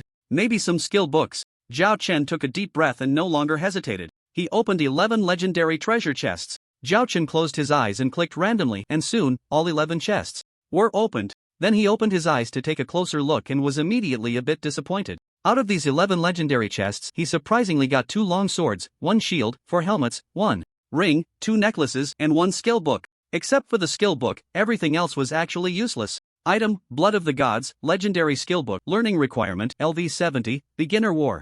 God Active Skill, Effect, sacrifice 10% of your HP to increase your attack speed/movement speed by 100% and your attack power/4-dimensional attributes by 20%, lasting for 5 minutes, cooldown. Time, 24 hours. A powerful buff-type skill. This was also the fundamental reason Zhao Chen wasn't too disappointed. I never really valued legendary equipment that much, having this skill book is already satisfying. Zhao Chen exhaled a breath of stale air and decisively learned the skill book. The skill of Blood of the Gods is terrifying. The status increase isn't much, the attack speed isn't as good as the unmatched sword dance, and the attack power boost isn't high either. Plus the cooldown time is quite long, an entire day. However, the 5-minute duration makes the shortcomings above suddenly unimportant. Just imagine, when Zhao Chen's passive state is fully stacked and he activates Fury and Unmatched Sword Dance, then uses Blood of the Gods, putting aside the attack power boost, Zhao Chen's attack speed would quadruple. This means that the attack speed of swinging a sword in a normal state would directly turn into 4 swings. Skills would be released faster. This plays a huge role when explosive output is needed. And the cost? Just a mere 10% HP loss, which is negligible. The skill of Divine Power is very powerful. Next, it's time to open the epic treasure chests. Zhao Chen steadied his mind and clicked 4 times without hesitation. Upon closer inspection, Zhao Chen's eyes suddenly lit up. Hiss! A massive stroke of luck. Among the 4 items, there were 2 pieces of LV-70 epic equipment and 2 skill books, and they were all usable for him. Awesome! Zhao Chen couldn't contain his excitement and examined each one carefully. Item, Boots of Swift Movement Level, LV-70 Epic Equipment Requirement Attributes, LV-70, Strength 36,000 Equipment Requirement Class, Warrior/Assassin HP, 100000. Strength/Agi Stamina, 36,000 Physical Defense/Magic Defense, 72,000 Skill 1, Rapid Movement, Passive Skill, after leaving combat, Movement Speed plus 100% Skill 2, Evasion, Passive Skill, 20%. Chance to evade damage from physical attacks. Skill 3, Disguise, Active Skill, can choose a target and perfectly transform into their appearance, lasting for 30 minutes, cooldown time 24 hours. Item, Core of the Earth Lower Garment Level, LV-70 Epic Equipment Requirement Attributes, LV-70, Strength 40,000 Equipment. Requirement Profession, Warrior HP, 120000 Strength/Agility Stamina, 40,000 Physical Defense/Magic Defense, 80,000 Skill 1. Invincible, Active Skill, grants a 20-second invincibility state, cooldown time 24 hours. Skill 2, Thick Earth Passive Skill, reflects 10% of all magic damage taken as health damage. Skill 3, Center of Gravity Passive Skill, increases stamina/HP by 30%. Item, Elid Sword Heart, Epic Skill Book, Learning Conditions, LV-70, Junior War God Profession Active Skill, Effect, converts 10% of damage dealt into true damage for 60 seconds, cooldown time 24 hours. Item, Elid Sword Eye, Epic Skill Book, Learning Conditions, LV-70, Junior War God Profession Passive Skill, Effect, every 5 attacks, reduces the target's physical defense/magic defense by 5%, stacking up to 8 layers. A pair of shoes, a lower garment, and 2 skill books. Epic level armor not only possesses outstanding attributes but also comes with a total of 6 skills, all of which are quite overpowered. Increases movement speed, reflects damage, evades physical attacks, grants invincibility, raises HP/stamina cap, and has a special camouflage function. Each one has its unique role.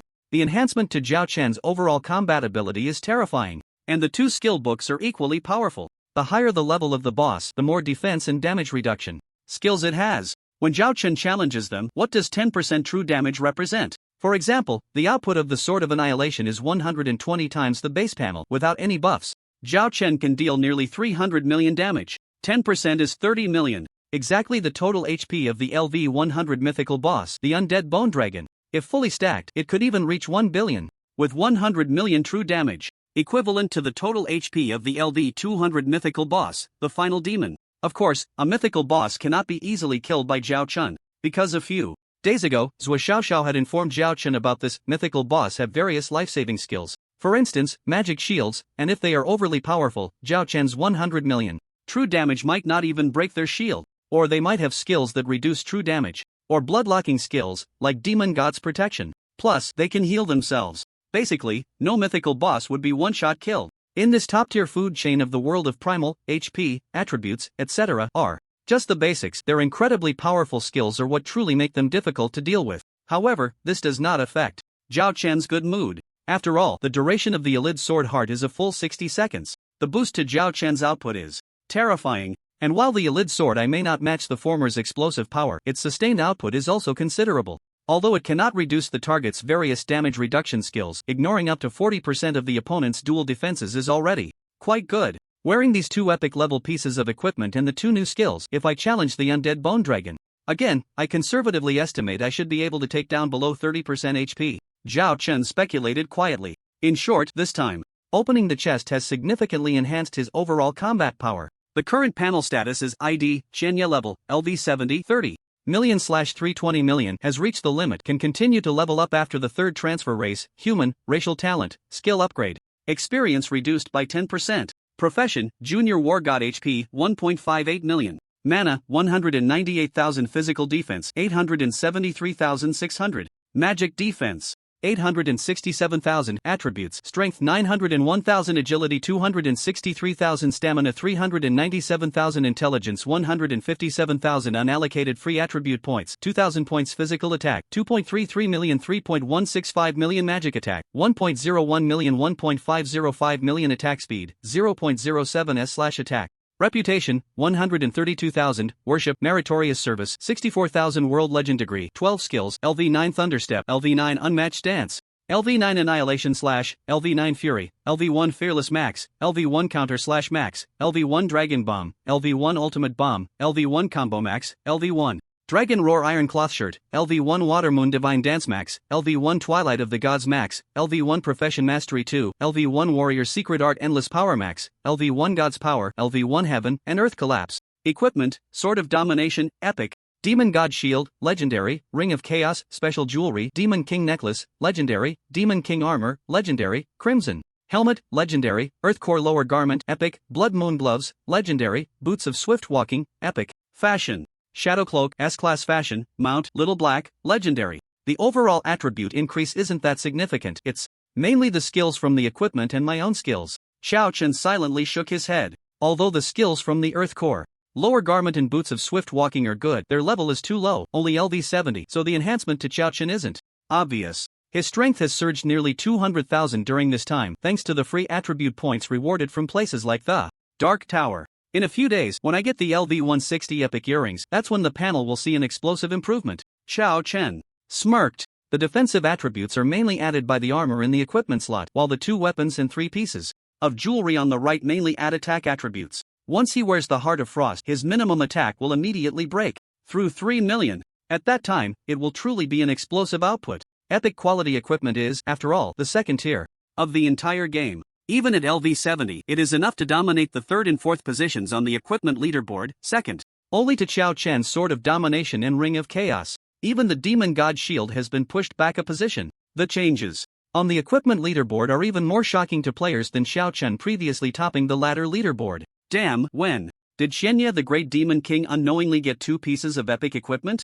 This is really bizarre. When did epic equipment become so easy to obtain? I still treat a single silver piece as a treasure, how embarrassing. By the way, have you thought about what Shenya Dad has been doing these days? And think about these 2 pieces of equipment, don't you have any clue? Are you implying that these 2 pieces of epic armor were exchanged with merit points? Are you blind? Shenya Dad's merit points on the ladder leaderboard haven't changed. Incredible.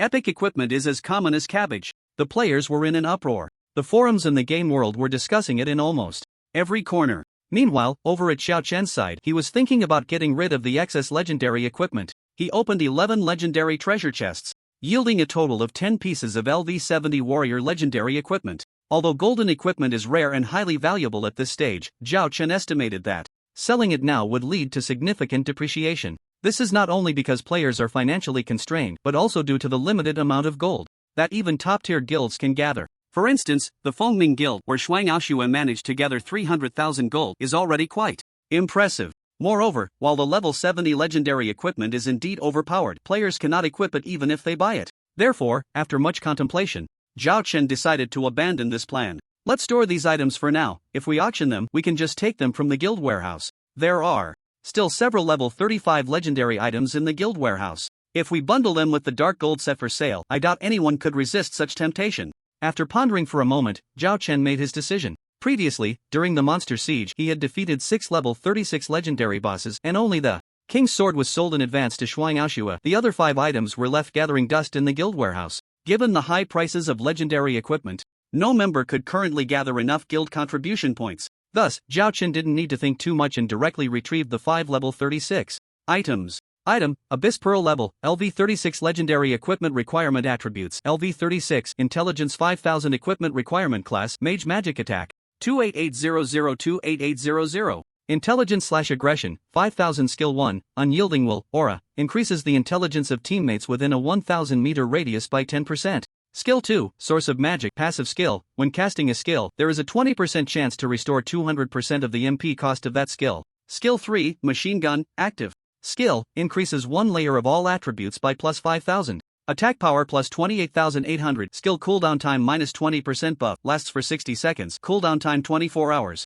Item, red flash level, LV36 legendary equipment requirement attributes, LV36, strength 36,000 class requirement, warrior/assassin. Skill 1, frenzy, passive skill, HP decreases by 10%, attack power increases by 10%. Skill 2, fatal strike, active skill, after release, the next skill attack power increases by an additional 200%, cooldown time 24 hours. Skill 3, fire dance, passive skill, any attack adds 20% attack power as burn damage, stacking up to 5 layers. Rage of the Giant Elephant, LV36 Legendary Staff, Star of Finland, LV36 Legendary Necklace. Item, Moment of Judgment level, LV36 Legendary Equipment Requirement Attributes, LV36, Intelligence 6000 Equipment Requirement Class, Judgment. Knight HP, 100000 Intelligence/Stamina, 6000 Magic Attack Power, 30,000 Physical Defense/Magic Defense, 12,000 Skill 1, Chanting, Aura. Increases the HP/stamina cap of teammates within a 1000 meter radius by 15%. Skill 2, Shield Block, passive skill, reduces damage taken by 30%. Skill 3, Shield Charge, passive skill, when attacking, there is a 10% chance to apply a 10% armor-piercing effect on the target, lasting 6 seconds. 5 legendary items. The attributes, from low to high, are a sub-weapon for mages, a main hand for assassins, a staff for priests, a necklace usable by all classes, and a small round shield for judgment knights. Zhao Chen also selected 9 corresponding dark gold items so that any level 36 player who buys one of the sets can immediately equip it, immediately able to be promoted to one of the top 10 players in the entire server. Zhao Chen nodded in satisfaction. Selling these 5 sets, 1.6 million gold should be no problem. But, selling to whom isn't selling? Let's prioritize our own people first. Zhao Chen opened a private chat with Shuang Aoshue and sent her the attribute illustrations of these 5 legendary pieces of equipment. Take a look. How many can you take? Shuang Aoshue was currently grinding, and upon seeing Zhao Chen's private message, she hurriedly stopped her actions and looked closely. At first glance, she couldn't help but drool. Daddy Qianya, can I have them all? On credit. What kind of dream are you having? I need gold. Alright, then I want that necklace, a flat price of 300,000 gold. Can you give me a few days to gather it? Shuang Aoshue gritted her teeth and stated her bottom line. These 5 pieces of equipment had been in the guild warehouse of Junlin Tiantang for quite some time, and even this ally of hers knew their attributes. She originally thought Daddy Qianya would keep them for guild benefits, but unexpectedly, he wanted to sell them. Although she didn't know the reason, Shuang Aoshue had long been drooling over these 5 pieces of equipment and couldn't help but start bidding. In fact, Shuang Aoshue only had 50,000 gold in her pocket. To gather 300,000, she would have to find a way to get it from the members of the Fengming Guild. Once the 300,000 was mentioned, Shuang Aoshue would have to tighten her belt. But for a legendary necklace, it was all worth it. Moreover, Daddy Qianya asking her needs before selling made Shuang Aoshue very touched. This thigh to hold on to was not in vain. There were feelings now. On the other side, Zhao Chen didn't hesitate much and agreed. Alright, just 300,000 gold, you can get it to me within 5 days, right? 300,000 gold, even if left out there, should be about right. Zhao Chen felt Shuang Aoshue's sincerity. No problem. Shuang Aoshue quickly agreed and curiously asked, Daddy Qianya, how much gold do you need? Within 500,000, I can think of a way. As the president of one of the top 10 guilds, Shuang Aoshue had many friends, and even if it was borrowing, she could get a considerable amount in a short time. However, she didn't expect Zhao Chen's next sentence to scare her. I need 1.6 million. What? Shuang Aoshua doubted her ears. 1.6 million. Gold could wipe out the entire treasury of 5 Fengming guilds. Daddy Qianya, are you joking? Zhao Chen scratched his head. Am I that bored? Enough talk, I'm going to sell the equipment. Wait a minute.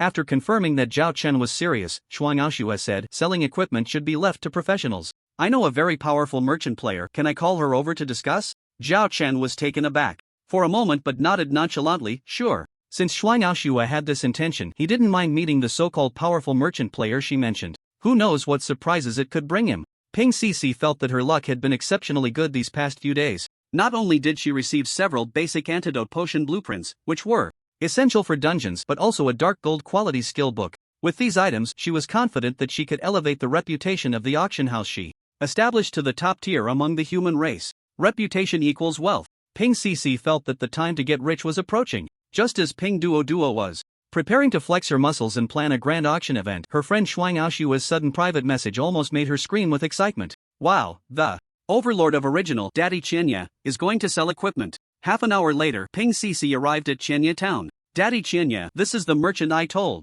you about. Shuang Aoshua introduced to Zhao Chen. Upon hearing this, Zhao Chen immediately turned to look. In front of her stood a mature woman, around 30 years old, dressed in a qipao adorned with dark golden patterns. She wore no equipment and looked like an ordinary secondary profession player. Hello, Daddy Qianya, I've heard so much about you, Ping Cece said with a flattering smile. Just call me Qianya. Zhao Chen was speechless for a moment. This woman was much older than him, and he certainly didn't want to be called her father. Although Zhao Chen had countless sons and daughters in the original, those who dared to call him that were mostly young ladies and gentlemen. This was the first time he faced a woman in her 30s. Being called daddy made him feel uncomfortable all over. If it weren't for Shuang Aoshua's sake, he might have just left with a cold face. Alright, great God Qianya. Ping Cece quickly adapted. I heard from Xiuxue that you have 4 sets of equipment ready for auction? Our star auction house is willing to relieve your worries. Ping Cece was a businessman with a keen sense of smell. She noticed that a simple greeting had already made the other party feel somewhat dissatisfied, so she got straight to the point. If you hand over the equipment to us, our auction house will not only charge no handling fees but also guarantee that you won't have to worry. Just wait for the gold to arrive. Zhao Chen generally had a good impression of decisive merchants like her, and he felt a bit more comfortable. As for the handling fee, I don't like that. Just charge 5% of the official transaction price. But I have one request. What request? No later than 5 days, sell them all. Is that okay? 5 days is too short. Can you extend it a few more days? Ping Cece hesitated for a moment and added, if we have 10 days, I can guarantee that these 4 sets will sell for at least 2.1 million gold. As a businessman, Ping Cece was well aware of market prices. Although golden quality equipment was rare at this stage, it didn't affect her judgment. Legendary equipment paired with dark gold, what does that mean? It meant that whoever ultimately got their hands on one of these 4 sets would soar to new heights, instantly becoming one of the top players, second only to the great demon King Qianye. No one could remain indifferent to that, especially those top guilds, who would spare no effort to find a way to buy a set. Suddenly, 2 words popped into Ping Cece's mind, godmaking. She thought that if she could have 10 days for promotion, allowing the powerful big shots to gather money, then holding the auction afterward would surely yield an incredible price. Unfortunately, Zhao Chen shook his head, rejecting her proposal. At most 5 days, it's fine to earn a little less, I don't care.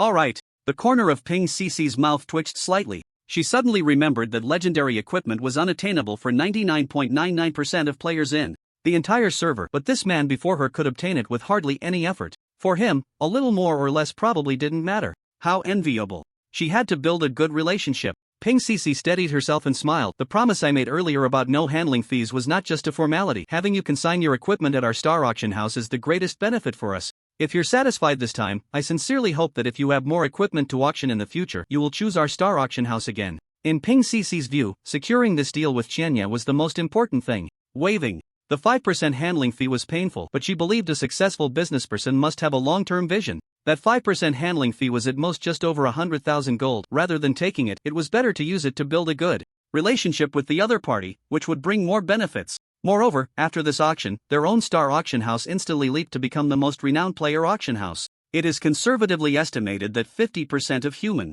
players will choose to trade equipment and items at their auction house, as that is where the real profits lie. Regarding the request from Ping Cece, Zhao Chen had no objections.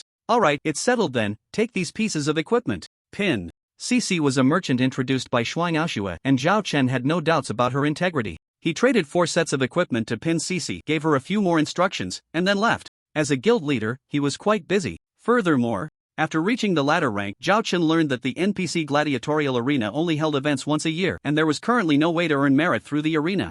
Additionally, it took 10 minutes to match a master-level opponent in the individual ladder matches, which was far too inefficient. Fortunately, he could participate in multiplayer PvP, climbing the ranks from low to high just like in individual matches. However, this was an extremely time-consuming endeavor.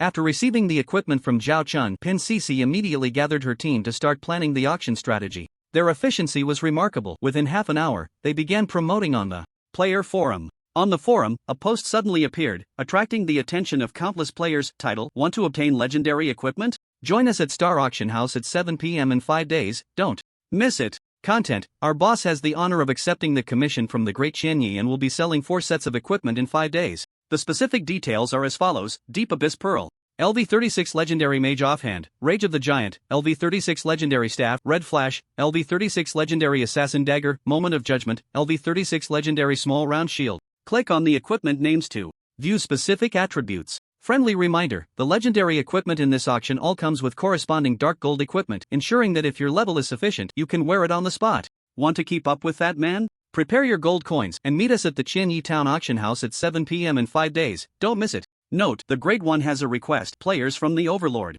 Guild, please do not disturb. That's right, this post was published by Pin Cece. Once it was released, it was immediately pushed to the front page by countless players. Instantly, the entire game forum erupted, with numerous people starting to comment below the post. Wow, is Qianyi Daddy selling equipment? Legendary. And with matching dark gold, is Qianyi Daddy giving out benefits? I'm stunned. Wow, is this the terrifying attribute of legendary equipment? I thought I had seen it all. I want to participate too. I've saved up a total of 10 gold coins since the server opened. Do you think I can buy a ticket? Upstairs, are you dreaming? You can enter Qianyi Town for just 1 gold coin. Don't think about anything else. Wooble players from the Overlord Guild are already crying in the bathroom. One by one, players began to wail. In front of these 4 sets of equipment, no one could maintain a calm demeanor. Many were speculating just how many tens of thousands of gold coins it would take to buy a set. 100,000? 200,000? How embarrassing. Some analysts concluded that it would start at least from 300,000 gold coins. Upon seeing this terrifying number, countless people widened their eyes. There was no way around it. Gold coins in the original were incredibly hard to come by, and at this stage, ordinary players were basically trading in silver coins, with over half of the players having savings of no more than 5 gold coins. Even those with slightly higher skill levels or better luck had at most 20. It was simply unimaginable for them to suddenly see equipment valued at several 100,000 gold coins. This auction was destined to be dominated by those top-tier guilds.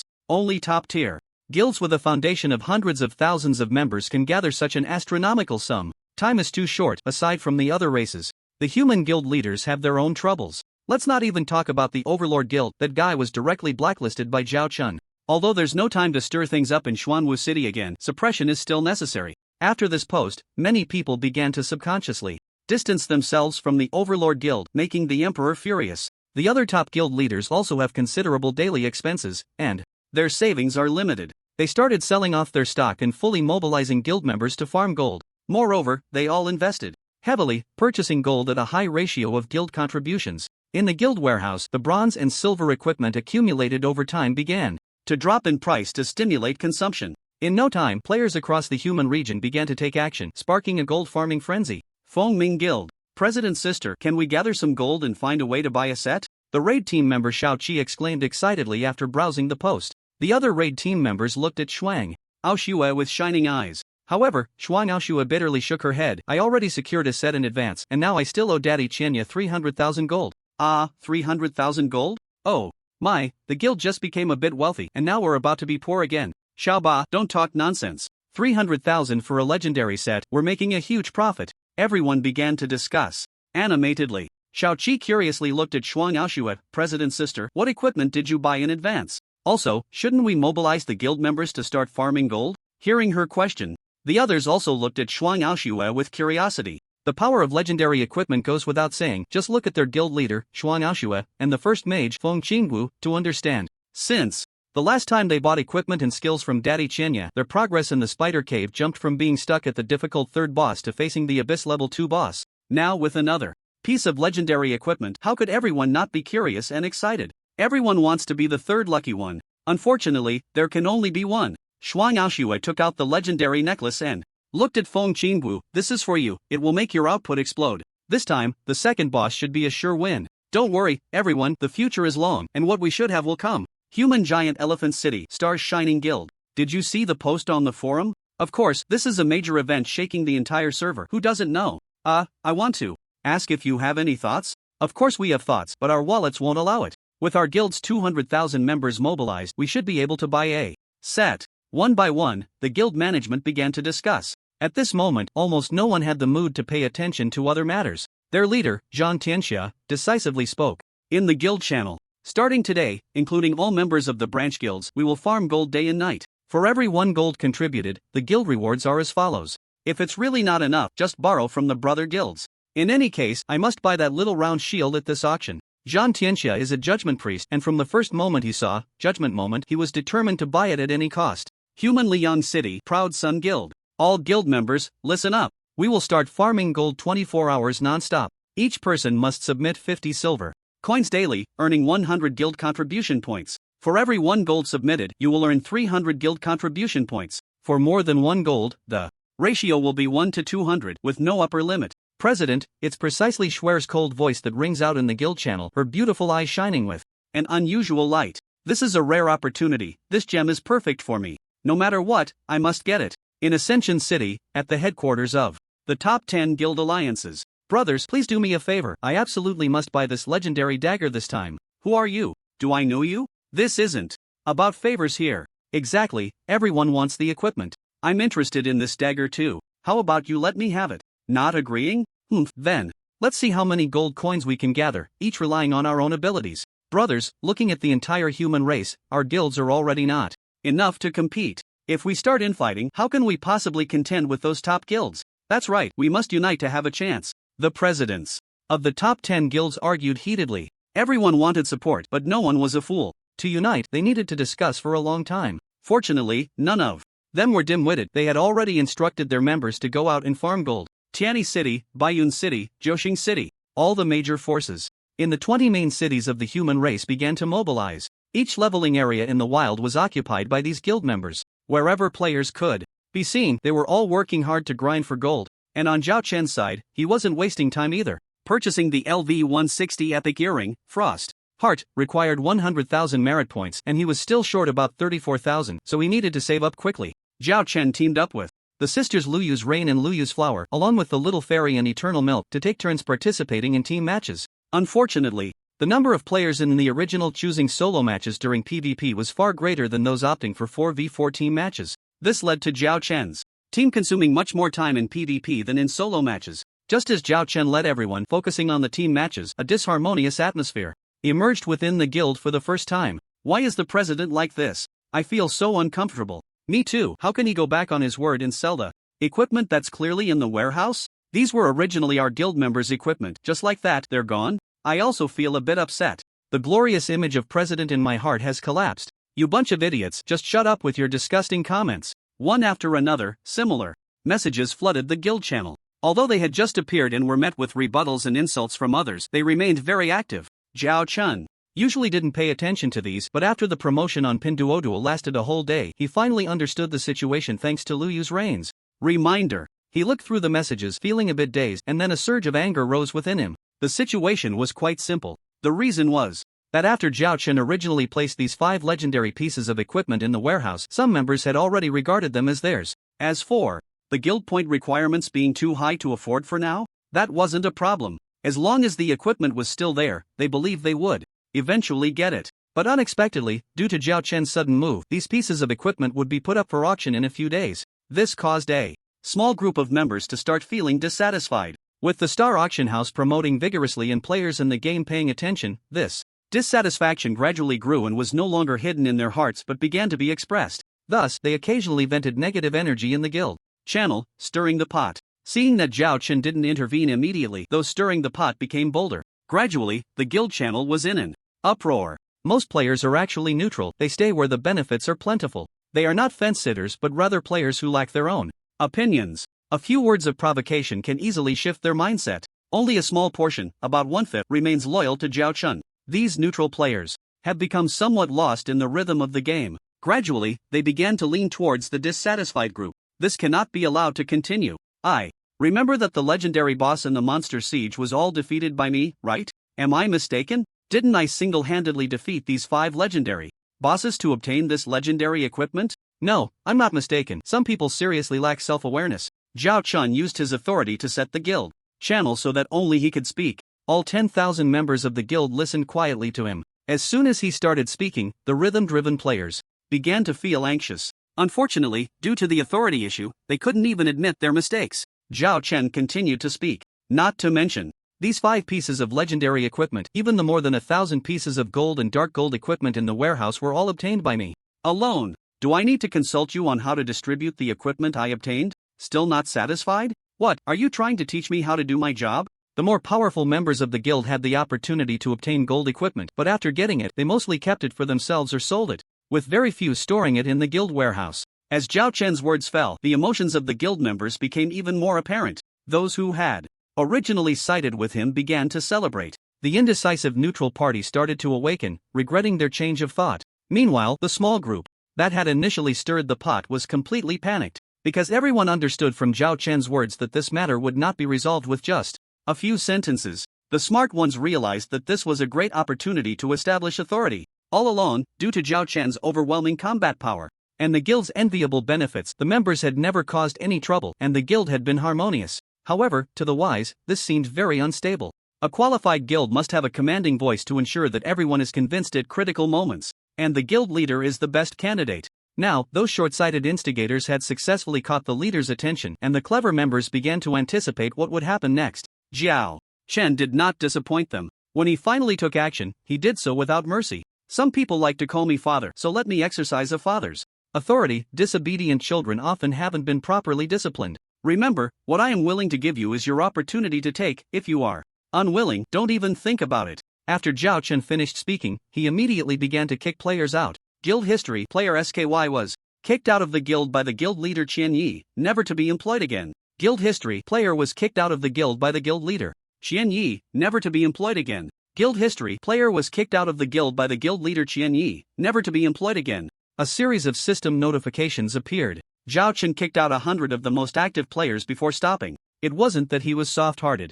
It was just that his energy was limited and he couldn't carefully observe and kick out all the instigators. So he treated it as a warning. The effect was quite remarkable. The rhythm-driven players began to fear becoming the next ones to be kicked out. Players whose thoughts had been distorted by the instigators also started to panic, afraid they would be the next unfortunate ones. Even if Zhao Chen stopped now, no one would relax. Being kicked out of the guild and never to be employed again was too harsh a punishment for the members, considering they had initially come for Zhao Chen's reputation and the vast array of high-quality equipment in the guild warehouse. Changing to another guild, even if it's one of the top 10, would still be far inferior in terms of benefits compared to Junlin Tiantang. Therefore, the members who had regained their senses felt quite regretful. This incident ends here. I do not wish for anything similar to happen again. Zhao Chen spoke again. Now I announce 3 things. First, the guild will have Jun's Reign and Eternal Big Milk as vice presidents, with Little Fairy, T-Brother, Brother Gongzi, Ako, and Jun's Flower as officials, all of whom have the right to kick members. Second, the guild's warehouse will never lack the high-quality equipment you need, so rest assured. Third, any player who obtains a hidden dungeon key can privately message the management. If you can't handle it, come find me. After saying this, Zhao Chen lifted the speaking restrictions in the guild channel and tossed 11 pieces of LV-70 legendary equipment into the guild warehouse. Guild history record: President Qianya placed LV-70 legendary quality equipment Dark Knight Longsword into the guild warehouse. Guild history record: President Qianya placed LV-70 legendary quality equipment Dark Knight Shield into the guild warehouse. Guild history record: President Qianya placed LV-70 legendary quality equipment Forbidden Heart into the guild warehouse. 11 records refreshed. The guild members were completely ecstatic. 3 commands. The first increased the guild's cohesion, making management more convenient. The second made members understand that following Zhao Chen was the right choice. The third command was Zhao Chen's way of wanting to secure more first clears of dungeons to gain the attribute point rewards. Although the rewards from lower level dungeons weren't much, even a small mosquito is still meat, and the effect of gathering sand to form a tower was also good. President Daddy, awesome. Haha, those who stirred up trouble got kicked out. What a relief.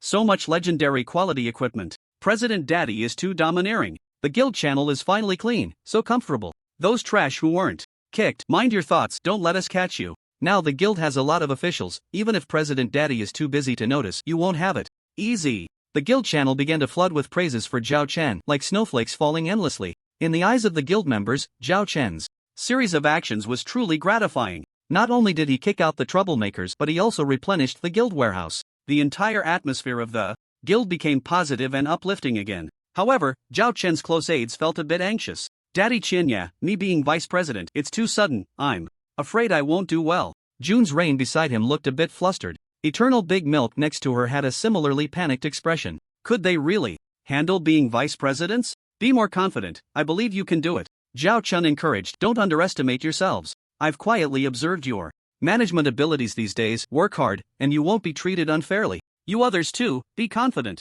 Zhao Chen's appointment of the management team wasn't arbitrary. The guild had a total of 10,000 members, but he had only a few impressions, mostly of old friends he was closer to. Everyone had management potential, and among them, Jun's reign and Eternal Big Milk had the best relationships, were upright, decisive in their actions, and clear in their principles, making them suitable for the vice president roles in his eyes. Of course, if he found any dereliction of duty later, he wouldn't hesitate to criticize or dismiss them. On the other hand, everyone felt deeply moved by Zhao Chen's trust. They secretly vowed to live up to their daddy's expectations. 4 days passed unknowingly. During these 4 days, Zhao Chen led the guild members to tackle the abyss-level spider cave and secured the first kills of 2 hidden dungeons before diving headfirst into multiplayer PvP. By now, he had already been promoted to the diamond rank in team competitions. The merit points have finally surpassed 100,000. After completing the goal, Zhao Chen quickly withdrew from the ladder match, letting out a sigh of relief. Phew, finally out of the boring PK. The disparity in strength was enormous, and there was no fun in piking with players. It was all one-hit kills along the way, which had long since annoyed Zhao Chen. Therefore, he didn't want to waste any more time. Zhao Chen glanced at the leaderboard. Currently, the rankings on the World Region Ladder leaderboard were: first place, Xian Yi, strongest king rank in individual matches, 6,591 matches. Win rate 100%. Diamond rank in team matches, 3,319 matches. Win rate 100%. Second place, Wu Luba, master rank in individual matches, 13,211 matches. Win rate 79%. Gold rank in team matches, 8,121 matches. Win rate 81%. Third place, Xiao Xian Nu. The first place was undisputed. Zhao Chun had a bit of an impression of the second place. It seemed to be an assassin player from the Celestial clan, named Wu Luba. Among the 3rd to 10th places, 4 were from the Junlin Tiantang Guild.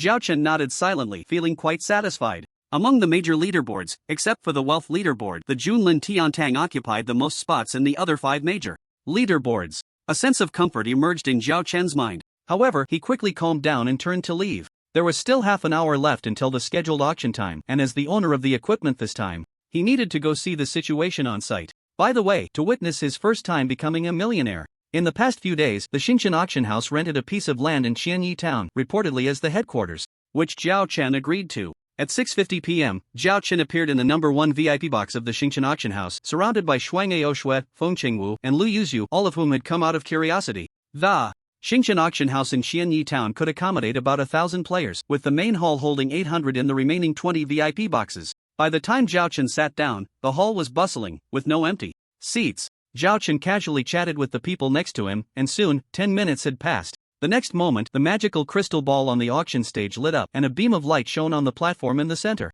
while Pin Shishi stood gracefully in the light column. Welcome everyone to the Xinchen auction house, it's an honor to see you all. After a simple greeting, Pin Shishi got straight to the point. I believe everyone is already eager. Let me remind you, don't be stingy with your gold coins, this opportunity is truly rare. Now, let's invite our staff to bring up the first set of equipment. A young girl, holding a tray, slowly approached the light column, the tray piled with dark gold and purple equipment about the size of the young girl herself, causing her to lift the tray above her head. From a distance, it looked like a giant moving tray. Seeing this, Zhao Chen couldn't help but chuckle. Is this a feature of the auction house? This woman Pin Shishi really knows how to play tricks. Equipment can be stored in a backpack and taken out when needed. Pin Shishi's arrangement was clearly to allow more buyers to appreciate the impressive quality and special effects of the equipment. This might make the participating auction players more enthusiastic. The first set of equipment is here. This set belongs to the mage profession, consisting of 9 pieces of LV35 dark gold equipment from different parts, and 1 LV36 legendary subweapon. As for the attributes of the Abyss Pearl, I believe everyone has already checked it out on the forum. Before coming If you don't understand or want to know the attributes of other dark gold quality equipment, you can view the current channel's illustrated guide. I won't waste more words here. The first set of equipment. Starting bid 100,000 gold coins, each increment must be no less than 5,000 gold coins. Pin CC tapped the wooden hammer, signaling the auction to officially begin. The current channel is the chat interface. For all players within a 500-meter radius, and no one has been playing this long without knowing that. Soon, one by one, the participants, after reviewing the attributes, became excited and flushed. 150,000 gold coins. A middle-aged man with a round face stood up, nodding to those around him. This set of equipment is coveted by our Fongyun Guild. Everyone, please show some respect. As soon as he finished speaking, someone jumped up. Get lost. What is your Fongyun Guild? I bid 200,000. I bid 210,000. 220,000. This is not the first auction held by merchant players since the launch of Original, but it is the first auction for legendary equipment. Moreover, these 4 pieces of legendary equipment each have matching dark gold sets. No one can remain indifferent in the face of such a grand event. Therefore, even though there are only about 1,000 big shots with the capital to participate in the auction, the number of onlookers is spread across every corner of the server. Pin CC naturally understood that this was a great opportunity to make a name for herself, so she had already started a live broadcast. Any player could enter and watch through the live broadcast interface. The enthusiasm of the onlookers did not exceed Pin CC's expectations. Within just 10 minutes of starting the live stream, the number of viewers exceeded 100 million, 1/20th of all players on the server. Moreover, this number was increasing at a terrifying rate every second. Everyone wanted to know what astronomical price these 4 sets of equipment would fetch and who would ultimately win them. Now the first set of equipment was up for auction, and the scene was filled with big shots, their faces flushed with excitement, refusing to back down, a sight that opened the eyes of the onlookers. Hiss, these big shots are really loaded, bidding hundreds of thousands. This is terrifying. I'm the president of a 1,000-member guild, and squeezing all my members' wallets, I could only scrape together 5,000 gold coins. I admit it, I'm just a poor loser. I can't even come up with 10 gold coins. By the way, is it worth spending so many gold coins on a set of equipment? Nonsense. Do you think the big guild leaders are fools? Of course, it's worth it. Exactly, what does gold matter? Obtaining such equipment is of immense significance for the guild's advancement. The onlookers couldn't help but discuss among themselves. The discussions about this auction spread throughout the entire game world and every corner of the forums. As time passed, the number of bidders among the participants dwindled. The price had risen from 220,000 to 300,000. This had already exceeded the psychological bottom line of many wealthy big shots. Even if they wanted to bid, they could only watch helplessly. The bidding continued on site. 310,000, 320,000, 325,000, 350,000. When the first bidder, the middle-aged fat man, gritted his teeth and shouted out the astronomical figure of 350,000 gold coins, the scene fell into instant silence. Fongyun Guild leader bids 350,000 gold coins. Is there anyone higher? Pin CC's voice barely concealed her excitement. If not, I will start counting. The crowd below couldn't help but exchange glances and whisper. 350,000 is a bit too high, not worth it. I think so too. I'm more interested in that assassin equipment. I'll give up on this one. Forget it, the Fongyun leader is really bleeding this time. Let's leave it at that. After waiting a full 10 seconds and seeing no one else bid, Pin CC felt a bit regretful. 350,000 for the first time. 350,000 for the second time. 350,000 for the third time. Congratulations to the Fongyun leader for winning the first set of equipment. The hammer fell decisively. Soon, the middle-aged fat president of the Wind and Cloud Guild trembled as he took the tray and simultaneously handed over 350,000 gold coins to the mage players present. Couldn't help but reveal their envy in their gazes towards him. With this set of equipment led by the legendary gem, any mage could instantly rise to be the second best mage in the entire server, second only to S. It surpassed mainstream players by countless tiers. However, they quickly lost their desire to envy as the second set of equipment was brought up by the attendants. There were only 4 sets in total, and with each set sold, the remaining ones decreased by 1. The players present felt the urgency as the first legendary mage gem set already had an owner. No one qualified to attend the auction wanted to just be a bystander. Therefore, the competition for the second set of equipment was even more intense than for the first. 10 minutes later, the set centered around the LV-36 legendary dagger was bought by the Azure Blue Guild for the astronomical price of 450,000 gold coins. Another 10 minutes later, the third set, the LV-36 legendary priest staff set, was purchased by the alliance leader of the Ascension City Guild for 600,000 gold coins. At this point, only the last set remained in the auction. The final item, the Judgment Moment, LV-36 legendary small round shield. If you randomly interviewed a high-level player and asked which profession is the most important in a dungeon team, they would undoubtedly answer without hesitation, tank profession, commonly known as T. A dungeon team requires output, healing, and support professions, but without a good T, the difficulty of clearing the dungeon can increase by more than 30% instantly. This is no joke. Without a stable T to draw aggro, the boss's hatred can become chaotic, and the output professions won't be able to deal damage for even a few seconds, while the healing professions won't be able to heal. How can you clear the dungeon like this? Therefore, only with a T profession that has stable aggro skills and extremely high HP and dual defenses can everything be orderly during a boss fight. This is true for both 10-man dungeons and large-scale 10,000-man dungeons. The role of the T profession is a necessary condition for clearing dungeons. And now, the last set displayed in the auction house, the Judgment Moment, is precisely the small round shield for the T profession, the Judgment Priest. Its value is beyond doubt. Many people present initially aimed not for the explosive output of the Abyss Gem, the Assassin Dagger Red Flash, or the Holy Priest Staff Wrath of the Giant Elephant. Instead, it was this Judgment Moment. So, when the auction staff brought it up, the atmosphere in the room instantly reached its peak. I won't waste any more words. I believe everyone understands the value of this small round shield better than I do. Now, the auction begins. Starting price is 300,000 gold coins, and each bid must be no less than 10,000 gold coins. On stage, decisively announced the start. As soon as the words fell, someone instantly stood up. We, the Old Man Guild of 9-Star City, will take the small round shield for 500,000. With just one statement, they raised the starting price by a staggering 200,000. In the VIP section, slightly turned his head, feeling a sense of admiration. He realized that this person was catching everyone off guard, trying to secure the Judgment Moment in one go. However, believed that no one aiming for the Judgment Moment was a fool. It would be too difficult to trick them with such small cleverness. Sure enough, before the Old Man Guild's bid had even passed 3 seconds, someone else immediately placed a bid. 550,000, 600,000, 610,000. One by one, the leaders of top guilds, the wealthiest group among the players of, were competing fiercely. Finally, when the bid reached the astronomical figure of 800,000, the voices in the room gradually quieted down. But before the person could feel happy for a few seconds, the people in the VIP room began to call out their bids. The Shining Stars Guild, fighting for the world, 1 million gold coins. Boom! Everyone was in an uproar. 1 million gold coins. This was an astronomical figure that no one could have anticipated. Beyond imagination, unbelievable. Everyone was stunned. The onlookers in the livestream were overly excited, and posts on the forum erupted like a hurricane, flooding the screen every moment. What the hell, 1 million? Is there something wrong with my ears? Oh my god, are these big guilds really that rich? 1 million just to buy a set of equipment? What a big spender. The president of Stars Shining is fighting the world, right? From now on, you're the second person I admire besides my dad Chinya. By the way, Stars Shining isn't even one of the top 10 guilds in the server. How could they possibly have 1 million gold coins? Yeah, it can't be a false number, right? You two idiots upstairs, go check the game wealth rankings. Right, whether it's true or not, just look at the wealth rankings. The onlookers seem to have received a revelation and all turned their attention to the world wealth rankings. First place, human race, Pingxishi, 1.43 million gold coins. Second place, human race, Zhan Tianxia, 1.23 million gold coins. Third place, human race, Tianxing Jiogo, 1.10 million gold coins. Fourth place, human race, Pian Shuier, 1.09 million gold coins. Fifth place, human race, Lao Chu, 960,000 gold coins. Sixth place, human race, senior mage, 510,000 gold coins.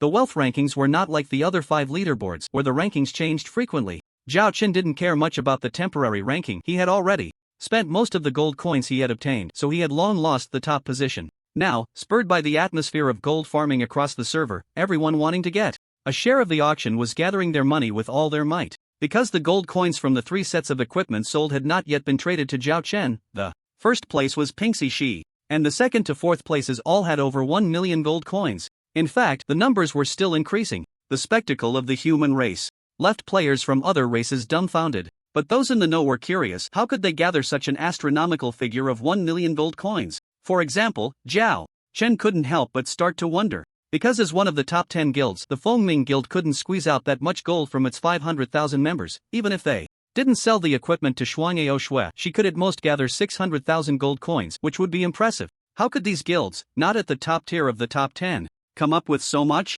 After carefully observing the rankings for a while, Zhao Chen finally realized. So they felt they couldn't handle it alone and teamed up with allies. Starting from the 6th place, the gold coin showed a cliff-like drop. The gap between top guilds couldn't be that large, so aside from the top 3 of Pingxishi, they must have borrowed from their respective allies. Realizing this, Zhao Chen couldn't help but marvel. These 3 were really putting in a lot of effort to get the matching equipment. For the small round shield, they were even willing to bear huge debts. However, Zhao Chen only sighed for a moment before becoming happy again, because no matter how hard these three fought, the ultimate beneficiary would be him. Thinking of this, Zhao Chen didn't mind giving the final buyer a little surprise, so he privately messaged Ping Xixi. The sky-high price of 1 million scared off the vast majority of participants, leaving only Zhang Tianxia, Tian Xingjiugu, and Pin Shui'er to start competing. 1,005,000, 1,006,000, 1,010,000.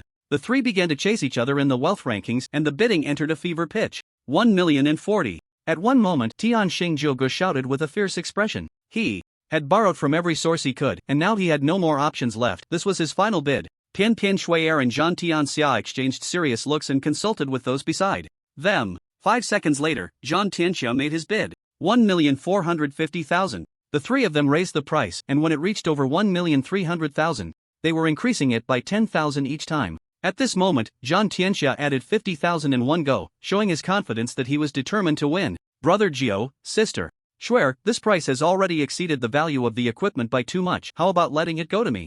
Zhang Tianxia said with a smile at the entrance of the VIP box. The scene fell silent as everyone watched the three big shots compete. Under the gaze of the crowd, Tianqing Jioga remained silent for a long time before finally shaking his head bitterly. Forget it, I give up. He simply couldn't borrow anymore, and Tianqing Jioga had no choice but to admit his inferiority. Thank you for your understanding, Brother Jiao. Zhang Tianxia nodded with a smile, then turned to the box of Pin Shui'er. Shui'er, have you made your decision? We're not familiar. Don't call me that, it's disgusting. A cold female voice came out, her tone barely concealing her annoyance. A fierce look flashed in Zhang Tianxia's eyes, but his smile remained unchanged. Alright, then I'll call you Pin Shui'er. So, have you thought it over? As far as I know, your gold coins aren't sufficient anymore, right? As soon as he finished speaking, Zhang Tianxia couldn't help but show a confident expression. 3 minutes ago, his ranking on the wealth leaderboard alongside Tianqing Jioga and Pin Shui'er had gradually stabilized. He had gathered 1,500,000 but only bid 1,450,000.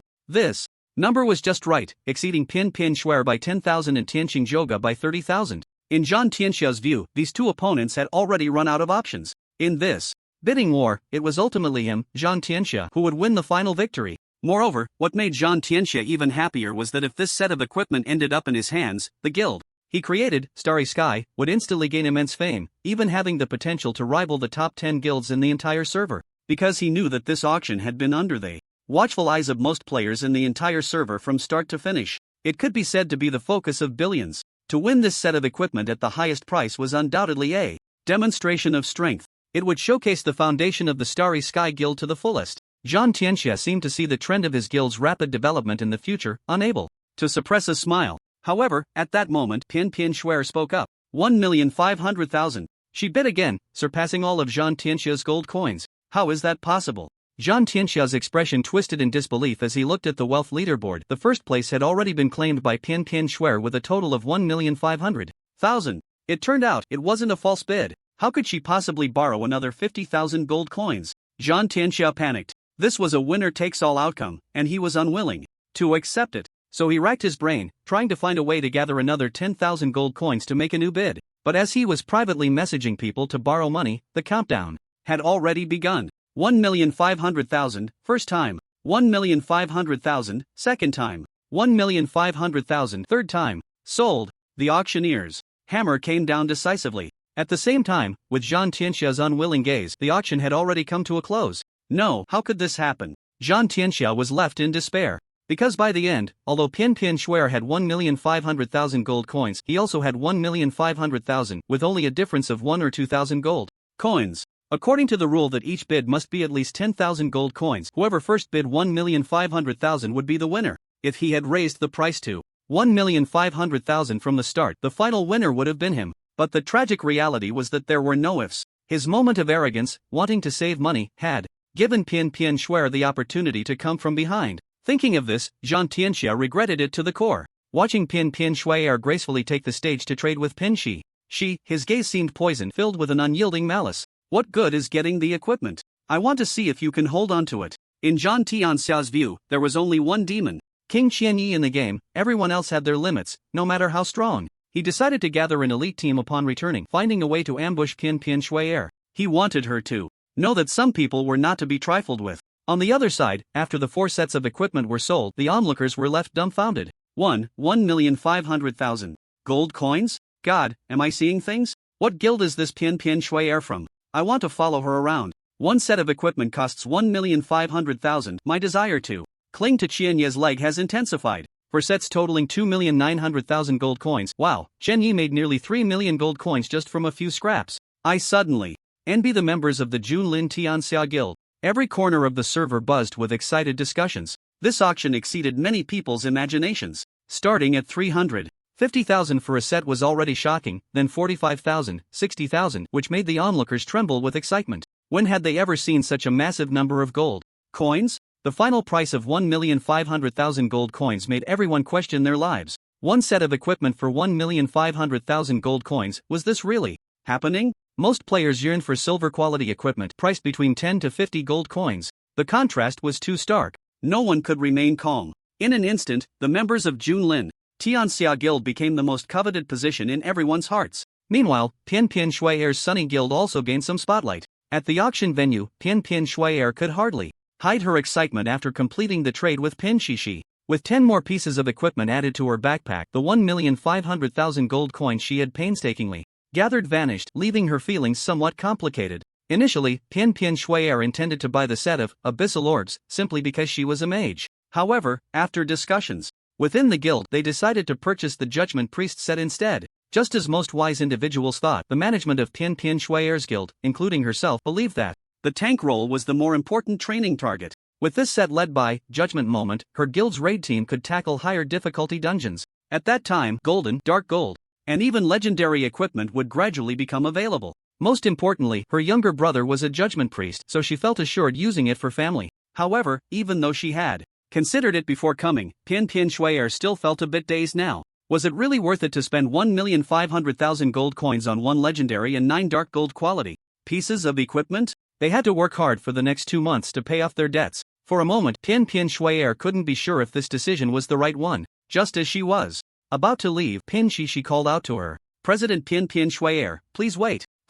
Facing Pian Pian Shui Air's puzzled expression, Pin Shishi smiled slightly. Before auctioning this set of equipment, Lord Qian Yi privately messaged me. If this set ultimately sells for over 1,400,000 gold coins, he will take the buyer for a free run at the highest difficulty level of the LV40 Taorun King dungeon, provided they meet the entry requirements. And all the loot from the dungeon will only go to him if he needs it. Pian Pian Shui Air was momentarily stunned, as if struck by a pie falling from the sky, revealing a complex expression of surprise, excitement, and disbelief. Minotaur King Dungeon, any difficulty? Yes, you heard it right. Pin Sisi looked at the lucky person in front of her with amusement, fully understanding their state. When she had first heard the news from the great god Qianya, she too had been utterly astonished. She had originally planned to reveal it before the auction ended to raise her stakes, but unexpectedly, Qianya wanted to treat it as an additional surprise. As the two conversed, the crowd that had yet to leave the auction hall suddenly widened their eyes, falling into a dead silence. The entire hall was so quiet that a pin drop could be heard. After a long while, someone's face turned red, and they gasped, screaming in disbelief. Any difficulty for the Minotaur King dungeon? I can't be hearing this right? Oh my god, I demand a rebid.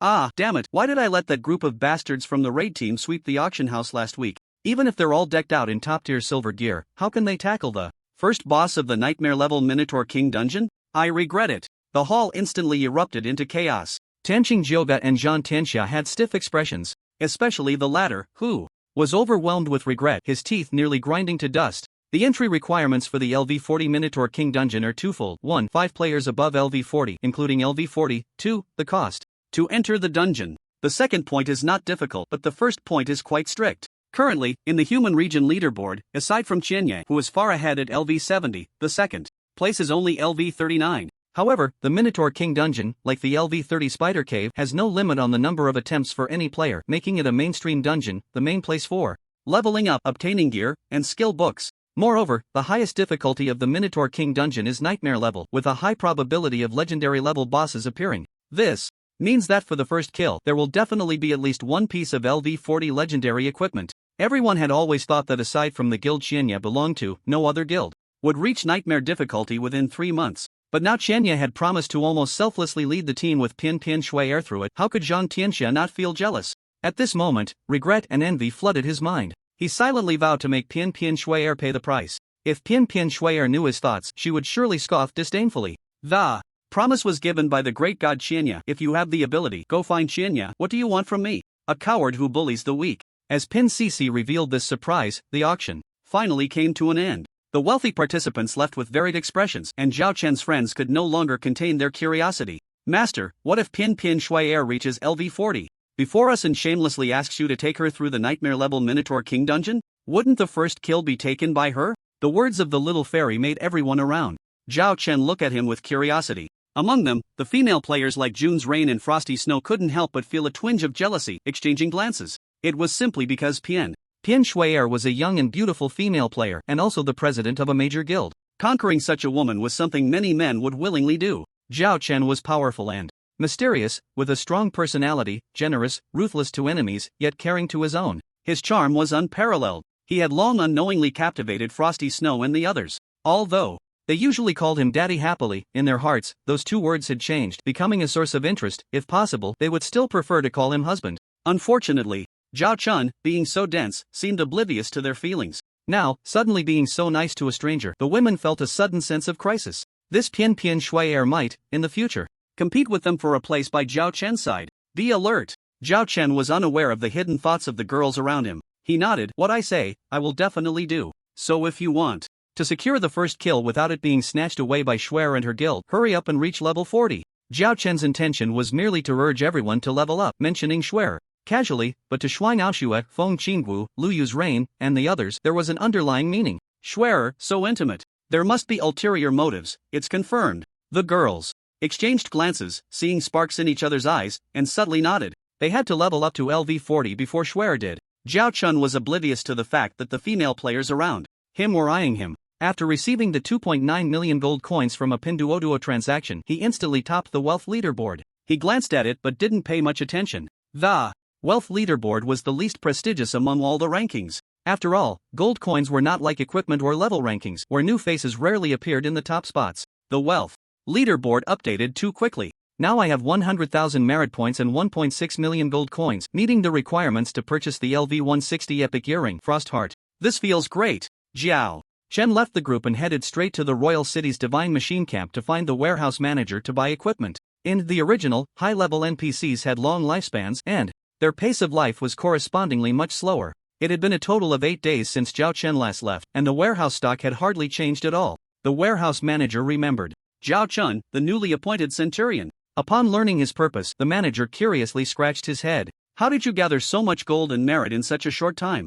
I'm immortal, anything is possible. The NPC didn't know that players received merit rewards for piking, and Zhao Chen didn't know how to explain, so he just brushed it off. Under the warehouse manager's curious and puzzled gaze, Zhao Chen completed the exchange for Frostheart. The effects of the LV Epic equipment were remarkable. After equipping it, his stats underwent a tremendous change. ID, Qian Yi level, LV70, 310 million/320 million, race, human, racial talent, skill upgrade experience reduced by 10%. Class, Destroyer HP, 1.88 million mana, 368,000 physical attack, 2.998 million, 4.489 million magic attack, 1.5 million, 2.25 million physical defense, 1.096 million magic defense, 1.081 million attributes, strength 1.209 million, agility 563,000, stamina 697,000, intelligence 307,000, unallocated free attribute points, 0 attack speed, 0.06s/attack reputation, 132,000, worship, merit, 101,000, world legend degree, 12 skills, LV11 thunderstep, LV11,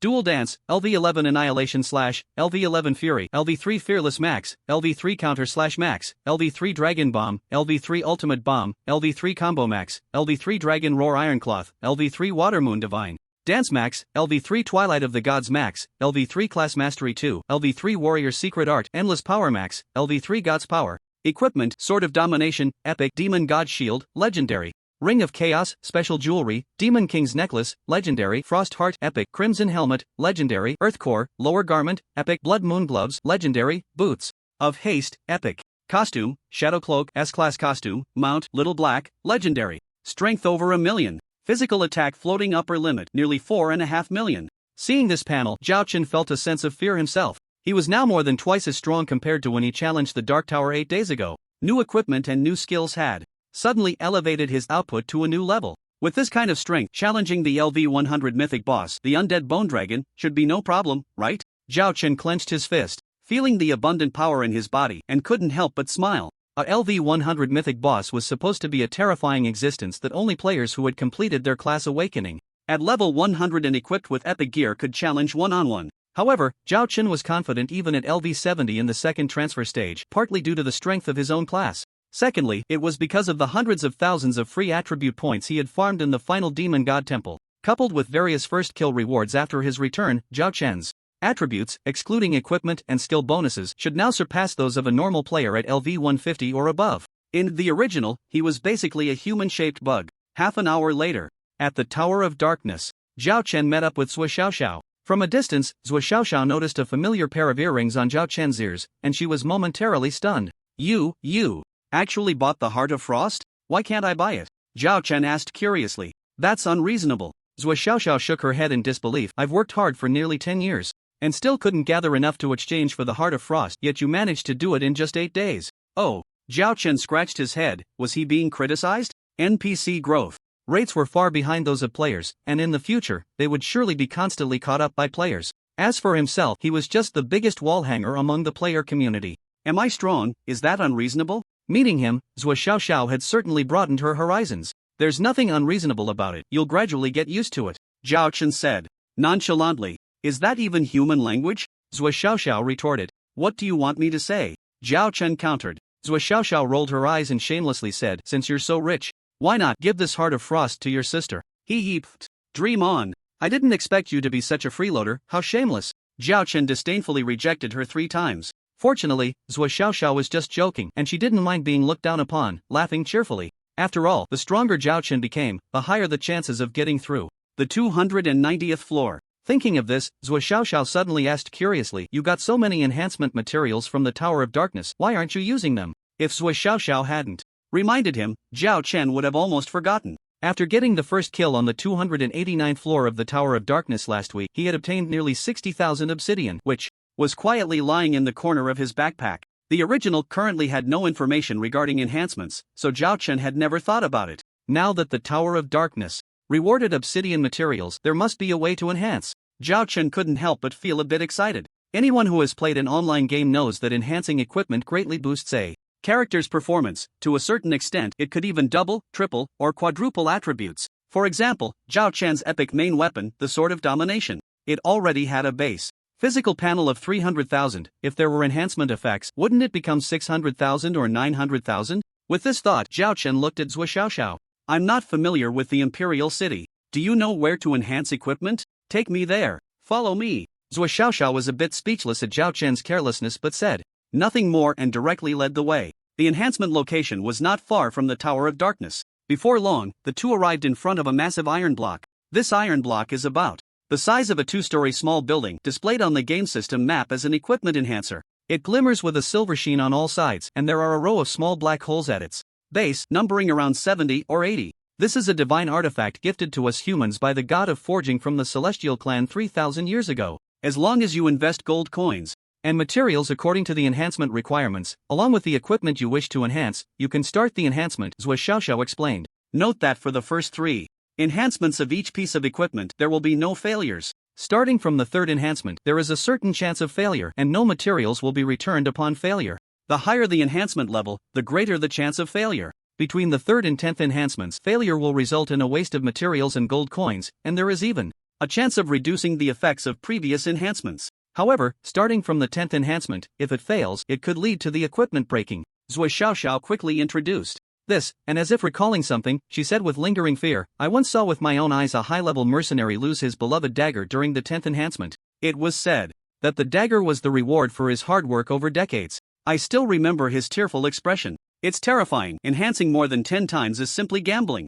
Zhao Chen asked. Curiously, is there any item that guarantees safety for enhancements beyond 10? He was planning to prioritize enhancing the Sword of Domination, but if it broke, he would probably want to die. So, he wanted to ask if there were any materials similar to equipment protection vouchers in other online games to ensure the safety of pushing equipment beyond +10. Zhou Xiaoxiao thought for a moment and said, there is, but it's said that the blood of divine-level demon creatures can create a material called dark blood. Adding this material during enhancement will ensure the equipment won't break, but it's extremely rare, you might not see it for decades. I think it's best to stop after 9 enhancements. Zhou Xiaoxiao kindly advised Zhao Chen not to get too carried away. Unless absolutely necessary, he shouldn't gamble on the chances of success. Zhao Chen nodded, indicating he understood, and then turned to study the equipment enhancer. System prompt. Select the equipment to enhance and deposit the corresponding obsidian and gold coins into the window. The enhancement will be completed in 1 minute. The rules are simple, just put in the items, and it's done.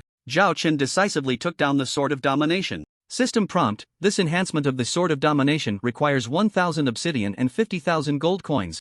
Upon successful enhancement, all attributes will increase by 3%. This price is still within an acceptable range. Let's take a look at the enhancement prices for other equipment. Zhao Chen then equipped earrings, a secondary weapon, a helmet, and so on. System prompt. This enhancement of the Heart of Frost requires 500 obsidian and 10,000 gold coins. Upon successful enhancement, all attributes will increase by 3%. System prompt. This enhancement of the Demon God Shield requires 200 obsidian and 4,000 gold coins. Upon successful enhancement, all attributes will increase by 3%. System prompt. This enhancement of the Crimson Helmet requires 100 obsidian and 1,000 gold coins. Upon successful enhancement, all attributes will increase by 3%. From the increase after successful enhancements, regardless of the equipment level, the first enhancement always increases by 3%. It's just that the materials and gold coins required for enhancement vary depending on the quality and level of the equipment. Enhancing armor doesn't significantly improve my capabilities, but it's cheap enough.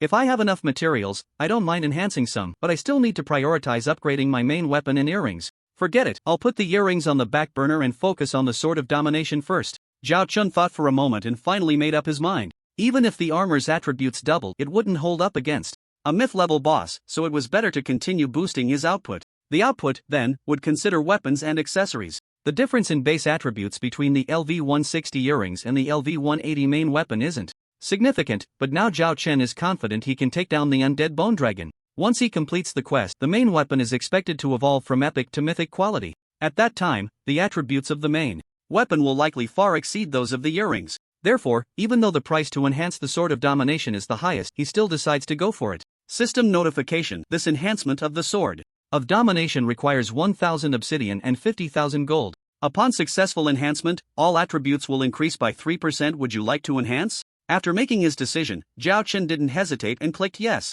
directly. A minute later, the enhancement was successful and the suffix +1 appeared on the Sword of Domination, with all attributes increasing by 3%. The 3% boost was too low, and Zhao Chen clicked to enhance again without hesitation. Enhancement successful. Equipment enhancement level +1. Attributes increased by another 3%. Enhancement successful. Equipment enhancement level +1. Attributes increased by 4%. After 3 enhancements, the Sword of Domination had a total boost of 10%, which was quite good.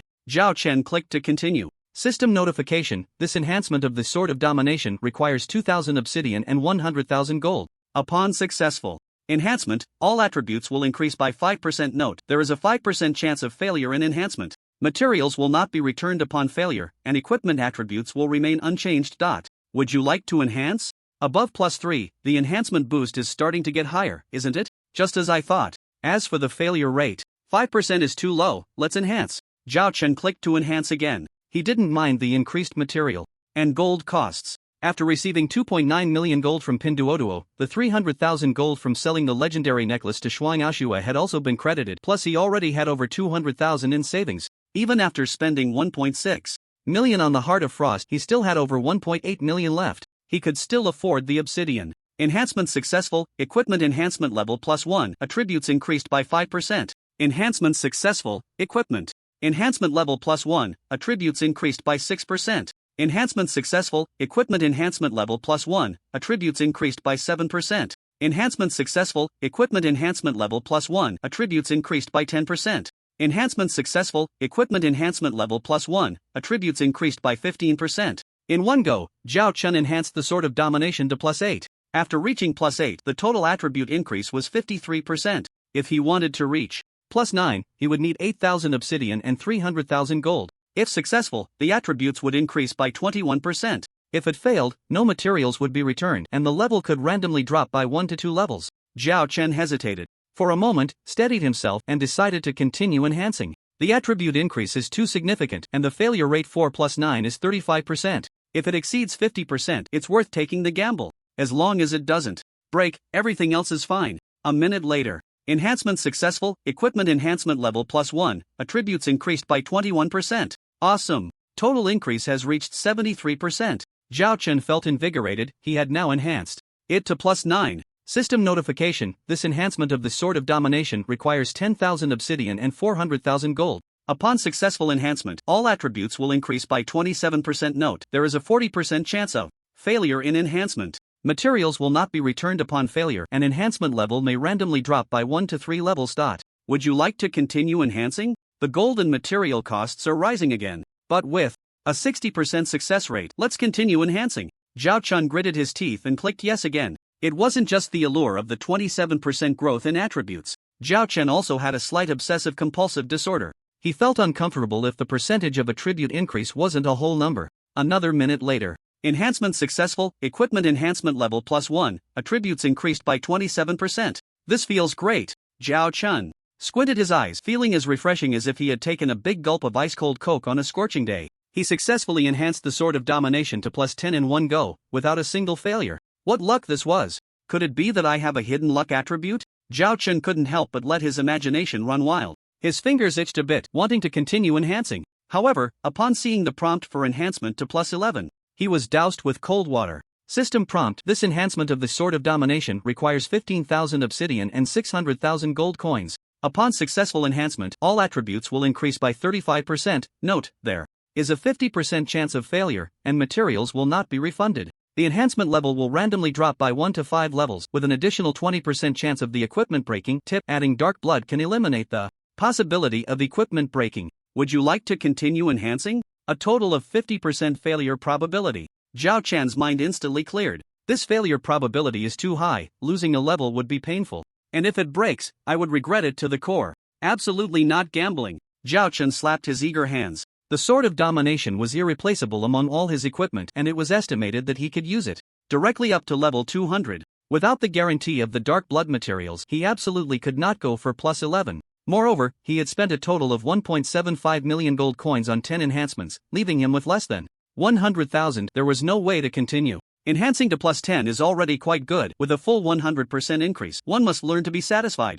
Zhao Chen silently comforted himself and then admired the +10 Sword of Domination. Item, Sword of Domination +10, level, LV 180 epic, equipment requirement attributes, LV 180, strength 280,000, equipment requirement class, warrior/assassin, physical/magic attack power, 300,000 + 300,000 physical/magic. Additional attack power, 30%, skill 1, domination power, aura type. After equipping, all teammates within 1,000 yards gain +30% attack power. Skill 2, World Destruction Sword, active skill, deals a powerful /in.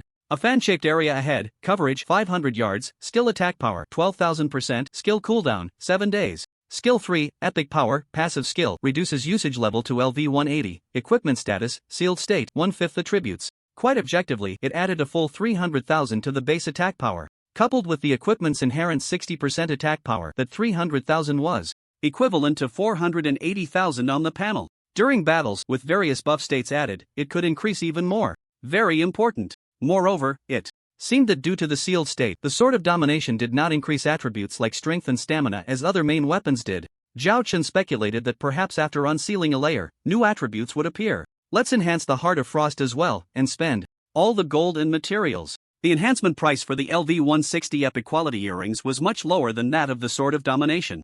Zhao Chen only spent 30,000 gold coins to enhance it to +3. However, starting from the fourth enhancement, the consumption of materials and gold coins increased accordingly. Zhao Chen didn't mind this consumption, but perhaps it was because he had exhausted all his luck enhancing. The Sword of Domination, the enhancement to +4 for the earrings actually failed. A 5% chance, reminding Zhao Chen to keep a low profile. Continue enhancing. Zhao Chen was somewhat speechless but still chose to continue. Moments later, he raised the enhancement level of the Heart of Frost to +5, but his gold coins were all used up and he had less than 3,000 obsidian left. Seeing that he finally stopped, Zhou Xiaoxiao finally spoke up. Out of money for enhancement? Do you need me to lend you a little? System prompt, you have triggered a hidden quest. Zhou Xiaoxiao's Little Thoughts quest content. Zhou Xiaoxiao has many suitors in the Imperial City and she is willing to lend you up to 500,000 gold coins. In exchange, you will pretend to be Zhou Xiaoxiao's boyfriend and fend off her suitors in the Imperial City. 1 year, do you accept? Zhao Chen glanced at Zhou Xiaoxiao in silence and decisively chose to refuse.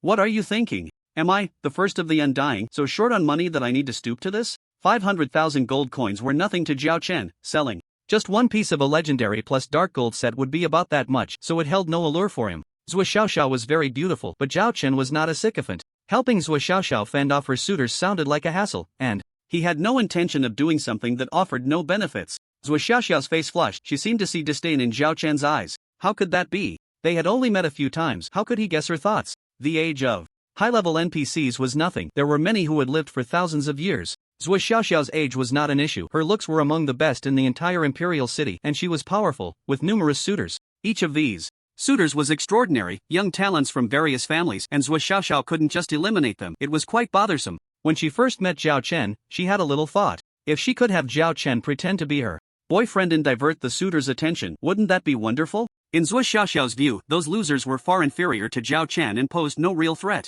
Moreover, Zhao Chen was an undying, not afraid of being schemed against. So, just now, she had a fleeting thought and took the opportunity to test him. Unfortunately, Zhao Chen was not fooled, and his eyes seemed to possess the power to see through people's hearts, leaving her embarrassed. Zhou Xiaoxiao changed the subject. If you don't lack money, why not continue to strengthen? Duh, it's obviously because I don't have enough obsidian. Zhao Chen casually found an excuse to brush her off. Zhou Xiaoxiao's face turned red, her gaze drifting. Let's go, Guang and Xiaoting are probably here, let's push the tower. Zhou Xiaoxiao had already introduced the other two who would be pushing the tower with Zhao Chen, but upon meeting, she was still a bit surprised. System prompt, NPC Zhou Xiaoxiao invites you to join the team. System prompt, you have joined the team. Team information, LV-135 Legendary Archmage Zhou Xiaoxiao, LV-133 Legendary Paladin Zhou Siguang, LV-120 Legendary Holy Guardian Xu Tingting, LV-70 Legendary Junior Warlord Qian Yi. Zhou Xiaoxiao is actually a LV-135 Archmage. The other two also have legendary titles. The legendary status of NPCs is earned through hard-fought battles, testing their true strength. Zhao Chen's legendary title was earned by defeating the LV-200 final demon god at the start of the server, recorded in the Primordial Stone Tablet. Generally speaking, the strength of bosses and NPCs in Primordial should not differ much. These three managed to clear the 289th floor of the Dark Tower. If it weren't for the presence of experts, their strength must be formidable. However, Zhou Xiaoxiao had once told Zhao Chen that the Imperial Guardians among the NPC factions had an unwritten rule not to take juniors through the levels. Therefore, Zhou Xiaoxiao and the others had fought their way up with sheer strength. Although they hadn't seen the other person yet, it was just a damage dealer, not important. Now the team had a healer and a tank, with two damage dealers including Zhao Chen. The configuration was quite reasonable. At this moment, Zhou Xiaoxiao introduced, Guang, Xiaoting, this is the undying one I told you about. Hello? Zhao Chen took the initiative to greet them. Hello, nice to meet you, please take care of me. The group chatted casually for a bit. As Zhao Chen observed Zhou Siguang and Xu Tingting, the two of them were also sizing him up. Zhou Siguang was Zhou Xiaoxiao's cousin, and his profession was paladin. Xu Tingting was Zhou Xiaoxiao's cousin as well, and her profession was Holy Guardian, belonging to the healer plus support type. They had long heard of Zhao Chen's reputation. It was 2 months ago when the group of immortals suddenly appeared, and someone spread the news that an immortal named Qian Yi had killed the final demon god, causing it to fall into a deep slumber for at least another 10,000 years before it could awaken. Such news spread like wildfire among the human race, celestial beings, and elves, making it hard not to know. However, Zhou Siguang and Xu Tingting thought they had no connection to it, and after being shocked for a moment, they brushed it aside. Unexpectedly, a week ago, their sister Zhou Xiaoxiao actually invited him to join her in tackling the 290th level mythical boss. I heard that. Last week he soloed through the 289th level in one go. His strength is simply incredible. Zhou Siguang and Xu Tingting exchanged glances, feeling that this time, the possibility of clearing the 290th level was quite high. Zhou Xiaoxiao simply instructed, once we enter the Dark Tower, it's the same old routine. Guang will hold the undead bone dragon, Xiaoting will focus on healing Guang, and I will handle the damage output with Qian Yi. This time, we must clear the 290th level. We have to reach the 300th level within a year. Hearing this, Zhou Siguang and Xu Tingting perked up. Okay, big sister. Just thinking about the rewards from the royal family after clearing the 300th level made them incredibly excited. Meanwhile, Zhao Chen shook his head. Zhou Xiaoxiao was taken aback. What's wrong, Qian Yi? Is there a problem? Planning to clear 300 levels in a year? That's too slow. I don't agree with your statement. Let's clear it today. As soon as he finished speaking, the three of them were left dumbfounded. Clear the 300th level today? That's impossible, right? Zhou Siguang shouted in disbelief. Qian Yi, big sister said you are very confident, but now I think your confidence has turned into arrogance. Xu Tingting retorted seriously, the Dark Tower has been around for 300 years, and those who have cleared it are all of the caliber of General Li, the Sword Emperor. Can you really compare yourself to the Sword Emperor now? Exactly, be a bit more grounded, don't get too carried away. Zhua Xiaoxiao also advised helplessly. They felt that Zhao Chen's words were far too unrealistic. Steps must be taken one at a time, one cannot aim too high. Zhao Chen shrugged indifferently. If you don't believe me, there's nothing I can do, let's just start fighting. Among the holders of the title Imperial Guardian, Zhao Chen only knew Wei Wuji in Li Chungang. As for that old man Wei Wuji, his strength had probably already started to decline, dropping down to around level 80. And the Sword Emperor Li Chungang was merely a level 160 epic NPC. After these days of improvement, Zhao Chen felt that if he were to spar with Li Chungang again, it would surely yield a different result. In fact, he might even be able to defeat Li Chungang. So, since Li Chungang could clear it, why couldn't Zhao Chen? More importantly, after defeating the undead bone dragon, he would complete the first layer of the task to unseal the Sword of Domination, likely resulting in another significant boost in strength. If it weren't for the desire for team buffs and having promised Zhua Xiaoxiao a week ago, Zhao Chen would have gone solo. After the first successful pass of the Dark Tower, the second advance did not require starting from the first level and slowly working up. One could simply press sweep to directly enter the latest challenge level, which meant directly challenging the 290th level undead bone dragon. The previous sweep of the 289 levels granted Zhao Chen 310 million experience and a little over 10,000 obsidian. This much experience automatically leveled him up to level 71. Zhao Chen felt that the weekly Dark Tower challenge was not to be missed. It was much faster than simply grinding through maps, required little effort, and also yielded obsidian. Although the number of obsidian stones was not as high as during the first clear, it was still quite considerable. Little by little, after a month and a half, he once again had 60,000 obsidian stones. Before starting the challenge against the undead bone dragon, he first applied buffs to enhance his combat state. Battle information: Zhua Guang casts the skill Holy Light Protection. You gain a 20% damage reduction effect lasting 120 seconds. Battle information: Zhua Guang casts the skill Holy Seal. You gain a 20% increase in attack speed and movement speed, lasting 120 seconds. Battle information: Zhua Guang casts the skill Holy Light Blessing. Your final output increases by 10%, lasting 120 seconds. Battle information: Shu Ting Ting casts the skill Divine Blessing. Your base attack power increases by 20%, lasting 180 seconds. Battle information: Zhua Xiaoxiao casts the skill Free Element. Your output becomes Light Attribute, lasting 180 seconds. On the interface, a total of 10 messages flashed by, all of which were buffs. Zhao Chen experienced the powerful buffs from NPCs for the first time, feeling it was quite novel and impressive. Each buff adds a good amount to my combat power. Combined, they elevate me to a new level. The players' levels are too low to keep up with me. If I need to form a team in the future, I should look for these NPCs. The strength of the enhancement buffs was undeniable. Zhao Chen thought that if he were to participate in faction wars in the future, teaming up with NPCs would be a great idea. On the other side, although Zhua Xiaoxiao and the others could not see the specific battle information, they could feel that they had become much stronger. They were all old teammates, very familiar with each other's skills, so the answer was obvious. It was Zhao Chen who had given them the buffs. Wow, I feel so much stronger. It's not just a feeling, the energy in my wand is much more abundant. It's about a 30% increase in base ability plus a continuous HP recovery state. So strong, is this what it means to be the first of the immortal? Zhua Xiao and the others whispered among themselves. They were all experienced high-level combatants belonging to the upper echelon of the human race. This level of power allowed them to clearly sense the changes in their own abilities. None of Zhao Chen's skills were team buff types, but he had equipment. The aura of the Sword of Domination increased the attack power of Zhua Xiaoxiao and the other two by 30%. The legendary Demon King Necklace's sacrifice aura allowed everyone to recover 0.5% of their HP per second. Although it wasn't much, it was permanent in its continuity. In the undead bone dragon's realm of the dead, the speed at which HP decreased was significantly slowed. Alright, let's start fighting. The 3-second countdown began, and the undead bone dragon appeared. Zhao Chen reminded. Oh, I'll go pull the monster. The paladin Zhua Guang snapped back to reality, charging towards the undead bone dragon with a small round shield. The others stood still, not moving. Xiao Ting, keep an eye on Guang's health. Xian Yi, wait until Guang has stabilized the pull before we output. Zhua Xiaoxiao commanded. The mythic level boss from the 290th to the 300th floor of the Dark Tower was actually just a template created based on deities, and its behavior was quite sluggish. The tank pulls the monster, the healer watches the overall situation, and once stabilized, the tank outputs. They had always done it this way, and it was actually the same when fighting dungeons with players. However, what Zhua Xiaoxiao didn't know was that this arrangement could only be made under normal circumstances. Zhua Guang had outputted to the undead bone dragon for about 5 seconds, and just when Zhua Guang and Shu Ting Ting thought the aggro had been stabilized, suddenly the undead bone dragon ignored Zhua Guang and charged directly at Zhao Chen. How could this happen?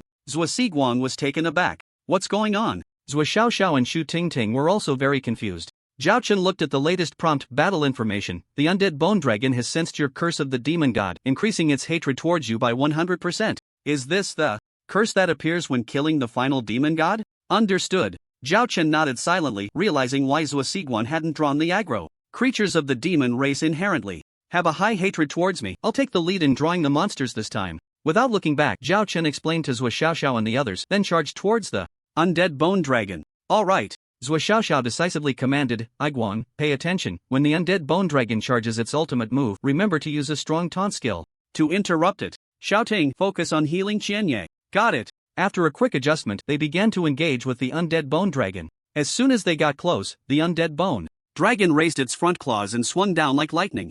Zhao Chun hurriedly used the evasion slash. Battle information, you have been hit by the undead bone dragon skill. Dark Claw. Battle information, you released evasion slash, immune to the first phase of damage. Battle information, you were hit by the second phase of the undead bone dragons. Skill Dark Claw, losing 317,000 HP and entering a severely injured state. Quickly releasing the Twilight of the Gods buff to remove the severe injury, Zhao Chen finally had time to observe the battle information. I remember this skill, it dealt over 600,000 HP to me back then, and now it's directly halved? Zhao Chen's gaze sharpened. During this time, he hadn't deliberately increased his defense, but he had grown a lot. Behind him, the Holy Benefactor Chutingting also timely delivered 2 healing spells. Battle information, Holy Benefactor Chutingting casts slow healing on you, restoring 1% HP per second for 30 seconds. Battle information, Holy Benefactor Chutingting casts rapid healing, your HP has been restored to full. With the support of a healing class, Zhao Chen was able to trade blows with the undead bone dragon for the time being.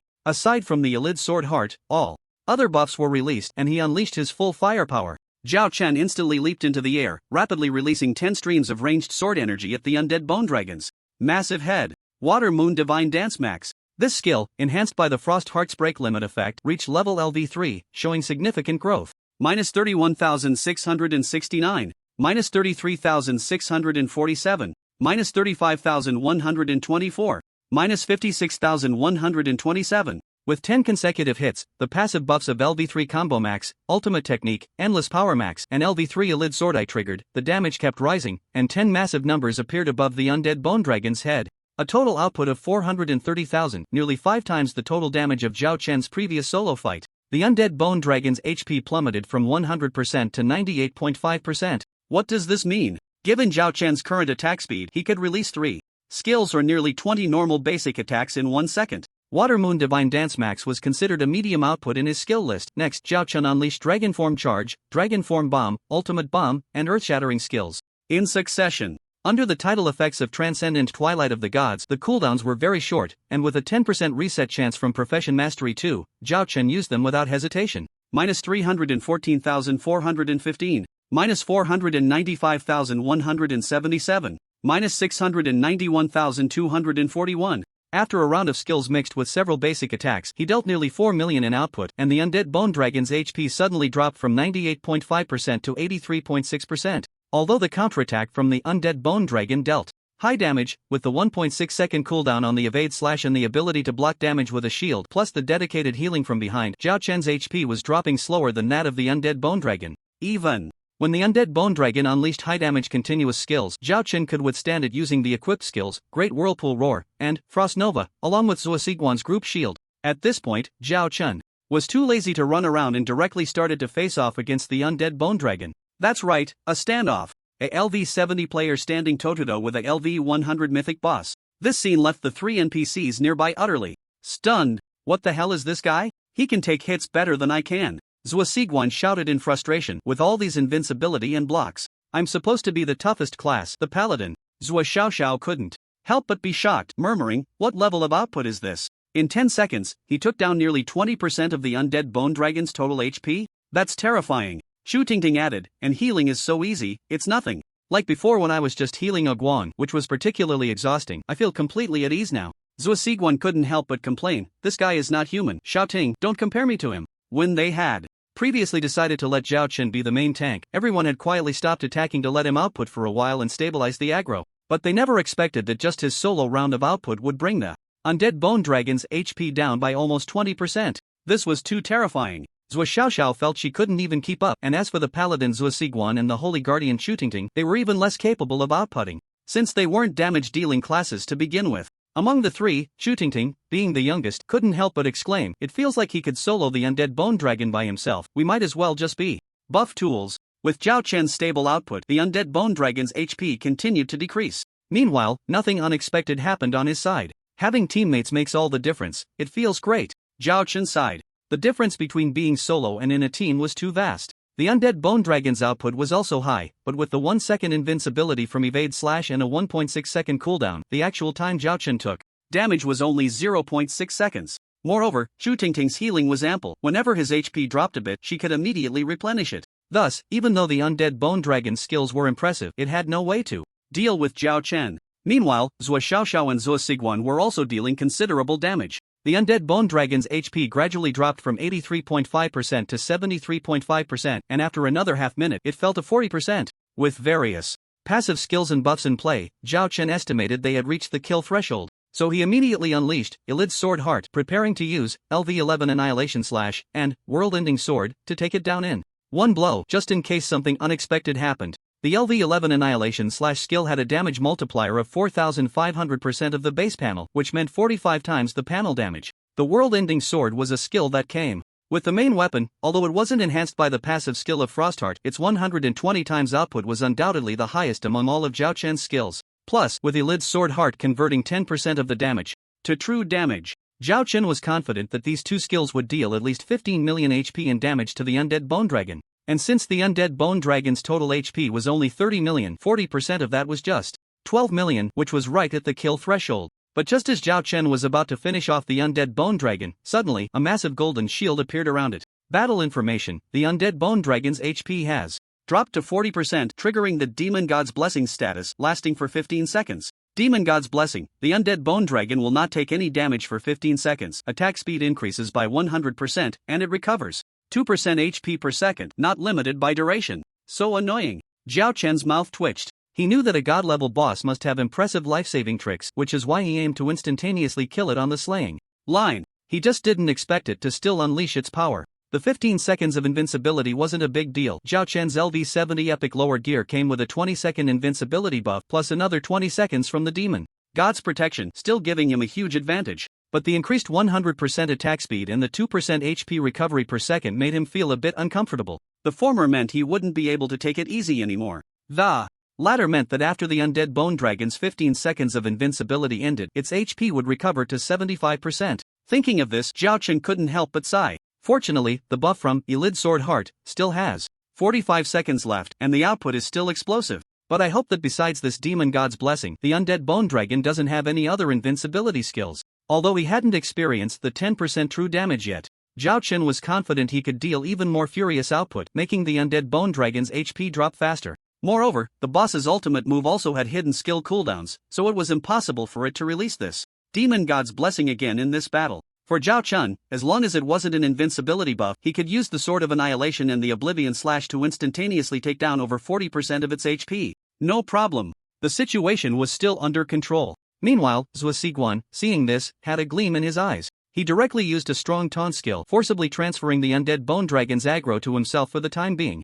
Xian Yi, this guy can't hit right now. I'll hold it for a bit. This is the shining moment of our tank class. As soon as he finished speaking, Zhua Siguan activated his precious invincibility skill. Invincibility against invincibility. Zhua Siguan had been saving this skill, waiting for this moment. At that moment, he felt like a paladin. Zhao Chen opened his mouth, hesitated for a moment, but still said nothing more.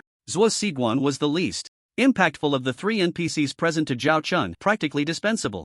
Zhao Chen originally wanted to say that he didn't need to do this, but seeing Zhua Siguan's determined expression and Zhua Xiaoxiao and Shutingting looking as if it was only natural, he acquiesced. Just then, the chat interface suddenly flashed with several system-wide announcements, and Zhao Chen's eyes widened slightly. What? Someone obtained a mythic level equipment? System announcement: Demon Race player Prince Baijil obtained LV10 mythic equipment, rewarded with 10,000 reputation, 10,000 free attribute points, 5 points of world legend. Epic Chest X1 system announcement: Demon Race player Prince Baijil completed the main storyline quest for the demon faction, rewarded with 1,000 reputation, 1,000 free attribute points, 1 point of world legend. Legendary Chest X1 system announcement: Demon Race player Prince Baijil obtained One announcement after another swept through the entire game original, like a level 12 hurricane, engulfing every corner. The player forum instantly exploded. The emergence of mythic level equipment and the triggering of the demon race's main storyline quest sent everyone into a frenzy. Prince Bygel, this demon race player, instantly became famous. Damn, mythic level equipment? The one that's higher quality than epic level? Alright, I just looked at the top-notch silver staff in my hand, and a minute ago I was still feeling pleased, now it feels like trash. What kind of game is the original anyway? It hasn't even been 4 months since the server opened, and there are already people with top-quality equipment. Where did this Prince Bygel come from? What a surprise! The human race has the great demon King Qianya, and the demon race has Prince Bygel. This is getting exciting. What? Qianya Daddy's equipment ranking is gone? I don't believe it. Haha, Qianya is already outdated. It's our demon player's turn now. It's just a level 10 mythic equipment. What's there to be proud of? Go die, idiot. Where there are supporters, there are detractors. As a human player, Zhao Chun had monopolized the server announcements for the past few months, which had already caused resentment among players of other races. Now, suddenly, a guy pops up and has obtained mythic level equipment, and these people instantly perked up, especially the demon players, who were particularly smug. You humans have the great demon King Qianya, but we demons have Prince Bygel.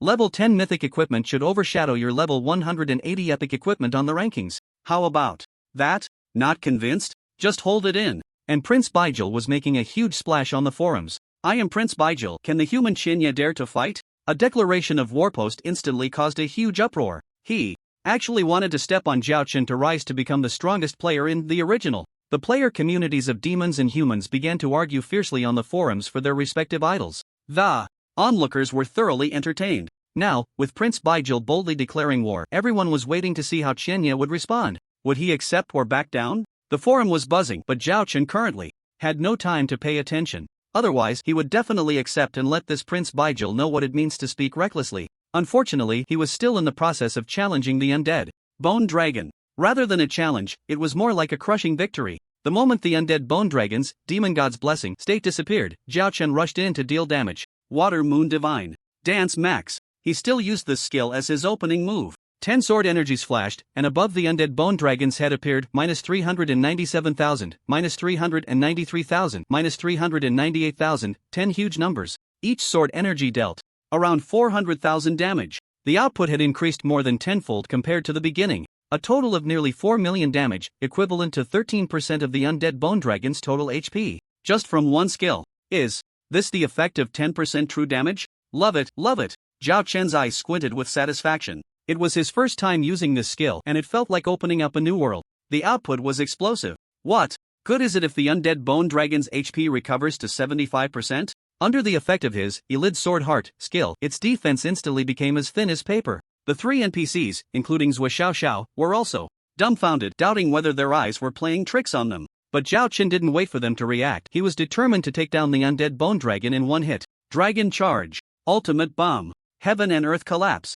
One small skill after another was continuously unleashed, and the undead bone dragon's HP dropped like a floodgate had been opened, decreasing at an unbelievable speed. If Zhou Xiao and the others could see the battle information, they would surely be stunned by this speed. 62%, 51%, 55%, 39%. In just 3 seconds, the undead bone dragon's HP dropped below 40%. As Zhao Chen had predicted, it did not trigger the demon god's blessing state again. Zhao Chen's gaze sharpened, and he unleashed his ultimate move. Sword of Annihilation, Oblivion Slash. 2 terrifying sword energies slashed through the air like lightning, seemingly cutting the undead bone dragon in half.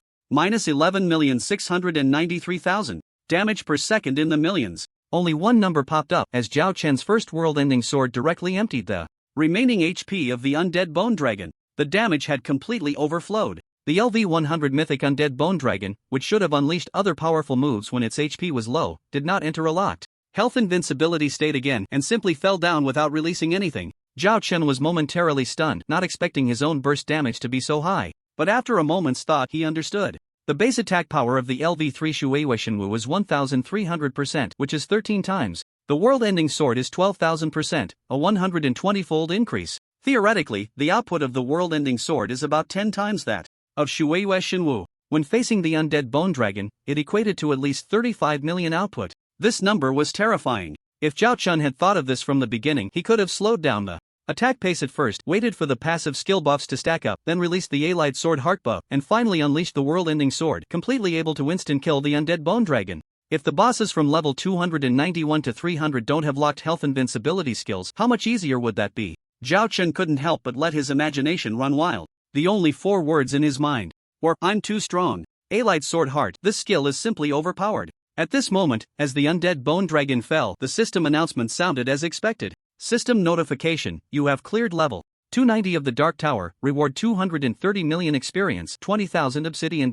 You have received the first clear reward, 10,000 free attribute points, 10,000 reputation, mythic quality chest X1 you have completed. The task, Unseal the Sword of Domination. Task reward, Sword of Domination seal level -1. System notification, your equipment Sword of Domination has evolved to mythic quality. System notification, you are the second player in the entire server to obtain mythic quality equipment. A server-wide announcement will be made shortly. Would you like to hide your name? Zhao Chen smirked and directly clicked no. Demon Clan, Blood Moon City. Headquarters of the Dark Lord Guild. In front of Prince Baijil, dozens of players were trying hard to flatter him. Wow, mythic quality equipment. Guild leader, you're so cool. Guild leader, you're the man I want, take me today. Now I want to see how Qianyi can still be so awesome. Haha, don't mention it. Qianyi is a thing of the past. Now our guild leader is rising strong. Hahaha, what top 10 guilds? Our Dark Lord is about to take the crown. One by one, players were trying hard to hype him up. The Dark Lord Guild is one of the top 10 guilds in the original, and Prince Baijil is the leader of the Dark Lord Guild. 2 months ago, he was lucky enough to receive a hidden quest, which was very difficult and unexpectedly turned out to be a quest chain, with the reward for the last link being a LV10 mythic quality main weapon. Moreover, after completing this hidden quest chain, it turned out to be the first link of the main storyline quest for the Demon Clan. Amazing! Listening to the compliments from the guild members around him, Prince Baijil couldn't help but feel pleased with himself. Now, I can be considered to have surpassed Qianyi, becoming the number 1 in the original, right? However, this number 1 was still debatable, as he had not fought Qianyi to determine a winner. But Prince Baijil was full of confidence. He looked at the latest information on the equipment leaderboard, his heart surging, a sense of ambition suddenly rising, server-wide.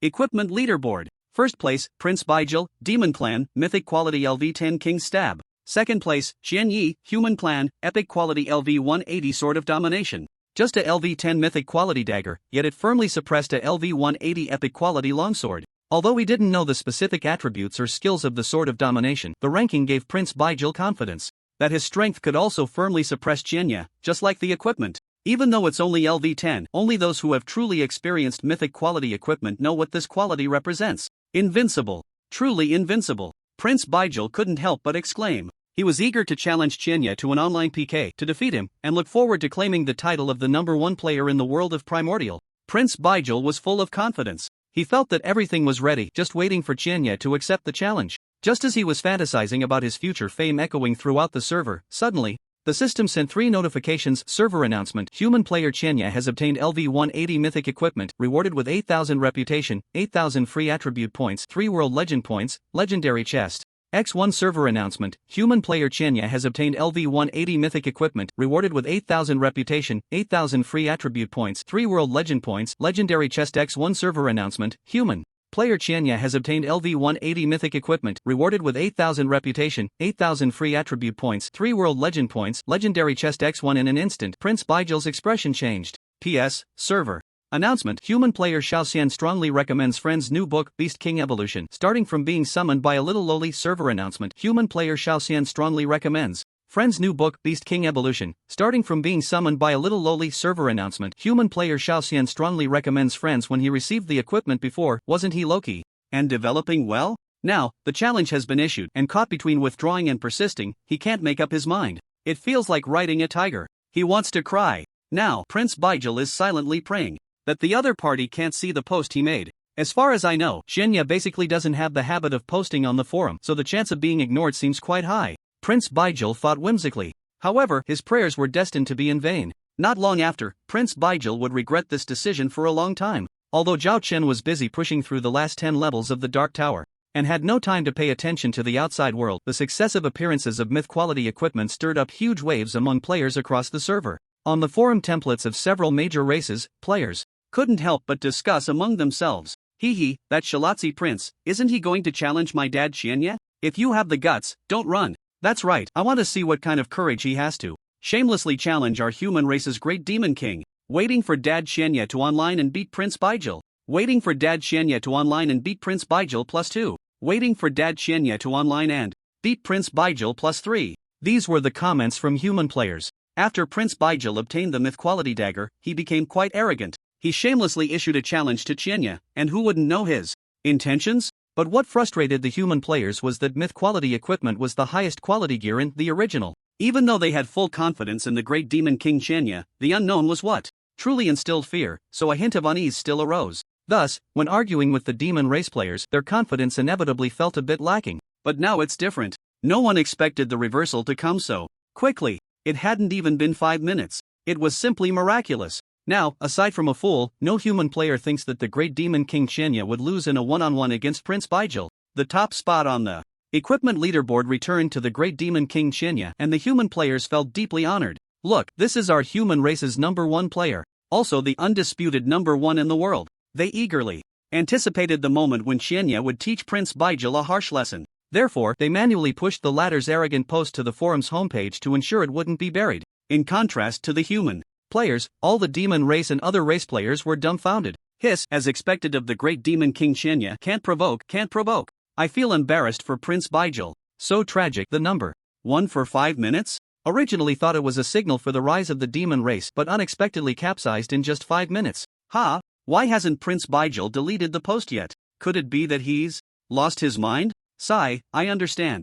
Baijil, hurry up and delete it. Dad can't bear to see you suffer this kind of grievance. Xianya's fame among the player community is too high. Since he emerged, he has hardly encountered any boss that could give him a hard time. Perhaps there are high-level bosses, but players haven't seen them, so they just pretend they don't exist. Currently, Xianya is synonymous with invincibility. They originally thought that Prince Baijil, who seemed to have popped up from nowhere, had a chance to take his place. But who would have thought that just 5 minutes later, that thought would be dispelled? The great demon king Xianya is irreplaceable. However, Prince Baijil's challenge post still remained pinned at the top, and all players were curious about when the great demon king Xianya would unleash a beating on him. That scene would definitely be interesting. In the Dark Tower, after a series of system prompts rang in his ears, Zhao Chen immediately looked at the upgraded Sword of Domination. Item, Sword of Domination +10 level, LV 180. Mythical Quality Equipment Requirement Attributes, LV 180, Strength 760000 Equipment Requirement Class, Warrior/Assassin Physical/Magic Attack Power, 900,000 + 900,000 Strength/Agility, 760,000 + 760,000.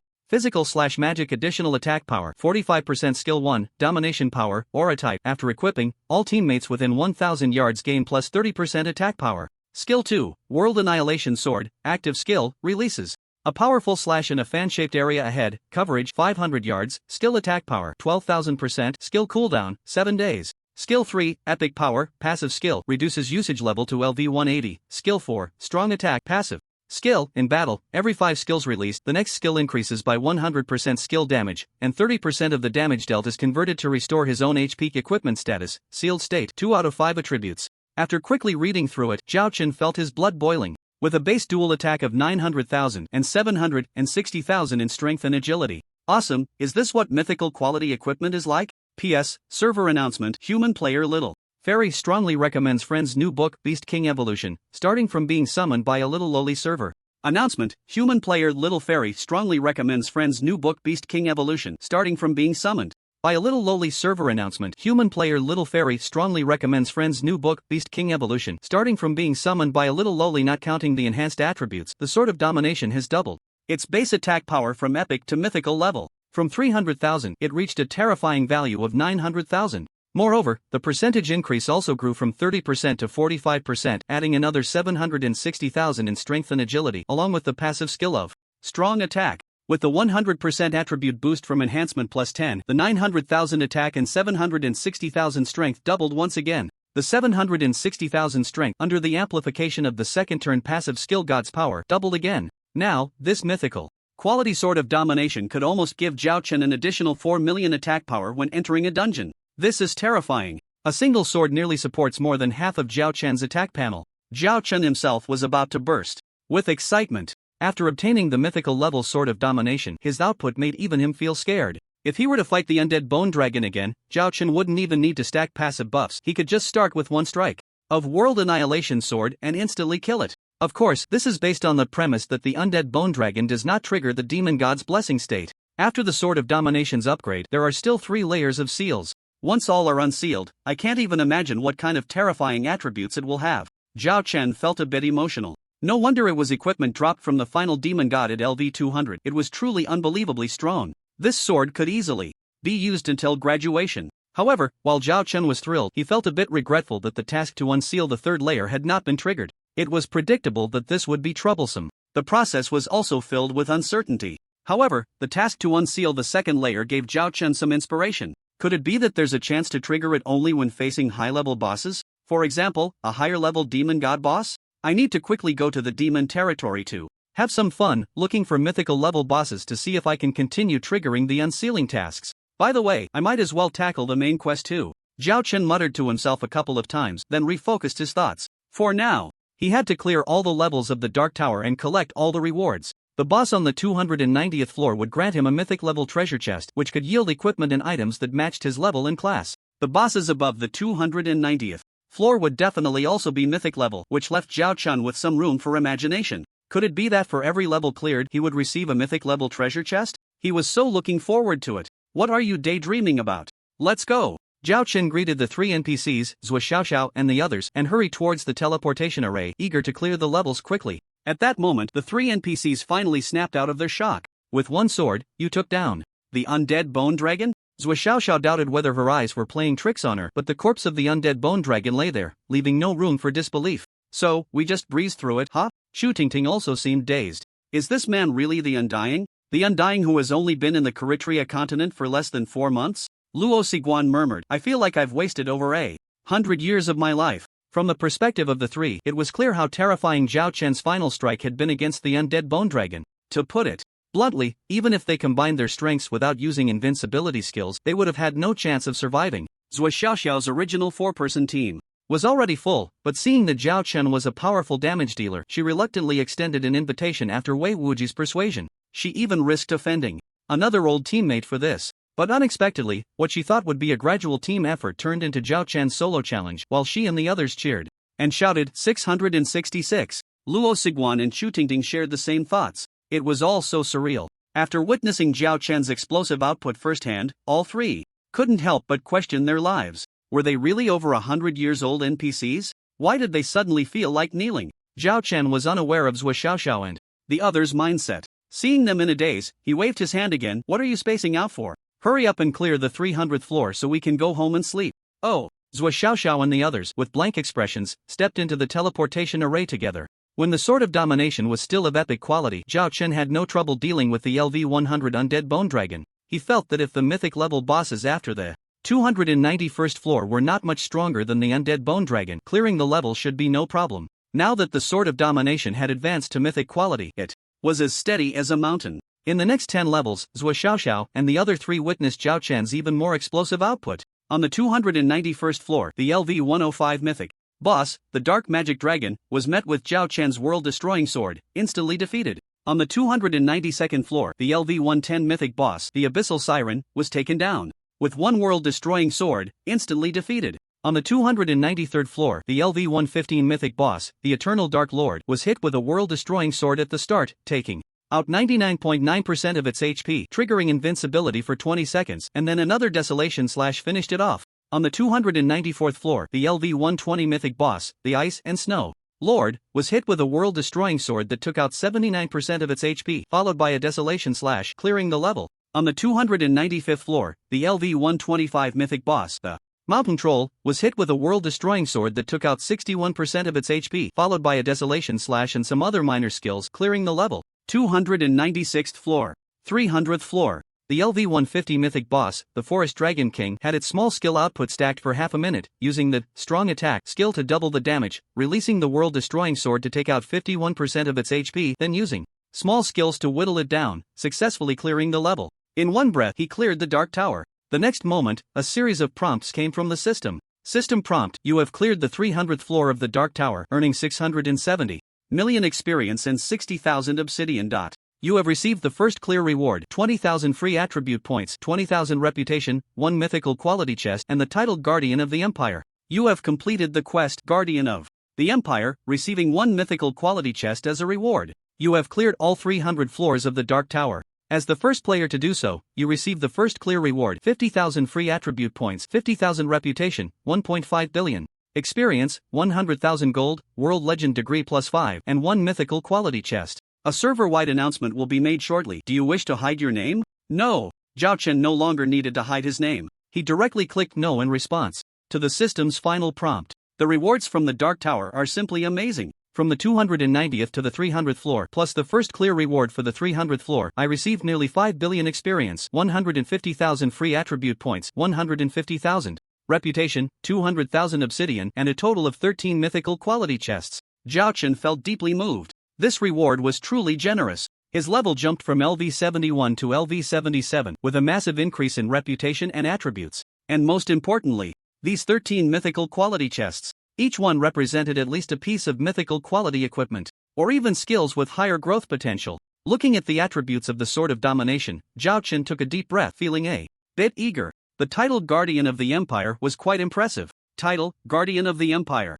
Attributes, all skills, active plus passive +2, cooldown time reduced by 20%, and an additional 10% reset chance after use. Unlike the attributes of Fearless 1 and Transcendent 1, the Guardian of the Empire is more balanced, allowing for varied use when the Transcendent skills are exhausted. After admiring the title, Zhao Chen prepared to open the 13 mythical quality chests. As for why he was opening them now, the rewards for clearing the Dark Tower for the first time were vastly different from the experience gained from subsequent sweeps. Zhao Chen felt that since he couldn't quickly level up to LV 100 for Awakening, he might as well open all 13 mythical quality chests he had obtained. The chests would yield equipment and items suitable for his level. After all, the difference between LV 77 and LV 100 wasn't that significant. Moreover, it was likely that there would be other sources for mythical quality chests later, so Zhao Chen decided to use them to enhance his attributes first. As the sounds of opening chests echoed, every time a mythical quality equipment was revealed, Zhao Chen had to make a server-wide announcement, and the same went for skill books. Thus, a series of server-wide announcements began to flood the screen. Server announcement: Player Qianyi has cleared the Dark Temple 300 for the first time, earning reputation 1. Mythical quality chest. Server announcement: Player Qianyi has obtained LV 77 mythical quality equipment, Berlin's armor upper, earning reputation, world legend degree x5. Server announcement: Player Qianyi has obtained LV 77 mythical quality equipment, Knight Shield, earning reputation, world legend degree x5. Server announcement: Player Qianyi has obtained LV 77 mythical quality equipment, Berlin's armor lower, earning reputation, world legend degree x5. Server announcement: Player Qianyi has obtained LV 77 mythical quality skill book, Power of the Stars, earning reputation, world legend degree x5. Each different server announcement had to be repeated 3 times. Thus, under the dazed gazes of all players, a total of 27 server announcements were made. The sound of these 27 announcements echoed throughout every corner of the world of Primal. All players trembled unconsciously. 1 2 3 4 5 6 7 8 9, 9 pieces of LV 77 mythical equipment.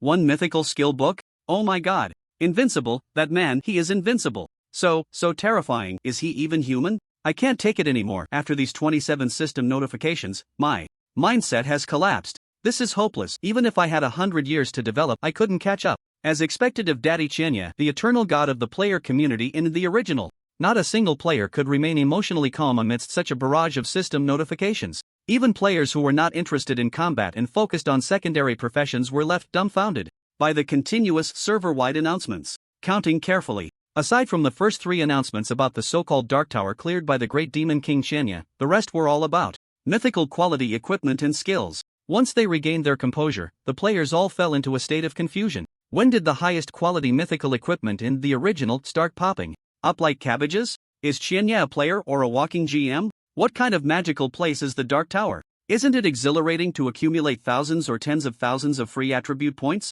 Too many questions surged in the players' hearts, leaving them utterly perplexed. Keen players had already noticed that ever since the information about the Dark Tower emerged, Qianya had frequently appeared in the announcements, and many mythical quality equipment likely came from there. Therefore, this Dark Tower is the source of it all. How to find the Dark Tower, and just how difficult is it to clear the 300th floor, is what these players desperately want to know. This topic would remain relevant until the mainstream level reached LV 50 and the second class transfer was completed. However, once the mainstream players found the Dark Tower, one by one, their minds would crash. Because even the lowest floor has a LV 50 golden boss, and only a few 4-man teams could challenge such a level of boss at LV 50.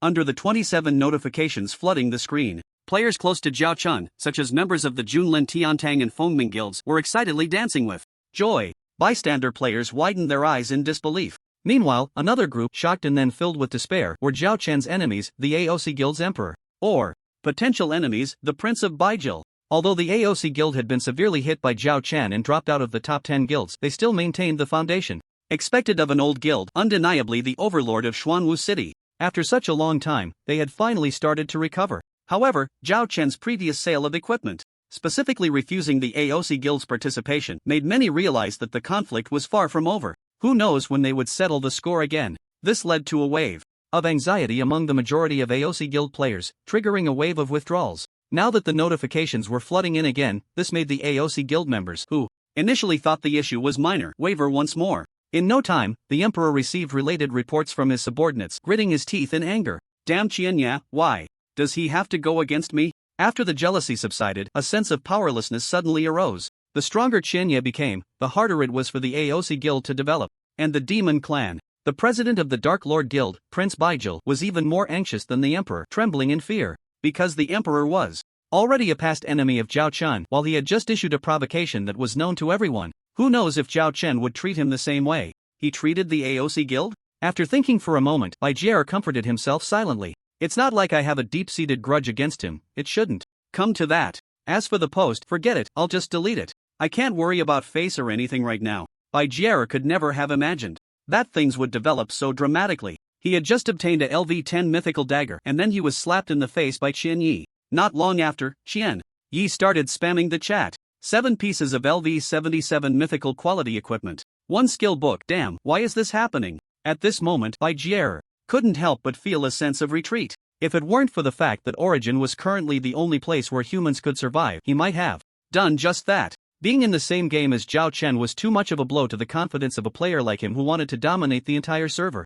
Outside, the winds of change were brewing, but Zhao Chen had no time to care. Now, he began to appreciate the freshly minted mythical level equipment. A total of 13 mythical quality treasure chests yielded 12 pieces of equipment and 1 skill book. Among the 12 pieces of equipment, 5 were duplicates, so Zhao Chen could only equip 7. They were a secondary weapon, a necklace, and 5 pieces of armor. After all, these were mythical quality items, and none had poor attributes. After equipping everything, Zhao Chen's attributes became ID, Qian Yi level, LV77, 610 million/870 million, race, human, racial talent, skill. Upgrade experience reduced by 10%. Class, Junior War God HP, 9,980,000. Mana, 1,261,000 physical attack, 9-8-10-00014, 7-15-000 magic attack for 0-16-0006-008-000. Physical defense, 3,910,000. Magic defense, 3,830,000. Attributes, strength 4,010,000, agility 2,130,000, stamina 3,280,000, intelligence 1,161,000, unallocated. Free attribute points, 0 attack speed, 0.03s/attack reputation, 2,610,000, worship, meritorious service, 1,100 world legend degree, 71 skills, LV31 thunder step, LV31 unmatched dance, LV31 annihilation slash, LV31 fury, LV23 fearless max, LV23 counter/max, LV23 dragon bomb, LV23 ultimate bomb, LV23 combo max. LV23 Stellar Power Equipment, Sword of Domination, Mythical, Night Shield, Mythical, Ring of Chaos, Special Jewelry, Heart of Frost, Legendary. Berlin's Armor Shoes, Mythical, Fashion, Shadow Cloak, S-Class Fashion, Titles, The One Who Surpasses All, The Fearless One, Spider Terminator. Guardian of the Empire. Mount, Little Black, Legendary. After equipping everything, Zhao Chen's minimum physical attack power was already close to 10 million. Each attribute had multiplied several times compared to yesterday. Strength had become a terrifying 4 million, agility over 2 million, stamina over 3 million. Even the least needed intelligence attribute had surpassed 1 million. Moreover, compared to the attributes, the skills that came with the mythical level equipment were even more outrageous. Zhao Chen was stunned. So strong. Damage reduction had reached the game limit of 80%. Only after leveling up further could the percentage of damage reduction continue to increase. And the skill level, with the addition of 2 levels from the Heart of Frost, had increased a total of 22 levels. This meant that a LV1 skill instantly became LV23. Although the 20 seconds of invincibility from the Scarlet Helmet and the Epic Core lower garment disappeared due to the equipment change, The 7 new mythical items gave Zhao Chen a total of 60 seconds of invincibility time with a cooldown of 24 hours. Skills had a passive additional damage increase of 130%. Automatically recover 2% HP per second. A skill that can instantly restore 100% health can be used once within 24 hours. Every minute, it can be used to grant a shield that absorbs 50% of the user's health to all teammates within a 2000-meter range. The newly acquired skill, LV21 Star Power, is a rare domain-type skill. Effect: it deals damage equal to 310% of the user's attack power to targets within a 300 by 300 meter area every second, increases the user's 4-dimensional attributes by 310%, reduces the skill cooldown by 30%, and the buff lasts for 180 seconds, with a cooldown time of 24 hours. Not only does it have high continuous damage, but it also significantly boosts the 4-dimensional attributes. After releasing this skill, the base stats nearly doubled during the buff duration. This is terrifying. After browsing through the lines, Zhao Chen felt a hint of fear. Himself. With my current attributes, I probably have few rivals even among NPC factions, right? Perhaps only god-level NPC humanoids can pose a threat to me. After a long while, Zhao Chen gradually calmed his emotions. Next, he planned to go to the demon faction to gather information on the movements of the ancient gods. Initially feeling somewhat uncertain, he was now filled with confidence. The Dark Tower had been cleared across the server, and Zhao Chen had nothing else to do in the Imperial City, so he planned to return to the guild to rest before tackling the main quest. Aside from enhancing the Sword of Domination to +10 and the Frostheart to +5, the other equipment should also be enhanced to boost my attributes again. I have enough materials, but the gap in gold is significant. I should sell some low-level legendary equipment. There are a total of 116 objectives in the main quest, which means I will be stationed in the demon faction for a long time, so I need to take care of the guild.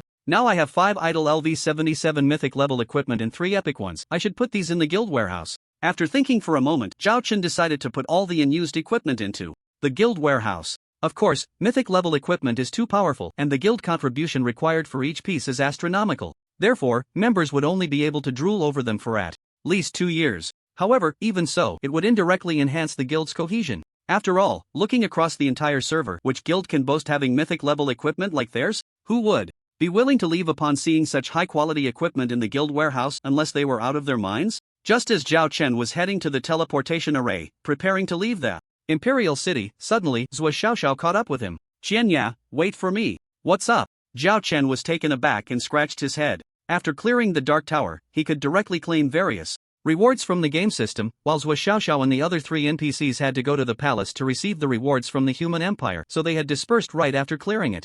Zhao Chen thought the connection with Zhua Xiaoxiao was no longer significant. But why was she coming to find him now? Was she issuing a quest?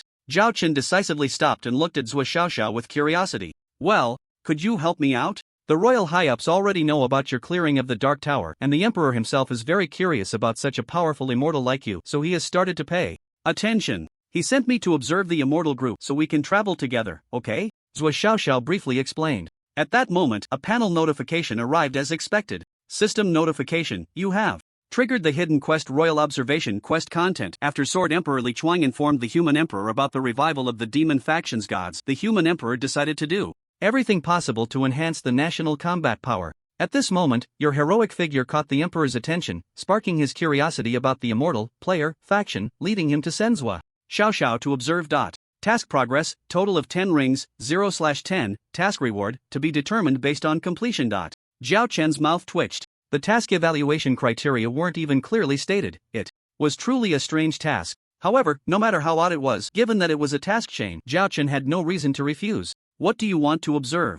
Zhao Chen asked. "Potential growth rate." "All right." Zhao Chen nodded and invited. "I've created a player community, one of the strongest among the immortals. Would you like to stay in my territory?" The territory was Qianye Town, which Zhua Xiaoxiao naturally knew, and upon hearing this, she was instantly delighted. That would be perfect. She had witnessed Qianye's strength firsthand. To be honest, he had single-handedly taken down most of the mythic-level bosses on the last 11 floors of the Dark Tower. Such a master had no need to deceive her. The strongest among the immortals? That's fantastic. But the next moment, Zhao Chen's words left her stunned. "I can help you observe, but what's in it for me? What's in it for you?" Since the task didn't specify the exact rewards, Zhao Chen had to think of something himself. Zhua Xiaoxiao's goal was to observe the player community. How was she supposed to do that? She couldn't just stand by and watch, right? So she definitely needed to find a way to integrate into the group to complete the observation task. Zhao Chen believed that his leverage was his ability to rally players, which was exactly what Zhou Xiaoxiao needed. He couldn't see any immediate benefits for himself, but for the players in Qianye Town, it might be a good opportunity. As a guild leader and the lord of Qianye Town, Zhao Chen felt it was his responsibility to help everyone with some benefits. In fact, it was just a matter of convenience. Seeing Zhou Xiaoxiao looking confused, Zhao Chen chuckled. Think about it, to observe the immortals, you definitely need to participate in their daily activities, right? And I can responsibly tell you that one of the characteristics of the immortals is that they won't get up early without benefits. They will only maintain great enthusiasm when they see something advantageous. So, think about it, what benefits can you offer the immortal community? Zhou Xiaoxiao hesitated for a moment and tentatively said, gold? Zhao Chen was somewhat speechless.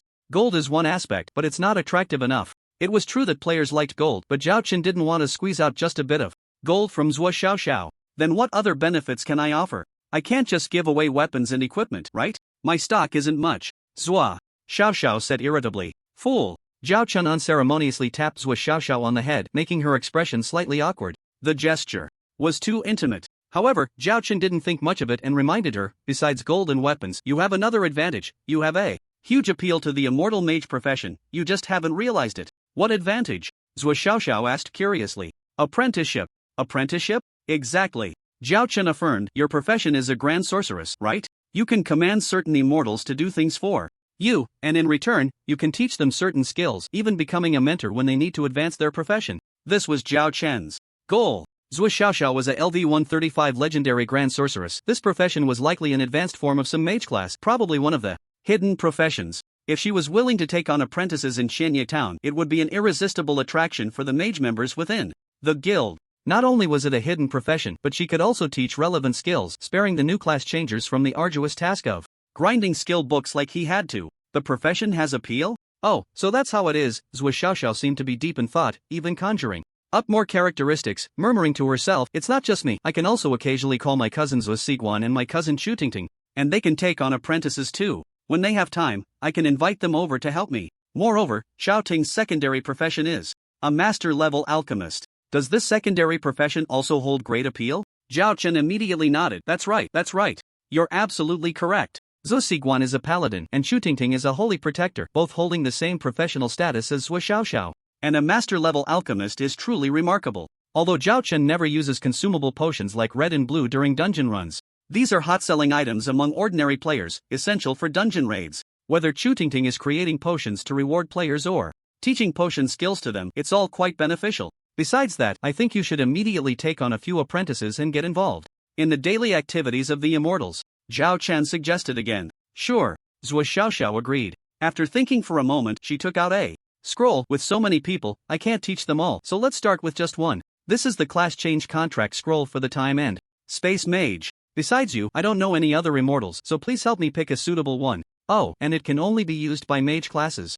The advanced class of the time and space mage is the archmage, and once awakened, they will be a grand archmage like me. Zhao Chen took the scroll, nodding in satisfaction. Alright, I promise to pick the one with the most potential for you. He was right in his estimation, the apprentice Zhou Xiaoxiao wanted to take on would definitely belong to a hidden class. The time and space mage was unheard of just by the name. It was different from the usual mages who manipulate elements like wind, fire, and lightning. It was a noble profession that dealt with the rules of space and time. It's worth mentioning that any mage below level 50, regardless of their profession, can instantly change classes after using the scroll. This meant Zhao Chen didn't have to specifically find a level 10 player to train anew. The moment he received the class change scroll, he already had a candidate in mind, Feng Qingwu. Although Feng Qingwu wasn't in the same guild as him, the Fengming Guild and the Junlin Tianxia Guild had an allied relationship and were quite close. Feng Qingwu was also an old friend of Zhao Chen. Their relationship was far from ordinary.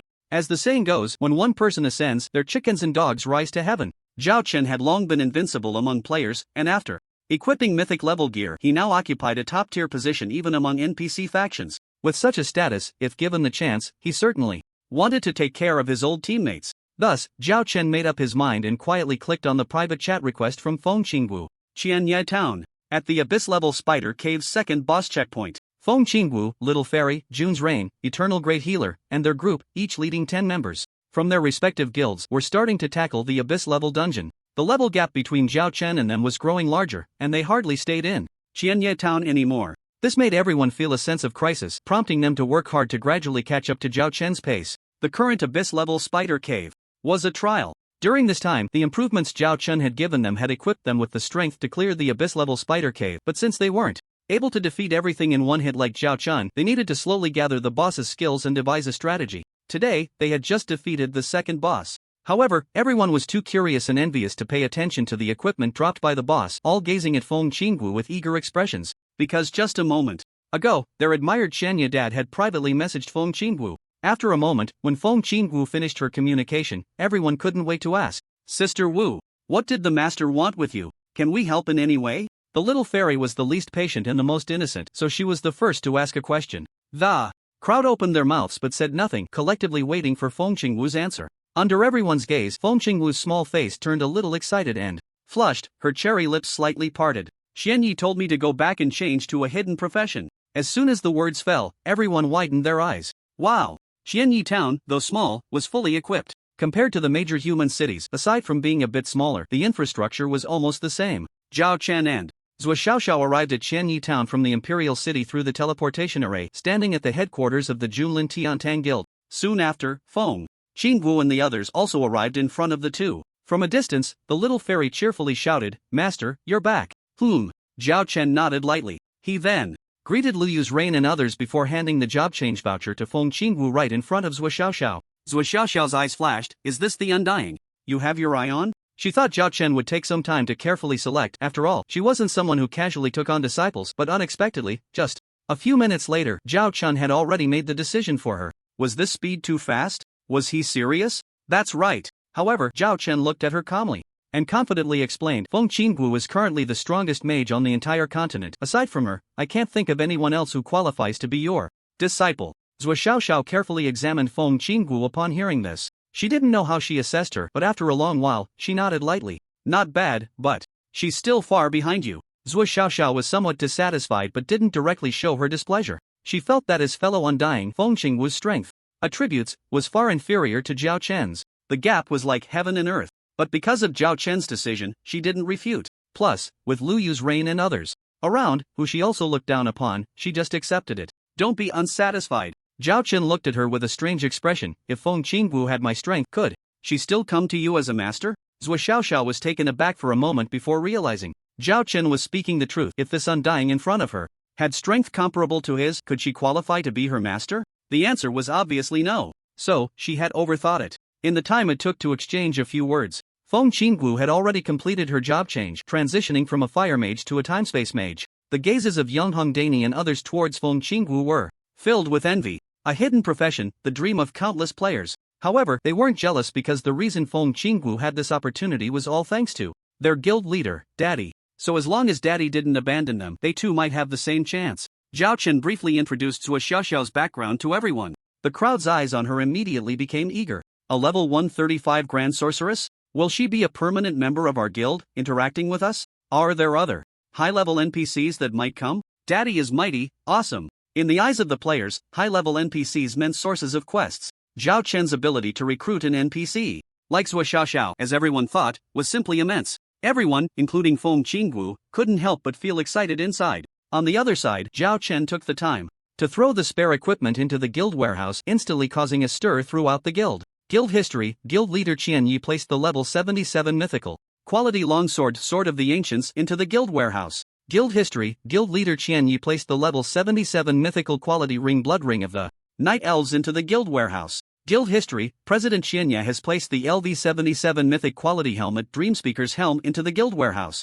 Guild history: President Qianya has placed the LV85 legendary quality helmet Crimson Helm into the guild warehouse. Zhao Chen not only put 5 pieces of mythic level equipment into the warehouse but also opened numerous legendary chests, dark gold, and gold chests obtained from the Dark Tower, placing all the equipment he acquired inside. It's worth noting that from the first floor to the 289th floor, there are chests for every 10 floors cleared, coupled with the idle equipment Zhao Chen replaced. The guild history recorded nearly 40 messages. Screen spam. Shock. All the players in the guild were stunned. The nearly 40 pieces of equipment Zhao Chen placed in the warehouse, although insignificant compared to the quantity dropped during the monster siege, were of such high quality that it was hard to believe. What the hell, am I seeing things? Or did President Daddy go robbing somewhere? So many high-quality pieces appear all at once.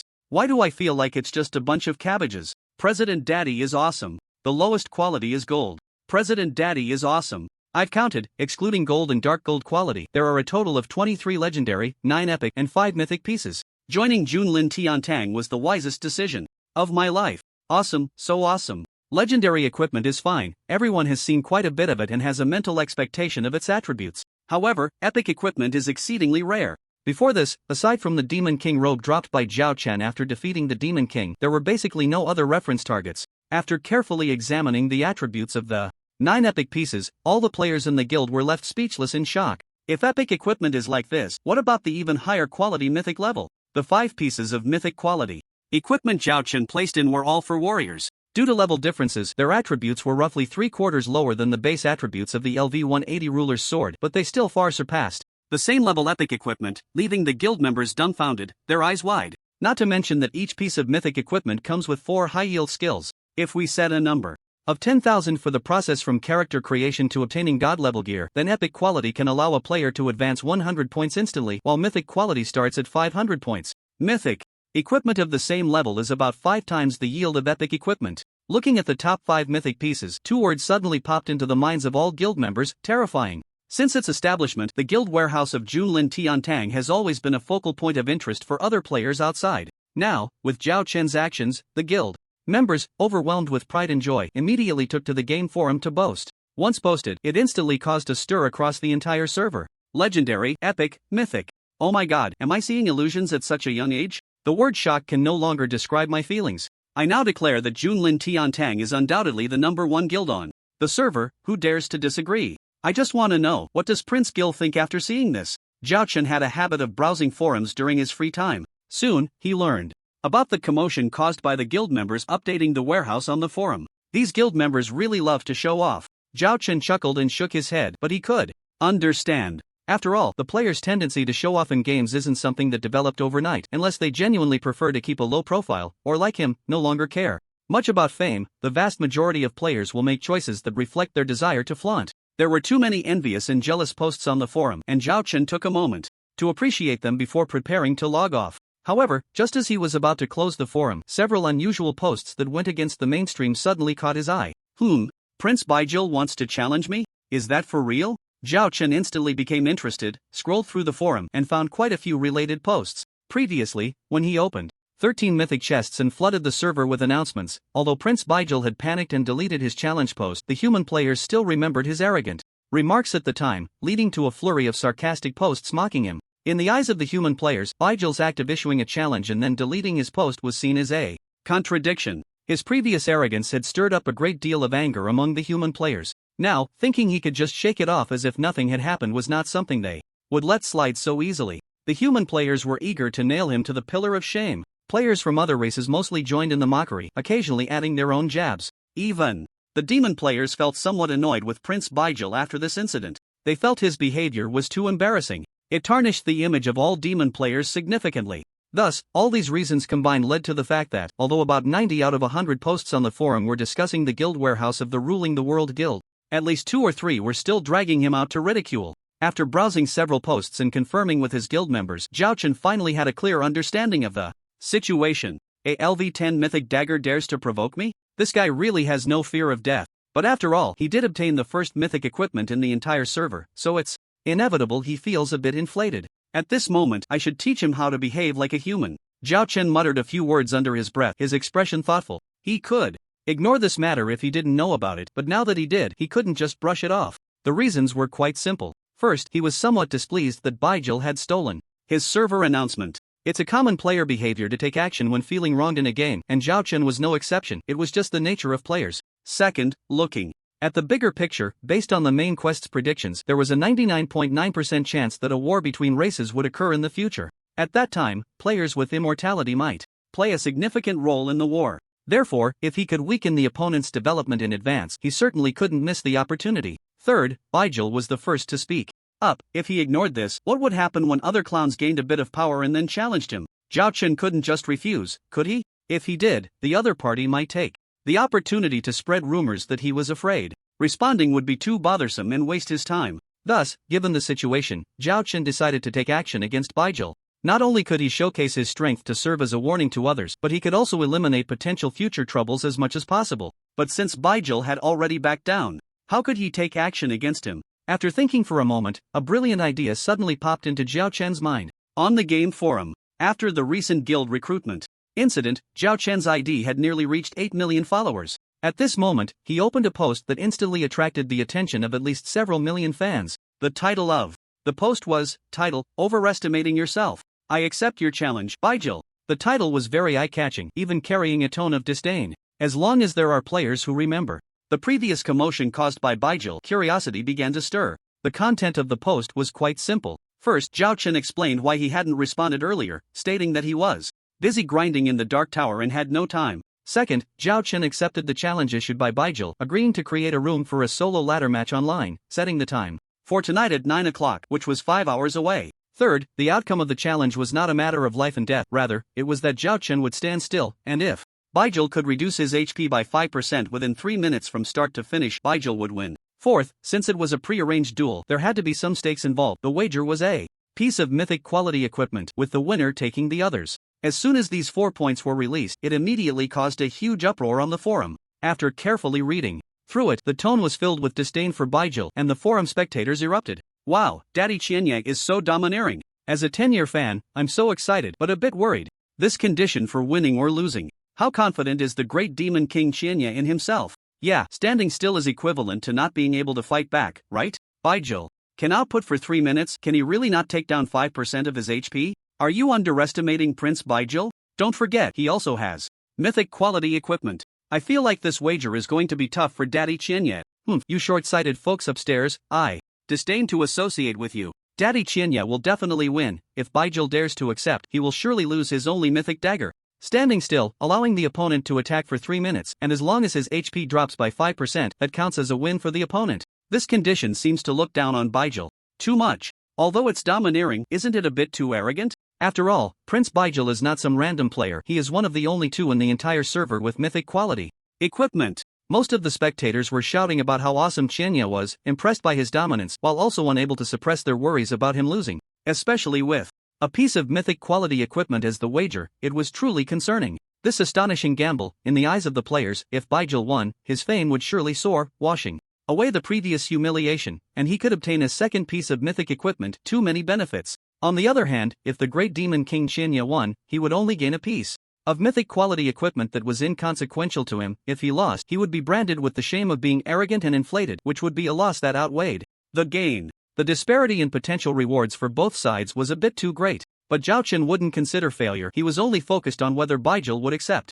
An hour later, Baijil responded on the forum, accepted. Demon Clan, Blood Moon City. An hour ago, at the headquarters of the Dark Lord Guild, Prince Baijil wiped the cold sweat from his forehead, feeling both frustrated and angry. He had naturally learned the content of Zhao Chen's post from his guild members. Upon seeing the win-lose conditions set by the other party in the post, Baijil's eyes turned red with anger, wishing he could agree on the spot. 3 minutes to lose 5% of his health while standing still and letting himself be attacked, what was that? It was simply too disrespectful. Furious, trembling, cold, Baijil felt a surge of anger building in his chest as if he was about to explode. However, the reminders from his guild members helped him regain some composure. President, if he dares to say that, he must have some backing. We can't fall for it. Exactly, I've studied this guy, he never fights without confidence. After all, he has 7 pieces of mythic quality equipment, all high level, his strength is unfathomable. President, think twice. Baijil's face twitched a few times before he finally regained his ability to think, followed by a wave of fear.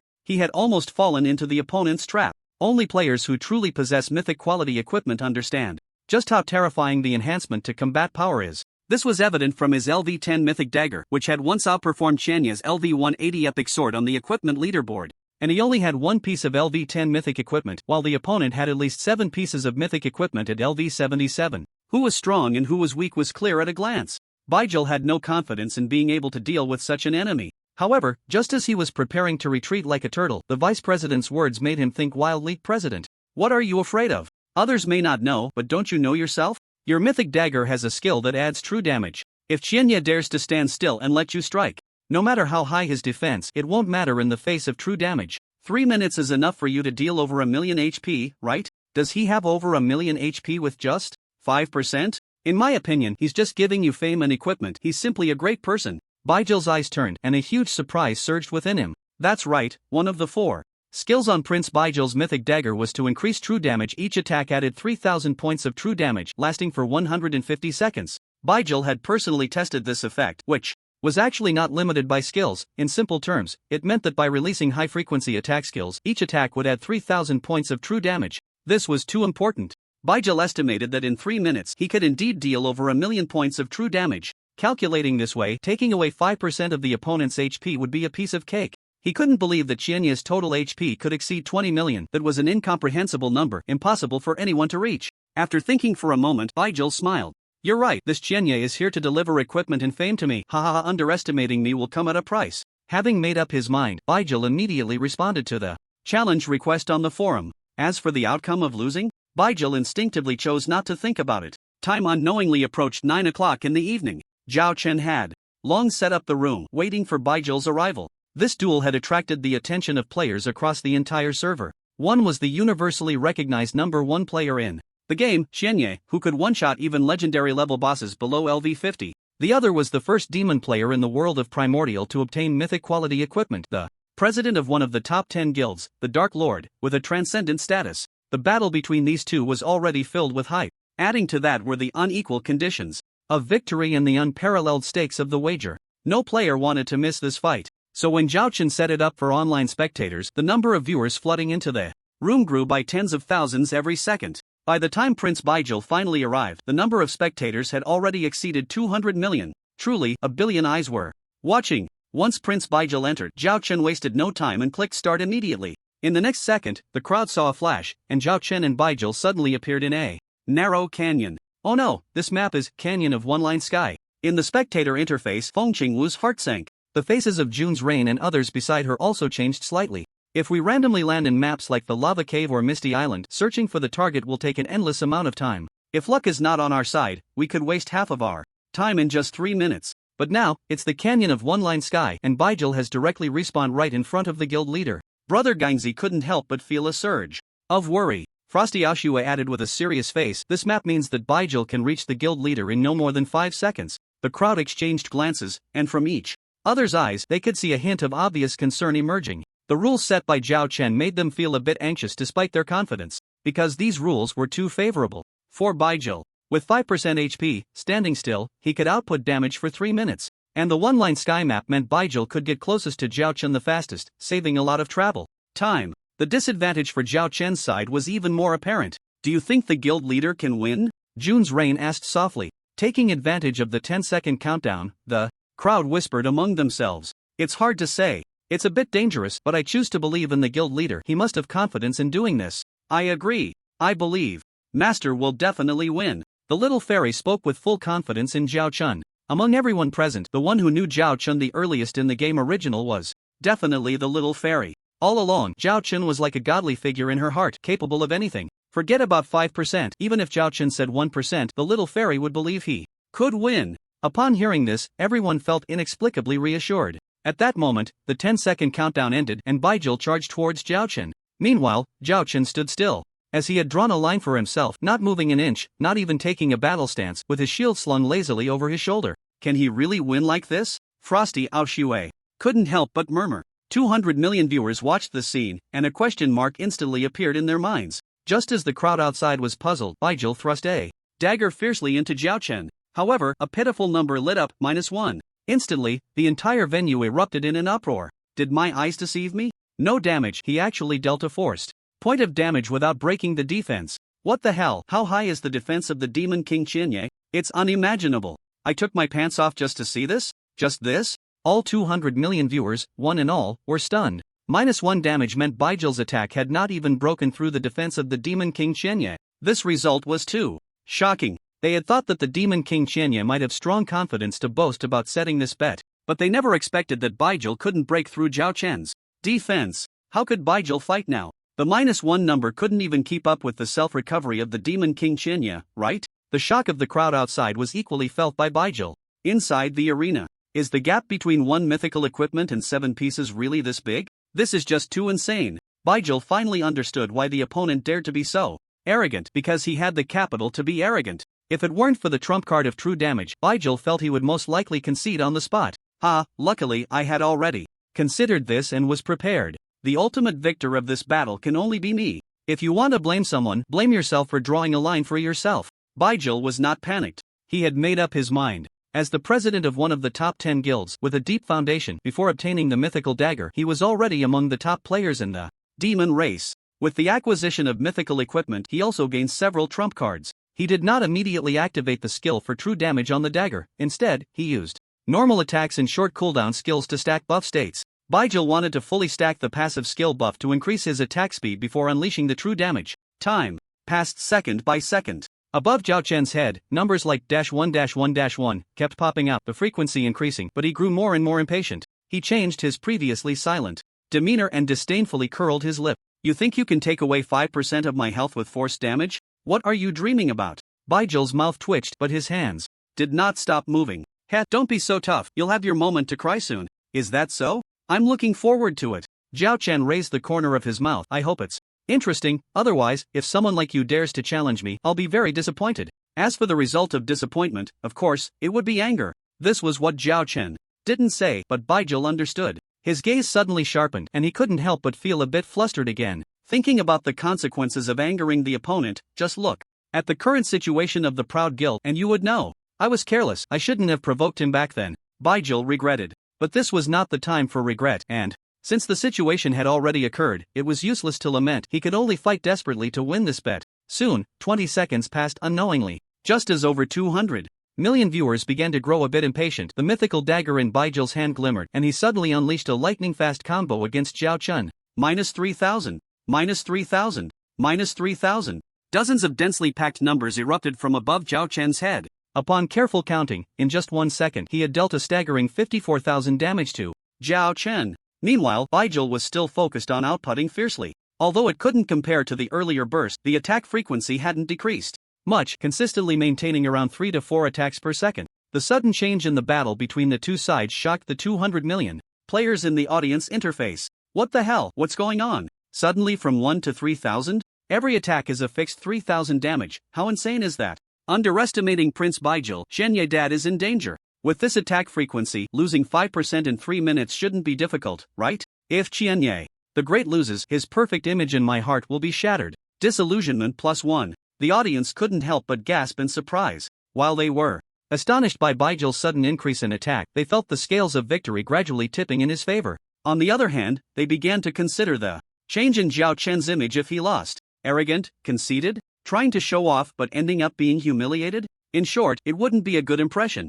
However, some sharp and calm viewers suddenly realized that the situation hadn't actually changed at all. Shut up, idiots, look at how much Xianye the Great's HP percentage has dropped. A comment flashed by, and countless players noticed the battle's total information list. Upon seeing this, they widened their eyes in disbelief. What's going on? Still at 100%? It's at 99.8%, then instantly jumped back to 100%. Are you kidding me? What's this healing speed? Damn, are we playing the same game as Xianye Dad? Hey, idiots, pay attention, healing speed is one thing, but haven't you calculated Xianye's total HP yet? Report, I've calculated it just now. Baijil launched a total of 6 attacks, causing Xianye Dad to lose 18,000 HP, but the total displayed was 99.8%. A preliminary estimate suggests that the HP of the great demon king Xianye exceeds 9 million. Damn it! The information displayed to the spectators did not show all of Zhao Chen's attributes, only a 0% to 100% HP percentage. Attack power, defense power, skills, etc. were all not displayed.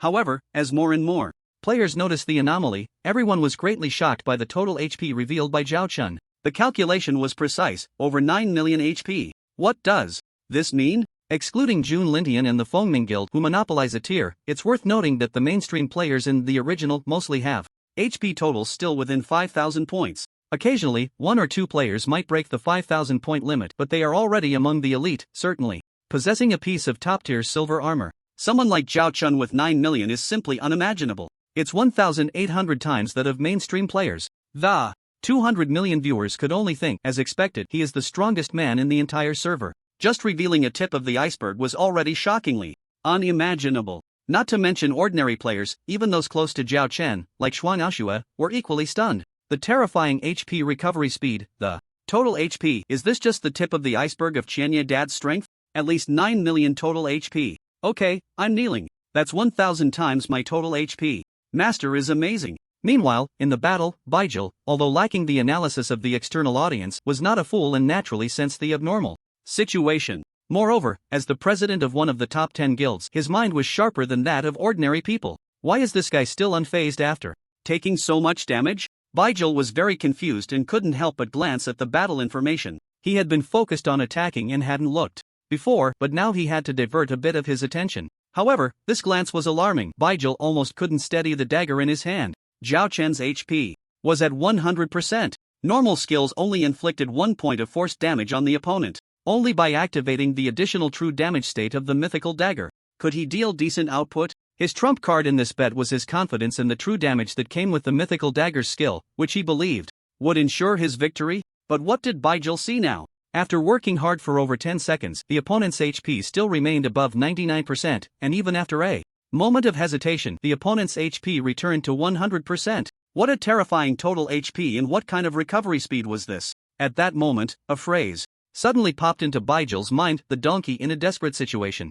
Baijil felt like that donkey, having no other way to scare off the tiger except for a kick. Forget about 5%, even 2% is hard. What should I do? If I lose, the only mythical dagger will be gone. Baijil mechanically outputted, his mind already in disarray. He even began to consider a retreat. He could never bear to hand over the mythical dagger to the opponent. So, should he default? If he defaults, how can he do it to minimize his disgrace? Baijil's thoughts were completely no longer in this battle. All along, Zhao Chen had been seen as powerful and invincible in the eyes of the original players. Countless players were curious about what his limits were. Attack, skills, equipment, it was hard to imagine, too mysterious. And now, the estimated total HP revealed through the spectator view was like exposing a tip of the iceberg. Instantly, it caused a massive earthquake across the entire server. With over 200 million players in the audience interface, there was little interest left in this PK match. After all, if they believed that Baijil's strength had already peaked, then the winner of this PK was destined to be the great demon king Xianya. As time gradually passed, Baijil still had not made a move. He was bound to lose. This thought became increasingly firm in the minds of the spectators. Zhao Chen glanced at the time and realized that nearly 2 minutes had passed since the start, growing somewhat impatient. If you have any trump cards, hurry up and use them. Otherwise, let's not waste each other's time. Baijil forced a bitter smile but shook his head, remaining silent. If he had any trump cards left, would he need the other party to urge him? The consequences of losing this PK were something he was unwilling to accept deep down. Zhao Chen waited for another 10 seconds, seeing Baijil still relentlessly attacking with 3,000 damage, and couldn't help but scoff. Is this it? I thought battling you would be somewhat interesting, but it turns out to be so boring. I'll give you 5 seconds. If you don't use any other attack cards, you won't have another chance. As soon as Zhao Chen's words fell, Baijil's eyes suddenly lit up, and he opened his mouth but didn't say anything. Want to attack me? Have you forgotten the cage you drew for yourself? No attacking. At that moment, Baijil suddenly thought of a good excuse to play dirty. The attribute gap was too great. He believed that once the other party attacked him, he would probably be instantly eliminated in 1 or 2 skills, but that was exactly what Baijil wanted. If you strike, it's a violation of the rules. A violation of the rules gives me a reason to play dirty since it hasn't even been 3 minutes yet. This was the reason Baijil suddenly fell silent. He wouldn't stop the other party from attacking him and was even eagerly anticipating it. 5, 4, 3, 1. The 5 seconds passed in the blink of an eye. Baijil looked at Zhao Chen with anticipation, waiting for him to strike and eliminate him. At this moment, the audience outside was also curious about Zhao Chen's choice. Under the watchful eyes of the crowd, Zhao Chen slowly spoke. Who said standing still can't kill anyone? LV-23. Star power was unleashed. A massive beam of deep blue light appeared, resembling an inverted giant bowl, almost enveloping the entire map of Yixianshan. This mythic quality area skill was being showcased for the first time in front of players. The overwhelming power caused everyone's expressions to change. A red number suddenly popped up above Baijil's head, 16117. Baijil's health was instantly depleted. In his final moments before leaving the map, he heard Zhao Chen's last words to him. Remember, it's because you aren't worth my time that I struck you down. As for the promised mythic level equipment, I hope you send it over quickly, or you'll face the consequences. Consequences to bear? Baijil, in a flurry, found it somewhat amusing. The scene flashed, and when he appeared at the headquarters of the Dark Lord Guild, a disdainful smile hung on his lips. I don't care what your reasons are, once you strike, it's a strike. You broke the rules, and I won't acknowledge it. Threatening me? If you have the guts, come to the Demon Clan first. Baijil wasn't worried that the other party could reach the Demon Clan's camp to deal with him at this stage. The interracial crossing had not yet been opened. Entering the Demon Clan from the human clan was fraught with danger. Moreover, even if the great demon king Qianya was exceptionally powerful, instantly eliminating all encountered bosses, once he reached the Blood Moon City of the demon clan, there would naturally be high-level NPCs to deal with him. Regular players might not know, but as someone who had accepted the main quest, Baijil understood the demon clan's attitude towards the human clan, so he wasn't worried at all. Overall, accepting this bet only slightly tarnished my reputation. There's no real loss. Baijil thought for a moment, and a thought popped into his head, causing him to chuckle. He decided to use some unconventional tactics to tarnish Qianya's image while minimizing the damage to his own reputation that was about to collapse. This duel ultimately did not last the full 3 minutes, but the vast majority of players were not dissatisfied, because anyone with a discerning eye could see that Baijil was completely crushed in front of Zhao Chen. Therefore, after everyone dispersed, what they eagerly discussed was, would Baijil honor the bet and hand over the only mythical quality dagger to the great demon king Qianya? This was a piece of mythical quality equipment. After all, in the entire game, besides the great demon king Qianya, only Baijil possessed it. Could he really part with it? But if he refused to hand it over, it would be tantamount to offending Qianya. Was he not afraid of Qianya's revenge? Just think about the fate of the proud and mighty guild. Did Baijil really have the guts to default? But if he truly refused to pay the dagger, what could Qianya do? In any case, until Baijil handed over the dagger, this storm was far from over. What the specific outcome would be, all the players in the server were extremely curious. On the forum, numerous posts were endlessly debating. Most people felt that Baijil should act like a man and keep his promise. However, a very small number of players suddenly began to stir the pot. Isn't Qianya really going to force Baijil to hand over the dagger? He already has so many mythical quality items, does he really need this one? Plus, he can't even use the dagger. Similar comments occasionally appeared in various posts, making many players feel disgusted. It's just a LV10 mythical dagger. One should let it go when they can. I believe Qianya is not a petty person. Yeah, the great demon King Qianya has so many mythical quality items. Would he still covet this? Baijil is so pitiful. Does he really have to give up the only mythical dagger? Is the great demon King Qianya trying to wipe him out? The great demon King Qianya can't possibly lack the capacity to be forgiving, right? No way.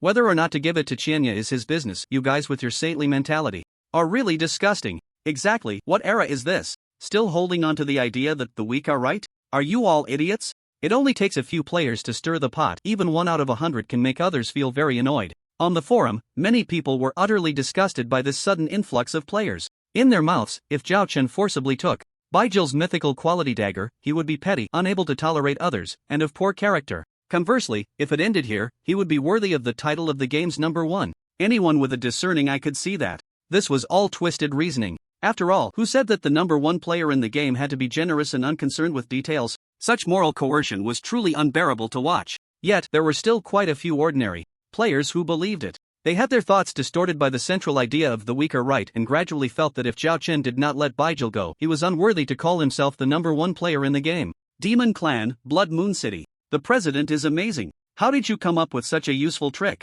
Awesome. Under the pressure of public opinion, let's see how Qianya responds now. What good is high personal combat power if the brain isn't working well? Around Prince Baijil, a dozen players from the Dark Lord management team gave him a thumbs up. Indeed, it was Prince Baijil himself who was orchestrating the rhythm on the forum. As the president of a major guild, he understood the terror of public opinion and had a lot of experience in how to steer the narrative. Seeing the forum getting muddied, Baijil couldn't help but chuckle. Most ordinary players don't have strong convictions. They can be easily swayed. Often either the east wind overwhelms the west wind, or the west wind overwhelms the east wind. The focus of the current issue is shifted from whether I should hand over the dagger to Qianya to whether Qianya should accept it. Baijil felt that, after the turmoil on the forum, Qianya would most likely not seek trouble with him. After all, referencing the incident where the once proud guild leader offended him multiple times and he only retaliated once before ignoring it, it seemed clear Qianya still valued his reputation. He probably wouldn't want to leave a label of being petty in the minds of all players. Seeing so many players think he should let me go, Qianya probably won't pursue this any further, right? At least, on the surface, he shouldn't. Baijil muttered. In his view, since Qianya rose to fame, he had crafted a perfect persona. Strong, mysterious, domineering, generous, gentle. He likely wouldn't go to extremes over such a trivial matter. Otherwise, his perfect image could collapse. Besides, what use would a level 10 mythical dagger be to him? To ruin his perfect persona over an unnecessary piece of equipment? Not worth it. With this thought, Baijil's face broke into a smile again. As neither of the main characters spoke up, the turmoil on the forum gradually intensified. Such a lively matter, Zhao Chen naturally couldn't be unaware. He wasn't naive. After understanding the background, he specifically looked for those most active in stirring the pot, most of whom were from the demon race. Seeing this, Zhao Chen understood who the mastermind behind the scenes was. Stirring public opinion is quite a cunning move, but is this an attempt to back out of the bet? Heh, interesting. Zhao Chen couldn't help but laugh. Initially, he had planned to let this matter slide. As long as Baijil humbly apologized, perhaps he would be happy enough to sell the dagger back to him, especially since he needed gold to enhance mythical quality equipment. But now, Baijil's actions had made Zhao Chen somewhat unhappy. What was this? Moral coercion? Zhao Chen thought for a moment and decided to respond publicly on the forum using his ID. He didn't specify that Baijil was the mastermind, as he lacked more concrete evidence, and saying it might backfire. Most people might find such a situation tricky, but Zhao Chen wouldn't be troubled by names. As for Baijil's so-called perfect persona, Zhao Chen believed that his perfect persona did not include being a saint. Those players advising me to be kind, shut up. Everyone must pay for their own actions. I, Chenya, officially inform you that if Prince Baijil does not deliver a piece of mythical quality equipment to Chenya town within a week as agreed, I will personally go to Blood Moon City to see what courage he has to do such a thing. The response was brief, only 3 sentences, but the impact it caused on the forum was definitive. Reckless, domineering. This was the impression Zhao Chen gave to the external players at that moment. As soon as this post with 3 sentences was released, it immediately sparked countless responses from players. Awesome, Chenya dad is so domineering. You can only take what I give you, how dare you take what I don't give you? This is the mindset of the number 1 player in the game. Exactly, what about those stirring the pot? Come out and share your thoughts. I actually look forward to Baijil not handing over the dagger within a week. There will definitely be a good show to watch. I don't think Baijil has the guts. How can the great demon king Chenya be like this? Spare a thought for others. Brain dead. Get lost. In this wave of public opinion supporting Zhao Chen to fulfill the bet, players who saw the main character's strong response were overjoyed. In their view, such reckless, domineering, yet reasonable individuals deserve the title of the number 1 player in the game. Otherwise, the saintly words would surely frustrate most of his supporters. From a certain perspective, Zhao Chen's response can be seen as stepping up to bear the pressure for the fans. In contrast to these people, the players who were stirring the pot felt their mood plummet. Among them, the mastermind, Baijil, wore a dark and uncertain expression, both anxious and flustered. Fuck Chen Yi, how dare he do this? Is he not afraid of ruining his image at all? If he thinks he can make me hand over the mythical dagger, it won't be that simple. I want to see if he can still be so arrogant in front of the high-level NPCs in Blood Moon City. Baijil decided to ignore it and resist to the end. After all, if the sky were to fall, there would be a tall person to hold it up. If a human player dared to come to Blood Moon City, the NPC forces would be the first to object. It should be noted that humans and demons have been at odds for 3,000 years. President Dad, are you really going to the demon race camp? The interracial teleportation array hasn't been activated yet. The journey is long, think twice. Zhao Chen's response on the forum was quickly understood by Lu Yu's reign and the others. They didn't comment much on his attitude towards Baijil. After all, as the top player in the game, he had the capital to act recklessly, especially under the circumstances where he was in the right. It would be frustrating to give up demanding the mythical equipment just because of the influence from the forum. Moreover, they didn't doubt Zhao Chen's ability to fulfill his promises. What was concerning, however, was that going to the demon race camp was not just a matter of words. The back and forth would take too long. Even if Zhao Chen swept away all obstacles, it would likely take at least half a month. Although Junlin Tiantang held a transcendent status, all members fundamentally wished to follow Zhao Chen's orders from the bottom of their hearts. As the vice president, her authority came from Zhao Chen's direct command, and her prestige was not particularly high. If he were to leave for half a month, the guild's development might stagnate. Zhao Chen himself naturally understood this. In fact, punishing Baijil was just a matter of convenience. His main goal was to go to the demon camp to complete the main quest, exploring or challenging the 116 demon god-level NPCs. This task was not as simple as just half a month. For Zhao Chen, the lower combat power of the demon gods posed no obstacles. The biggest challenge was the time spent searching for their whereabouts. The deadline for the third ring of the main quest was 180 days, and if luck was not on his side, it might not be enough. Therefore, he needed to clearly arrange the guild's affairs during his absence. There was nothing to hide about doing the main quest. After thinking for a moment, Zhao Chen spoke. This matter doesn't need discussion. I will definitely go to the demon race. The main reason is to complete the main quest. As soon as he finished speaking, everyone around Lu Yu's reign fell silent. When it came to the main quest, they had no right to interfere. How long will it take? Lu Yu's reign quickly asked. As the vice president, she had to take on responsibility, so she was even more concerned about the guild's development. At least 3 months, at most about 5 months, Zhao Chen replied. So long? Lu Yu's reign was taken aback. The current rapid development of the guild really relies on you. If you don't return for a few months, the momentum might stall. The reason for the stagnation was that, without Zhao Chun providing various high-quality equipment to the warehouse, the guild's cohesion would decline and its deterrent power would also diminish significantly. There might even be an invasion from external enemies. For example, the AOC Kunshi Guild. From what she knew, the AOC Kunshi Guild still had a solid foundation, and they might take the opportunity to attack Junlin Tiantang, retaliating for the humiliation Zhao Chun had given them before. Lu Yu's reign laid all these concerns bare, and Zhao Chun looked at her with satisfaction. She was becoming increasingly competent as the vice president. Don't worry, I've already considered it. I will grant you the permissions, Zhao Chun said, as long as you can use any equipment or items from the guild warehouse, feel free to take them out and wear them without worrying about guild contribution points. This, Lu Yu's reign widened her eyes, and after a moment, she revealed a touched expression.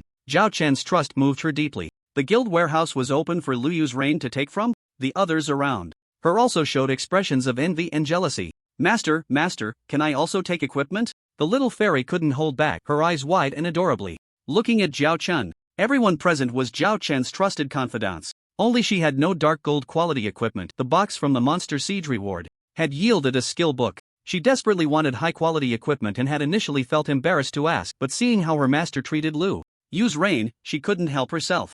Zhao Chen nodded nonchalantly, of course. After saying that, he didn't look at the little fairy's suddenly excited expression but turned to Young Hung Dani, Lu Yu's flower, Brother Gangzi, and others, nodding seriously to signal them. You all have this privilege too, but, like Lu Yu's reign, you can only take out equipment that meets the wearing requirements. You are the people I trust the most. I hope during my time away from Shanye Town, you will protect Shanye Town and contribute to the development of the guild. Yes, Shanye Dad/Master. Upon hearing this, everyone instantly beamed with joy, their hearts filled with gratitude. Ordinary members had to work day and night to exchange the contribution points they earned for equipment, while they directly had the qualification to take it without any cost. This trust moved them deeply. As the saying goes, once a teacher, always a father. They wished they could swear on the spot to follow the guild leader's orders for life with no second thoughts. Zhao Chun had already considered giving the guild warehouse privileges to a few managers. The reasons were simple, mainly 3 points. First, during his time with the Demon Clan, the guild needed to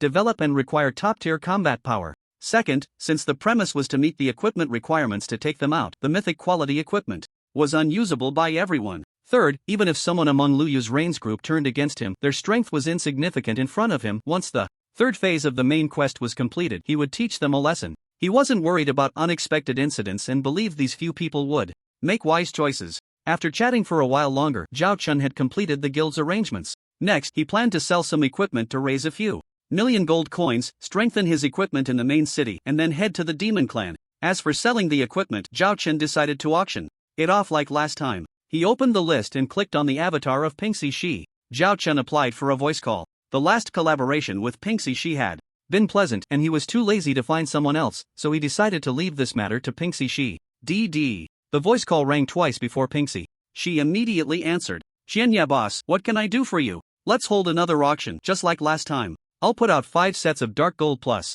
legendary gear.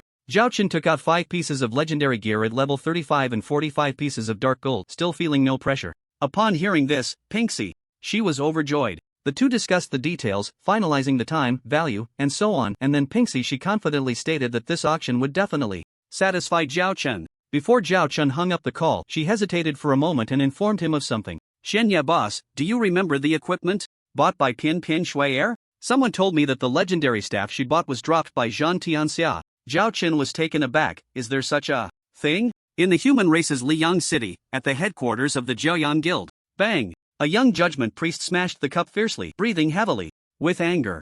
Zhan Tianxia, you go too far. Iron Head Boy, will not coexist with him. The high-ranking members of the Jiaoyang Guild around him also wore expressions of righteous indignation. That's right, Zhan Tianxia must pay for his recklessness. Dare to play with us in killing and looting? Our Jiaoyang Guild is not to be trifled with. Damn it, let's go to war with the Xingxing Shining Guild. President, we can't swallow this. The atmosphere in the conference room was filled with anger, and almost everyone spoke up, insisting that Zhan Tianxia should pay the price, with some even suggesting to directly declare a guild war. However, the president, Pin Shui'er, sat calmly at the top and did not issue a decision. The judgment priest, Iron Head Boy, who looked the most upset, was her incompetent younger brother. The equipment he had purchased at great expense from the Star Auction House was all equipped on him. At the first opportunity, 10 pieces of equipment, each one Pian Shui'er was very familiar with, could be recognized at a glance. At this moment, the most important legendary small round shield was already missing from Iron Head Boy's possession. Just half a day ago, the president of Xingxing Shining, Zhang Tianxia, gathered 2,000 players and instantly killed Iron Head Boy. At that time, Iron Head Boy was still a red name, and with bad luck he directly dropped the legendary small round shield Judgment Moment. This was the reason why this group of people was discussing here now. Sister, I really can't swallow this anger, let's go to war with Zhang Tianxia. Iron Head Boy gritted his teeth and said, shut up, I will decide this matter myself. Pian Shui'er shot him a cold glance. If it weren't for your red name, would you have dropped your equipment? You have some responsibility in this matter too. Iron Head Boy opened his mouth, his face turning blue and red, but he didn't dare to speak. Pian Shui'er was right. If he had remained a white name, the probability of dropping equipment would be less than 1%, and dropping the legendary small round shield in one death would be even less than 0.1%. Therefore, he indeed had to bear some responsibility for this. Moreover, the most important thing was that Pian Shui'er was not a brother-supporting demon. When she told him to shut up, he didn't dare to say a word. The high-ranking members of the guild exchanged glances, all falling silent in unison. No matter how heated their discussion was, the final decision would still be made by President Pian Shui'er. As Pian Shui'er's gaze swept over the group, she said solemnly, the Xingxing Shining Guild's influence in Giant Elephant City makes it too burdensome for us to fight across the main city. We have incurred a lot of debt to purchase equipment, and we can't afford it. Moreover, there must be a large number of players protecting Zhang Tianxia, and he is a white name, making it difficult to drop anything. Furthermore, there are follow-up consequences. So what if Zhang Tianxia gets Judgment Moment? If he can't equip it, it's just a decoration. As soon as she finished speaking, a guild member reported that Zhang Tianxia had arrived at the center of Liang City with a team of 100, wanting to negotiate with Pian Shui'er. Daring to come to our Liang City, does he think we won't dare to kill him in front of the NPCs? Let's go meet him. Pian Shui'er's eyes flashed, and she was the first to walk out. Soon, the group arrived at the center of Liang City. From a distance, they saw Zhang Tianxia and his group standing leisurely in place, with Zhang Tianxia himself having found a chair from somewhere, looking completely relaxed. Pian Shui'er glanced around and found that the location was indeed well chosen. The Lord's mansion was not far away, and NPC soldiers occasionally passed by. In line, any player daring to make a move here, regardless of whether they could defeat the opponent, would definitely be caught by the soldiers and sent to prison for a while. Seeing Pian Shui'er's gaze, Zhang Tianxia felt a chill in his heart. This woman really was thinking of killing him. No, he had to quickly dispel that thought. Since you, Shui'er, are here, I naturally have the legendary small round shield stored in a safe place. Don't fantasize, let's negotiate properly. Shui'er let out a barely noticeable sigh, then collected her thoughts and said coldly, we admit defeat in this matter. Now tell me, what conditions would you require to return the small round shield to us? In Shui'er's view, Zhang Tianxia was just trying to take advantage of the situation. As long as it could be resolved with gold coins, it wasn't a big deal. After all, the debts were already too many, adding one more wouldn't matter. At worst, they could borrow again. After acquiring Judgment Moment, the Zhaoyang Guild had gained quite a few allies, so borrowing 300,000 to 500,000 gold coins wouldn't be a problem. What worried her was that mere gold coins might not satisfy Zhang Tianxia's appetite. Therefore, Shui'er was prepared for a significant loss. However, she still underestimated Zhang Tianxia's greed. Actually, what I want is quite simple. You, Zhaoyang Guild, need to become a branch of my Starry Alliance. Then we will be one big family, and naturally, the equipment will be returned to you. As soon as the words fell, the expressions of the Zhaoyang Guild members changed dramatically. Tai Tuwa looked at Zhang Tianxia with a murderous intent that seemed almost tangible. Shui'er's gaze also turned. I see. You dare to make such a demand for a legendary small round shield? Have you lost your mind? Although the value of Judgment Moment was high, it couldn't be compared to the Zhaoyang Guild. In Shui'er's eyes, Zhang Tianxia was dreaming. No, how could this be losing my mind? Clearly, I've thought this through very carefully. Zhang Tianxia squinted. Now, this matter hasn't reached the outside world yet, right? Tell me, if I expose the transfer of the small round shield, what will your creditors think? Shui'er's expression stiffened. Previously, when borrowing gold coins, she had promised to repay not just with gold but also with a certain number of high-quality equipment. If the news of the legendary small round shield being lost got out, would those creditors still believe that the Zhaoyang Guild had the ability to repay as agreed? This would be a huge blow to the guild's reputation. One misstep and they could become the target of everyone's scorn.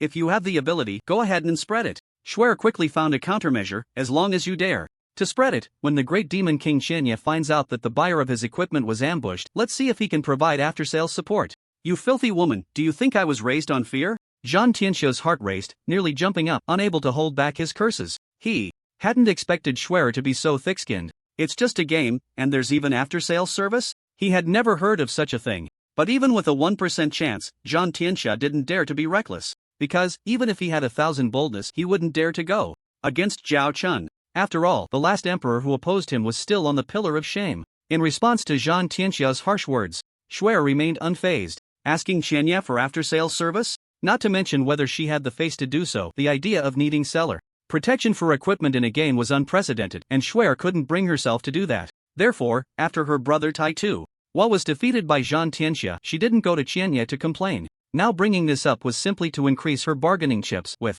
no other purpose. A flat price of 200,000 gold coins. How about returning Judgment Moment to me? Schwer suggested expressionlessly. As for what happened before, let's just pretend it never happened. If 200,000 gold coins could buy back the legendary small round shield from Zhang Tianxia, Schwer wouldn't mind letting the matter slide. After all, it was just a matter of skill not being up to par. Paying a little tuition wasn't a big deal. Zhang Tianxia didn't know if she really wanted to ask Qianye for help, feeling uncertain, so he dismissed his initial greedy thoughts. At this moment, seeing the conditions set by Pianpi and Schwer, Zhang Tianxia couldn't help but scoff. 200,000 gold coins? That's a lot. I seem to remember that this set, centered around Judgment Moment, was auctioned for a staggering 1.5 million gold coins back then. Am I mistaken?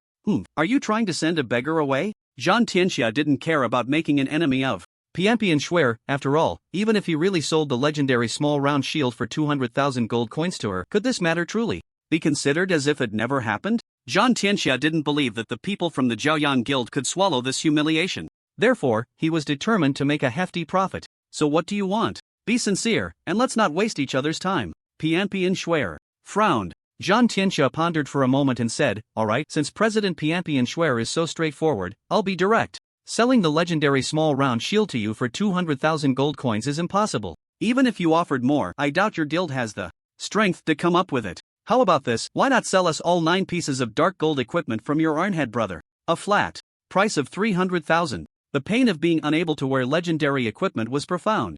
Zhang Tianxia didn't hold back. This was his backup plan from the start. As soon as he finished speaking, the management of the Jiaoyang Guild was instantly furious, their gazes towards Zhang Tianxia filled with venom. What courage! Are you really not afraid of death? Do you think we're cowards? President, don't hesitate. Take him down. The members of the Jiaoyang Guild were seething with anger, wishing they could send Zhang Tianxia and his group back to the city for free right away. Even if they were killed by NPCs for taking action, they didn't care. Pianpi and Schwer's expression also turned grim, but she still maintained her composure. Killing Zhang Tianxia was not difficult, but this was not the early game anymore. The cost of dying now was merely a few hundred gold coins to find a priest to remove the weakened state, which had almost no impact. Moreover, everyone present was an elite of the guild, and being caught by NPCs and thrown in jail was not worth it. Most importantly, killing Zhang Tianxia would not help them retrieve the legendary small round shield. Therefore, Pianpi and Schwer barely suppressed her urge to kill. You know this is impossible. Zhang Tianxia calmly waved his hand.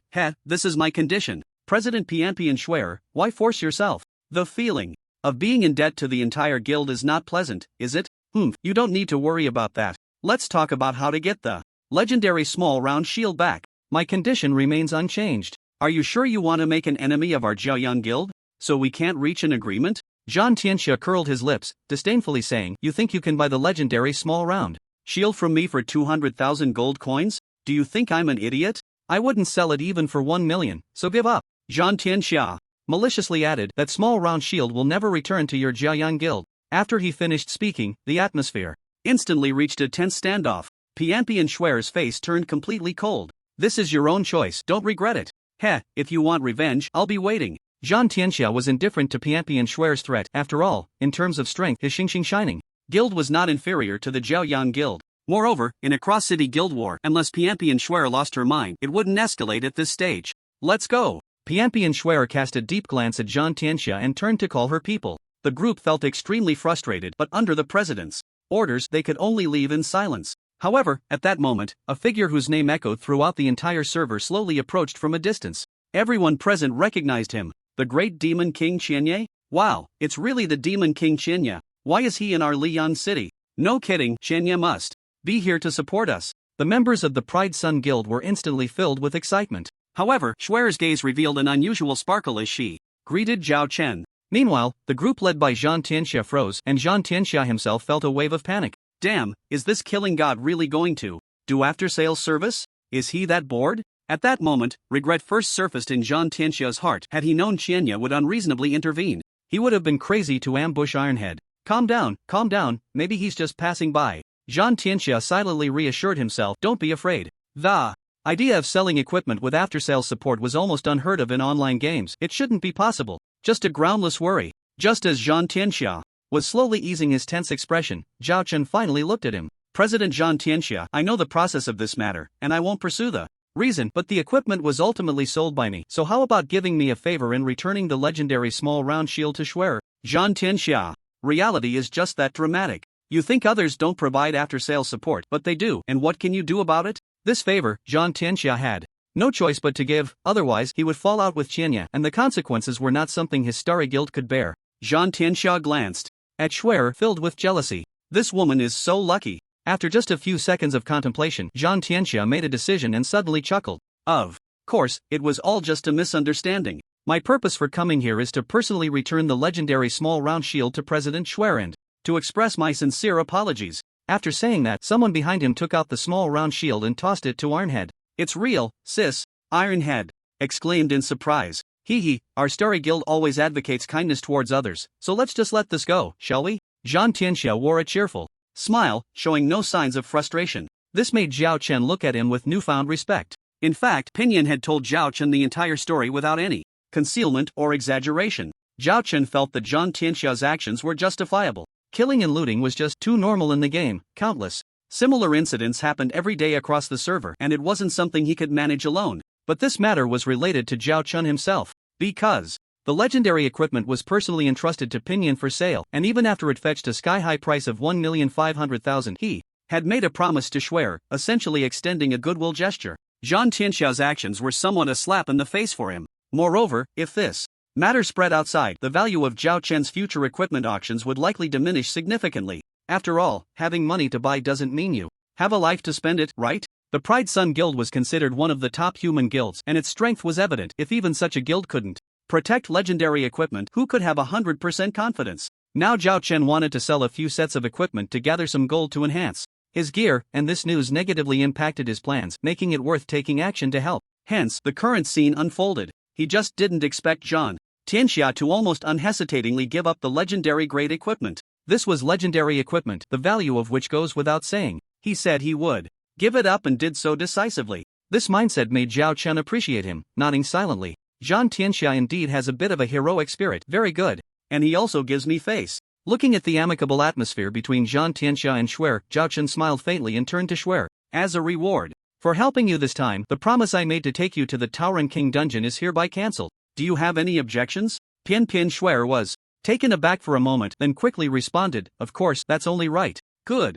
Zhao Chen nodded. Pian Schwer was indeed a sensible person. His help wasn't free. Just right, he had previously promised to retract, allowing him to indulge in the demon faction without any reservations. He then turned to Zhang Tianxia. President Zhang Tianxia, what guidance does President Qianyi have? Zhang Tianxia maintained a very humble posture. Seeing that Pian Schwer had also suffered a significant loss, his mindset balanced out considerably. It was hard to say which was of greater value, a level 40 Minotaur King dungeon of any difficulty or a level 36 legendary small round shield. However, Zhao Chen's actions relieved him. As long as he wasn't in an intimate relationship with Pian Schwer, he didn't have to worry about retaliation. This incident was merely a falling out with Pian Schwer. As long as Qianyi didn't intervene, it was fine. It's not really guidance, I just wanted to inform you of a piece of news that could be good or bad. What? Zhang Tianxia's heart skipped a beat. Could it be that he guessed wrong? Was Qianyi still targeting him? Pian Schwer beside him also cast a curious glance, eager to hear what Zhao Chen had to say. The members of the two guilds around them were also focused, waiting for Zhao Chen to speak. It's just a small matter, no need to be so tense. I decided to auction off 5 sets of equipment again in 3 days. The quality will be the same as last time. If you want to buy, you can participate in the Xingqian auction house. Zhao Chen stated his purpose. As the top player in the entire server, a leader and a barometer for human players. To be honest, whether it was Zhang Tianxia or Pian Schwer, in his eyes, they were all part of his own group. When the time came to battle different factions, the stronger the human players were, the more they could help, so he didn't mind them growing a bit faster. The conflict between Zhang Tianxia and Pian Shuer, from a certain perspective, also had a competitive aspect. If it weren't for the possibility of affecting his equipment selling plans, he wouldn't have cared. That was his perspective. Upon hearing the news from Zhao Chun, Zhang Tianxia immediately beamed with joy. Thank you, Xian Yi, for the early notice. No more talking, I'm going back to gather gold. This time at the auction, I must buy at least one set. Goodbye, Xian Yi. After saying that, Zhang Tianxia greeted Zhao Chen and left with his group. Pian Shuer, seeing this, pouted. She had no objections to Zhao Chen's decision, she just couldn't stand seeing Zhang Tianxia so pleased. Moreover, she was heavily in debt, so she wouldn't be able to participate in this auction. But that didn't matter, having finally met Xian Yi, Pian Shuer wanted to seize the opportunity to get closer. Xian Yi, it's your first time in Liang City, right? How about a tour? Then let's take a look. With a beauty inviting him, Zhao Chen had no reason to refuse, especially since he had no other matters at hand for the time being. The next 3 days went by just like before. Pin CC posted information on the forum, once again attracting the attention of wealthy players across the server, and the auction was a great success, with Zhao Chen raising a total of 3 million gold coins. After the last auction, major human guilds began to intentionally or unintentionally store gold coins. If it weren't for the short 3-day deadline Zhao Chen had given Pin CC, these 5 sets of equipment would surely have sold for a higher price. However, for Zhao Chen, the most important thing was to hurry to the demon faction and complete the main quest, and 3 million gold coins were already sufficient. Any additional funds would be insufficient for strengthening with obsidian. Soon, with ample golden materials, Zhao Chen managed to enhance all his equipment to at least +8. After using up the obsidian, he still had 600,000 gold coins left. Zhao Chen bought some large capacity backpacks, which were items from rare quest rewards and weren't very valuable. This time, the journey to the demon clan will be long, and it's estimated that many high-quality equipment can be obtained. Without a large capacity backpack for storage, it won't do. After enhancement, the attributes are as follows: ID, Shenya level, LV78, 160 million/870 million, race, human, racial talent, skill upgrade experience reduced by 10%, profession, junior war god HP, 12.8 million, mana, 1.61 million physical attack, 13.28 million 19.92 million magic attack, 5.8 million 8.7 million physical defense, 4.71 million. Magic defense 4.59 million.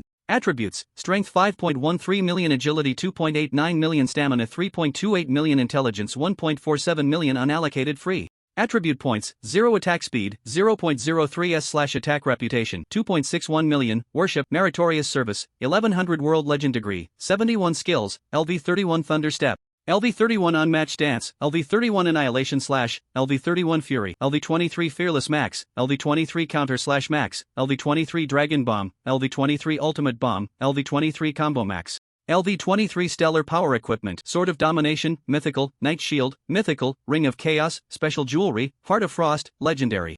Berlin's Armor Shoes, Mythical, Fashion, Shadow Cloak, S-Class Fashion, Title, The One Who Surpasses All, The Fearless One, Spider Terminator, Empire Guardian. Mount, Little Black, Legendary. With everything prepared, Zhao Chen bid farewell to Jun's Reign and others, riding Little Black, heading towards the direction of the Yunmeng Marsh. The closest route from Qianye Town to the Demon Clan territory happens to pass through the Yunmeng Marsh. The Yunmeng Marsh map is no longer a match for Zhao Chen. He sweeps through effortlessly. Even the newly spawned LV90 Epic Demon King Doze is defeated in a single strike, without any resistance. It's just a pity that the Demon King only dropped a piece of legendary equipment that is of little use to Zhao Chen, which he stored in his backpack. After passing through the Yunmeng Marsh, the next map is the 100,000 Mountain Range, levels 100 to 150. This vast map serves as a natural barrier for the Demon Clan, filled with countless dark creatures, including powerful bosses. However, even the LV150 mythical boss is easy for Zhao Chen to handle. How could these be a challenge for him? In no time, all obstacles are slain. The dropped equipment and items below legendary quality are ignored. Only those above legendary are picked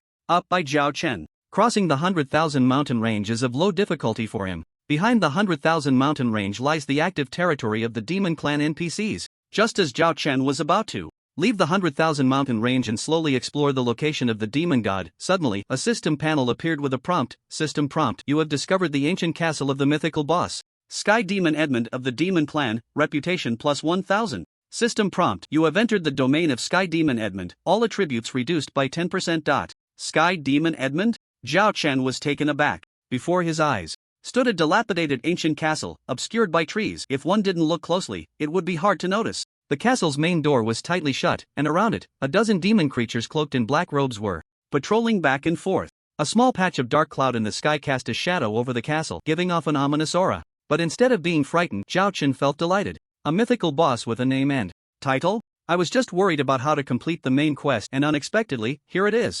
Zhao Chen secretly rejoiced. The third ring of the main quest had no relevant information on other players' forums. He was completely at a loss about how to complete it. After thinking for a long time, he could only sigh and decide to take it one step at a time, exploring the demon race map with his feet. This was destined to be a hard job that would take a long time. He never expected that just after crossing the 100,000 mountain ranges, one would appear. What made him happy was not only his incredible luck but also the NP in the world of Primordial is full of wisdom, and the myth-level boss of the demon race should be interconnected, right? Can I get the locations of other targets from the Sky Demon? This was a hypothesis, but if it were true, Zhao Chen would save himself a lot of trouble. Without hesitation, Zhao Chen headed towards the ancient castle. From a distance, he cast a reconnaissance spell. Sky Demon Guard Captain, Legendary, Level, LV 60 HP, 3 million attack power, 320,000 defense power, 210,000 skills, Dark Fireball, Hellfire, Divine Protection, Sacrifice, Bloodthirst, Frenzy Legendary Aura. All Dark-type creatures nearby increase damage by 50%.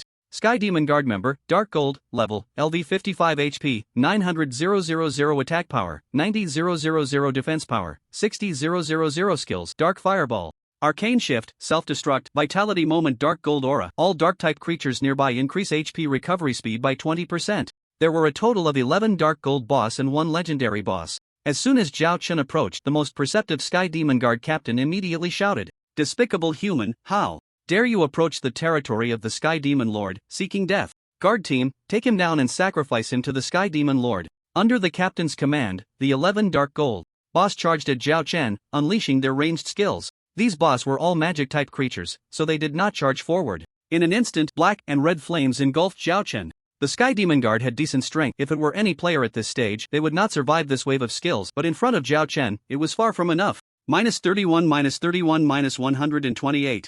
It looked grand, but in reality, it only took away less than 500 of Zhao Chen's HP. As the spell effects dissipated, Zhao Chen wasted no time, directly drawing his sword and stepping forward, instantly taking down all the boss with a few punches and kicks. In the face of such a huge attribute gap, the Sky Demon Guard couldn't even stir up a ripple. Even the LV 60 Legendary Boss Captain was taken down with a single sword strike. "Despicable human, I will not die." After the Sky Demon Captain left behind a reluctant remark, he trembled and breathed his last. However, what puzzled Zhao Chen was that with so many boss, nothing dropped. Are the boss here so stingy? Zhao Chen's curiosity was piqued as he opened the castle and walked inside. From the outside, the castle's architecture seemed limited, but the interior was a different world altogether. Soon, a massive altar appeared before him. Above the altar lay an ancient wooden coffin, surrounded by 4 high-level boss, with countless black-robed humanoid creatures sitting on the ground below. The number was around 1,000. The moment Zhao Chen entered, he was spotted by the 4 high-level boss. "Despicable human, your strength is quite impressive. To have broken through the guard team's blockade. What's so surprising about that? I said long ago that the guard team is too weak. Let's not discuss this anymore. Our race has reached a critical period of revival, and we absolutely cannot let this human disturb us. All lowly demons, obey orders and take him down." After the 4 high-level boss finished their discussion, they instantly made their decision. 1,000 black-robed demon humanoids stood up, their movements synchronized as if they were clones, waving their wands to unleash skills at Zhao Chen. Zhao Chen activated the reconnaissance spell and discovered that there were 4 LV 65 epic-level bosses above the altar, so he didn't bother to check their other attributes. Killing these creatures is as easy as slaughtering dogs. He muttered to himself and charged straight towards the coffin in the center of the altar, facing a barrage of ranged skills. His intuition told him that the so-called Demon Lord Edmund was inside the coffin. -1.2 million. -1.2 million. Along the way, every demon creature he encountered was killed with a single sword strike. The damage dealt to Zhao Chen by the numerous demon creatures present was almost negligible. Zhao Chen noticed that these fallen creatures, just like the outside guards, dropped nothing. Soon, he reached the area around the altar. "Lowly human, die." The 4 LV 65 epic level bosses roared in anger and attacked. But without a doubt, their fate was the same. They were also killed in an instant. Just as Zhao Chen touched the coffin, a system prompt appeared. His eyes suddenly lit up. "PS, a late chapter. Sorry about that. System prompt, you have discovered the resting place of Demon Lord Edmund, triggering the quest Hellhound's advancement. Content, kill the myth level NPC of the Demon Race, Little Black can advance, 0/10 quest reward. Hellhound can advance to divine level mount, level not limited by experience cap. Do you accept the quest? System. Prompt: you have discovered the resting place of Demon Lord Edmund. Main quest: explore the demon faction. Completion +1. A new quest that allows the Hellhound to advance. Jiao Chen's spirit suddenly jolted. This quest was perfectly timed, and he chose to accept without hesitation. Since Little Black leveled up to LV 40 in the Yunmeng Marsh, he had been unable to continue leveling up, and Zhao Chen had no clue how to help. These days, he had been dealing with high-level bosses, and unless he was traveling, he rarely summoned Little Black. Now that Little Black saw a chance for advancement, how could he not be happy? After all, even though it was just a mount, its combat power was not lacking at all, equivalent to having a loyal boss. Quite powerful. The prompt about the main quest's completion also made Zhao Chen realize he hadn't chosen the wrong target. He had indeed encountered one of the quest objectives as soon as he arrived in the demon realm. Damned human, how dare you touch the resting place of the demon lord with your filthy hands? Unforgivable. The remaining demon creatures on the altar charged at Zhao Chen fearlessly, attempting to stop him. But how could Zhao Chen be affected? If they dared to come up, they would be killed instantly. He didn't specifically go out of his way to slaughter these creatures since they dropped no equipment. Attacking them would just be a waste of time. Instead, he raised his sword and struck down at the coffin lid. Little Black's advancement quest is to kill 10 demon lords, so the demon lord is doomed. Not even Jesus can stop it, I say. And who knows, killing them might even grant extra progress rewards for the main quest. The freedom given by the third ring of the main quest was too high. Just exploring was not enough for Zhao Chen. Now that he had the opportunity, he certainly wanted to slaughter them. Swoosh! The coffin lid, made of an unknown material, could only be cut halfway by the sharpness of the myth-level Dominator's sword before he could go no further. However, that no longer mattered, because suddenly the coffin lid crumbled like dust, revealing a handsome demon NPC about 2 meters tall in front of him. Who else could it be but Demon Lord Edmund? Zhao Chen cast a reconnaissance spell. Demon Lord Edmund, mythical level. Level, LV 50 HP, 8 million attack power, 1.01 million defense power, 860,000 skills, sacrifice, lava meteor, divine intelligence, abyssal gaze, intimidation, summon demon. Mythical boss aura, increases all attributes by 100%. Status, reviving 5% of peak power. The LV 50 Demon Lord's attributes were undeniably formidable, not even inferior to Zhao Chen at LV 50. With a full set of skills, its power was unpredictable, excelling in output, control, and defense. However, in front of Zhao Chen now, it was simply insufficient. Human warrior, what is your name? The demon lord opened its eyes, taking in the surroundings and instantly assessing the situation. Zhao Chen did not respond, directly raising his long sword. The dead don't need to know. With a swift strike, he brought the sword down. Fast, accurate, ruthless. Minus 7.999 million. A massive number appeared. In an instant, it seemed the demon lord was about to be cleaved in two. A line of text flashed in the battle information. Battle information. You used a normal attack on Demon Lord Edmund, causing fatal damage. The skill, Demon God's Protection, is triggered, entering 20 seconds of invincibility. Just a single normal attack, without using any skills, nearly killed the Demon Lord outright. If it weren't for the 20 seconds of invincibility from the Demon God's Protection, it would have truly died, as the damage had overflowed. A LV 50 mythical boss, too easy. Zhao Chen muttered lightly, feeling no pressure at all. Meanwhile, the Demon Lord was stunned. What is this? A human can kill me with a single sword? Is this how dangerous the world is 3,000 years later? The Demon Lord began to doubt humanity and the rise of demons. Seeing Zhao Chen standing silently in place, staring at him with a gaze as if he were an inanimate object, the Demon Lord suddenly shivered. Wait, why do you want to kill me? Zhao Chen was taken aback. I'm of the human race. Isn't it normal to kill demons? After all, with 20 seconds of invincibility, he couldn't do anything about it, so chatting might yield unexpected gains. After all, Zhao Chen had already noticed that this mythical level boss seemed to be intimidated. Is that the reason? Of course, what else could it be? What's the benefit of killing me? Why not let me go? Wealth, power, whatever you want, I can give it to you. The Demon Lord hurriedly said. What do you have? Zhao Chen was curious. This scene reminded him of his first meeting with his mount, Little Black. If the Demon Lord offered him something enticing, like becoming his NPC servant, he would definitely show mercy. Although the game system hadn't opened up follower functions yet, he felt that a mythical level demon boss should have some means. After all, Little Black could pull out a contract scroll. Unfortunately, the Demon Lord shook his head. The Divine War 3,000 years ago was too devastating. I have nothing left, so I can only offer you these. Saying this, he pulled out a small pile of legendary and dark gold equipment. This isn't enough. Zhao Chen was speechless. The legendary equipment was acceptable, but he couldn't even be bothered to put the dark gold equipment in his bag. What a poor wretch. Why don't you become my servant? I know you demons have contracts and such. Let's make a master-servant contract. Zhao Chen boldly proposed. Impossible. How dare you suggest that the great demon Lord Edmund become a servant? Don't even think about it. The demon lord was furious, as if insulted. If I were at my peak power, a small character like you could be crushed with just a flick of my finger. Otherwise, how could you have this opportunity? Stop babbling. Right now, I can kill you, and that's all that matters. Anyway, don't even think about me becoming your servant. The sky demon's expression stiffened. After all, I won't truly die. At most, I'll just sleep for a few thousand more years. Oh, then just wait to die. The time is almost up. The invincible time protected by the demon god had already begun its countdown. 5, 4, 3, 2. Zhao Chen raised his long sword, ready to take down the sky demon. However, at that moment, the silent sky demon spoke again. Wait. What conditions do you want to let me go? Zhao Chen's mind sparked. Letting you go isn't impossible. In the suddenly surprised gaze of the sky demon, Zhao Chen said, tell me the sleeping locations of all the demon lords and deities. If the sky demon could tell him, Zhao Chen would save a lot of time. Zhao Chen thought he might need to haggle a bit, but to his surprise, the sky demon immediately showed a smile upon hearing his condition. Is that it? You want their locations? I can tell you for free. In Zhao Chen's astonished expression, the sky demon revealed all the information he knew. There were a total of 101 coordinates, missing only 16 compared to the main quest's target, which Zhao Chen marked on his minimap. As if sensing Zhao Chen's confusion, the sky demon Edmund explained, that's how our demon faction is. Backstabbing each other is just a feature. If I give you these coordinates, why not take them down one by one? That way, I'll be the top combat power, and my status in the entire demon race will be countless times more important. The sky demon even offered Zhao Chen advice. What you said makes a lot of sense. Zhao Chen was somewhat speechless. It turned out that the internal struggles of the demon race were this brutal.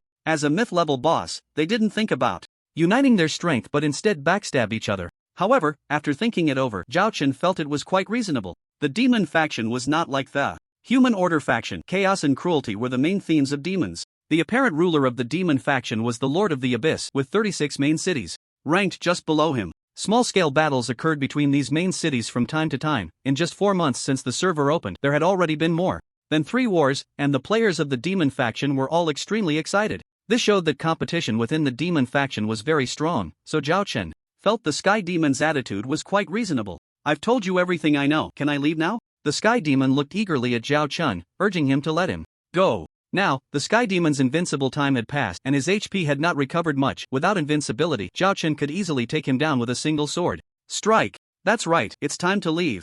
Zhao Chen glanced at the sky demon and slowly raised the sword of domination. But before I leave, I need to take your dog.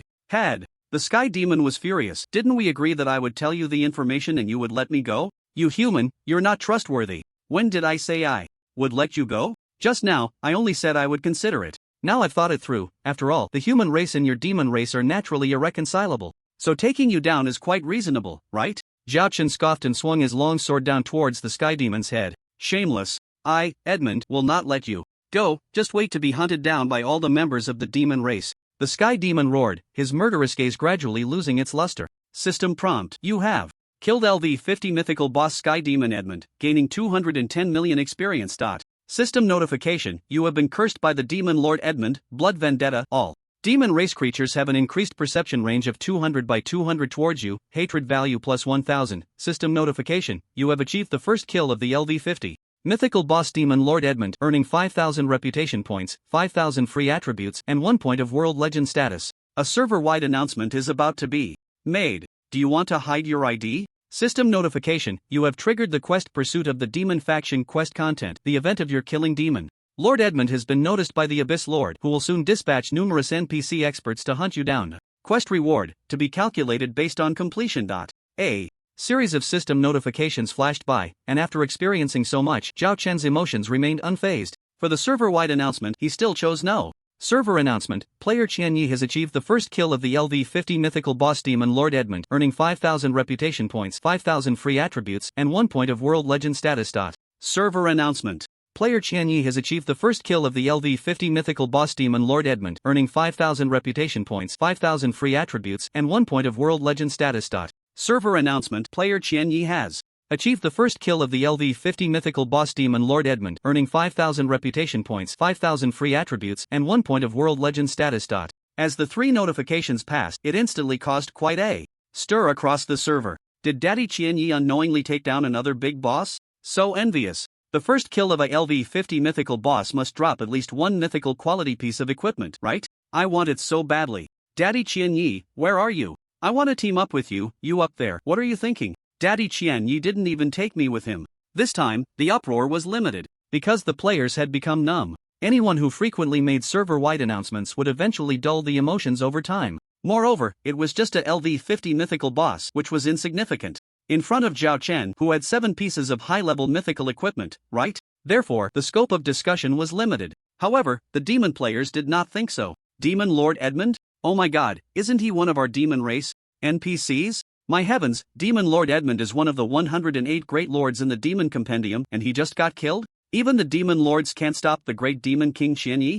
It's over. Why does humanity have such a freak? Hey, didn't you notice the key point? Demon Lord Edmund is on our demon territory, right? This means that the great demon King Qianyi has come to our demon territory? Oh, this is really bad news. Maybe Prince Baijil should be crying now. In the game system functions of the demon race players, there is a feature called the Demon Treasure Compendium, which records the general information of all the demon lords and deities, with Demon Lord Edmund prominently at the end. Not only the demon race players but also humans, celestial beings, elves, orcs, and dwarves all have their own hero compendiums. Therefore, many demon race players knew who he was. After word of mouth, it became common knowledge. The demon race players were not wrong in their speculation. Prince Baijil was indeed feeling like crying. At this moment, damn it, why did he really dare to come to the demon race? Is he really going to wipe me out? Damn it. A week had passed since the last highly publicized PK, and Prince Baijil had no intention of handing over the only mythical quality dagger. Therefore, at this moment, he speculated, could it be because of this that Qianyi came over?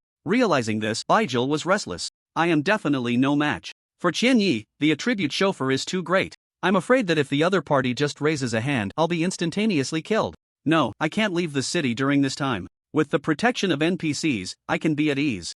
Baijil made up his mind. For now, before Qianyi leaves, he would play it safe. After all, this wasn't the first time for him. Baijil was quite familiar with it. At this moment, no one understood the terrifying power of the demon race NPCs better than him. He believed that in Blood Moon City, Qianyi definitely had no way to deal with him. The turmoil outside was of no concern to Zhao Chen. At this moment, after the death of the Sky Demon Edmund, he finally dropped some items. And it wasn't just any ordinary first kill drop rate, it could be considered a major drop, as if all the previous failures of Edmund's numerous subordinates to drop equipment had accumulated together. Zhao Chen counted carefully. 1 LV45 Mythic Quality Ring, 1 LV45 Mythic Quality Priest Shoes, 1 Epic, 3 Legendary. This drop rate is amazing. It's a pity I can't use the ring. Zhao Chen felt both happy and disappointed. Because the attributes of the Mythic Quality Ring were item, Blood of Vengeance Ring level, LV45. Mythic Equipment Requirement Attributes, LV45, Strength 40,000 Equipment Requirement Class, Warrior/Assassin HP 300,000 Physical Attack /Magic Attack 160,000 Strength/Agility Stamina 40,000 Additional Attack Power Bonus 20% Skill 1 Vengeance, Passive Skill. When hit by any attack, there is a 50% chance to reflect 200% of the damage dealt. Skill 2, Bloodthirst, Passive Skill. 30% of the damage dealt is converted into health. Skill 3, Overclock, Active Skill. When activated, grants a buff that increases attack speed/movement speed by 200% and attack power by 50%, lasting 180 seconds, with a cooldown of 24 hours. This LV45 Mythic Quality Ring has very rare attributes. Although the base attack power and the increase in 4-dimensional attributes are somewhat low, the 3 skills it comes with are very strong. For someone like Zhao Chen, who needs to burst, it is particularly suitable to wear. However, due to the special effect of the Ring of Chaos, which lowers the equipment requirement level, Zhao Chen could only regretfully place the Blood Ring in his backpack. After all, if he replaced the ring with the Blood Ring, he wouldn't be able to equip the LV180 Mythic Quality Ruler's Sword and the LV160 Epic Quality Frost Heart. Fortunately, I don't have high expectations for the LV50 boss, so there's nothing to be conflicted about. Zhao Chen placed the Blood Ring, another Mythic Quality Priest Shoes, and the Epic Equipment all into his backpack. Next, he began to slowly advance according to the coordinates the Sky Demon had informed him of. The demon race's map is too vast. Since Zhao Chen belongs to the human race, he couldn't use the main city teleportation array to instantly cross countless distances. He could only summon his mount, Little Black, and slowly run forward. In this situation, the speed of advancement was really slow. Even though the mythic level bosses he encountered were still in the revival stage, with low levels and attributes, they were basically instantaneously killed in front of Zhao Chen. However, the travel time consumed was too much. On the first day, he killed the Sky Demon. On the second day, he killed 2 LV60 quest targets. On the third day, he killed one. On the 8th day, he killed another one. By now, Zhao Chen had killed a total of 10 main quest targets. Not only had the progress of the quest skyrocketed, but The equipment dropped was also a huge pile, all stored in his backpack. Even with the expanded backpack, which had nearly 600 slots, it was surprisingly filled halfway due to the numerous bosses encountered along the way. 233 It seems that if I don't return to the human race to store my items midway, I might even lose my legendary equipment. Zhao Chen shook his head helplessly. Who can he blame for this? Isn't it all because he is too powerful? Delving deep into the demon camp, and on a high-level map, the amount of equipment dropped was overwhelming. My terrifying strength. Oh, Zhao Chen shook his head in resignation, sighing. He then turned his gaze to Little Black. After consecutively slaying 10 mythic-level bosses, the Hellhound Little Black successfully completed its evolution task. At the moment the task was marked as complete, Little Black slowly shrank, eventually transforming into a fiery red egg. An egg? Zhao Chen was taken aback, wondering in surprise, so the Hellhound Little Black is an egg-laying creature? System notification, the Hellhound is currently evolving, countdown, 7 days. 7 days to complete the evolution? So during this time, I can only travel on foot? Zhao Chen pouted, feeling a bit displeased. Having grown accustomed to riding on Little Black's soft back, he really didn't want to trek long distances on foot unless absolutely necessary. Moreover, one must understand that the distances between demon god coordinates are not short. Without Little Black's speed boost, it would be both exhausting and laborious, far from worth it. Zhao Chen glanced at the minimap. The nearby area had already been cleared by him. According to the original plan, the next target would take 2 days to reach. If he had to travel on foot during these 2 days, it might take him 4 days. After all, burdened by the blood curse of the sky demon Edmund, all sorts of monsters would come to disturb him along the way, which was quite annoying. This is... Zhao Chen suddenly noticed that along the planned route there was a demon main city not far away, and this main city just happened to be Blood Moon City. At this rate, the main quest time is too ample, so there's no rush. Now that Little Black can't be summoned, why not go to Blood Moon City for a bit of fun and look for Prince Vigil to collect some loot? Zhao Chen smiled and immediately set off in the direction of Blood Moon City. A day later, Zhao Chen appeared in the outskirts outside Blood Moon City. By this point, it was already considered a leveling spot for demon players, with demon players occasionally passing by.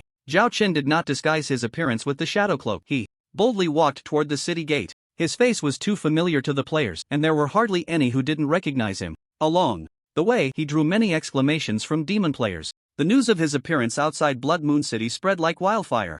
Blood Moon City, headquarters of the Dark Lord Guild. Bang! Prince Vigil slammed his hand on the table, his expression twisted with rage. What did you say? Xian Yi actually dares to come to Blood Moon City? For the past 8 days, every time Zhao Chen killed a mythic-level boss, there would be a server-wide announcement. Each announcement felt like a giant hammer, striking heavily on Vigil's heart, making him increasingly certain that he must not leave the city. However, just moments ago, the guild members conveyed the information that Zhao Chen had appeared outside Blood Moon City. This left Vigil both shocked and furious, and even a hint of joy bubbled up inside him, his emotions incredibly complex. The reason was simple. He was terrified that Qian Yi had really come to Blood Moon City to settle the score with him. He was angry that he had come alone. Was he incredibly bold or completely confident? Regardless, one thing was certain: Qian Yi completely disregarded him. Yet, he was also delighted that Qian Yi's arrogance gave him hope. The hope of slaying his immortal mythic. Qian Yi, should I say you are arrogant or reckless? Daring to come to our Blood Moon City alone? You probably still don't know the terrifying strength of our Blood Moon City NPCs, right? This time, I will make sure you come and never return, Prince Bijare said fiercely. At the Blood Moon City gate. After all, it was one of the main cities of the demon race, and he was burdened with several curses from demon myth bosses, so entering would be quite troublesome. Therefore, Zhao Chen originally planned to humiliate Bijare verbally in the World Channel, forcing him to show up and then take him down, ending the matter. Anyway, coming to find Bijare was merely a way to pass the time, and Zhao Chen didn't intend to waste too much effort. However, he underestimated the sensing range of the demon race NPCs towards him. From a distance, before he even approached the city wall of Blood Moon within 1,000 meters, a group of demon race soldiers rushed towards him, numbering about 20. Look, there's a despicable human. He actually bears a curse. Brothers, kill him. It's time to make a name for ourselves. The NPCs charged at Zhao Chen with murderous intent. Yet Zhao Chen was not at all flustered. With his strength, even the LV-160 epic NPC Sword Emperor Li Chungan would likely be left behind at this moment. Dealing with 20 or so soldiers from the demon main city was a piece of cake, right? But just as Zhao Chen made his move and instantly killed the first one, a quest suddenly appeared. System prompt: you have killed a LV-80 NPC soldier from Blood Moon City, gaining 10 reputation points and 1.6 million experience. System prompt: you have triggered the temporary quest Eliminate the Threat Early. Content: the Lord of Blood Moon City has discovered your location and is about to summon all combat type NPCs in the city to encircle you. Please prepare yourself. Quest Progress and Rewards Phase 1, Kill the Lord of Blood Moon City, XAN Haid, Reward 10,000 free attribute points, 10,000 reputation. Epic Quality Chest X1. Phase 2, Kill 50% of the combat type NPCs coming from Blood Moon City, including XAN Haid, Reward 50,000 free attribute points, 50,000 reputation, Mythical Quality Chest X1. Phase 3, Kill 100% of the combat type NPCs coming from Blood Moon City, including XAN Haid, Reward 100,000 free attribute points, 100,000 reputation, Mythical Quality Chest X2. Note: during the battle, players may participate, and killing players does not grant additional rewards. Do you accept the quest? This quest is me alone, challenging a city? Zhao Chen's eyes widened. It was too unexpected he actually triggered such a quest. This was not something one could foresee. Who would believe it if it got out? At this stage, any player other than him would face an overwhelming disparity in strength against all combat-type NPCs of a main city, with a win rate approaching 0. Even Zhao Chen himself facing it couldn't help but feel a bit uncertain. His strength indeed surpassed all players, making him the undisputed #1 in the entire server. But how many NPCs were there in Erase's main city, and what was the strength of the high-level NPCs? It was still unknown. Zhao Chen did not have complete confidence. However, thinking about the quest rewards, Zhao Chen admitted he was tempted. If I complete all 3 phases, there are 160,000 free attribute points, reputation, and 3 mythical quality chests. Generally speaking, the Lord is the strongest NPC in the main city, judging by the fact that killing him only rewards an epic quality chest. This XIN Haid must also be of the epic tier. Zhao Chen silently analyzed for a moment, gritted his teeth, and clicked to accept the quest. Not only did analyzing the approximate strength of all NPCs in Blood Moon City boost his confidence, but more importantly, even if he was outmatched, he had means to escape. Just a few days ago, he obtained a special quality consumable from a mythical boss, a random teleportation scroll. Random teleportation scroll. After use, it can randomly teleport to any location within the current racial camp. A very simple explanation. The function of the random teleportation scroll is clear at a glance. Originally a scroll of little use, it has now become irreplaceable. With it, Zhao Chen can ensure that he won't die during this mission. Otherwise, if he were to be defeated and unfortunate enough to lose any of his equipment, it would be a heavy loss, especially the Sword of Domination, which is the most precious piece of equipment Zhao Chen possesses, must be firmly held in his hands. Alas, it's a pity that there's no equipment binding method discovered in the primordial yet, otherwise there wouldn't be so many worries. Zhao Chen sighed inwardly. He immediately stopped thinking too much, gathered his spirits, and swiftly eliminated the remaining 20 Blood Moon City soldiers in front of him. In the distance, as the sound of the horn echoed through the city, a horde of fierce-faced demon NPCs charged out from Blood Moon City. The task of one person versus an entire city officially began. At the headquarters of the Dark Lord Guild, the events that just unfolded at the city gate with Zhao Chen and the Blood Moon City NPCs were visible to all nearby players, and the news quickly reached Prince Baizhou's ears, filling him with excitement. What? Shen Yi has already started fighting with the NPCs? Great, just great. Listening to the reports from his guild members, Prince Baizhou excitedly slammed the table, his face beaming with joy. President, this is a great opportunity. Shall we gather our guild members and take him down? A member of the guild management suggested opportunistically. Do I need you to remind me? Baizhou scoffed. No matter how strong Shen Yi is, he's just a player. Compared to a main city that has developed for hundreds of years, what chance does he have? In the words of the Huaxia people, what's that idiom again? Seeking something. Seeking one's own death, another member smartly added. Yes, exactly, seeking one's own death. Baizhou laughed heartily. This decision is simply reckless. The news that the first person of the human race is a club-wielding fool is just too good. Baizhou laughed for a while before issuing his command. Pass it down, gather all guild members. We must ensure that Qian Yi has no way back. I want him to know whose home ground the demon race is. Wahahaha, just thinking about the detestable Qian Yi soon falling, and possibly even dropping his equipment, made Baizhou incredibly excited. From today onwards, the so-called #1 player in the game should start to decline. This is the price of his recklessness. At the city gate of Blood Moon City, Zhao Chen had been killing for a while. The NPCs that appeared were all around level 80, mere fodder that was no match for him. The black-red blood flowing beneath his feet had already formed a small stream. The broken bodies of the demon race lay scattered everywhere. The air was thick with a nauseating stench of blood. The current battle was too easy. Zhao Chen even had the leisure to emit his four-dimensional aura. If this were before the apocalypse, with the realism of the primordial, it would definitely be considered a limited edition game. It seemed he had tested enough. When Zhao Chen once again slaughtered a squad of soldiers, a high-level NPC riding a black horse appeared from Blood Moon City. You truly have great courage. Daring to slaughter my demon soldiers so brazenly, it is simply unforgivable. I am Demon General Chiyue Liar, sent by the city lord to take your life. On the game forum, as soon as Zhao Chen appeared on the outskirts of Blood Moon City, he had already attracted a small amount of attention. Now, as he blocked the city gate and engaged in a fierce battle with the NPC forces, it immediately caused a huge uproar. Oh my god, has the Demon King Qianyi really made it to the demon race's main city? Terrifying, too terrifying. Is there anything this man dares not do? To punish a mere Prince Baijil, you actually dared to confront an NPC from the main city head-on? Isn't that a bit reckless? Even if Qianyi Dad is strong, there are limits. It's a bit irrational to clash with an NPC like this. Qianyi, a mere NPC dares to block my punishment of Baijil? Ridiculous, ridiculous. Countless people began discussing this on the forum. As a human, Zhao Chen was naturally in opposition to the demon faction, and it was quite normal for him not to enter the demon main city. However, to suddenly engage in a fight with an NPC was truly shocking to everyone.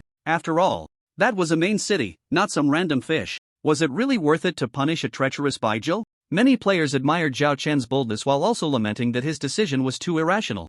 At this point, players generally believed that Zhao Chen was only confronting the Blood Moon City NPC alone because he wanted to punish Prince Baijil. It was indeed reckless. Even though the battle situation was overwhelmingly one-sided, hardly anyone thought Zhao Chen could gain an advantage against the NPC forces. Just then, as the lesser beings fell, Blood Moon City immediately dispatched a high-level NPC. Zhao Chen's fans, who learned of this from demon players, were extremely worried, but most players were watching with a sense of amusement. This kind of player clashing with numerous NPCs was not the first time in the Primordial, but it was indeed the first time on such a large scale. Without a doubt, Zhao Chen had no rivals among players, but how high could he reach? In front of the NPC forces? The vast majority of players were incredibly curious. This battle, sparked by a temporary quest, attracted the attention of billions of players across the server. At the entrance of Blood Moon City, the demon general Qiyue Liar let out a roar and charged at Zhao Chen. A pitch-black longsword slashed down from the air. The entire movement was seamless and incredibly smooth. However, in Zhao Chen's eyes, the speed was simply lacking. He leisurely raised the Knight Shield and blocked the attack of the longsword. Battle information: NPC Qiyue Liar, LV-110 Epic.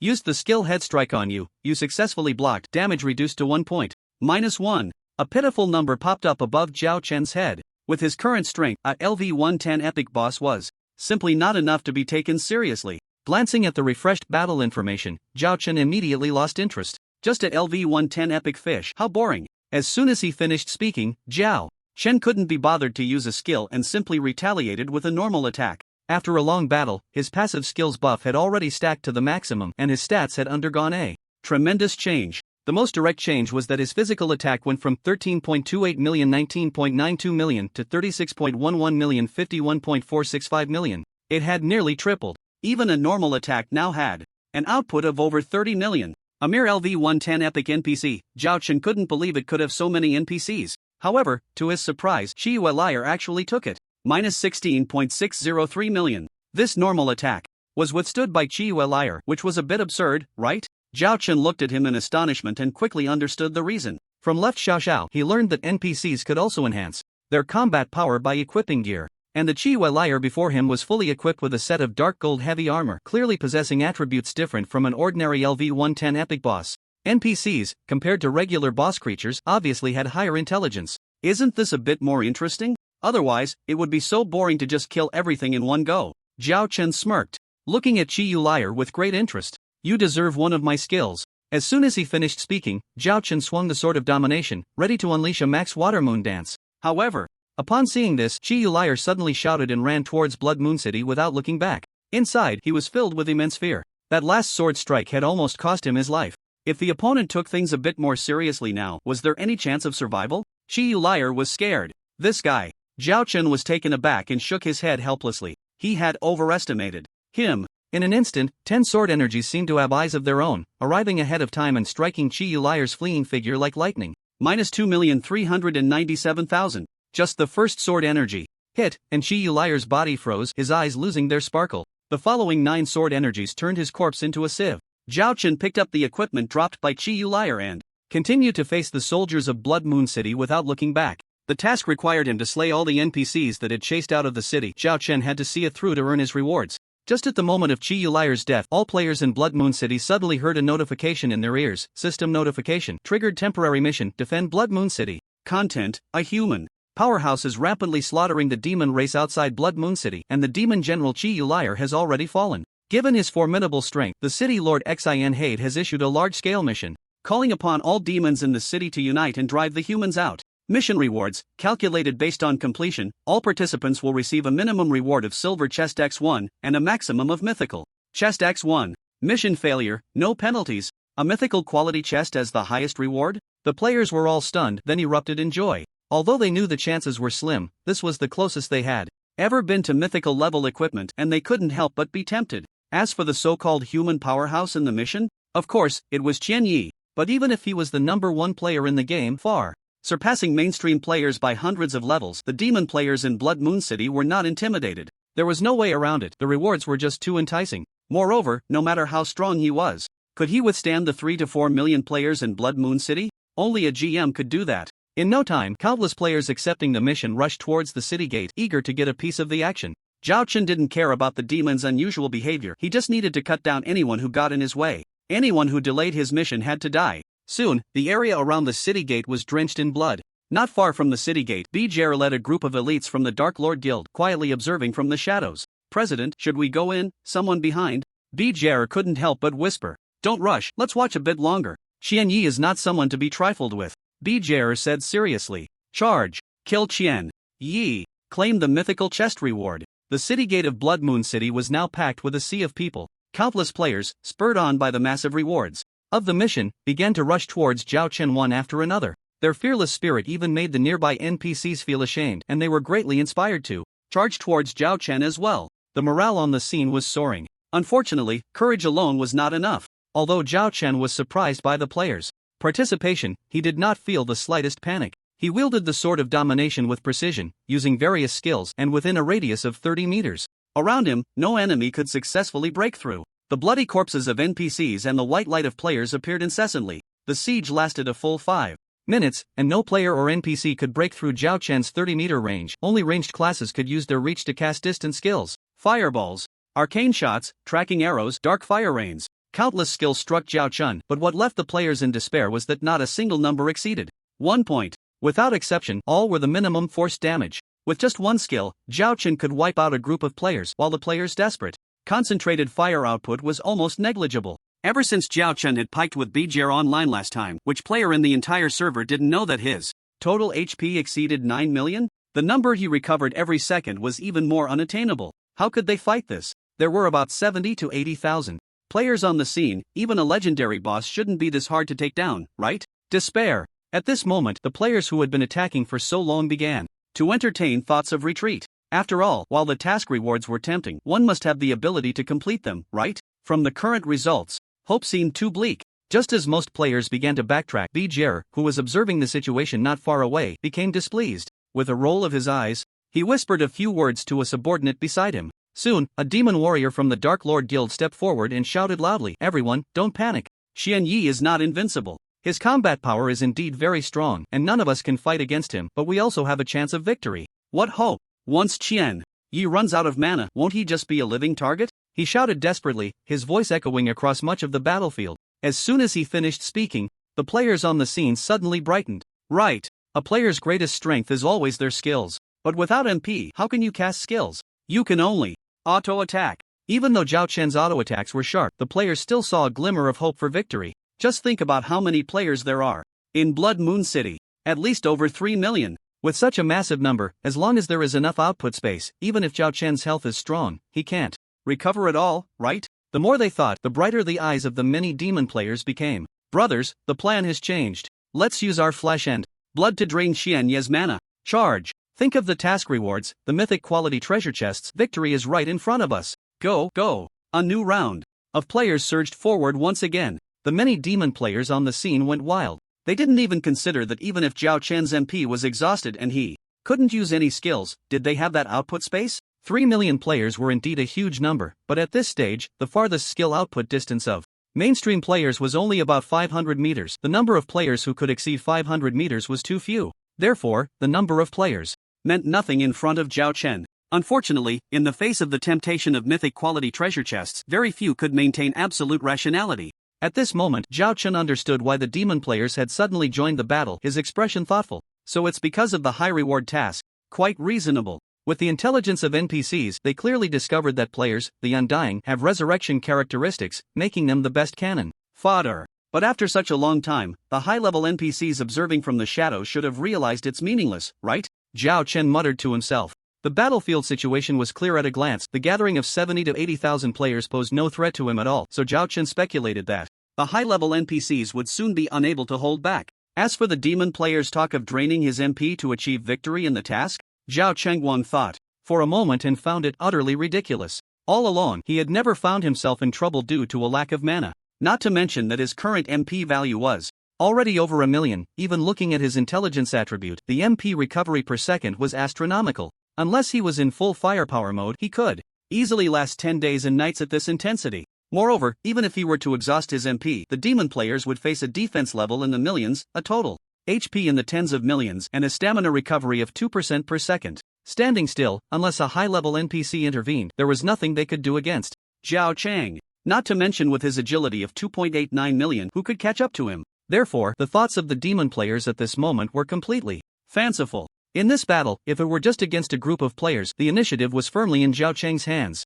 Although killing demon players doesn't count towards quest rewards, the rewards from the hostile relationship of the factions are quite decent. Zhao Chang glanced at the system prompt page. You have killed LV33 demon player Cherry, gaining 1 point of reputation, 1 point of merit, 1000 experience points. You have killed LV37 demon player Abalai, gaining 1 point of reputation, 1 point of merit, 1000 experience points. The system prompts refreshed quickly. The effect of reputation had not yet revealed any significant use for Zhao Chang. It felt rather useless. As for merit, it goes without saying that it could be used to purchase high-quality equipment and consumables from the Divine Machine Camp. And although the experience gained from killing demon players was only a small 1000 points due to the huge level gap, it added up to a considerable amount. Therefore, Zhao Chang had no intention of holding back. As long as the demon players dared to come and offer themselves, he would dare to accept. 10 minutes later, the players surrounding Zhao Chang still showed no signs of decreasing, which gradually made him a bit impatient. The demon players are continuously replenished from Blood Moon City. Although the collected experience and merit are quite considerable, the quest's target is ultimately aimed at NPCs. Why hasn't that damn city Lord Xinhai sent anyone over yet? Just as Zhao Chang silently complained a few times, suddenly, the situation on the field changed. A passage suddenly appeared in the dense crowd surrounding him. On the forum, countless players were paying attention to the battle happening at the entrance of Blood Moon City. Many demon players were live streaming with screenshots and commentary posts. Soon, most players in the entire server understood what had happened in the past 15 minutes. Upon learning that tens of thousands of demon players were easily defeated by Zhao Chang, the forum erupted. Damn, from now on, I only follow Daddy Qianya in the entire original, everyone else can step aside. Is being numerous really strong? No, Daddy Qianya vividly taught us a lesson. In 15 minutes, I estimate at least 30,000 players were killed by the great demon King Qianya, right? What? 30,000? You're underestimating my Daddy Qianya, at least 50,000, okay? In front of the great demon King Qianya, numbers have already lost their meaning. The temporary mission of the demon players inside Blood Moon City had become widely known through word of mouth. Everyone understood the reason for the shift from battling NPCs to players, and the spectacle of an entire city's players continuously attacking a single player was simply too eye-catching. As a result, it didn't actually surprise most players, because Zhao Chang had already crushed the proud and mighty guild with 1 against 10,000 when he was LV50, an event that had shocked the entire server and was still talked about to this day. And to be honest, the onlookers in the forum feel that Qianyi hasn't even begun to exert his full strength. At least the well-known skill that can slay tens of thousands with a single strike, Oblivion Slash, hasn't been used yet. From the perspective of the onlookers, relying on numerical superiority to wear down Zhao Chen is completely impossible. As for the thoughts of the Blood Moon City players surrounding Zhao Chen, the rational crowd couldn't help but scoff. They were unaware of Zhao Chen's terrifying total MP and recovery speed. They simply understood that the maximum number of people who could simultaneously attack Zhao Chen was around 10,000. Each attack inflicts a forced minimum damage, so even with 10,000 attackers, it would only amount to 10,000 points of damage. In front of Zhao Chen, that was meaningless. In the player community, Qian Yi is already utterly invincible. Let's see what heights he can reach against NPCs, someone said helplessly. Just then, the latest battle situation was revealed. Damn, the Blood Moon City NPCs are out. Look at the screenshot. Wow, so cool. Now, the Demon King Qian Yi is in trouble, right? The onlookers stared wide-eyed at the numerous livestream posts. At the entrance of Blood Moon City, a gap appeared in the circle of players surrounding Zhao Chen. 1,000-strong elite demon squad, fully equipped, charged forward. They had clear roles, melee classes at the front, ranged mages at the back, all wielding their staffs in unison. A humanoid demon, seemingly the captain, stepped forward first. "The Night Watch of Blood Moon City is here. Filthy humans, prepare to die," he bellowed, and immediately, the demon mages behind him moved in perfect unison, waving their wands. Waves of energy, like ripples in water, appeared out of thin air beside Zhao Chen. "Battle information: you have been hit by the Night Watch's combo skill spatial. Prison, entering an immobile state, HP cannot recover while immobile, lasting 20 seconds. Abnormal state assessment in progress. Assessment complete. Your immobile time has been reduced to 4 seconds. Thanks to his high stamina and passive skills that reduce abnormal state effects, the original 20 seconds of control time was cut down to a mere 4 seconds. 4 seconds? That should be bearable."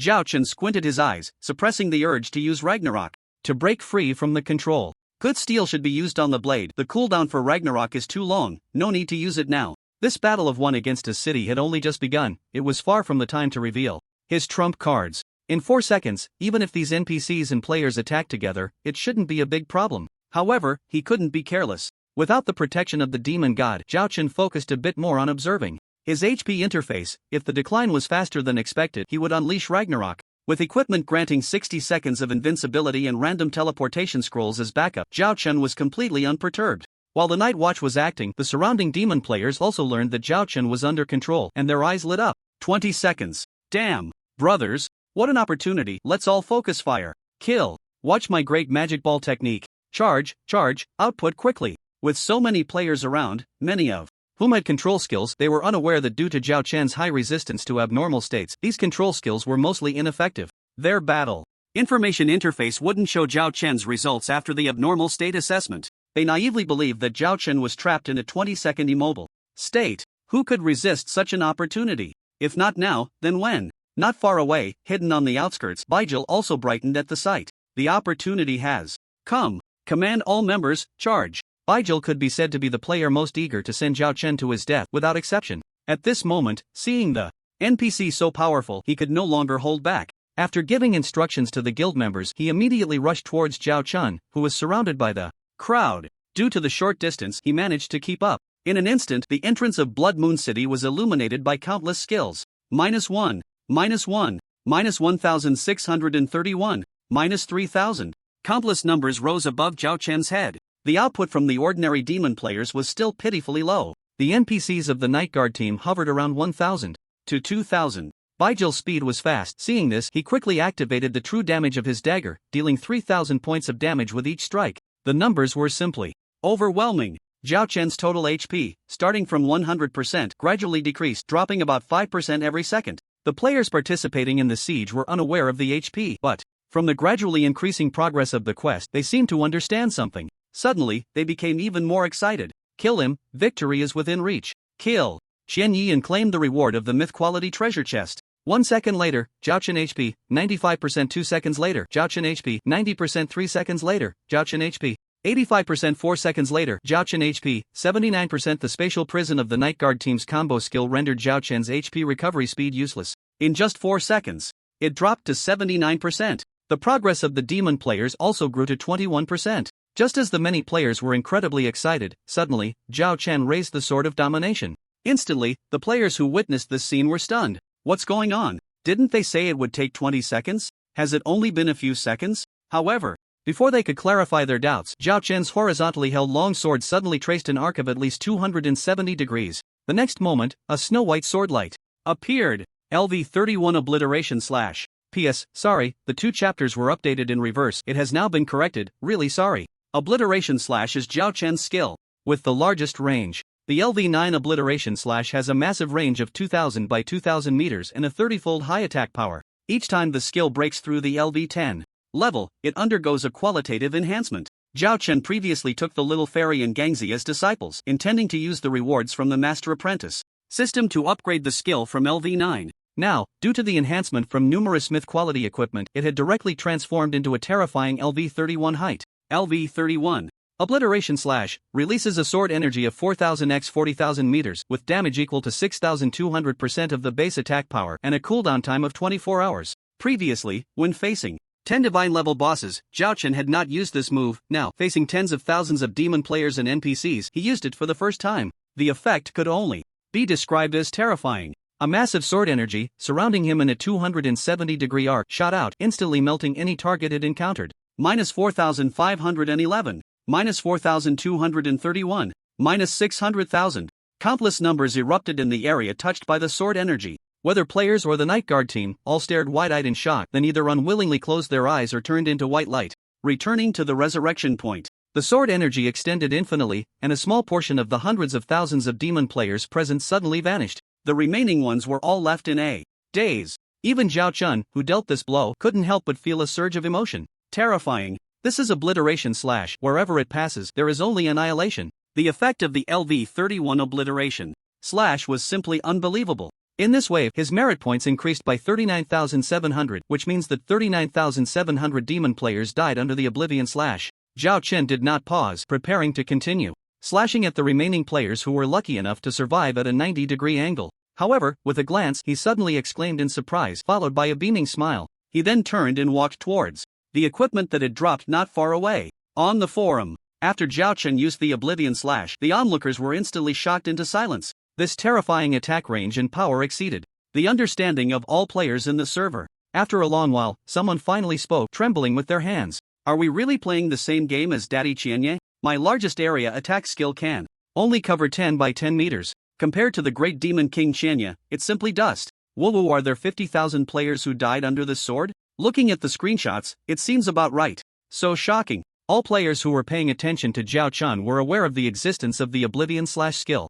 But the upgrade to LV-31 of the Oblivion slash was truly beyond everyone's imagination. With the same attack mechanism as LV-9, it was just a massive area of remote sword energy. But the range doubled, and even the army composed of high-level NPCs, the Night Guard, was completely obliterated under the sword energy. The originally dense battlefield instantly cleared a large area. Whether it was the demon players watching on-site or the onlookers seeing the screenshots on the forum, there was only one thought in their minds at this moment: outrageous. So outrageous. Is there really such a terrifying skill in the original? It was incomprehensibly outrageous. While being shocked and confused, they couldn't help but feel for the first time that the war triggered by Zhao Chen's first kill of the Blood Moon City NPC might ultimately have only one victor, Zhao Chen himself. At the Blood Moon City resurrection point, among the countless respawning demon players, Baijil looked completely bewildered. Wasn't it said that the control time is 20 seconds? Why is it so short? Could it be that the battle information deceived me? After a while, Baijil finally understood what had happened, and he gritted his teeth in anger. Damn it, it must be that Qianye's stamina is too high, or he has a skill buff that reduces abnormal states, which brought it down to 4 seconds. As the president of a top 10 guild, Baijil was quite experienced, and with a shift in thought he understood the reason. However, understanding or not, Baijil still found it hard to accept this outcome. Moreover, a vague sense of foreboding began to rise in his heart. How high must this guy's stamina be to reduce it to 4 seconds? Incredible. Terrifying attack and defense, health, mana, HP recovery speed, skills. Do we really have a chance? The players were originally no match for Qianye, something Baijil had anticipated, but for the first time he felt that the NPC forces were not so reliable. At least, from the current results, the NPCs of Blood Moon City were utterly powerless before the opponent. Baijil's heart gradually began to worry whether Blood Moon City could stop Zhao Chen's advance. After thinking for a while, Baijil suddenly woke up and quickly checked his equipment and inventory. He had already died once. If he was unfortunate enough to lose his equipment, it would be disastrous. However, upon checking, his face instantly changed. The mythic level dagger was gone. I specifically washed away my red name. How could this happen? Baijil felt completely powerless. What changed Zhao Chen's mind was precisely the dagger that Baijil dropped. The LV-10 mythic quality dagger emitted a unique golden glow, standing out among the scattered equipment and items like a crane among chickens, and Zhao Chen spotted it at a glance. Isn't this the mythical quality dagger of Baijil? Among the crowd that just besieged me, he was actually there? Could this be the fate of a rogue? Zhao Chen laughed. He didn't expect Baijil to die under his LV-31 Oblivion slash sword energy. Even more surprising was that just one kill resulted in the drop of his only mythical quality equipment. This coincidence brought him great comfort. I wonder if this guy is lucky or unlucky. It should be considered unlucky, right? After all, it's a mythical quality dagger. If Baijil was determined to be a turtle hiding in its shell, Zhao Chen had no way to deal with him. After all, Blood Moon City was his territory, and searching for Baijil alone was truly a case of wanting to do something but being powerless. To protect the mythical dagger, Zhao Chen felt that Baijil would most likely act that way. However, he never expected that by inadvertently clearing the area, he would directly cause Baijil's mythical dagger to drop. Such is fate. Baijil encountering me is indeed unlucky. Forget it, I won't target him anymore. Zhao Chen decided not to pursue Baijil any further. Then, he looked at the many demon players around him who were still in a daze, frowned slightly, and said lightly, "You all, since I'm in a good mood, what are you waiting for? Get lost." Boom! As soon as Zhao Chen's words fell, the demon players around him immediately reacted. The terrifying Oblivion Slash was still fresh in their minds, and in an instant, all the demon players wished they could grow 4 legs and flee into the distance. As for the mission? Sorry, we are not strong enough, farewell. Zhao Chen's Oblivion Slash brought back the sanity of this group of players.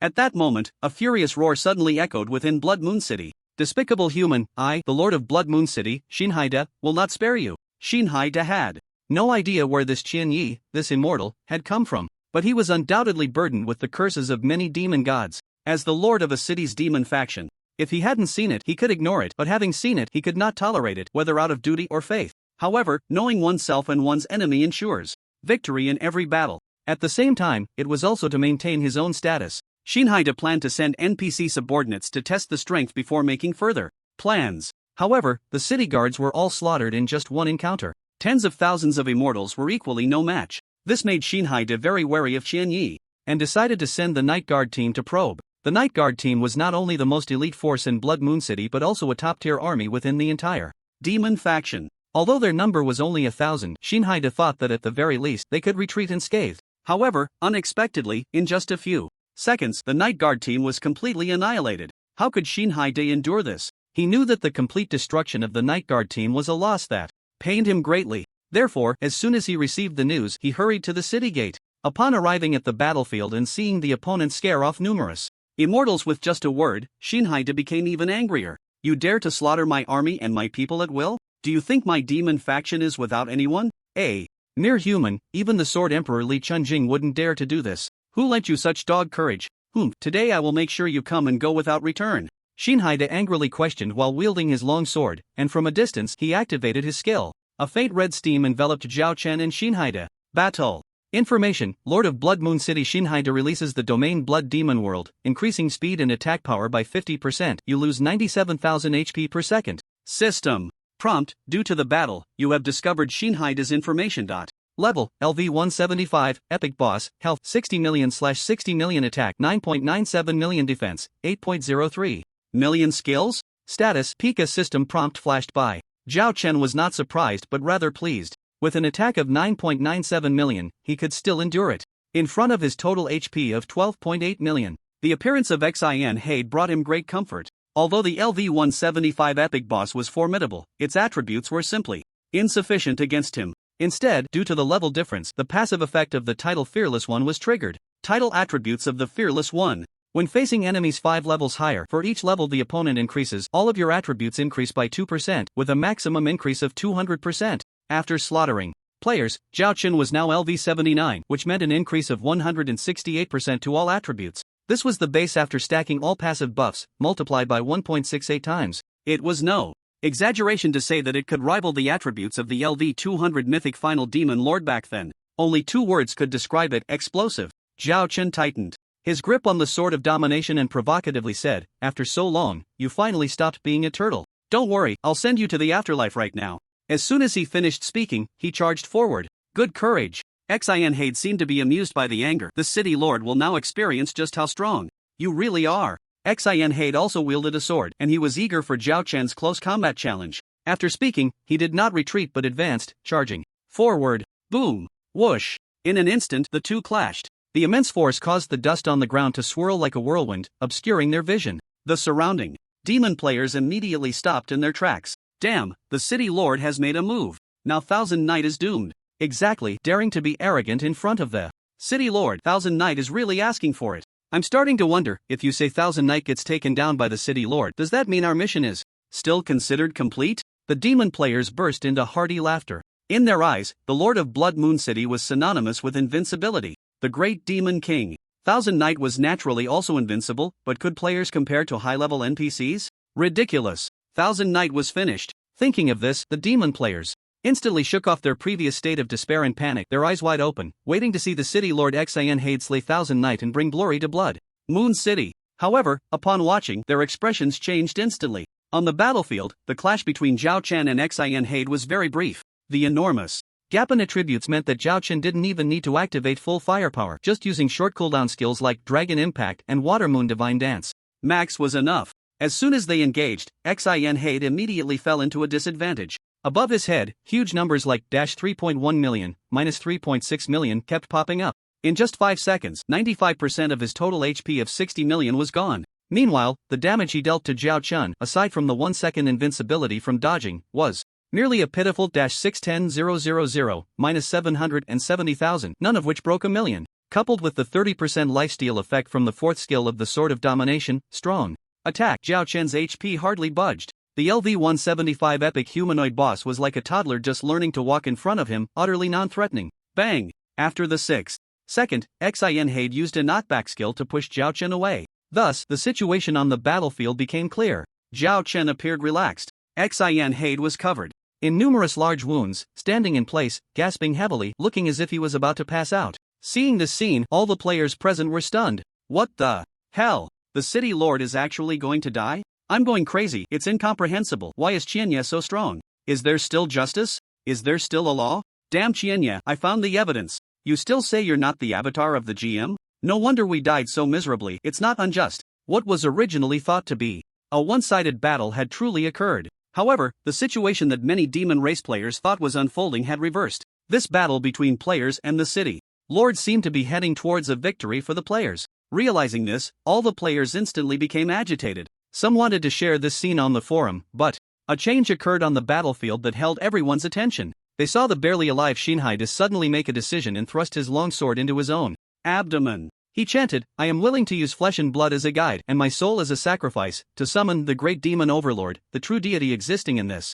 world, the faith of the demon race, the pinnacle powerhouse of the entire continent, Lord of the Abyss." Zhao Chen felt something was wrong the moment he spoke. In an instant, he charged towards him like a cannonball. He wanted to kill him. However, at the same time his sword pierced Shinhide's head, the latter smiled gently. Awaken. Under the descent of the Lord of the Abyss. Battle information, Shinhide releases sacrifice, losing all current HP, summoning a projection of the LV-180 mythical boss, Lord of the Abyss. By the way, I recommend my friend's new book Beast King Evolution, starting from being summoned by a little lowly. I saw someone asking about my relationship with the little lowly, well, you can imagine that yourself. Even though the battlefield was full of unexpected situations, there were still calm demon race players who held a mindset of watching the show, promptly posting the series of events that occurred. Soon, the forum was filled with discussions. Wow, I thought this Blood Moon City Lord was really strong, but he was taken down in just a few seconds. Disappointed, it wasn't satisfying to watch. I hope the NPCs are stronger. The boss summoned by this Blood Moon City Lord looks like it might be strong. I hope it's not just for show. Qianya's power has once again surpassed my imagination. He's now slaughtering the entire demon race. I'm not surprised at all. So ruthless, the entire city's NPCs and players are trembling before the great demon king Qianya. When the Blood Moon City Lord made his grand entrance, coupled with his status, almost all players thought a real fierce battle was about to unfold. However, no one expected the outcome to be so dramatic. 5 seconds? Or 6 seconds? In any case, it definitely didn't exceed 10 seconds. Shinhide, who came seeking revenge, was directly brought to the brink of death by the great demon king Qianya. Fortunately, he used some unknown means to summon a new NPC, and it seemed the battle was not yet over. The players' anticipation remained high. From the beginning until now, the number of NPCs and players that had died at Zhao Chen's hands was estimated to be around 70 to 80,000, among which the NPC faction that the demon race players had high hopes for had probably lost over 10,000. This led many onlookers to have a drastically reduced perception of the NPC faction. Even though the newly appeared NPCs seemed strong, almost no one believed that the great demon king Qianya would lose. This was the result of Zhao Chen gradually changing the perceptions of all players in the server. In stark contrast to the mood of the onlookers on the forum, the demon race players in Blood Moon City felt their spirits plummet. Especially Prince Baijil and the Dark Lord Guild he belonged to. He knew that not only had he lost the only mythical quality dagger, but also that the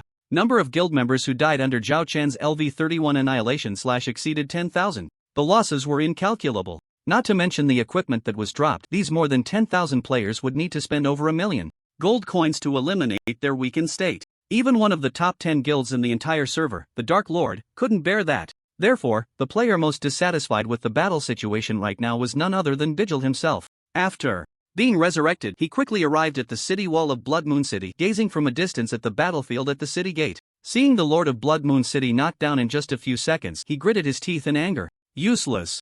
All of them are useless. An NPC lord of a main city belonging to the highest combat power can't even defeat a player under LV-80. What a joke. Who the hell is this newly emerged Lord of the Abyss? I hope he isn't that weak. While muttering, To himself, Bijil was not only filled with disappointment towards the NPCs but also felt a tremendous panic towards Zhao Chen. Regardless of the outcome, from the current battle situation, the combat power displayed by Zhao Chen was an enemy that their Dark Lord Guild could not handle at all. It would probably take at least another year to have even a slight chance of catching up. Realizing this, Bijil felt utterly hopeless. After all, their Dark Lord Guild was developing, and Qian Yi was not standing still either. At this rate of development, a year later, Qian Yi would likely be invincible across the entire server. Whether it was players, NPCs, or high-level bosses, none would be a match for him. How could Bijil seek revenge? Now, despair. Deep despair. Thinking of this, Bijil seemed to lose all his spirit, feeling weak all over. The only reason he didn't flee on the spot was that he still held onto a glimmer of hope. He hoped that this newly emerged NPC could defeat Qian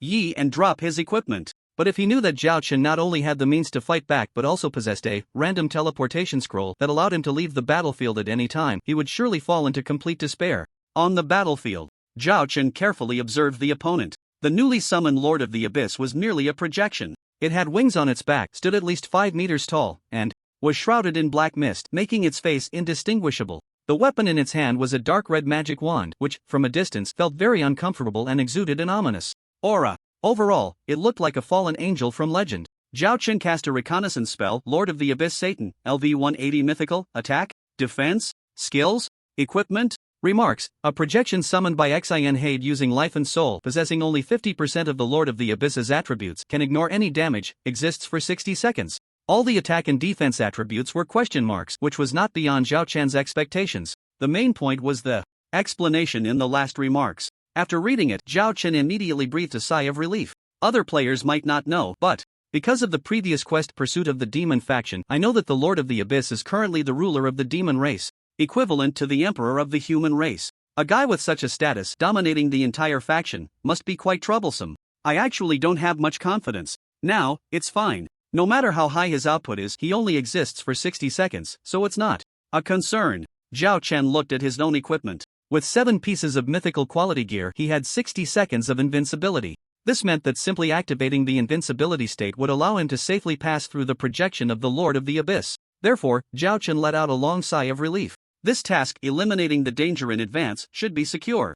The process of the Abyss Lord's projection descending took at least 5 seconds. Zhao Chen wanted to interrupt, but Xin Hade was in an invincible and uninterruptible state during the summoning process, so he only tested a few moves before stopping. After 5 seconds, Xin Hade collapsed to the ground. The system sent a notification: congratulations. You have completed the first phase of the task, eliminate danger in advance, killing the Lord of Blood Moon City, Van Helsing. Rewards: 10,000 free attribute points, 10,000 reputation, epic quality treasure chest x1. The first phase of the task was complete. At this moment, Zhao Chen merely glanced at it. His entire mind was still tightly focused on the Abyss Lord's projection. The cooldown time for the invincibility effect of his equipment was too long. The further he progressed, the more he felt the preciousness of such unreasonable skills and was reluctant to use them all. Just like the Sword of Annihilation, he kept it in hand. Soon, the Abyss Lord made a move. He lightly waved the magic wand in his hand, and without much movement, suddenly, a black light flashed from Zhao Chen's body. Battle information: you have been hit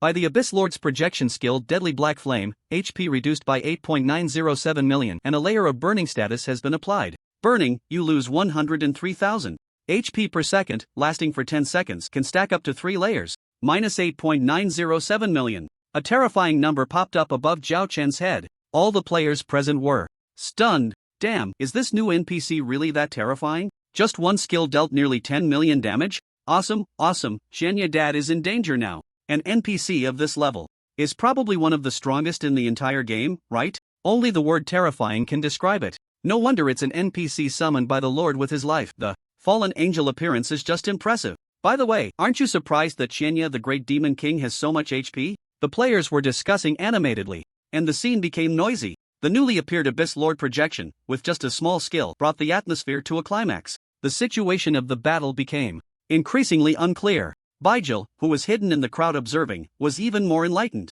As far as I know, Shenya's total HP is less than 10 million, and this casually dealt nearly 9 million. This is promising. Bijil's emotions completely flipped. The sense of anticipation reached an unprecedented height. In his view, the next move of the Abyss Lord's projection could cause Zhao Chen to die on the spot. So how could he not look forward to it? Unfortunately, he was destined to be disappointed.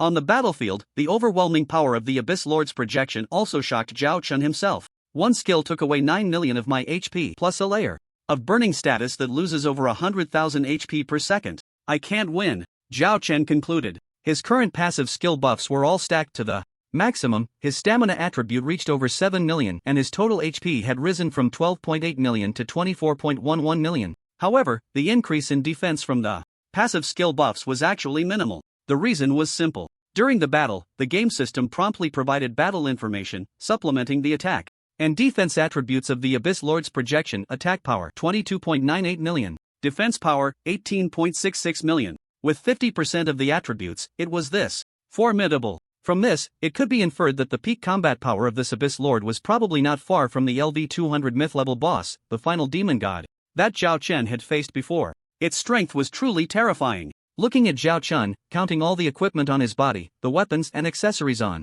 his right side far exceed those on the left. A plus 10 LV180 Mythic Quality Dominator sword adds at least 5 million to his base stats. On the left, the 5-piece defense set, while all Mythic Quality is too low in level, only LV77. The base defense is too low. The difference between Zhao Chen and the Lord of the Abyss now is that their attack levels are on par, but his defense is several tiers lower. Perhaps only when he reaches LV120 and equips a full set of mythic gear can he take on the challenge alone. But right now, he simply cannot withstand a few hits from the Lord of the Abyss. After quickly analyzing in his mind, Zhao Chun made a decision. The invincibility skill can't last forever. Sigh. With a silent sigh, before the next attack from the Lord of the Abyss arrived, Zhao Chen swiftly activated the invincibility buff that came with his equipment. Battle information: the projection of the Lord of the Abyss casts the skill Eye of Destruction on you. Battle information: you have activated the LV77 Mythic Quality Lower Armor Berlin skill dodge, entering a 20-second invincibility state. Immune to this attack. The Berlin armor consists of an upper piece, a lower piece, and shoes. Each piece grants 20 seconds of invincibility. Therefore, the skill from the projection of the Lord of the Abyss hit Zhao Chen but only resulted in a miss. The projection of the Lord of the Abyss showed no signs of fatigue, quickly casting several more skills with its wand. Battle information: the projection of the Lord of the Abyss casts the skill Dark Flame on you. Battle information: the projection of the Lord of the Abyss casts the skill Abyssal Power on you. Battle information: the projection of the Lord of the Abyss casts the skill Fatal Destruction on you.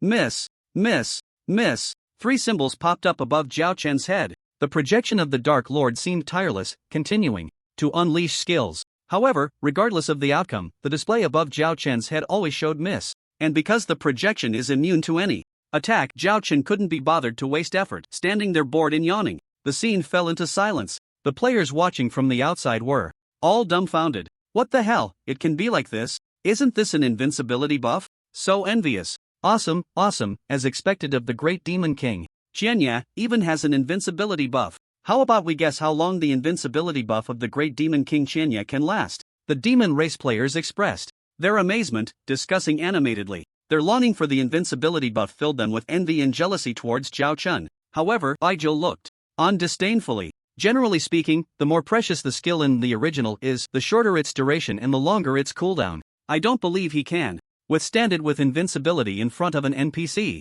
Baizhou was not wrong. Since the launch of the original, there have been players who obtained invincibility buff skills, but without exception, their durations were very short, like a chronic alcoholic's quick release. But at this moment he didn't consider whether Zhao Chen could be measured by common sense. On the battlefield, time passed little by little. 5 seconds, 10 seconds, 20 seconds, half a minute, 50 seconds. The player's emotions shifted from initial envy to uncertainty, shock, and numbness. The projection of the Lord of the Abyss continued its relentless assault, but Zhao Chen also timely activated the dodge skill of the upper armor and shoes of the Berlin set. Therefore, no matter what kind of attack reached him, it had no effect at all. Due to the increased frequency of attacks, the miss symbols above Zhao Chen's head appeared more frequently. So the players understood from start to finish that he had been in an invincible state. Realizing this, all the players were stunned. What the hell? What the hell? What the hell? Is there any justice left? Is there any law? 50 seconds of invincibility buff? No, to be precise, it's been 53 seconds. I'm timing it. This is one of the trump cards of the great demon king Qianye? I give up. I was really out of my mind to take on the main city's quest and go deliver ahead to the big guy Qianye.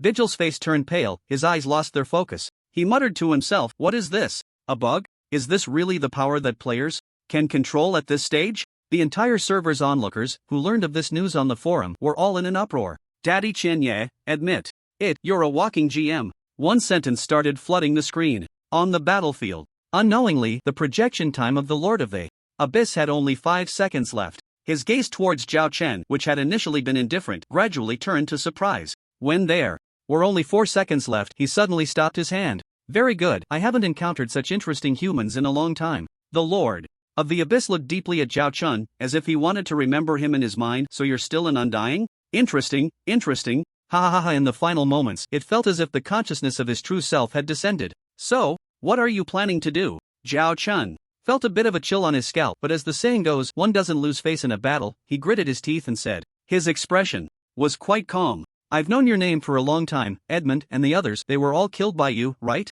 That's right, Zhao Chen admitted generously. Edmund was the first mythic boss he killed upon entering the demon territory, so he had a deep impression. The other 9, since they were all one-shot kills, he didn't think much of them, so he didn't have much of an impression. Very good, you have guts. I appreciate an opponent like you. The Lord of the Abyss said meaningfully. I hope you can bring me some fun in the days to come. After saying that, his projection suddenly disappeared. The system prompt came in time. Temporary task pursuit of the demon camp has been changed to pursuit of the Lord of the Abyss. Content: the Lord of the Abyss has sensed your outstanding combat power through the projection, so he decided to recall the subordinates he once sent to hunt you down and prepare to take action himself. Please survive for at least 1 month.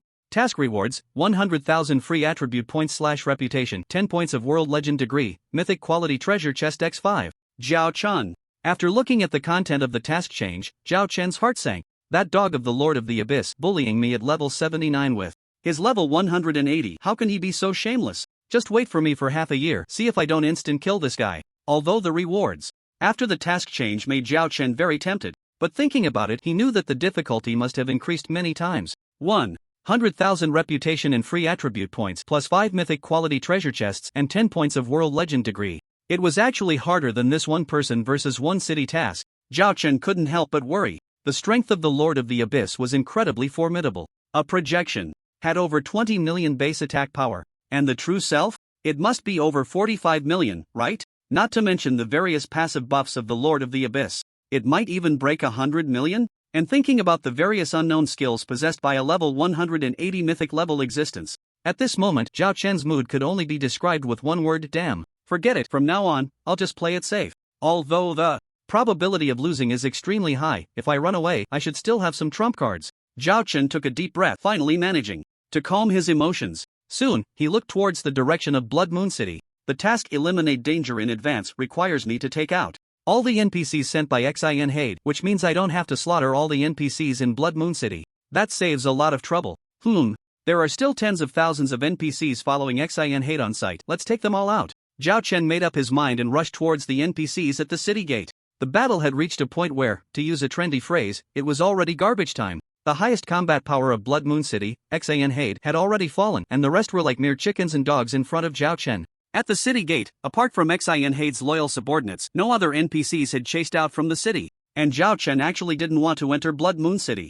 After all, it was one of the 20 main cities of the demon race, and who knows how many years it had existed since its establishment. There were probably mysterious defenses like city protection formations, and Zhao Chen was unwilling to take the risk. There was no need for that anyway. In any case, slaughtering all the NPCs at the city gate would complete the task. A minute later, the system sent a notification. Task Eliminate Danger in Advance has completed the second phase. Rewards: 50,000 free attribute points, 50,000.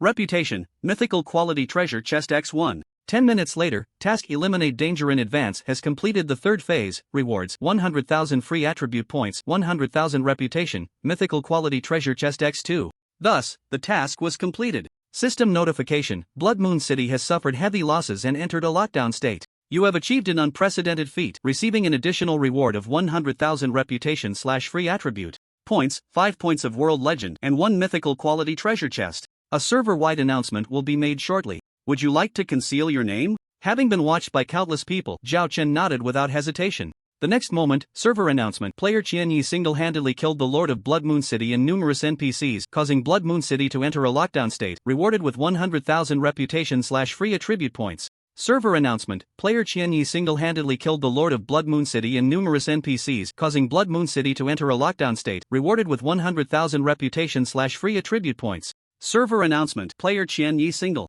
3 cold server announcement voices swept through the entire world of original like a level 12 tornado. Wow, 100,000 free attribute points? I'm stunned. This is so special. All my attribute points combined don't even add up to 2,000.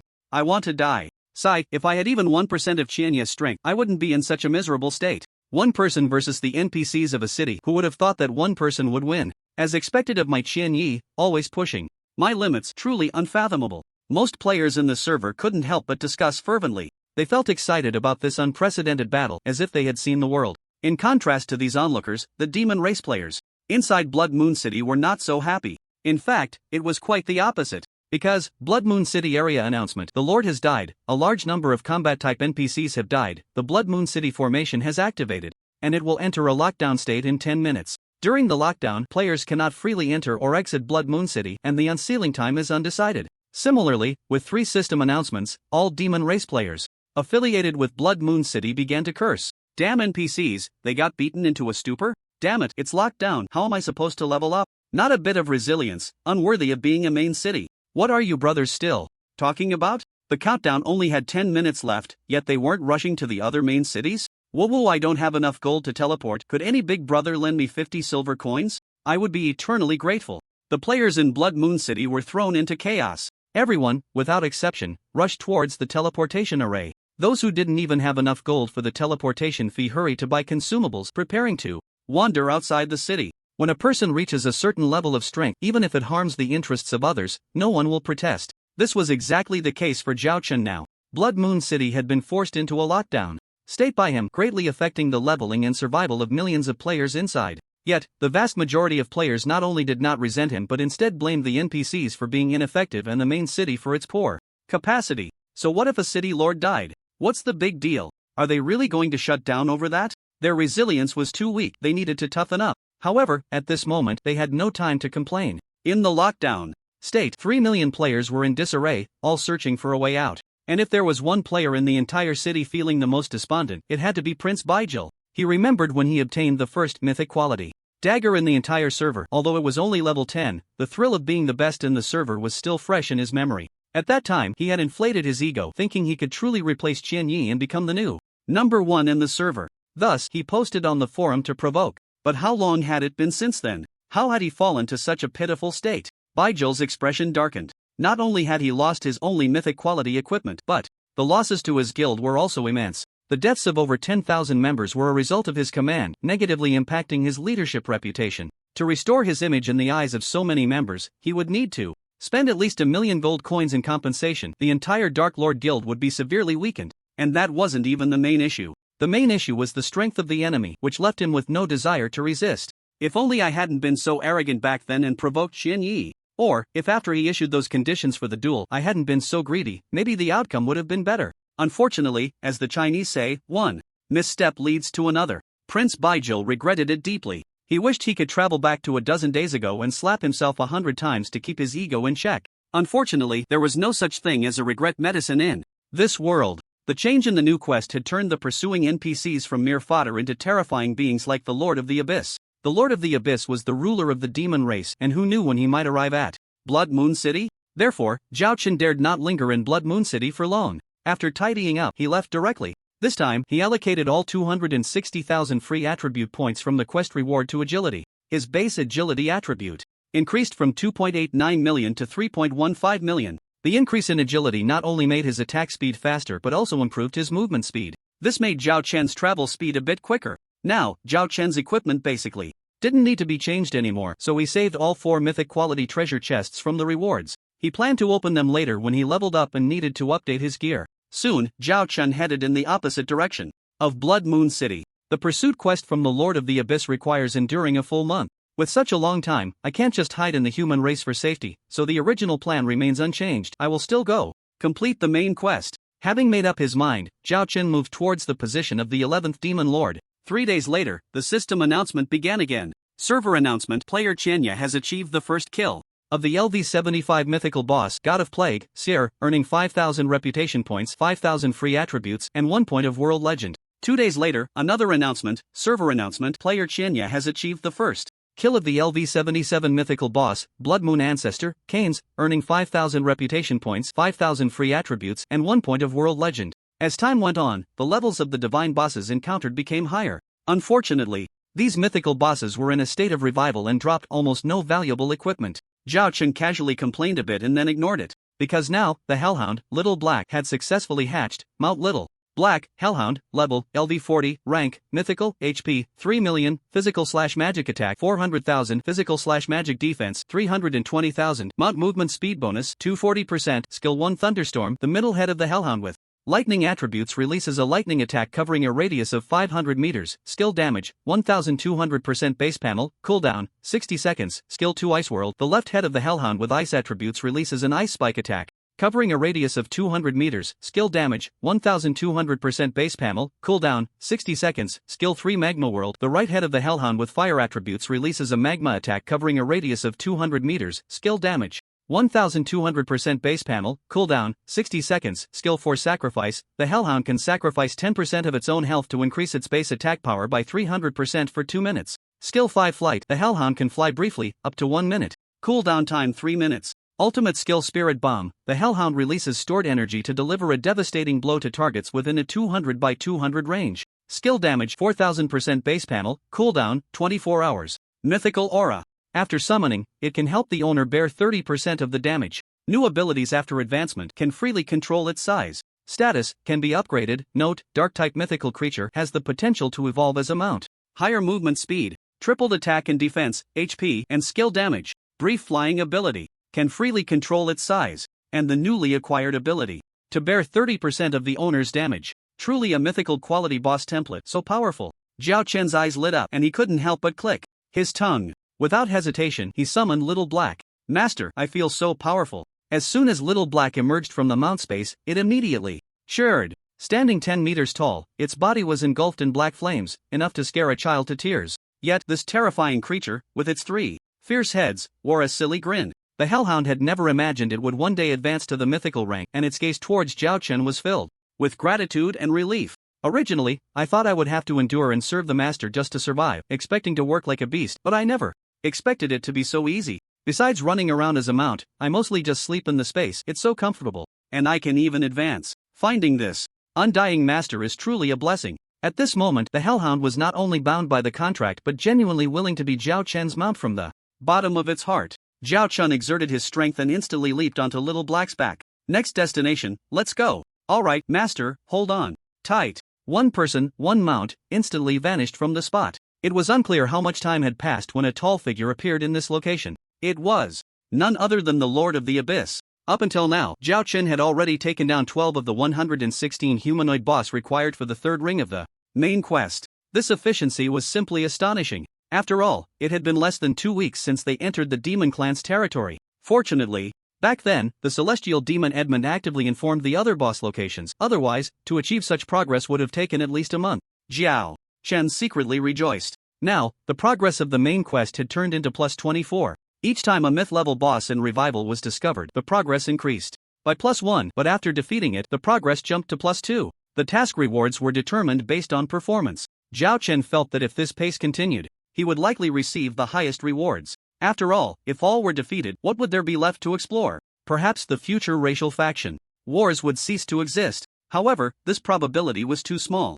Zhao Chen believed that he alone could not temporarily change the overarching plot of the game. He felt that the demon gods must have backup methods. With a certain cost, all gods and lords would revive according to the predetermined trajectory. Such thoughts were too far-reaching. What Zhao Chen considered now was how to improve the completion of the main quest. The next myth boss is in the Death Forest map. It will take a day to get there. Zhao Chen rode on Xiao Hei's back and set off in the right direction. However, he hadn't traveled far when suddenly, the game system issued a prompt. System prompt, your 4-dimensional attributes plus 1 point. Ha! What's going on? Zhao Chen was taken aback.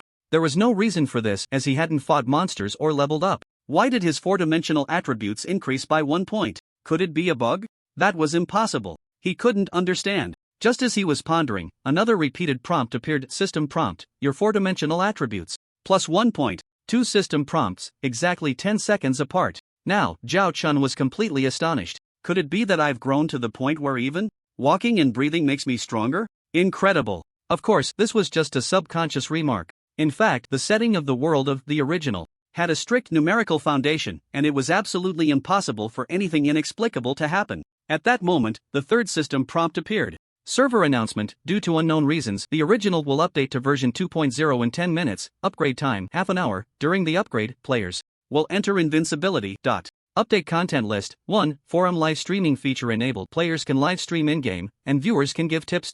2. Affixed the controversy regarding the secondary weapon of the warrior/priest class being a shield. Now the shield can be transformed into gauntlets, removing defense attributes and changing them to attack attributes. 3. Data-driven critical hits and critical damage, enchantment function for equipment enabled. 4. Players have a stamina limit. Daily meals and sleep are required to restore stamina. When stamina drops to 0, players cannot engage in combat. 5. Pet/mount system opened, generating new pet/mount dungeons accessible in major cities. 6. Daily quests and new dungeons opened.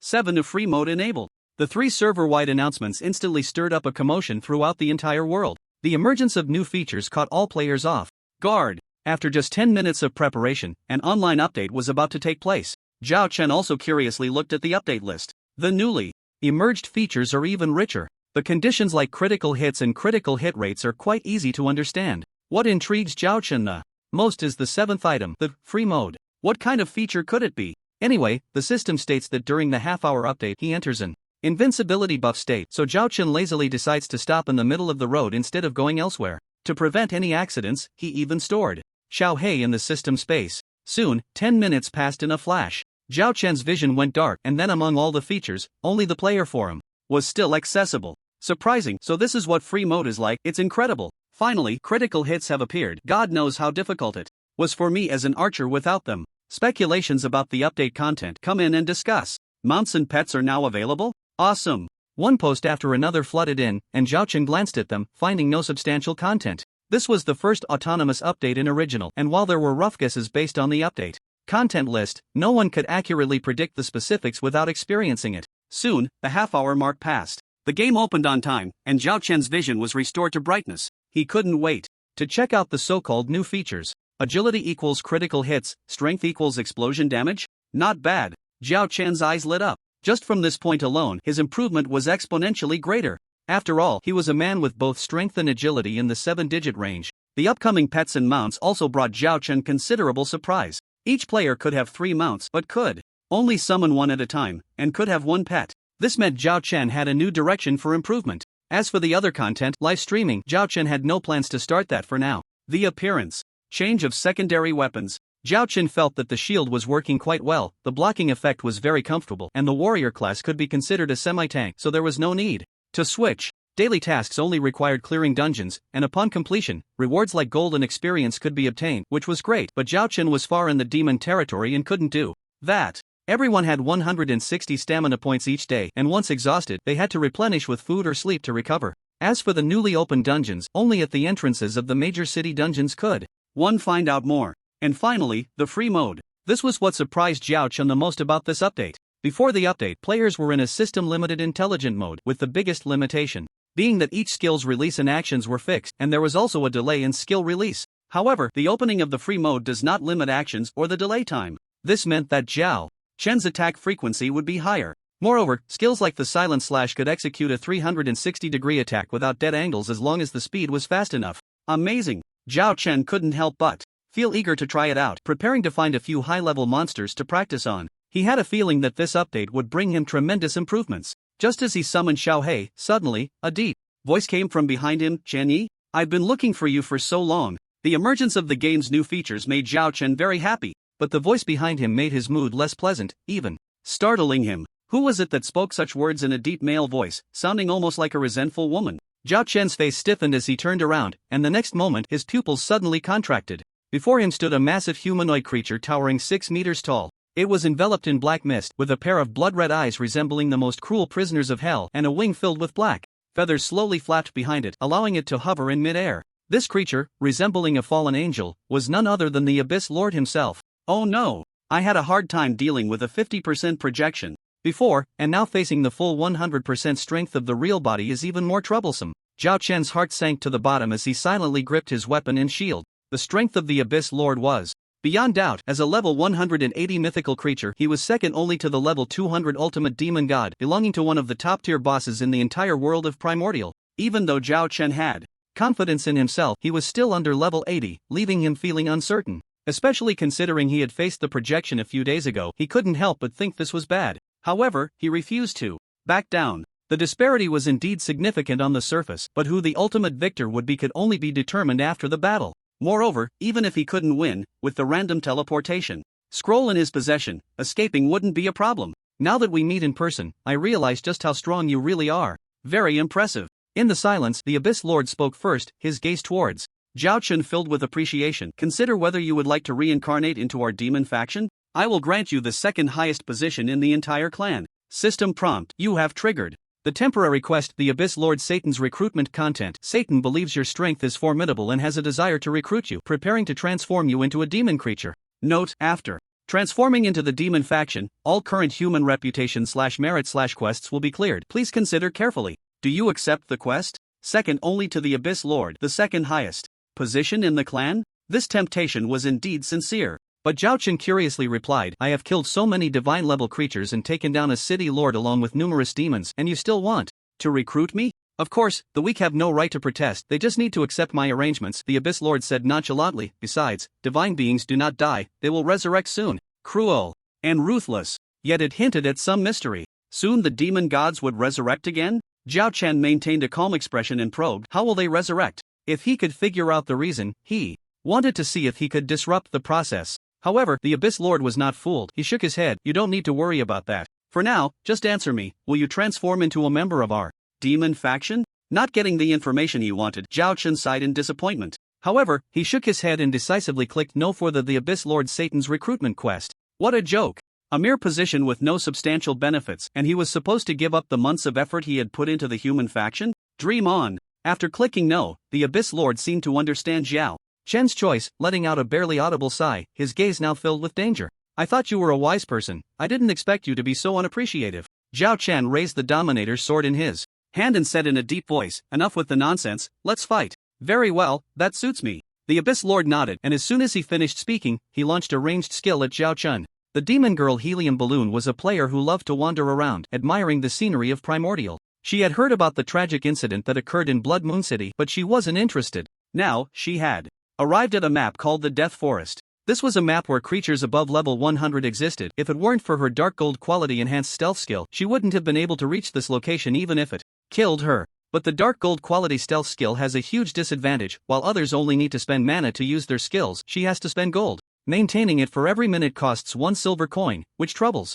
her greatly. It's important to know that currency in the original is incredibly hard to save. Most of the copper and silver coins she has saved up have been consumed by this skill. While exploring high-level maps, she often gets discovered by monsters due to insufficient copper coins, resulting in being sent back to town for free. The hydrogen balloon doesn't care about the weakened state after dying and respawning. After all, she's just a casual player here to enjoy the scenery with no desire for combat. However, being sent back to town halfway through her sightseeing is incredibly frustrating. The root of the problem is simply one word, poor. How wonderful it would be to always have plenty of gold. The hydrogen balloon often sighs like this. As if heaven heard her prayers, the game suddenly updated to version 2.0. Other updates don't matter, but one thing piqued the hydrogen balloon's interest the most, the live streaming feature. According to the game system, live streaming can earn rewards from viewers. This means that as long as the content is engaging enough, countless viewers will come to watch. And with a larger audience, won't the rewards be plentiful? So, as soon as the update was complete, the hydrogen balloon immediately started her livestream. Unfortunately, there are too many players streaming right now, and as a casual player, she has little to offer, resulting in very few viewers stopping by. In the live stream room, there were only a few scattered viewers. The hydrogen balloon pondered how to attract more viewers while continuously introducing herself. Hello to the new viewers. The map I'm currently on is called the Death Forest, a high-level map filled with level 100 monsters. Next, I will take you to appreciate the scenery of this high-level map. The young hydrogen balloon worked hard to introduce, but the few random viewers were not impressed. What? Enjoying the scenery? That's so boring. The host's voice is quite nice. Since we're all casual players, why not dance for us to see? 2 comments flashed by, and the hydrogen balloon's expression stiffened slightly. Just then, a huge explosion sound suddenly came from not far away. Boom! The noise was so loud that it seemed to shake the entire Death Forest. The hydrogen balloon's eyes lit up and she immediately ran towards the explosion site. This must be a high-level boss fighting for territory. Viewers, let me take you to see. Battle. Information: the Lord of the Abyss casts the skill Dark Flame on you, which is immune due to your skill dodge slash. Battle information: the Lord of the Abyss casts the skill Abyssal Power on you, hitting the edge, you lose 3.69 million HP. Battle information: the Lord of the Abyss casts the skill Fatal Destruction on you, which is immune due to your skill dodge slash. Battle information: you have activated the Star Power domain.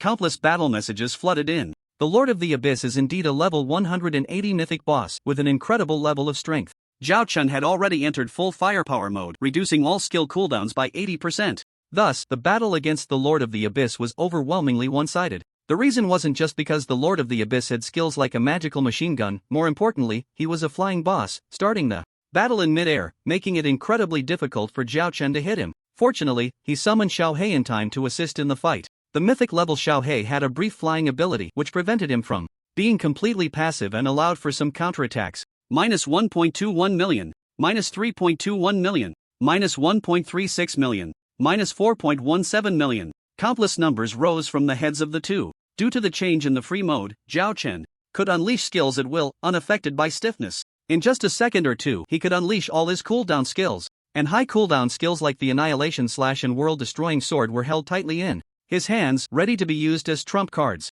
Heaven and Earth collapse. Zhao Chen jumped high from Xiao He's back and smashed down fiercely towards the Lord of the Abyss. The LV-31 Heaven and Earth collapse had a knockback effect, catching the Lord of the Abyss off guard, and he was slammed to the ground by Zhao Chen's sword. With a loud bang, all the giant trees within a radius of 500 meters were shattered and the ground cracked open. The fifth attack, with the added effect of the ruler's swords, strong attack, doubled the damage. Allied sword heart added 10% true damage. Critical hit. Minus 4.44 million. Under numerous bonuses, he only dealt over 4 million damage, a high number rising from the Lord of the Abyss's head, but compared to his total HP of 160 million, it was barely less than 2%. That's right, this time the Lord of the Abyss had come in his true form. And Zhao Chun realized just how monstrous he really was. Lord of the Abyss Satan, LV 180 mythical, HP 160 million, attack 76.17 million, defense 61.99 million, skills, equipment, remarks, peak state. At first glance at this information, Zhao Chun almost thought he was seeing things.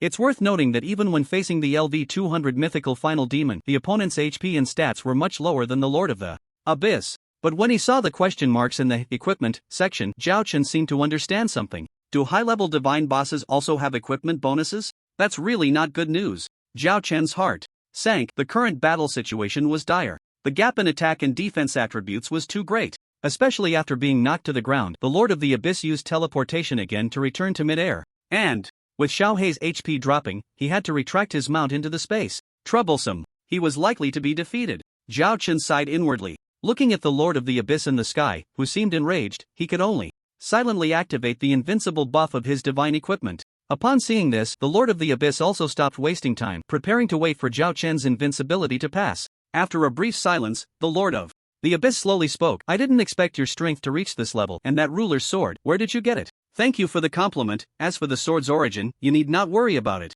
Zhao Chun replied, neither humble nor arrogant. Actually, you don't need to say it. I can understand, because you still carry that man's curse. Zhao Chun understood that the Lord of the Abyss was referring to the curse of the final demon on him, and he remained silent, contemplating how to end this. Should he directly use the random teleportation scroll to escape? Zhao Chun felt that would be too cowardly. At the very least, he should use the Annihilation Slash and other major skills first. At this moment, neither of the two was aware that a quietly approaching figure had recorded the entire conversation. This figure was none other than the girl, Hydrogen Balloon. Oh my god, audience friends, I thought it was high-level bosses fighting each other, but unexpectedly, it's Daddy Chenya battling that high-level NPC who once appeared in Blood Moon City. The girl, Hydrogen Balloon, was stunned. The battle between the Lord of the Abyss and Zhao Chen was so intense that she dared not get too close, hiding 1,000 meters away to livestream. In fact, it wasn't just the conversation, she had quietly crept over during the few seconds of battle between Zhao Chen and the Lord of the Abyss. Therefore, most of the battle process was witnessed by the viewers in the livestream.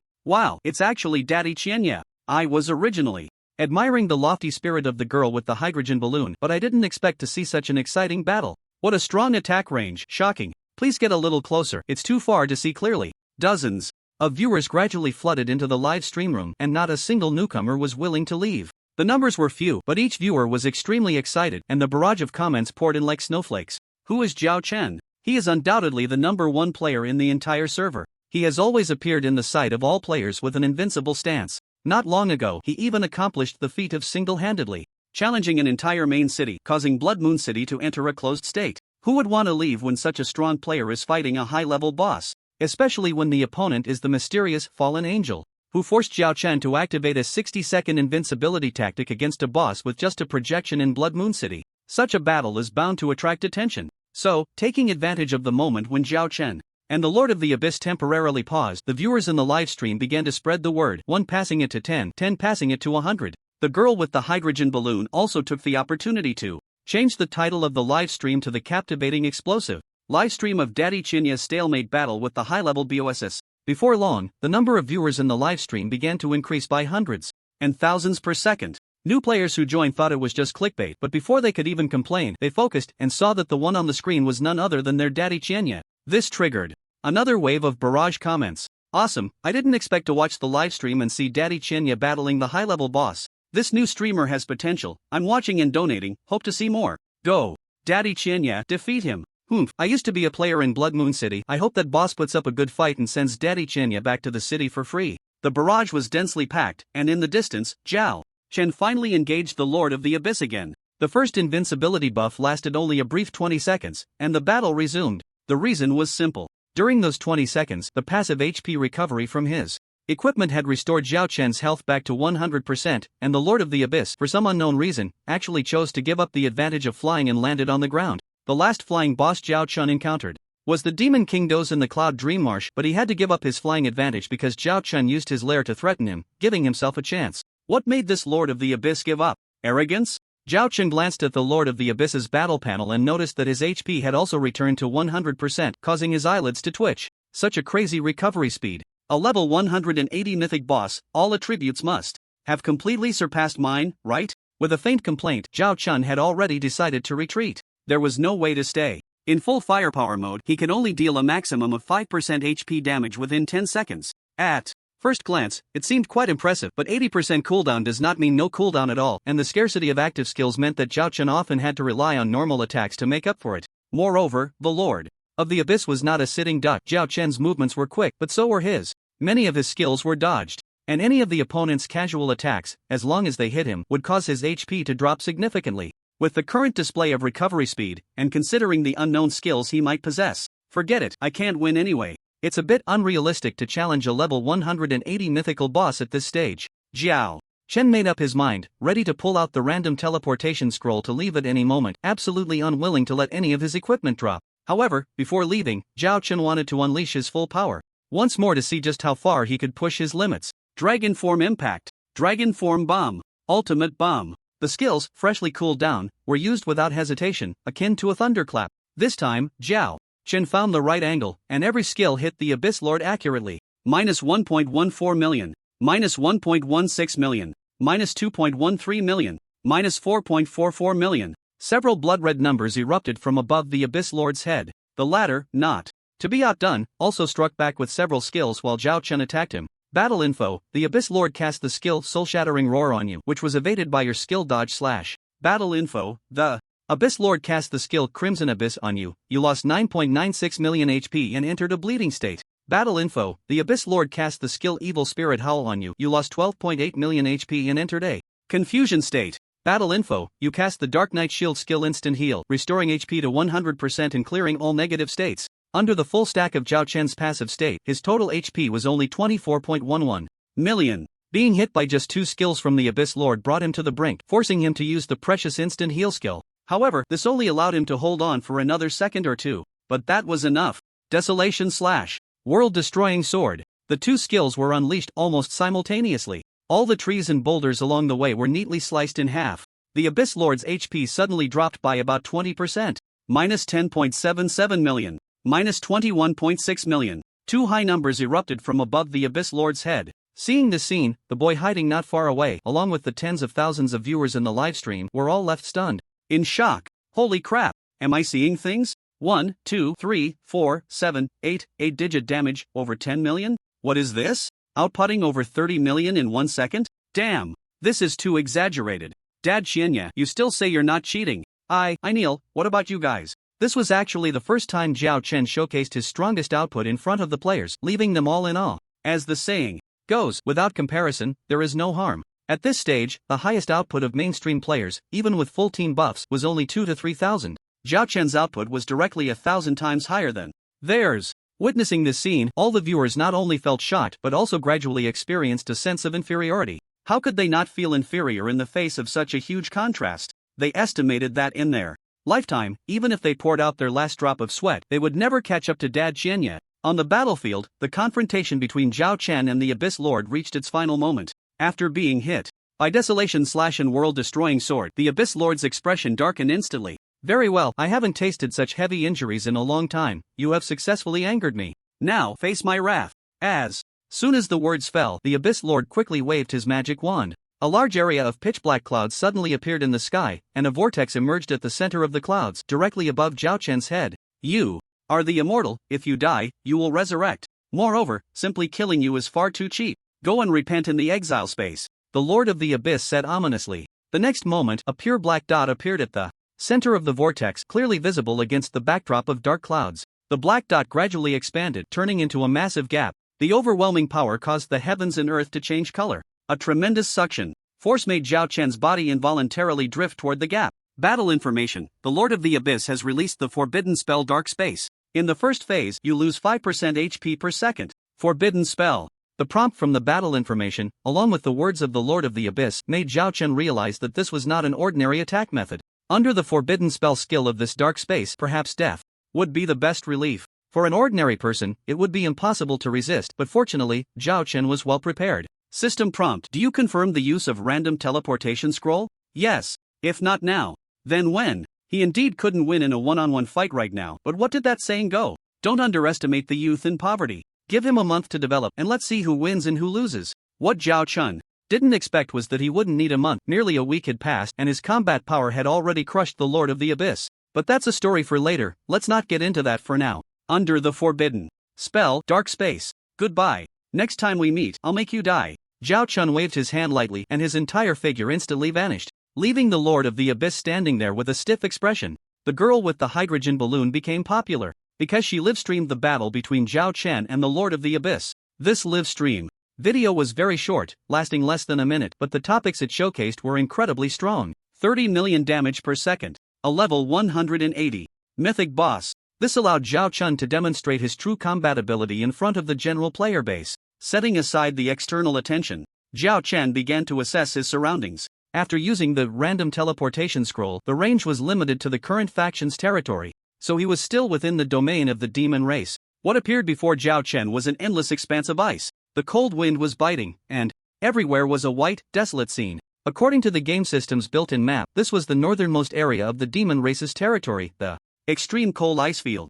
Zhao Chen glanced at the coordinates he had learned from the sky demon Edmund and frowned. In the entire extreme cold ice field, there is only one mythic boss, but it's too far from my location. It will take at least 5 days to reach it. This place was far too close to the north, with very few living creatures around. This had some negative impact on his progress in continuing the main storyline. However, time was ample, so Zhao Chen wasn't in a hurry, but the biggest problem before him was how to avoid the next pursuit by the Lord of the Abyss. After the previous battle, Zhao Chen had to admit that his strength was far inferior to the Lord of the Abyss. They were simply not on the same level. Now that he had used the only random teleportation scroll, if he were to be found by the Lord of the Abyss again, the situation would be dire. As the master of the entire demon faction, Zhao Chen held no illusions about whether he could be found. Staying in the demon race's territory is too dangerous. If I were to be killed by the Lord of the Abyss and drop some equipment, it would be a huge loss. Moreover, if I were to be controlled and unable to die, it would be even more tragic. Sigh, if only I had a bit more time to develop.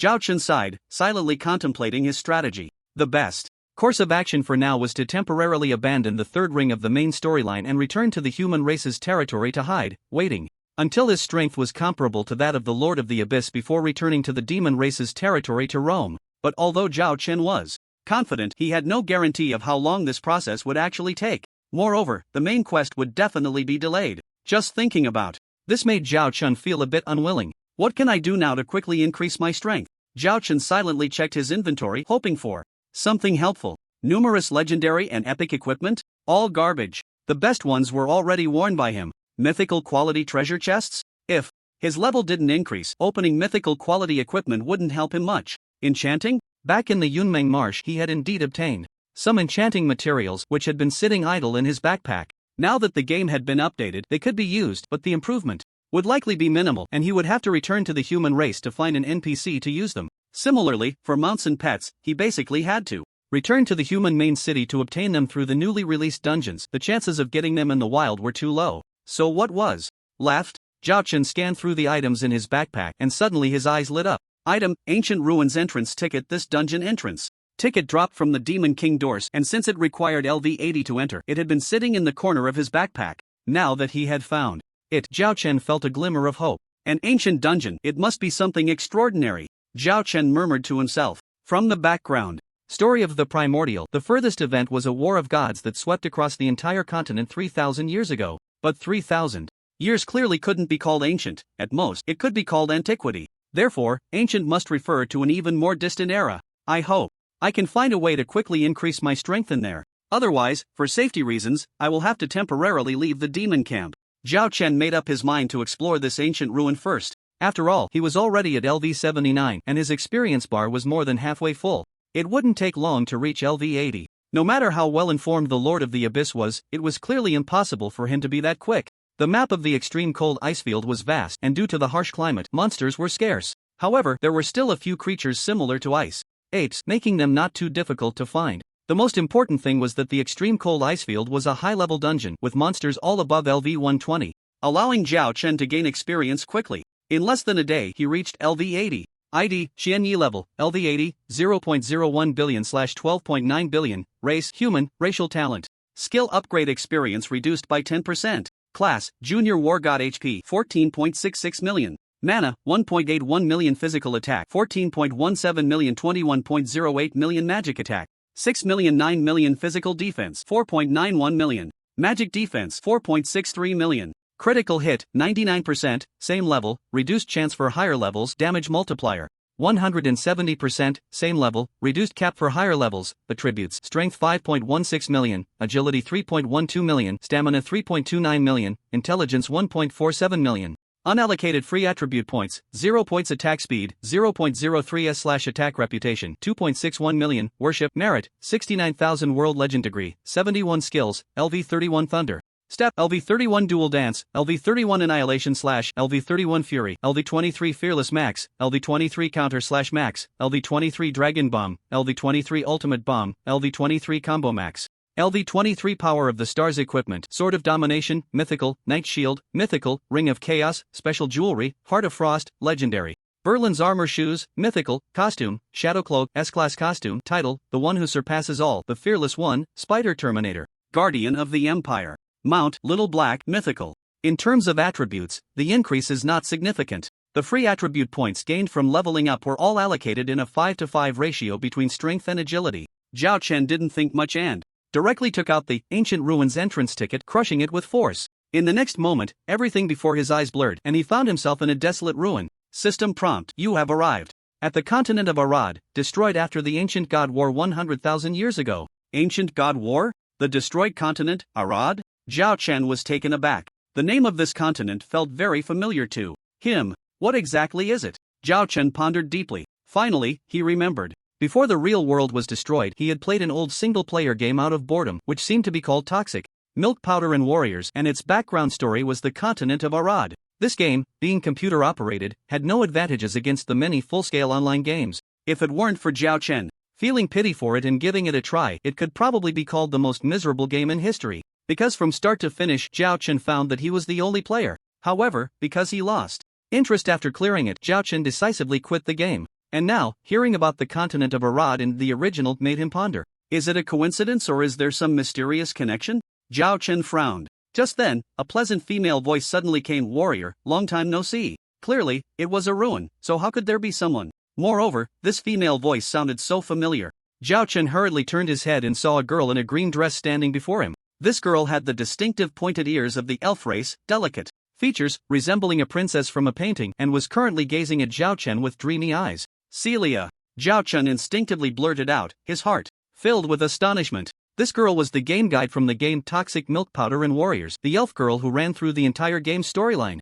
Zhao Chen still remembered that during his travels, Celia had once said, "Will you come back? Make sure to remember me, okay? I will always wait for you." Her voice and expression were so charming that they left a deep impression on Zhao Chen, and he felt a sense of reluctance at that time. If Celia hadn't been a paper character, he wouldn't have quit the game. At that time, Zhao Chen thought his departure was a final farewell, but he never expected to see Celia again now in the original. What does this mean? Could it be that the background story of the original is about the continent of Arod from 100,000 years ago? At this moment, Celia spoke. "Thousand Night Warrior, seeing you safe and sound, I can finally rest easy. Celia has thought of you for 100,000 years, and in this moment, I am truly so happy." Celia's eyes squinted with joy, resembling two crescent moons. Clearly, she actually knew Zhao Chen. The unexpected situation left Zhao Chen somewhat dry-mouthed, and he hurriedly asked, "What exactly happened? Can you tell me about it?" "Sure." Celia pouted her lips, seeming a bit disappointed that Zhao Chen didn't first show concern for her. But she still followed his instructions and began to narrate. Countless years ago, the great creator god Kurosuo created the planet Terra, and later the people of Terra. Zhao Chen already had some memory of the background story of the Arod continent, and Celia's narration didn't differ much from his recollection, only adding some details. Legend has it that countless years ago, the creator god opened a planet in the universe called Terra. The Terra civilization was born on this planet, and later, the civilization somehow created 12 ancient gods. These 12 ancient gods learned that the essence of Terra could create a 13th, so they demanded that the Terra civilization hand over this essence. But how could the people of Terra agree? Thus, a great war broke out. This battle was known as the War of the Ancient Gods. Subsequently, the planet Terra split into regions such as the Celestial Realm, the Demon Realm, and the Void Nation, collectively known as the Arod continent. After countless years of war, the Divine War erupted once again. Ultimately, the ancient gods became enraged, the earth shattered, and the entire Arod continent turned into ruins, with all living beings and even the ancient gods perishing. The creator god, regaining his strength, sorrowfully used the laws of time to restart the entire timeline of the continent. Everything was about to start anew. However, the creator god Kurosuo was not omniscient and omnipotent. This restart required a necessary condition, which was the need for a contractor. Realizing this, he used his last bit of power to resurrect Celia. As the 12th apostle, Celia possessed the power to know everything, so Kurosuo asked her to help guard the broken Arod continent and wait for the contractor's appearance. This wait lasted Celia a full 100,000 years, until Zhao Chen's arrival. After finishing her brief narration, Celia took out an ancient dark golden scroll and handed it to Zhao Chen. "Thousand Night Warrior, this is the contract. As long as you sign your name on the contract, the timeline of the Arod continent will be reopened." Celia looked at Zhao Chen eagerly, hoping he would agree. System prompt: "Do you agree to the contract?" Note: agreeing will lead to unpredictable changes. The system's timely reminder made Zhao Chen hesitate a bit. After thinking for a moment, he asked, "Signing a name is simple, but what benefits do I get from restarting the Arod continent?" Although he didn't know why the game Poison Milk Powder and Warriors, which had a player level cap of only LV90, would appear in the world background of Primordial, this change seemed to bring only benefits and no drawbacks for Zhao Chen. After all, he was the only one who experienced Poison Milk Powder and Warriors from its release to its removal. This meant that in the entire Primordial world he knew the development of the plot and could gain quite a few advantages. What puzzled Zhao Chen, however, was that the Arod continent was clearly at a lower level than the Primordial world. What kind of changes would the restart bring to the entire world? The system's prompt made him worry that these changes might develop in a negative direction. Therefore, he wouldn't do anything that had no benefits. On the other hand, Celia tilted her head, revealing a strange expression. "Benefits? As the contractor who opens the Arod continent, you will become a lord of the Arod continent." "A lord? Is it as I imagine?" Zhao Chen's heart stirred, but he still maintained a calm demeanor and continued to ask, "How many lords can the Arod continent have, and what rights do the lords possess?" Celia explained, "Each area can have at most one lord, such as the Stonemeyer Snowfield and Hedenmer. And you, as the contractor, will become the lord of the dungeon, possessing the rights to utilize the entire area's equipment. Storage, the followers of dungeon professionals, recruit adventurers, set up regional trial nests, and so on. Oh, and one more thing, after becoming the lord of the dungeon, you can freely use all the professions within the entire dungeon. Equipment storage. Professionals, that is, the followers of NPCs. Switching between major professions at will?" Zhao Chen was stunned. This benefit was simply too great. It was equivalent to being a planner. As for the professions, as a former player experiencer, Zhao Chen understood that the dungeon had basic professions like demon, swordsman, mage, cleric, assassin, fighter, and gunslinger. Each basic profession had 4 advanced branches. After awakening and the second transfer, they had a very high professional strength. Compared to the current world of original, although there were no hidden professions, the professional strength would be significantly higher. And after becoming the lord of this dungeon, he didn't plan to work in isolation. With the ability to recruit adventurers, he would definitely promote the major professions. Therefore, Zhao Chen was truly moved. Alright, I agree to this contract. Zhao Chen immediately signed his name. The next moment, the dark golden contract scroll transformed into a beam of golden light and instantly vanished. The surrounding ruins began to gradually revive. Just then, Xylia suddenly smiled slyly. Oh, I forgot to mention one thing. Signing the contract only grants you the qualification to become the lord of the dungeon. In reality, to truly become the lord, you need to undergo a trial. What? Zhao Chen was taken aback, looking at Xylia with a hint of reproach. Why didn't you say that earlier? Xylia playfully stuck out her tongue. If I had said it earlier, you might not have agreed. I don't want to wait another 100,000 years. Zhao Chen was stunned. He then realized that for him, it was just an opportunity, but for Xylia, it was a wait of 100,000 years. 100,000 years. He couldn't imagine how Xylia had endured alone for that long. Regardless, it must have been an incredibly long wait. Zhao Chen's expression softened. Alright, I won't blame you this time. Hearing this, Xylia stepped forward and took Zhao Chen's right hand, touched and said, Thank you, brave warrior of the 1,000 Knights. Let's not talk about that. Tell me what conditions are needed to become the lord of the dungeon, Zhao Chen asked. A qualified dungeon lord needs to undergo many trials. To become a junior dungeon lord, the first step is to clear the king-level Wailing Cave. Xylia waved her small hand, and in front of them, a swirling vortex glowing with red light appeared, just large enough for Zhao Chen to enter, and explained, There have been many wars on the Arod continent, but excluding the initial ancient god war, there have been a total of 4 significant wars, the simplest of which is the Wailing Cave. As long as you complete the trial of the Wailing Cave, you'll be preliminarily qualified. As soon as she finished speaking, a new task appeared in Zhao Chen's ear. Temporary task, become a junior dungeon lord, triggered. Task content, clear the Wailing Cave at king level difficulty within 10 minutes. Task deadline, within 7 days. Task success reward, profession, changed to junior dungeon lord. Task failure penalty, lose the qualification to become a lord. Do you accept the task? There was no hesitation. Zhao Chen directly clicked to accept. In his memory, the Wailing Cave was a level 60 dungeon and he didn't know what level it was in the original world. But the prerequisite for using the ancient relics is LV80, and the monsters in the Wailing Cave are estimated to be at least LV80 or higher. However, Zhao Chen was not worried. The task had a time limit of 1 week, but there was no limit on the number of entries. This meant that even if he didn't clear it on the first try, or if he only spent less than 10 minutes clearing it, it was fine, he could just keep trying. I'm going in. Zhao Chen waved goodbye to Celia and headed towards the entrance of the dungeon. At the last moment before entering, he heard Celia mumbling to herself, 1,000 Knight Warrior, it's truly a stroke of luck to meet you again. Today is also a day full of hope. System prompt, you have entered the dungeon Wailing Cave, King's difficulty. The scenery before Zhao Chen changed, and the next moment he found himself in a dimly lit cave. Is this the King's difficulty Wailing Cave? Zhao Chen carefully surveyed his surroundings, secretly amazed. It was so realistic that it was almost indistinguishable from the single-player game he had played before. The only difference was that one was 2.5D and the other was a holographic online game. Before long, some monsters appeared before him. Disgusting, white worms, and some stiff puppets. There were about 10 of them. Zhao Chen used his reconnaissance skill.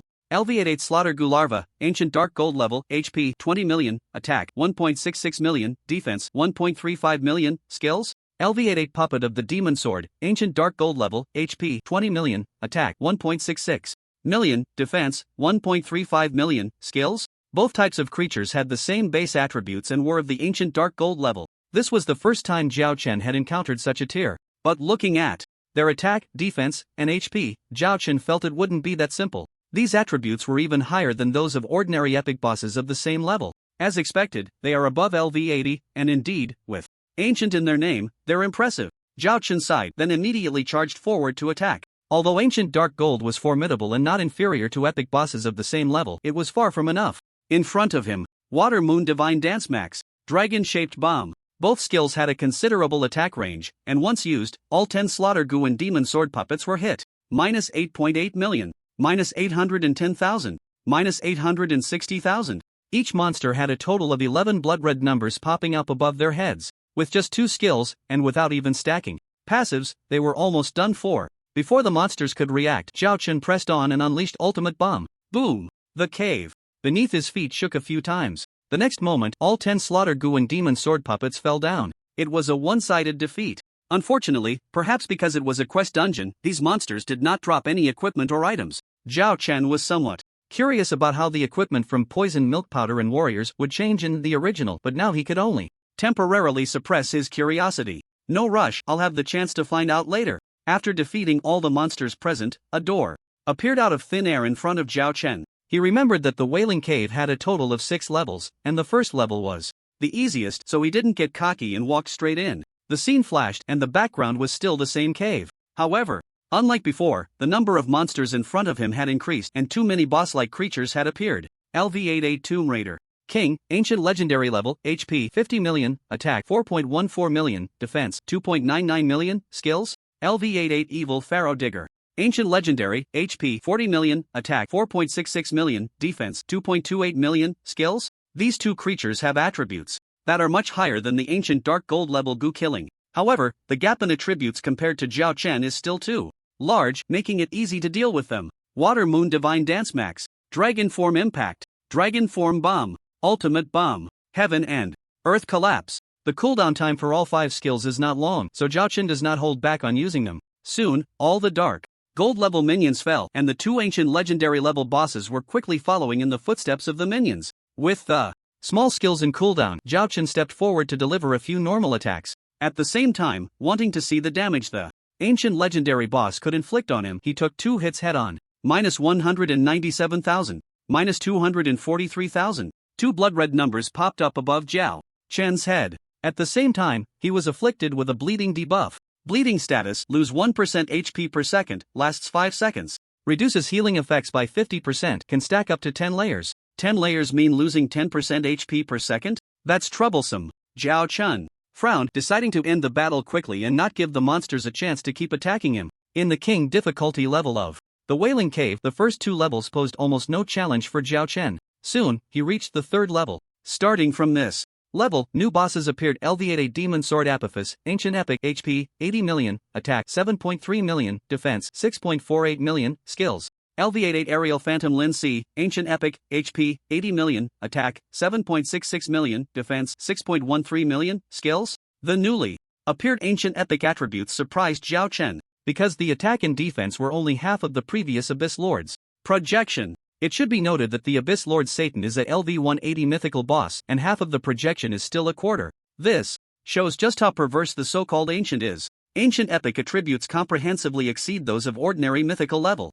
bosses of the same level. Although unexpected, I can still handle it. Zhao Chen frowned. Starting from this level, he decided not to activate precious buff state skills, such as Elid Sword Heart, Tears of the Stars, etc., as he wouldn't be able to clear the level in just a few seconds. However, even so, it only took a little more effort. As the battle time extended, Zhao Chen's various passive skill statuses stacked up, and his attack power increased accordingly. This is the typical example of becoming stronger the more you fight. The damage from Demon Sword Apophis and the Aerial Phantom, however, was quite limited. Each attack could only take away 2 to 300,000 HP. Even the charged ultimate move barely broke 1,000,000, but in free mode, Zhao Chen's movement speed was very fast, and the signs of these charged ultimate moves were too obvious. Except for the first one, which he used to test the damage, the rest did not hit him. Soon, Demon Sword Apophis and the Aerial Phantom fell. This level took a total of 40 seconds. The difficulty of the 4th and 5th levels was not much different from the 3rd level. It is worth mentioning that the sword Shadow of Demon Sword Apophis appeared again in these 2 levels. At the same time, the boss of the 5th level, LV88 Skeleton Cane, Ancient Epic, actually picked up the Demon Sword. Man and sword merged as one. The attributes were actually calculated together. Although it still posed little threat to Zhao Chen, the time spent was more than double. Thus, all 5 levels were cleared. Zhao Chen glanced at the time consumed and raised an eyebrow. Only 3 minutes have passed? Great, there's still 7 minutes left. Completing the task shouldn't be a problem. Just thinking about becoming a junior dungeon lord after finishing the task made Zhao Chen a bit excited. So he rushed into the entrance of the 6th level without hesitation. As soon as he entered the portal, the scene shifted. The ground was covered with white worms, giving an incredibly nauseating feeling. Behind the Lugu larvae, a gigantic long worm creature appeared. Its body was covered in dark red scales, and its head was dotted with countless eyes, enough to make players with trypophobia vomit. Although Zhao Chen didn't suffer from trypophobia, his expression was still quite unpleasant. It was just too ugly.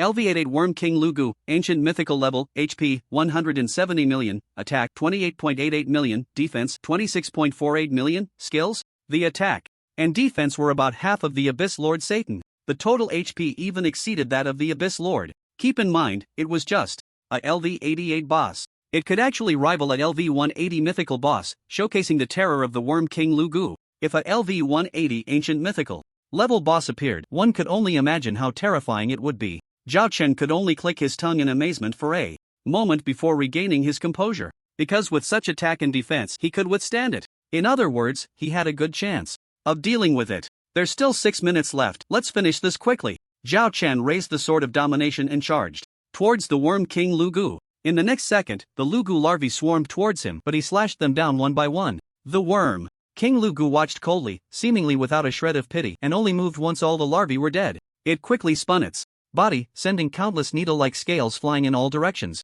The attack range was so vast that it filled every corner of the cave. Zhao Chen raised his LV-77 mythical quality Knight Shield, blocking while rushing towards the Worm King Lugu. Battle information.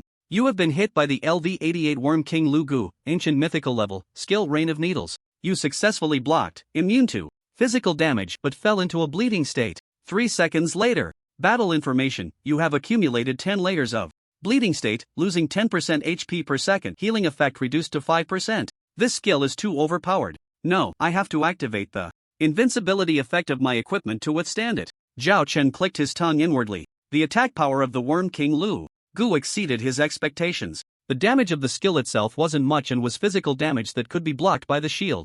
However, the bleeding effect added by the skill stacked too quickly to endure. Losing 10% HP every second, even with his own damage reduction effect, he couldn't hold out for long. It was better to activate invincibility and fight. He unleashed Twilight of the Gods, Elid Sword Heart, Elid Sword Eye, Transcendence, Peerless Sword Dance, Fury, Power of the Stars. Zhao Chen unleashed all his firepower. The passive skills had also stacked up quite a bit. His panel attributes surged more than threefold. He then quickly released various active skills while continuously interspersing basic attacks. Minus 3.14 million, minus 3.69 million, minus 4.99 million. The Worm King Lugu probably never expected that one day it would encounter someone like Zhao Chen, a humanoid cheat. Although it was an ancient mythical level creature, with attributes far exceeding those of ordinary mythical creatures of the same level, it still felt somewhat weaker in front of Zhao Chen. Moreover, the output comparison was utterly dismal. In a fully unleashed state, in just 20 seconds, the Worm King Lugu's total HP was reduced by 79%. This is still the result of using a small recovery skill during the Worm King's goo killing period. Then, Zhao Chen activated his second invincibility again. He wasn't planning to release small skills one by one anymore, so he was almost at the killing line. LV-33's Annihilation Slash. LV-1's World-Destroying Sword. 2 terrifying large-scale sword energies struck the goo killing. Next, 2 horrifying high values appeared above its head. Critical hit. Minus 14.29 million. Minus 23.10 million. 40 million in total. The next second, the Worm King goo killing let out a reluctant hiss. HP was emptied, and its massive body suddenly collapsed to the ground, powerless, dead. System notification: you have cleared the Wailing Cave, King difficulty, taking 5 minutes and 1 second. Trial dungeon evaluation, perfect. System notification: you are the first player to kill the LV-88 ancient mythical boss, rewarded with 100,000 reputation/free attribute points and 10 world legend points. A server-wide announcement will be made shortly. Would you like to hide your name? System notification: you have completed the quest, become a junior dungeon lord, and received the quest reward. Your profession has changed to Junior Dungeon Lord, and a server-wide announcement will be made. Would you like to hide your name? Server announcement: player Qianyi has achieved the first kill of the LV-88 ancient mythical boss, rewarded with 100,000 reputation/free attribute points and 10 world legend points. Server announcement: player Qianyi is changed profession to Dungeon Lord Junior. The storyline of the ancient era Arod continent is about to restart, hereby announced.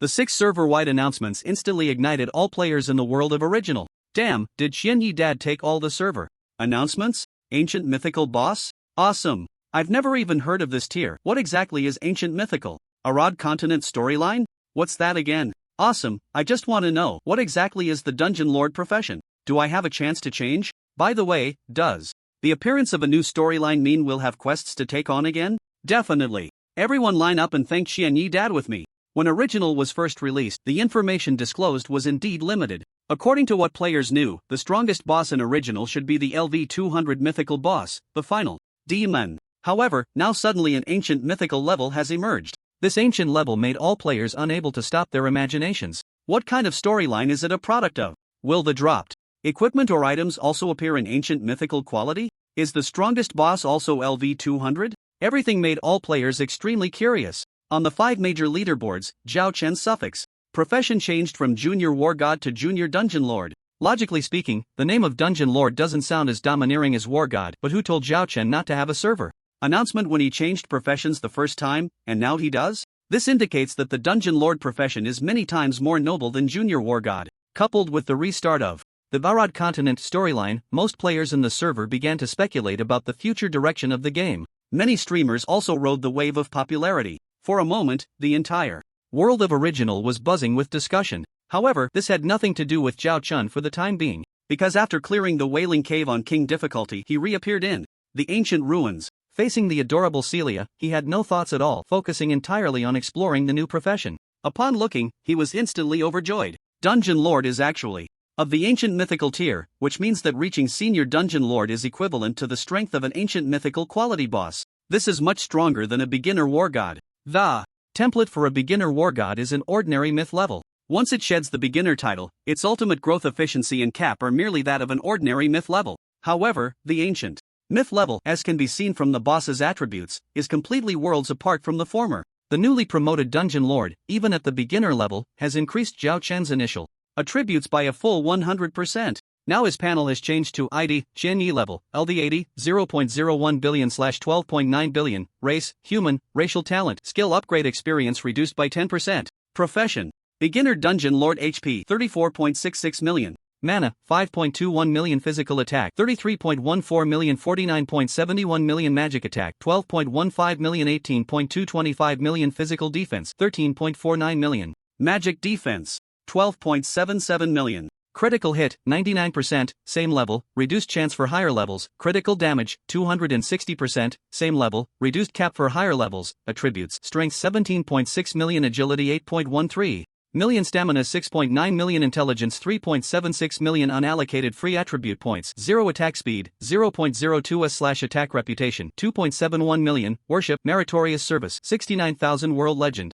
degree 81 skills LV31 thunderstep LV31 unmatched dance LV31 annihilation / LV31 fury LV23 fearless max LV23 counter / max LV23 dragon bomb LV23 ultimate bomb LV23 combo max LV23 Power of the Stars equipment, Sword of Domination, Myth level, Knight Shield, Myth level, Ring of Chaos, Special Jewelry, Heart of Frost, Legendary level. Berlin's Armor Shoes, Myth level, Fashion, Shadow Cloak, S-Class Fashion, Title, The One Who Surpasses All, The Fearless One, Spider Terminator, Empire Guardian. Professional permissions, Dungeon Costume Mall, can resurrect 10 dungeon NPCs, warehouse for items below LV60, can recruit 500 adventurers, can freely change professions. Mount, Little Black, Myth. A terrifying panel, with a minimum of 33 million and a maximum of nearly 50 million. Strength and other attributes have at least doubled. Although the base attributes only increased by 100% after the job change, from a mathematical perspective, some attributes have far more than this bonus. Is the difference between 100 by 300% and 200 by 300% just the 100 in front? No, it's the multiplication result of 300. For example, the strength attribute. Originally, Zhao Chen's strength was only around 5 million, with a base attribute of about 1.8 million, the rest being entirely from equipment and skills. But after 1.8 million became 3.6 million, under various bonuses, it shot up to 17.6 million. Terrifying. Even now, if Zhao Chen were to face the Abyss Demon God, he would be confident that he wouldn't fall behind in a short time. In fact, he might even take him down in one go. After being excited for a while, Zhao Chen then looked at the new permissions that appeared after becoming a beginner Dungeon Lord. Costume Mall can resurrect 10 NPC followers. Warehouse for items below LV60 can recruit 500 adventurers. Each of these 4 permissions made Zhao Chen's eyes widen in amazement. Therefore, at this moment, new functions appeared in his system interface. There's no need to elaborate on the costume mall. All the costumes from Toxic Milk Powder and Warriors appear in the mall, with each costume having a storage quantity of 99 pieces, which Zhao Chen can claim for free. Each costume can slightly enhance attributes. Collecting a full set grants even more percentage bonuses. Although it's not much, it looks cool. Being a stylish man is great. In addition to costumes, there were more items in the mall, such as the Pandora's Box, Remy's Assistance, and so on, which made Zhao Chen drool. Unfortunately, as a beginner Dungeon Lord, he had no permissions and everything displayed was gray. Only by leveling up to intermediate would new permissions be unlocked. The quota to resurrect 10 NPCs was also easy to understand. It simply meant finding 10 NPCs in the dungeon, resurrecting them, and having them as followers. Zhao Chen could slowly pick from the NPC list, so there was no rush for that. The LV60 warehouse meant that Zhao Chen could freely claim all equipment below LV60 from the toxic milk powder. 500 adventurers represented that Zhao Chen could recruit 500 little brothers. But what surprised him the most was the last line: he could freely switch to any profession in the dungeon. Demon swordsman, gunslinger, fighter, cleric, assassin, mage. As long as Zhao Chen wanted, he could switch between these professions at will. Immediately, Zhao Chen switched to gunslinger. System notification: you have switched to the gunslinger profession. System notification: you have transformed into the awakened gunslinger. Note, your weapon, the ruler's sword, has transformed into a revolver, and the skills you possess can now be used with the revolver. Why switch to gunslinger? The answer was simple. Cool. The gunslinger is an awakened profession of the roaming gunslinger. Logically speaking, with Zhao Chen's level, he could have transformed into the second awakened profession, Wing of the Sky. However, perhaps because he was currently a beginner dungeon lord with insufficient permissions, he remained at the gunslinger stage. But this was already enough to surprise Zhao Chen. First, after switching professions, he wouldn't be restricted by the profession, which would prevent the use of main and secondary weapons. Instead, they would change to the corresponding appearance. For example, the ruler's sword transformed into the appearance of a revolver. The knight shield became an auxiliary stone hanging at Zhao Chen's waist. Second, after switching professions, his skill tree interface displayed 2 rows. One side showed various skills of the beginner war god, such as Dragon Impact, Ultimate Bomb, and so on. The other side displayed the new corresponding skills that appeared after becoming a gunslinger, such as Death Revolver, Headshot, and Sprayfire. The output of the gunslinger skills was much higher than that of the beginner war god. Death Revolver increases critical damage and penetration. Silver Bullet adds bullet attributes to attacks. Revolver Mastery increases base attack power and improves critical hit chances. Sprayfire, all-around area output 491% attack power per bullet at level 1, increasing by 49.9% per level. Mobile shooting 30 bullets 450% attack per bullet at level 1, increasing by 45.7% per level. Frenzied Slaughter, a first awakening skill, multiple strikes 37,077% total skill output. The mythic level equipment increased skill level effects to LV22, triggering. Each skill had a significant increase. After looking at the skill list, Zhao Chen was speechless for a long time. So strong. In the face of these skills, my beginner war god skills are simply a little brother. The once strongest output, Sword of Annihilation, surprisingly can't even compare to a small skill of the gunslinger profession. For example, LV23 Sprayfire, 1 bullet is 1588.8% attack. If every bullet hits a single target, it would estimate at least around 20,000%. A 200-fold skill output. Much higher than the 120-fold Sword of Annihilation, which seemed to have disappeared. Besides Sprayfire, there were even stronger output skills, like Double Eagle Spin and Frenzied Slaughter. It was simply incredibly powerful. After looking at it, Zhao Chen admitted he had inflated. With the current panel, plus the super strong output skills. Alright, if the LV-180 Mythical Abyss Lord dares to appear before me, if I don't take him down in a minute, I wouldn't deserve my invincible attributes. And the surprises don't stop there. System notification. You have transitioned to a new class, Berserker. Note, your weapon, the Sword of Domination, has transformed into a heavy cannon, and the skills you possess can now be released using the heavy cannon. System notification. You have transitioned to a new class, Mechanical War God. Note, your weapon, the Sword of Domination, has transformed into an automatic rifle, and the skills you possess can now be released using the automatic rifle. System notification. You have transitioned to a new class, Mind Emperor. System notification. You have transitioned to a new class, Sword Saint. System notification. You have transitioned to a new class, God Slayer. A total of 53 classes, and Zhao Chen can switch classes at will in just 1 second. After switching classes, all the newly appeared skills in the skill list can be released. This means, for example, after Zhao Chen uses the Gun God skill Frenzied Slaughter, he can immediately switch to Sword Saint and unleash Extreme Demon Sword. Technique, Storm Style. Realizing this, Zhao Chen was overjoyed. The awakening skills of each class have similar outputs. Out of the 53 classes, all except 4. The Mage Branch, Creator, have awakening skills. This means that even without activating the cooldown reduction state, Zhao Chen can seamlessly output using awakening skills. It's terrifying. After seeing this, Zhao Chen was scared himself. There was only one thought in his mind: I, Zhao Chen, am invincible. After silently marveling at this, he finally calmed down and turned to look at Celia beside him. How can I advance to Intermediate and Advanced Lord? With such an incredible boost as a Junior Lord, what would it be like at the Intermediate and Advanced levels? Zhao Chen was eager to know the method. However, Celia poured cold water on him. It's not possible. For now. Celia shrugged, showing a regretful expression. The continent of Arod has just restarted, and there's no way for you, Lord Qianya, to pass other trials. Alright, then how long will it take? Zhao Chen asked. That depends on your level of effort. Celia smiled. The timeline for the restart of the continent of Arod does not start from the very beginning of the world, Terra, but progresses from low to high, gradually increasing. For example, at the beginning, only the Elven defense line appeared, and the trial dungeons that emerged were the simplest, like Lauren and the Depths of Lauren, etc. Next, there will be the Helmadon area with trial dungeons like the Thunder Ruins, etc. And to increase the progress, you, Lord Qianya, need to recruit many adventurers to collectively enhance your strength. Got it. Zhao Chen wiped his sweat. He had been thinking too optimistically. Indeed, becoming a dungeon lord means taking on the responsibility of restarting the continent of Arod, right? But he was more than willing to bear this responsibility, because the privileges of a dungeon lord were simply too enticing. Without further ado, just tell me where to start. Zhao Chen looked at Celia. Let me think. Oh, got it. Celia seemed to be recalling something. Her eyes suddenly brightened, and she pulled out a stone from nowhere. This is an item given to me by the creator god Karis, and as long as you place it on the continent, you can get started.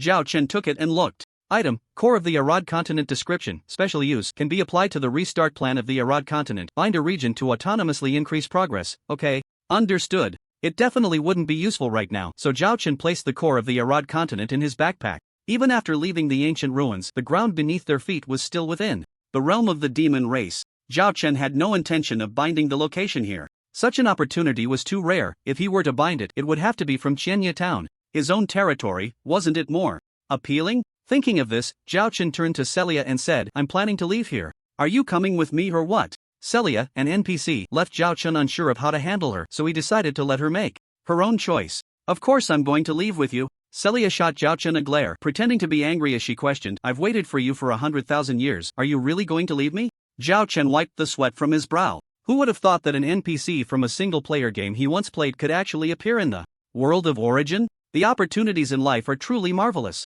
On the frigid ice plains, Zhao Chen and Celia's figures appeared out of thin air. Wow, it's so cold here. Celia hugged her shoulders, shivering. She was still wearing a short skirt, because she had died before, and due to the minimal power consumed by Kurosa to resurrect her, Celia had no strength at all aside from being immortal, eternally youthful. She was merely a guide for quests. Zhao Chen paused for a moment, then used his dungeon lord privileges to pull out a set of Christmas costume from the dressing shop. The red plush coat looked festive on Celia. During the time you've lost your strength, I'll protect you, Zhao Chen promised earnestly. Celia nodded happily.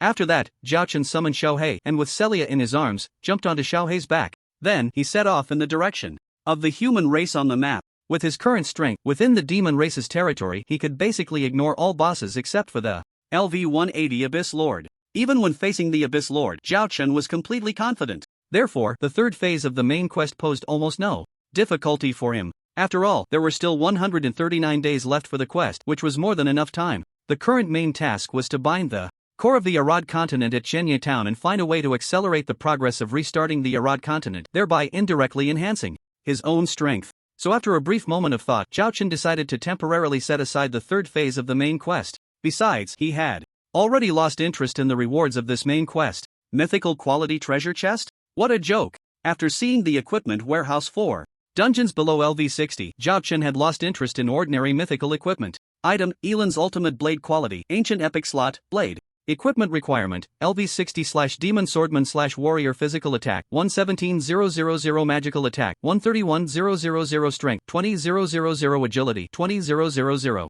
Trait 1, all skills below LV85 plus LV3. Trait 2, when attacking, there is a 5% chance to increase your own attack power by 15% for 60 seconds. Item, Wuxuan Soul Cutter quality, ancient epic slot, steel claw equipment requirement, LV60/Fighter physical attack, 123,000 magical attack, 121,000 strength, 20,000. Intelligence, 20,000. Trait 1, increases the output damage of your own skills by 30%. Trait 2, when attacking, there is a 2% chance to make all teammates invincible for 10 seconds. There were many similar pieces of equipment. The ancient epic quality equipment had indeed changed in the world of Origin. Attributes that are even superior to those of ordinary myth quality items of the same level, with the only drawback being that it has fewer built-in skills. If it weren't for Zhao Chen's equipment being all above LV77, he would have to replace all 5 pieces of armor on the left. Of course, no matter how powerful it is, it still pales in comparison to the LV180 myth quality sword of the ruler, so he has no intention of changing the one on the right. However, the LV-60 ancient epic quality equipment is already this outstanding. What if he successfully advances to an intermediate or advanced dungeon lord and gains access to a higher level equipment vault? Therefore, Zhao Chen has lost interest in ordinary myth quality equipment. The main quest can be put on hold for now. The priority is to tackle the dungeon first. With his mind made up, Zhao Chen took Celia and quickly sped towards the human territory on the back of Little Black. After becoming a junior dungeon lord, Zhao Chen's agility attribute skyrocketed. His movement speed increased significantly as well. Little Black's bonuses are calculated based on its own movement speed, so they moved quickly. Half a day later, they crossed the extreme cold ice plains. It's worth mentioning that they took out the only demon lord in this area along the way. The process was simple, almost a one-hit kill, leaving Zhao Chen somewhat unsatisfied. After leaving the extreme cold ice plains, they entered a map called the Upper Desert. Following that were the Death Forest, the 100,000 Mountains, and the Cloud Dream Marsh. Zhao Chen drew a straight line, taking down every demon creature he encountered. Along the way, just as he was about to cross out of the Death Forest, suddenly, a figure blocked his path. It was the LV-180 myth quality boss, the Lord of the Abyss. I didn't expect to run into you so soon again. I must say, your luck is quite poor. The Lord of the Abyss smirked. That method you used to escape last time was quite precious, wasn't it? I want to see if you can run away this time. Just thinking about how he had confidently unleashed a forbidden spell last time only to return empty-handed filled the Lord of the Abyss with immense killing intent towards Zhao Chen. If word got out that a creature much weaker than him had successfully escaped, wouldn't that be a disgrace? Therefore, this time he would not be overconfident and was prepared for a quick resolution. Coincidentally, Zhao Chen had the same plan. My luck is poor? No, you're mistaken. It's your luck that's poor. Zhao Chen instructed Little Black to take Celia to a safe spot nearby, then turned to the Lord of the Abyss with a beaming smile. Want to kill me? You're not the same as before, little brother. With that, he pulled out a revolver and fired a LV-22 headshot first. Whoosh! The bullet flew so fast that the Lord of the Abyss didn't have time to react and was hit right between the eyes. Critical hit. Minus 11,990,000.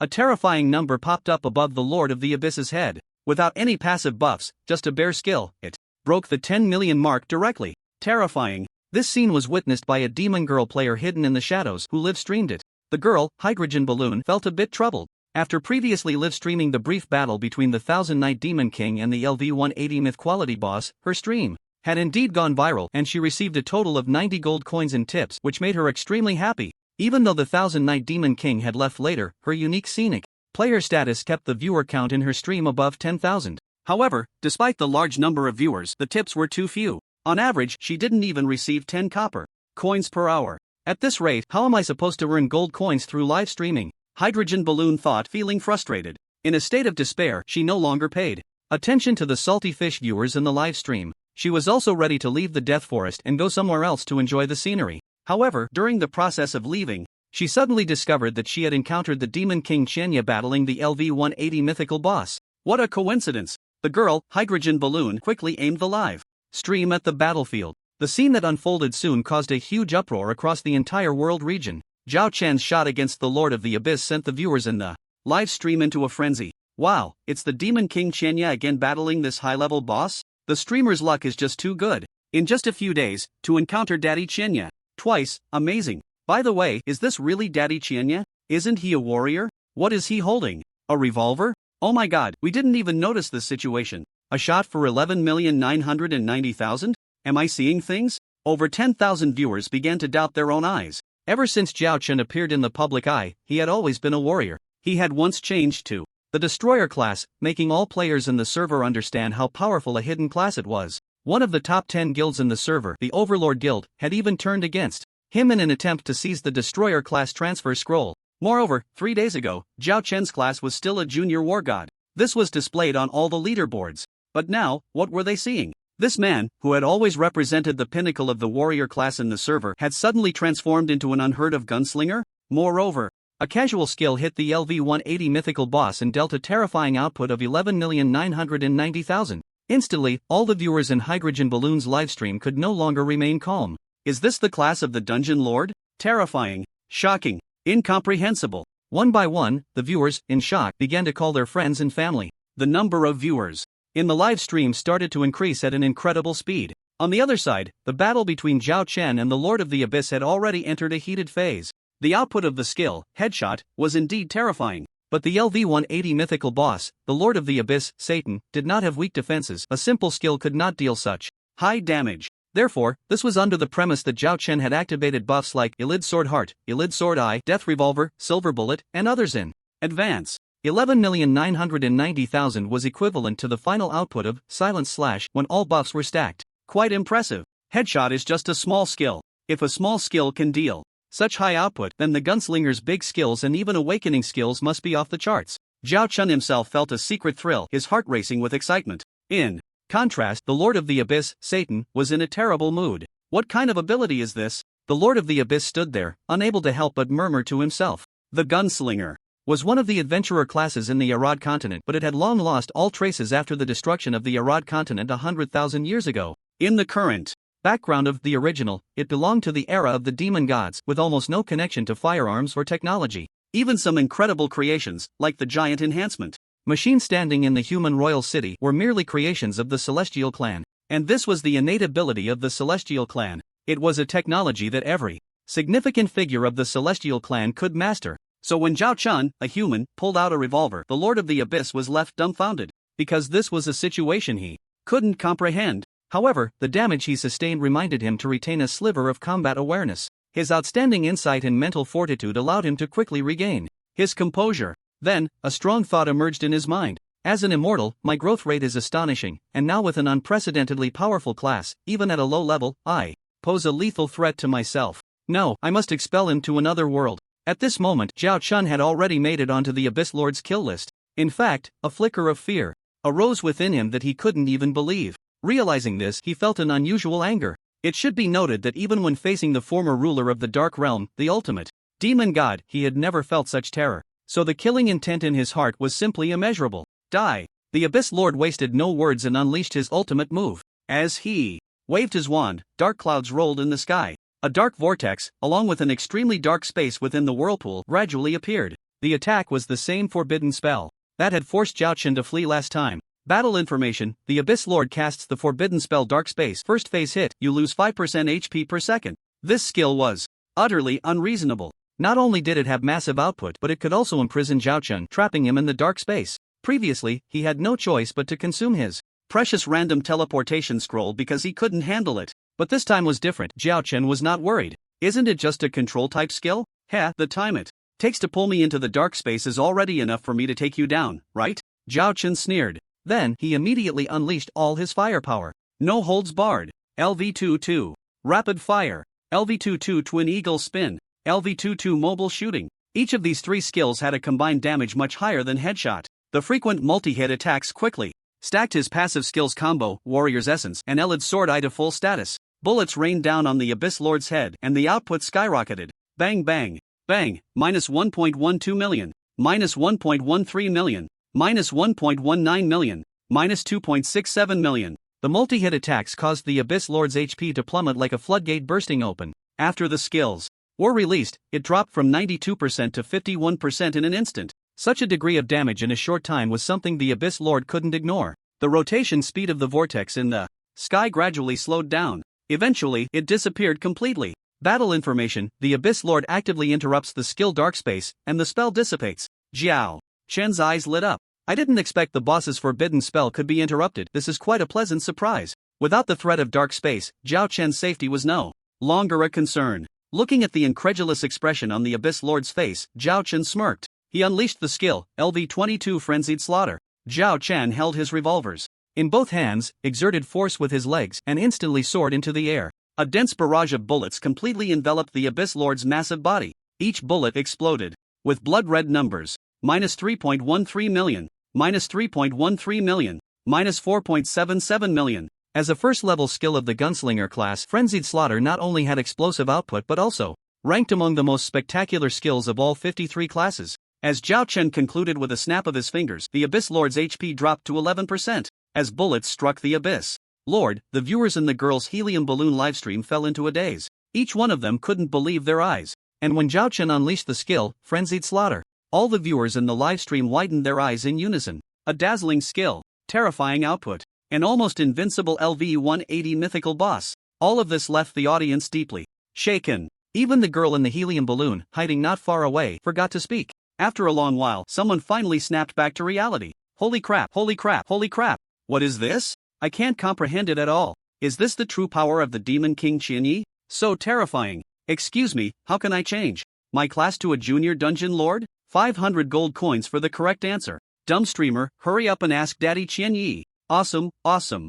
The barrage in the livestream was exploding like snowflakes. Some enthusiastic viewers had already posted Zhao Chen's appearance information on the game forum. With various promotions, the number of viewers in the livestream had exceeded 100,000. And it had only been less than 5 seconds. One can imagine Zhao Chen's influence across the entire server. The owner of the livestream, the girl in the helium balloon, silently decided that once Daddy Qianyi defeated the boss, she would rush to talk to him and see if she could cling to his coattails. As for not being able to win, that's a joke. After witnessing such terrifying output, no one doubted the outcome anymore. On the battlefield, Zhao Chen did not feel, like the viewers in the livestream, that the battle was about to end. Although his output was indeed off the charts, having reduced the Abyss Lord's total HP to 11% with just 4 active skills, he was still facing a high-level mythical boss with many hidden cards. As soon as the skill, Frenzied Slaughter, ended, the Abyss Lord immediately activated his defensive capabilities. With a gentle wave of his magic wand, a translucent blue shield appeared around him. Battle information: the Abyss Lord has cast the skill Magic Shield, which can absorb damage equal to 200% of his HP, lasting for 60 seconds. 200% HP means 300 million. This shield was undeniably formidable. If other players were to push against this, they would have no choice but to stop their output and wait for the shield's effect to wear off before continuing. However, Zhao Chen was not willing to wait a full minute. One output from Frenzied Slaughter wasn't enough? Then let's unleash a few more. Zhao Chen transformed in an instant, switching classes and starting to output crazily. LV-22 Satellite Ray, LV-22 Black Rose Special Forces, LV-22 Gabogia Fist. First, he unleashed the awakened active skills of the 4 classes after the sharpshooter's job change. Then, LV-22 Extreme Demon Swordsmanship Storm Style, LV-22 7th Demon God, Evil God Braxiu, LV-22 Demon Abyss Bloodslash, LV-22 Apocalypse Storm, Demon Swordsman, Holy Cleric, Mage, Fighter. All awakened skills were released in a torrent. In an instant, the entire battlefield was illuminated by the brilliance of various skills. Under such a level of attack, the Abyss Lord could only helplessly endure, unable to find any opportunity to counterattack. The 300 million damage of the magic shield was quickly depleted. Damn it! Why is this human undying suddenly so terrifying? It's only been a few days? The Abyss Lord was both shocked and furious. The current problem was not just that he wanted to kill Zhao Chen, but whether Zhao Chen was in the mood to let him go. After the magic shield disappeared, with his current 11% HP, he couldn't withstand even a second. Fortunately, as one of the strongest bosses currently, he has quite a few life-saving skills. With a wave of his wand, he was instantly enveloped in a blood-red light shield. Battle information: the Lord of the Abyss has activated the skill Absolute Defense, entering a 30-second invincibility period.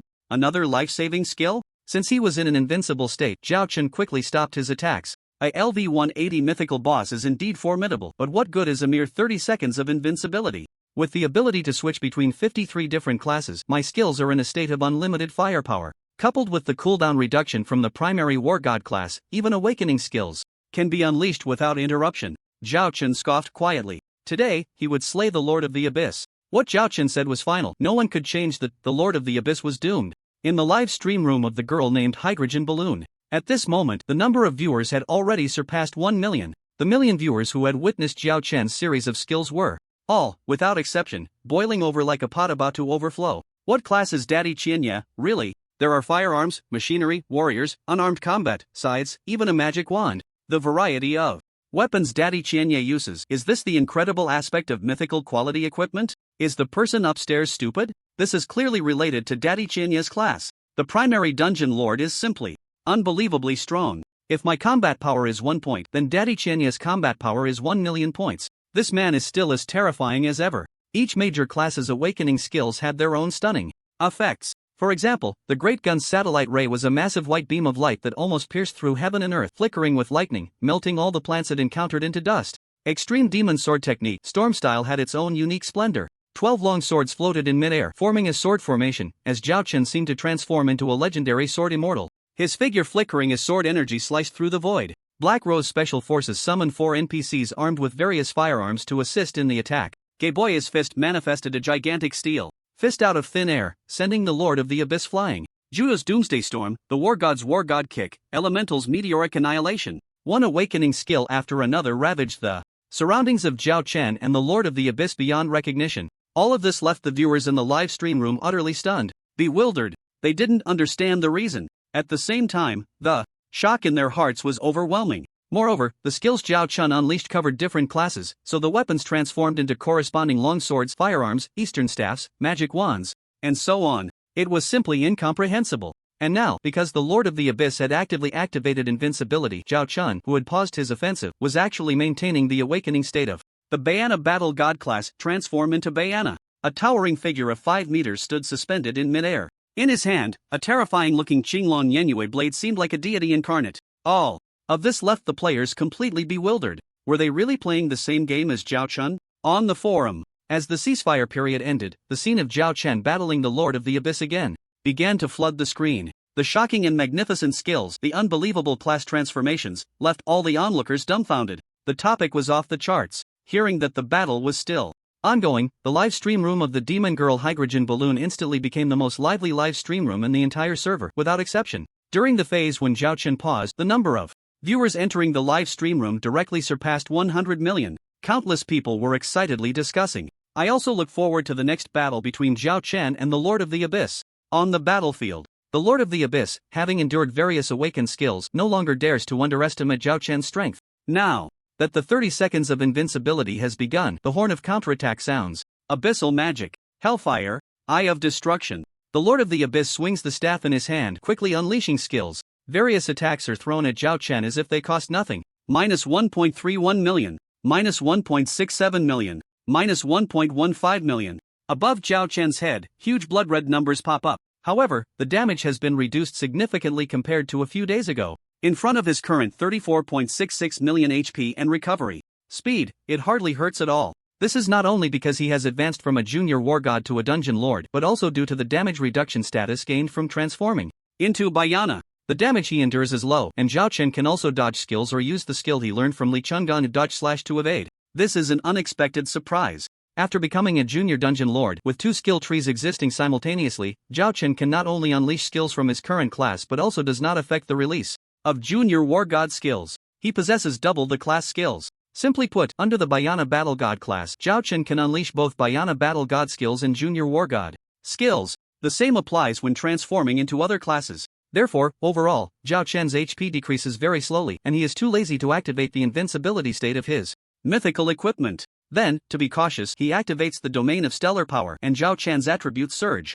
The output of the Lord of the Abyss is completely a joke in front of him. It can only be described in 2 words: scraping. Soon, the Lord of the Abyss realizes this, frowning. Do ordinary skills no longer pose any threat to him? What a hassle. In just a few days, what kind of fortuitous encounters has he had to become this formidable? The Lord of the Abyss's heart trembles. Attack and defense are all crushed. He realizes that he is no longer a match for this immortal human in front of him. If it weren't for his various life-saving trump cards, he would have been slain long ago. However, the current situation has not changed, because the 30 seconds of invincibility from absolute defense is about to end. Once the invincibility time is over, he will surely face another storm-like attack from the opponent. The Lord of the Abyss has no choice but to release another life-saving ability. Battle information: the Lord of the Abyss casts the skill Dark Miracle, recovering 20% of his HP every second for 30 seconds and reducing additional damage taken by 50%. This skill has ample healing and significant damage reduction effects. No wonder he's a LV 180 mythical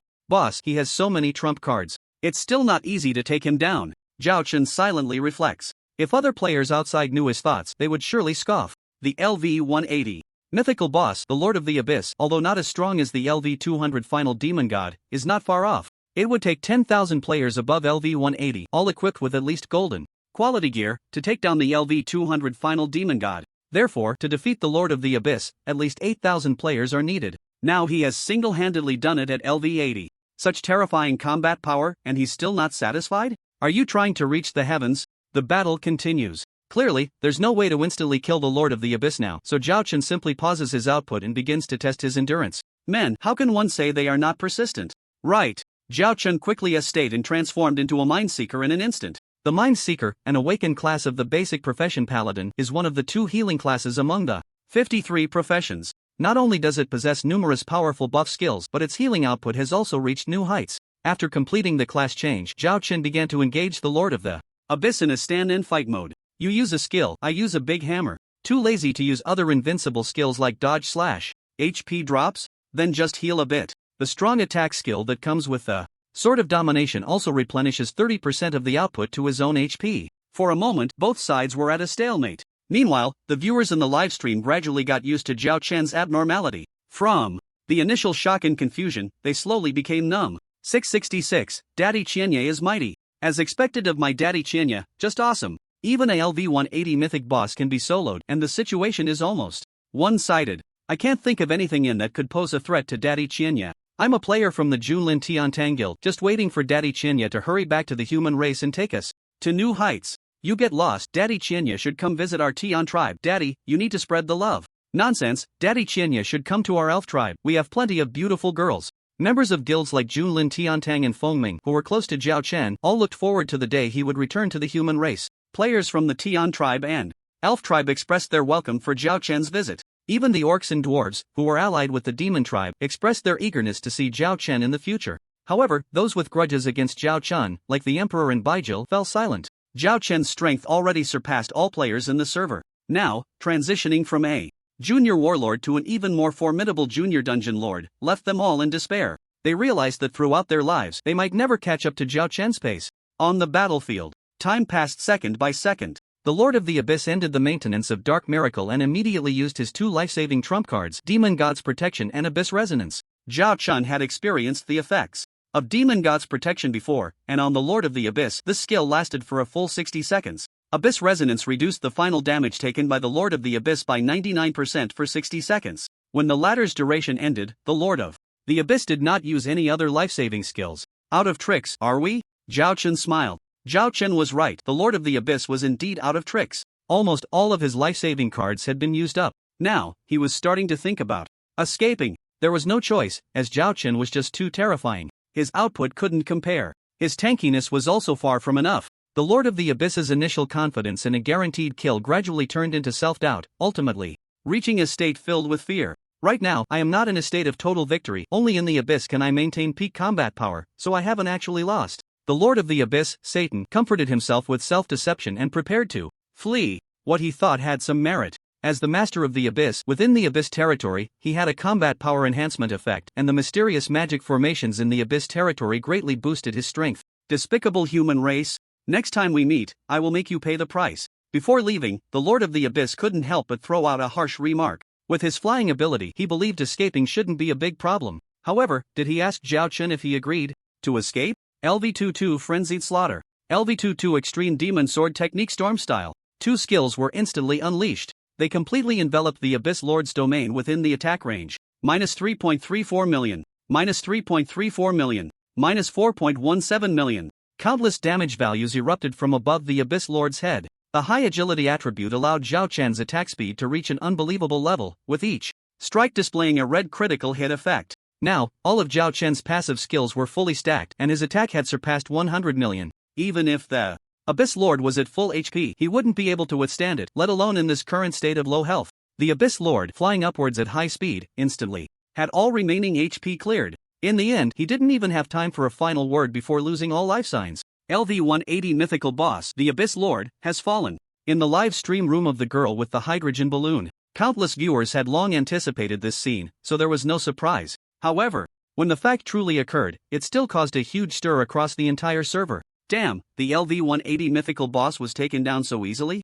It didn't even take 10 minutes. Daddy Qianye is terrifying. Are there any bosses in the original that can match him? The answer is no. I'm just curious, what is the profession of the great demon king Qianye and why does he have so many skills? A battle that was a complete crush. The great demon king Qianye is invincible. In the eyes of the players, the LV-180 Mythical Boss in the original belonged to the top tier of bosses. There were probably no more than 10 that were stronger. A boss of this level, according to the current player development, would likely take at least 5 years to possibly defeat. Yet the reality was that, in less than 5 months since the server opened, it was taken down by Zhao Chen in a one-on-one fight. This was not some exploit or trickery. Thanks to the timely live broadcast of the hydrogen balloon, the entire battle process was visible everywhere. On the forum, players who watched the process understood deeply. This battle, from start to finish, was a complete crushing victory. The various incredible skills displayed by Zhao Chen during the fight, along with the transitions between profession and equipment, were truly shocking. Zhao Chen now, without a doubt, was the embodiment of invincibility in the original. Initially, some top players felt jealousy towards Zhao Chen, thinking he was just a lucky guy who relied on chance, believing they would eventually surpass him. However, now, any player still holding such thoughts was just a big fool. System notification: you have killed the LV-180 mythical boss, the Abyss Lord, and gained 1.8 billion experience. System notification: you have achieved the first kill of the LV-180 mythical boss, the Abyss Lord, and received a first kill reward.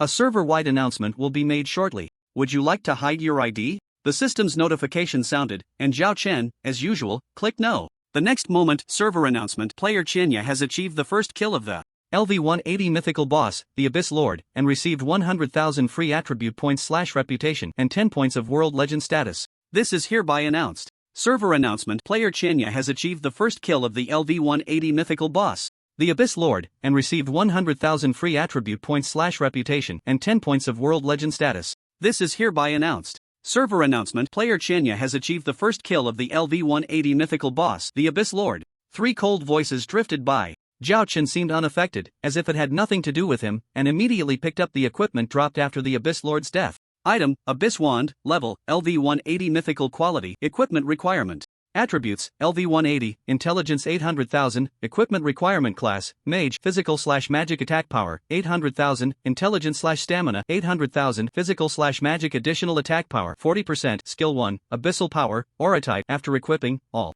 teammates within 1,000 yards gain plus 30% attack power. Skill 2, Magic Shield, active skill, upon release, consumes 10% of MP limit, adding a shield that can absorb 200% HP for 60 seconds, cooldown time 24 hours. Skill 3, Indomitable Will, passive skill, reduces equipment requirement level to 50, and when releasing skills, there is a 50% chance of being uninterruptible. Skill 4, Limit, passive skill, in combat, every 5 attacks increase critical damage by 10%, stacking up to 5 layers. The Lord of the Abyss dropped only one piece of equipment, with nothing else. This mythical quality wand has decent attributes but can only be used by the mage class. However, as a junior dungeon lord, Zhao Chen can actually use most class equipment as long as he changes his class. Only equipment like bows and priest staves are excluded, as there are no corresponding classes in the Arod continent. However, the attributes of this wand are much worse than the Dominator's sword, so Zhao Chen is not interested at all. Ancient mythical quality equipment of the same level is far superior to ordinary mythical quality equipment. Moreover, the enhancement effects of equipment can only exist on the enhanced equipment. The plus 10 enhancement attributes of the Dominator's sword do not transfer to other equipment, just in ordinary mythical trash equipment. The day I replace the Dominator's sword will definitely be because I have stronger ancient equipment. Zhao Chen muttered to himself and then prepared to leave. As for how to deal with the wand, with the effect of lowering the equipment requirement level, it won't be long before many players are waiting for the equipment. At that time, Zhao Chen will just give it to whoever he finds pleasing. Or he could sell it. Anyway, with a dungeon warehouse, he doesn't care about equipment at all. Don't be fooled by the fact that he currently only has a warehouse for levels below LV60. Once his class advances to Intermediate Lord or Advanced Lord in the future, higher permissions will definitely be unlocked. So Zhao Chen doesn't care at all about this wand. Zhao Chen summoned back Xiaohei, then leaped onto Xiaohei's back, ready to leave. Just then, a cute demon girl suddenly appeared in front of him. Daddy Qianya, can I go with you? Zhao Chen was taken aback. Ha, who are you? The one who mustered the courage to greet Zhao Chen was the demon girl named Hydrogen Balloon. She originally didn't dare to come. After all, Zhao Chen was high above, with a transcendent status in the entire server, while she was just a casual player who enjoyed the scenery. Moreover, Zhao Chen seemed not very friendly towards demon players, as evidenced by the previous Blood Moon City incident. The demon players had no idea that Zhao Chen had taken down the Blood Moon City Lord and many NPCs because of a quest, so they both respected and feared him. Hydrogen Balloon felt the same way. But under the encouragement of the viewers in the live stream, she impulsively rushed out from her hiding spot. Now facing Zhao Chen's question, Hydrogen Balloon's face turned bright red. I am a poor demon player, ID called Hydrogen Balloon, and I wanted to say hello to you. Zhao Chen was taken aback, then nodded. Alright, that's thoughtful, he said, calling to Xiaohei, preparing to leave. However, at that moment, Hydrogen Balloon, not knowing where her courage came from, shouted loudly, Daddy Qianya, I am live streaming. Could you please say hello to the viewers in the live stream? Everyone admires you so much. Live streaming? Zhao Chen paused in his movements. After the last game update, the first feature introduced was the live streaming function. However, Zhao Chen didn't lack gold coins and didn't need popularity, so he ignored it. He never expected to become the subject of a live stream. How many players are in your live stream? Zhao Chen asked curiously. Hydrogen Balloon glanced at the live stream and said, 130 million. So many people? Zhao Chen was a bit skeptical. Although there were 2 billion players in the original, the number of players who activated live streaming couldn't be small. 2. Have so many viewers in one live stream was simply unexpected. Hydrogen Balloon's name was quite nice and matched one of her characteristics well. At such a young age, her impressive figure was already quite mature. Very fitting.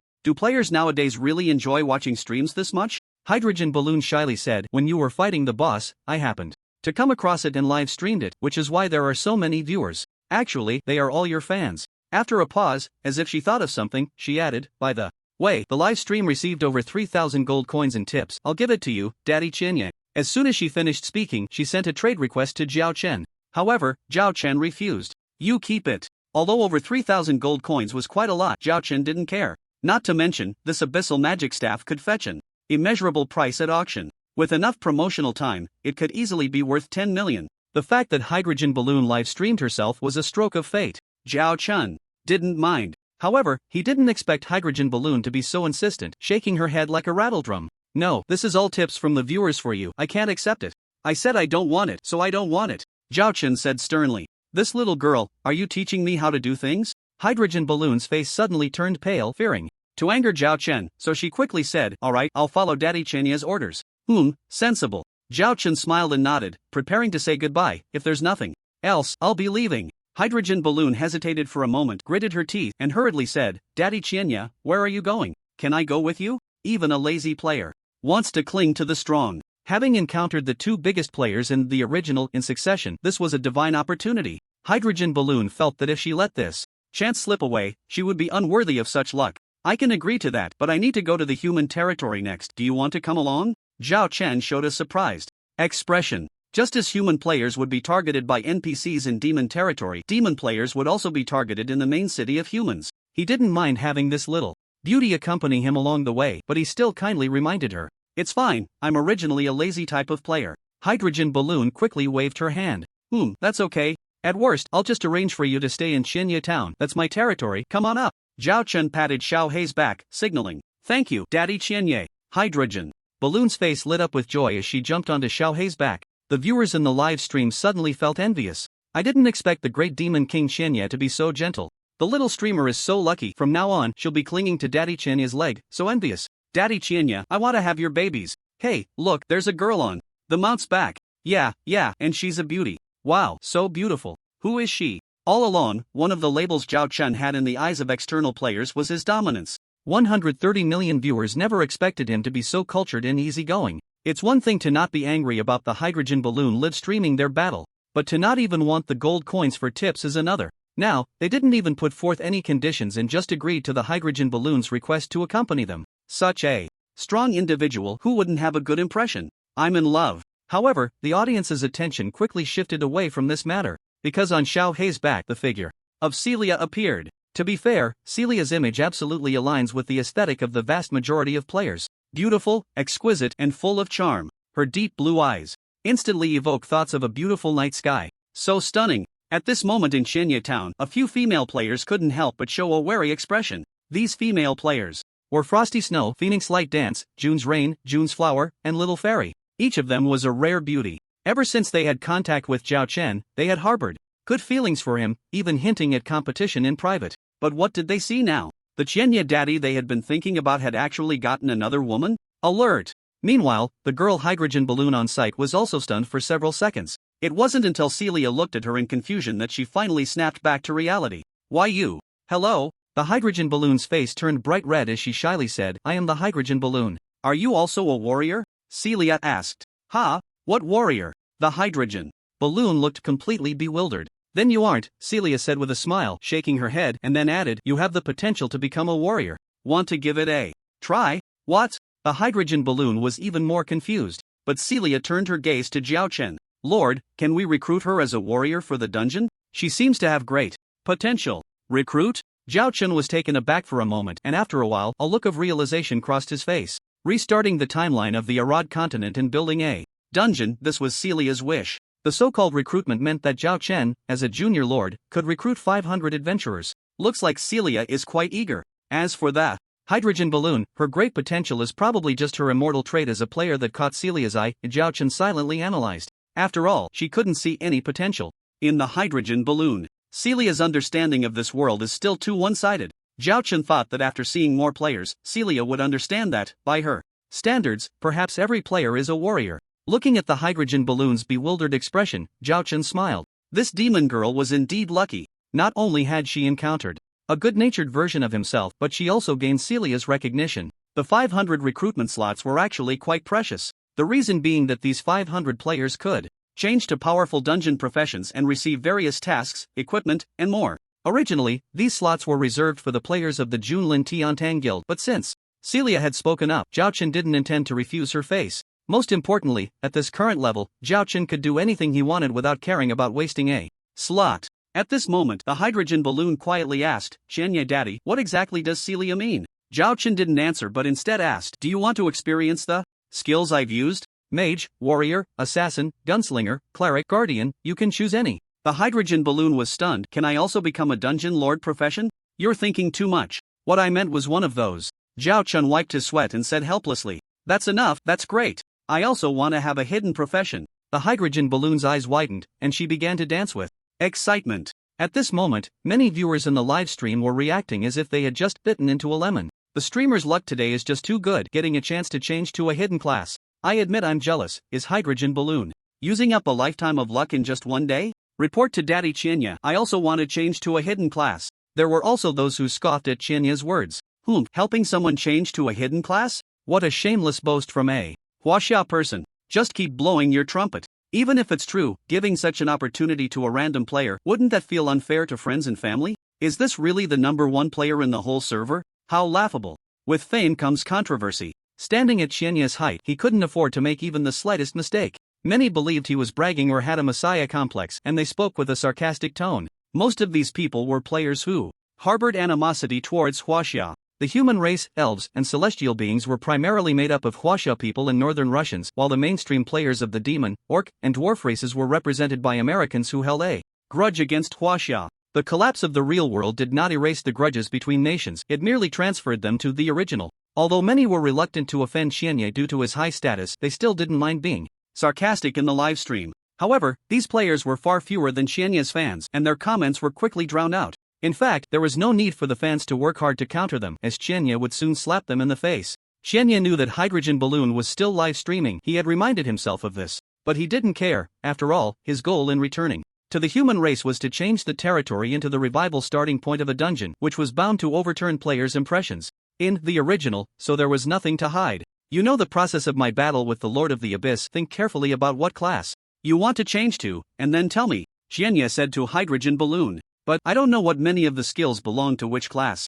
Hydrogen Balloon scratched his head, feeling embarrassed. Qianye thought for a moment and realized she was right, so he added, "Then just tell me what skills you value." This was much simpler for Hydrogen Balloon to understand. "I want to change to that transformation skill, it looks so cool. It's the one that can float in midair while holding a giant spear." Qianye thought for a moment and understood. "You're talking about transform into Bayana, right? That's a branch class of the mage, and it has great growth potential. Bayana, the god of combat, has a balanced output among all classes. Not only does it have considerable damage output, but its tankiness is also decent, and the awakened skill, transform into Bayana, is an explosive skill. One must say, the young Hydrogen Balloon has a good eye." Among the many awakened skills, she immediately spotted one that stood out. Hearing this, Hydrogen Balloon tilted her head and asked curiously, "Daddy Qianye, I'm an assassin, can I also change to a mage class?" "No problem," Qianye replied affirmatively. In the professions of the Arod continent, the assassin is actually called the Night Messenger. The Night Messenger can only change to the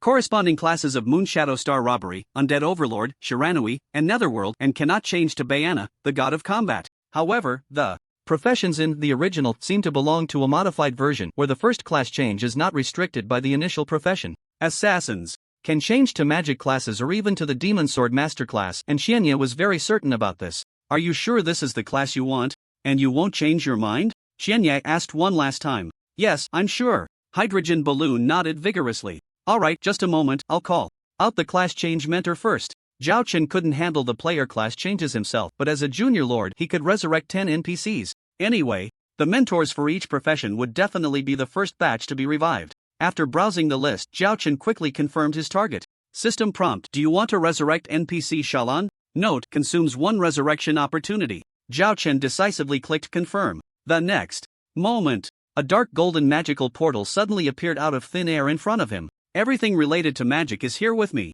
A voice came from within, and then a sultry, silver-haired woman with a graceful figure and a lazy, magnetic voice slowly emerged from behind the door. It was Shallan, the mentor of the adventurer mages of the Arod continent. I'm not dead? Is this a dream or reality? Shallan squinted her eyes, revealing a confused expression. Upon seeing Celia, her surprise turned into delight. Princess Celia, we meet again. Long time no see, President Shallan. Celia greeted with a smile. Celia is very happy to see you again. So am I. Shallan also smiled. Alright, let's not chat too much for now. This next to me is the newly appointed Dungeon Lord. He's the one who helped you revive. Celia pointed at Zhao Chen and introduced him to Shallan. Lord, this is Shallan, the president of the Magic Guild, willing to heed your commands. Shallan said respectfully. In the Arod continent, the lords of various regions are among the top tier of power, and the Dungeon Lords are the leaders among them. Shallan was willing to obey the commands of the Dungeon Lord just like 100,000 years ago. Hello, Shallan. Zhao Chen smiled and nodded, greeting her, then pointed to the hydrogen balloon, who was still in a daze from Shallan's sudden appearance. I want her to change to a battle mage, is that alright? As soon as he finished speaking, Shallan's gaze assessed the hydrogen balloon. After a moment, she slightly nodded. No problem, I honor your command. However, I must first tell you something. With my current power, I can only allow adventurers to change directly to mages without accepting trial tasks a few times. So, if there are other adventurers who want to change to the mage profession, it's best to accept the corresponding trial tasks. Zhao Chen scratched his head. Of course, this time can be considered an exception. He remembered that in the game Toxic Milk Powder and Warriors, players had to complete corresponding class change tasks to successfully change classes. This was also the case in The Primordial. He had just overlooked it and didn't think of this point for a moment, otherwise, he would have returned to Qianye Town in a few days to restart the Arod continent plan and let the hydrogen balloon change classes. However, it was quite sincere of Shallan to open a backdoor for him. Meanwhile, Shallan looked at the hydrogen balloon and gently asked, Adventurer Hydrogen Balloon, do you wish to change to a battle mage? Yes, yes. The hydrogen balloon nodded eagerly like a chick pecking at rice. Her enthusiastic demeanor made Celia beside her chuckle and cover her mouth. As you wish. As soon as the words fell, a beam of light appeared out of nowhere in the sky, enveloping the hydrogen balloon. Within it, as a demon, the hydrogen balloon had some demonic features, such as sharp teeth and a faint black mist surrounding her. Her attire was also a set of black and red light armor. However, 3 seconds later, as the beam of light disappeared, the image of the girl hydrogen balloon underwent a tremendous transformation. The sharp teeth that were once there had vanished and the black mist could no longer be found. The black and red light armor on her body transformed into a long, bright red dress, reminiscent of a medieval court mage. Her hair turned into red twin tails. Coupled with her youthful age, her overall appearance was strikingly similar to the mage Loli from Toxic Milk Powder and Warriors. Wow, this outfit is so beautiful. Is this really me? The hydrogen balloon, with a face full of happiness, explored the long dress, feeling as if she were dreaming.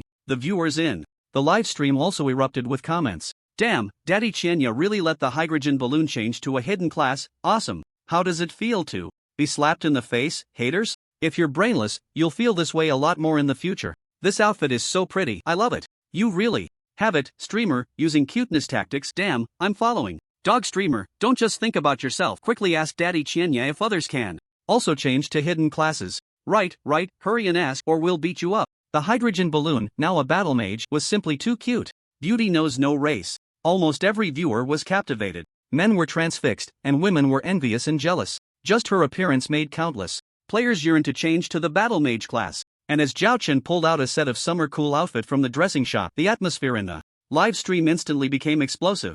Do I really have to wear this? The hydrogen balloon took the outfit Zhao Chen handed her, examined it, and her face turned bright red. There was no helping it, it was just too embarrassing. This outfit was a bikini. In the original, there is a tailor profession, but no tailor can create such revealing attire. The game rules do not allow it.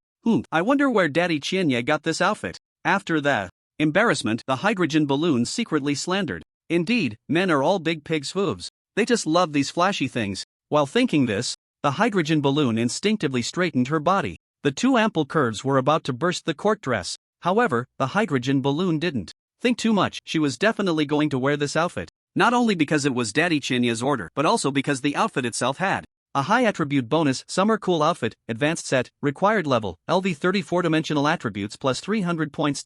Attack speed / movement speed plus 10% HP, 5% MP, 5% critical hit rate, 3% so tempting. Wearing outfits in the game isn't as complicated as in the real world. The hydrogen balloon simply clicked the wear option and instantly transformed. Now, she was left with only 2 pieces of cloth. If she was a medieval court mage before, now she was a fairy. It was simply exhilarating. Zhao Chen nodded in satisfaction, not expecting such an explosive effect from a sudden idea.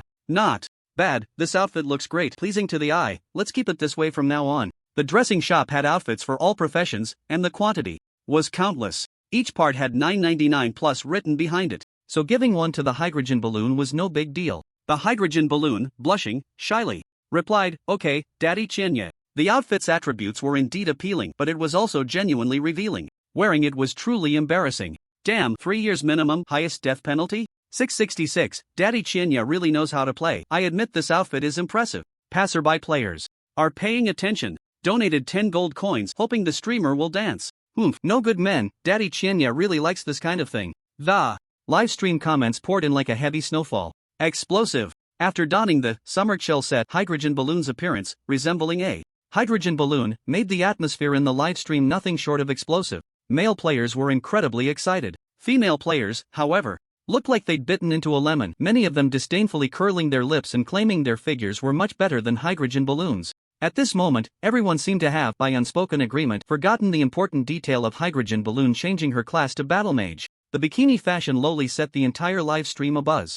And Frost Aoshue and others watching the livestream were equally stunned, exchanging bewildered glances. Chief Chienya actually likes this type? Ugh, I misjudged him. I can't believe Chief Chienya is this kind of person. Speaking of which, this outfit is quite nice. If I had the chance, I'd like to try it on. Ugh, don't misunderstand, it's just for the experience. I think you little brat are dreaming. The older ones like Frost Aoshue and Feng Qingwu could only envy. But Little Fairy and June's Flower, being around hydrogen balloon's age, were all eager to try it, drawing jeers from the crowd. Who doesn't know what you're thinking? Chief Chienya wouldn't like you too wet behind the ears, brats. As they thought this, they couldn't help but feel a little worried. A man like Chienya was simply too charming. After spending so much time together, almost every female player around him had developed feelings for him. However, due to the vast status difference, they hadn't spoken up. But their thoughts all converged on one desire, to be Zhao Chen's girlfriend. This was clearly evident in how they addressed him. Initially, everyone called Chienya Dad Chienya, but at some point, everyone, without prior discussion, changed Dad to Chief, Great God, and so on, all in an attempt to transition from a familial relationship to a romantic one, laying the groundwork. And the more mature group, like Frost Aoshue, couldn't help but feel a little anxious now, because from the looks of it, Zhao Chen seemed to have a distinct preference for Lolas, and they had long since left the realm of young girls. However, on second thought, the young hydrogen balloon, with her 2 magnificent great mountains, couldn't be considered a pure loli either. They still had a chance. But we need to act fast. With more and more beauties around Chief Chienya, who knows, he might suddenly get a girlfriend one day. At this moment, whether it was the mature Frost Aoshue and Feng Qingwu's group or the youthful and vibrant Little Fairy and June's Flower, they all made up their minds. Next, they had to find a way to stay by Chienya's side and block all those flirting bees and butterflies from getting close. In the Forest of Death. Because of the sudden gift of the costume, hydrogen balloon's face had been flushed and a bold idea had formed in her mind. Could it be that the great demon king Chienya, seeing how youthful, beautiful, and invincible she was, couldn't help but be moved? Should she accept him then? Even if he was the great demon king Chienya, she'd have to consider it carefully for an hour. But she waited for a long time, only to see Zhao Chen greeting the newly appeared Shalan and preparing to leave. Hydrogen balloon's eyes widened, her face filled with disbelief. Was this playing hard to get, or was she overthinking it? After a few seconds of wild thoughts, hydrogen balloon finally couldn't help but speak up. Chief Chienya, you're so amazing. What kind of girlfriend are you planning to find in the future? A girlfriend, huh? Zhao Chen showed a thoughtful expression. Primordial, as humanity's second world, had very complete functions. If the intimacy was sufficient, they could totally XO. In the future, they might even be able to have babies. As a virile young man, it was impossible for Zhao Chen not to have such thoughts. He had originally planned to develop something with Feng Qingwu, but they were too familiar, making it awkward. Others kept calling him dad, which gave him a twisted, incestuous feeling, so he had kept putting it off. Now that hydrogen balloon had asked, he really had to give it some thought. At this moment, the female viewers in the livestream also held their breath, waiting for Zhao Chen's answer. Frost Aoshue, Feng Qingwu, the sisters June's Reign, and others, familiar with Zhao Chen, also focused intently on the live screen. Dominant woman, lowly, talented woman, delicate girl, clumsy girl, which type was Chief Chinya's preference? Under everyone's eager gaze, Zhao Chen finally spoke. Only 2 points. First, the appearance must be beautiful. Second, the temper must be gentle and tolerant. Hydrogen balloon couldn't help but press on. Dad Chienya, what do you think of me? Am I pretty enough? You? Zhao Chen was startled, sizing up hydrogen balloon, but then he calmly pursed his lips. Woman, you should have self-awareness. Let's talk about it in a few more years. Hydrogen balloon. The live stream audience instantly burst into laughter. This dog streamer even wants to seduce Dad Xianye? You're dreaming. Wahahaha, the dog streamer really should have some self-awareness. You're too young. Frost Aoxue and the others also couldn't help but relax the tension in their hearts. Zhao Chen's answer made them realize that in the short term, hydrogen balloon wouldn't be able to successfully ascend. However, they also began to wonder what Zhao Chen meant by these two standards, especially the latter one. A gentle temper, with enough tolerance to accommodate people? It couldn't be what they were thinking, could it? Seemingly realizing something, Frost Aoshue's face couldn't help but change. Still thinking about 3 wives and 4 concubines? Does he think this is ancient times? As soon as her words fell, she saw that the people around her didn't echo her sentiments. They seemed to be contemplating how they would choose if such a situation truly occurred. Would they accept, or would they angrily leave? The women thought for a moment, and gradually the answer became clear in their hearts. Elsewhere. After being disheartened by Zhao Chen, Hydrogen Balloon finally gave up her extravagant hope of taking things further and instead began to study her skills in panel after her new class change. She was immediately stunned by what she saw. Wow! My 4-dimensional attributes have changed. My intelligence is so high. The new skills, their attack power is so abnormal. A series of exclamations sparked the curiosity of the live stream audience. What's the dog streamer saying? Hurry up and open your personal panel for us to see. Yes, quickly open the personal panel. As if hearing the audience's inner thoughts, Hydrogen Balloon brought up her personal panel and selected public mode. In public mode, the personal panel became a virtual light screen, displayed within the sight of everyone nearby. The live stream audience, of course, saw everything. ID, Hydrogen Balloon. Level, LV36, 39 million/50 million. Race, Demon Race, Racial Talent. Output increased by 2%. Class, Battle Mage. HP, 3600. MP, 5900. Physical Attack, 300-450.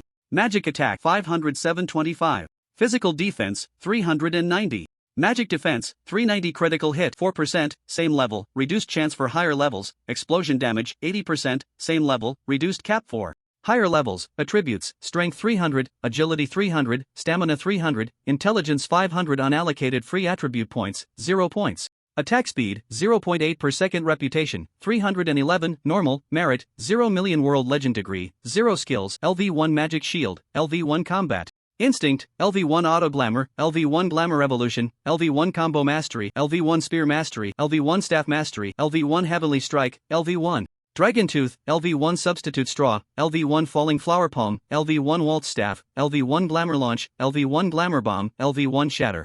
Dominance, LV1 Selected Text Fusion, LV1 Meteor Flash Strike. Equipment, none. Costume, Summer Cool Set, Advanced Set. Title, none.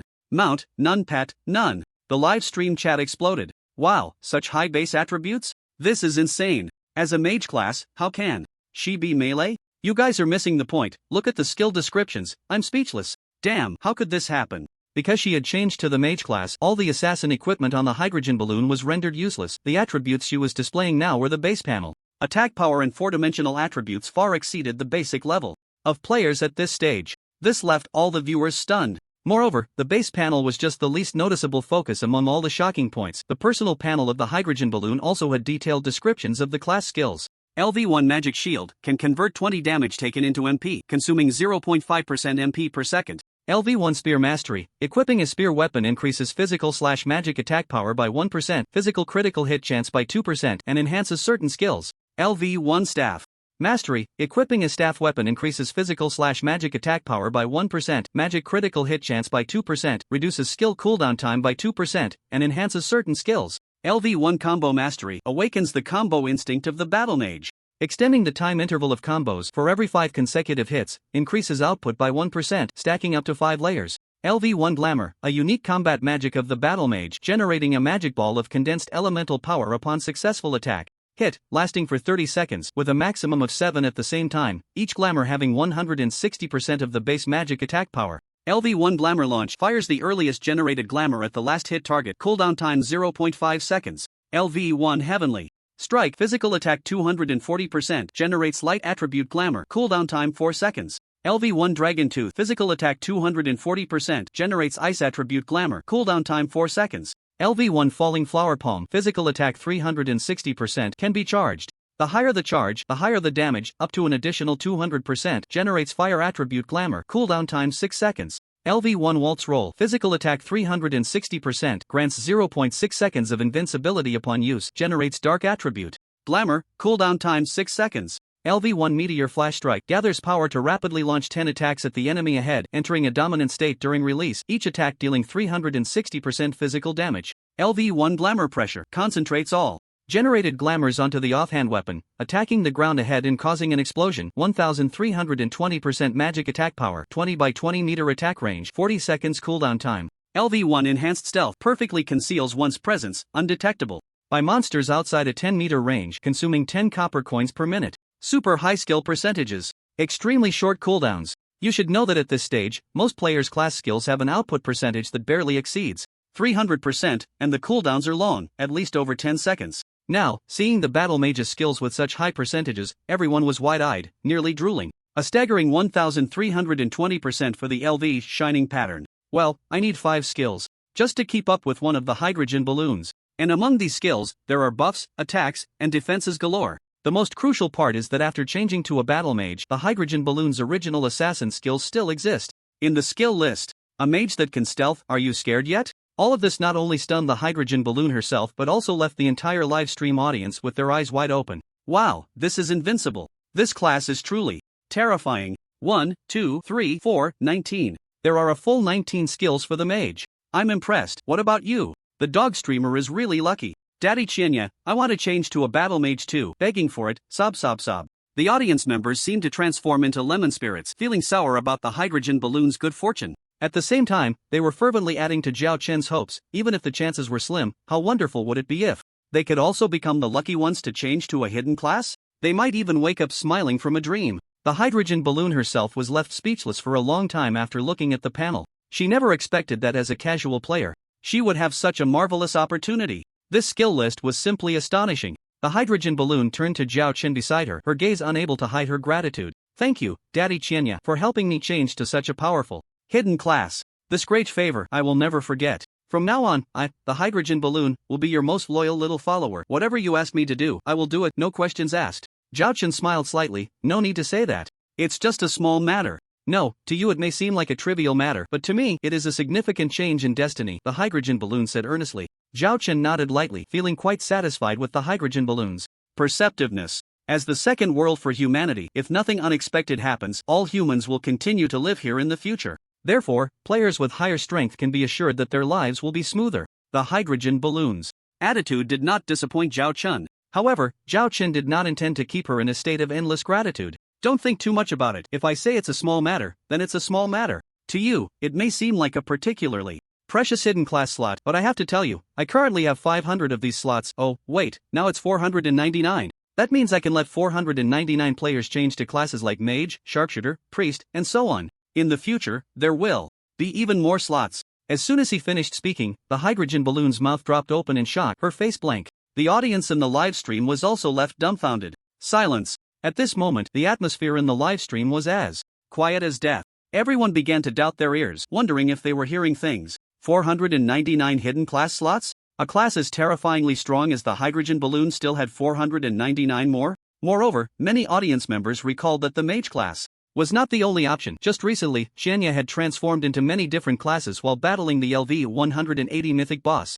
For instance, most people liked the sharpshooter. This elegant, cool, and flashy class with incredibly high output. A class that had previously been unique in the world of original. Now, did they also have the chance to change to a sharpshooter? How amazing was that? After a long while, someone finally sent a message in the chat. Guys, did I hear that right? Does the great demon king Xianya say there are still 499 spots? I thought I was the only one hearing things. Turns out it wasn't a dream. Realizing that what Zhao Chen said was true, the barrage exploded. Nee, I sign up, Daddy Xianya, please give me a spot. I'm a demon race player, no more talking. I'm heading to the Death Forest now. Daddy Xianya, wait for me. I'm an orc race player. Is the great Xianya going back to the human race? Orc, I'm rushing to the human race right now. For the sake of becoming a cool gunslinger, I'm all in. I want to become a paladin. A single stone stirred up 1,000 waves. Because of Zhao Chen's words, all players in the server erupted. The terror of the battle mage skills was evident to every viewer in the live stream. This was no different from a hidden job transfer spot for them, and Zhao Chen actually had 499 of them.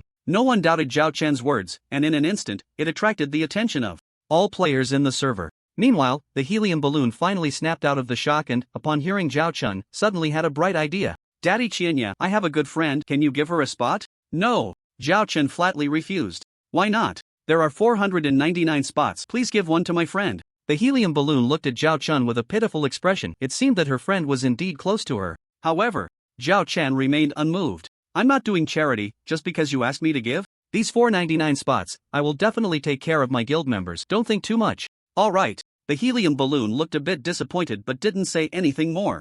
Zhao Chen's reasoning was sound. Why should he give a precious hidden job transfer spot to a friend of someone he barely knew? She had been overwhelmed by a series of surprises, which led her to make such a rash request. Now, seeing the other person's somewhat displeased expression, the helium balloon dared not say more. The viewers in the live stream, listening to Zhao Chen's words, felt both disappointed and envious. Damn it, it's another benefit for the Junlin Tiantang Guild. The players of the Junlin Tiantang Guild seem to be too happy, right? What was that saying again? Indeed, choice is greater than effort. The thing I regret most in my life is not joining the Junlin Tiantang Guild the moment I met the requirements. You all stop being sour lemons. Isn't it normal for Daddy Qianya to take care of guild members? Meanwhile, the members of the Junlin Tiantang Guild were all extremely excited. In the guild channel, cheers began to erupt. Daddy Qianya is just too good, always taking care of us little fish players. No doubt about it, once a father, always a father. From now on my only dad is Qianya. President Daddy is awesome, mighty and powerful. Looking forward to it, maybe one of those 499 spots is for me.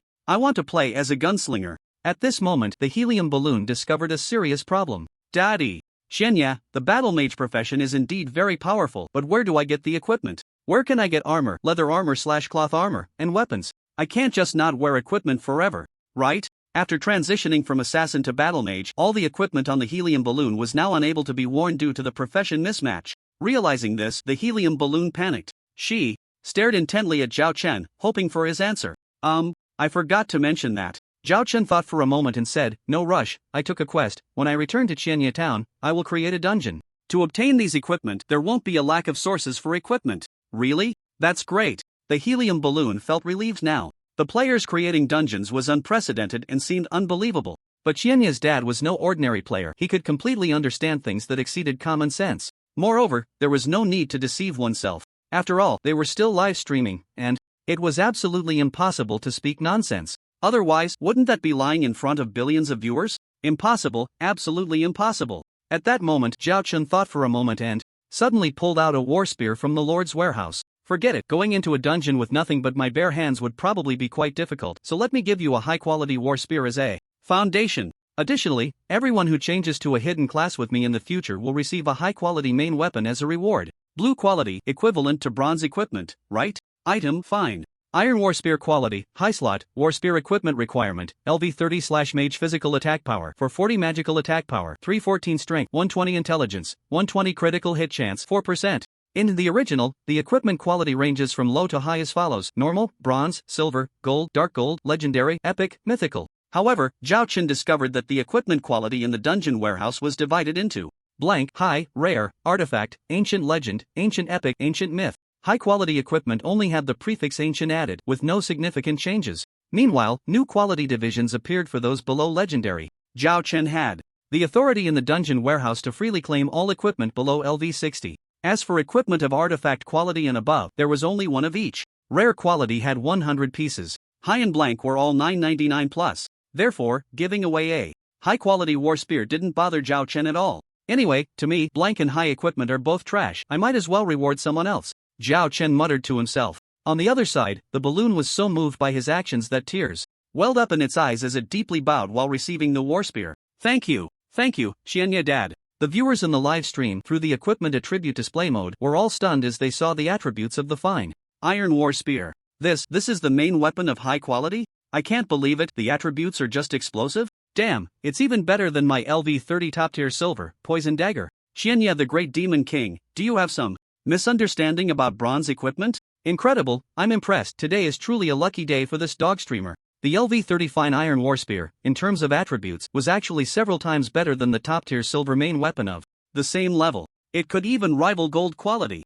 It's worth noting that when Zhao Chen first obtained the LV32 Holy Silver Staff in the Abyss level difficulty Spider Cave, it only had plus 110 points of magical attack and 35 points of intelligence. Even the LV-33 gold quality, explosive staff had a base magical attack power of only 490 points with an additional 160 points of intelligence, and the LV-33 fine iron warspear was hardly inferior to the explosive staff. Did you guys notice? The great demon king Shenya said that these equipment can drop from dungeons. Damn, I really didn't notice until you mentioned it. It's very likely to be true. Brothers, I'm off to develop in Shenya town. Together. At that moment, all the viewers in the livestream focused their attention on Shenya town. Almost no one could remain emotionally indifferent under such powerful attribute equipment. A week later, Zhao Chen successfully returned to Shenya town. As soon as he entered the village, he was greeted by the cheers of the surrounding guild members. Good news, President Daddy is back. It's been a few days, and Daddy Shenya has become even more handsome, so enviable. President, how long will you stay in the guild this time? Each member looked at Zhao Chun with anticipation. It had been almost a month since he set off to the demon clan, and during this long time, although they could gather information about him from various channels, it was never as real as personal contact. The guild members really wanted Zhao Chun to stay in the guild honestly and lead its development. The vice president, Jun's Reign, along with the guild's management team, also came forward. President Shenya, how long can you stay in the guild this time? Jun's Reign asked first. Zhao Chun thought for a moment. I don't know, but I estimate at least over a month. It's unlikely to be longer because I haven't completed my main quest yet. I have to go back to the demon clan. The reason for coming back this time is just because there are things I must do. We can probably guess that. Jun's Reign said with a smile. The little fairies around also showed smiles. After all, there had been an announcement, and Zhao Chen had explained in the hydrogen balloon livestream. They all understood that Zhao Chen had returned to complete an unknown task. Well, as long as you understand, let's not delay, I'll start now. As soon as he finished speaking, Zhao Chen took out the item, Arod Continent Core, from his backpack and clicked to use it. System prompt: due to your use of the item, Arod Continent Core, the Arod Continent timeline plan has been activated and Shenya town has been renamed to Elven Defense Line. System prompt: the first dungeon Lauren has appeared and you can enter through the dungeon entrance with difficulty levels of easy, adventure, hero, and king. System prompt: you have triggered the Lord quest, build the dungeon. Content: clearing the dungeon Lauren in Elven Defense Line will unlock the dungeon Depths of Lauren. Clearing the Depths of Lauren will unlock the area Hedenmer, unlock the dungeon Dark Forest, and clearing the Dark Forest will unlock the dungeon Depths of Dark Forest, and so on. Quest deadline: none. Quest reward: for each dungeon unlocked, all current basic attributes will increase by 1% 100%, the higher the level of the unlocked dungeon, the higher the reward. Note 1, only the adventurers you recruit will count towards completing the quest progress. Note 2, only clearing the king level difficulty will count towards completing the quest progress. This quest is not bad. The percentage increase in basic attributes, the rewards are high. Zhao Chen was instantly delighted. This Lord quest belongs to the long-term type. According to the quest rewards, for every new dungeon that appears, his basic attributes would increase by at least 1% and up to 100%. Cumulatively, it's quite insane. However, the only downside is that Zhao Chen personally clearing the dungeons does not count towards the progress. Only when his subordinates, recruited from the 500 slots, clear them can it be converted into rewards. This means Zhao Chen would have to put in some effort to train his subordinates to complete the quest progress early and thus obtain the quest rewards sooner. I was originally planning to be lazy, but this quest is forcing me to pull out all the stops. Zhao Chen muttered to himself. Having a dungeon warehouse made it too easy for him to cultivate players. Moreover, the mainstream players' levels had generally exceeded LV40, and in another month or two, they could even reach LV50 for their second-class change. In this way, the LV180 mythical quality equipment, Abyss Wand, that Zhao Chen obtained from the Abyss Demon God would finally have a place to be used. When the time comes to cultivate a mage whose combat power is second only to his own across the entire server, wouldn't that be a piece of cake? The number of dungeons that can be cleared will likely increase significantly. What does a mere mythic level equipment count for? You can't catch a wolf without letting go of the child.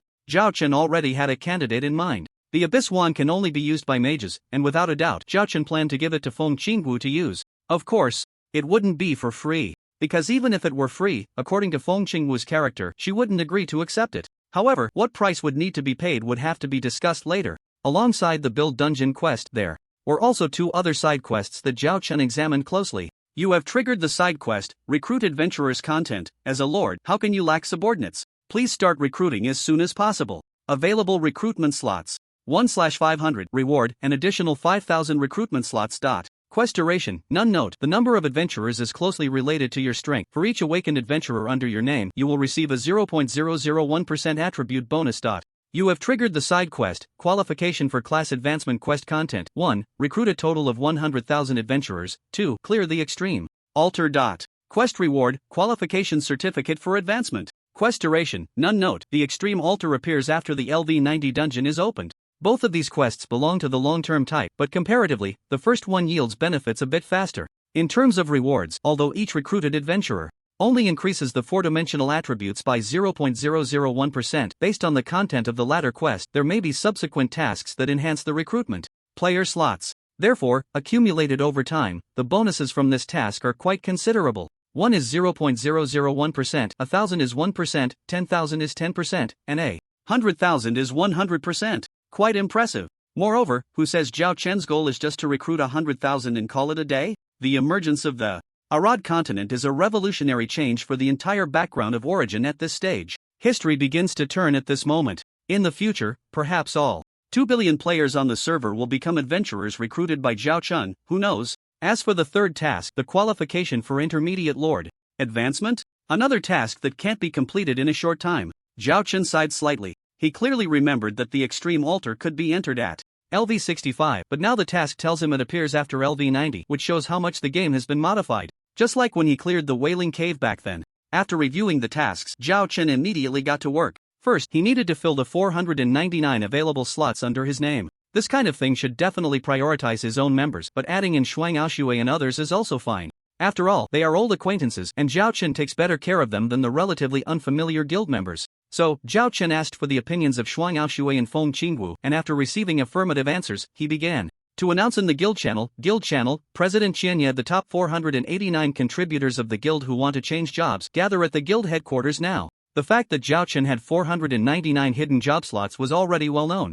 However, because he had previously stated in the live broadcast room of the hydrogen balloon that these slots were for his own guild, outside players could only envy him. This decision also instilled a strong sense of pride in the hearts of the 10,000 members of the Junlin Tianxia Guild. Look, this is the benefit of our Junlin Tianxia Guild. Envious? Jealous? Drooling? Hee, sorry, the guild is full. Now that everyone's guild leader dad has finally returned and started allocating slots, how can the guild members not be excited? However, what most players feel regretful about is that only the top 489 members on the guild contribution list are included in this plan. Guild channel, Little Fairy Boy Guild Leader. Dad is mighty, we finally waited for you. Guild channel, Julianoid so happy, I'm exactly the last one at 489. Guild channel, Little Follower Guild Leader Dad, I've arrived at the guild headquarters, where are you? Guild channel, Half-Rotten Banana Guild Leader Dad, after this batch of benefits is distributed, will there be another batch? Guild channel, T Invincible Pull Me Whoa, I'm just 200 contribution points short of making the top 489, so disappointed.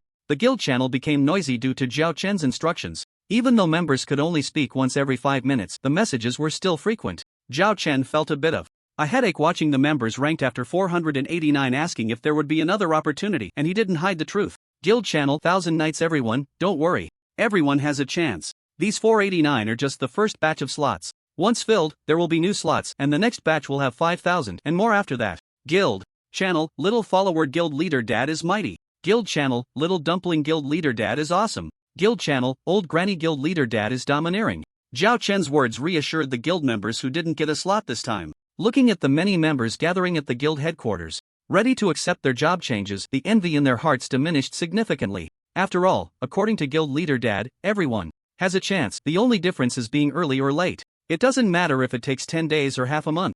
Zhao Chen has always been a man of his word, and no one doubted whether he was deceiving them. So everyone looked forward to the day they could also change jobs. On the other side, Zhao Chen began to proceed according to the plan. With so many players, it's impossible for all of them to change to mages, right? And to change to other professions, we must first resurrect the NPC mentors of those professions. Therefore, among the remaining 9 slots, we must prioritize resurrecting the mentors of each profession. Zhao Chen thought to himself. The Junior Dungeon Lord only has the authority for 10 slots, having already resurrected Shalan. 1 has been used, leaving 9 remaining. He had his own plans for these 9 slots. System prompt. Do you want to resurrect the Sharpshooter Mentor NPC Kelly? Do you want to resurrect the Fighter Mentor NPC Fengjun? Do you want to resurrect the Ghost Swordsman Mentor NPC GSD? Do you want to resurrect the Holy Caster Mentor NPC Galantis? Do you want to resurrect the Night Messenger Mentor NPC Minette? Do you want to resurrect the Guardian Mentor NPC Yanis? Using 6 slots for the mentors of the 6 basic professions, 3 slots remained. A familiar scene appeared as a magic door materialized in front of Zhao Chen, and 6 NPCs walked out one by one. Respected Dungeon Lord 1,000 Knights, hello. Hello to you too. Zhao Chen greeted the newly appeared NPCs and then began to ponder who to use the remaining 3 slots on. Now the game has a stamina system, requiring players to eat and sleep daily to recover stamina, so it's best to get someone good at cooking. Let me think. It should be her, Sophia from the Moonlight Tavern. Zhao Chen's eyes lit up. At this stage, each player has a stamina limit of 200 points. If they engage in intense dungeons or monster farming, this amount of stamina would only last half a day at most. So, every player needs to have their daily meals to restore stamina. And Sophia, the owner of the Moonlight Tavern, clearly has a unique advantage in cooking and brewing. Moreover, Sophia is also an incredibly strong merchant with a rich inventory, ensuring that players can buy some of the items they need from her. Consider it a benefit. System prompt: do you want to resurrect NPC Sophia? Yes. In the next moment, Sophia's graceful figure slowly appeared from the magic portal. Only 2 slots remain. Zhao Chen thought for a moment and resurrected the NPC's clay jar and fire jar. He had once been quite obsessed with opening jars in the game Toxic Milk Powder and Warriors. Finding good equipment was exhilarating and could keep him happy for a whole day. Finding trash, however, was disappointing. How could such an interesting thing not be experienced by the players? System prompt: you have resurrected NPC clay jar. System prompt: you have resurrected NPC fire jar. At this point, all 10 NPC resurrection slots were used up. NPCs actually have panels?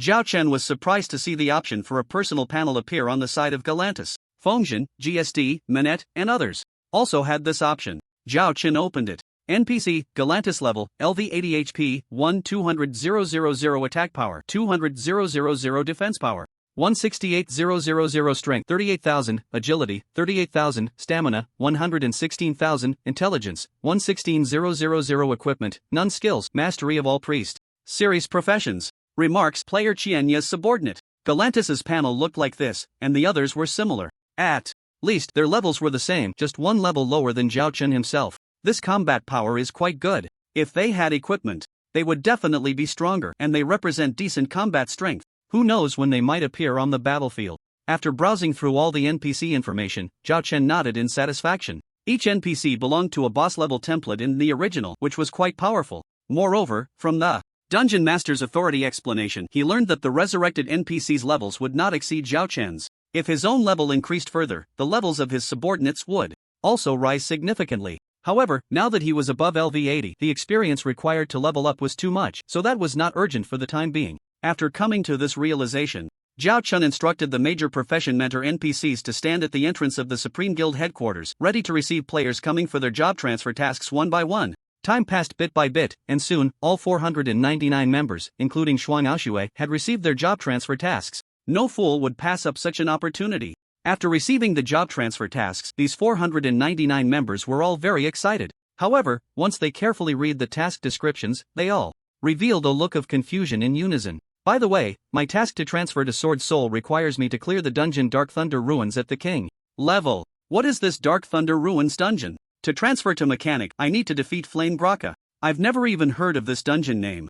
My task is the Dragon Man Tower, and I'm just as bewildered. At the entrance of the guild headquarters, once everyone confirmed that they all had no idea how to complete their job transfer tasks, the place erupted in chaos. All profession transfer tasks simply required clearing 3 dungeons. First, Dark Thunder Ruins. Second, Flame Graka. Third, Dragon Man Tower. However, no one had ever heard of these 3 dungeons. Therefore, they had no idea how to complete them. Confused, after discussing with the people around him, they quickly turned their attention to Zhao Chen. President Dad, where can we find these 3 dungeons? Someone asked first. Upon hearing this, Zhao Chen scratched his head. Oh, I almost forgot to tell you, the dungeons are open sequentially from low to high. Only after clearing the previous dungeon at the king level difficulty can the next dungeon be unlocked. In other words, everyone can unlock new dungeons by clearing one dungeon after another. The Dark Thunder Ruins, Blazing Gralaka, and Dragon Man Tower required for class change will appear at the dungeon entrance after clearing about 7 to 10 dungeons. This situation was detailed in the Lord task of building the underground city. Therefore, Zhao Chen directly informed everyone of this feature. Oh, so that's how it is. You scared me. I almost thought we couldn't complete it. No more talking, I'm going to run the dungeon. Now, brothers, the lowest level dungeon Lauren can team up with 4, who wants to join? The brother above, add me, good brother, we have to run the dungeon together. After hearing Zhao Chen's explanation, each member felt relieved. Although it was a bit beyond their expectations, wasn't it common for their president dad Zhao Chen to surprise them? So, everyone quickly accepted it. One by one, they called their friends and began to advance from the LV1 dungeon. Lauren The low-level dungeon was easy to progress through. The LV1 dungeon, Lauren, at this stage was truly insignificant. Soon, players cleared it. However, what caught everyone off guard was that this time, there was actually a regional announcement. Regional announcement. Human race players Little Follower, Little Tsundere, Little Junior, Little Moon first cleared the LV1 dungeon Lauren, King. Difficulty, receiving a first clear reward of 100 free attribute points/reputation and 100,000 experience. Regional announcement. 3 consecutive cold mechanical voices left all players in the human race camp dumbfounded. What's going on? LV1 dungeon? In the original, there are actually dungeons this low level? That's too funny. I'm so jealous of that reward. The outside world was unaware, so they couldn't figure out the specifics of this system announcement. But in Qianye Town, no, it was the Elven defense line. It immediately caused a massive earthquake among all players. Holy crap, there's actually a first clear reward? So good, so good. This is still the lowest level dungeon. According to President Dad, there are countless more to come. Brothers, stop talking in charge. I, Li Out Yen, will go all out today. Those who want the first kill reward, hurry up and team up. All the guild members were excited. Even those players who had received the class change task couldn't help but feel tempted. Although they were temporarily not assigned a quota and didn't need to run these low-level dungeons, the first clear reward was just too enticing. Not only did it increase attributes, but the announcement was also like an advertisement for the entire human race. In gaming, how many players are indifferent to fame and fortune? The answer is almost none. It's estimated that no more than 5%. Therefore, all players began to rush forward to progress through the dungeons. This coincided with Zhao Chen's expectations. 5 minutes later, the LV3 dungeon, Lauren Depths, King level, was first cleared by a team of members. Zhao Chen also received a timely system prompt. System prompt: the Lord task building the underground city progress increased by 1%, rewarding a 1% basic attribute bonus. System prompt: the Hedenmer region is now open, and the Greyland Forest dungeon area has appeared. System notification: the dungeons Lauren and Depths of Lauren can be accessed through the entrance at the River University dungeon. 3 notifications appeared. The first was the reward for the quest, and the middle one was a reminder of the newly opened area.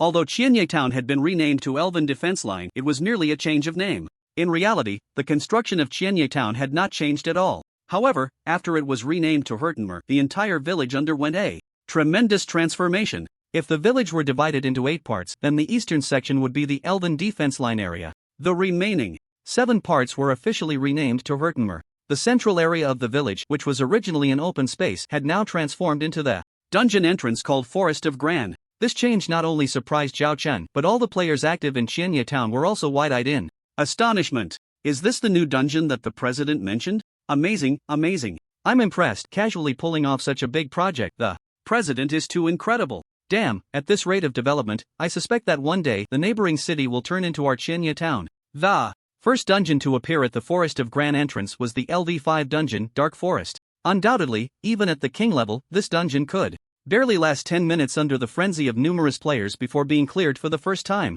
In fact, if it weren't for the requirement to start from the easy level for a newly opened dungeon, this time could have been cut down by at least half. Following that, the second difficulty level, the LV8 dungeon Depths of the Dark Forest, was cleared in just 8 minutes for the first king difficulty completion. This time, the players who achieved the first completion were no longer the unfamiliar slackers to Zhao Chen. Instead, it was regional announcement, human race.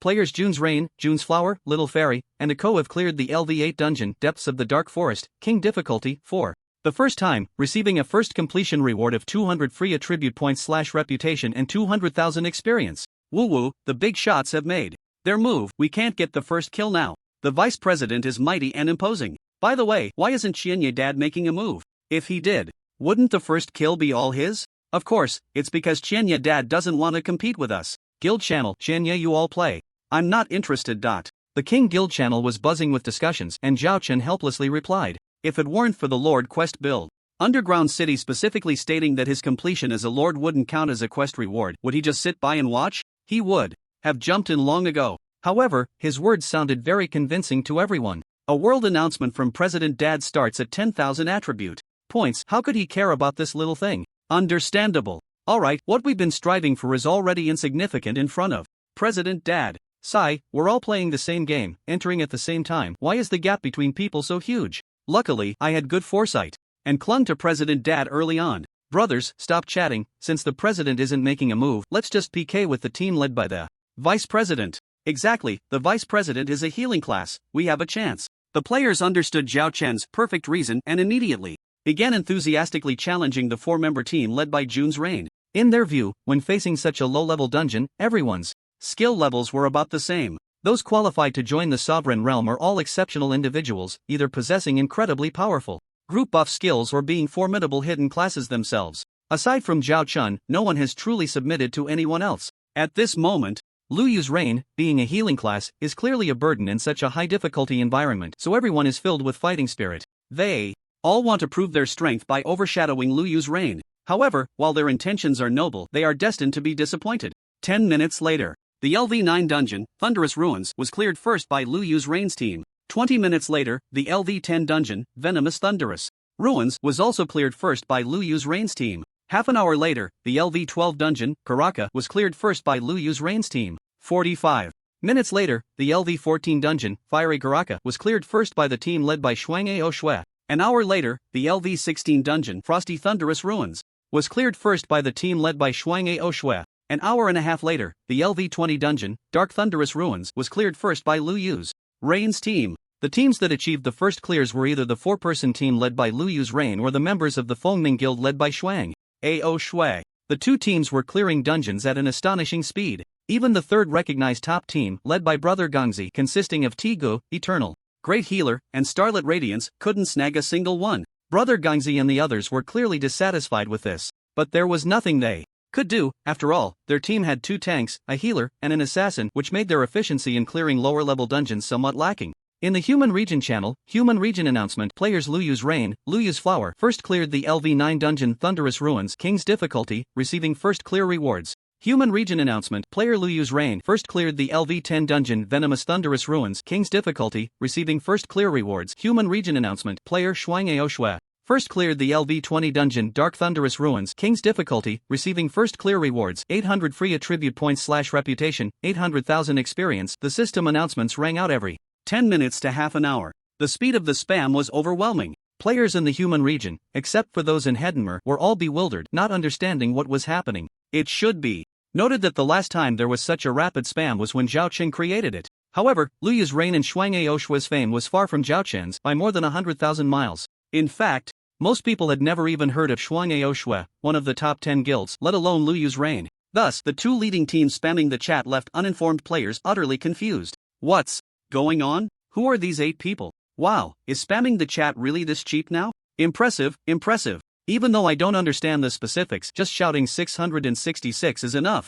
By the way, where did all these new dungeons come from? Are you all socially awkward players? This is clearly the work of the great demon king Qianyi. Ah, I remember now. The great demon king Qianyi mentioned it in the hydrogen balloon livestream. Yes, I remember too. The events happening in the Sovereign Realm Guild couldn't be kept secret, and Zhao Chen had no intention of hiding them so soon. Informed players spread the news of all the players in the village rushing to clear dungeons through forums, live streams, and other channels. As a result, players across the server were shocked. What?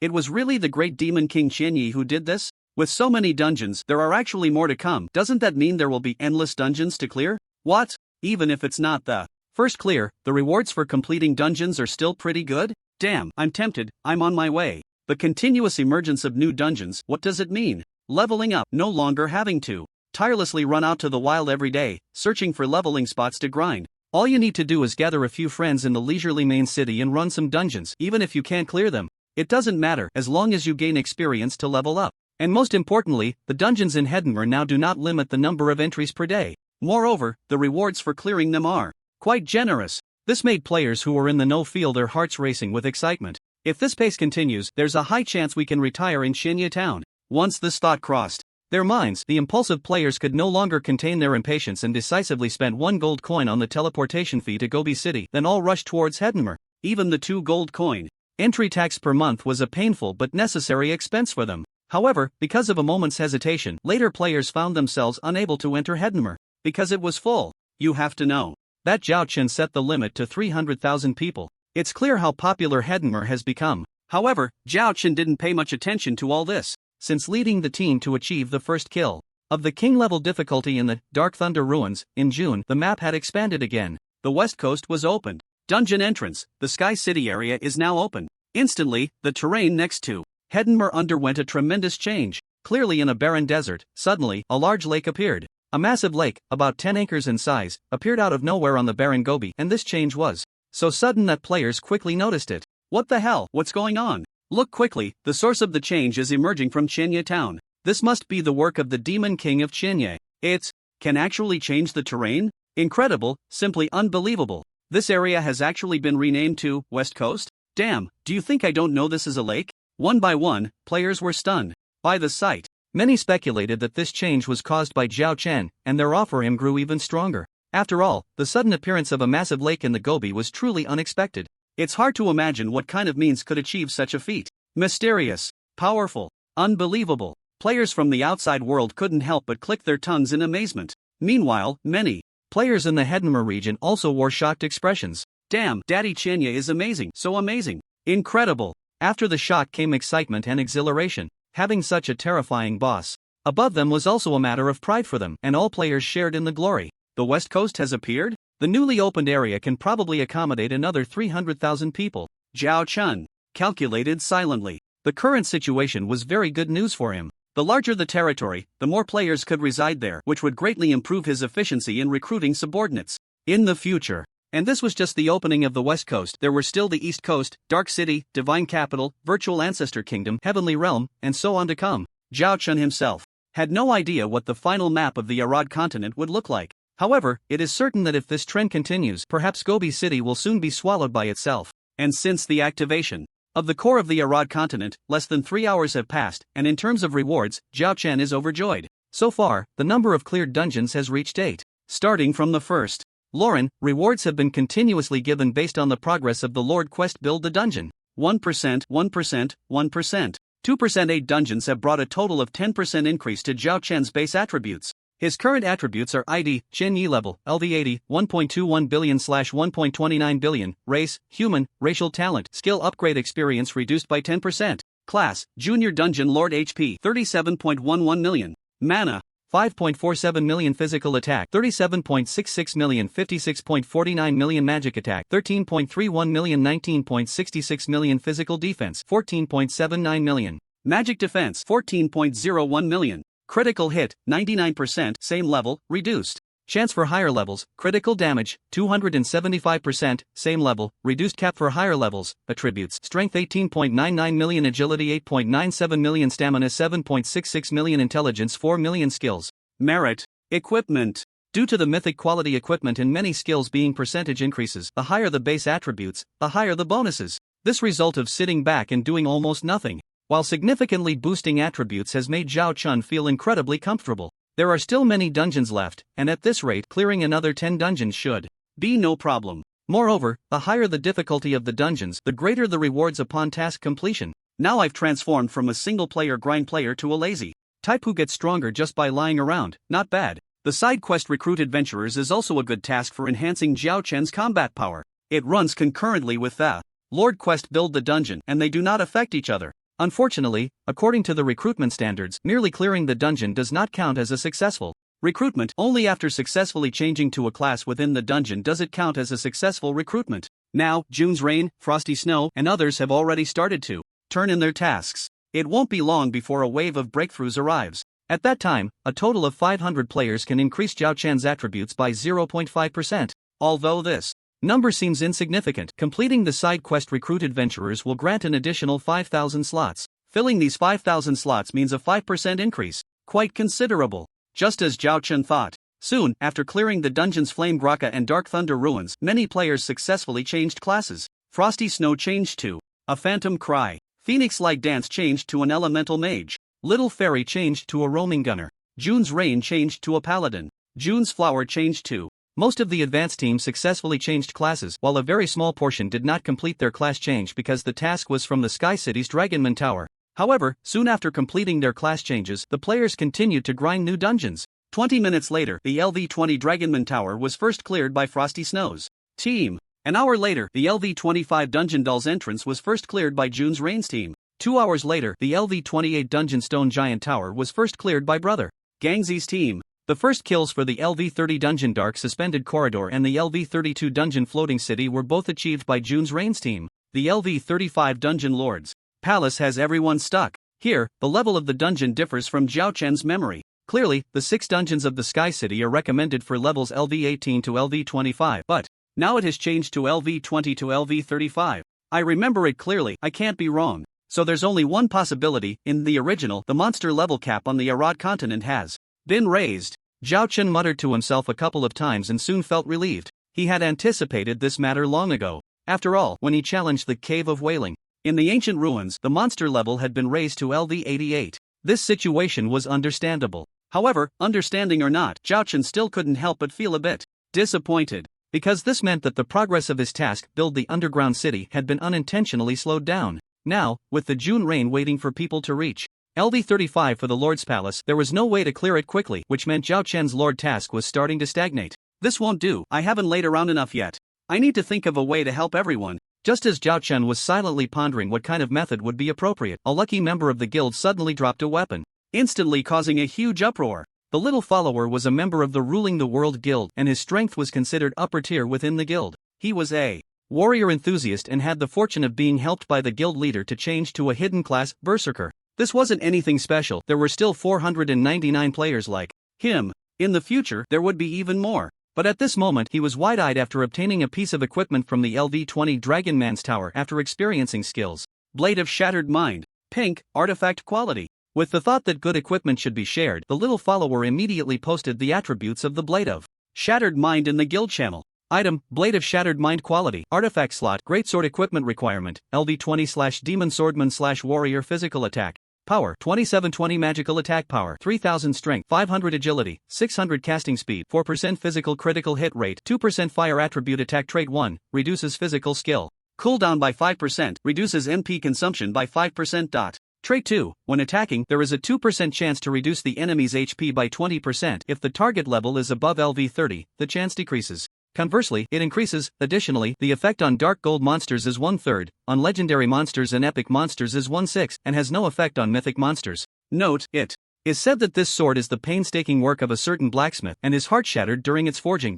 The Blade of Shattered Mind is one of the top artifacts for players at low levels. Placed in the original, not only does it have a significant increase in attributes far exceeding the golden quality equipment of the same level, but its additional traits ensure it can remain a main piece of equipment until level 50. The trait that reduces total HP is incredibly overpowered when facing bosses with high defense and thick health. The guild members curiously took a glance, and those who finished reading all the attributes were instantly stunned. What is this? An artifact main weapon at LV20? Damn, reducing total HP, that's terrifying, right? Dog, definitely a dog. I refuse to accept this. Why am I so handsome yet can't drop good equipment, while you, little follower, are so ugly yet can drop an artifact? Life is so unfair. I'm looking at the high-level blue gear in my hands and can't help but cry. In the guild channel, dozens of messages were being sent every second. Fortunately, the equipment can be searched in the chat channel, so the later members can also see the attributes of the Rift Shattering Soul Blade in the catalog. One by one, the members who were slow to realize were all shocked, especially the 8 major class players of the Demon Swordman, who gazed at this early-stage artifact blade of the Demon Swordman class couldn't help but drool. Their jealousy towards the little follower's good luck made their eyes turn red. Although other classes couldn't compare to the Demon Swordman players, they also couldn't help but show envious expressions. The reason was simple: it was their first time seeing such powerful equipment, and most importantly, it was dropped by a player in a dungeon. However, after many players regained their composure, they immediately became full of fighting spirit, ready to grind through the dungeons, because they believed they also had a chance. The LV20 Dragonman Tower, right? Okay, since there's no limit on the number of times they can enter the dungeon, from now on, they would just grind their stamina every day. If luck was bad, they would just work harder. One day, they too would obtain their own artifact. The attributes of the were terrifying, and with a sense of showing off, soon some guild members took screenshots and shared them with the outside world. On the forum, it immediately caused a stir. What the hell? What kind of attributes are these, so overpowered? My bro just hit the jackpot. Getting this equipment means he's turning his life around. I heard it dropped in the dungeon created by Father Chinya, so envious. Don't be envious, brothers upstairs, hurry up and take action. There are still 116,000 people in line before it's my turn. No more talking, I'm going to Gobi City to join the queue now. This year I must grind to get a really so envious. That was just a prelude. In fact, since Zhao Chen returned to the human race, the original Qianya town had been in the spotlight. Countless players across the server were paying attention to the changes happening in Qianya town. Unlimited entry times, extremely high drop rates in numerous dungeons, 53 hidden classes. All of these firmly attracted the attention of players across the server, and the was just adding fuel to the fire, making Heidenmer even more popular. Unfortunately, the area was limited and couldn't accommodate too many players. Therefore, many who came seeking fame began to line up. Now, to join Heidenmer, one would have to wait at least a week for a chance. On the other side, Zhao Chen naturally saw the excitement in the guild channel and silently smiled. This blade belongs to the early stage artifacts of the game, indeed not bad. In the dungeon's warehouse there is one item in stock, but after all, it's of artifact quality. There's another piece of equipment with the same characteristics as it, but even more outstanding. The LV-45, Cross Slayer, of ancient epic quality, has the same characteristics as the, also reducing the boss's health but with a higher probability of 3% and the HP reduction increased to 30%. This piece of equipment was something Zhao Chun had once had high hopes for. After all, considering his current attack speed, with just normal attacks he could swing about 30 times per second. The higher the attack frequency, the more often the chance to trigger HP reduction would occur. But the reason Zhao Chen ultimately gave up on this equipment was quite simple. So far, all the bosses he encountered were almost as fragile as paper in front of him, and there was no need to slowly whittle down their health. The LV-180 Mythical Dominator sword was infinitely more useful to him than the cross slash. However, this piece of equipment from my little follower reminds me that it's time to elevate the plan to enhance player combat power. Zhao Chen thought thoughtfully. He had certainly noticed the stir caused by the blade of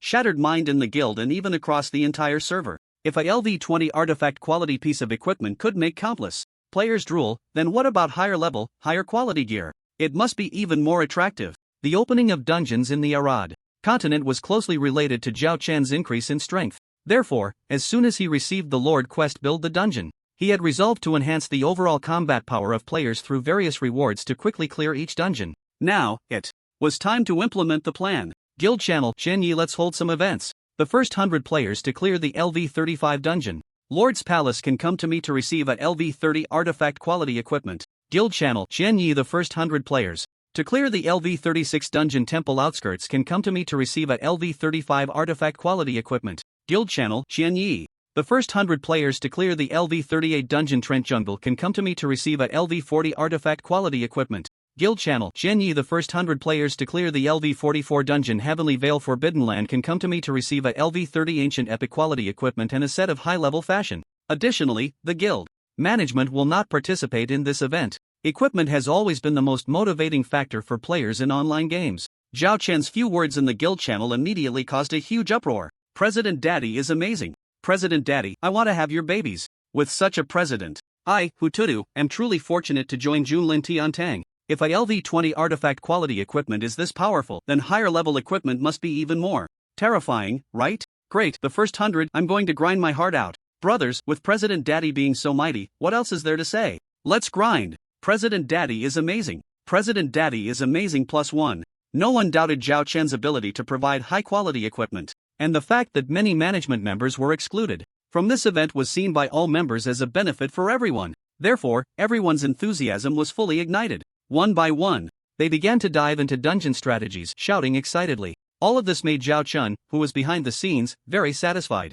I misunderstood at first. Actually, in the notes for the quest Recruit Adventurers, it states that only when an awakened player appears can it count towards my bonus. With this batch of rewards, regardless of which players ultimately make it to the top 100, their overall levels will definitely rise significantly. Players must be level 50 to awaken. I hope everyone can hurry up. Every time a player completes the Awakening quest at LV50, it adds 0.001% to Zhao Chen's base attributes. This is a long-term task. Although Zhao Chen is now invincible, with no opponents among either the player community or the boss group, even facing an LV200 mythical boss like the final form of the demon god, he is confident he can win. However, Zhao Chen greatly appreciates the growth of his own attributes, so he planned this motivating event. After all, he has more equipment than he can use, so it's just a way to give back. The Juntian Guild has been established for about a month and a half now, and the mainstream players have mostly reached LV40 or above. Once the main members clear the LV46 Heavenly Vale Forbidden Land, their levels will soon approach LV50. As for why the reward for clearing Heavenly Vale Forbidden Land is ancient epic equipment, there's no choice. Low-level ancient legendary equipment is simply too rare. There's much less of it than ancient epics. Additionally, why aren't June's reign and other management included? The reason is naturally that they are far beyond the strength of the guild's mainstream players, making their participation in the event somewhat unfair to other members. Moreover, Zhao Chen has other plans for them. This wave of activities is indeed a huge stimulus for the entire guild. High-level divine quality equipment, ancient epic equipment, a full set of high-end fashion. These rewards are truly eye-catching. Countless players are excited, their faces flushed, as they dive into dungeons, eager to claim the rewards. When this promotional event reached the outside world, it naturally caused a stir. Whoa, so envious, so jealous. I'm still grinding in the normal level spider cave. At this rate, the gap between us and Juntian will become more and more exaggerated. I clearly had a chance to join Juntian back then, but I hesitated for a few minutes and the opportunity slipped away. Now I just want to say I regret it so much. Excuse me, Daddy Chinya, when will the Juntian guild level up? What about the nearby Fengming guild? Are you recruiting? Whoa, I just want to enter Hedenmer or the West Coast to grind. The outside players are going crazy. There are already countless dungeons to grind and many hidden job qualifications, making their eyes red with jealousy. And now, Zhao Chun has privately dug into his own pockets, using high-quality equipment as guild benefits. A truly grand gesture.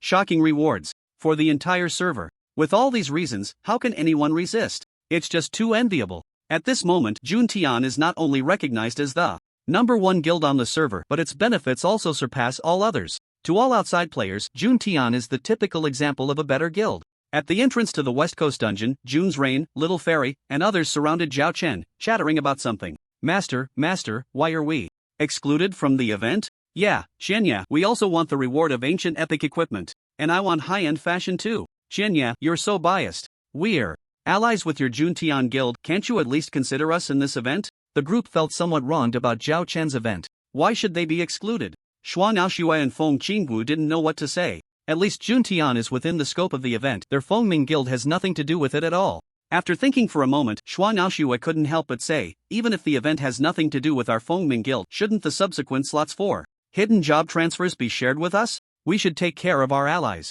Otherwise, all of us in Fengming guild will want to jump ship. After saying this, Xuan Aoxue wore a bitter expression. As the saying goes, there's no harm without comparison. Being active in the same area as the Juntian guild certainly has its advantages. But looking at the inventory in the guild warehouse, it was simply a world of difference. The Fengming guild's warehouse was almost unbearable to look at. This led many members within the guild to express their desire to switch guilds more than once, and such sentiments had become the norm. If it weren't for Junlin Tianxia always being at full capacity, this situation would have already become a reality. Now that Zhao Chen had returned, the gap in benefits between the two guilds was growing larger, leaving Xuan Aoxue feeling somewhat wronged. Where were the promised allies? How infuriating, couldn't they show a little care? Clearly, the Fengming guild was almost becoming your Qianya's subordinate guild. She was not the type to be a leech, this was just the atmosphere affecting her, causing her to speak impulsively. As Zhao Chun faced one aggrieved face after another, he was about to say something when a system prompt sounded in his ear. System prompt, you have completed the task Recruit Adventurers, reward, 5,000 recruitment slots, triggering task, second recruitment, task content, as a Dungeon Lord, how can you lack subordinates? Please recruit a total of 5,000 adventurers, task progress, 0/5000 task deadline, none task reward, 50,000 new slots. Note, the number of adventurers is closely related to your strength. For each awakened adventurer under your name, you receive a 0.001% attribute bonus. Have 500 people completed it already? So fast. Zhao Chen was somewhat surprised, because only by completing the job change task and becoming a profession in the dungeon could the task conditions be considered fulfilled. Now, it was clear that all 500 members had completed their job changes. The speed was unexpectedly quick for Zhao Chen. The reward of recruitment slots instantly made him happy. He first looked at Xuan Aoxue. Don't say I don't take care of you. Now I have 5,000 slots, so I'll give you 1,000. Thank you. Xuan Aoxue initially showed a look of astonishment but quickly became ecstatic. With 1,000 slots, there was finally an explanation for the members within the guild, and she didn't have to worry about them rebelling again. On the other side, Zhao Chen instructed members ranked 500 to 4,500 according to their guild contributions to go to various professional mentor NPCs to accept job change tasks, then turned his gaze to June's Rain and the others. This time, I didn't let you participate in the guild event for a reason. Master, what reason? The little fairy girl was the most anxious, speaking up first. The others also looked at Zhao Chen with eager anticipation. Zhao Chen smiled mysteriously, answering while pulling out high-quality equipment from the dungeon warehouse. To tell you the truth, one of the privileges of my profession is closely related to the progress of various dungeons. Every time a dungeon is opened, my attributes will increase significantly. Therefore, I need you to quickly clear the various king-level difficulty dungeons to speed up the progress. Take this equipment and use it to level up as soon as possible. The equipment Zhao Chen pulled out was at least of ancient legendary quality, level 35 or above, with the main weapons basically being of ancient epic level. Although he only had one of each item in his dungeon warehouse, there were so many types that giving them away didn't hurt at all. After all, once he upgraded to an intermediate or even advanced dungeon lord, he would unlock even higher levels and qualities of equipment. So, he was very generous. Each member, including Shuang Aoxue, received 10 pieces. This left everyone stunned. The attributes of ancient legendary items were slightly better than those of the same level epic items, only a few points shy of the same level mythic items. When had they ever seen such high attribute equipment? Everyone was trembling with excitement. If ancient legendary items made them this excited, how much more so for the even higher attribute ancient epic items? Shock. Incredible. As everyone carefully browsed through, they even began to doubt their own eyes. My goodness, this ancient epic level cross/user, from the basic attributes, is already comparable to a LV77 mythic quality main weapon, and the special skills are so powerful that it makes me question my life. June's flower couldn't help but exclaim. She had just transitioned to a sword soul, reaching LV45, so Zhao Chen handed her the enhanced Rift Heart Blade. My main weapon is also very strong. The attributes are terrifying. The other equipment is impressive too. It's over. Seeing this set of gear, I feel like I can never repay the favor of the great Qianya in this lifetime. Thanks to my master's cultivation. Even if I have to work like a cow or horse in my next life, I must repay my master's kindness. Me too. I've never truly respected anyone, but now I just want to say, Qianya Dad, from now on, I will be your most loyal daughter. June's reign, June's flower, and the others were flushed with excitement. Among them, the ones most grateful to Zhao Chen were Gangzi, T-Brother, Eternal, Big Milk, and Iko. Gangzi joined after the establishment of Junlin Tianxia and was fortunate to be accepted as a disciple by Zhao Chen, having a relationship no less than that of June's flower, T-Brother, and the Eternal Big Milk trio, due to their initial encounter with Zhao Chen in Newbie Village 7777, ultimately reached their current heights. Overall, 99% of the reason they could grow to their current level was due to Zhao Chen's guidance. How could they not be moved, even grateful? Zhao Chen smiled faintly and waved his hand. In the entire original, I only know a few of you, so there's no need to say these things again. Let's get to the dungeon. The best way to repay me is to quickly increase the dungeon's progress. Yes. Understood. June's reign and the others responded loudly. Then, they turned around and began to tackle the king-level difficulty Lord's Palace. After changing their equipment, everyone's attributes nearly increased tenfold. Although the LV35 Lord's Palace at king-level difficulty was quite high, it instantly became a piece of cake before them. They had already completed the normal, adventure, and hero levels, so they directly went for the king-level difficulty. Just 10 minutes later, the system announcement arrived as expected. Human region announcement: players June's reign, June's flower have cleared the LV35 Dungeon Lord's Palace King difficulty for the first time, receiving the first clear reward. The first kill was claimed by June's Reign's team. Zhao Chen was not surprised by this situation. June's Reign has transitioned to a paladin, and the group buff is very strong. June's flower has transitioned to a sword soul, and the output is off the charts. Iko and June's flower are roaming gunners, and their output is also fierce. With similar equipment, the speed of clearing depends on the class configuration. The class configuration in June's Reign's team was excellent: 1 support and 3 damage dealers. Many underestimated the support skills of a paladin, but they were wrong. Having a good paladin in the team can increase the overall output by at least 80%. Therefore, Zhao Chen had anticipated this. With the announcement appearing, the next moment, at the entrance of the East Coast, the entrance to the Titan Beast dungeon also appeared. System notification: new area opened East Coast. Boom! After a tremor that shook the ground, the lake on the West Coast instantly expanded tenfold. The area increased from 10 acres to 100 acres. The newly opened area could accommodate 200,000 players for free activities. Zhao Chen was already mentally prepared for this, so he was not shocked. The speed of development is too fast. Now, every time a new area is open, it changes a part of the map. I estimate that once Dark City and the Snowy Mountains are open, it will affect Gobi City. It's time to give Zhua Xiaoxiao a heads up so she can be mentally prepared. Zhao Chen thought about it and immediately contacted Zhua Xiaoxiao. Since the last time she came to Qianye Town to observe players on the orders of the Human Emperor, Zhua Xiaoxiao had not left. This was the first time Zhao Chen had seen her since she returned to the human race. As soon as they met, Zhua Xiaoxiao immediately asked, "Qianye, what's going on? Why has there been such a big change here? Also, how did my disciple become an elementalist?"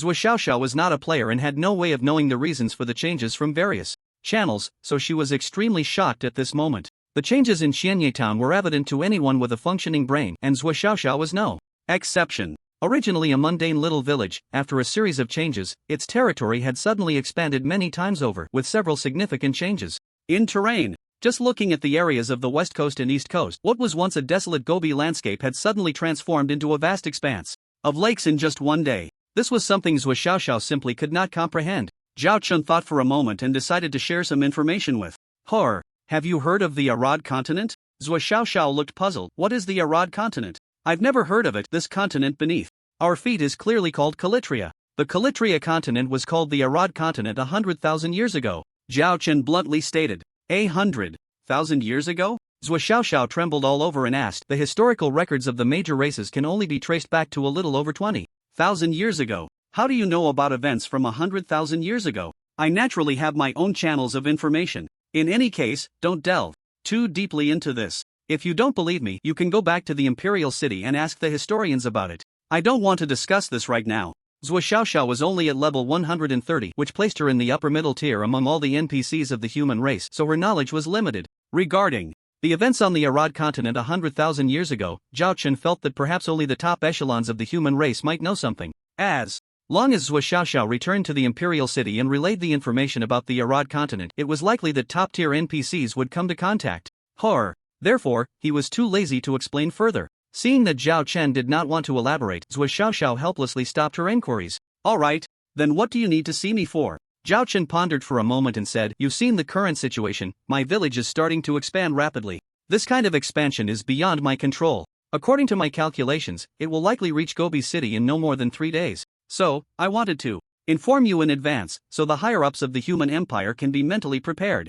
Zhao Chen did not beat around the bush and directly stated his original purpose. His words were indeed without exaggeration. The current expansion of the area was truly in an uncontrollable state. He himself did not know how much territory Dark City and the stunned snowfield would occupy once all the instances of the celestial beast were cleared. Therefore, he wanted to inform Zhou Xiaoxiao in advance, hoping the NPC higher-ups would be mentally prepared. The initial revelation about the Arod continent was merely to increase credibility.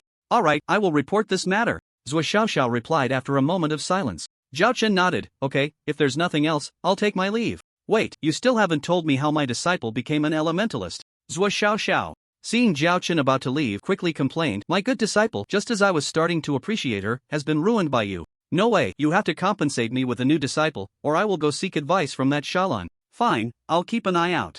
Zhao Chen was speechless. Zhou Xiaoxiao, if he remembered correctly, originally looked down on Feng Qinggu, but now that the disciple had transferred to Shalan, he was suddenly anxious. It can only be said that in the hearts of NPCs, the immortal is truly appealing. Thanks to Zhao Chen's vigorous support, the attributes of Lu Yu's reign and others skyrocketed. After the East Coast area opened, the 6 dungeons of the Celestial Beast, LV-36 Outer Temple, LV-38 Traiant Forest, LV-40 Purgatory, LV-42 First Spine, LV-44 Second Spine, and LV-46 Celestial Forbidden Land, were quickly cleared of the first 4. According to the rewards from the Lord Quest, build the underground city, including the LV-35 Lord's Palace. A total of 5 dungeons increased Zhao Chen's base attributes by 16%. The first 4 gave 3% each, and the 5th gave 4%. Quite impressive. It is worth mentioning that starting from the Outer Temple, the required number of players to enter each dungeon was no longer limited to 4, but began to increase from 10. By the time they started tackling the LV-44 Second Spine dungeon, it had even turned into a 30-player dungeon. However, the increase in the number of players indicated that the difficulty of the dungeon had also risen. Zhao Chen watched Lu Yu's reign and others team up to clear the dungeons through the observation system and felt that if nothing unexpected happened, they would likely clear it by the next day. If it weren't for the lack of stamina, Zhao Chen thought that clearing it today wouldn't be a problem. Unfortunately, he was bound by his stamina. Currently, the king-level difficulty is much easier for Lu Yu's reign and his group. I just wonder when the abyss-level difficulty will be unlocked. Do I have to wait until I advance to an intermediate dungeon lord? Zhao Chen muttered to himself. The various dungeons in the Poison Milk Powder had abyss-level difficulties that were even more challenging than the king level. For some reason, they had not appeared until now. Therefore, Zhao Chen could only speculate that perhaps after advancing in his profession and gaining more resurrection NPC privileges, the abyss-level difficulty would finally emerge. Of course, there was no need to think about this now. When the time comes, it will appear. Just as Zhao Chen was thriving, a colossal conspiracy against him and the entire Junlin Tianxia and Fengming Guild was quietly unfolding far away in Xuanwu City, several main cities away. Xuanwu City. At the headquarters of the Proud Guild, in the conference room, present were many members of the Proud Guild's raid teams, as well as the presidents of various top guilds in Xuanwu City, and the top 10 guild candidates, the president of the Tianxia Guild. President Emperor's gaze swept around all Present as he slowly said, I called everyone here today mainly to discuss two serious issues, so I'll get straight to the point. First, how to deal with the Junlin Tianxia and Fengming guilds, at least to interrupt their momentum, and even discuss how to bring about their downfall.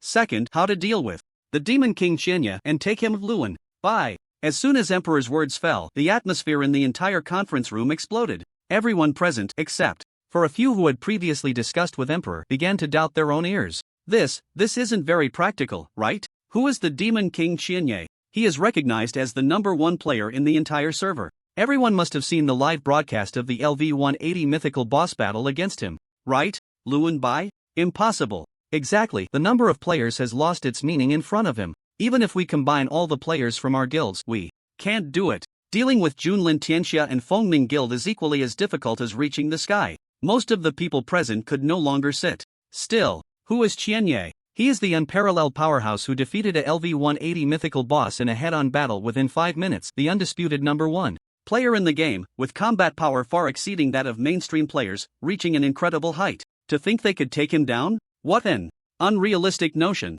The leaders of the top guilds present were all here out of respect for the Emperor, having fought alongside the AOC guild in various virtual games, forming a supportive relationship. However, upon hearing the Emperor's words, they couldn't help but erupt in outrage. Are you looking for death? Damn! Don't drag me into this. Even the high-ranking members within the AOC guild looked at the Emperor with incredulous expressions. AOC's old Yuan, the main tank of the raid team, bluntly stated, President, I understand that being targeted by Qianya is a humiliation that our entire guild cannot escape, and I harbor immense hatred for Qianya, having thought of revenge countless days and nights. But now is not the right time. Don't you think this decision needs to be reconsidered? Old Yuan's words were quite tactful, but the underlying meaning was that the Emperor had lost his mind. Is Qianya the Demon King easy to deal with? Have you forgotten how our members were slaughtered before, leading to the dissolution of our main guild? Now you want to seek revenge without keeping a low profile? Have you lost your senses? President, there's plenty of time ahead. Revenge can wait. Remember what the ancients said, a gentleman's revenge is never too late. Let's develop our strength quietly, and when we are confident, we can act. Wouldn't that be wonderful? Old Yuan earnestly advised. Most people present nodded in agreement. They shared the same sentiment. The two objectives mentioned by the Emperor had little to no possibility. The first was as difficult as reaching the sky. Although the Junlin Guild only had 10,000 members, each member was a rare talent, and with Qianya's support, the overall strength of the guild far surpassed that of the main forces of other guilds. As for the Fengming Guild, being one of the top 10 guilds, its original foundation was not weaker than that of the AOC Guild. Now that the AOC Guild had fallen, from the perspective of surface strength, there was hardly any hope of victory if a war broke out. Everyone looked at the Emperor, waiting for his response. In the silence, the Emperor spoke. I understand everything you said, but there's one point I disagree with, and that is, the time is now. In my view, the time has already matured and is urgent. At least, when it comes to dealing with Qianya, this issue has been perfectly resolved. As soon as he finished speaking, the attendees exchanged glances in disbelief. Emperor, please explain why the time is urgent, a top guild leader from Xuanwu City asked first. Everyone nodded in unison, silently waiting for the Emperor's explanation. The Emperor did not hold back, shaking his head and saying, You must have seen the development momentum of the Junlin Guild. I dare say, if we delay any longer, no matter how hard we try, we won't be able to surpass them. In fact, the gap will only widen. At this moment, the only way to prevent the gap from widening is to forcibly occupy Qianya Town's territory and take control of all the dungeon's ownership. Only then can we avoid falling behind, and after seizing the territory, we can allocate these resources to ourselves. The crowd fell silent. The Emperor's words were indeed not wrong. They had all witnessed the development of Qianya Town. The numerous newly opened dungeons, the high-quality equipment that had emerged, and the terrifying number of powerful hidden classes, all of it made them incredibly eager. Indeed, under normal circumstances, one could only watch as the other party left them far behind. If they could seize their resources, the thought sparked a flame in everyone's minds. They seemed to see an incredibly dazzling path to the heavens. The benefits are undoubtedly clear, but the key now is, how can we deal with Qianya and all the players from the two guilds? Please explain, Emperor. President, another guild leader asked calmly. Everyone felt as if a bucket of cold water had been poured over their heads, and all their fantasies were instantly shattered. Yes, the path to the heavens was indeed dazzling, but someone had already claimed it, and that person was someone they couldn't figure out how to deal with no matter how hard they tried. If they wanted to seize the resources, they first had to eliminate this obstacle. But how could they do that? Thinking of this, everyone couldn't help but turn their gaze back to the Emperor. He had brought this matter up, surely he had a way, right? After all, they had just heard him confidently say that dealing with Qianya was no problem. prideful emperor looked around, realizing the atmosphere had reached its peak, so he didn't keep them in suspense. This matter is actually thanks to Qianye. Let me introduce you to a player from the Dark Lord Guild of the Demon Race, Madman. The emperor pointed to a demon player. Everyone couldn't help but look over, only to discover that amidst the crowd of human players, there was actually a demon player hidden. Looking at his appearance, he seemed to be Caucasian. However, what did this have to do with the Dark Lord? Many scratched their heads, not understanding why an obscure demon player was receiving the emperor's attention. Hello everyone, I am Madman, a player from the Dark Lord. At the emperor's gesture, Madman began to explain a few things. What the emperor president said about this being thanks to Qianye is actually very true. Do you all remember the LV-180 mythical boss, the Lord of the Abyss? It was the one that Qianye took down a week ago. He is actually the master of our demon NPCs and has the ability to resurrect, so after being revived he harbors immense hatred for Qianye, and by chance, I encountered him, thus I received a quest. I won't go into too much detail about the specific quest. At this point, Madman smiled. I can only tell you that the reward I received is the skill Life Exchange. Life Exchange, active skill target a target, LV 100 and below, player only. After using this skill, both will perish together, cooldown time 1 hour. As Madman introduced his skill, most people present were stunned. What? All players below LV 100 would surely die in the face of this skill? This meant that even the great demon king Qianye was no exception? Everyone was seeing such an incredible skill for the first time. Although the demon player Madman would also die alongside the target upon using the skill. For an ordinary player to exchange blows with someone like the great demon king Qianye, who was the number one in the entire server, was simply too advantageous. The cooldown time was only 1 hour, meaning that as long as the timing was precise enough, they could ensure Qianye's death once every hour. This was simply a killing weapon tailor-made for an invincible player like Qianye. Everyone was shocked. Faced with this skill, would Qianye's immortal body finally shatter? However, the calm ones were not blinded by this skill and remained very clear-headed. One guild leader said calmly, the exchange tactic is indeed good, but what significance does it hold? Even if Qianye is incredibly unlucky, every time he dies he will definitely drop a piece of equipment. But just look at the guild warehouse of Junlin Tiantang. How many times do we need to take him down before he completely runs out of high-quality gear? And with a 1 hour cooldown, that's enough time for Zhaochen to come back and forth in our guild. Who can bear such heavy losses? Upon hearing this, everyone fell silent. The president added a brilliant point. By the way, I just received news that Qianye has promised huge rewards to motivate the guild players, and the management of Junlin Tiantang has completely revamped their equipment with his support. Clearly, trying to rely on dropping equipment to bring him down is nothing but a pipe dream. The mood among the crowd grew heavy. What this person said was indeed correct. What is the goal of killing Qianye? Isn't it to drop the equipment on him, causing his strength to plummet until he hits rock bottom? However, just thinking about his numerous high-quality items made everyone silently shake their heads. Even if we design a way to turn him into a red name, and, with some luck, manage to drop a piece of equipment every time we kill him, it would still take at least over 200 times to ensure he has no high-quality gear left to wear, right? This is indeed a bit of a dream. Because Qianye is certainly not a fool. When he has no gear, he can just go kill some bosses and get a few first kills, right? With his strength, high-quality equipment is practically endless. What is the point of the exchange tactic?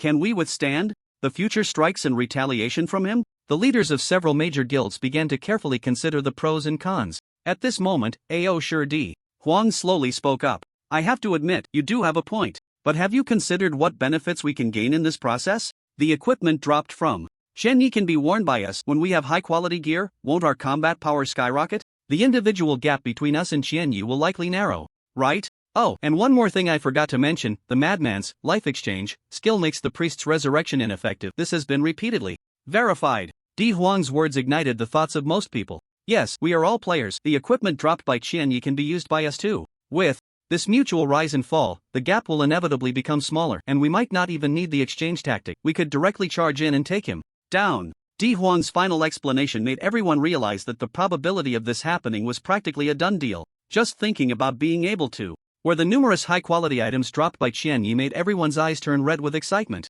Damn it, Wei did it. Isn't he just the number one player in the game? What's there to be afraid of? I also agree with this plan. Do nobles and generals have any special privilege? Ao Tianxia also have a chance to be the number one player in the game. How can such a shocking event that stirs the entire server not include me, old Zhu? Count me in. Everyone started banging the table, excitedly shouting. The enormous benefits laid out before them, combined with Di Huang's detailed plan, made it impossible for anyone to resist such temptation. However, it was still the president who spoke first and calmed down. So, the problem with Qianyi is solved? What about Junlin Tiantang and Fengming Guild? Upon hearing this, everyone's expressions froze. Junlin Tiantang is another story, with 10,000 members. They all exceed several tiers of mainstream players, and the elite teams of various guilds probably can't compare. Fengming Guild is even one of the top 10 guilds in the entire server. Under its name, there are at least 50 branches, which means the number of members exceeds 500,000. The total number of members from all the guilds present only adds up to a little over 1 or 200,000. This numerical advantage does not actually compensate for the disadvantage in strength levels. If a war breaks out, it will be a tough battle. Careful consideration is needed. Looking at the expressions of those present, the Emperor knew it was time to take decisive action. There's no need to worry, the first wave will not be us taking action ourselves. Everyone showed a look of astonishment. What do you mean? Do we have helpers? That's right. The Emperor no longer held back, saying calmly, our helpers are the Demon Clan's Guild Dark Lord, and the Orc Clan's Guild Frenzied Battle. These two guilds can support us with massive funds, issue bounties, and mobilize players across the server to take down the members of the guilds ruling the world in Phoenix's Cry. With that one sentence, it was earth-shattering. Dark Lord and Frenzied Battle are both recognized as one of the top 10 guilds in the entire server, with deep foundations. With the financial support of these two guilds, and by publicly issuing bounties on the forums, it is likely that the independent players looking for rewards will rush to hunt down the members of ruling the world in Phoenix's Cry. What a meticulous plan. This is a grand undertaking. Everyone looked at the Emperor, who sat proudly at the top, and couldn't help but feel a renewed respect for him. No wonder he was once one of the top 10 guild leaders. This level of cunning truly made them not dare to underestimate him. Alright, if there are no objections, we will start our operation in 3 days. 3 days of preparation time is more than enough. The Emperor slowly looked at everyone seated below, nodded in satisfaction as they agreed. With the plan settled, a surge of ambition rose within him. Qianyi, oh Qianyi, if you wanna blame someone, blame your arrogance back then. This grudge, I, the Emperor, will definitely repay. On the other side, 2 days later, Zhao Chun was unaware that a large group of players outside Xuanwu City were plotting against him. At this moment, the East Coast was thriving, with members of ruling the world and Phoenix's Cry, as well as independent players, all working hard on dungeons. Grind on, work hard, these are all my subordinates' reserves. Zhao Chen was very satisfied with the current situation. It should be noted that one of the conditions for his promotion task was to gather 100,000 players. The more players in the Hedenmer area, the better. However, there was one thing that troubled him a bit. The June Rain group actually started to complain that the difficulty of the king-level dungeons is too low. It's also my fault for being too generous, giving out so much equipment for training. If it weren't for wanting to quickly advance the dungeon progress and improve my basic attributes, how could they have encountered such good fortune? They are so ungrateful. Zhao Chen muttered to himself. The reason was simple. After equipping themselves with ancient legends and ancient epics, the strength of the June Rain group surged and they became somewhat inflated in their egos. In just one day, they had cleared all 4 king-level difficulty maps: the LV-36 Temple Outskirts, LV-38 Traian Forest, LV-40 Purgatory, and LV-42 First Spine. Now, they were slowly advancing through the LV-44 Second Spine Warrior level difficulty, and it wouldn't be long before they also cleared the king-level difficulty of the Second Spine. This caused envy among all members of both guilds, who expressed their gratitude to Zhao Chun for planning the internal activities of the guild while excluding the management team. It is worth mentioning that the LV-44 Second Spine can accommodate 50 people, with only a few being from the management team. The rest are friends of the June Rain group who were also excluded from the activities. After the progress moved so quickly, the group in June began to feel somewhat dissatisfied.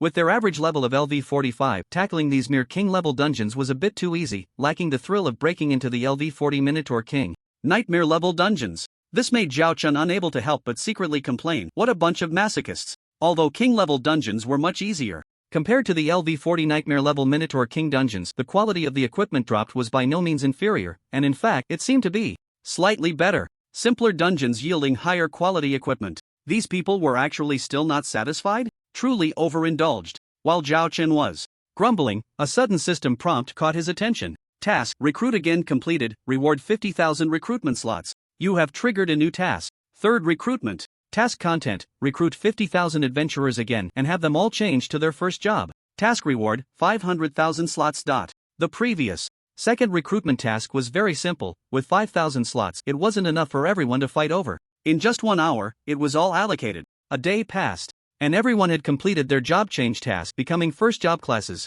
At this moment, the task completion surprisingly granted Zhao Chen 500,000 new slots. The reward is actually 10 times? I wonder if this recruitment task series has an upper limit. If not, that would be great. 500,000 slots indeed. Sounded like a lot, but compared to all the players in Hedenmer in the west and east coasts, it was still a bit lacking. However, as long as Zhao Chun recruited 100,000, he could fulfill one of the conditions for job advancement, so he wasn't in a hurry. What delighted him was the triggering of the second task. System prompt: you have triggered the task Abyss Challenger. Task content: after having 5,500 professional adventurers under your name as the Lord, you should provide your subordinates with more challenging tasks, thus opening the Abyss difficulty dungeon from LV20 Dragonman Tower. Task Reward 1: increase your own base attributes by 20%. Task Reward 2: each subordinate member who clears an Abyss dungeon for the first time, limited to once per dungeon, only for the first clearing team, will receive a base attribute increase of 2% to 200%. Task Reward 3: unlock item type shop permissions.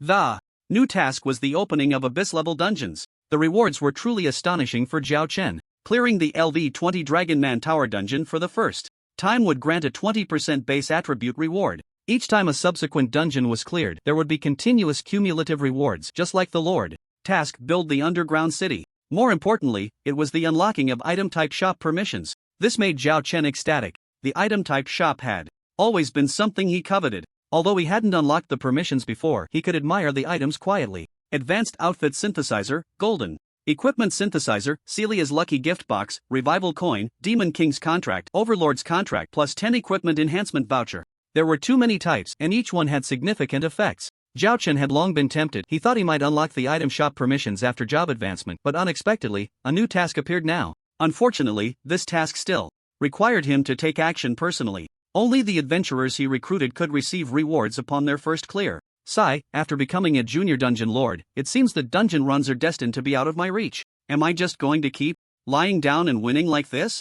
Zhao Chen silently rolled his eyes. Whether it's the Abyss Challenger quest or the Build a Dungeon quest, basically, the rewards have nothing to do with him. He doesn't care about the first completion rewards, which makes him feel quite bored. He hopes that soon, some decent opponents will appear to give him some gaming experience. Zhao Chen didn't expect that soon, his dream would come true. But that's a story for later, so let's not mention it for now. Guild Channel, Zhenyi, everyone pay attention, the Abyss Level 20 Dragonman Tower dungeon is now open. Players who want to challenge it can enter. Additionally, just like opening a map after clearing the Dragonman Tower, in the Abyss, the Level 22 Puppet Gateway will open in Abyss level, and so on. Zhao Chen's words caused a huge uproar in the entire Guild Channel. What the hell, I didn't expect our guild leader to quietly pull off such a big move. A level 20 Abyss difficulty dungeon, our average level is nearly 40, it shouldn't be too much of a problem, right? Brothers, let's charge in and get the first kill. Rift Shattering Blade, here I come. One by one, the guild members were like they had been injected with adrenaline. In fact, it's not their fault, after all, they had never experienced the brutal beating of an Abyss level dungeon and didn't know its terror.